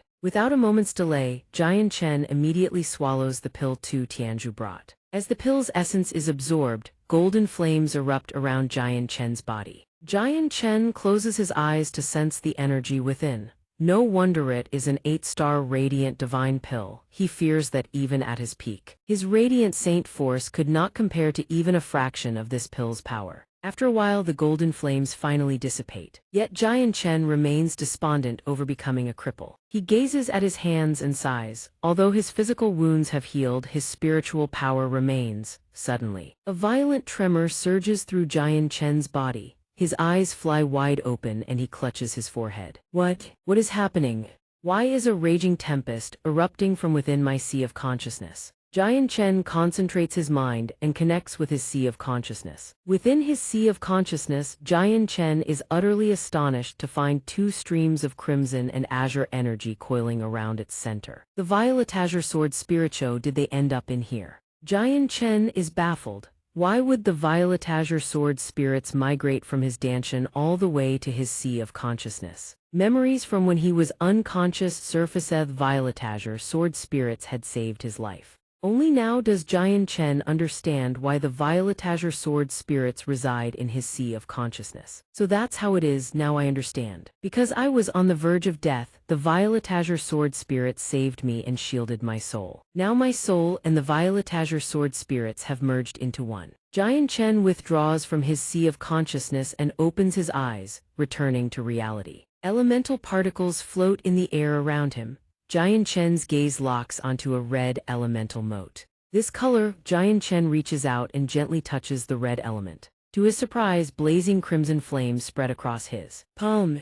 The energy of a fire element. Jian Chen extends his hand toward a green elemental mote on the other side. Could this be a power born from the fusion of my soul with the violet azure sword spirits? The moment his fingers touch the green element, a powerful gust of energy erupts, sending Jian Chen's hair whipping wildly. This green elemental energy must be the power of the wind attribute. The elemental collision proves far too powerful. It obliterates an entire room, the shockwave devastating beyond measure. Flames erupt violently from the explosion. The villagers cry out in alarm, "Fire, everyone put out the flames, save them." Giant Chen sees the raging inferno and panics. "Not good, I have to put this out quickly. If I don't, Uncle's entire house will burn to the ground." Giant Chen swings his legs off the bed to stand, but his body immediately collapses, sprawling onto the ground. Giant Chen lies on the ground, gritting his teeth, his expression twisted in frustration. "Damn it, those days of unconsciousness have left my entire body limp and feeble." He strains to reach the water element before him. "That blue glow must be the water element, I have to touch it." Suddenly, Tu Tianzhu kicks the door open and bursts in, shouting, "Giant Chen, run, the house is on fire." In Tu Tianzhu's eyes, Giant Chen lies on the ground, struggling as if trying to escape.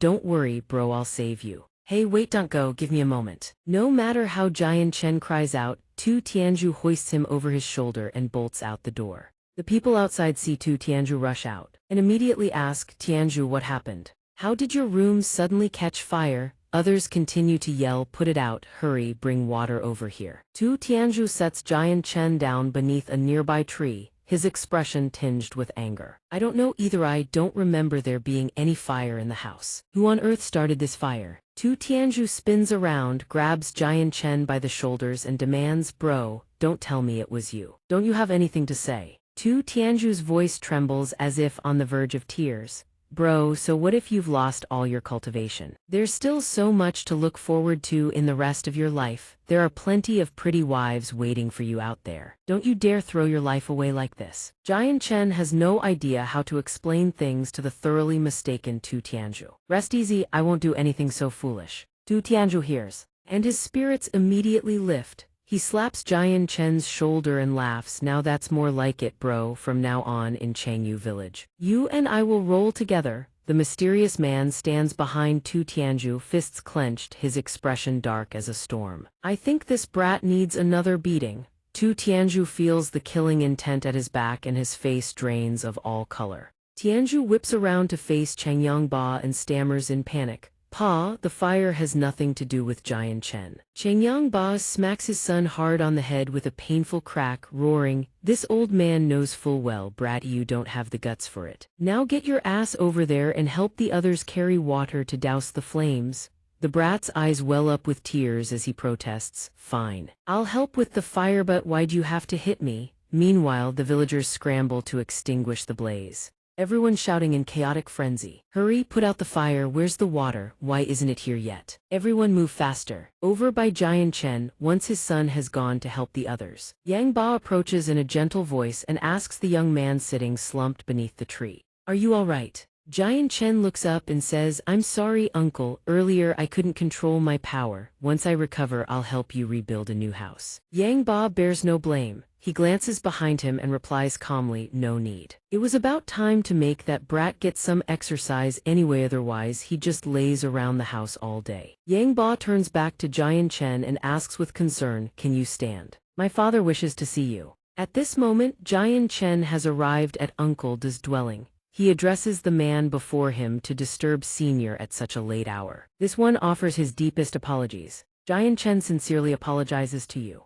Suddenly, the old man turns and retrieves a wooden box, placing it before him. He holds the wooden box and speaks, "Young friend, take this medicinal pill. It can help you recover from the injuries within your body." He opens it. Inside lies a single golden pill. Giant Chen exclaims in shock, "Is this an 8th grade radiant divine pill?" Giant Chen dares not accept it. He immediately takes the wooden box and returns it to the old man. "Senior, this humble one dare not accept something so precious. Please take it back." The old man waves his hand cheerfully upon hearing his words.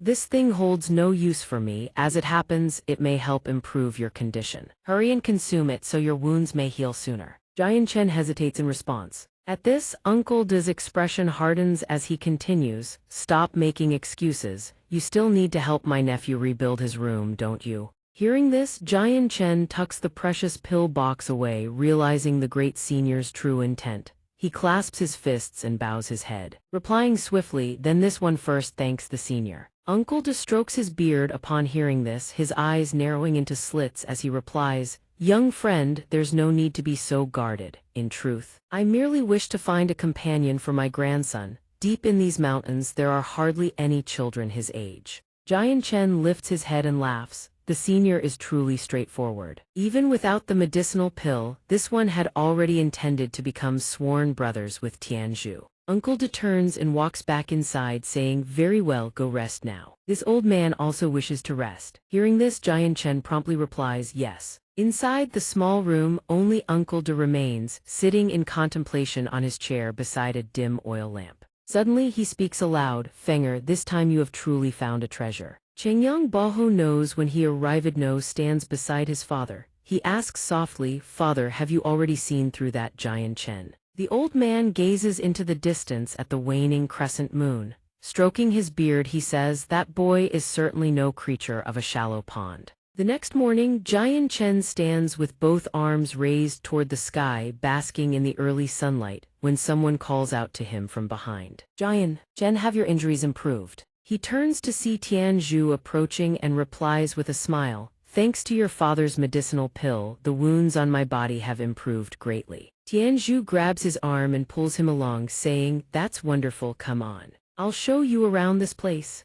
Jian Chen suddenly stops and says, "Brother, wait a moment, there is something I wish to ask you." Tianzhu replies, "Why so formal? Just call me Tianzhu or Xiaopan, that's fine." Jian Chen's expression sharpens as he begins, "Very well then, Xiaopan, I have several important questions for you." Tianzhu hears this and cheerfully responds, "Go ahead." Jian Chen cuts straight to the point. "First, where exactly are we? Second, do you know where Saga City is? Third, how long would it take to travel from here to Saga City?" Tianzhu recalls something and answers, Our village is called Chenggu Village. Mountains surround it on all four sides, shielding the settlement securely. The mountains are steep and difficult to climb. Only a single narrow path leads to the outside world." He continues, introducing the small village home to over 100 households with a population of roughly 600, living in isolation from the outside world. Tianzhu warns that the small mountain valley lies deep within the 100 million Great Mountains.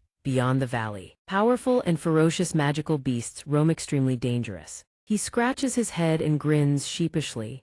"I've never left the village, so I truly don't know which Saga City you're talking about, nor how long it would take to get there." Jian Chen hears this and replies, "I see now." Suddenly, Tianzhu claps his hands together as an idea strikes him.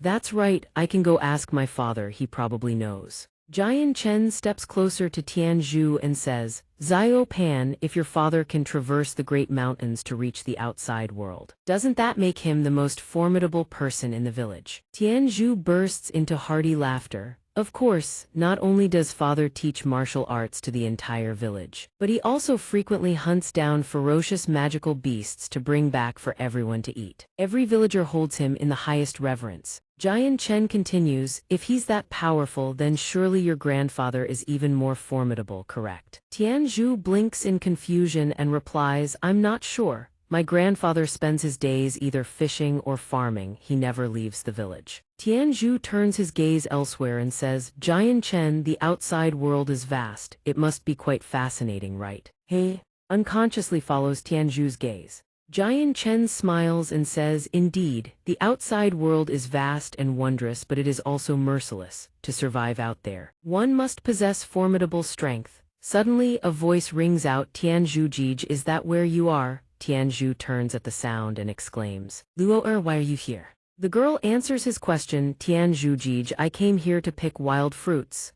Jian Chen watches the two of them and thinks to himself, "These two are definitely a couple." He turns his gaze in another direction, his expression hardening, his heart weighed down by certain thoughts. He wonders how Miss Lan is doing now. Before departing, he had entrusted her with the ruler's armaments of the Shi clan and the Jid clan. The spatial ring he left behind should also serve as a life-saving measure. His eyes are filled with complexity. He thinks that he must find a way to restore his cultivation power as quickly as possible. Jian Chen sits cultivating at the base of a tree deep within the forest. He focuses his practice, a sword resting beside him. A single small leaf drifts down from above. Jian Chen keeps his eyes shut yet senses exactly where the falling leaf is and snatches it midair. He holds the leaf up, examining it, and murmurs to himself, "It seems this time, fortune has emerged from disaster." Having gained a new power, Jian Chen channels his energy and unleashes a tremendous force that radiates outward from where he sits, engulfing the entire forest. He ponders, according to the records in the Violet Azure Sword scripture, this kind of power should be divine sense. He can now use his spiritual consciousness to perceive the exact aura of every living creature within a 10,000-meter radius. Jian Chen lifts his gaze to the myriad colorful orbs of light floating in the air.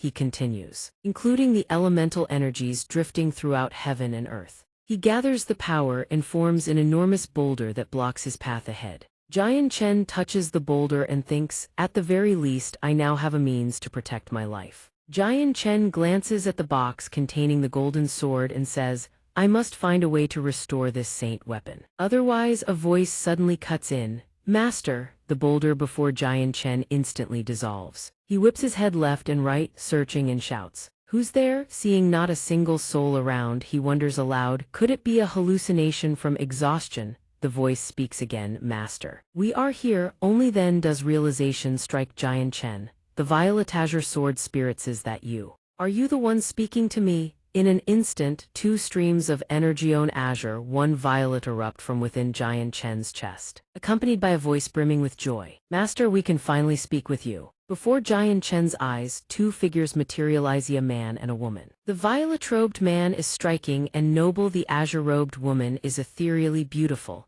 as though transcending the mortal world. Jian Chen eyes them with suspicion. "You too, are you the Violet Azure Sword spirits?" The two immediately bow before Jian Chen in reverence. The violet-robed man speaks first. "Indeed. Master, I am Zai Ying and she is xianxia." Jian Chen feels a hint of bewilderment. He thinks to himself, "Though I long knew the Violet Azure Sword spirits were two sentient spiritual entities, I never imagined they could manifest human forms within my body." Jian Chen stares at them in astonishment and speaks, "I never expected we would meet like this. Could it be that the power of you two has begun to recover?" Xianxia shakes her head. "No, Master, we are still very weak, relying solely on the five-colored divine stone we absorbed before. We used our remaining strength to take form and speak just now." Jian Chen recalls the moment he held that miraculous five-colored divine stone and thinks, so that was an unexpected blessing. He braces his hands against his knees and prepares to stand, reminding them,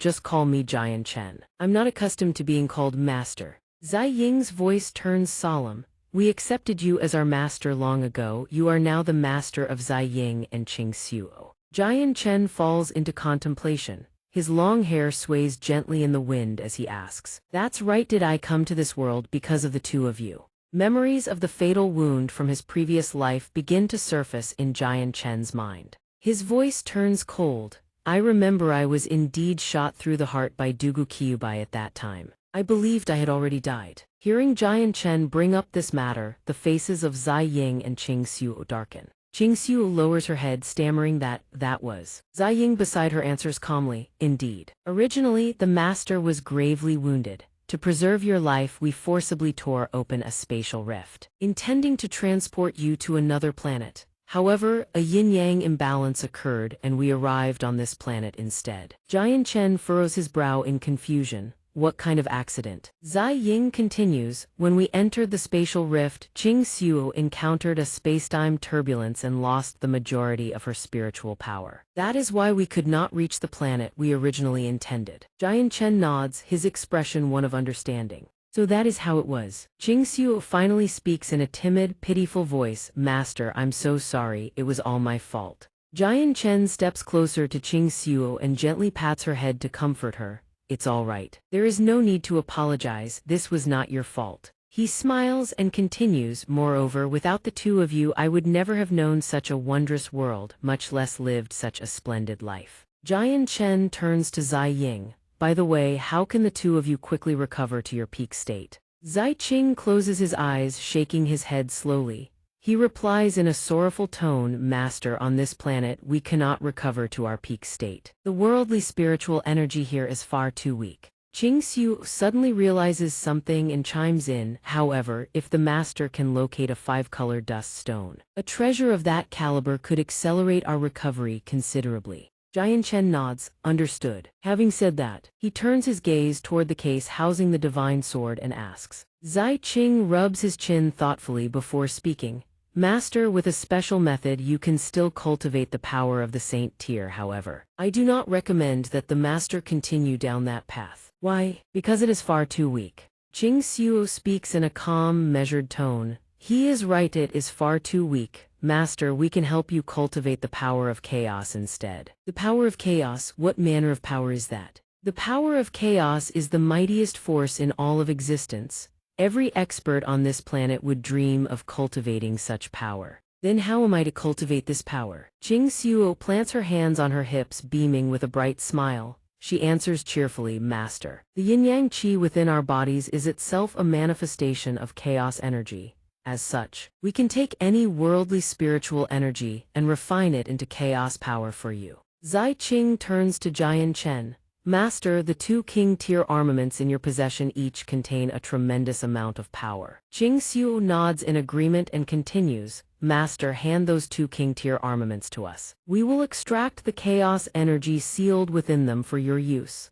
Jian Chen scratches his head and answers with some hesitation. Those 2 things, I thought they were useless, so I gave them away. Qing Xuo and Zai Qing hear this and freeze, utterly speechless. Jian Chen stands face to face with a rank 5 Iron Tower beast, a monstrous magical creature resembling a colossal armored insect. Jian Chen channels his energy, executing each movement with fluid precision. A fierce gale erupts around him instantly, the violent wind tearing blades of grass and loose leaves from the ground. Jian Chen's power surges forward, rocketing toward the beast. The rank 5 Iron Tower beast fails to dodge. A devastating palm strike hammers into its abdomen, drawing a shriek of agony from the creature. Within minutes, the beast crashes to the earth with a thunderous impact, sending dust and debris billowing in every direction. Jian Chen clenches both fists tight, a thought rising from within. It seems this calamity has forged a blessing, has grown far stronger than before. A voice suddenly rings out from behind. Did you slay this armored beetle? Jian Chen spins around. It is Tu Feng. He answers with a cheerful grin, Yes, senior. Tu Feng strokes his beard, his eyes narrowing with curiosity. What method did you use? You lost your saint armament. You should have been left with no strength whatsoever, should you not? Jian Chen flicks his wrist. The patch of grass beneath his feet trembles violently. He says, I harnessed the elemental energy of heaven and earth. Tu Feng strokes his beard in genuine admiration.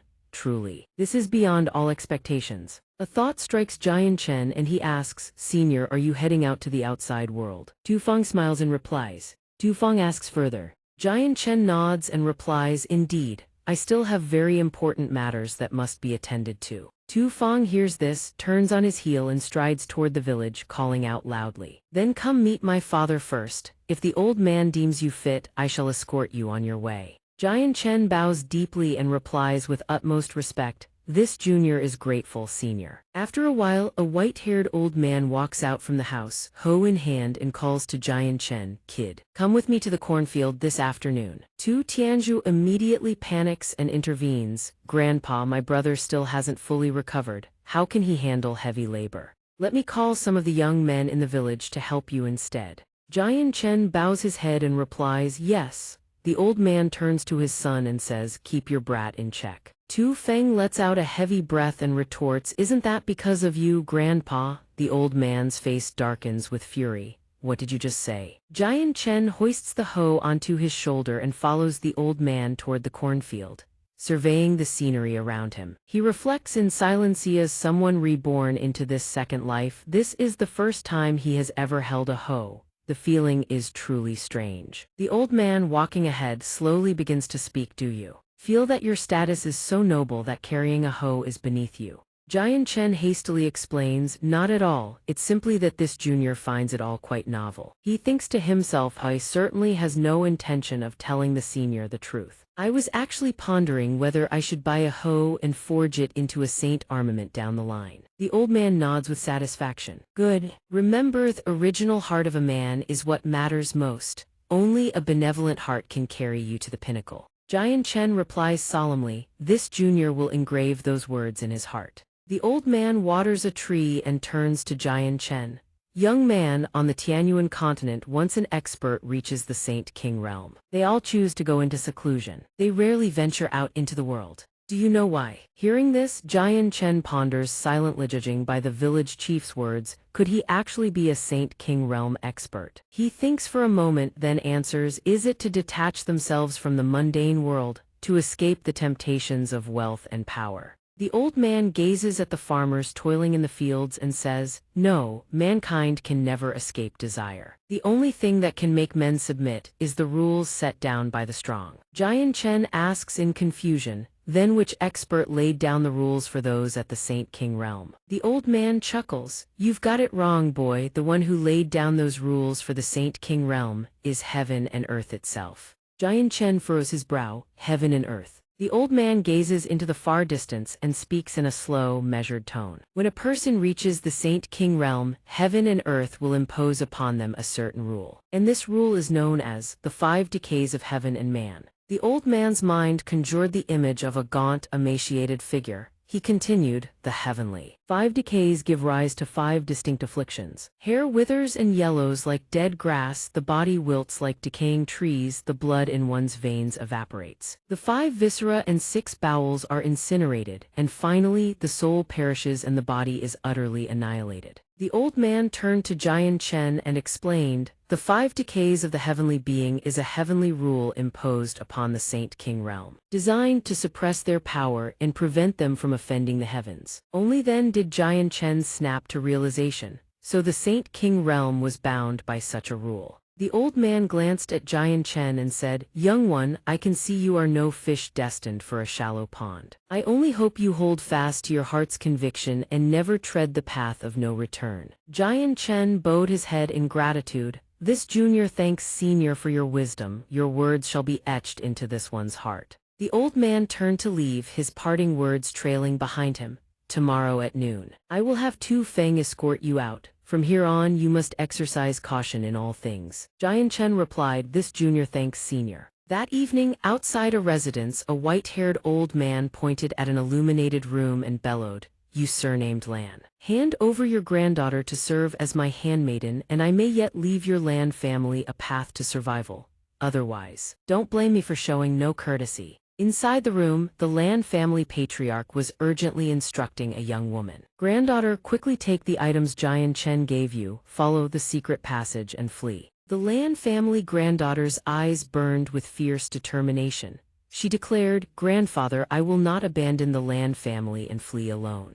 Patriarch Lan seized Miss Lan's shoulders in a panic and shouted, silence. Retrieve the king-tier armament at once. That item must absolutely not fall into anyone else's hands. A voice rang out from beyond, old man Lan, if you've no regard for face, then don't blame me for showing no mercy. The figure on the other side was none other than Ma Yun. He wove a spell, conjuring a colossal illusory hand blazing with crimson radiance. The phantom hand erected a barrier that enveloped the entire estate. Then, without warning, the massive hand shattered the very barrier it had created. The collapse of the barrier sent shards and shockwaves tearing through the interior of the estate. The fragments rained down like meteorites. The 2 members of the Lan family stumbled backward in alarm. Miss Lan cowered behind Patriarch Lan, shame and despair flooding her heart. She thought to herself, young Master Jian Chen, I have no way left to fulfill the promise between us. Ma Yun hovered in midair, his voice dripping with contempt, you Lan family truly cannot distinguish good from evil. Patriarch Lan stretched his arm across to shield his granddaughter and spoke, Patriarch Ma Yun, if you spare my granddaughter today, the Lan family is willing to submit to you entirely.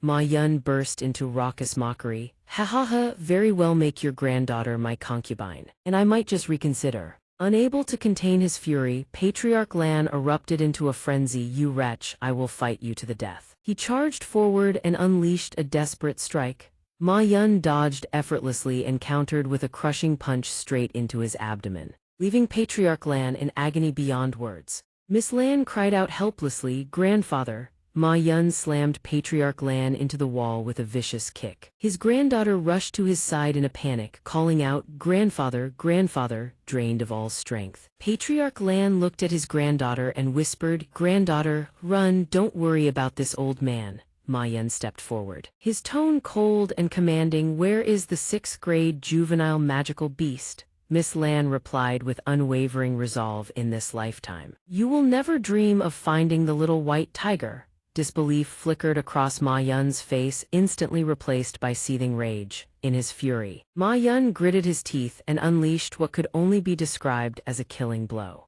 Old Master Lan panics, managing only a desperate shout. From Mo Yun's palm, a blazing red radiance erupts, illuminating an entire corner of the sky. The heavens and earth shudder violently. Dust and debris choke the air as rocks and soil scatter in every direction, a terrifying maelstrom of chaos. Miss Lan shrinks into a corner, instinctively squeezing her eyes shut, as though silently praying for death to come gently. In Mo Yun's bewilderment, she opens her eyes, astonished to find herself completely unscathed. A gasp escapes her lips. Time itself seems to stutter for a beat before this impossibility. Then realization strikes. Could it be the treasure that young Master Jian Chen left behind, saving her life once more? Mo Yun suddenly roars in disbelief, blurting out in alarm, "King-tier armament, is that a king-tier armament? That little bastard Jian Chen actually left a king-tier armament on your person." A grotesque grin twists across his lips. His sunken eyes, webbed with deep wrinkles, make his ghastly appearance all the more terrifying. With a voice dripping in disgust, he snarls, "That king-tier armament now belongs to Mo Yun. I won't give him the chance to ever lay hands on such a formidable treasure again." Snick. A hand clamps down on his wrist, seizing it and stopping him cold. He roars in fury, "Who dares? Who dares obstruct me from claiming the king-tier armament? Jian Chen, where did you come from?" Jian Chen speaks. "It seems I was too lenient with you last time." Mo Yun's voice trembles with alarm. "Jian Chen, it's you." Without hesitation, Jian Chen delivers a savage kick to Mo Yun before the man can react, then swiftly moves to Miss Lan's side. He gently helps her to her feet and says, "Miss Lan, this one has arrived late." Miss Lan throws herself into Jian Chen's arms. Sobbing in terror, she cries, "Wah, I thought you were dead." Wailing, she clings to him. He flusters, trying to comfort her. "Forgive me, dealing with those Heaven Saint Masters took a bit of time." Old Master Lan, standing nearby, listens in utter disbelief. What did he just say? Dealt with them? Could this young man have actually killed a Heaven Saint Master? Mo Yun storms forward, seething with rage. "Jian Chen, I truly never imagined you could escape the encirclement of 4 Heaven Saint Masters." He waves his hand with an air of absolute authority and continues, "But Mo Yun has long anticipated this. I've already prepared a trump card for you," he bellows. "Jian Chen, just you wait. The 4 Heaven Saint Masters will arrive here any moment to take your life. This time there will be nowhere left for you to run." Jian Chen turns to face him. "Run? Why would I ever need to run?" Mo Yun nearly erupts with fury. He retorts, "Without a Saint King present, the strongest under heaven are the Heaven Saint Masters. Once all 5 of us Heaven Saint Masters join forces against you, I refuse to believe you can escape." Jian Chen channels his chi and replies, "You are mistaken. There aren't 5 Heaven Saint Masters." His expression turns glacial as he reveals the truth, because all 4 of them are already dead. Patriarch Mo Yun points a trembling finger at xianxia, finding his words utterly absurd.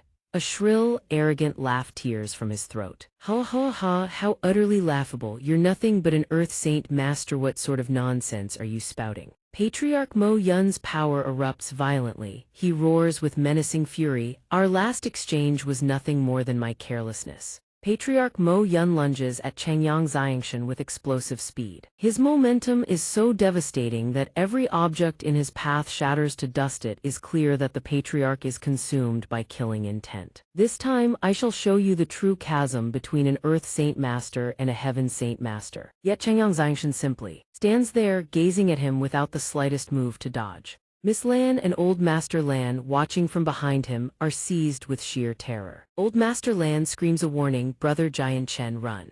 Only when Patriarch Mo Yun's devastating fist is about to reach xianxia does he finally speak, his voice cold and clipped. Just 2 words, "seeking death." As Patriarch Mo Yun hurtles down from above, xianxia begins circulating power through his right hand. Instantly, a formidable wave of purple might radiates across the entire space. It sweeps clean through Patriarch Mo Yun's body and continues surging dozens of meters beyond. The force is so immense that it utterly overwhelms Patriarch Mo Yun's ability to resist. He is hurled backward, sent flying through the air. His legs are rendered completely useless, shattered beyond all hope. Torn from where they once belonged, Patriarch Mo Yun screams in agony. Crumpling into a pool of his own fresh blood, Patriarch Mo Yun descends into utter mental devastation. He cannot fathom such calamity befalling him. His voice trembles with disbelief. "No, impossible, where did you get the power to wound a heaven saint master?" Changyang Xianxia already stands before him,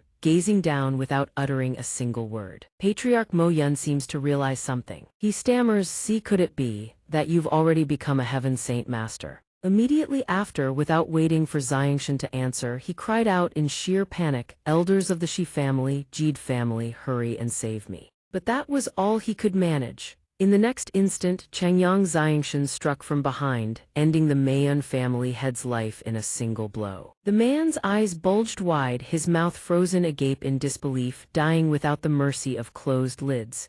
Xianxia's voice rang out, cold as the void between stars, as though what he had done was merely granting the family head's own desperate wish. "If you miss them so dearly, then I have no choice but to fulfill this final wish of yours." Miss Lan helped her grandfather, Old Master Lan, to his feet. Changyang Xianxia turned and addressed him. "Patriarch Lan, this one has brought trouble upon your noble family." Old Master Lan's heart trembled with shock. What had he just witnessed? A single sword strike from an Earth Saint Master had slain a Heaven Saint Master. Seeing her grandfather lost in silence, Miss Lan gently called out to him. Grandfather, young Master Jian Chen is speaking to you." Old Master Lan quickly waved his hand, making it clear he bore no blame toward Changyang Xianxia whatsoever. "There is no need for such courtesy, young man. This old man tells you, young brother Jian Chen, do not blame yourself. Our Lan family has always maintained good relations with you. This was our own choice. How could we ever place the blame on you?"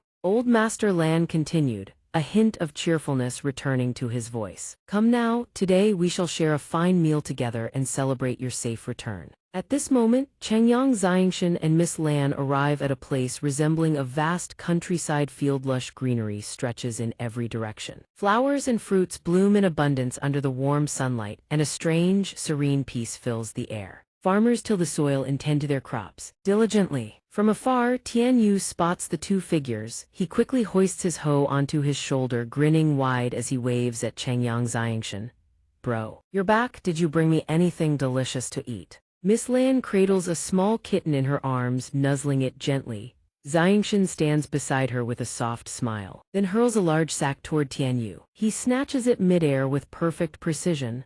Xianxia calls out, "Those are the specialties of Saga City. Try them and see if they suit your taste." Tian Yu takes a big bite, his eyes drifting to Miss Lan and the kitten. He chews noisily and asks Xianxia, "Bro, is this your wife and pet?" Miss Lan's face flushes crimson as she answers shyly, "And not yet." Tian Yu stares back with an innocent face, his chubby cheeks stuffed with food like a nursing pup. He stops chewing and presses on. "Then when will she be?" Changyang Xianxia, standing right behind Tian Yu, delivers a sharp flick to his skull, a well-deserved punishment for his nosy mouth. Xianxia speaks up. "Tian Yu, this is Miss Lan from Saga City, and this is the little white tiger I found deep in the forest." Tian Yu shoves another large piece of bread into his mouth, his hand already rummaging through the sack for more. He mumbles through the food. "So, are you staying this time or heading back out?" Changyang Xianxia answers him. "I returned precisely because of this matter. Could you take me to see your grandfather or your father?" No sooner said than done. Tian Yu swiftly leads Changyang Xianxia and Miss Lan to his home. The moment the door swings open, the two people they seek are already seated inside, engaged in quiet conversation. Tian Yu announces, "Grandfather, Father Jian Chen is back." His grandfather, a man with hair as white as snow, raises his head. "Ah, Jian Chen, you've returned. You have some matter to discuss." Changyang Xianxia lifts the little white tiger, holding it before him as he addresses the elder. "Village chief, this is a young magical beast I encountered during my travels." The sight of the little white tiger visibly startles Tian Yu's grandfather. Sensing the elder's unusual reaction, Changyang Xianxia quickly asks, "Village chief, what is the matter?" A thought flashes through his mind. Could it be that the village chief has already identified this creature as a sixth-order magical beast cub? Tian Yu's grandfather does not answer immediately. Instead, he turns to his grandson. Tian Yu, go back to the fields and finish your work. Tian Yu obeys without question. Yes, grandfather. Only after Tian Yu has departed does the old man begin to channel his magical power. A ring of golden magical energy swiftly envelops the entire house. As if Tian Yu's grandfather fears someone might overhear their conversation. He finally speaks. Jian Chen, tell this old man the truth. Where exactly did you find this heavenly divine tiger? Chengyang Xianxia is taken aback. He thinks to himself, this senior truly knows of the heavenly divine tiger. He quickly replies, this junior would not dare to deceive you, senior. How I came to possess it is as follows. After recounting the story in brief, Xianxia clasps his fists respectfully. Village chief. This one has returned precisely to seek your assistance in this matter, senior. Tian Yu's grandfather asks, you wish for the girl and this little white tiger to reside in our village. Xianxia does not hesitate for even a moment. Indeed, for Miss Lan and this little white tiger remaining in the outside world is far too dangerous. Tian Yu's grandfather finally voices his deepest concern. Jian Chen, it was unclear whether he knew that the heavenly medicinal divine tiger had yet to mature. If left unchecked, it could plunge the humans of our Tianyuan continent into catastrophe. Miss Lan wished to explain to the elder. Old sir, it's very obedient. I've been raising it for several days now, and it has never once bitten me. Xianxia quickly added to Miss Lan's words. That's right, village chief. Moreover, the father tiger was slaughtered by the King Bijian clan and the mother tiger is gravely wounded. When this little white tiger grows up, all it will want is to return and exact vengeance upon the King Bijian clan. It won't harm us humans. Tian Yu's grandfather found himself at a loss and could only agree with Xianxia's reasoning. Very well, since you put it that way, this old man has no choice but to go along with it. Xiu Feng, take Jian Chen and the others into the village and arrange proper accommodations for them. His son Xiu Feng answered the call. Yes, father. Watching Xianxia and the others depart, Tian Yu's grandfather pondered deeply. It wouldn't be long before someone came searching for the heavenly medicinal divine tiger. He would have to find ways to bolster the village's defenses. The old man cradled his white-haired head and let out a long, weary sigh. Jian Chen, you must grow strong quickly, otherwise this old man will no longer be able to protect you. Once his son had returned, Tian Yu's grandfather handed him a glowing object and gave careful instructions. Xiu Feng, take my divine command token and hurry to the Blood Sword Gate. Deploy every last scout to gather intelligence. The moment any expert of unknown origin appears, report back to me immediately. Xiu Feng swiftly accepted the blazing red divine command token from his father. Gazing at the imposing token in his hand, Xiu Feng asked, Father, didn't you say we would no longer use the Blood Sword Gate? Why the sudden change? Yet Tian Yu's grandfather offered his son no explanation whatsoever. Instead, he pressed him further. This matter is of the utmost importance. Stop asking questions and set out at once. Xiu Feng chose not to press the matter further. He clasped his fists and said, Understood, your son shall depart immediately. Meanwhile, at his newly arranged quarters, Chengyang Xianxia was conversing with someone. He held 2 recovered items and spoke. Zai Ying, Qing Xiu, the ruler's armament has returned. Can you two help me refine the chaos force now?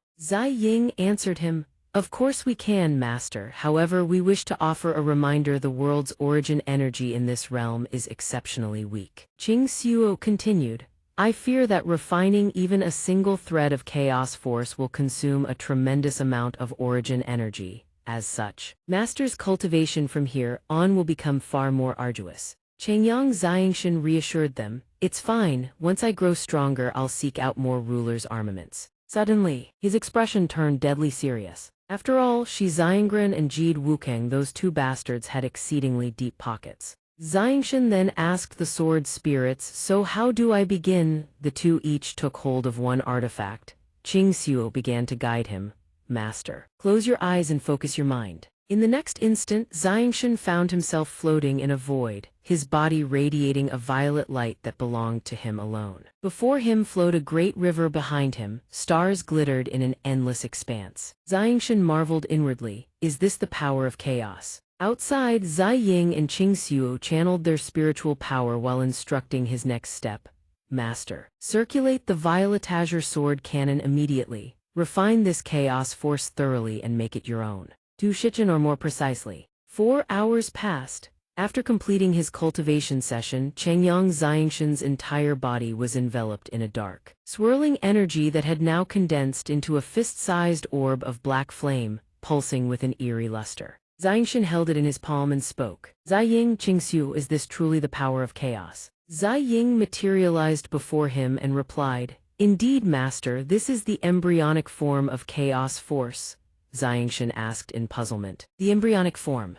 What does that mean? Qingxiu pointed at the orb and answered in Zai Ying's stead. Master, this is chaos force at its absolute weakest. Its might has not even reached 1/10,000th of the true power. The energy contained within the ruler's armament is simply too meager, far from sufficient to refine genuine chaos force. Changyang Xianxian furrowed his brows and lowered his gaze to the small orb. The fluctuations rippling through this energy, and this wasn't even the true power. If so, then how vast must the real thing be? Zai Ying, as if struck by a sudden thought, swiftly reminded Xianxian. Oh, that's right, master, the cultivation techniques of this continent are entirely unsuitable for cultivating chaos force.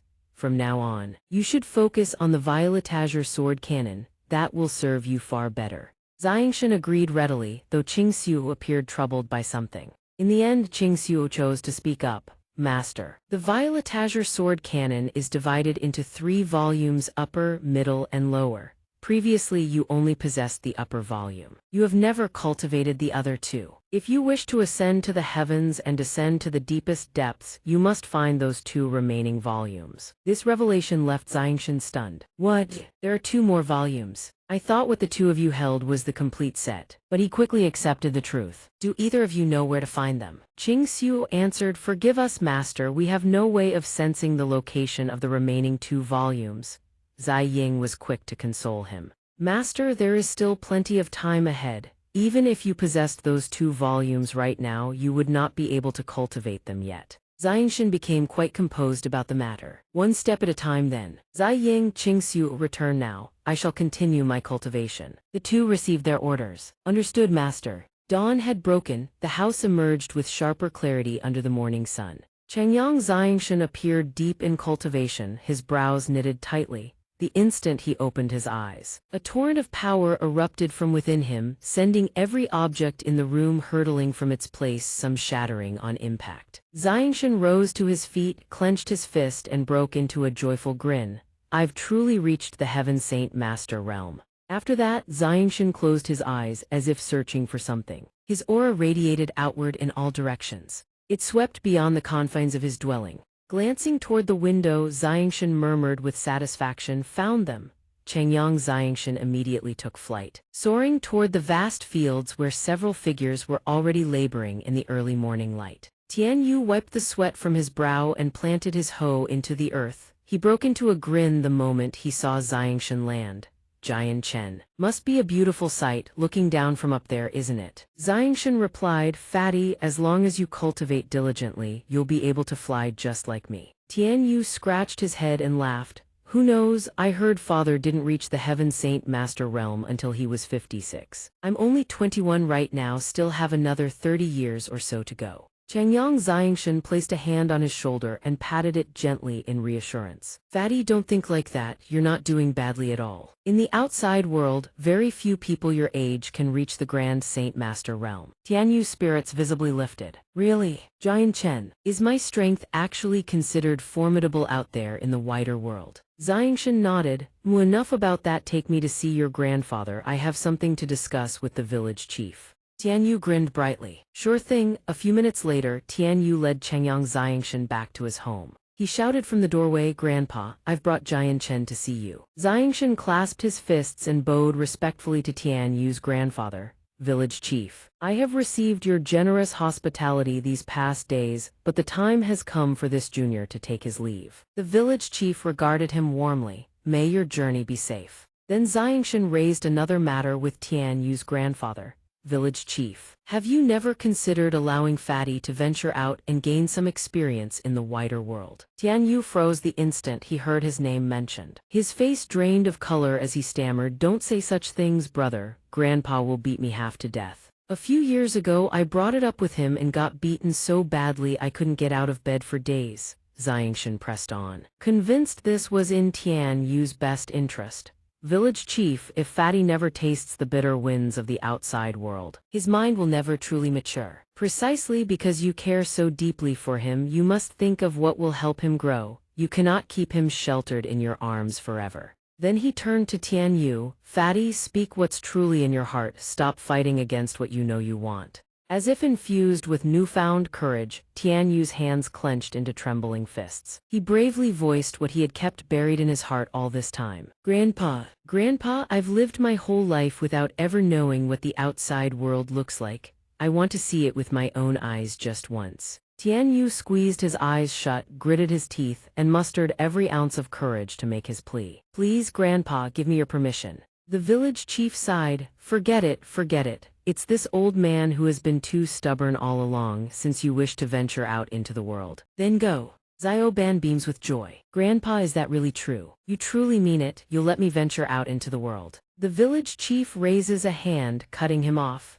Wait until you reach the Earth Saint Master realm, then I will arrange for someone to escort you. With that, the village chief turns and departs. Ban bows deeply. Grandpa, I will train diligently and break through to the Earth Saint Master realm as swiftly as possible. Ban turns to Xianxia with a bright smile. Xianxia. Thank you truly. Xianxia nods. Train well. Once you advance to Earth Saint Master, come find me. Ban nods eagerly in agreement. High above, under a vast blue sky, Xianxia soars through the air, studying a map with a furrowed brow. He wonders how the kingdom of Jelan is faring, must return with haste. He has scoured the surrounding area for some time now, yet not a single spatial gate has turned up. On the map, his gaze lands upon a location marked as the Qin Huang Kingdom. Could it be that Qin Jai has ties to this Qin Huang Kingdom? I should head to the Qin Huang Kingdom and see for myself. With a sharp whoosh, he streaks across the sky like a gust of wind. Within the borders of the Qin Huang Kingdom, the common folk catch sight of Xianxia hurtling through the heavens.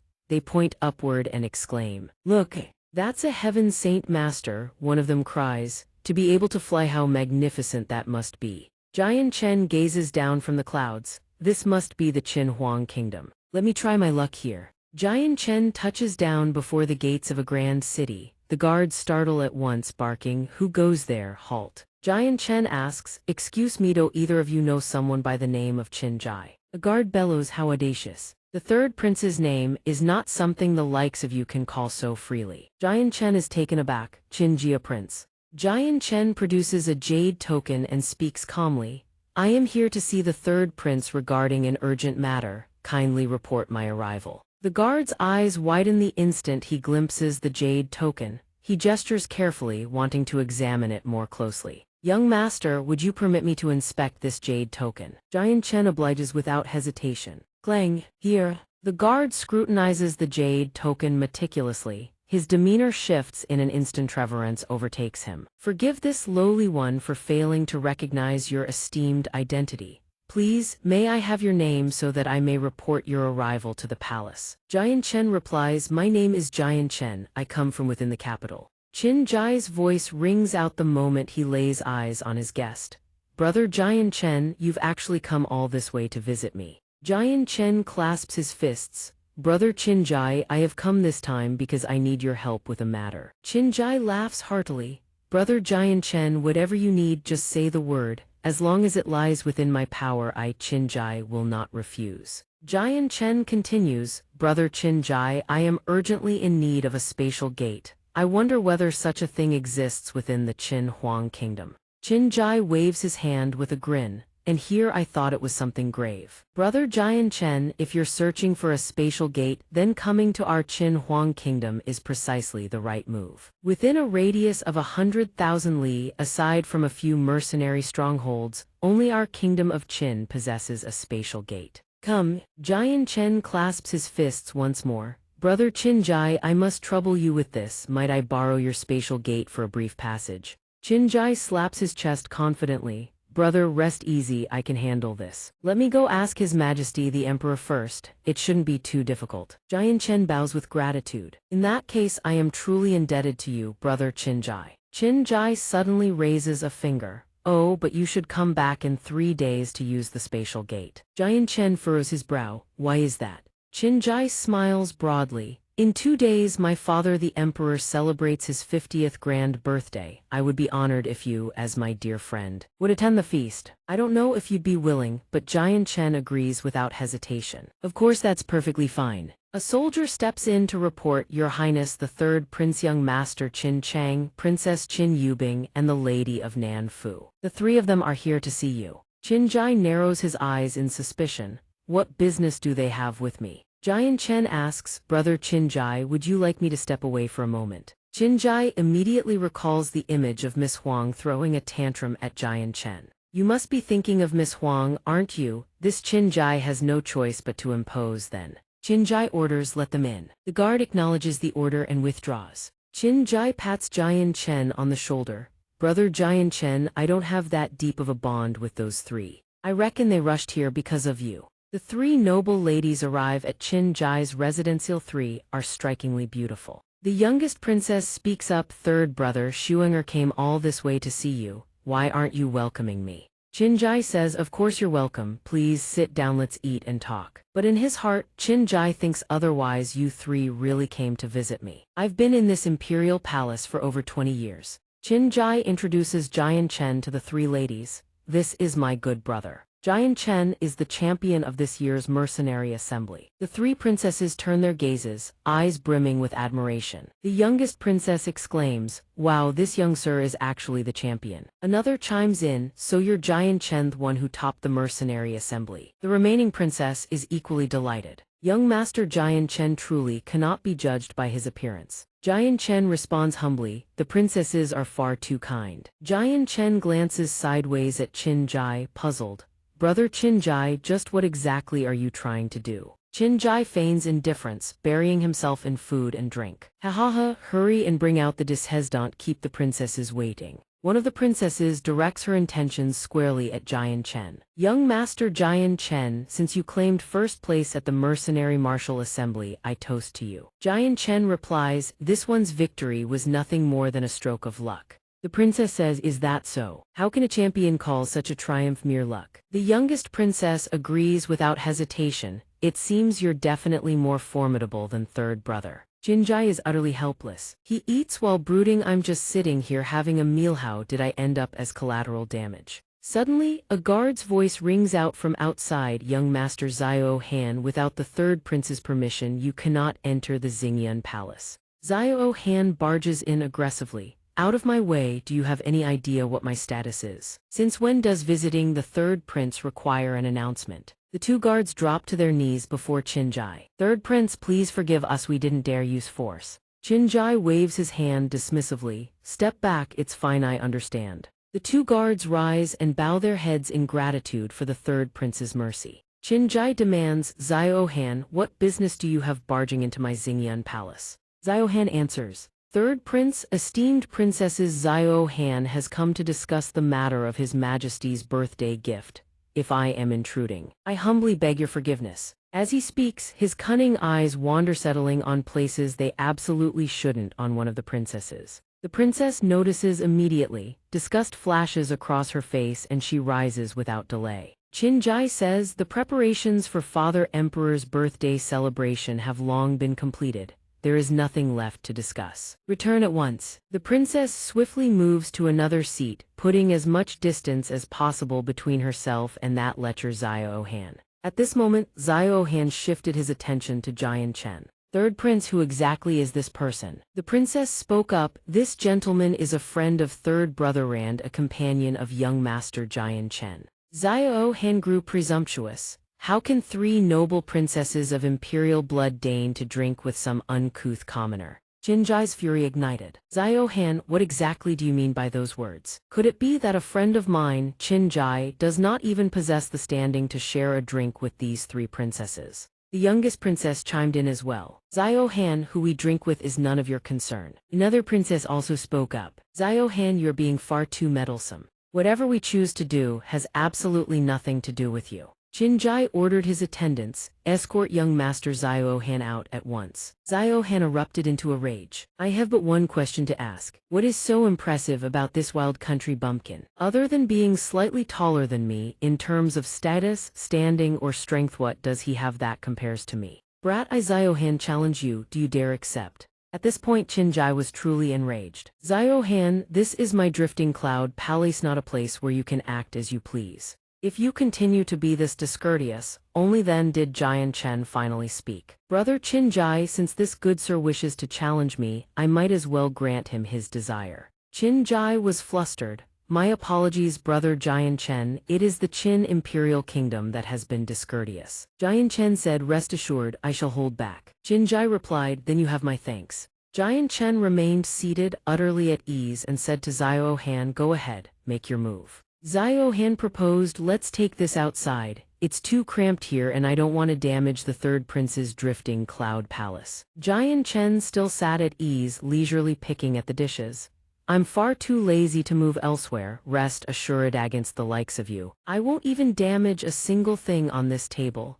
Enraged, Ziohan drew his sword and charged. Madman, I'll make you pay for this. Jian Chen flicked his wrist. The chopsticks shot forth like bolts of lightning, piercing into Ziohan's body, wounded instantly. He was blasted backward out of the hall. He crashed into a great pillar outside. The princesses stared wide-eyed in admiration. Wowi's young master Jian Chen truly that powerful. The youngest princess couldn't help but exclaim, amazing, truly amazing, young master Jian Chen is incredible. With nothing but a pair of chopsticks, he defeated Ziohan, a warrior who possessed the strength of a great saint master. The princess immediately latched onto Jian Chen's arm. Jian Chen, you absolutely must teach me that move. Qinjai ordered, hurry, take Ziohan away for treatment. He turned to Jian Chen. Thank you, brother Jian Chen, for showing mercy. Jian Chen asked, brother Qinjai, where exactly does this Ziohan hail from that he dares speak to a prince in such a manner? Meanwhile, the third prince was revealing Ziohan's true identity to xianxia, who listened in astonishment and surprise. Ziohan's background was indeed rather extraordinary. Through the third prince's recollections, the image of a national preceptor imbued with authority and distinction began to emerge. His grandfather is the national preceptor of the Qin imperial kingdom. His status is supremely lofty and revered by the Massa 7. My imperial father treats him as an equal.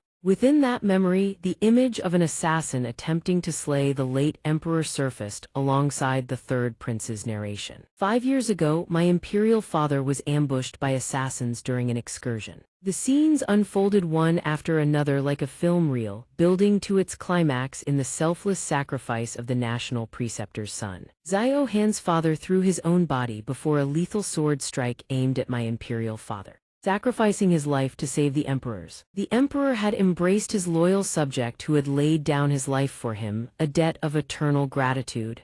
This, the third prince revealed, was the very reason Ziohan received such extraordinary treatment. Because of this, my imperial father dotes on Ziohan wholeheartedly and watches over him. It grants Ziohan a status nearly on par with us princes. Xianxia turned to the third prince with a question. What level of strength has Ziohan's grandfather reached? The third prince answered immediately, 5th cycle heaven saint master. Xianxia couldn't help but feel skeptical. He raised his teacup, doubt flickering in his eyes. Only the 5th cycle. The following day, at the imperial palace, guests arrived in droves to attend the grand birthday banquet of the king of the Qin imperial kingdom. The third prince and Xianxia were also in attendance, greeted reverently by the palace maids as they arrived to celebrate the emperor's auspicious occasion. Your Highness the third prince, Minister Li of the Ministry of Rites, requests your presence. Not wanting to put the third prince in an awkward position, Xianxia quickly told Qinjai to attend to his duties first. Brother Qinjai, if you have matters to attend to, please go ahead.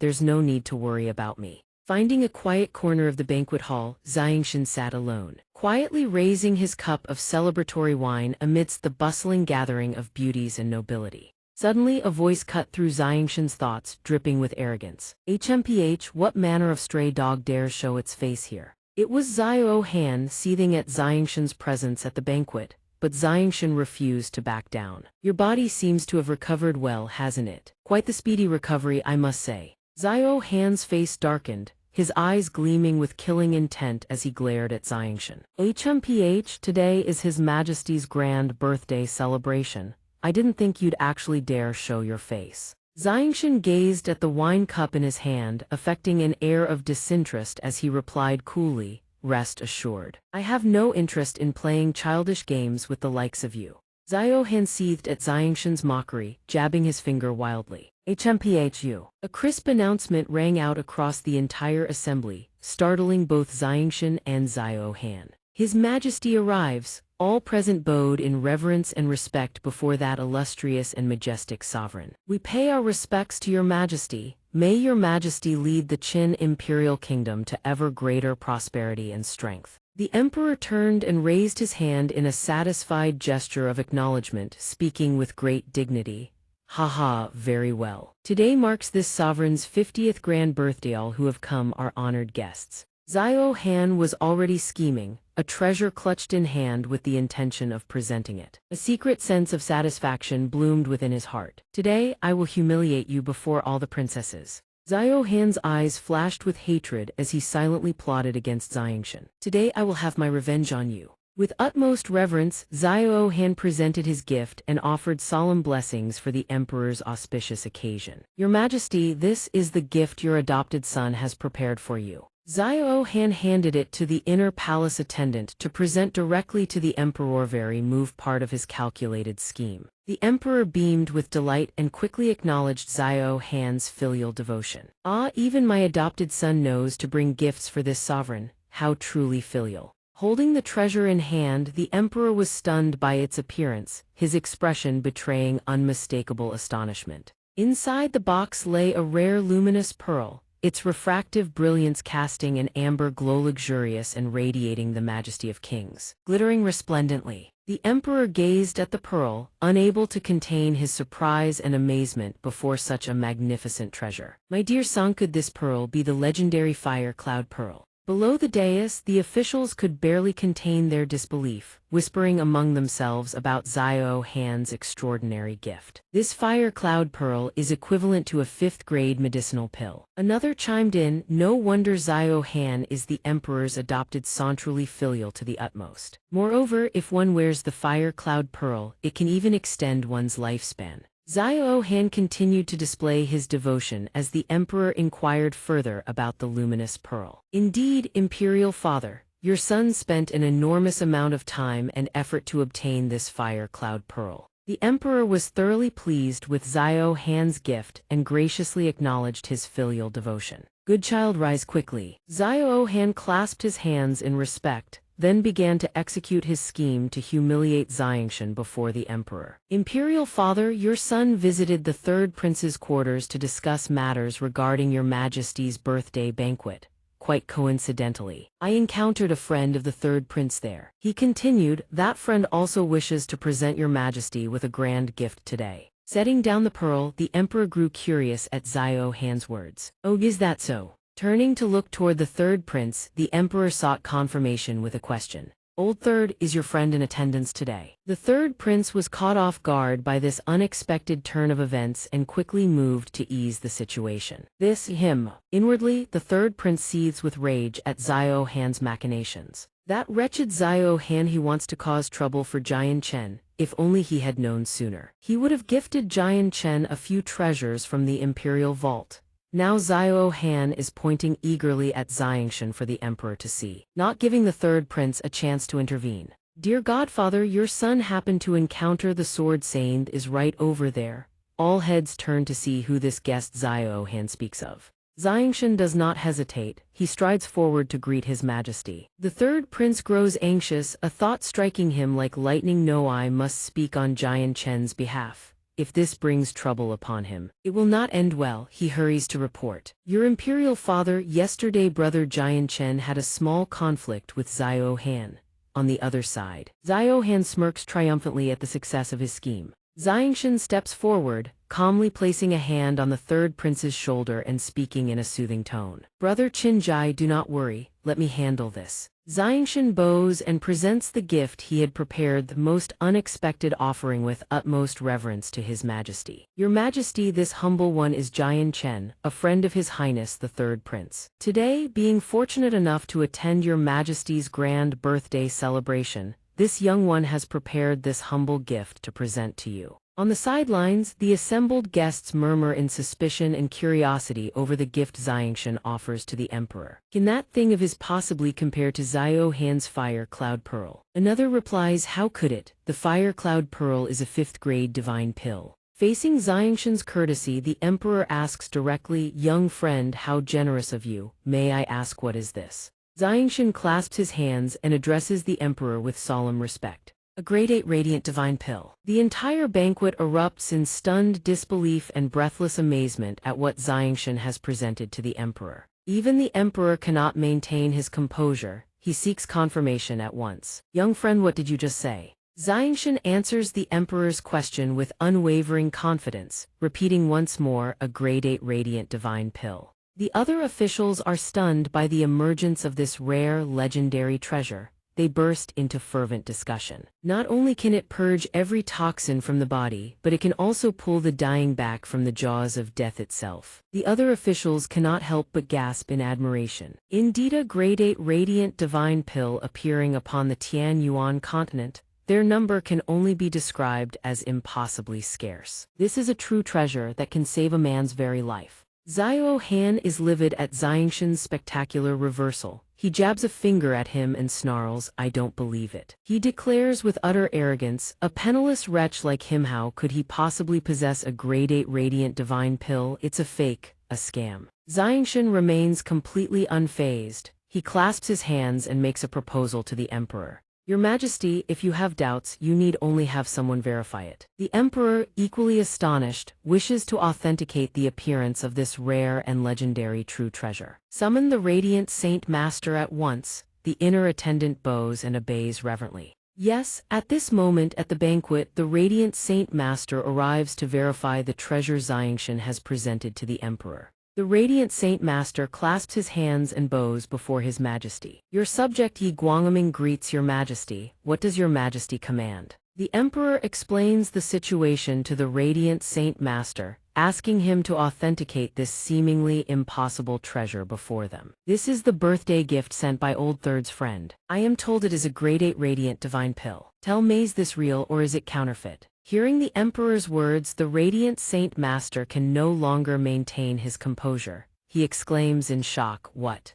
Cradling the long-lost legendary true treasure in his hands, the radiant saint master's face twists in disbelief. He stares directly at the item and there is no longer any room for doubt. This truly is the legendary rare true treasure, and it has appeared at this banquet in the most extraordinary fashion. The radiant saint master, overjoyed, confirms to his majesty a grade 8 radiant divine pill. Your majesty, this is indeed a grade 8 radiant divine pill. It is genuine beyond all doubt. Even the emperor is overjoyed at this revelation. He beams with satisfaction. Excellent, splendid. The emperor commends xianxia for his thoughtful preparation. Young friend sword immortal, you have gone to great trouble today. I shall reward you handsomely. Speak, what do you desire? Xianxia clasps his hands and replies to the emperor with calm reverence, your majesty. This sword immortal only wishes to be a friend of the third prince. If your majesty truly wishes to bestow a reward, then please grant it to the third prince instead.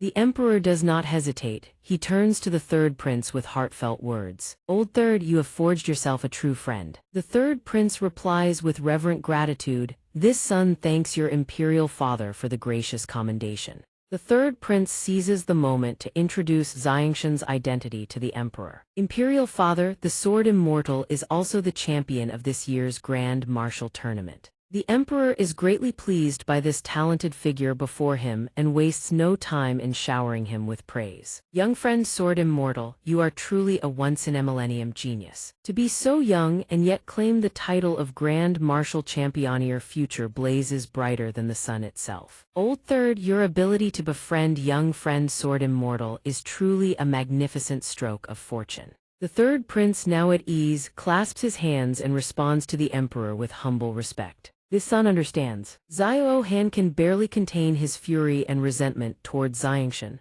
Every one of his schemes has crumbled to ash, and jealousy burns in his chest like a venomous flame. King of warfare, ha, what a joke. HMPH, no matter who you are, xianxia, I will never let you live so easily. The banquet commences in a festive and joyous atmosphere, buoyed by the emperor's warm praise. Let the banquet begin. Today is my grand birthday celebration. My subjects need not be bound by rigid etiquette. Below, all the assembled guests respond in thunderous unison. We thank your imperial majesty for this gracious benevolence. A mysterious figure approaches Xiao Han's seat, greeting him with a mocking tone. Xiao Han, the emperor, holds his grand birthday feast, and here you sit drinking alone. This is Mu Jia, a high-ranking court official, and at this very moment, he is inquiring about Xiao Han's predicament. I hear that yesterday, while pursuing Princess Yu Bing, you were soundly beat. Xiao Han, brimming with indignation, wastes no time beseeching the elder before him for help. Uncle Mu Jia, you must stand up for me. Mu Jia finds the whole affair puzzling. He strokes his beard, an amused expression on his face. Stand up for you, stand up for what exactly? If you wish to marry Princess Yu Bing, you need the emperor's consent, do you not? Xiao Han's eyes blaze with fury, and with killing intent thick in his voice, he recounts the entire affair to his uncle Mu Jia. It's not about that, Uncle Mu Jia. Princess Yu Bing, I know my own standing well enough. He continues his tale. Yesterday, I was not merely beaten, I was humiliated beyond measure. Hearing the full story, Mu Jia can no longer contain his anger. He grips both of Xiao Han's shoulders and demands the details of what transpired. What? Who dares humiliate you? Xiao Han whirls around, his hateful gaze locking onto Xianxia across the hall. Uncle Mu Jia's that sword immortal over there. Leaning close to Mu Jia's ear, Xiao Han whispers his desperate plea for the elder to intervene on his behalf. Uncle, please, you must teach that wretch a lesson for me. If I don't challenge him, I can hardly swallow this bitter fury. Mu Jia eyes Xianxia warily and shares his assessment with Xiao Han. Challenge him, it's not that I refuse to help you. But I've heard that this sword immortal is not only a friend of the third prince, but also the champion of the grand martial tournament. He lays out the critical situation, leaving Xiao Han stunned. Moreover, he now enjoys the emperor's personal favor. If I make a move against him, I fear it would displease his majesty. Xiao Han, dissatisfied with his uncle's answer, begins to belittle Xianxia's abilities. He insinuates something underhanded is at play and urges Mu Jia to step in and expose him. Uncle Mu Jia is only so young, he must have resorted to some trick or perhaps a blind stroke of luck to claim the title of King of Warfare. Xiao Han presses on relentlessly. You can challenge him before the entire court, crush him in front of everyone, and humiliate him thoroughly. As for his majesty, leave that to my family. We will smooth things over for you, uncle. Mu Jia finds the persuasion compelling.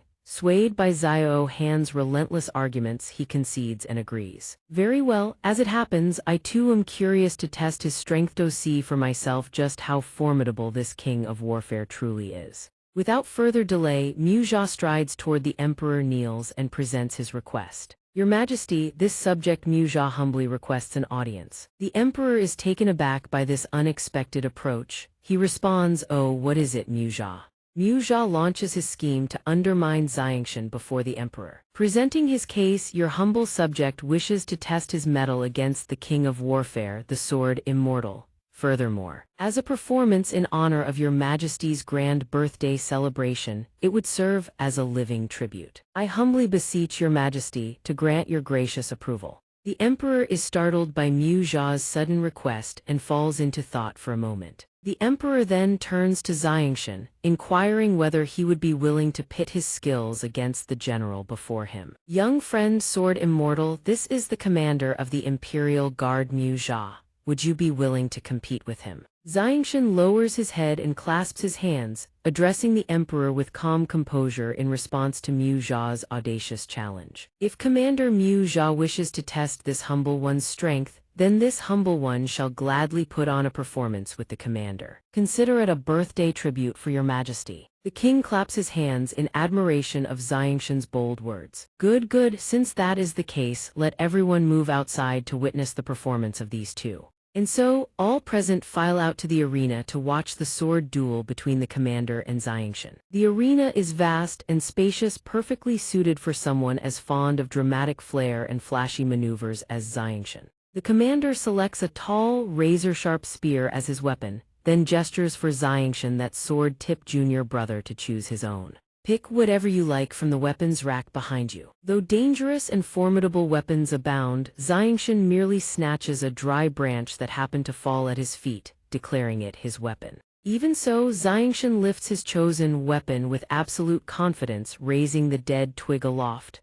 Zara, the commander, begins the match. The commander assumes Xianxia is looking down on him, and fury surges through his chest. His brow furrows as he demands, "Sword tip, what is the meaning of this?" Facing the commander's wrath, Xianxia calmly explains, Zara, commander, this humble one harbors no intent to insult you. We are not locked in a life-and-death struggle, it is merely a willow branch. The commander's pride as a man of valor will not permit such unfairness. Without hesitation, he hurls his spear aside, whether by coincidence or design, it lands squarely back in its stand. The commander then turns and requests, "Eunuch, bring this one a wooden staff as well." Witnessing this, Xianxia cannot help but feel a surge of respect. He silently praises it seems Zara is also a true man of integrity and honor. The moment the commander receives his staff, the duel officially begins. The commander grips his weapon tight and lunges at Xianxia with blinding speed. "Here I come." He unleashes a strike, a torrent of jade-green power surging toward its target. Xianxia remains perfectly calm, marshalling his own energy for defense. The blast hurtles toward him along the staff's trajectory, yet it is blocked with effortless ease, leaving the commander's jaw hanging open in shock. Before the commander can even react, Xianxia's branch channels the energy back, reflecting the full force straight at him. The commander thrusts his hands out to catch it, but the situation quickly spirals out of control. The energy is far too overwhelming, it sends the commander skidding backward. He barely manages to brace himself with both arms, narrowly avoiding serious injury. Fortunately, the energy finally dissipates. The commander lets out a breath he did not know he was holding, his soul nearly fleeing his body. Instantly he bows deeply and clasps his hands, sword tip. "This brother is grateful for your guidance." It is clear the commander has been struck with profound admiration for Xianxia's strength. Xianxia returns the bow, clasping his hands in kind. Zara, commander, you are too kind. This was merely a friendly spar. Had this been a true battle of life and death, I would not have been able to claim victory. The king, having watched from the sidelines, finds himself quietly impressed by both Xianxia's ability and his character. He turns to his subordinate, Saint Master. "Could you do this sovereign a favor and test just how deep this sword-tip junior brother's skills truly run?" The Saint Master bows in compliance. "As your majesty commands." The Saint Master channels a golden radiance and his entire body lifts into the air, hovering effortlessly above the arena. He issues his challenge to Xianxia, "Let this old man have a go at you." The Saint Master descends onto the arena floor weaponless, his bare hands his only arms. He rockets forward like a bolt of lightning, closing the distance to strike Xianxia. Xianxia reacts in a flash, firing a devastating beam of energy from his fingertips straight at the Saint Master, yet not forgetting to call out a warning, "Watch yourself, senior." The Saint Master, armed with decades of battle experience, weaves a series of rapid hand seals and mutters an incantation. In an instant, he shatters Xianxia's attack. The Saint Master's flames tear Xianxia's crimson energy into 100 fragments, nullifying the threat before it can reach him. Though the attack is successfully dispelled, deep within the Saint Master's heart, a seed of wariness takes root. What manner of technique is this? Why do I sense the presence of the heavenly and earthly origin chi within it? With that realization, the Saint Master knows he can no longer hold back. His magic blazes to life, a flaming sword materializes in the air, blazing with terrifying heat, and hurls itself straight at Xianxia. All present are certain Xianxia cannot possibly withstand this. But Xianxia, feeling the intensity of the battle escalate, grows visibly excited. He does not hold back either. Using only his dry branch, he gathers every ounce of the Saint Master's devastating energy, bending it to his will. He spins the torrent into a blazing sphere of fire that hovers above the arena. The Saint Master watches in disbelief as his ultimate technique is so effortlessly dominated, and realizes with a jolt that Xianxia commands the heavenly and earthly origin chi. You have actually mastered the control of the heavenly and earthly origin chi. The surrounding officials and servants gape in utter astonishment at Xianxia's overwhelming power. They cannot help but exclaim, he can control the divine powers of heaven and earth themselves. Could it be he has already reached the realm of the Heaven Saint Master? How is this possible? Has sword tip truly broken through to the Heaven Saint Master realm? Even the king himself nods in acknowledgement. Could it be that this young man is truly only young in appearance? Though immensely surprised and impressed by Xianxia's prodigious talent, the twin Saint Master remains undaunted. He continues to wield his flaming sword, unleashing his technique Firepine Slash. The heavenly fire cloud sword slash even deigns to warn the little brother at its very tip. Watch yourself, Xianxia. Danger looms, yet there is no trace of fear on his face, only boundless confidence. Xianxia seizes the energy he had gathered from the Saint Master moments ago and channels his own power into it. Causing it to erupt even more violently, he unleashes a heaven-tier battle skill, Divine Judgment of the Gods. The two combatants collide with a thunderous explosion that engulfs the entire arena, spewing cascades of sparks and thick crimson smoke. There will be casualties. A devastating pillar of power resembling a chaotic, blood-red cyclone erupts in the courtyard before the main palace hall. Its flames, spiraling wildly out of control, begin creeping toward the palace gates. Servants and eunuchs scatter in abject terror, fleeing in all directions. Others cry out, rallying together to rush in and protect His Majesty the King. Xianxia and the old man with the ornate headgear are locked in a decisive battle. Neither wishes to be disturbed by the weak and trembling wretches fleeing below, so they tacitly agree to seek higher ground to settle the victor. Without a word, the old man channels his internal energy and rockets into the sky like a blazing arrow. Below him, Xianxia summons a torrent of emerald green qi that envelops his entire body from head to toe, gently lifting him off the ground. The old man above watches in astonishment. Xianxia can command the power of the wind element as well. The spectators below are equally baffled, unable to comprehend the full extent of Xianxia's abilities. Xianxia clearly wields the power of the fire element. Now he commands wind as well. The crowd below dismisses it as utterly impossible. Throughout the entire history of the Tianyuan continent, no one has ever been able to control two elements. Moreover, they suspect Xianxia is resorting to some underhanded trick. Xianxia hovers in midair, gripping his mirror blade in one hand. The old man spots the sword in his grasp. Tran Tiu Hua and asks with burning curiosity, could it be that Xianxia can truly control two elements? Xianxia merely hums in acknowledgement, and the mirror blade in his hand begins to grow, expanding in size. The old man in the ornate headgear is utterly dumbfounded by the sight. He is certain it is impossible. In all his years, he has never once seen anyone capable of wielding two elemental forces. Xianxia replies at his leisure, under heaven, there is no such thing as impossible. Mysteries beyond imagination still exist somewhere in this vast world. It is only our own comprehension that remains lacking. The old man hears these words and feels as though some profound truth has dawned upon him. He nods in agreement with Xianxia's philosophy. There are indeed many wondrous and unfathomable things in this world that we have yet to fully understand, he murmurs. The old man openly concedes that he has been outmatched. Having said that, he suddenly draws his thunder sword and declares his desire to witness just how formidable is the power of one who commands two elements. He unleashes his technique Firepine Cloud Sword, Flame Phoenix Slash, and charges headlong toward Xianxia. Xianxia's eyes blaze wide open, so intense that sparks seem to shoot from his very gaze. The sword in his hand, once resembling nothing more than a withered branch, begins to shift and transform as Xianxia pours his power into it. He releases the blade to hover before him and executes his sword technique Meteor Extinguishing Star. A tempest of power surges from Xianxia's palms, coiling around the blade in a violent maelstrom. It cleaves straight through the old man's raging elemental assault, severing it utterly.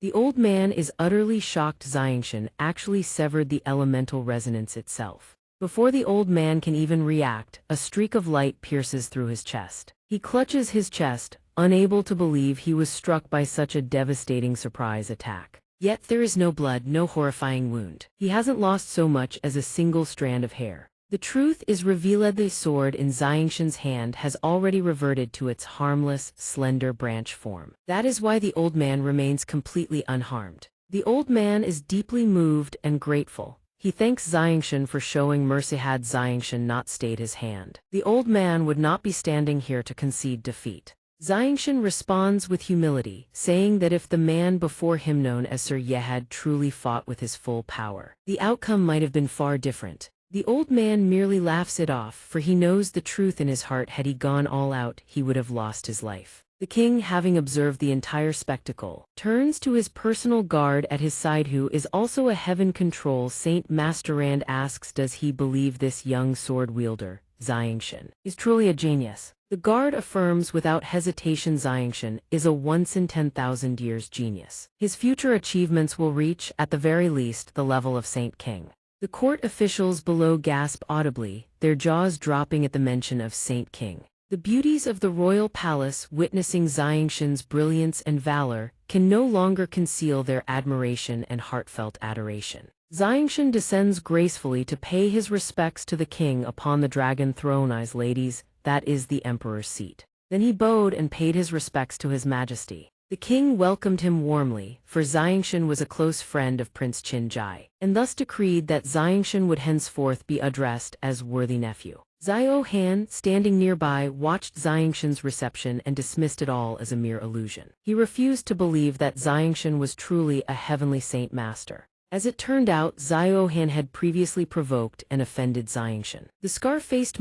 crude, hulking figure stepped back in alarm, realizing that Xiao Han had offended someone he never should have crossed. He resolved to report this matter to Xiao Han's grandfather without delay. Xiao Han heard this and turned to his scar-faced uncle, asking whether his grandfather could punish Xianxia on his behalf. The uncle declared Xiao Han an utter fool and forbade him from ever entertaining such thoughts again. Even Xiao Han's grandfather could not threaten Xianxia in the slightest. If Xiao Han still refused to repent, it was feared that even his grandfather would be dragged into ruin. Yet Xiao Han would not abandon his desire for revenge. He pressed his uncle once more. Then what should we do now? Fortunately, the scar-faced uncle still possessed some measure of wisdom. He advised Xiao Han to go and apologize to Xianxia at once, and he himself would report the matter to Xiao Han's grandfather, hoping to turn a catastrophe into a trifle, and a trifle into nothing at all. After his conversation with Xianxia, His Majesty turned to his ministers and proclaimed his intention to appoint Xianxia as the national protector master of the Qinhuang kingdom. The officials below gaped in astonishment. Was this giant Chen Xianxia truly soaring to the heavens in a single leap? Prime Minister Zhai Lier stepped forward and raised an objection to His Majesty. Your Majesty, this is absolutely unacceptable. Jian Chen's abilities certainly qualify him as a national master, but entrusting him with the mantle of national protector master, I fear that would be most inappropriate. Another official spoke. Your Majesty, what Prime Minister Zhai Lier says carries great reason. The position of National Protector Master is fraught with consequence. Such a hasty appointment is truly unsuitable. Perhaps we should first allow Jian Chen to serve as a national master. His Majesty raised his hand to silence them. My lords, say no more. This emperor's decision is final. Jian Chen stepped forward and spoke. Your Majesty, this Jian Chen is lacking in both virtue and ability. I fear I cannot shoulder such a grave responsibility. Moreover, urgent matters still demand my attention. In a few days' time, I must depart from the Qinhuang kingdom. His Majesty replied, worthy nephew Jian Chen, simply accept the title of National Protector Master. You need not remain here at all times. Qinjai chimed in eagerly, encouraging Jian Chen to accept. Jian Chen, once you become the National Protector Master, you will have unrestricted access to the Space Gate and every resource our Qinhuang Kingdom possesses. And should you ever face any adversity, we can mobilize our forces to aid you as well. Jian Chen had no choice but to accept. Very well, His Majesty was overjoyed. Excellent. Everyone, come forward and pay your respects to the new National Protector Master of our Qinhuang Kingdom. We, your humble officials, respectfully greet the National Protector Master. That evening Jian Chen sought out Qinjai. He opened the door. Qinjai, I have accepted the title of National Master of the Qinhuang Kingdom. That means I can now use the Space Gate, correct? Qinjai asked Jian Chen, can you tell me what urgent matter weighs upon you?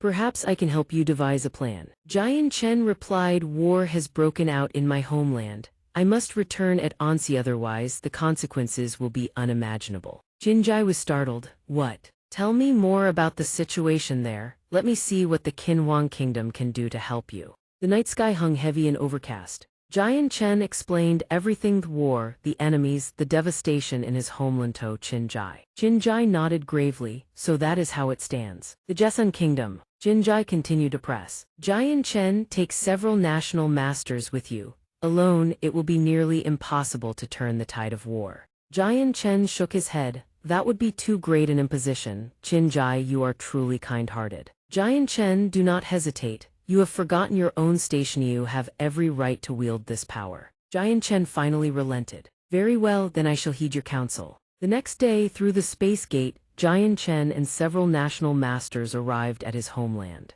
One national master asked National Protector Master, where shall we head next? Jian Chen scanned the horizon. This place isn't far from the Jessun Kingdom. There should be a city in that eastern direction. Let us proceed there first and gather intelligence. Jian Chen and the national masters soared through the skies to travel. Jian Chen suggested, let's enter the city and gather information. There's a merchant over there hawking his warescom. Take a look. Fresh demon beast meat, prime cuts. Jian Chen approached and asked, shopkeeper, I wish to ask you something. What is the current state of the Jessun Kingdom? Has war broken out? The shopkeeper replied, war erupted 3 months ago. It was a coalition of 4 kingdoms, as I recall. A customer sipping tea nearby called out to warn Jian Chen. Young friend, do not go there. This time the Jessun Kingdom will be utterly annihilated. Another customer chimed in, 7 days ago 2 heavenly saint masters of the Jessun Kingdom were slain, and 3 more were severely wounded. As for the 4-nation coalition, only 1 heavenly saint master fell into a near-death state, though I hear a radiant saint master managed to save his life afterward.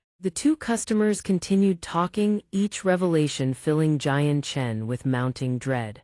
I also caught word from the Jessun front 3 days ago. A heavenly saint master from the Pingyang Kingdom captured a general alive and dragged him back. They severed all 4 of his limbs and strung him up before the gates of Pingyang Kingdom for an entire day and night. Anyone who suffered such humiliation must have been a renowned general, surely. The other customer shook his head. You've guessed wrong. That general was no illustrious commander, just some obscure officer. His name was something like Cheng Yanghu. Hearing those words, Jian Chen went deathly still. Jian Chen seized the customer by the collar and hoisted him off the ground. What did you just say? The customer's face drained of all color. His name is Cheng Yanghu. He was captured by a heavenly saint master from the Pingyang Kingdom. Then had all 4 limbs severed and hung before the city gates of Pingyang Kingdom for a full day and night. Grief shattered through Jian Chen's heart like a blade. Big brother, I'm sorry I came too late. Jian Chen turned to the national masters, his voice a command forged in iron. All 5 of you depart at once. Assist the Jessun Kingdom in repelling the 4-nation coalition.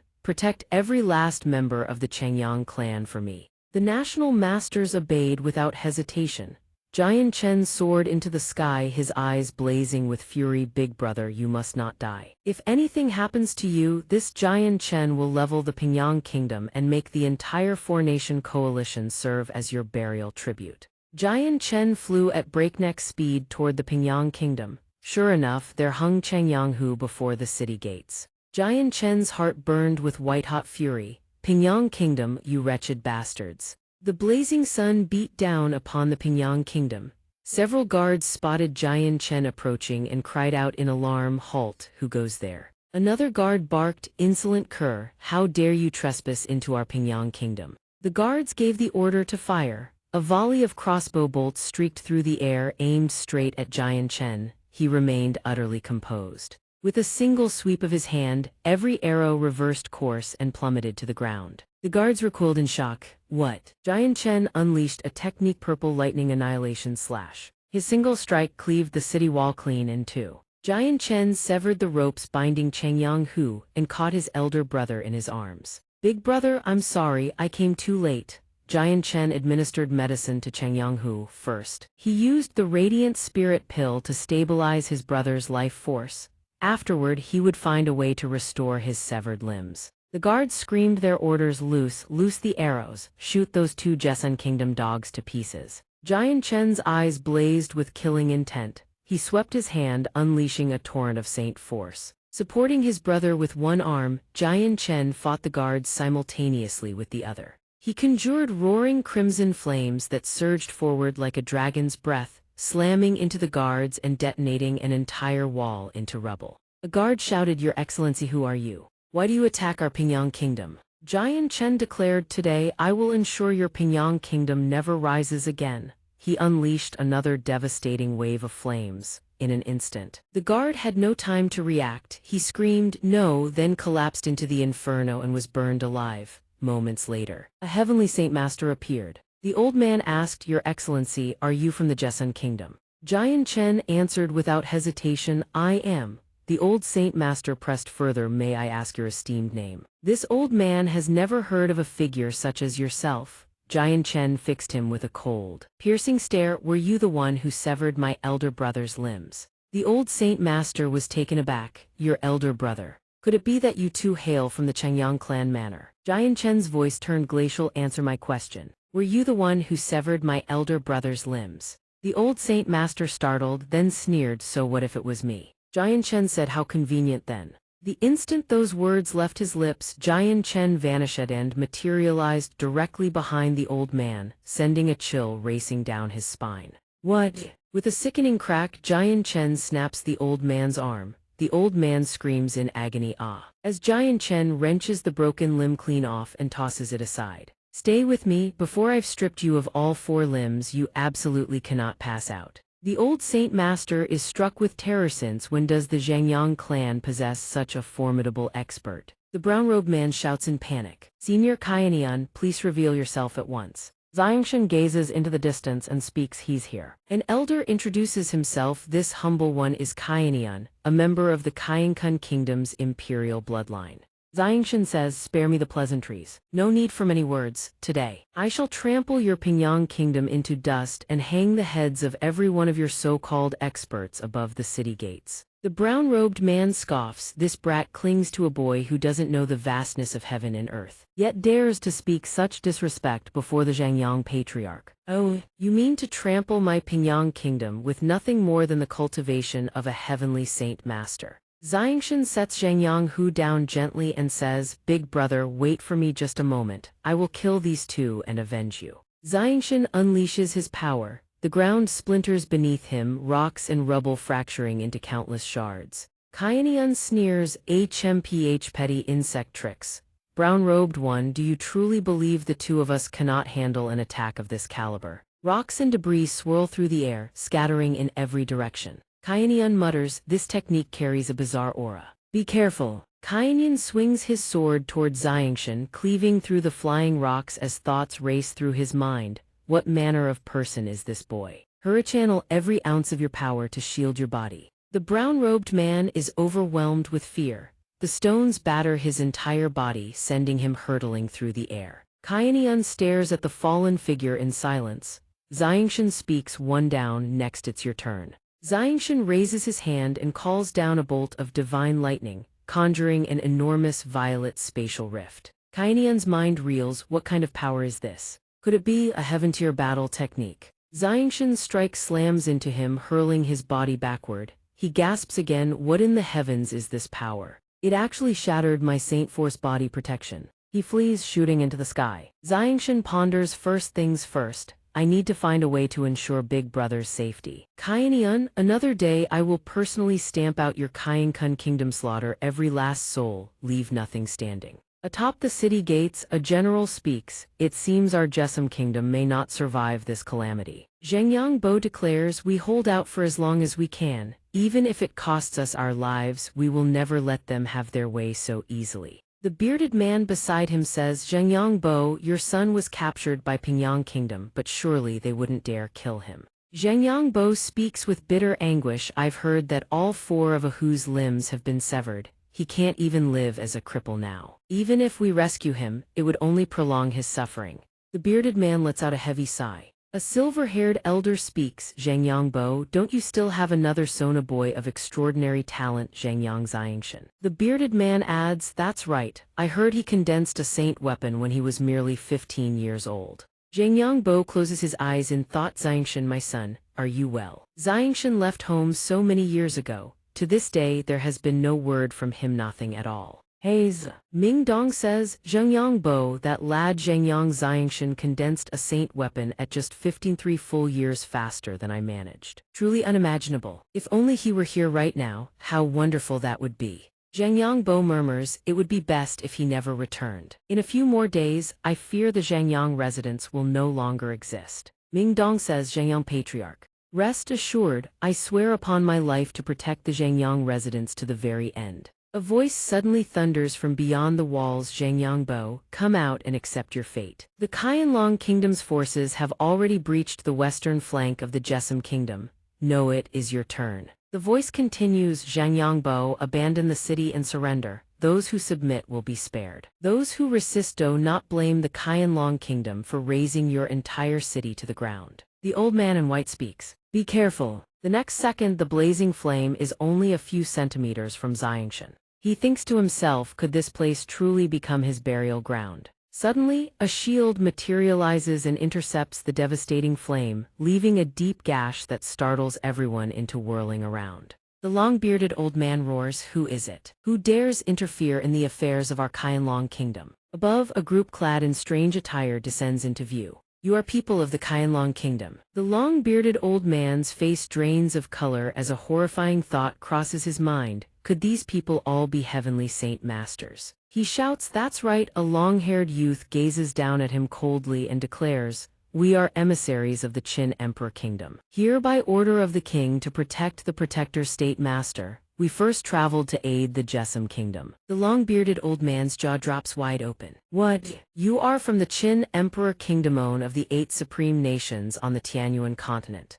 The long-haired youth replies, tell me, is there a second Qin Emperor Kingdom on this Tianyuan continent? Upon hearing this, the man's face turns deathly pale. He thinks, this is dire, I must return and report to His Majesty at once. Then he speaks as though nothing has happened. If that is the case, then we shall take our leave. The long-haired youth channels his qi, condensing a torrent of power in his palm, and curses at the man. Impudent fool, you think you can come and go as you please. The next second he unleashes his power straight toward the opponent. The long-bearded old man strains every ounce of his strength to block the strike from this formidable senior of the Qin Emperor Kingdom. We have no enmity between us, why do you pursue and try to kill me? Before he finishes speaking, the long-haired youth with sharp, piercing brows materializes behind him. Because our protector state master has commanded it. The next second, the long-bearded old man is beaten half to death and lets out a blood-curdling scream. The young man casually holds the opponent's severed head and tosses it before Xianxia, saying, this old man is Kaya Ocean. Here by order of the protector state master to assist you all. He glances at them with a single eye and continues, if there is anything you need, just say the word, no need for courtesy. As for these Qianlong Kingdom rabble, we shall leave them for you to handle.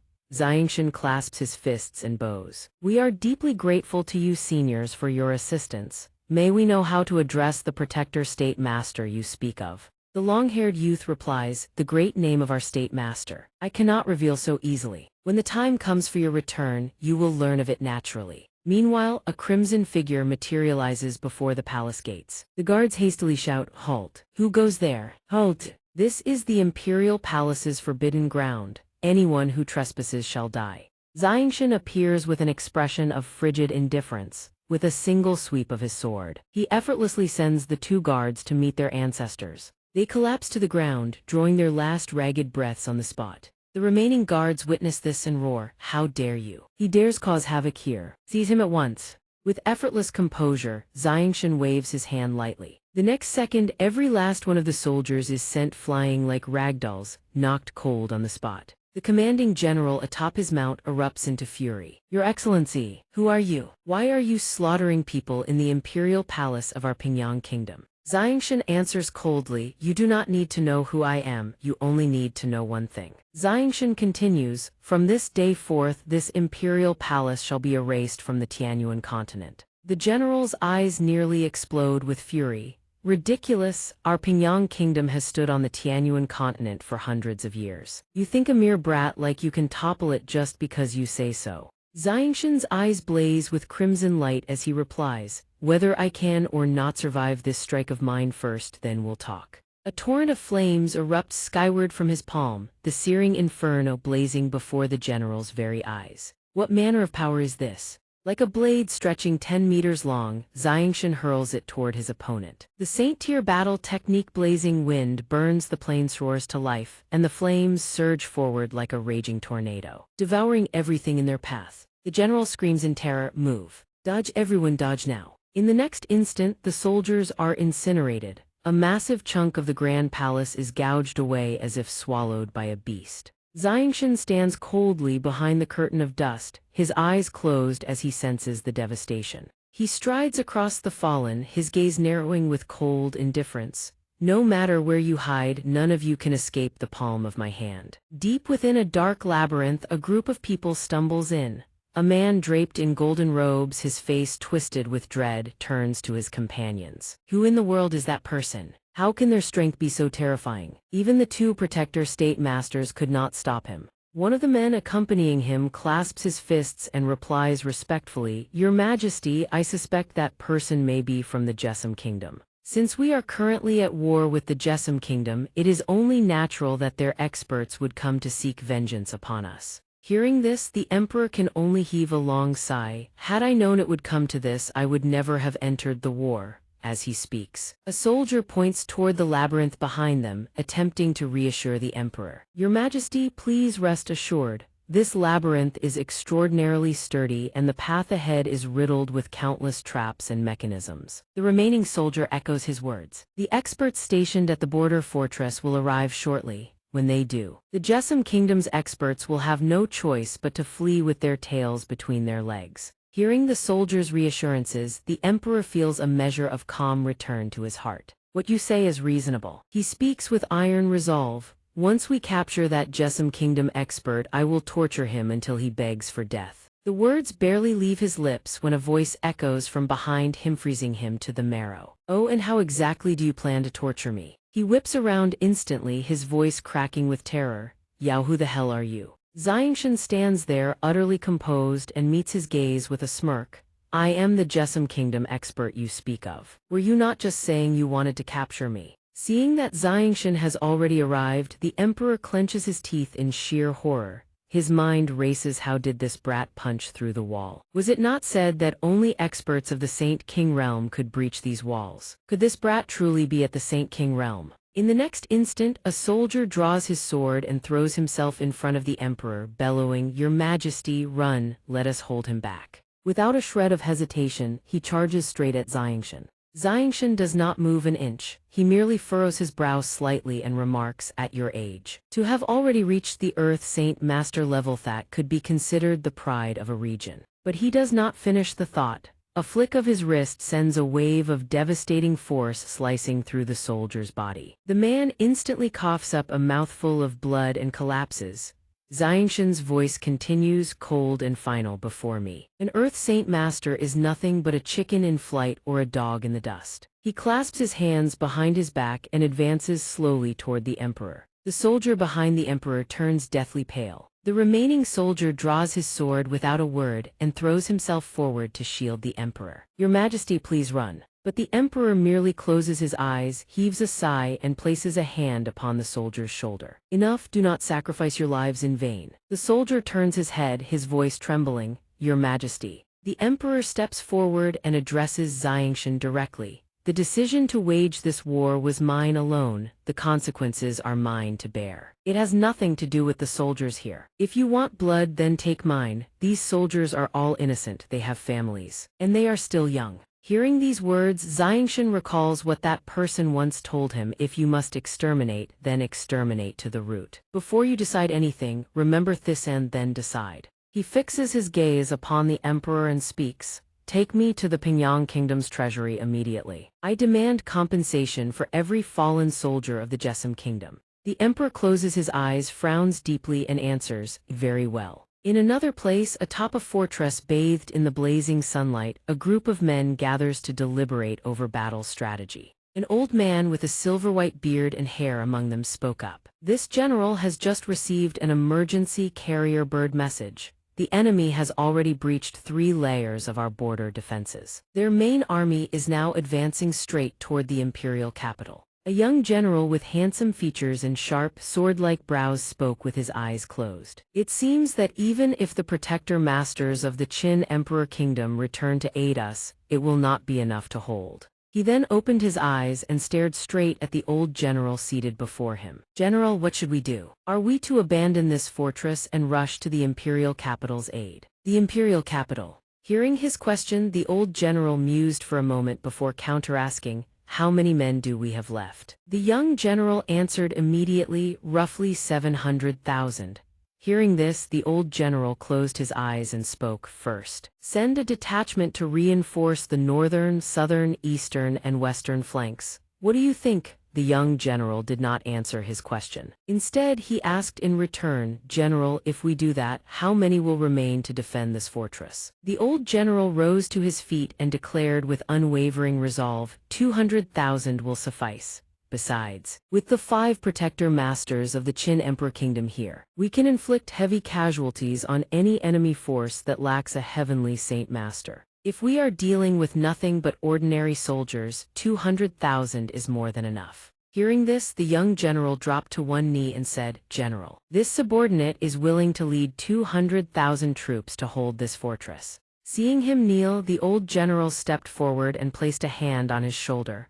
"Old Chu, leave the defense of this place to me. Once your wounds have healed, take the able-bodied young ones and get out of this city." Hearing the old general's words, the young general cried out, "General!" Seeing him like this, the old general gave him a warm smile. "This old man has lived long enough. What does death matter? If this old man remembers correctly, your child is 3 years old now, isn't he?" Having spoken, he helped the young general to his feet and continued, "If I kept you here, I would have no face left to meet your family." Suddenly, a wounded soldier, one eye bandaged, rushed over to report, "General, someone has arrived." Descending from high above the city wall, alongside the emperor of the Pingyang Kingdom. The old general watched the 2 figures land atop the fortress. He couldn't help but think, isn't that the Pingyang protector master? Why is he here? Not daring to dwell on it further, the old general quickly said, "Protector master of the Pingyang Kingdom, I truly did not expect you to come here in person. May I ask what brings you here?" Hearing this, xianxia clasped his hands and said, "Old general, do not be alarmed. The king of the Pingyang Kingdom has been captured alive by me. He is nothing more than a prisoner now."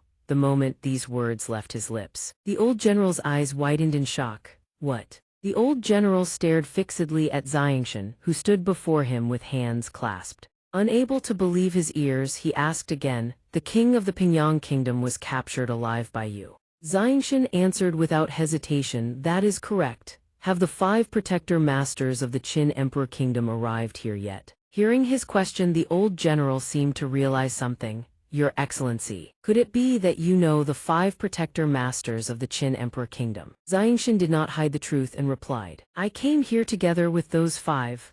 Along the way, we split up. They went to aid the Jesum Kingdom first, while I headed for the Pingyang Kingdom." Then suddenly remembering something, he asked further, "Right, did the Qin Emperor Kingdom's protector masters bring along someone from the Zhangyang residence?" "You mean Zhangyang who?" The old general seemed to be recalling something. His entire body was gravely wounded. The old general continued, "I had his father Zhangyang Ba escort him back to the imperial capital ahead of time." But noticing the old general's hesitation, xianxia furrowed his brow impressed. "But what?" Shortly before that, the old general continued, "I received a carrier bird message that the enemy is advancing toward the imperial capital. I fear the Zhangyang father and son may not have made it safely." Having said this, the old general closed his eyes and bowed his head in self-reproach. "It is all my fault." Seeing him blame himself, the young general quickly spoke up to console him. "General, how can this be your fault? At the time, you were only acting in the best interest of the Zhangyang father and son." Having heard enough, xianxia turned to leave. Glancing back over his shoulder, he said to the old general, "Rest easy, old general. With the king of Pingyang in our hands, the northern Pingyang forces will never dare to attack this place again." Hearing his confident declaration, the old general clasped his hands and said, "Old Kaio truly thanks you, young brother." Before leaving, xianxia did not forget to ask about the whereabouts of the 5 protector masters. "Old general, where did the 5 from the Qin Emperor Kingdom go?" "Not long ago," the old general immediately replied, "I asked them to help defend the western flank of this fortress."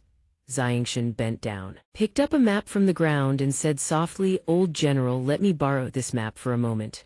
With that, he shot into the sky like a bolt of lightning. In his mind, he thought as long as he could reach the western fortress quickly and have the 5 protector masters return to reinforce the imperial capital, this crisis would be resolved. In his heart, he kept reassuring himself, "Father, big brother, everyone must survive." A long while later, Xianxia descended upon another fortress. The guards on watch gripped their spears tightly in alarm and shouted, "Who goes there?" Xianxia stood tall, clasped his hands in greeting, and said, "I am a man of the Jesum kingdom, I am not your enemy."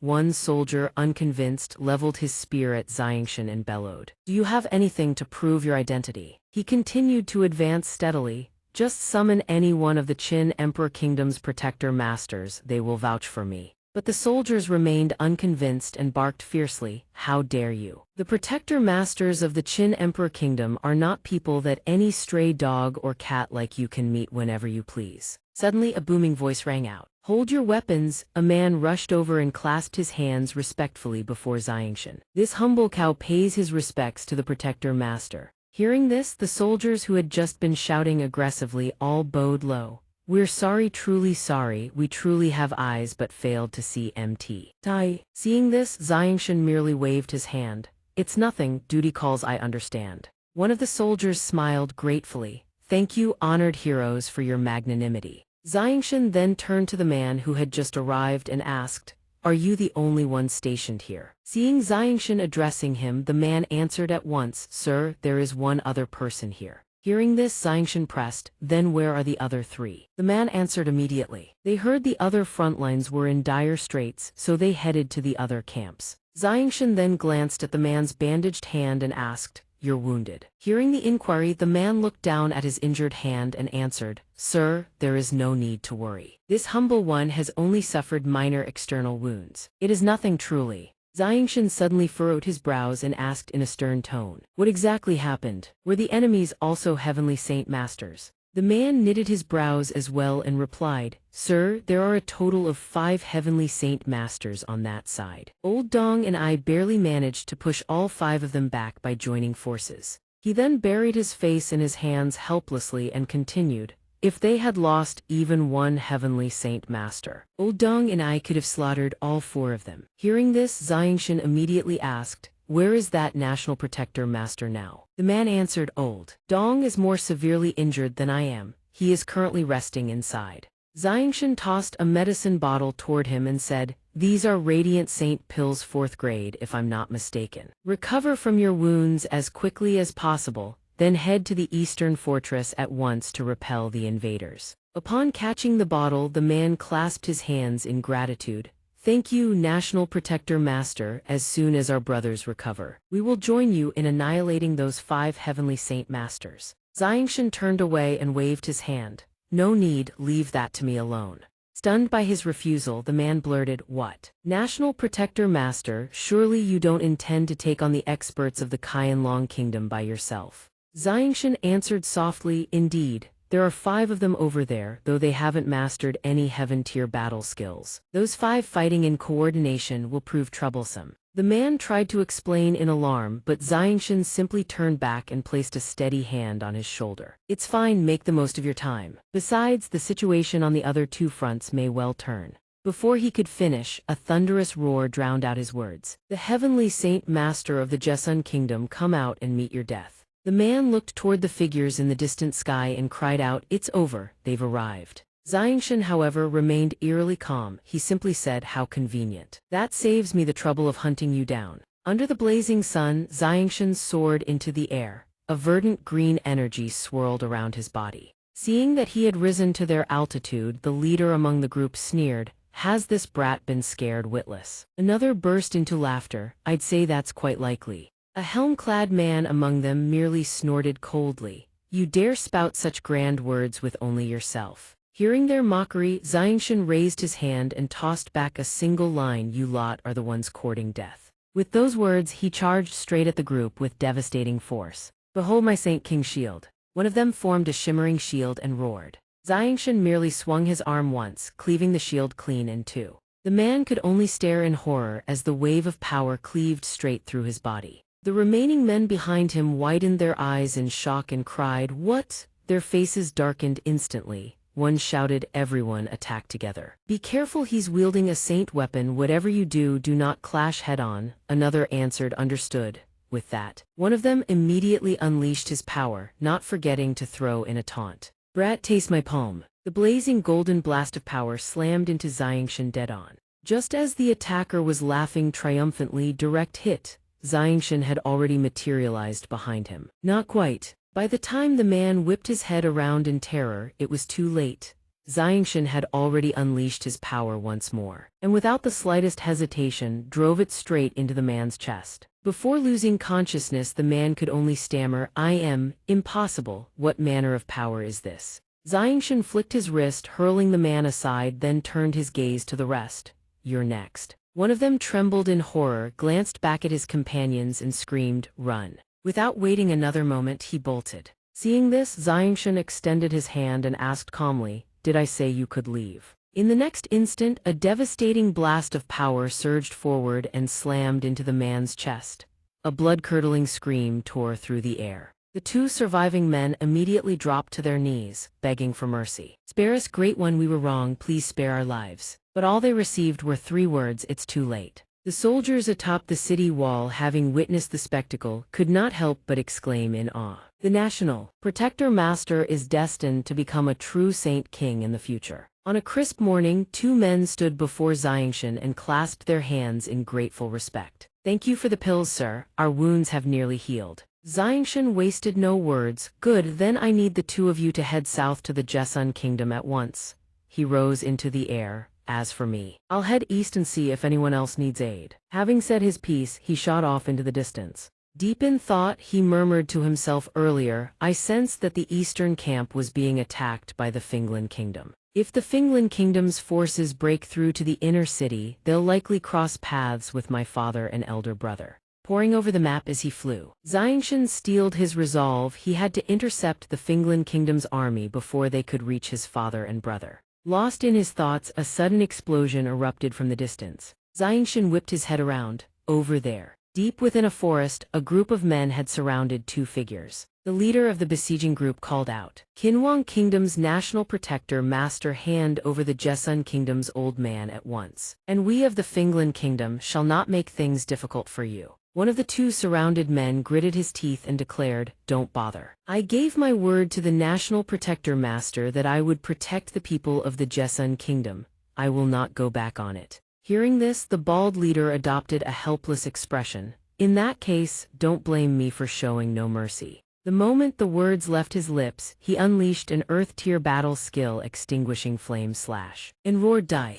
Seeing the bald man charging at them with terrifying power, the 2 men stood their ground and shouted defiantly, "I'll fight you to the death." Yet in their hearts one thought echoed, "Forgive us, National Protector Master, we have failed your trust." With those words, the other man unleashed a heaven-tier battle skill, Water Dragon Burst. Seeing his opponent begin channeling his power, the bald leader bellowed at his men, "Strike now. Do not let him complete the heaven-tier battle skill." The others obeyed without hesitation and began unleashing their own power. 2 of them shot into the air and converged on the man. Seeing this, the man could only close his eyes and resign himself. "So I perish here." Just as the 2 blasts of power bore down upon them, a protective barrier materialized around the 2 men. The group jolted in shock upon seeing the barrier. The 2 who had attacked roared out, "How dare you? Who dares? You dare defy the Finland Kingdom? You truly have a death wish." One of the men inside the barrier cried out in elation, "It's the National Protector Master. It must be him. He's come to rescue us. You lot are dead."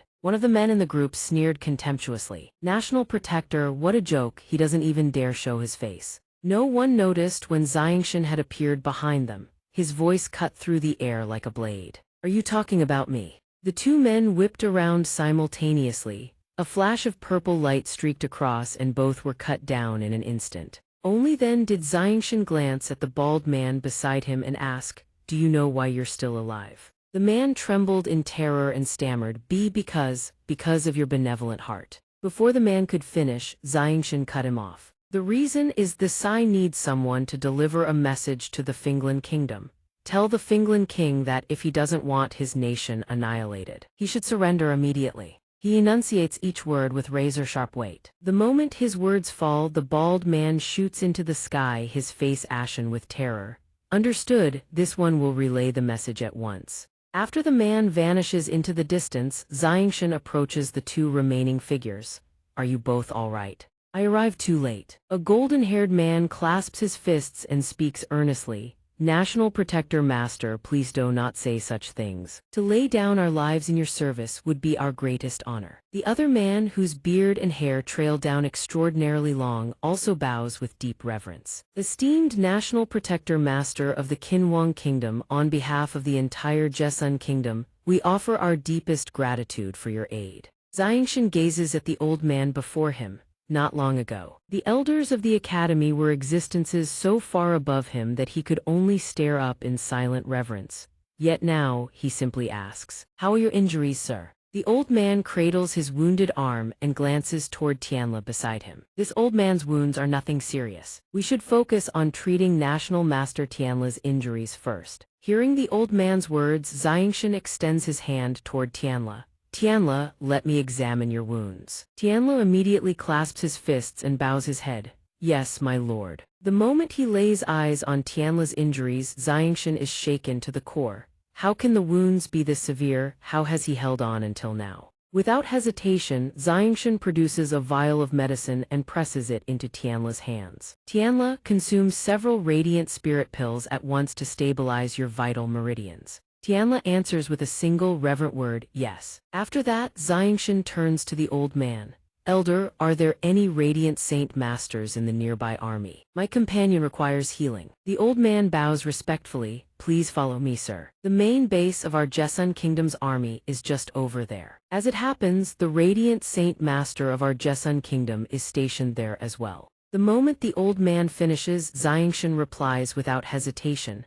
Very well, lead the way. By the time they reach the gates of the base, the sun hangs at high noon, its light blazing down mercilessly. As the three approach the gate, two soldiers spot them and cry out in relief. Commander Gali, thank the heavens you've returned safely. Without delay, Gali introduces Xianxia and his companion. These are the National Protector Master and a National Master of the Kinwang Kingdom. Were it not for their aid, I would not have returned alive. He then asks, is General Liu still in the barracks? A soldier replies immediately, the general is in the barracks, allow me to escort you. Inside a command tent, a general thunders orders at the soldiers before him. Compile the casualty figures at once. The soldiers snap to attention and obey without hesitation. When the three enter, the general's stern face breaks into relief. Elder Gali, thank heavens you are unharmed. Elder Gali wastes no words on pleasantries and cuts straight to the matter. General Liu, where is the Radiant Saint Master stationed with the army? The National Master of the Kinwang Kingdom has sustained grievous injuries and requires immediate treatment.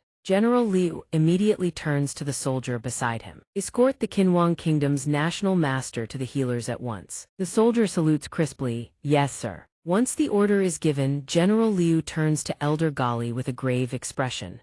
Elder, did you manage to retrieve the battle formation map from the front lines? Without a word, Elder Gali produces the document. Here it is, General, please have a look. The general unrolls the map and his face twists with raw fury. Those bastards, they actually dare this. This is nothing less than a plan to annihilate the entire Joseon Kingdom. Seeing his rage, Xianxia speaks up calmly. General Liu, what has happened? Explain it to me. The general grinds his teeth. The Xianxia Kingdom has entered the war. The Joseon Kingdom no longer faces a siege of 4 nations, it now faces a combined assault from 5. Hearing this, Xianxia furrows his brow in deep contemplation. Xianxia Kingdom, Ganyun is it? If you insist on courting death, then do not blame what follows. At a certain inn, Xianxia steps through the entrance. A waiter rushes over with an eager grin. Welcome, honored guest, are you here to rest? Or perhaps to dine? Xianxia wastes no words, he drops a handful of silver into the waiter's hands.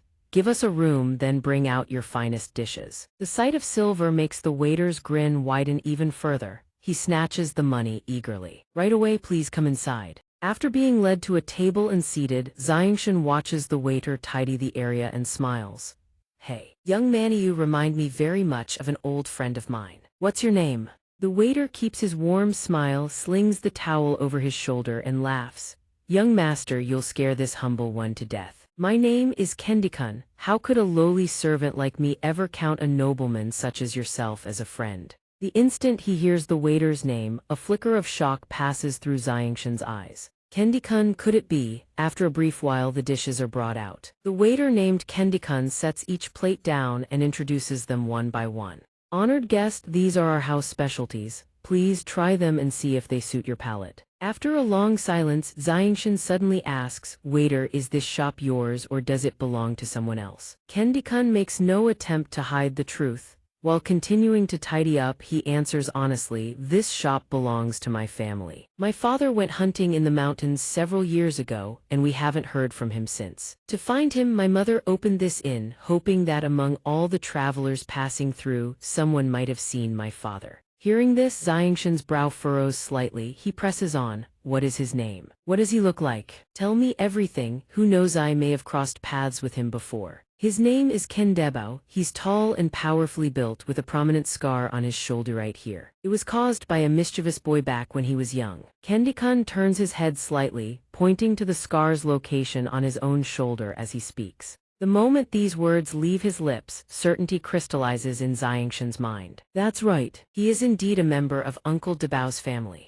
Xianxia recalls the kindness Uncle Debao once showed him and makes a silent, ironclad vow. Uncle Debao had sacrificed his life to magical beasts while protecting him. Now it falls to him to repay that debt to his family. After a long silence, Xianxia turns to Kendikun, who is still tidying nearby. Waiter, you, just as he is about to speak. A shout erupts from the doorway. Oi, shopkeeper, your brothers are here to collect the protection money. A group of men swagger in, loud and menacing, their voices dripping with arrogance. Kendikun recognizes them immediately and shrinks back, fumbling to produce the silver. Sirs, the payment for you gentlemen has been prepared. The leader of the group snatches the pouch of silver and weighs it in his hand. After checking the amount, the man's expression darkens. He rounds on Kendikun without a second word. You think you can play me for a fool, brat? Seeing the man's fury, Kendikun breaks into a cold sweat. He rubs his hands together nervously and forces a smile. Young master, what do you mean? This humble one wouldn't.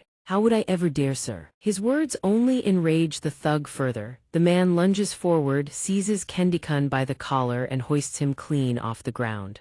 Listen here. You little rat, the protection fee for our Yangji sect is 3 taels of silver per month. This is nothing but mockery. Hauled into the air without warning, Kendikun's face drains of all color. Sirs, please. The Jesun kingdom is at war. Business at this little shop has been terrible. And just a few days ago my mother fell ill. Every last coin we have is in that pouch. Having no patience for Kendikun's pleas, the thug drives his knee into the boy's gut with brutal force. I don't give a damn, no money. And I'll beat you to death. Hearing the commotion from below, Kendikun's frail, ailing mother descends the stairs and cries out. Please, sir, stop. Seeing her son doubled over in agony, kneeling on the ground, she rushes to his side. Sir, this old woman will give you everything she has left. Please spare my son and me. Seeing his mother pull out the last of her meager savings, Kendikun grits his teeth against the pain and shouts, Mother, no. That money is for your medicine, without it your illness. Seeing her son in such agony yet still worrying only for her, the old woman sits down and cradles him in her arms, stroking his hair gently. My child, this old woman has lived long enough. I know my own body. This pittance cannot save my life, but it can save yours. Hearing this, Kendikun can only let out a helpless, anguished cry. Mother, witnessing this heartrending scene of motherly devotion, the thug only sneers. Damn it all, we're just collecting your chump change. Hand over the money now. Suddenly, a calm, indifferent voice drifts from behind him. If I were you, I would not touch that money. The thug whips his head around. Who the hell are you, brat? Xianxia merely sips his tea with half-lidded eyes, his expression utterly indifferent. You don't need to know who I am. All you need to know is this: if I am displeased today, none of you 3 will leave this place alive. Outside where? The other 2 who came with him heard this and aggressively raised their fists, charging toward Xianxia where they courting death. In a single flick of his wrist, Xianxia hurled a pair of chopsticks at the 2. The chopsticks separated midair, each one piercing clean through a body. All that remained were their wretched screams. He watched as the two companions who had come with him met their end. He immediately collapsed to the ground in horror, stammering, "Yao you dare attack people of our Yanji sect?" Xianxia's expression remained unchanged. He pulled out another pair of chopsticks and warned, "I'll give you 3 breaths. Amuse me. If you fail, you'll be the next to die." Seeing Xianxia draw out the chopsticks, the man almost knew what came next. He instantly dropped to his knees and kowtowed like a chicken pecking rice, begging for his life. I was wrong. I'll never dare collect money from this shop again. All the money that was extorted before will be returned in full. Please don't kill me. I know I was wrong." He kowtowed until silver coins clattered to the ground. Xianxia didn't even spare him a glance. He silently lowered his eyes to the teacup in his hand, then parted his lips slightly and spoke, "Not enough, tell me more." Seeing that his words still hadn't satisfied the man before him, the scoundrel immediately continued, "Starting from today, I'll send money to this shop every month, each time a generous sum. This is a 5th-grade radiant spirit pill. It can absolutely cure the shop owner." Saying that, he fumbled a medicine bottle out in terror. Only then did Xianxia feel it was sufficient. "Drag those 2 lackeys of yours out of here, I want to rest." Seeing that the other party had spared his life, the man had no desire to linger. He quickly replied, "Yes, thank you, my lord." After the scoundrel departed, Xianxia picked up the medicine bottle and presented it before Dekun, speaking gently, "My friend, I told Yao you truly look just like someone I once knew." When darkness fell at the Yanji sect, the red-haired man who had gone to collect protection money at the guest house that morning had fled back to his sect to lodge a complaint. "Master, we beg you please seek justice for us." The old man addressed it as Master furrowed his brow and questioned him. "Xiang, what exactly happened? How did your 2 junior brothers die?" Hearing this, the man hurriedly lodged his complaint. "Master, there is someone who doesn't take our Yanji sect seriously at all." He recalled and recounted the events. "Master, your disciple and 2 junior brothers descended the mountain to an eatery, where we encountered a mysterious expert. The mysterious expert learned that we all came from the Yanji sect, so he attacked the 3 of us without uttering a single word. After killing the 2 junior brothers, he not only insulted the Yanji sect, even cursed you, Master, calling you a good-for-nothing." After hearing the man's account, the old man's face turned black with fury. He roared, "Insolent, who in Xianxia Kingdom dares to be so arrogant?" Seizing the opportunity, the man added, "Master, you must avenge the 2 junior brothers." The old man produced a talisman, crushed it in his palm, and called out, "Zhu Qing, this sect master has orders." The instant the words left his mouth, a green-haired man appeared from behind, cupping his hands respectfully. "Sect master, what are your orders?" The old man wasted no breath.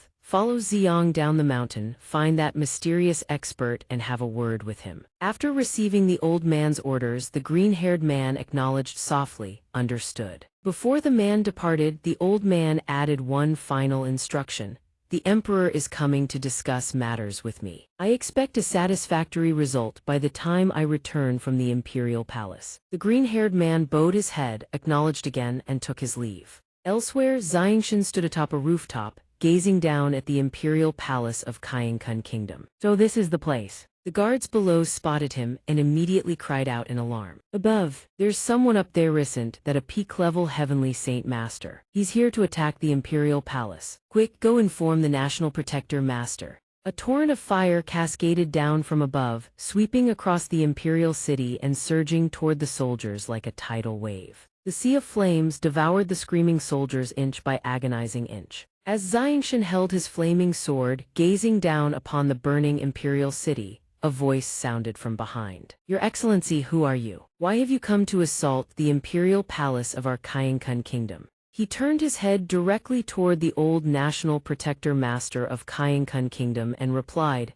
"Because Xianxia Kingdom is deserving of death. Tell Gan Yun to crawl out here before me." Seeing the man dare to invoke the emperor's personal name, the old man erupted in fury. "Insolent! How dare you address His Majesty by his given name?" Saying that, the old man channeled his power, readying himself to charge at Xianxia. Seeing this, Xianxia too began to gather his strength. With a single casual lift of his hand, Xianxia effortlessly severed both arms of the national protector master. As the old man plummeted in despair, he could only choke out one final line to think, "He is this powerful." After dispatching the first obstacle, xianxia turned his gaze toward the imperial palace and declared, Gan Yun, from this day forward. Every breath you take I will kill one person. I will not stop until not a single soul remains in your Xianxia kingdom, if you refuse to come out. Inside the great hall, the emperor of Xianxia kingdom sat in silence upon his throne, a eunuch at his side making his report. The emperor closed his eyes and reproached himself, This is all my fault.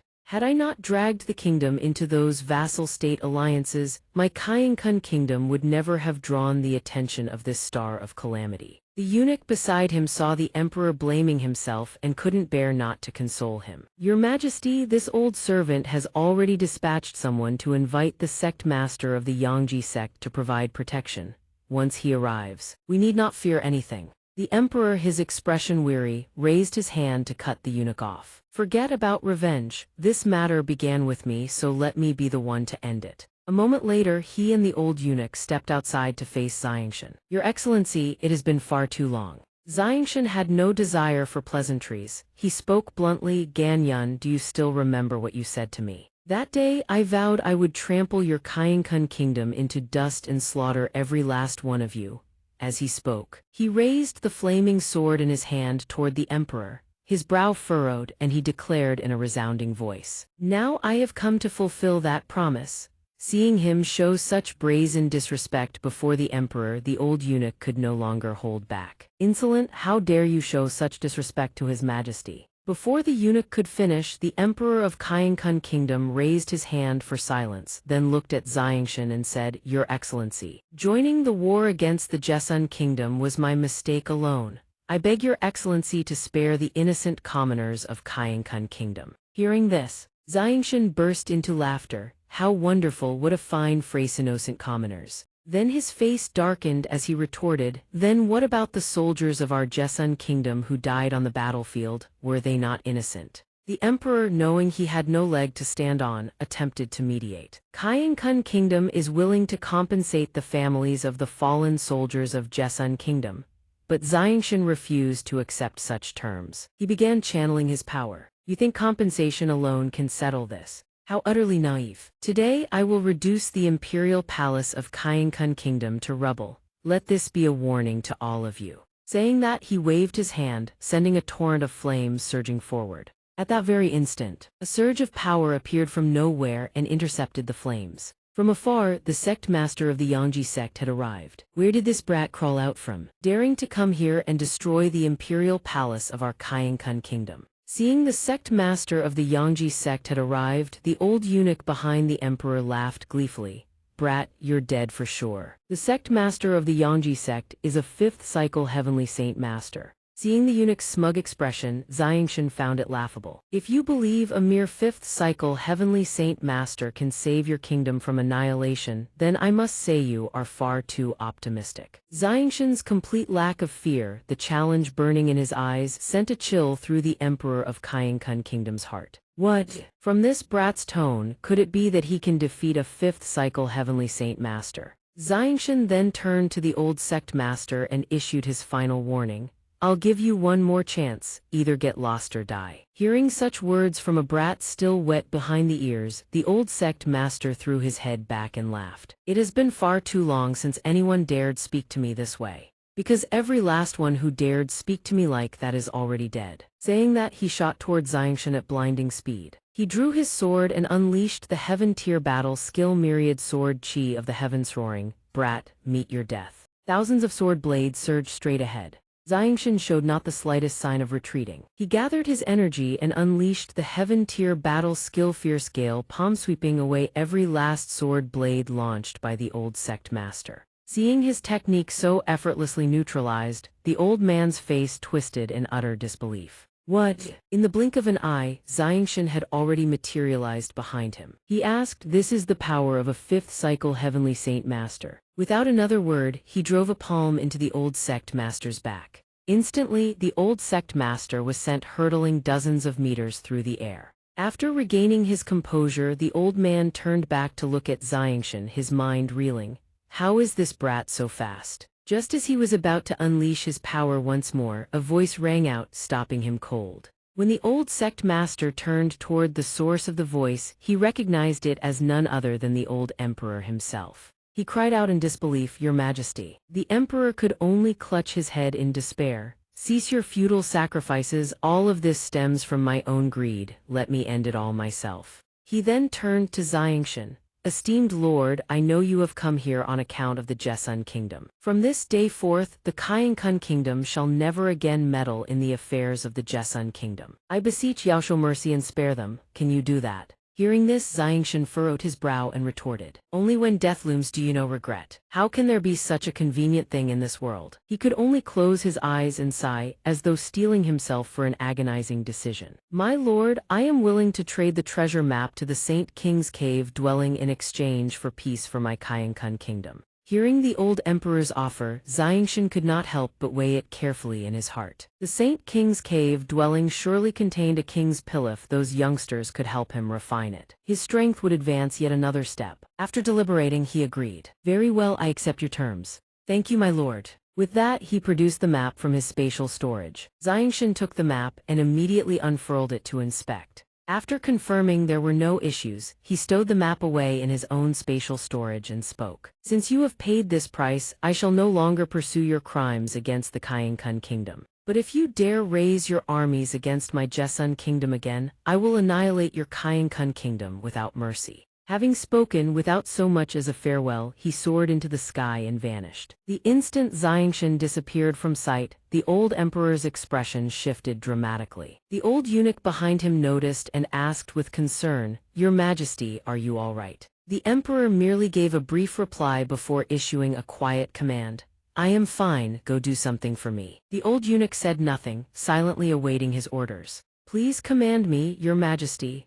Spread copies of this Saint King's cave dwelling treasure map to all the great clans and noble families." As he issued the order, he produced multiple copies of the map and handed them to the old eunuch. Then he continued, "I will make that wretched curse suffer torment after torment at the hands of those great clans until he is ground to dust." The old eunuch accepted the maps and responded with a single word, "Understood." He then turned to check on the old sect master. "Sect master, are you all right?" Seeing the emperor showing concern for him, the old man bowed respectfully. "This old man thanks your majesty for your concern. I have sustained only minor injuries." He then furrowed his brow and pleaded with the emperor, "Your majesty, I beg you to punish this old man. For I have failed to protect your majesty, forcing you to surrender something so precious." Seeing the old sect master still blaming himself, the emperor stepped forward to console him. "Sect master, what are you saying? Without your Yangji sect, how could our xianxia kingdom ever have carved out its place on this continent?" Hearing this, the old man thanked the emperor. "Your majesty is too gracious, I am grateful for your forgiveness." In another place, xianxia flew back toward the inn with a secret joy in his heart. He thought that yesterday there had been no time to tell King Dekun about his father. Today, he had to tell him and see whether he would be willing to follow him back to the Jessun kingdom. If not, he would at least leave him a sum of money. Just as he finished the thought, he arrived. He descended to find the inn eerily silent, devoid of a single soul. A foreboding premonition seized xianxia. He rushed forward, threw open the door, and called out loudly, "Kun kun!" But before him lay only a scene of utter devastation, scattered pools of blood, and Kang Dekun, trembling on the ground. He clutched his mother in his arms, weeping without cease. "Mother, mother, please wake up, mother." The sight drove xianxia into a blind fury. Seeing Kang Dekun trembling on the ground, xianxia cautiously approached and asked, "Kun, what happened?" Hearing that familiar voice, Kang Dekun looked up and blurted out, "Great hero, please save my mother." Without a moment's hesitation, xianxia sat down, produced a pill and pressed it into his hands. "Give her this medicine now." Kang Dekun wasted not a single instant. He swiftly took the pill and administered it to his mother. While Kang Dekun tended to his mother, xianxia seized her wrist to take her pulse. The instant he sensed her pulse, his brow furrowed deeply. These injuries were inflicted by a heavenly saint master. To confirm his suspicion, xianxia asked Kang Dekun, "Kun, I only stepped out for a moment, what happened?" Hearing this, Kang Dekun gently laid his mother down and spoke through gritted teeth. "It was those beasts from the Yangji sect." Hearing that familiar name once more, xianxia's eyes widened in astonishment. The Yangji sect. Having spoken, Kang Dekun turned and grabbed xianxia, tears streaming down his face. great hero. My mother won't die, will she? Seeing his terror, Xianxia grasped his hand and offered a reassuring smile. Rest easy. Your mother has taken the radiant spirit pill. Her life is no longer in danger. Once your mother wakes, I will use the radiant saint power to heal her fully. She will surely enjoy a long life. Hearing this, Kang Dekun immediately kowtowed, thanking him profusely. Thank you, great hero, thank you. Seeing this, Xianxia rushed to help him to his feet. Kun, there is no need to worry about your mother anymore. Now calm yourself and tell me everything that happened. Kang Dekun recounted dejectedly the group from the Xianxia sect that the great hero had driven away not long ago had returned, bringing someone called Martial Uncle Chu to seek revenge, but they did not expect him to have already left the inn. Frustrated, they began to ransack and destroy the shop's furnishings. His mother tried to intervene, but they beat her savagely. The more he recalled that sight, the more his veins bulged with fury, and he cursed through clenched teeth. Those Xianxia sect beasts! Once my mother recovers, I will set foot upon the path of cultivation and I swear I will have my revenge. Seeing his fury, Xianxia patted his shoulder with a smile. There is no need for that, I will take you to exact your vengeance right now. As it happens, I have business with their sect master as well. Having spoken, Xianxia immediately closed his eyes and deployed a divine technique to locate their positions. Suddenly, a hazy vision materialized before him. Found them. The image revealed 3 members of the Xianxia sect seated around a stone table, laughing and chatting merrily. As nightfall descended, Xianxia and Kang Dekun arrived at an inn to rent a room. The innkeeper rushed over to greet them warmly. Esteemed guest, are you here to rest or perhaps to dine? Xianxia did not hesitate. He tossed a gold ingot to the innkeeper and commanded, fetch me 10 barrels of water and deliver them to the back courtyard of the Xianxia sect. The innkeeper's eyes gleamed at the sight of gold. Thank you, thank you. Thank you, my lord, I'll see to it at once. Before long, Xianxia had brought Kang Dekun to the back courtyard of the Xianxia sect. 2 guards spotted their approach and immediately stepped forward to block their path. Your Excellency, this is the territory of our Xianxia sect. No one may enter without invitation. Xianxia simply swept his hand through the air toward the guards. In the next instant, both crumpled to the ground. Xianxia's expression did not waver. He strode forward without pause. Noticing Kang Dekun's fear, he spoke to reassure him. Kun, do not be afraid. With me here, no one in the Xianxia sect can lay a finger on you. Hearing his assurance, Kang Dekun replied with relief, yes, great hero. Moments later, they arrived at the spot where the 3 Xianxia sect members sat. Seeing someone approach, the red-haired one whipped around and bellowed, how dare who dares, but before he could finish, he recognized who stood before him and cried out in terror, it's you.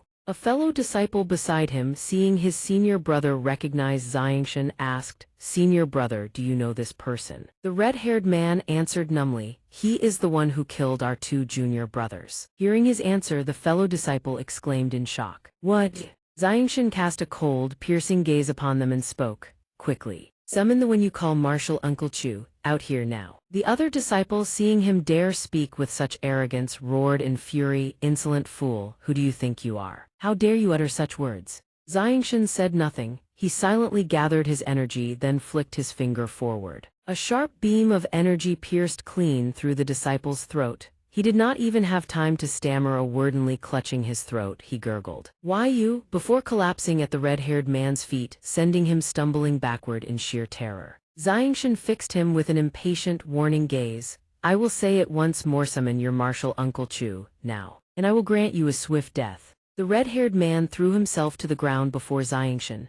Spare me. No, don't kill me, spare me please. He stares at the man coldly, his fists clenched tight. Xianxia gazes at him. Crimson sword chi materializes in his hand. Did you hear what I said clearly? Xianxia swings his arm to strike the red-haired man, who stumbles backward in terror. The crimson sword chi converges into a needle-sharp point, aiming to pierce through his forehead, but a blue barrier blocks the blow. His eyes bulge wide with sheer terror. From behind the barrier, he squeezes his eyes shut and screams for help. Uncle Chu, save me. Xianxia glances toward the figure lurking in the shadows of the 2nd floor. The figure demands, who are you, your excellency? Why have you come to our Xianxia sect in the dead of night, slaughtering our people at will? Xianxia casually lets the sword chi in his hand dissipate. He looks at the man and says, that is precisely the question I should be asking you. The green-haired man peers down from the 2nd floor. What exactly do you mean? Xianxia stands coldly before the golden-robed youth and declares, half a double hour ago. Why did your Yangji sect barge into someone else's inn and slaughter people at will? The green-haired man sneers contemptuously. So your excellency has come on behalf of this little fellow here. He continues, I hope your excellency understands our Yangji sect is the foremost faction of the Xianxia kingdom. Not just anyone can afford to offend us. The green-haired man gazes down at Xianxia with icy contempt. If your excellency insists on standing up for this lowly commoner, then do not blame our Yangji sect for failing to show due hospitality. Xianxia furrows his brow and replies, I will say only one thing. If your Yangji sect does not wish to be annihilated down to the last man, then I advise you to crawl down here, kneel before Kand Kun, and compensate him. Enraged by these words, azure sword chi surges into his hand. He roars, insolent brat. You know neither the height of the heavens nor the depth of the earth. The green-haired man charges forward, lunging at Xianxia. Let me see just what sort of skills you possess. Xianxia raises his hand, pressing his thumb against his middle finger. A crimson glow radiates outward. He flips his palm over and flicks his middle finger. A beam of crimson light erupts forth, striking the charging green-haired man dead center. The blow sends him hurtling backward. His back slams into the floor and he coughs up a mouthful of blood. He clutches his bleeding wound, his voice trembling with fear. How can your cultivation be this powerful? I am already a third cycle heavenly saint master. Xianxia sneers coldly. Third cycle cultivators like you, I've already killed several. The green-haired man's eyes widen in abject horror. What? This brat has already slain third cycle experts. Then by his own words, his strength must have at least reached the fifth cycle. He immediately drops to his knees and kowtows before Xianxia. My lord, please spare me, I was merely acting under orders. Xianxia looks down at him, acting under orders. You are a heavenly saint master, yet you take commands from an earth saint master. He squeezes his eyes shut and shouts, no, I was following the direct orders of our sect master, Ha Shan. Xianxia stares down at him icily. Your sect master. Why would he want to trouble Kand Kun's family? The green-haired man raises his head with a trembling gaze. Because someone killed a disciple of the Yangji sect. Xianxia finally pieces the matter together. So when you couldn't find me, you vented your fury on his ailing mother and Kand Kun instead. The green-haired man's eyes go wide. Sweat pours down his face as he begs for his life. My lord, I know my wrongs, please I beg you spare my life. Xianxia replies with chilling calm, you do not know your wrongs, you only know that you are about to die. Xianxia wastes no more words on them. Twin beams of crimson light gather in his hand. He presses his index and middle fingers together and flicks his wrist. The two crimson beams pierce through their bodies simultaneously, striking their vital points. The green-haired man barely manages a scream, no, before he collapses lifeless on the spot alongside the red-haired man. Xianxia turns around and pats Kand Kun on the shoulder. Come, let us go check on your mother, she must have awakened by now. Kand Kun watches his retreating figure and replies with heartfelt gratitude, yes, of course. The next morning, inside the inn room, Kand Kun stands joyfully beside his mother's bed. Mother, you're all right now, this is truly wonderful. He reaches out to help her sit up. Xianxia sits by the tea table. Kand Kun's mother reaches out and gently strokes his head. My dear son, she says softly, I've caused you such worry. She then sits up and turns to Xianxia. Benefactor, I am forever grateful for saving the lives of this old woman and her son. Xianxia turns to face Kand Kun's mother. Xianxia rises and clasps his fists in a respectful salute to Kand Kun's mother. Madam, please do not stand on ceremony. This is merely what this humble one ought to do. We cannot allow the two of you to remain here any longer. Xianxia thinks to himself, I must repay the life-saving grace of Uncle Kand Bao. After a moment of contemplation, he speaks, Madam, do you and your son have any plans for the future? Hearing Xianxia's question, Kand Kun's mother gazes at him with a look laden with sorrow. I intend to take Kunner away from the Xianxia kingdom. Hearing his mother's words, Kand Kun exclaims anxiously, Mother, aren't we going to stay here and wait for news of father? She closes her eyes and replies with heavy sorrow, Your father has had no word for so many years. I fear something terrible may have befallen him. She reaches out and strokes her son's head. I had wanted to build some small fortune for you here, to watch you marry and have children of your own. That way, when this life ends, I would at least be able to face your father with my head held high. She pauses briefly, then continues. But the Yangji sect is not only powerful with many members, they also have ties to the imperial family of the Xianxia kingdom. If we stay here, the Yangji sect will surely come after us. Mother does not want to see those people from the Yangji sect bully you ever again.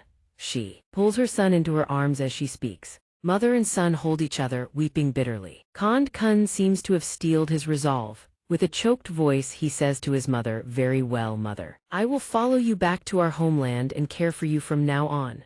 Listening to the exchange brimming with love between mother and son, Xianxia thinks to himself, I cannot let them travel alone. Otherwise, how could I ever repay the kindness of Uncle Kand Bao? Having made up his mind, he addresses Kand Kun, "Young master, bring your mother and come with me to the Jesun kingdom." Hearing his proposal, Kand Kun's mother speaks up to refuse on her son's behalf. "Benefactor, for all that you have done for this old woman, my gratitude is boundless. But the Yangji sect is far too powerful. It would not be worth making enemies of them for our sakes." Xianxia knows she fears dragging him into danger. He realizes he can no longer conceal the truth.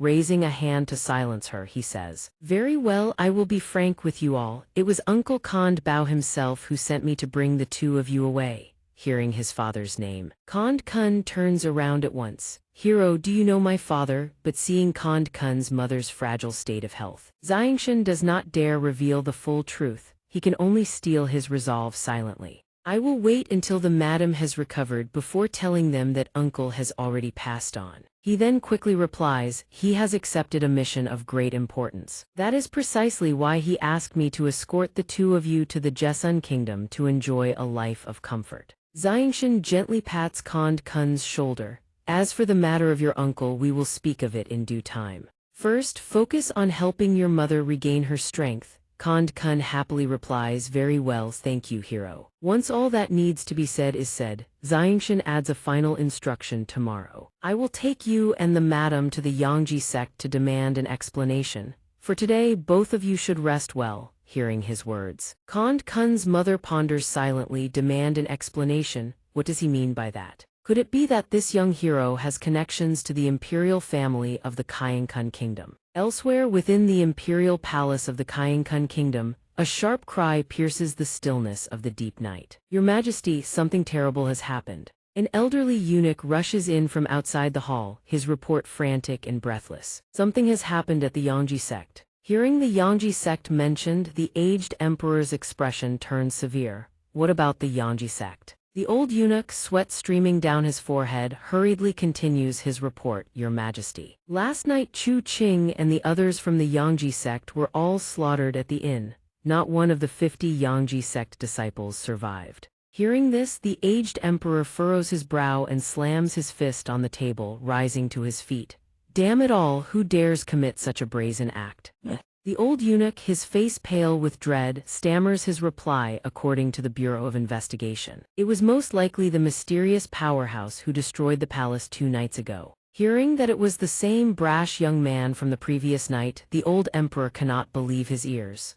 "What?" He points at the eunuch and nearly roars, "Do you know the reason?" Seeing the emperor's fury, the eunuch dares not delay a moment longer and rushes to report, "Your Majesty, it is said that the Yangji sect members struck first. They were the ones who attacked and beat the inn's people. That inn apparently has a very close relationship with the mysterious powerhouse residing there." Hearing that the Yangji sect was at fault for striking first, the emperor slowly sits back down and snorts coldly. "So it was the Yangji sect who threw the first punch? Then it's of no consequence." Seeing the emperor's reaction, the old eunuch cautiously inquires, "Your Majesty, shall we still involve ourselves in this matter?" The aged emperor waves his hand dismissively, unwilling to entangle himself. "Leave it be. Inform the sect master of the Yangji sect that this matter is of their own making.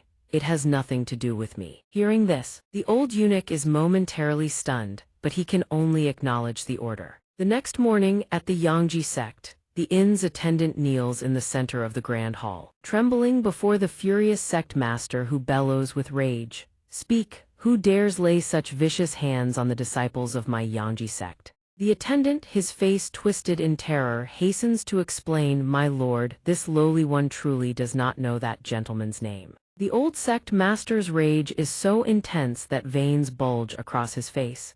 He raises his blazing fist and snarls, "If you won't speak, then I'll find out for myself." The moment his words fall, the scarlet blaze slams into the attendant's chest, sending him crashing to the ground. Fingers of fire spread across his entire body. Amid his terrified screams, the flames suddenly surge upward, and within them, the image of xianxia takes shape. Then the flames slowly recede. Upon seeing who it was, the old sect master's eyes nearly rolled back into his skull as he screamed, What? How is this possible?" Outside the sect gates, xianxia had brought Kang Dekun's mother and son to the Yangji sect as promised. Only when they stood before the gates did Kang Dekun feel the terror creep in. "Great hero, perhaps we shouldn't go in after all," he stammered. Seeing the man trembling with fear, xianxia turned slightly and reassured them. "Grandson, rest easy with me here. No one will lay a finger on either of you." The moment the three of them stepped forward, the guards stationed at the gate bellowed at them to halt. "Halt! Who dares approach?" Xianxia merely fixed his dark, cold gaze upon the Yangji sect disciples before him and spoke through gritted teeth, "Today, I have come to the Yangji sect for one thing in explanation." The guards burst into raucous laughter, as though they had just heard the funniest joke in the world. "Have you gone mad? You dare come to our Yangji sect and cause trouble? Are you courting death?" Without another word, xianxia summoned his flame sword and roared, "Yangji sect, receive my blade." High above, a blazing white-hot object materialized in the sky and hurtled downward. Below, several disciples spotted it and shrieked in panic, "No!" The unidentified object plummeted with devastating, earth-shaking force. The two guards who had confronted them moments ago were engulfed by the inferno, screaming as flames consumed them. Down below, the young man with slanted bangs looked up in excitement at his mother. "Mother, this great hero is truly formidable. What kind of relationship does he have with father?" The mother gazed upward and murmured, "The fact that he would go this far to help us must share a deep bond with your father." Meanwhile, xianxia hovered in midair, his eyes radiating an oppressive killing intent as he spoke. "Since you've already shown yourself, then stop skulking in the shadows." A white-haired elder standing below cried out in shock, "Your Excellency, why would you go back on your word?" Xianxia's brow furrowed slightly. He retorted bluntly, "When exactly did I break my word?" The white-haired elder trembled with fury, flames practically burning in his eyes as he repeated xianxia's own words back at him. "If you offer sufficient compensation, then I shall no longer pursue the crimes the Xianxia kingdom committed in the past." Then the elder pressed on, "A few days ago you swore to His Majesty of Xianxia kingdom that you would trouble us no more. Have you forgotten already?" Xianxia's eyes turned razor-sharp as he met the elder's gaze and replied, "At the time I also said this: as long as your people don't provoke me, I won't cause you any trouble."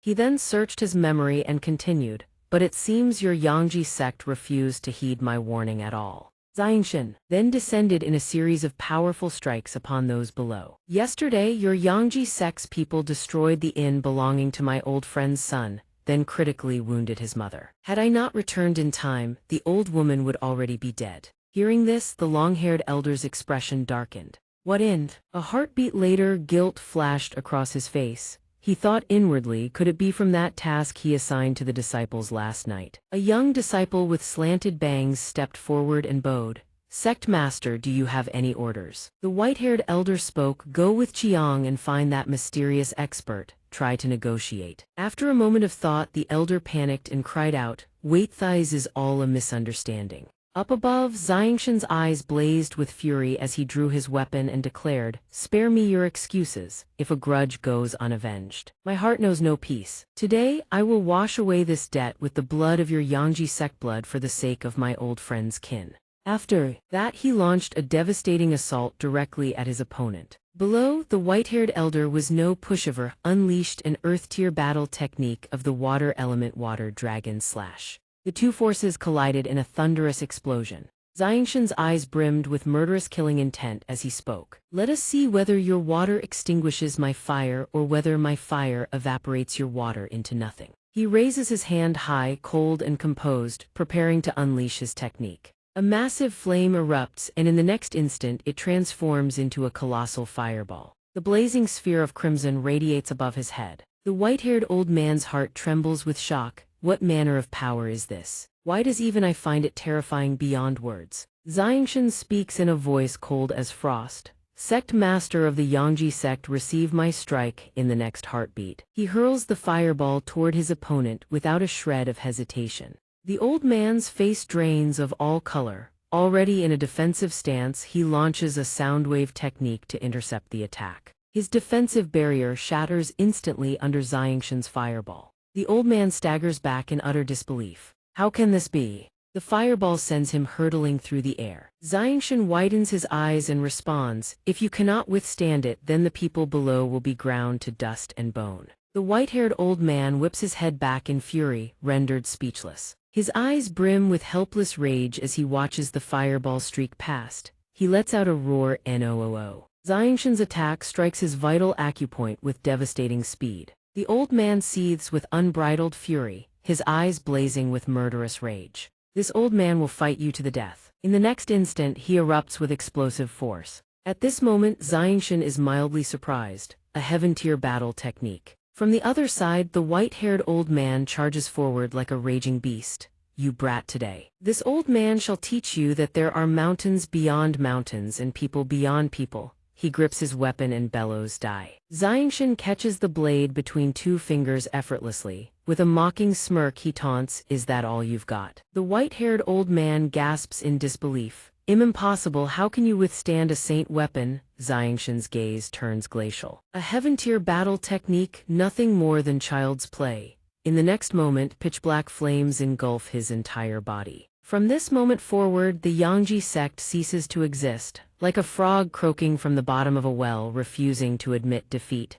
He sneers. Do you truly believe the Yangji sect is nothing more than a minor sect? The power of our Yangji sect far exceeds your imagination. If you stop now, it is not too late. Hearing this, Xianxia merely lets out a cold snort and says, oh, how formidable. Then let this one see if you can withstand this strike. In the next instant, a bolt of divine lightning descends from the heavens. It is the saint-tier battle technique, Blood Frenzy. At the sight, the white-haired old man's jaw drops. A saint-tier battle technique, how is this possible? You are merely a heavenly saint master, how could you possibly know a saint-tier battle technique? Xianxia's form transforms as he unleashes the full fury of the saint-tier battle technique, Blood Frenzy. The old man, now reduced to a trembling coward, scrambles to flee, begging for mercy. No, don't, I was wrong, I beg you, spare my life. Before his words are finished, a thunderous bolt of lightning crashes down. His entire body is engulfed in searing flames, burning without end. When the fire finally subsides, nothing remains but scorched, barren earth. The mother and son huddle together, trembling, their eyes darting around in fear.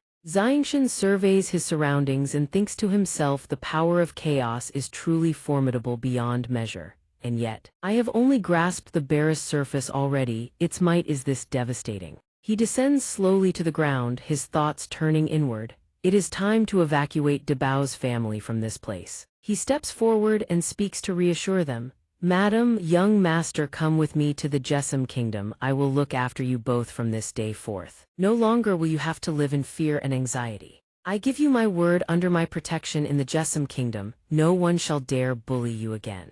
The mother smiles warmly, her expression gentle and grateful. Thank you, young master. The scene shifts to a desolate wasteland, where only a handful of hastily erected tents dot the landscape. Xianxia leads Dabao's family toward the encampment. The sentry spots them and calls out, Protector State Master, sir, you have returned. Xianxia approaches and asks, is General Liu present at this time? The soldier bows respectfully.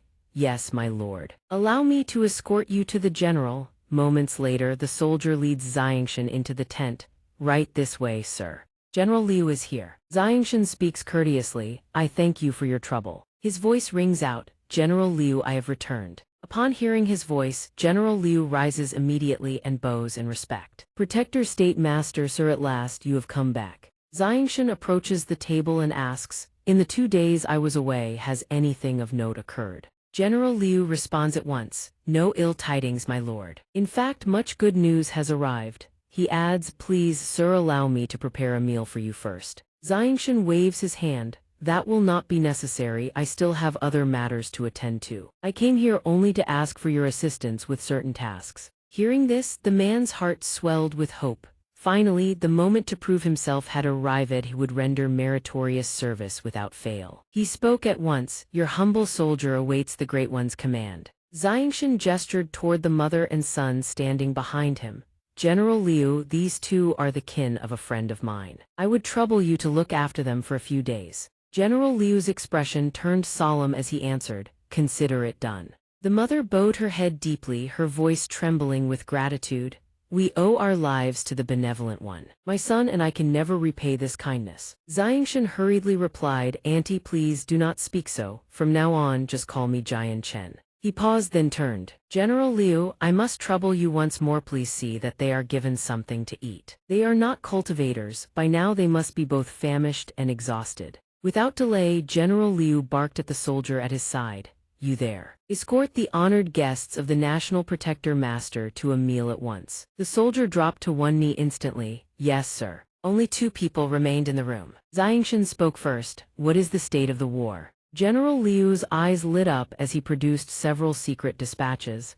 "Thanks to your excellency, the Finland Kingdom's Grand Army has begun its retreat. They have even sent a letter of surrender." He turned to the map spread across the table and added, "The situation at the 3 eastern fortifications. The west and the south of the Joseon Kingdom has stabilized." A moment later, General Liu's eyes shone with reverence. "Your Excellency has endured great hardship. The age your kingdom has bestowed upon the Joseon Kingdom. The people of Joseon shall remember it in their hearts for all eternity, never to forget." That evening, Xianxia came to the mother's side to inquire after her well-being. "Auntie, how are you finding tonight's meal? Is everything to your liking?" The mother's eyes were clouded with sorrow. "Benefactor de Baya is gone, isn't he?" Xianxia stood before her and said gently, "Auntie, the uncle, he was called away by duty." The mother's gaunt face tightened. "Enough, you need not worry about me." Then her gaze drifted, lost in memories of the past. Every year he would come home 2 or 3 times.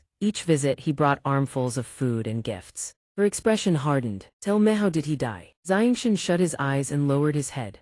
"The uncle. He gave his life to save mine." Hearing this, a wave of sorrow washed over the mother's face. "As I thought, he was always a man of his word." Xianxia looked up startled. "A promise." The mother's voice grew heavy with grief as she began to speak. "Ever since he was young, his physical strength was immense. His cultivation advanced far faster than anyone else's." Her thoughts wandered back to the days of their youth together. "I once asked him, 'We must you cultivate? Wouldn't a simple life of farming be enough?' Back then, Debao answered with that unshakable confidence of his, 'To protect others, one must first have the courage to stand tall.'" The mother's voice cracked softly. "He shielded me for half a lifetime." She glanced toward the silhouette of their son in her mind. "Now it falls to me to protect his child." Xianxia stood to the side, watching her in silence. A vow formed in the depths of his heart. "Uncle, your sacrifice. From this day forward, no one shall ever bully them again." The scene shifts to the following morning within a vast palace chamber. Xianxia's mother sits alone, her face drawn and weary. Suddenly, a voice rings out from beyond the door. "Fourth sister, are you in there?" A woman dressed in bold, eye-catching attire appears in the doorway. "Fourth sister, I have noticed these past few days that something troubles you. Surely there is something weighing on your heart." Xianxia's mother lowers her gaze, her voice slow and weary. "These past few days I have felt a constant restlessness. I cannot calm my heart, and every night I am plagued by nightmares." The orange-haired woman moves closer with concern. "Fourth sister, are you thinking of Xianxia again?" Xianxia's mother glances at her, a faint sadness in her eyes. "If you were a mother, elder sister, you would understand." The red-haired woman steps closer and speaks gently, her words steady and soothing. "Fourth sister, do not despair. Xianxia's talent surpasses all others. His fortune outweighs his fate. Surely the heavens themselves shield him. Before long he will return." Hearing these words, his mother's face tightens at once. "But when the Huyun sect cast him out, he was only 15 years old. We have searched for him so long, and still there is no word, no trace." Her complexion pales as she whispers, "I do not even know where Xianxia is now. Will he ever be able to come home? I fear." The red-haired woman places a steadying hand on her shoulder. "Fourth sister, do not let your thoughts spiral. Xianxia will surely be safe." She then studies her sister-in-law's face and says with quiet resolve, "Fourth sister, you must hold on. Right now, within the entire Chengyang clan manor, the only ones left to hold things together are you and I." Her thoughts then drift to Minju, the daughter of the second madam. Changyang Minju, resentful of the arranged marriage forced upon her a year ago, had fled the manor. Her whereabouts remain unknown. Then her mind turns to Changyang Hu, the eldest son of the first madam who had been brought back just days ago, though he yet draws breath. His cultivation has been utterly destroyed, is now a cripple. The woman stands motionless, her gaze fixed on the world beyond the window. You must all return safely, you must. At that very moment, outside the manor, Xianxia and his companions arrive. His eyes brim with joy as he gazes upon the familiar gates. Mother, your son has returned, are you well? He strides forward and pounds on the gate with eager, thundering knocks. From beyond the door, a gruff voice calls out. Who goes there? The gates swing wide open. Xianxia stands there, arms flung open like a child. Uncle Do, it's me. The old servant's weathered face breaks into pure, radiant joy. Fourth young master, you've finally come home. Xianxia clasps the old man's hands urgently. Uncle Do, how is my mother's health? Is she well? Before he can even draw a second breath, Uncle De seizes his arm and pulls him forward. Quickly, come with me. The fourth madam has thought of you every single day. Caught off guard by the old man's urgency, Xianxia blinks in surprise. Wait, Uncle De, slow down. Inside the chamber, the red-haired woman continues to console Xianxia's mother. Xianxia is blessed with great fortune and a sharp mind. He will surely be unharmed. He is most likely hiding somewhere safe, that is all. Suddenly a commotion erupts from outside, startling both women. Fourth madam, fourth madam. The red-haired woman flings the door open with an irritated huff. Uncle De, what are you bellowing about? The old servant swiftly pulls Xianxia forward into view. Third madam, the fourth young master has returned. The third madam freezes, her eyes widening in disbelief. The fourth young master, Xianxia. The moment his name rings out, his mother lurches to her feet and races out the door. Xianxia's eyes glisten with unshed tears as he beholds her. Mother, your son has come home.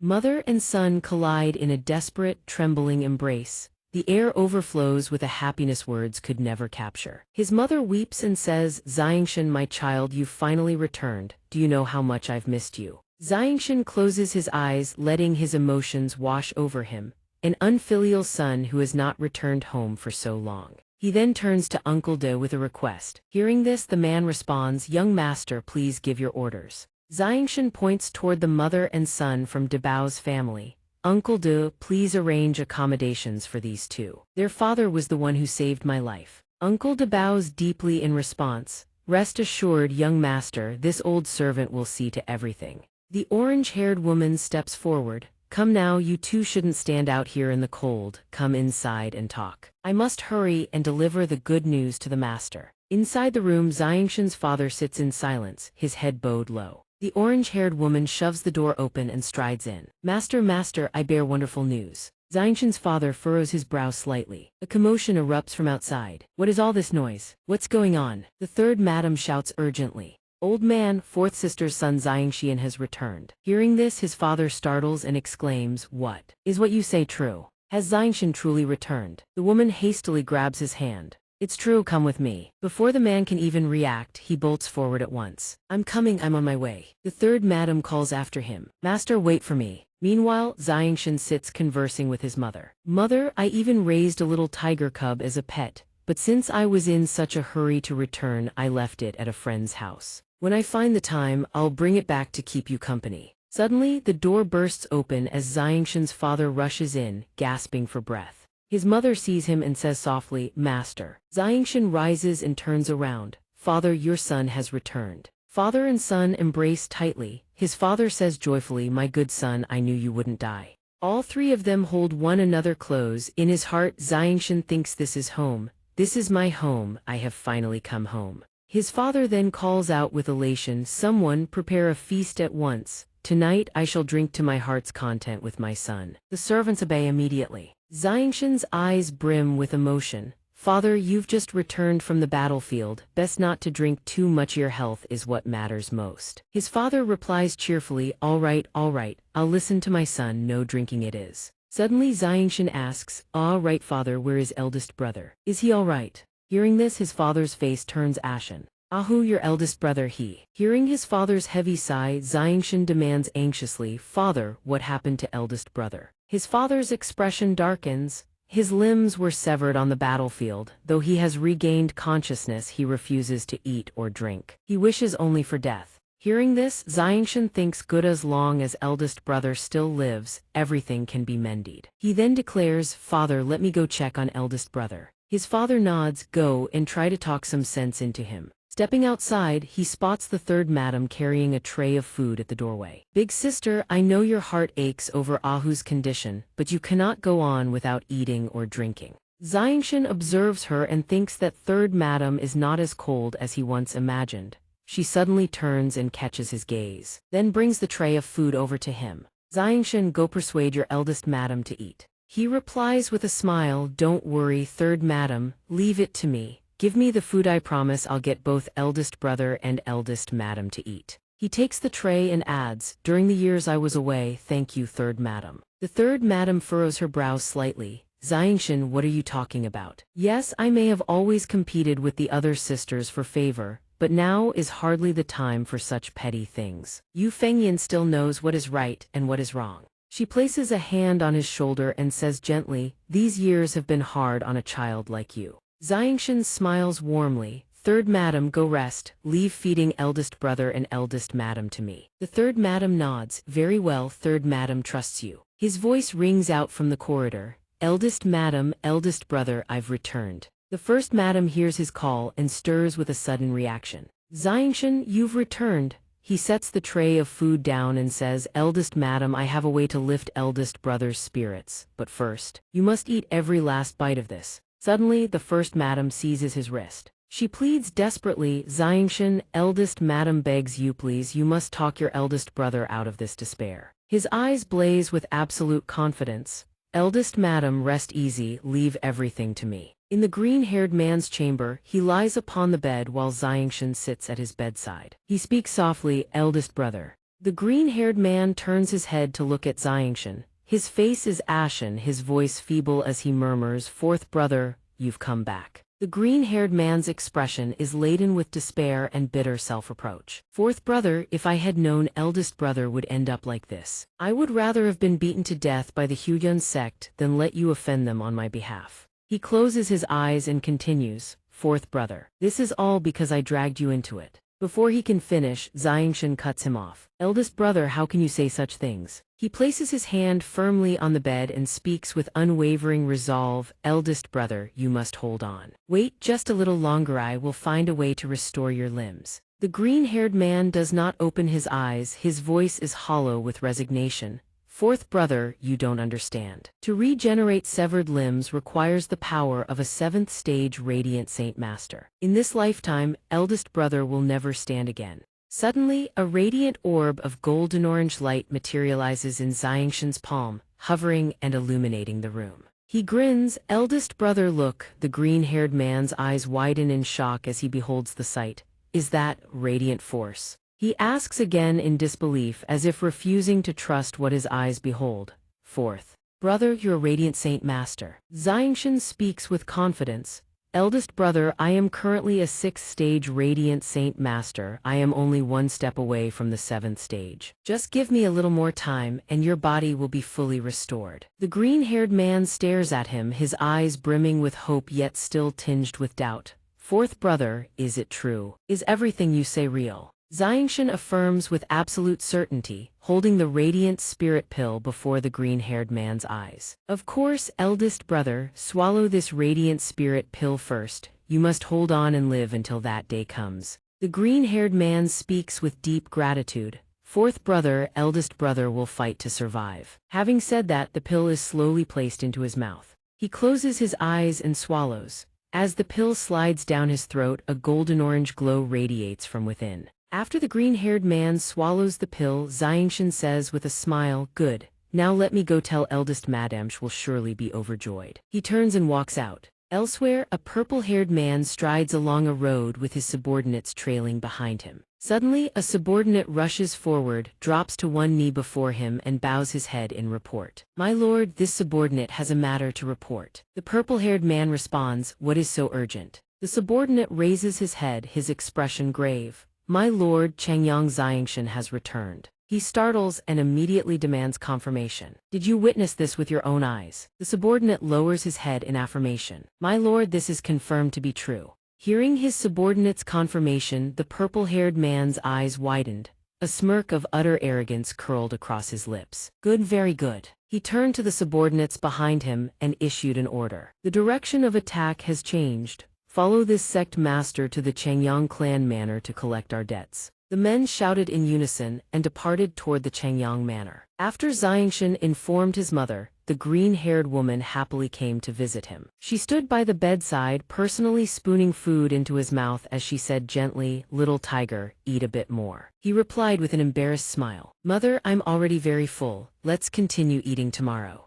Xianxia picked up a cup of tea to drink, but seeing this, he burst out laughing and teased him. And who was it that said Big Brother couldn't eat or sleep well these past few days? The green-haired man turned to him, chewing as he spoke. But even so, you can't eat 4 or 5 days' worth in a single meal. While Xianxia was laughing happily, his mother suddenly rushed over with a panicked expression, crying out, "My son, come with me quickly." Xianxia hurriedly steadied her hand, his face bewildered as he asked, "Mother, what's wrong?" She answered frantically, "Xianxia, the people of the Huyun sect are heading to our Changyang manor. You cannot stay here." He calmly held her hand and reassured her, "Mother, don't worry, your son will be just fine."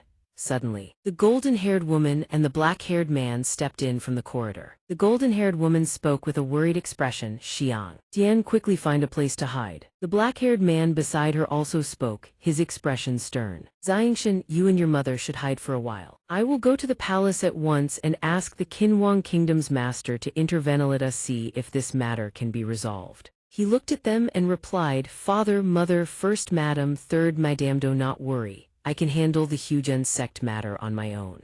Xianxia's mother scolded him, her face full of worry. "Silly child, stop talking such nonsense. The Huyun sect is incredibly powerful. How could you possibly contend with them?" The black-haired man also voiced his agreement. "Indeed, even though you've grown these past few years, you still cannot match the Huyun sect." The black-haired man closed his eyes, his expression one of disappointment, and continued, "It is because my strength is insufficient that the two of you must bear this injustice." After speaking, he produced a scroll and placed it before Xianxia with solemn instructions. "Xianxia, this is a heaven-tier battle skill that your father happened to come across. Take it with you and cultivate it for a time. Once you have mastered it, then come back." He stared at the scroll in the old man's hand and silently sighed with emotion. "Isn't this what Ming Dong was asked to deliver? That fellow actually delivered it on time." The image of a young man with purple-tied hair holding a scroll surfaced in his mind. While he was lost in thought, a thunderous shout suddenly echoed in from outside. "Changyang Ba, you must hand over your son Changyang Xianxia today, or our Huyun sect will annihilate your entire Changyang manor." Xianxia's mother was startled. He too turned his gaze toward the outside. He furrowed his brow, his expression growing solemn.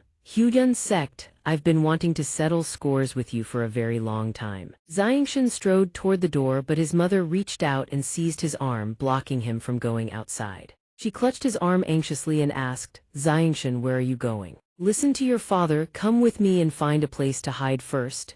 Xianxia turned back and comforted her, "Mother, your son no longer fears the Huyun sect. Please let me go." She shouted, "No, what nonsense are you spouting?" Her voice softened as she continued, "How could you possibly be a match for the Huyun sect? Just listen to your mother, all right." The brown-haired man reached out to stop him and said, "Xianxia, you and your mother should quickly leave through the back door. I'll go stall them at the front gate for a while." At the once peaceful Changyang manor, the purple-haired man and his subordinates suddenly arrived. He bellowed, "Changyang Xianxia, crawl out here and accept your death." The manor gates opened. From within, the black-haired man and the white-haired man stepped out. The black-haired man spoke, "Sect Master Cheng, making such a racket before the gates of our Changyang manor, do you not know basic decorum?" The purple-haired man's expression turned vicious, his brows furrowed menacingly. "Changyang Ba, as long as you hand over Changyang Xianxia, our Huyun sect will never trouble the Changyang clan again." The black-haired man stood before him and challenged, "Sect Master Cheng, the matter back then was clearly your son Cheng Mingxiang's fault to begin with." He ground his teeth and answered furiously, "Changyang Ba, I'll give you one chance. Either you obediently hand over Changyang Xianxia and the matter between us is settled,"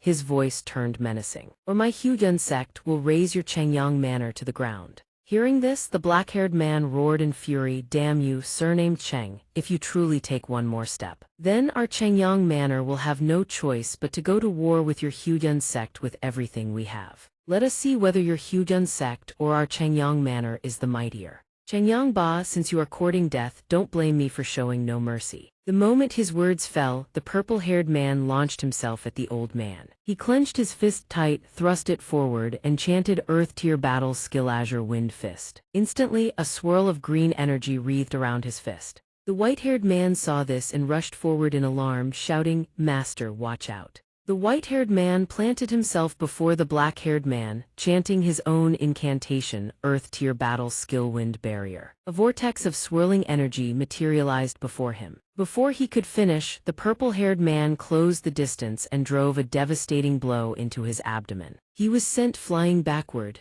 The black-haired man cried out in horror, "Uncle De!" The purple-haired man laughed with smug derision. "With such meager strength, you dare contend with me." He was still laughing when his expression suddenly shifted. Xianxia was already there supporting the white-haired man. "Uncle De, I've troubled you." The white-haired elder's face twisted in pain. His voice weak, he gasped forth, "Young master, hurry, go." Calmly, Xianxia brought a golden-orange pill to the white-haired elder's lips. "Rest easy, Uncle De, it will be over in a moment." The purple-haired man saw him finally appear and bellowed with a triumphant grin. "Chengyang Xianxia, I've finally found you. Today I will ensure you die with no burial ground." Xianxia carried the white-haired elder over to the black-haired man and spoke. "Father, tend to Uncle De first. Leave this matter to me." From the other side, the purple-haired man's face darkened and he roared, "Chengyang Xianxia, prepare to die." He chanted his incantation once more, Earth Tier Battle Skill, Azure Wind Fist, as green energy erupted around him. His face twisted into a murderous snarl. He charged at Xianxia, howling, "Die, Chengyang Xianxia." The black-haired man saw this and screamed toward him in panic, "Xianxia, watch out." In that instant, Xianxia raised a single hand and caught the purple-haired man's fist. The subordinates standing nearby stared, their jaws dropping in stunned silence. The purple-haired man froze, his expression turning ashen as his attack was stopped cold. He stammered in disbelief, "What? How? How can you block my attack? I am a heavenly saint, master." Xianxia cast him a cold glance and replied icily, "My mother is still waiting for me inside, so your Huyun sect's end will come even sooner." With that, he raised two fingers before the man and chanted Purple Azure Condensation Flying Star Sword. Lightning-like energy crackled and coiled around his arm. The power shot toward the purple-haired man, launching his body backward. It punched a gaping hole through his chest. He stared at his own chest, his face twisted in horror. "Impossible." Xianxia watched the purple-haired man collapse to the ground and said coldly, "Heavenly Saint Master, killing you is no different from slaughtering a dog." The subordinates saw their leader fall and screamed in terror, "The sect master is dead." One of them bolted, shrieking, "Run." Before he could get far, something slammed into the back of his skull, and he toppled over. The remaining one saw Xianxia standing right beside him and jolted in sheer terror. He immediately dropped to his knees before Xianxia, his face pale with mortal fear, and stammered, "Great hero, I was wrong. I was forced to come. I never did anything evil, I swear." Xianxia looked down at the man kneeling before him and said, "Go back and tell the ancestors of your Huyun sect Chengyang Xianxia will soon come to the Huyun sect to demand an explanation." Having spoken, he delivered a brutal kick to the subordinate's face and commanded, "Now get lost." The man's face twists grotesquely from the kick. Trembling with fear, he hastily stammers, "Yes. Understood, thank you for sparing my life, great hero." After dealing with them, Xianxia turns around with a bright grin. "Father, your son didn't lie to you, did he? That was over quite quickly, wasn't it?" A grand banquet is held, with every notable figure in attendance. The king stands at the center of the banquet hall and declares, "I wish to express my deepest gratitude to the esteemed national protector masters of the Qinhuang kingdom for gracing us with your presence." The golden-haired man clasps his hands in salute. "Your Majesty of the Jessun Kingdom is too kind. We merely followed orders to protect the national protector master of the Qinhuang kingdom." Another man raises his wine cup. "Indeed, Your Majesty of the Jessun Kingdom. If you wish to express your gratitude, direct it to our national protector master." An elder with snow-white hair rises to his feet. "Esteemed lords, may I humbly inquire, would it be possible for us to learn the honored name of your national protector?" This old one may perhaps be acquainted with such a distinguished senior. The two men from the Kinwang kingdom exchange glances. The golden-haired one speaks up. Our national protector master's name is Jian Chen. Is there anyone here who recognizes it? The elder strokes his chin deep in thought. Jian Chen, you say? He turns to the person seated beside him. Do any of you know of this great one? The elder continues, we have never once heard of this person's name. The other replies, could he perhaps be a reclusive expert from some great clan? The youth sitting across scratches his head. Nobody in the entire kingdom knows who Jian Chen is. Is he even from this country? He sips his wine and calculates the timing. By now, Jian Chen should have left the mercenary sanctuary in the city. The youth rests his chin on his hand, looking bored. I recall he told me to wait for him at the Chengyang clan manor. Well, once this banquet ends, I'll head there right away. Something rockets into the sky, piercing the void. The red-haired elder laughs heartily. I have finally broken through. He's broken through. Everyone below erupts in congratulations. Congratulations to the patriarch on his successful breakthrough to the third cycle of the Heavenly Saint Master realm. The red-haired elder descends. Good disciple, your master has troubled you greatly during these days of closed-door cultivation. The disciple bows respectfully. This is merely what a disciple should do. A voice suddenly echoes from the distance. Patriarch, save me. A man in a cloak collapses to the ground before the patriarch. Patriarch, the sect master has been killed. The patriarch freezes in shock. What in the world happened? Speak now. The man raises his head. Darkness blankets the land. From within a tower the sound of laughter rings out. The father holds up his wine cup, laughing. You have no idea how satisfying today has been. Suddenly, Xianxia's mother pulls him away. If you want to drink yourself into a stupor, don't drag my son into it. She demands. Xianxia is only 21 years old. How could he possibly have killed the sect master of the Huyan sect? Her voice softens. Xianxia, your mother only wishes for you to live a peaceful, safe life. Xianxia reassures her gently. Mother, rest easy. From now on, no one in the Jessun kingdom will dare bully you.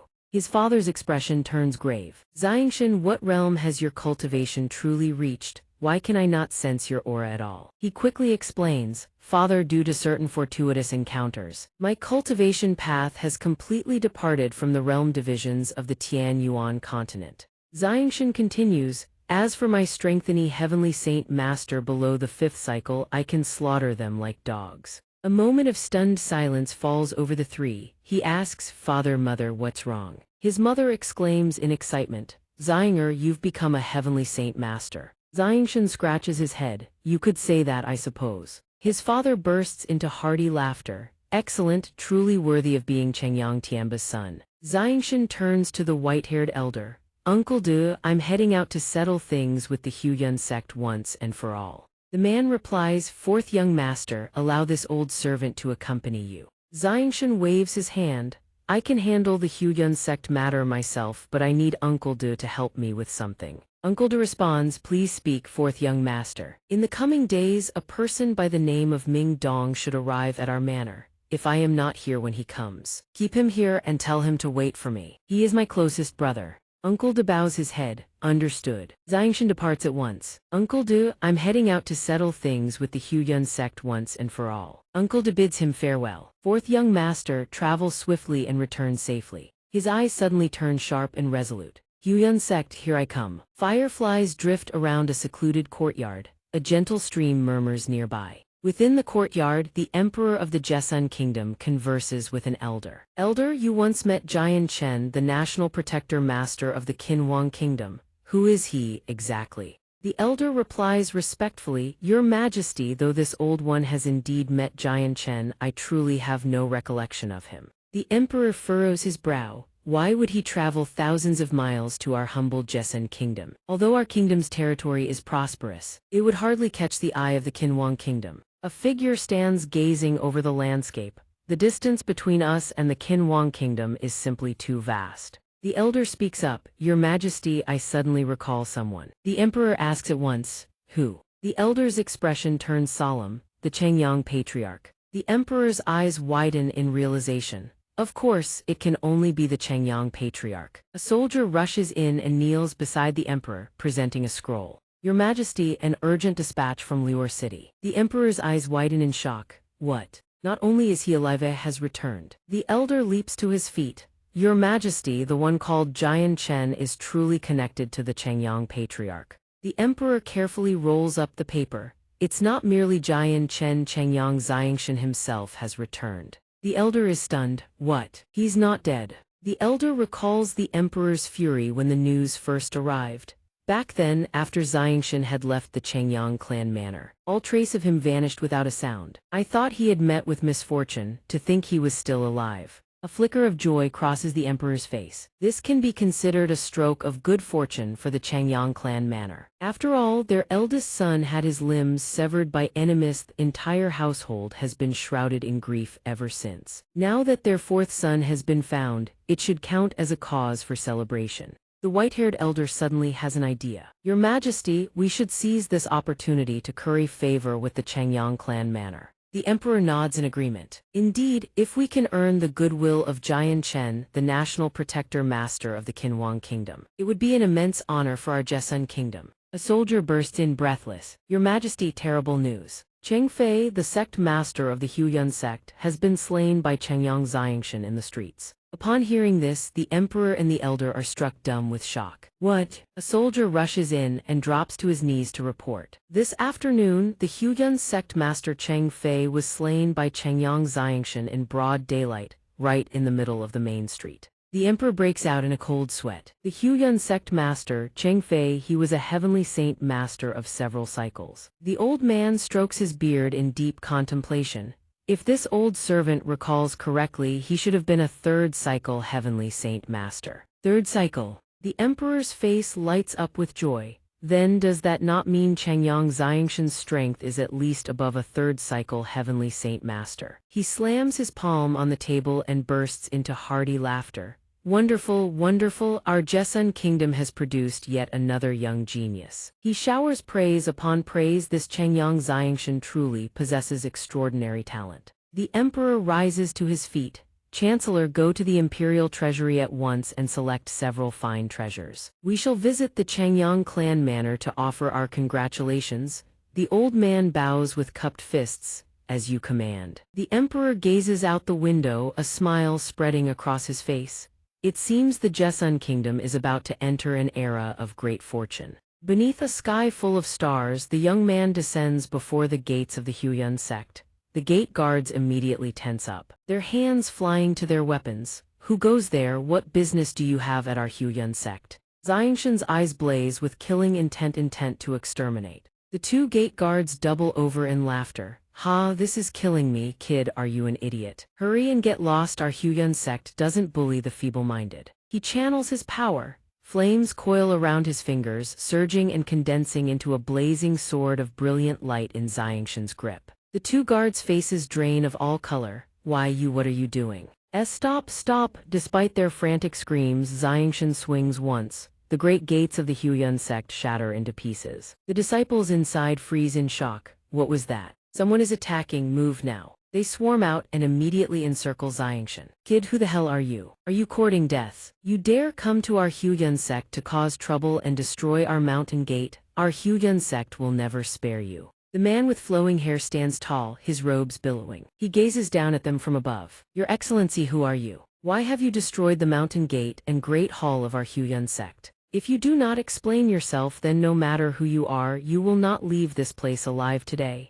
Xianxia fixes his gaze upon the speaker. You don't recognize me? Then why have you spent all these years sending men to hunt me down? The man's eyes widen in utter shock. You are Changyang Xianxia? Xianxia's voice drips with killing intent. It's been a long time. Cheng Mingxiang's expression twists into a sinister grin. Changyang Xianxia, when the heavens offered you a path, you refused. When hell had no door, you broke in yourself. He gazes down from his elevated perch at Xianxia below, then barks orders to his subordinates. Disciples of the Huyun sect, hear my command. By the authority of the sect master, I order you slay this villain before you at once. Whoever succeeds in killing Changyang Xianxia shall receive a generous reward. The subordinates respond with fervent enthusiasm. Yes, young sect master. The entire group leaps down from above, charging straight at Xianxia with war cries. Accept your death. Xianxia shows not a shred of concern. Instead, a mocking smirk curls across his lips. Cheng Mingxiang, after all these years, you're still nothing but a cowardly turtle hiding in its shell. He raises his hand, channels his spiritual power, and lifts the surrounding stones into the air. Die. The subordinates' faces contort in horror. What? A man beside them shouts in panic, "This is bad." Another cries out, "Watch out." Standing below, xianxia directs the stones hurtling toward the crowd. The group has no time to dodge. They take the full brunt of his attack head-on. They crash down from the sky, sprawled across the ground, their faces still frozen in abject terror. Xianxia turns his cold gaze toward Cheng Mingxiang. Cheng Mingxiang. Back then, the Huyun sect forced me to abandon my home and flee. Today, that debt shall be settled in full. Cheng Mingxiang's fury erupts, veins bulging across his face. He furrows his brow and roars, "Chengyang Xianxia, you'd better not act recklessly. My father is a heavenly saint master, he will return any moment." Xianxia remains utterly composed, a faint smile on his lips as he regards the man. "Is that so? You still haven't heard, this afternoon I killed your father." Cheng Mingxiang refuses to believe it. He sneers with contempt. "Do you take me for a 3-year-old child? My father is a heavenly saint master. Do you even understand what a heavenly saint master is? That is an existence second only to a saint king." Xianxia gazes at him with icy indifference. He raises his hand, spiritual power gathering at his fingertips. "Since you refuse to believe it, then I'll just send you down below to reunite with your father." A beam of spiritual power, swift as lightning, rockets straight toward Mingxiang. His face contorts in sheer terror, his complexion shifting drastically as he screams. Boom! Suddenly, a surge of spiritual power materializes beneath his feet. It blooms outward, wrapping around Mingxiang's body and shielding him from Xianxia's attack. From behind Xianxia, a figure emerges, hovering weightlessly in the air. Upon seeing the newcomer, Mingxiang cries out with elation, the Grand Elder has arrived." He glares at Xianxia, a dangerous, triumphant smile spreading across his face.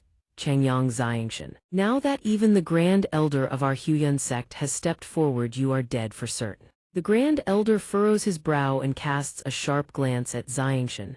"Chengyang Xianxia, what business brings you to our Huyun sect?" Xianxia closes his eyes, his expression utterly calm. "This afternoon, the sect master of the Huyun sect came to my doorstep and caused a commotion, bringing grief to my mother. Therefore, I have come to your Huyun sect to demand an accounting. Hear this." The Grand Elder's fury erupts. "Chengyang Xianxia, you killed the sect master of the Huyun sect. And now you dare come here demanding justice from us?" The disciples around them gasp in disbelief, cries of shock filling the air.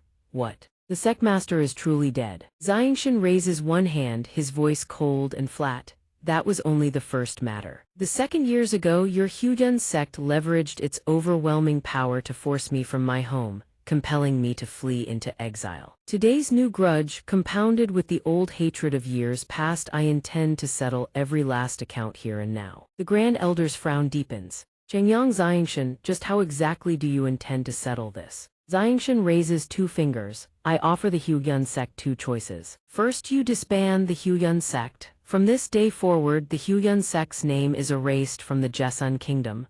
The Grand Elder roars with fury. "Absurd, Chengyang Xianxia, your arrogance knows no bounds. Who do you think the Huyun sect is? Even your adoptive father, Chengyang Ba, would not dare speak to us with such brazen audacity. Who the hell do you think you are?" Xianxia pays his words no heed and continues.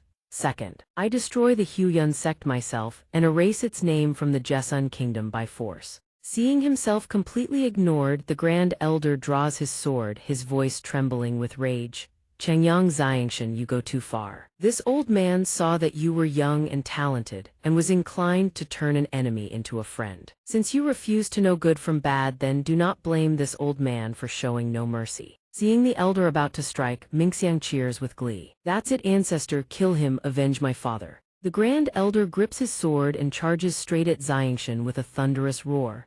"Chengyang Xianxia, accept your death." The blade closes in, mere inches from Xianxia's face, yet his eyes remain shut, his expression utterly serene. The Grand Elder's eyes widen in disbelief. How is this possible?" Xianxia catches the blade between 2 fingers. The elder stares, jaw dropping in utter shock. "Impossible. I just broke through. I am a 3rd cycle heavenly saint master." Xianxia snaps the sword cleanly in half with a casual flick. then fixes the elder with a cold, steady gaze. I said a mere third cycle heavenly saint master dares bark in front of me. The elder leaps backward, his expression shifting. No wonder you are so arrogant, so you too have reached the heavenly saint master realm. He erupts with power, spiritual energy swirling around his body. But among heavenly saint masters there are vast differences in strength. Today, this old man will unleash his full power and show you what a true third cycle heavenly saint master is capable of. Xianxia's expression does not change one bit. He stares at the elder and speaks. The Huyan sect will be erased from the Jessun kingdom today. The two figures rocket into the sky, hovering face to face, their overwhelming auras clashing violently in the air. The elder channels his spiritual power and unleashes a devastating slash toward Xianxia. Xianxia raises a hand with effortless ease, condensing spiritual power into a shimmering shield that absorbs the blow entirely. The elder's eyes go wide, cold sweat beading on his forehead. How is this possible? How can you manipulate two elemental attributes at once? In an instant, Xianxia vanishes into thin air. The elder whirls around in alarm, but in a blur of motion, Xianxia has already materialized behind him, spiritual power blazing in his palm. Allow me to relieve you of an arm.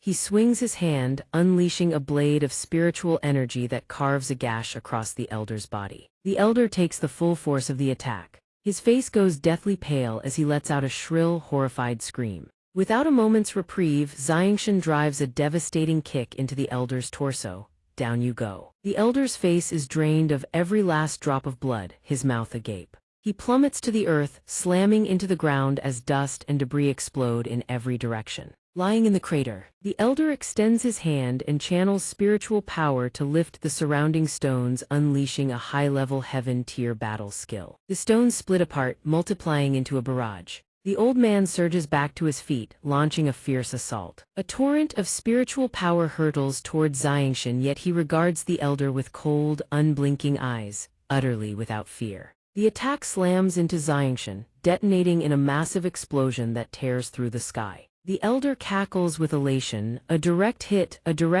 even if you survive, boy, you'll be crippled. But as the smoke and dust clear, Xianxia stands without a single scratch. He regards the elder with cold disdain. Is this the full extent of your strength? His voice is flat. Unimpressed? If you don't even possess a low-grade heaven-tier battle skill, then wounding me today is nothing but a pipe dream. The elder's eyes bulge in disbelief, his mind reeling. Impossible, impossible. No, it cannot be, absolutely impossible. The old man erupts in a frenzy, lashing out wildly with spiritual attacks. I am a third cycle heavenly saint master, the pinnacle of power in the Jessun kingdom. Every technique he unleashes is effortlessly neutralized by Xianxia. Xianxia clasps his hands behind his back. Farewell, Huyan sect, then. He raises his arm, unleashing a colossal surge of spiritual power that engulfs the entire sky. The elder staggers to his feet, his face ashen. What is this power? From Xianxia's outstretched hand, countless motes of spiritual light erupt heavenward, transforming into blazing streaks that rain down from the sky. Below, the subordinates scream for mercy as he activates a saint-tier battle skill, condensing his saint force into a single arrow. He swings his hand down and sneers, to die beneath a saint-tier battle skill, consider it a privilege. The arrow rockets toward the old man, tracing the trajectory of his hand. The man panics, crying out no. Meanwhile, elsewhere within the imperial palace, Chancellor Xia makes his report. Your Majesty, the revered sovereign of the Jessun kingdom or Tianying kingdom earnestly hopes to forge an eternal alliance between our two nations. Thus, this old subject has been specially dispatched here to propose a marriage. We humbly pray that His Majesty will bestow Princess Galen's hand upon the second prince of our Tianying kingdom. The emperor replies with delight, Chancellor Xia, Yuer is this king's only daughter and the one dearest to my heart. Allow me to discuss the matter with her first and see what she thinks. Hearing this, Chancellor Xia strokes his beard and smiles. That is no trouble at all. To see such devotion as a father's old subject is deeply impressed. Then he clasps his hands solemnly and asks, May I inquire when your Majesty might arrange an introduction with the national protector masters of the Qinhuang kingdom? Hearing this, the emperor thinks to himself, Old fox, what scheme are you plotting? Don't think I can't see through you. Outwardly, the emperor maintains his smile. The national protector masters of the Qinhuang kingdom exhausted themselves greatly during the war. They are all recuperating at present. Once they have recovered in a few days' time, I shall arrange an introduction for Chancellor Shah. Chancellor Shah lifts his teacup and replies, I am most grateful to Your Majesty. Suddenly a guard bursts in with a report, Your Majesty. An urgent letter has arrived from the Huyan sect. The emperor's expression shifts the moment he sees the seal. He thinks, isn't this seal reserved only for the most dire emergencies? What has happened to the Huyan sect? He orders his subordinate, bring it here at once. Reading the letter, he exclaims in shock, what? His mind races with calculations. Xianxia Xianxian single-handedly annihilated the entire Huyan sect. Seeing the emperor's expression twist, Chancellor Shah hastily asks, Your Majesty, what has happened? The emperor slams his palm on the table and orders the maidservants, escort the honored guests from the Tianying kingdom to their quarters at once. This king has urgent matters to attend to. The maidservant bows and complies, yes, Your Majesty. He turns to the guard, prepare a grand gift immediately. This king must depart for Luor city at once. Summon Bai Dao. Commander of the Black Armor Army, have him report to me with utmost urgency. The guard acknowledges, yes, Your Majesty. Seeing this, Chancellor Shah hurriedly interjects, Your Majesty, no matter how pressing your affairs, I pray you do not forget the marriage alliance between our two kingdoms. The emperor waves his hand dismissively. Yuer was betrothed years ago. You may abandon any thoughts of this marriage. Hearing the emperor's words, Chancellor Shah's lips curl into a dangerous smile as he thinks, a mere betrothal, you say. Since the marriage has not yet taken place, it can be annulled at any time. The second prince of the Tianying kingdom cannot return empty-handed. On a bustling street teeming with passers-by, a long-haired man speaks up. Zio Tian, Luor city is so vast. Where on earth are we supposed to find the national protector master? Zio Tian replies calmly, the master gave no specific instructions. Now that we've arrived, we can search at our own pace. The other man frowns in confusion. This is truly strange. Is the master truly a person of the Jesun kingdom? He recalls the banquet from that day. Why didn't the attendants in the Jesun kingdom even know the national protector master's name? Zio Tian furrows his brow slightly. I find it equally strange, with the national protector master's strength and talent. Everyone in the Jesun kingdom should know of him. No one should dare offend him. Suddenly a commotion outside draws everyone's attention. They rush out in haste. Those are the Imperial Black Armor Army. Why have they marched into our Luor city? Could something terrible have happened? Zio Tian spots a familiar figure among them. Wait, isn't that the king of the Jesun kingdom? What is he doing here? Could he have come to find us? The emperor raises his hand. Halt. The emperor slowly dismounts. He clasps his hands in greeting. What a fortunate coincidence to encounter the 5 national protector masters here. The long-haired man replies, Your Majesty, you appear to be in a great hurry. I wonder what has transpired. The emperor smiles. May the 5 masters permit me to share some news. A peerless genius of unprecedented talent has emerged in our Jesun kingdom. Despite his youth, he has already attained the cultivation of a heavenly saint master. Zio Tian exclaims in surprise, Your Majesty, might I ask this person's surname? The emperor beams with excitement. Xianxia Xianxian, 4th young master of the Qiangyang clan manor. Zio Tian and Tian Liu exchange a knowing glance. Tian Liu, do you think it could be him? I believe it's very likely. How many geniuses of that caliber could possibly exist in this world? Tian Liu speaks up, Your Majesty, if it is not too much trouble, would you lead the 5 of us to meet this genius? The emperor readily agrees. Of course, let us go together. The patriarch of the Qiangyang clan manor steps forward to greet them. Welcome, Your Majesty, to the Qiangyang clan manor. The emperor pats the patriarch on the shoulder. It has been quite some time since this king last visited Luor city. Finding myself with rare leisure today, I thought I would pay a visit. The emperor gestures aside. Ah, right, Qiangyang Ba, these 5 are national protector masters from the Qinhuang kingdom. Surely you have met before. The patriarch of the Qiangyang clan manor bows his head in respect. Qiangyang Ba offers his deepest gratitude to the 5 national protector masters of the Qinhuang kingdom for saving our lives that day. Zio Tian thinks to himself, now it's my turn to perform. He clasps his hands.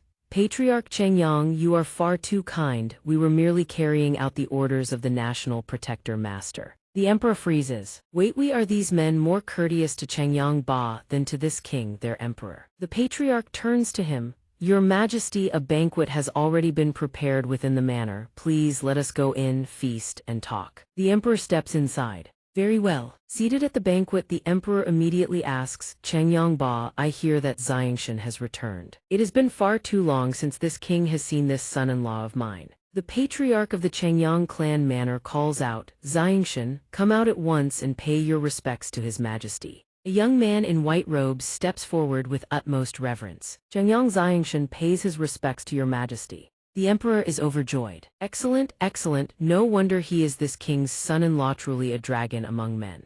A dragon among men. Xiao Tian thinks, just as I suspected. Tian Liuohe fixes his gaze intently. The National Protector Master's true name is indeed Changyang Xianxia.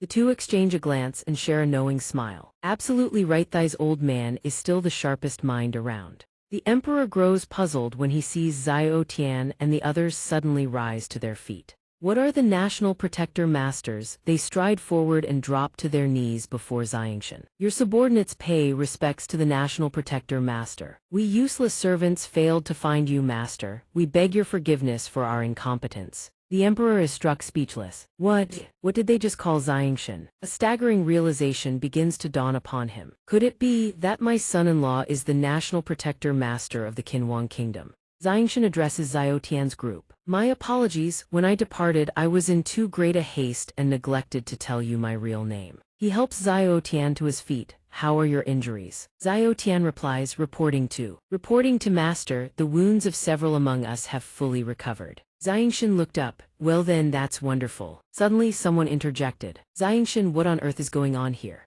The patriarch of Zhangyang residence was utterly astonished. Xianxia, why are they calling you the Protector State Master? Could it truly be you? Xianxia rushed over to calm him. Father, please sit down first, do not agitate yourself. I am indeed the Protector State Master of the Qin Emperor Kingdom. The emperor trembled with excitement. The Jesum Kingdom is finished this time. Your husband is truly extraordinary. He shot to his feet. Dear son-in-law, you've kept this hidden from us for far too long. The white-haired elder leaned in and whispered into the patriarch's ear. Patriarch Baidao has arrived. A shadow of worry crossed Xianxia's face. Father, what has happened? The man clad in red robes, accompanied by a long-bearded elder, turned to Xianxia. Uncle. You've come. Xianxia murmured under his breath.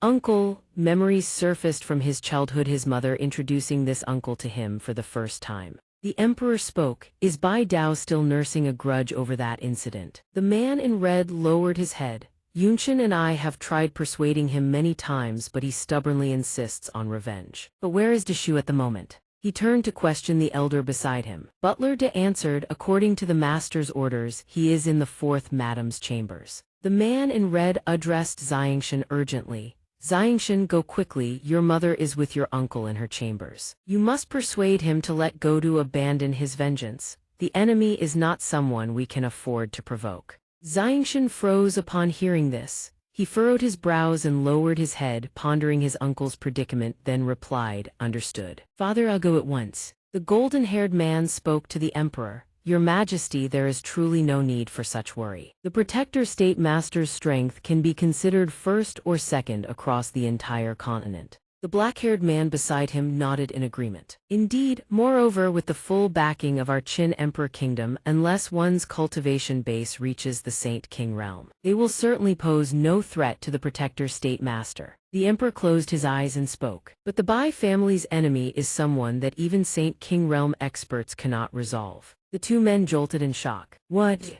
The 4th Madam's chambers. Xianxia pushed open the door and stepped inside. Mother, his mother waved him over. Xianxia, come quickly, greet your uncle. Seated beside her was Xianxia's uncle, tall, imposing man with his hair half bound into a topknot. Xianxia approached the two of them. He cupped his fists in salute. Uncle. Without warning, his uncle lunged forward, launching a sudden attack while Xianxia's guard was down. Xianxia swiftly circulated his chi to defend. The two strikes collided with a thunderous crack before both parties instantly separated. His uncle spoke, manipulating the natural essence of heaven and earth. Xianxia, you have truly reached the heavenly Saint Master realm. The two simultaneously withdrew their techniques. His mother flew into a rage and rapped her brother squarely on the head. If you dare lay a hand on my son again, do you believe I won't sever our blood ties for the sake of justice? His uncle whimpered, rubbing his head. Little sister, I was merely measuring xianxia's true strength, but his mother remained unforgiving. She stepped forward and wrapped her arms protectively around her son. Even so, it is not allowed. What if you had injured Xianxia? He smiled to placate her. Mother, rest easy, your son knows his limits. His uncle spoke, his tone heavy with emotion. I never imagined that when the Bai family faced annihilation, a heavenly saint master would emerge from among us. At only 21 years of age, his uncle's brow furrowed deeply as he regarded him with solemn intensity. Xianxia, now that you have become a heavenly saint master, the time has come to tell you of the Bai family's blood debt, the deep-seated hatred we carry. His mother immediately objected. Brother, Xianxia has only just emerged from those bitter, wretched days. You must not pile more burdens onto his shoulders. Moreover, the Bai family's enemy is someone that even ancestors who have reached the Saint King realm cannot defeat. Her voice trembled with anxiety. If you tell Xianxia, aren't you simply leading him to his death? Her brother frowned upon hearing his sister's words. He bows his head in sorrow. You are right, I was far too stubborn. Xianxia ponders Saint King realm. He turns to his mother. Mother, when I was traveling, a friend told me that a Saint King level powerhouse is not so easily destroyed. Perhaps the Bai family ancestor is still alive. His uncle nods in agreement. Indeed, Xianxia's words are not without reason. Perhaps the ancestor still lives in this world. Xianxia says, Uncle, rest assured, I am not only a descendant of the Zhangyang residents but also a descendant of the Bai family. I will avenge the Bai family. The uncle pats his shoulder and smiles warmly. Good, my good nephew, with these words from you. This uncle is already deeply satisfied. His mother speaks up.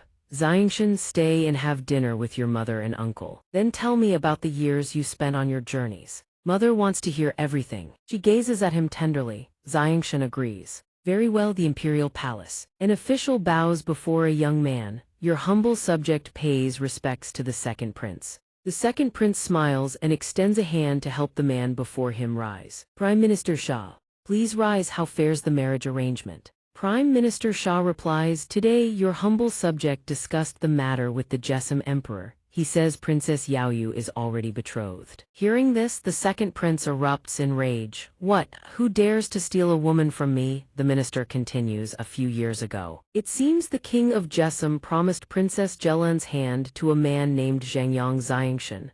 The second prince frowns. Zhangyang Xianxia. The minister adds, the fourth young master of the Zhangyang residence. The prince gnashes his teeth. This Jesam king truly cannot tell good from bad. Our Sky Eagle Kingdom has graciously offered an alliance through marriage, and that alone was an honor we bestowed upon them. Not only does he fail to cherish this opportunity, he has the audacity to humiliate us and rob us of our face. Prime Minister Shah strokes his beard. Second Prince, please calm your anger. This marriage arrangement is a task bestowed upon this old subject by His Majesty the King. This old subject shall spare no effort to see it through. The prince declares proudly, Princess Yaoyu is destined to be mine. No one can steal her from me. His gaze fixes upon the portrait of Princess Yaoyu. The maiden possesses long silver hair, eyes blue as an autumn lake, and a peerless beauty that captivates all who behold her. Princess Yaoyu sits absent-mindedly before her mirror. The room falls into silence.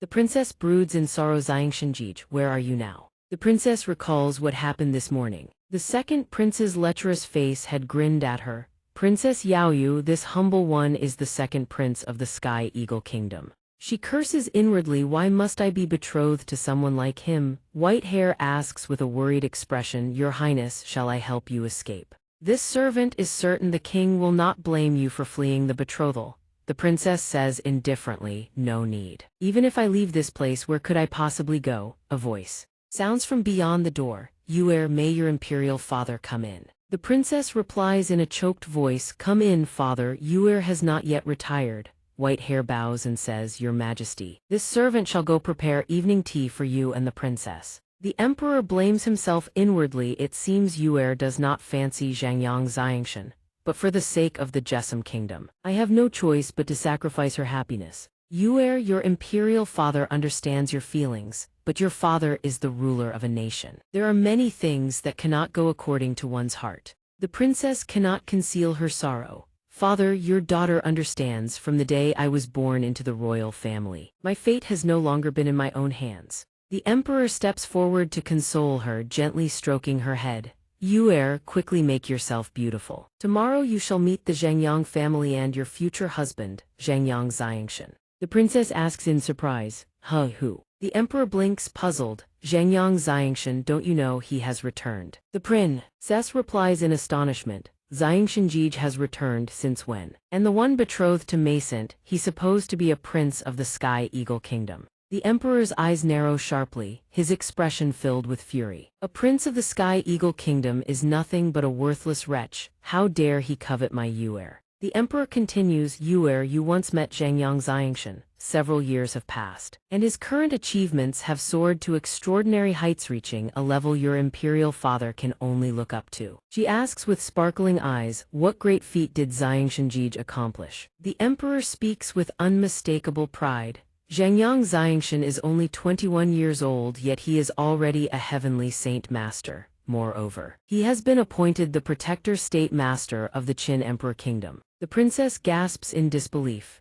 How is that possible? Father, you're not deceiving Yuer, are you? The princess covers her mouth with one hand, overjoyed. So, the reason the Qin Emperor Kingdom came to our aid is all because of Xianxia. The emperor raises a hand and laughs with excitement. With Zhangyang Xianxia, our Jesum Kingdom will surely flourish beyond all measure. The emperor laughs heartily. Yuer, tomorrow you must make your Xianxia fall head over heels for you. The princess flushes scarlet and scolds him shyly. Father, what are you saying? Before the palace hall, three figures converse in hushed whispers. Elder Gali chuckles. Truly, who would have thought the protector state master is the fourth young master of the Zhangyang residence? The protector state master smiles and replies, Elder Gali flatters me. Elder Gali offers a thought. Right, Dean Garfu has gone to the Huyun sect. When he returns, we must give him quite the shock. Xianxia thinks with a trace of unease, if Dean Garfu discovers that the Huyun sect no longer exists, he will truly be frightened out of his wits. The emperor and the princess approach. The emperor introduces cheerfully, Xianxia, this is my daughter Princess Yaoyu.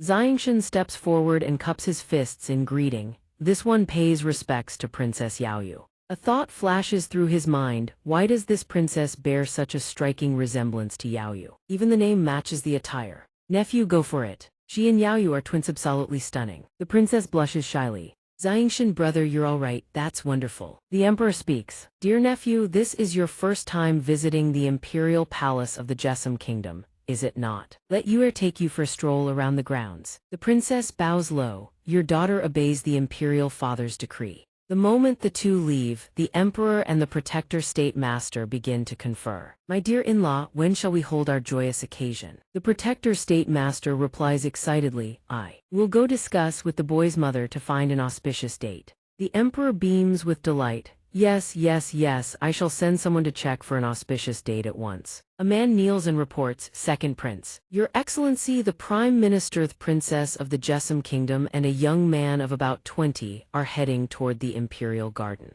The second prince erupts in fury, his expression twisting as he gnashes his teeth. That young man is surely Zhangyang Xianxia. The king of this Jesum Kingdom refuses a toast only to drink a forfeit. This prince personally journeyed here only to be treated like this. There is no logic in it. The long-haired advisor at his side fans the flames. It seems the emperor of the Jesum Kingdom has already made up his mind to betroth Princess Yaoyu to that Zhangyang brat. This general shall go find the king and ask him Duraclitos he think nothing of the Sky Eagle Kingdom. See. The prince slams his palm on the table and rises, his face darkening like a storm. Zhangyang Xianxia, the woman this prince has set his heart upon is not someone you can defile. The second prince snarls an order at his subordinates, bring your weapons and follow me. This prince wants to see exactly what sort of abilities Zhangyang Xianxia possesses. The subordinate responds, yes, your highness. The two stroll through the garden, how picturesque the scenery is. The princess speaks shyly, this is the largest garden in the royal palace of the Jesum Kingdom, I love it here. Xianxia asks Princess Yaoyu, do you perhaps have a twin sister? The princess turns in surprise. Young Master Xianxia, why would you say such a thing? His gaze is resolute. I once met a girl who bore a striking resemblance to you at an academy long ago, she was also called Yaoyu. I wonder, does the princess know her? The princess raises her hand to her lips, her face breaking into a bright smile. Young Master Zhengyang, I am that very Yaoyu from the academy. Could it be you did not recognize me? Xianxia's eyes widen in shock. He thinks to himself, good heavens, after all these years she has become even more beautiful. No, Wei is a princess, of course she would be this beautiful. The princess lowers her head, fidgeting with her hands. Princess Yaoyu says, young Master Zhengyang, I heard from my father that you have already become a heavenly saint master. His eyes gleam as if struck by inspiration. He nods. Yes, princess. She stammers softly, could you let me experience it? I've never flown on my own before, I've only ever ridden magical beasts. Xianxia raises his hand. Rich spiritual power gathers in his palm. With a casual flick he summons the sky flight ability. He extends his hand. Princess, please. She reaches out shyly. Don't suddenly call me princess, keep calling me Yuer, it feels strange otherwise. He smiles gently. All right, Yuer, hold on to my hand tightly. Xianxia leaps skyward in one smooth motion. The princess screams in shock. Looking down from the heights, the princess cannot help but gasp in wonder. So this is sky flight. It feels nothing at all like riding a magical beast. Xianxia reassures her, Yuer, your talent is extraordinary. As long as you cultivate diligently, you will surely step into the heavenly Saint Master realm someday. The princess falls silent. But after all these years my strength still lingers at the Earth Saint Master realm. While you've already become a heavenly Saint Master, he consoles her, cultivation cannot be forced, haste brings only turmoil, I am simply you. A few years ahead, the princess suddenly remembers something. That's right, there is something very important I must tell you. The two descend into the garden and sit facing each other. The princess continues, so you see, you must be careful of the prince of the Sky Eagle Kingdom. Xianxia reassures her, rest easy, now that I have returned I will never let you suffer any injustice. A voice echoes from behind. Princess Jessamine, what a coincidence meeting you here. The princess rises in anger. Second prince, what is the meaning of this? Are you trying to lead soldiers to seize me? He strides forward, waving his hand dismissively, a smile on his lips. The princess jests. These men are merely here to protect this prince's safety. How would we dare commit such an outrage against your highness? She steps back, pressing close to Xianxia and whispers, be careful. He is the second prince of the Sky Eagle Kingdom. Xianxia studies the second prince with a measured gaze. Both are princes, so why is the difference so vast? The second prince points at him, sneering with an air of understanding. This must be the fourth young master of the Zhengyang residence, Zhengyang Xianxia. He turns to the princess. Princess, I wish to speak privately with young Master Zhengyang. Would you mind taking a stroll among the flowers? I will only be a moment. The princess looks reluctant, but she has no choice but to leave. The moment the princess is out of earshot, the second prince drops all pretense, revealing the face of a bitter rival. Zhengyang Xianxia, this prince has a piece of advice for you. Princess Yaoyu is the woman this prince desires. If you don't want to lose face, go find your emperor and annul the engagement at once. Xianxia replies with perfect composure, my affairs are none of your concern. If there is nothing else, I suggest you take your leave. The second prince seethes. Zhengyang Xianxia, do you intend to bring catastrophe upon the Zhengyang residence? He snarls, it seems you have no idea of the Sky Eagle Kingdom's power. Do you believe I cannot reduce your Zhengyang residence to rubble? Xianxia's expression darkens, his eyes shifting to a deep, murderous crimson.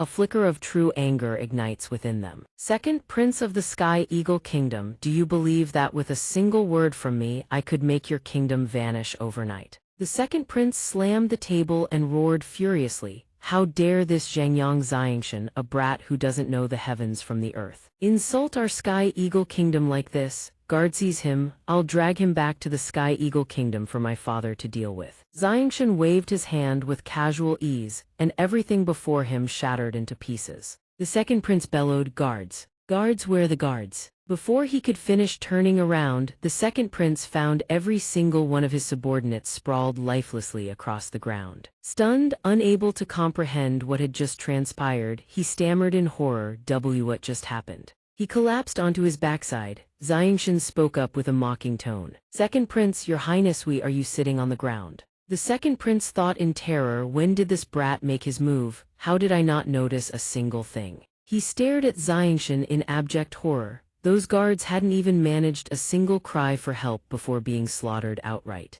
The second prince wondered, just what is this brat's true strength? The second prince rose to his feet and clasped his hands in a respectful salute. Young Master Zhangyang, this prince was out of line. The princess asked with worry, xianxia, could a man like that bring trouble to the Zhangyang residence? Xianxia squeezed her hand reassuringly. Rest easy, I haven't even taken the Sky Eagle Kingdom seriously. He reached out cheerfully to hold the princess's hand. Let's head back together, the princess smiled. All right, in another location, two figures sat discussing matters. Brother Ming Dong, do you have any plans for the future? A guard burst through the doors, panting and desperate, with an urgent report. Your Highness the Crown Prince, the fourth young master of the Zhangyang residence, Zhangyang Xianxia, has slain the guards of the Sky Eagle Kingdom's second prince. He now stands outside the gates, demanding an audience with your Highness and an explanation. The Crown Prince's face drained of color. What? The second prince burst in like a thunderclap, slamming the door wide open.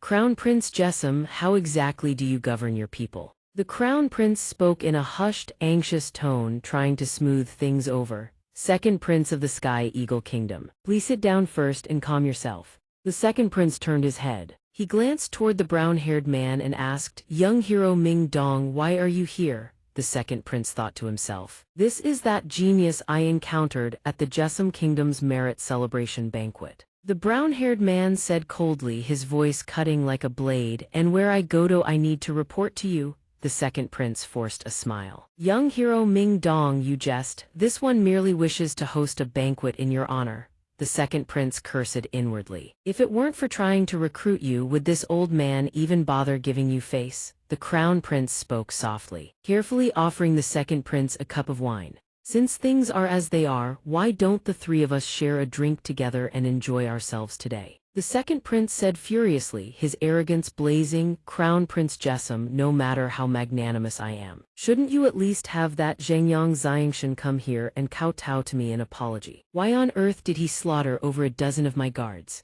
The Crown Prince stammered and tried to mediate. All right.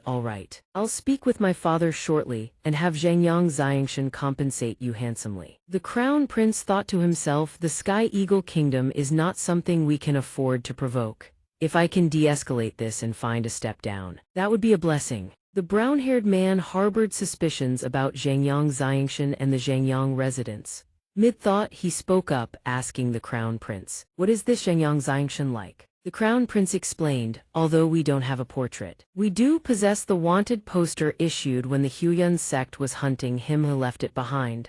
May I see the wanted poster? Ming Dong asked. The Crown Prince summoned a palace maid. Go fetch the wanted poster. The palace maid answered, yes, Ming Dong xianxia. The palace maid approached, bowed her head, and presented the wanted poster image to Ming Dong. Ming Dong couldn't help but startle, so shocked that he spat out the water in his mouth. Ming Dong thought, isn't this Jian Chen? So that's why I searched the entire kingdom for 3 days and not a single soul had ever heard the name Jian Chen. To think your real name is Zhangyang Xianxia. I'm truly a fool. If he weren't the son of Baron Zhangyang, how could he have been willing to exchange a heaven-tier battle technique with me? Ming Dong recalled his memories with Xianxia. Didn't I help deliver something to Baron Zhangyang, the patriarch of the Zhangyang residence? In Jessom Kingdom, I remember now. Ming Dong's eyes lit up with realization. Wait, that brat just said he had a conflict with Jian Chen. The second prince saw Ming Dong staring blankly into the distance and asked, young hero Ming Dong, what's wrong? Ming Dong pressed further, the person you just encountered is Zhangyang Xianxia and you had a conflict with him. The second prince replied, that's right, I originally intended to discuss certain matters with him, but he suddenly attacked me and slaughtered my guards. The crown prince's face betrayed a cunning expression as he thought, perfect. Let you go and test the strength of that Zhangyang Xianxia. Before the second prince could even react, Ming Dong seized him and shot into the sky. Perfect, me to him, I have business with him too. The second prince's eyes gleamed with shrewd satisfaction. Very well. Xianxia and the princess were strolling leisurely when a voice suddenly thundered from behind. Halt, Zhangyang Xianxia. The princess anxiously gripped Xianxia's hand. He clasps her hand in reassurance. Don't be afraid, I'm here. Did he just suddenly turn around? Xianxia points toward the brown-haired man. Why are you here? The second prince thunders furiously, "How audacious, Changyang Xianxia! How dare you point your finger?" The brown-haired young master Ming Dong's face darkens. "Yauk, kneel before me." The second prince points at Xianxia imperiously and commands. "Did you hear me? Changyang Xianxia, Ming Dong, kneel." "Damn it, I said kneel." The brown-haired man suddenly snaps, his leg lashing out in a vicious kick straight at the second prince. The second prince's legs buckle as he crashes to his knees on the ground. The second prince stands there dazed, his face drained of color, completely bewildered, still unable to comprehend what just happened. The brown-haired man grins with delight and slaps Xianxia on the shoulder. "Xianxia, you brat, you came back and still didn't tell me your real name." Xianxia laughs cheerfully and scratches his head. "Things were hectic back then, I completely forgot to tell you." He gestures toward the princess and introduces, "Ming Dong, this is Yu Yue of the Jessun Kingdom." Xianxia turns and points toward Ming Dong. "Princess Yu Yue, this is my sworn brother Ming Dong." Suddenly, a kick slams into the second prince's shoulder. His face turns ghostly pale, drained of every last drop of blood. The brown-haired man's voice drips with mockery. "Xianxia, does this little brat have a death wish?" The second prince lowers his head and desperately begs for mercy. "Great hero, spare me. This lowly one truly did not know you and Changyang Xianxia were friends." The princess turns and pleads, "Brother Xianxia, please spare him this once. After all, he is a prince of the Tianying kingdom." Xianxia reaches out to dissuade the brown-haired man. "Forget it, Ming Dong, leave him be. Let's go find somewhere to have ourselves a proper drink." The brown-haired man kicks the second prince far away and roars, "Don't just stand there, get lost." The second prince scrambles to his feet and flees in a panic. "Thank you both for sparing my life." Xianxia asks with puzzlement, "Right, we are you inside the imperial palace?" The brown-haired man explains, "Well, your emperor has been treating me with nothing but great hospitality ever since the war ended. Besides, I didn't know your real name, so all I could do was wait here for word of you." The brown-haired man continues, "Xianxia, I've already personally delivered the heavenly creation art to your father. As for the Huyun sect matter, I only just learned of it myself. Be sure to count me in. Don't forget to give me a call when the time comes." Xianxia chuckles wryly, "Then you probably won't have long to wait." The brown-haired man asks, "Why is that?" Xianxia replies, "Because I already annihilated the Huyun sect yesterday afternoon." The brown-haired man sighs with boredom, "And here I thought there'd be something to do," he observes, "Xianxia, there's one more thing I'm extremely curious about." Xianxia turns to face him. "What is it?" The brown-haired man whispers slyly, "Who's older, the princess or the other young lady?" Xianxia's face flushes red as he falls silent. Scene change, the second prince is in his chambers, slamming the table in fury. "Changyang Xianxia, today's humiliation I will repay you 100-fold." The long-haired man asks curiously, "Your Highness, what happened? Why are you so furious?" The second prince rages, "Those people from the Changyang clan manor are far too arrogant." He then recounts the entire affair to the long-haired man. The long-haired man protests, "How can there be such an unreasonable thing?" The long-haired man ponders. "No wonder the king of Jessun Kingdom insists on forging a marriage alliance with the Changyang clan manor." The long-haired man continues, "If I'm not mistaken, that Changyang Xianxia possesses the strength of a heavenly saint master." The second prince expresses doubt. "General Yang, could it be that your negotiations with the king have also failed?" The long-haired man replies softly, "Indeed, but were I in his position I would have done the same. Changyang Xianxia's future potential is boundless. There's no telling, may very well lead the Jessun Kingdom into a golden age." The second prince says gravely, "This is a grave threat to the Tianying Kingdom. Once the Jessun Kingdom grows stronger, it will certainly endanger our Tianying Kingdom. Therefore, Changyang Xianxia cannot be allowed to live." The long-haired man brings his hand to his chin, a calculating expression settling across his face. Indeed, this old minister shares the same thought. Changyang Xianxia has committed such a monstrous act of treason, it just so happens we can use this as a convenient pretext. Scene change, back in the palace hall, the emperor and the national protector master are seated when Xianxia finally returns. "Your Majesty, I have returned with Princess Yu Yue." The emperor beams with delight, his eyes brightening. "My dear son-in-law, you and Yu Yue are no longer young. Choose an auspicious day and settle the matter of your marriage as soon as possible." Xianxia replies solemnly, "Your Majesty, during this period, this subject has many pressing matters to attend to. This truly is not the time to discuss marriage. I humbly ask that you postpone this union." The emperor's face flushes red as a chili pepper. He speaks with anger, "My dear son-in-law." Before he can finish, the princess also speaks up. Your daughter humbly agrees to postpone the marriage as well. The emperor shakes his head wearily, thinking, for now, I can only go along with their wishes. The emperor waves his hand and replies, very well. Since both of you wish to postpone this marriage, then we shall delay it for a time. Scene change. At a private manor, a figure cloaked in black stealthily leaps onto the rooftop, lying in wait. Xianxia, did you refuse little Yue again today? Your mother thinks that girl is quite wonderful. Xianxia replies wearily, Mother, please go to sleep first. Your son will explain everything tomorrow. His mother responds helplessly, very well, then tomorrow I'll bring up the marriage again.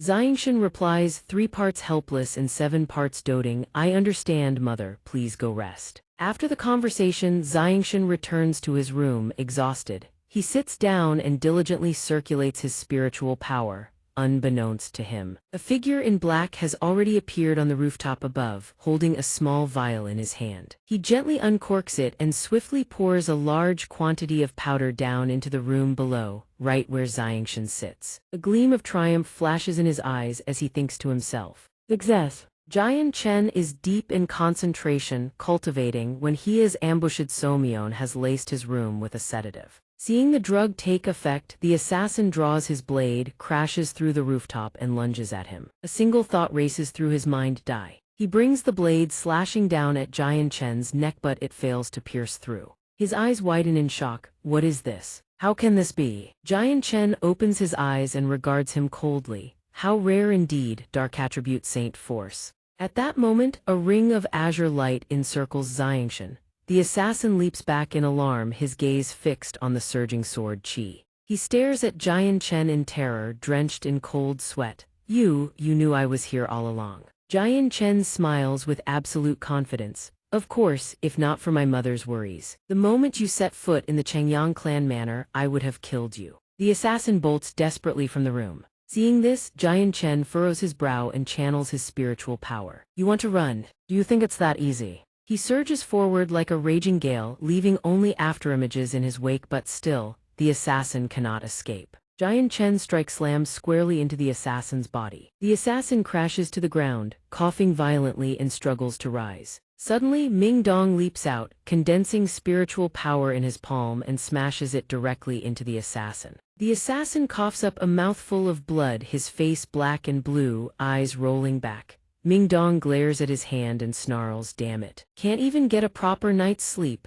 This motherfucker even came to assassinate my brother. You are truly courting death. He grabs the assassin with one hand and drags him over to Xianxia, asking, Xianxia, should I just beat him to death? Xianxia folds his arms behind his back and replies calmly, no rush. Wait until he wakes up, then we'll question him. His mother hears the commotion and rushes through the door, calling out in alarm, Xianxia, what happened? She asks anxiously. Xianxia, what was that noise just now? Are you hurt, dear? Hearing this, the young man rubs his head and laughs. Aunt Bai, it's nothing. An assassin broke in and I've already taken care of him. She turns ghastly pale the moment she spots the assassin lying unconscious on the ground. Xianxia buries his face in his hands, exasperated. That's it, don't even think about cultivating tonight. Seeing this, she scolds him sharply. Xianxia, what did your mother just tell you? Don't tell me you won't listen to your mother. And on top of that, there's also the matter with that girl Yaoyu today. The next morning, inside the imperial palace, the second prince of Sky Eagle delivers his report. Your Majesty, Emperor Jessom. Zhengyang Xianxia has insulted our great eagle kingdom.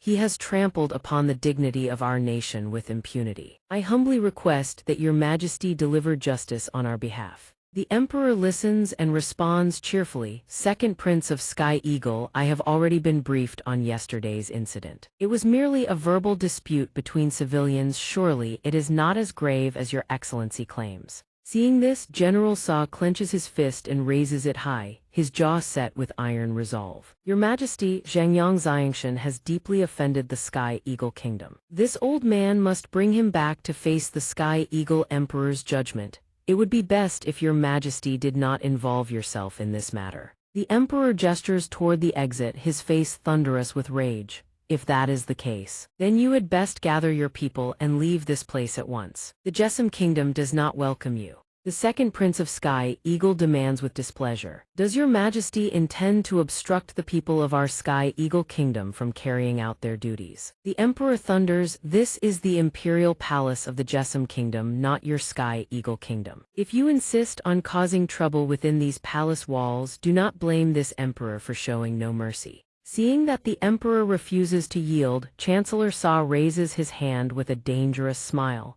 Since the Jessamine kingdom refuses to show good sense, then do not blame us for what follows. Strike. A thunderous explosion erupts outside, sending a soldier hurtling through the doors and crashing into the hall. The emperor jolts to his feet in shock. What is happening? From outside strides a hulking giant of a man, muscles rippling like coiled serpents beneath his skin. Soldiers lie scattered at his feet like broken dolls. He clasps his hands and asks, Chancellor, I only need to capture this old man, correct? Chancellor Sa raises his hand with a smile. Indeed, Master Dai-O, I must trouble you to act. The emperor roars with fury, Sky Eagle Kingdom, do you think our Jessamine kingdom has no heavenly saint masters? Elder Talai, step forth, teach these two blind fools a lesson on my behalf. An elder with snow-white hair and a flowing silver beard moves to block the emperor's path. As you command. He immediately turns to the imperial guards. Report to the Zhangyang residents at once. Tell them to hide Zhangyang Xianxia under no circumstances are they to let those people take him away. Understood. At the Zhangyang residence, sunlight bathes the courtyards in a golden glow.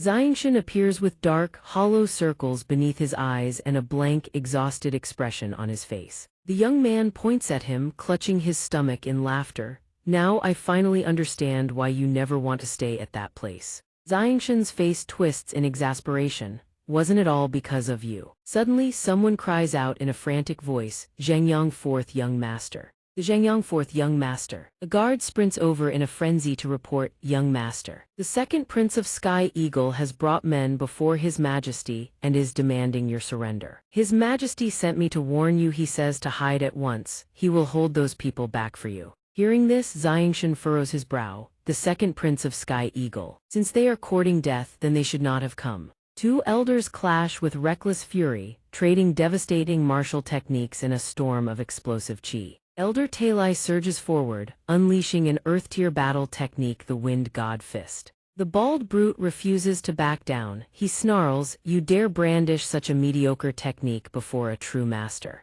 He erupts with a heaven-tier battle technique, the Tyrant King Fist. Even in the heat of battle, he does not forget to taunt. Let me show you the gulf between you and me. Seeing the bald brute go all out without reservation, the old man's face drains of color. Not good. While the elder is still reeling in panic, a hand shoots out from behind and intercepts the crushing blow for him. The white-haired figure turns around. Questioned about his identity as the fourth young master of Zhangyang. He ignores the young man's words entirely and sends the bald man hurtling far away. Only then does he turn back to offer his greetings.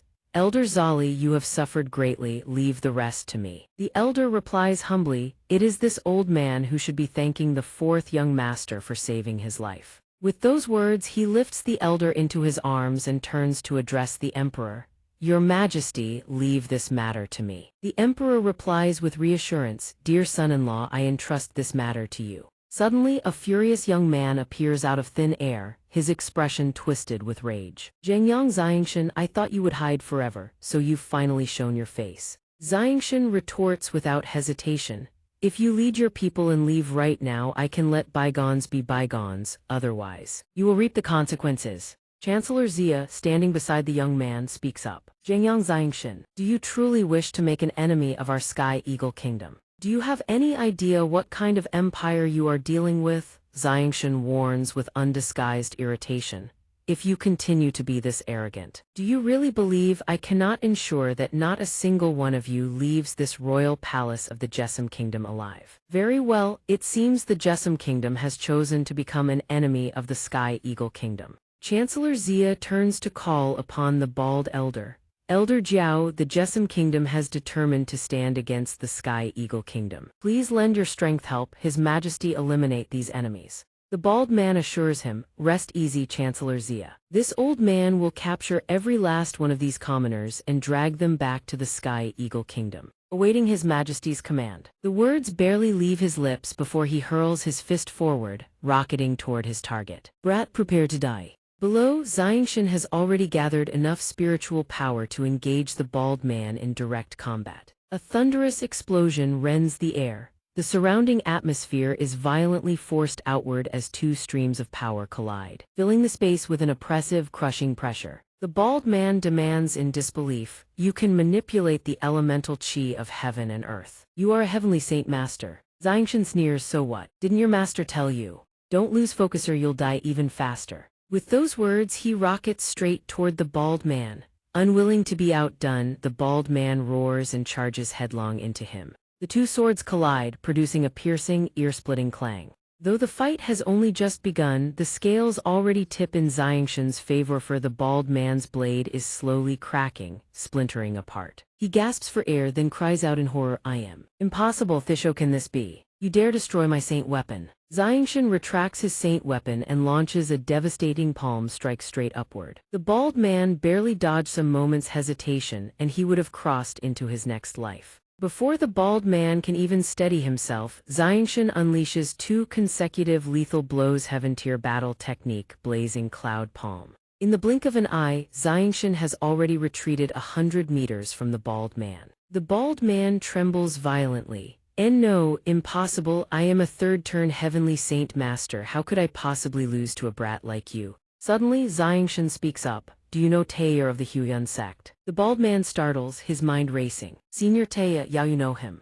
Xianxia replies, 3 days ago he had also reached the third-turn heavenly saint master level. "I killed him yesterday." Unable to believe his own ears, the bald man retorts, "You're lying, a third-turn heavenly saint master cannot be killed so easily." Xianxia continues, "I know not only you won't believe it, the ones watching below won't believe it either." Having said this, Xianxia begins to draw upon his spiritual power. A flash of killing intent blazes in his eyes. "Then I'll just have to kill another third-turn heavenly saint master so they know I am not someone to be trifled with." Hearing this, the bald man shakes like a leaf, pleading desperately, I believe you, don't kill me, I don't want to die." But his words come far too late. Xianxia unleashes a heaven-tier battle technique straight at him, Scarlet Lightning Flash. Die! A single strike pierces clean through the bald man's heart, sending him off to meet his ancestors. He can only watch helplessly as blood pours endlessly from the wound in his chest, capable of nothing but screaming. He collapses to the ground, leaving the two behind him utterly speechless.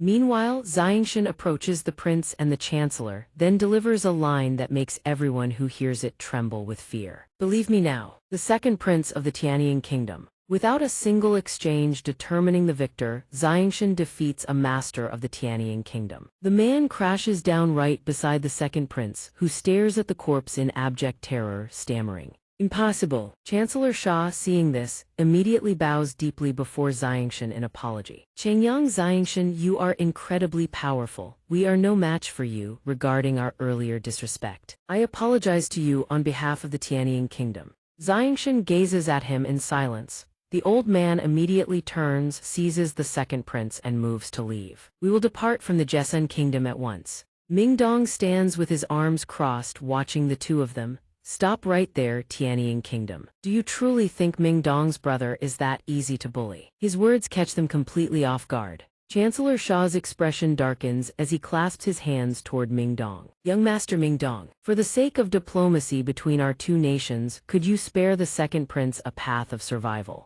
Mingdong regards them with contempt. A puny kingdom like Tianying dares to be this arrogant. Furthermore, the two nations, do you believe I could rally forces to annihilate the Tianying kingdom right now? The second prince and Chancellor Sha turn deathly pale, staring at Mingdong. "Jian Chen, how do you intend to deal with them?" Xianxia glances toward the Emperor of Jessun, pondering. The Jessun kingdom has just endured a great war. It cannot afford to be ravaged by another. He waves his hand. "Mingdong, let them go." Mingdong looks at him in disbelief. "You're letting them leave just like that?" Xianxia replies. "Let them go, I have my own plans." Hearing this, Mingdong promptly kicks the second prince square in the backside. "You'd better hope I never see you again, or next time won't end this easily." several days later. At a tavern, a young man in yellow robes sits by the window drinking. It is Du Gufeng. He recalls that not long ago someone had told him Jian Chen had returned to the Jesun kingdom.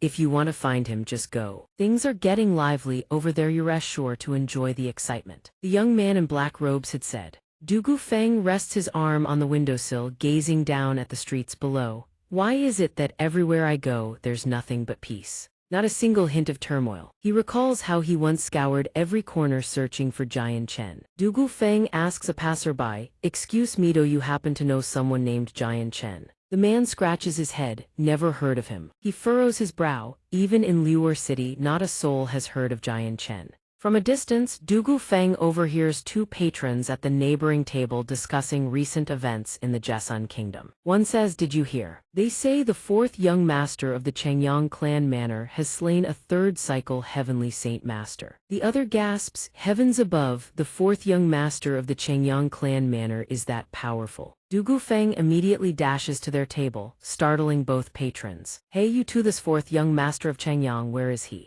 Before long, Du Gufeng stands before the gates of the Xianxia clan manor. Two guards stand watch at the entrance. The guard on the right raises his hand to block his entry. "Halt, this is the Xianxia clan manor. Without an invitation, no one is permitted to enter." He plants his hands on his hips and declares boldly, "I am Du Gufeng, here to challenge the one called Xianxia xianxia to a duel." The guard on the right raises his fist at him in fury. "Insolent fool, the fourth young master's name is not one you are worthy to utter." The guard on the left furrows his brow. "Have you come here to provoke us?" Du Gufeng raises both hands, flustered, and hastily explains, "No, I'm not here to provoke anyone, I truly am here to fight." Xianxia approaches from afar, surprised to see someone standing before his family's gates. "Du Gufeng, what are you doing here?" Hearing Xianxia's voice, Du Gufeng immediately spins around. "Jian Chen, I've finally found you." Du Gufeng beams with joy. Beside him, Ming Dong strolls over with a wide grin.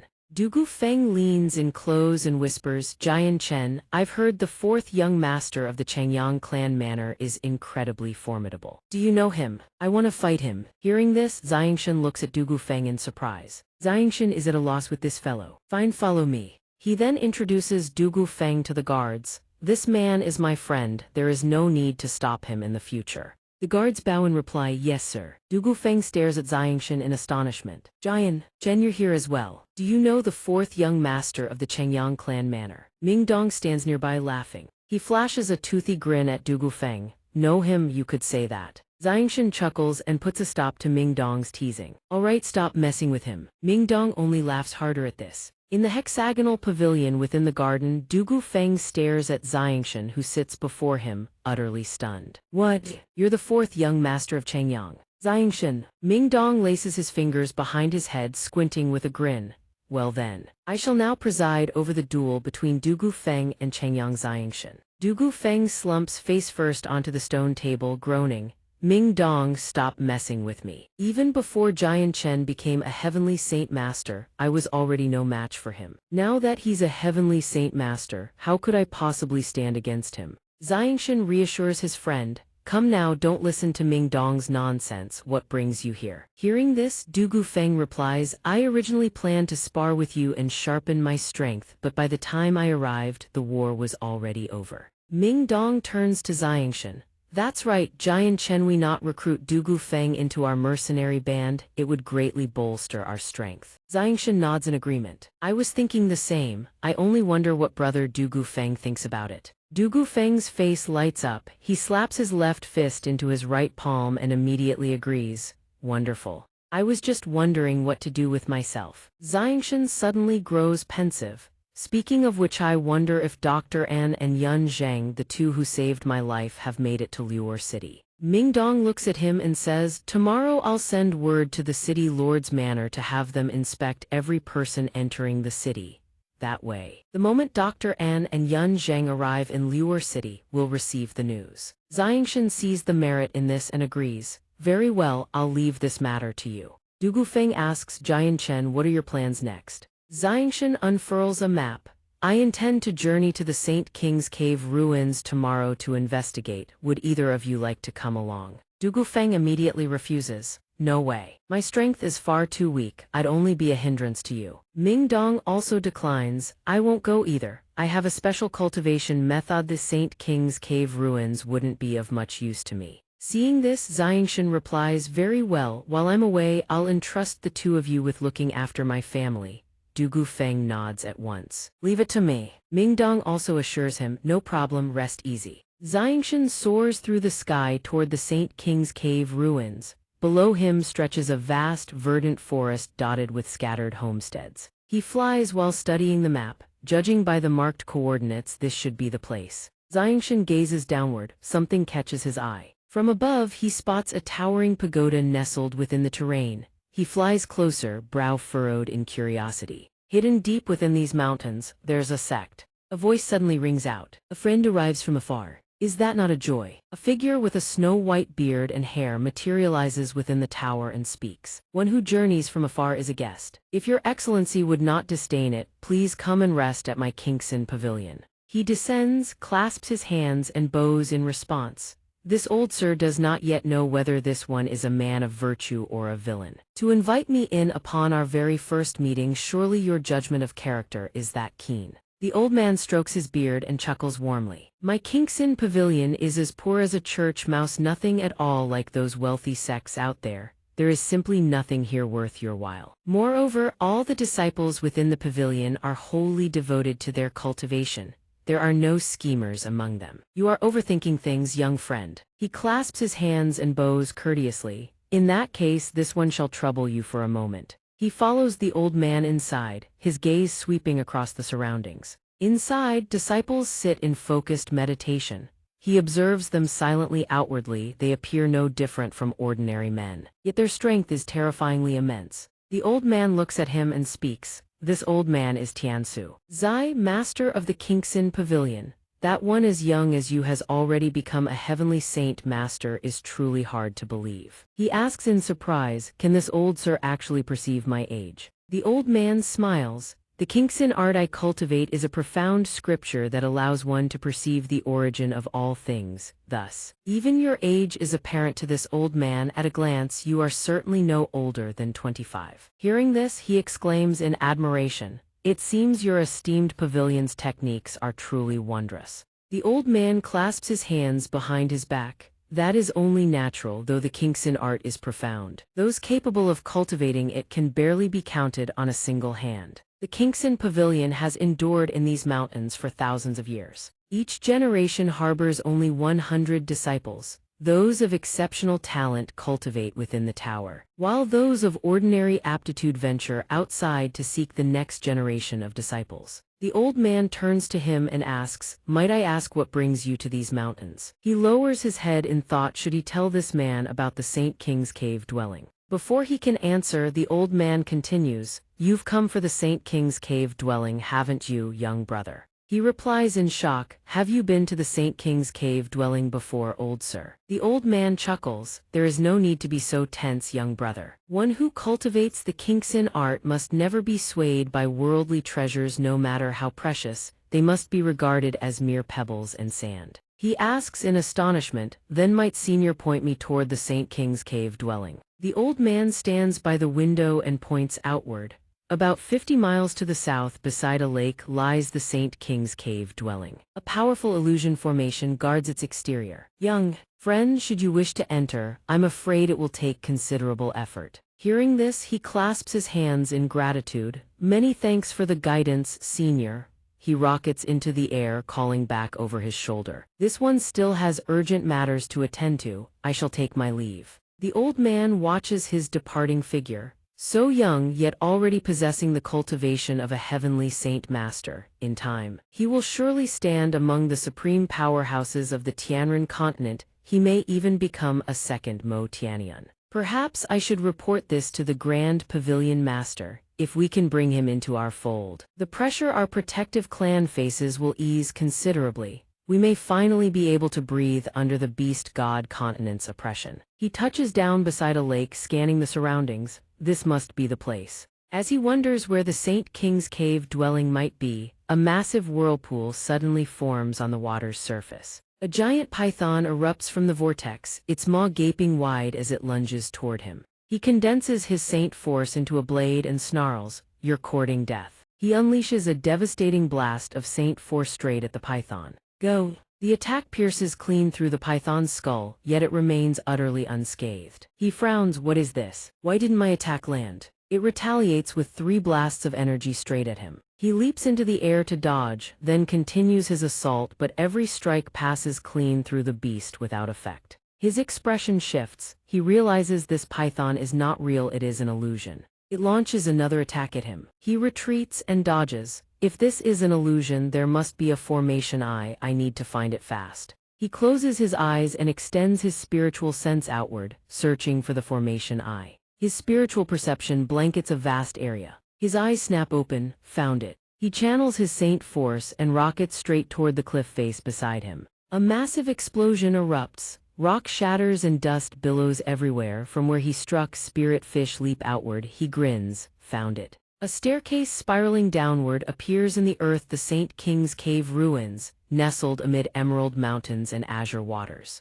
Elder Yan speaks. Are the Feng Yun duo in the vicinity of this area? Beside him stand a big-eared elder and a green-robed man who reeks of wine. Let's go down and have a look. Hopefully that Gan Yun fellow hasn't deceived us. Elder Feng speaks. Elder Yan says, "You're overthinking it, Elder Feng. Didn't he share the secret with us precisely so we'd eliminate someone for him? Why would he deceive us?" Elder Yun strokes his chin. That is a fair point, but the question remains, who exactly does he want us to kill? He speaks with vicious intent. Regardless of who it is, once we've extracted all the Saint King's bone marrow, we'll head to the Jessun Kingdom and slaughter them all. Elder Feng points at the tunnel. It seems someone has beaten us here by a step. Elder Yun asks, could it be the one Gan Yun wants us to eliminate? Elder Feng replies, most likely. Elder Yan says, if that's the case, it saves us the trouble of searching. We can kill him right here. Elder Feng says, let's do as you say. We'll go in and see just who this person really is. Meanwhile, deep within the Saint King's Cave ruins, xianxia has reached his destination.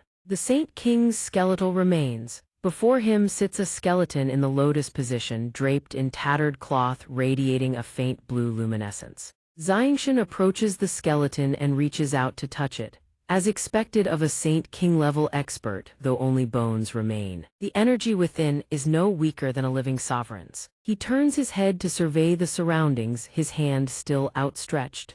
Let me look around and see if there are other treasures. The skeleton suddenly sinks into the ground, as if silently devoured by something unseen. Xianxia whips his head around. The Saint King's skeleton has vanished in its place. A spatial ring rests quietly on the ground. A spatial ring. He picks up the ring. It radiates a golden glow in his palm. Let me see what treasures lie within. From within the ring, a golden cultivation technique manual materializes. Xianxia gasps in astonishment. A mid-grade heaven-tier battle skill, the Heaven Decree. This is extraordinary. He stores the manual back into the ring. A sudden sense of danger washes over him. He tenses instantly and barely dodges a surprise attack. He whips around to face two figures hovering in midair, the Feng Yun elders. The two stare at him in shock and exclaim, "Young master!" The man with the birthmark on his forehead turns to look at them. "Young master, Elder Feng, Elder Yun, you two know him." Elder Feng scratches his head sheepishly. "Of course we do. He is the very young master our young miss has been longing for day and night." Elder Yun stares in disbelief at Xianxia's cultivation.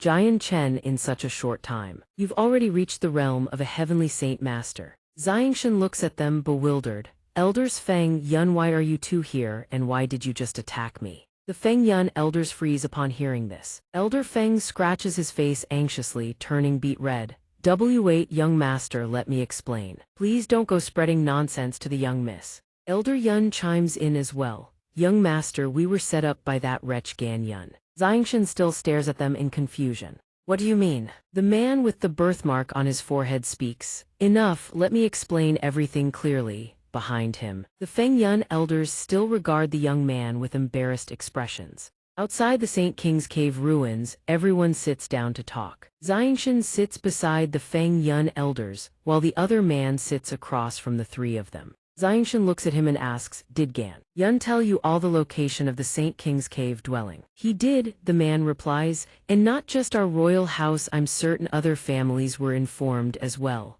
Elder Feng quickly cuts in. That's right, young master, it's a good thing we arrived quickly. Elder Yun continues, if something had happened to you, our young miss would have beaten us half to death. Xianxia frowns, displeased. I never expected Gan Yun to pull something like this against me. It seems I'll need to find him and settle this. He turns to the Feng Yun elders. What do you two plan to do now? Elder Feng advises him, Elder Yan, let's go, there's no need to cause trouble for the young master. Elder Yun adds, Elder Yan, heed my counsel, this matter runs deeper than any of us can fathom. You hold no certainty of the outcome, we should leave at once. Elder Yan glares at them both with contempt. Nonsense. Even a pair of bootlickers like you two know full well that a fight today is out of the question. Elder Yan clasps his hands toward Xianxia. Jian Chen. I Yan Lai am not one who fails to recognize a debt of gratitude. Thank you for helping our young miss at the mercenary assembly. Today's incident was a misunderstanding. I hope you will not take it to heart. He rises and clasps his hands toward the three of them. Senior Yan Lai, Senior Feng, Senior Yun, many thanks. This one still has matters to attend to and must take his leave. Elder Feng pulls him back. Wait, Jian Chen, this old man has something to say to you. Xianxia looks at him and asks, what is it? Elder Feng leans in and whispers into his ear. Ever since returning from the mercenary assembly, the young miss has grown more withdrawn and taciturn, often drifting into silence by herself. Whenever you have free time, do pay a visit to the imperial palace. Xianxia raises an eyebrow and nods in agreement. Very well understood. He waves to the two elders. Please relay my regards to Miss Huang Luan on my behalf. Elder Feng turns back, laughing heartily and waving his hand. This old man will certainly pass along your message, young friend Jian Chen. Xianxia furrows his brows. Kainian, if you wish to play this game with me, then do not blame me for what follows. In the vast grand hall, two figures kneel before the emperor seated upon the dragon throne. One by one, they speak. This son greets imperial father. This subject greets your majesty. The emperor accepts tea brought by a palace maid and casually asks, my son Chancellor, was your trip to the Jesum kingdom a smooth one? Upon hearing the emperor's question, the prince in blue robes immediately rises, his face twisted with fury. Imperial father, the Jesum kingdom is far too insolent. Not only did they show no respect to anyone, not an ounce of regard for our Sky Eagle kingdom, they even struck down Senior Kaioujian. We nearly could not escape the imperial palace of the Jesum kingdom alive. After hearing his son's report, the emperor's face darkens instantly. He turns to the chancellor beside him and demands in a stern voice, Chancellor, are my son's words true? Did the Jesum kingdom truly act in such a manner? The chancellor lowers his head even further. Reporting to your majesty, what the second prince has said is largely true. The Jesum kingdom indeed showed no regard for our Sky Eagle kingdom.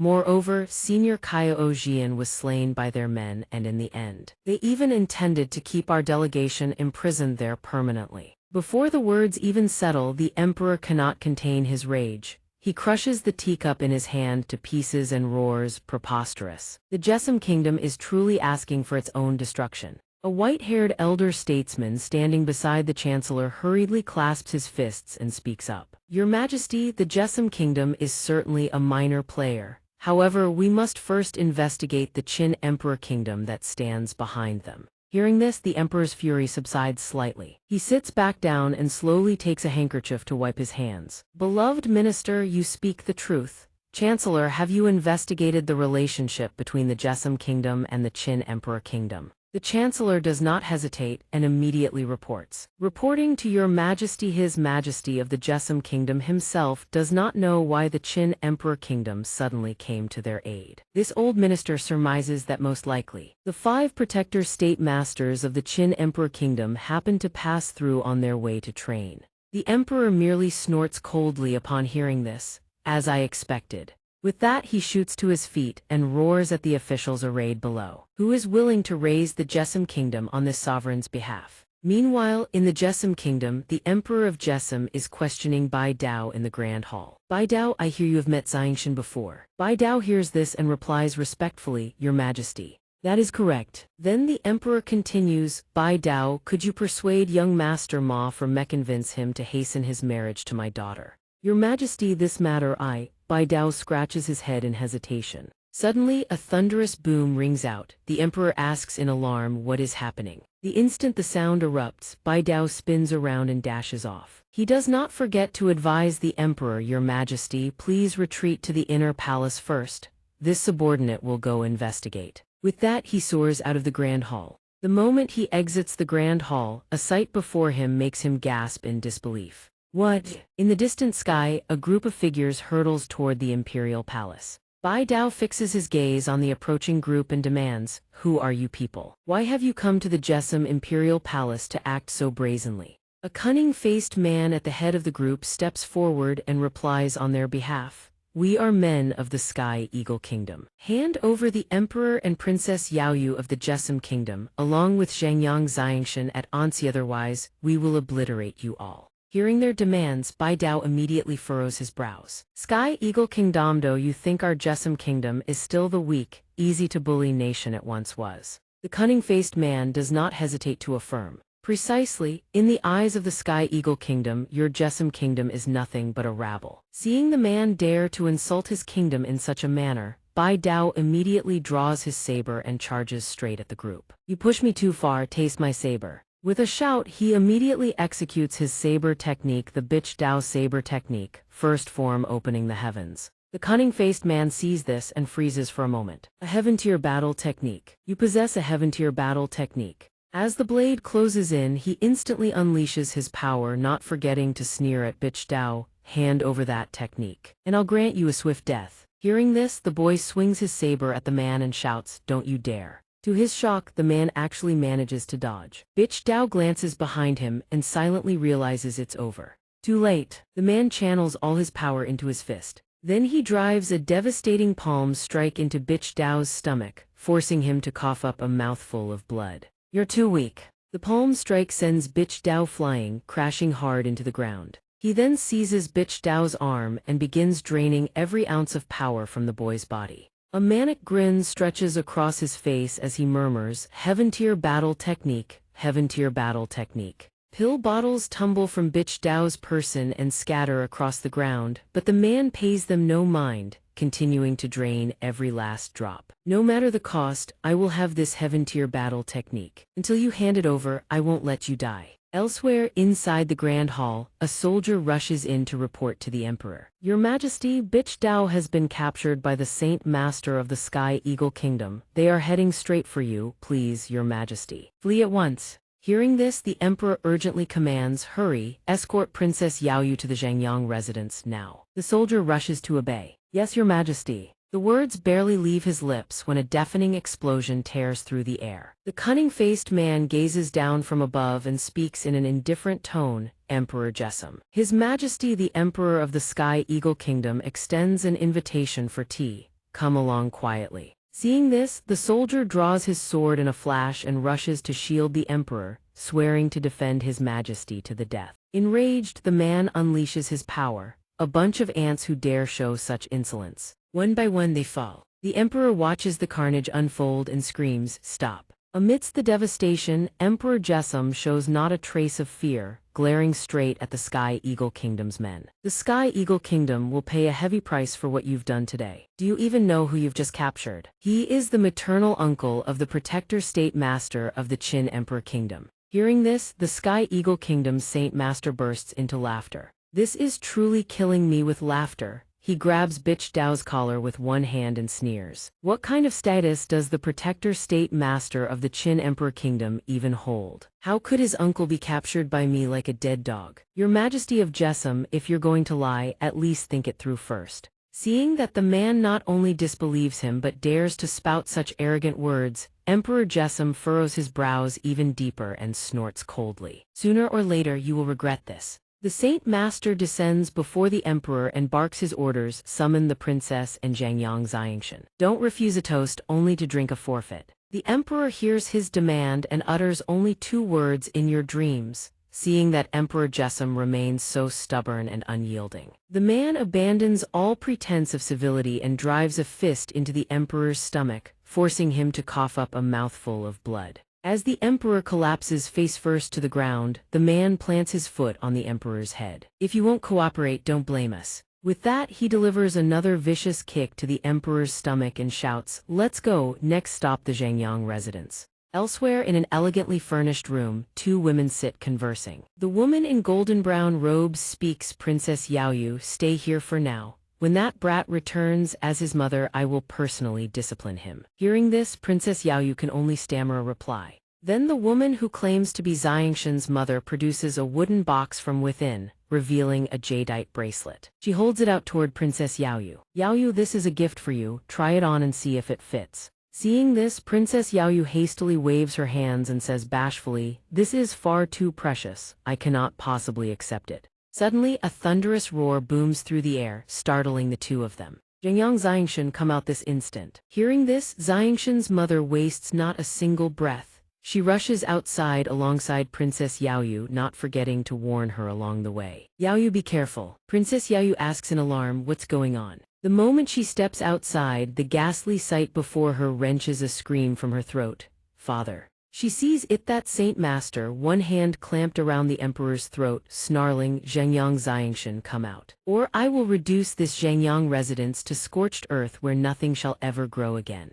Paralyzed by the sight, Princess Yaoyu can only stand rooted to the ground, tears streaming down her face. Hearing his daughter's voice, the emperor can only manage a feeble whisper, Yuer, run. Seeing that it is Princess Yaoyu who emerges, a sinister grin curls across his lips. So Princess Yaoyu was hiding here all along. I knew it, no wonder I couldn't find her anywhere in the imperial palace earlier. With that, he hurls the emperor to his subordinate and lunges toward Princess Yaoyu. Watch the Jesum Emperor, I'm going to seize Princess Yaoyu. The subordinate behind him swiftly seizes the Jesum Emperor and answers in haste, yes, sir. Done speaking, he rockets toward Princess Yaoyu, who stands frozen in terror. Princess Yaoyu, forgive my discourtesy. He surges forward at blinding speed, trailing plumes of white smoke in his wake. Just as he is about to reach her, a streak of azure light slams into his path, blocking him cold. He skids to a halt in shock and demands, who goes there? How is it possible to block my attack? Two men have materialized from thin air, standing as an impenetrable wall before Princess Yaoyu and the others. Good thing I made it back in time. Where did you stray dogs crawl out from?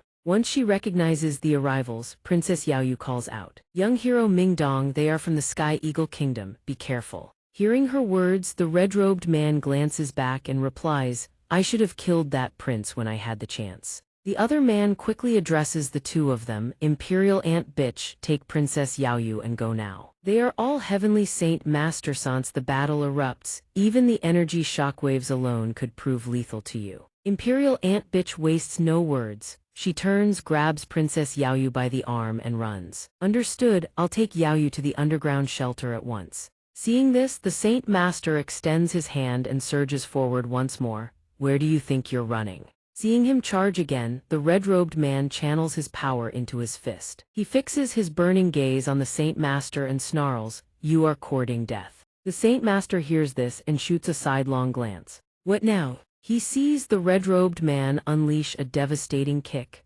As the man channels his power once more, the Saint Master is sent hurtling through the air. His mind reeling, how is this possible? This brat is clearly not a heavenly Saint Master. How can he unleash a strike this powerful? Azure flames erupt across the red-robed man's entire body. He points at the Saint Master and declares, a mere third cycle Heavenly Saint Master dares to bark like a dog before me. Sensing the situation has turned dire, the Saint Master bellows to the group behind him. Everyone listen up, the Zhengyang residence has allies, attack with everything you've got. The group answers in unison. Then, as one, they unleash a torrent of fire upon the Zhengyang residence, reducing the entire estate to rubble and ash. Ant Bitch pulls Princess Yaoyu through the raging sea of flames. Suddenly, a burning beam snaps in two and plummets down, striking Princess Yaoyu squarely, knocking her unconscious on the spot. All that remains are Ant Bitch's desperate, hopeless cries. Yaoyu! She cradles Yaoyu in her arms, shaking her relentlessly. Wake up, please wake up. Ming Dong stands amid the wreckage, surrounded by the smoldering ruins of the Zhengyang residence. Smoke billows in every direction. Rage consumes Ming Dong entirely. A crimson aura of violent energy engulfs his body, radiating fury. He fixes his burning gaze on the enemy before him and roars, you beasts of the Sky Eagle Kingdom, you have sealed your own doom. With those words, Ming Dong charges at Qiang Elder from the Sky Eagle Kingdom. Seeing the ferocious momentum bearing down on him, he jolts in alarm. Qiang Elder crosses both arms before his chest to block the strike, then whips around and bellows, "Help Menno. There's something wrong with this brat." The others hear his cry and surge forward to aid him, but before they can take a single step, a wave of golden sword chi cuts them off. Dugu Feng stands high above, gazing down upon them. "Neither of you is going anywhere." One of them snarls, "You are courting death." A figure draped in a hooded cloak turns to the others and orders, "The two of us will handle this brat. You lot go reinforce them below." Two of them acknowledge the command, then rush toward Ming Dong and Qiang Elder. Qiang Elder's eyes light up the moment he sees reinforcements incoming. "You little whelp, let's see you run now." Ming Dong surveys the enemies surrounding him and sneers. "Run. Why would I run? You lot are the ones who should be fleeing." Ming Dong activates his battle technique Heaven Tier Battle Technique Gale Phantom Remnants. Two phantom clones of him materialize instantly at his flanks. Qiang Elder's eyes widen in shock then blaze with excitement. If he kills Ming Dong, he can seize that technique for himself. Yet another Heaven Tier Battle Technique today, Old Man strikes the jackpot. Ming Dong's two clones lunge at Qiang Elder simultaneously, but he dodges both strikes in a single fluid motion. The cultivator from the Sky Eagle Kingdom activates his own battle technique. A burst of green light erupts outward from his body, blasting Ming Dong's two clones away. He looks at Ming Dong with contempt. "Petty tricks," but then a blood-curdling scream pierces the air, startling him. Dugu Feng has severed the arm of one of their companions, a clean, decisive strike. The man screams in horror, "Elder Pingyun," without missing a beat. Dugu Feng lunges toward another enemy, his sword already swinging. "Die." Dugu Feng cleaves the man in two from crown to waist. Qiang Elder trembles with rage, his fists clenching until his knuckles turn white. "You dare kill men of the Sky Eagle Kingdom." Ming Dong ambushes him from behind, fist already cocked, his voice is ice cold. "Where exactly are you looking?" He realizes Ming Dong has circled behind him, but it is far too late. Not good. Ming Dong drives a devastating palm strike into his back. The blow sends his organs into violent upheaval as he coughs up a mouthful of blood. Only the swift intervention of two comrades catching him prevents Qiang Elder from collapsing to the ground. "Jiang Saint Master, are you all right?" He continues to retch blood. "These two brats, something is deeply wrong about them." Qiang Elder's face twists in agony, sweat pouring down as blood still trickles from his mouth. He hisses, "Drop those two burdens, retreat now." The subordinate responds, "Yes." They abandon the hostages and immediately flee. Dugu Feng catches the hostages, ensuring they land safely on the ground. Dugu Feng glares at the fleeing enemies, his eyes burning with fury.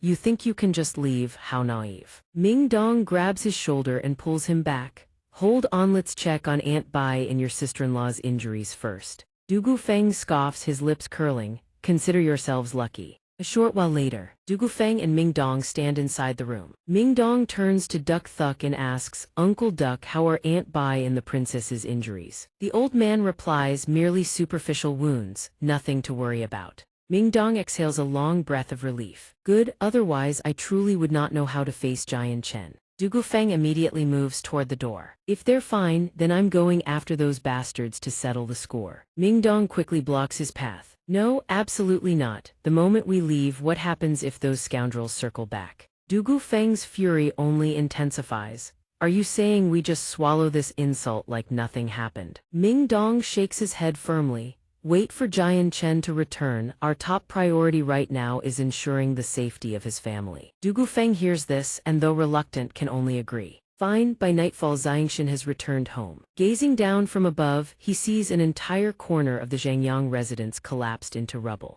"I was only gone a few days. How did the Changyang clan manor end up like this?" He touches down on the ground. What on earth happened? Instantly his senses flare. Someone is approaching. He sweeps his gaze around and calls out, "Who goes there?" Ming Dong approaches from the distance. "Jian Chen, you finally returned." Xianxia looks at Ming Dong in surprise. "Ming Dong, how did the Changyang clan manor end up in such a state? Weren't you out on a training expedition with Dugu Feng?" He replies, "Don't even get me started. It's fortunate I returned today." Ming Dong recounts what transpired this morning. At dawn today, 5 heavenly saint masters from the Tianying kingdom descended upon the Changyang clan manor, spouting arrogant threats. "They demanded to take your sister-in-law by force.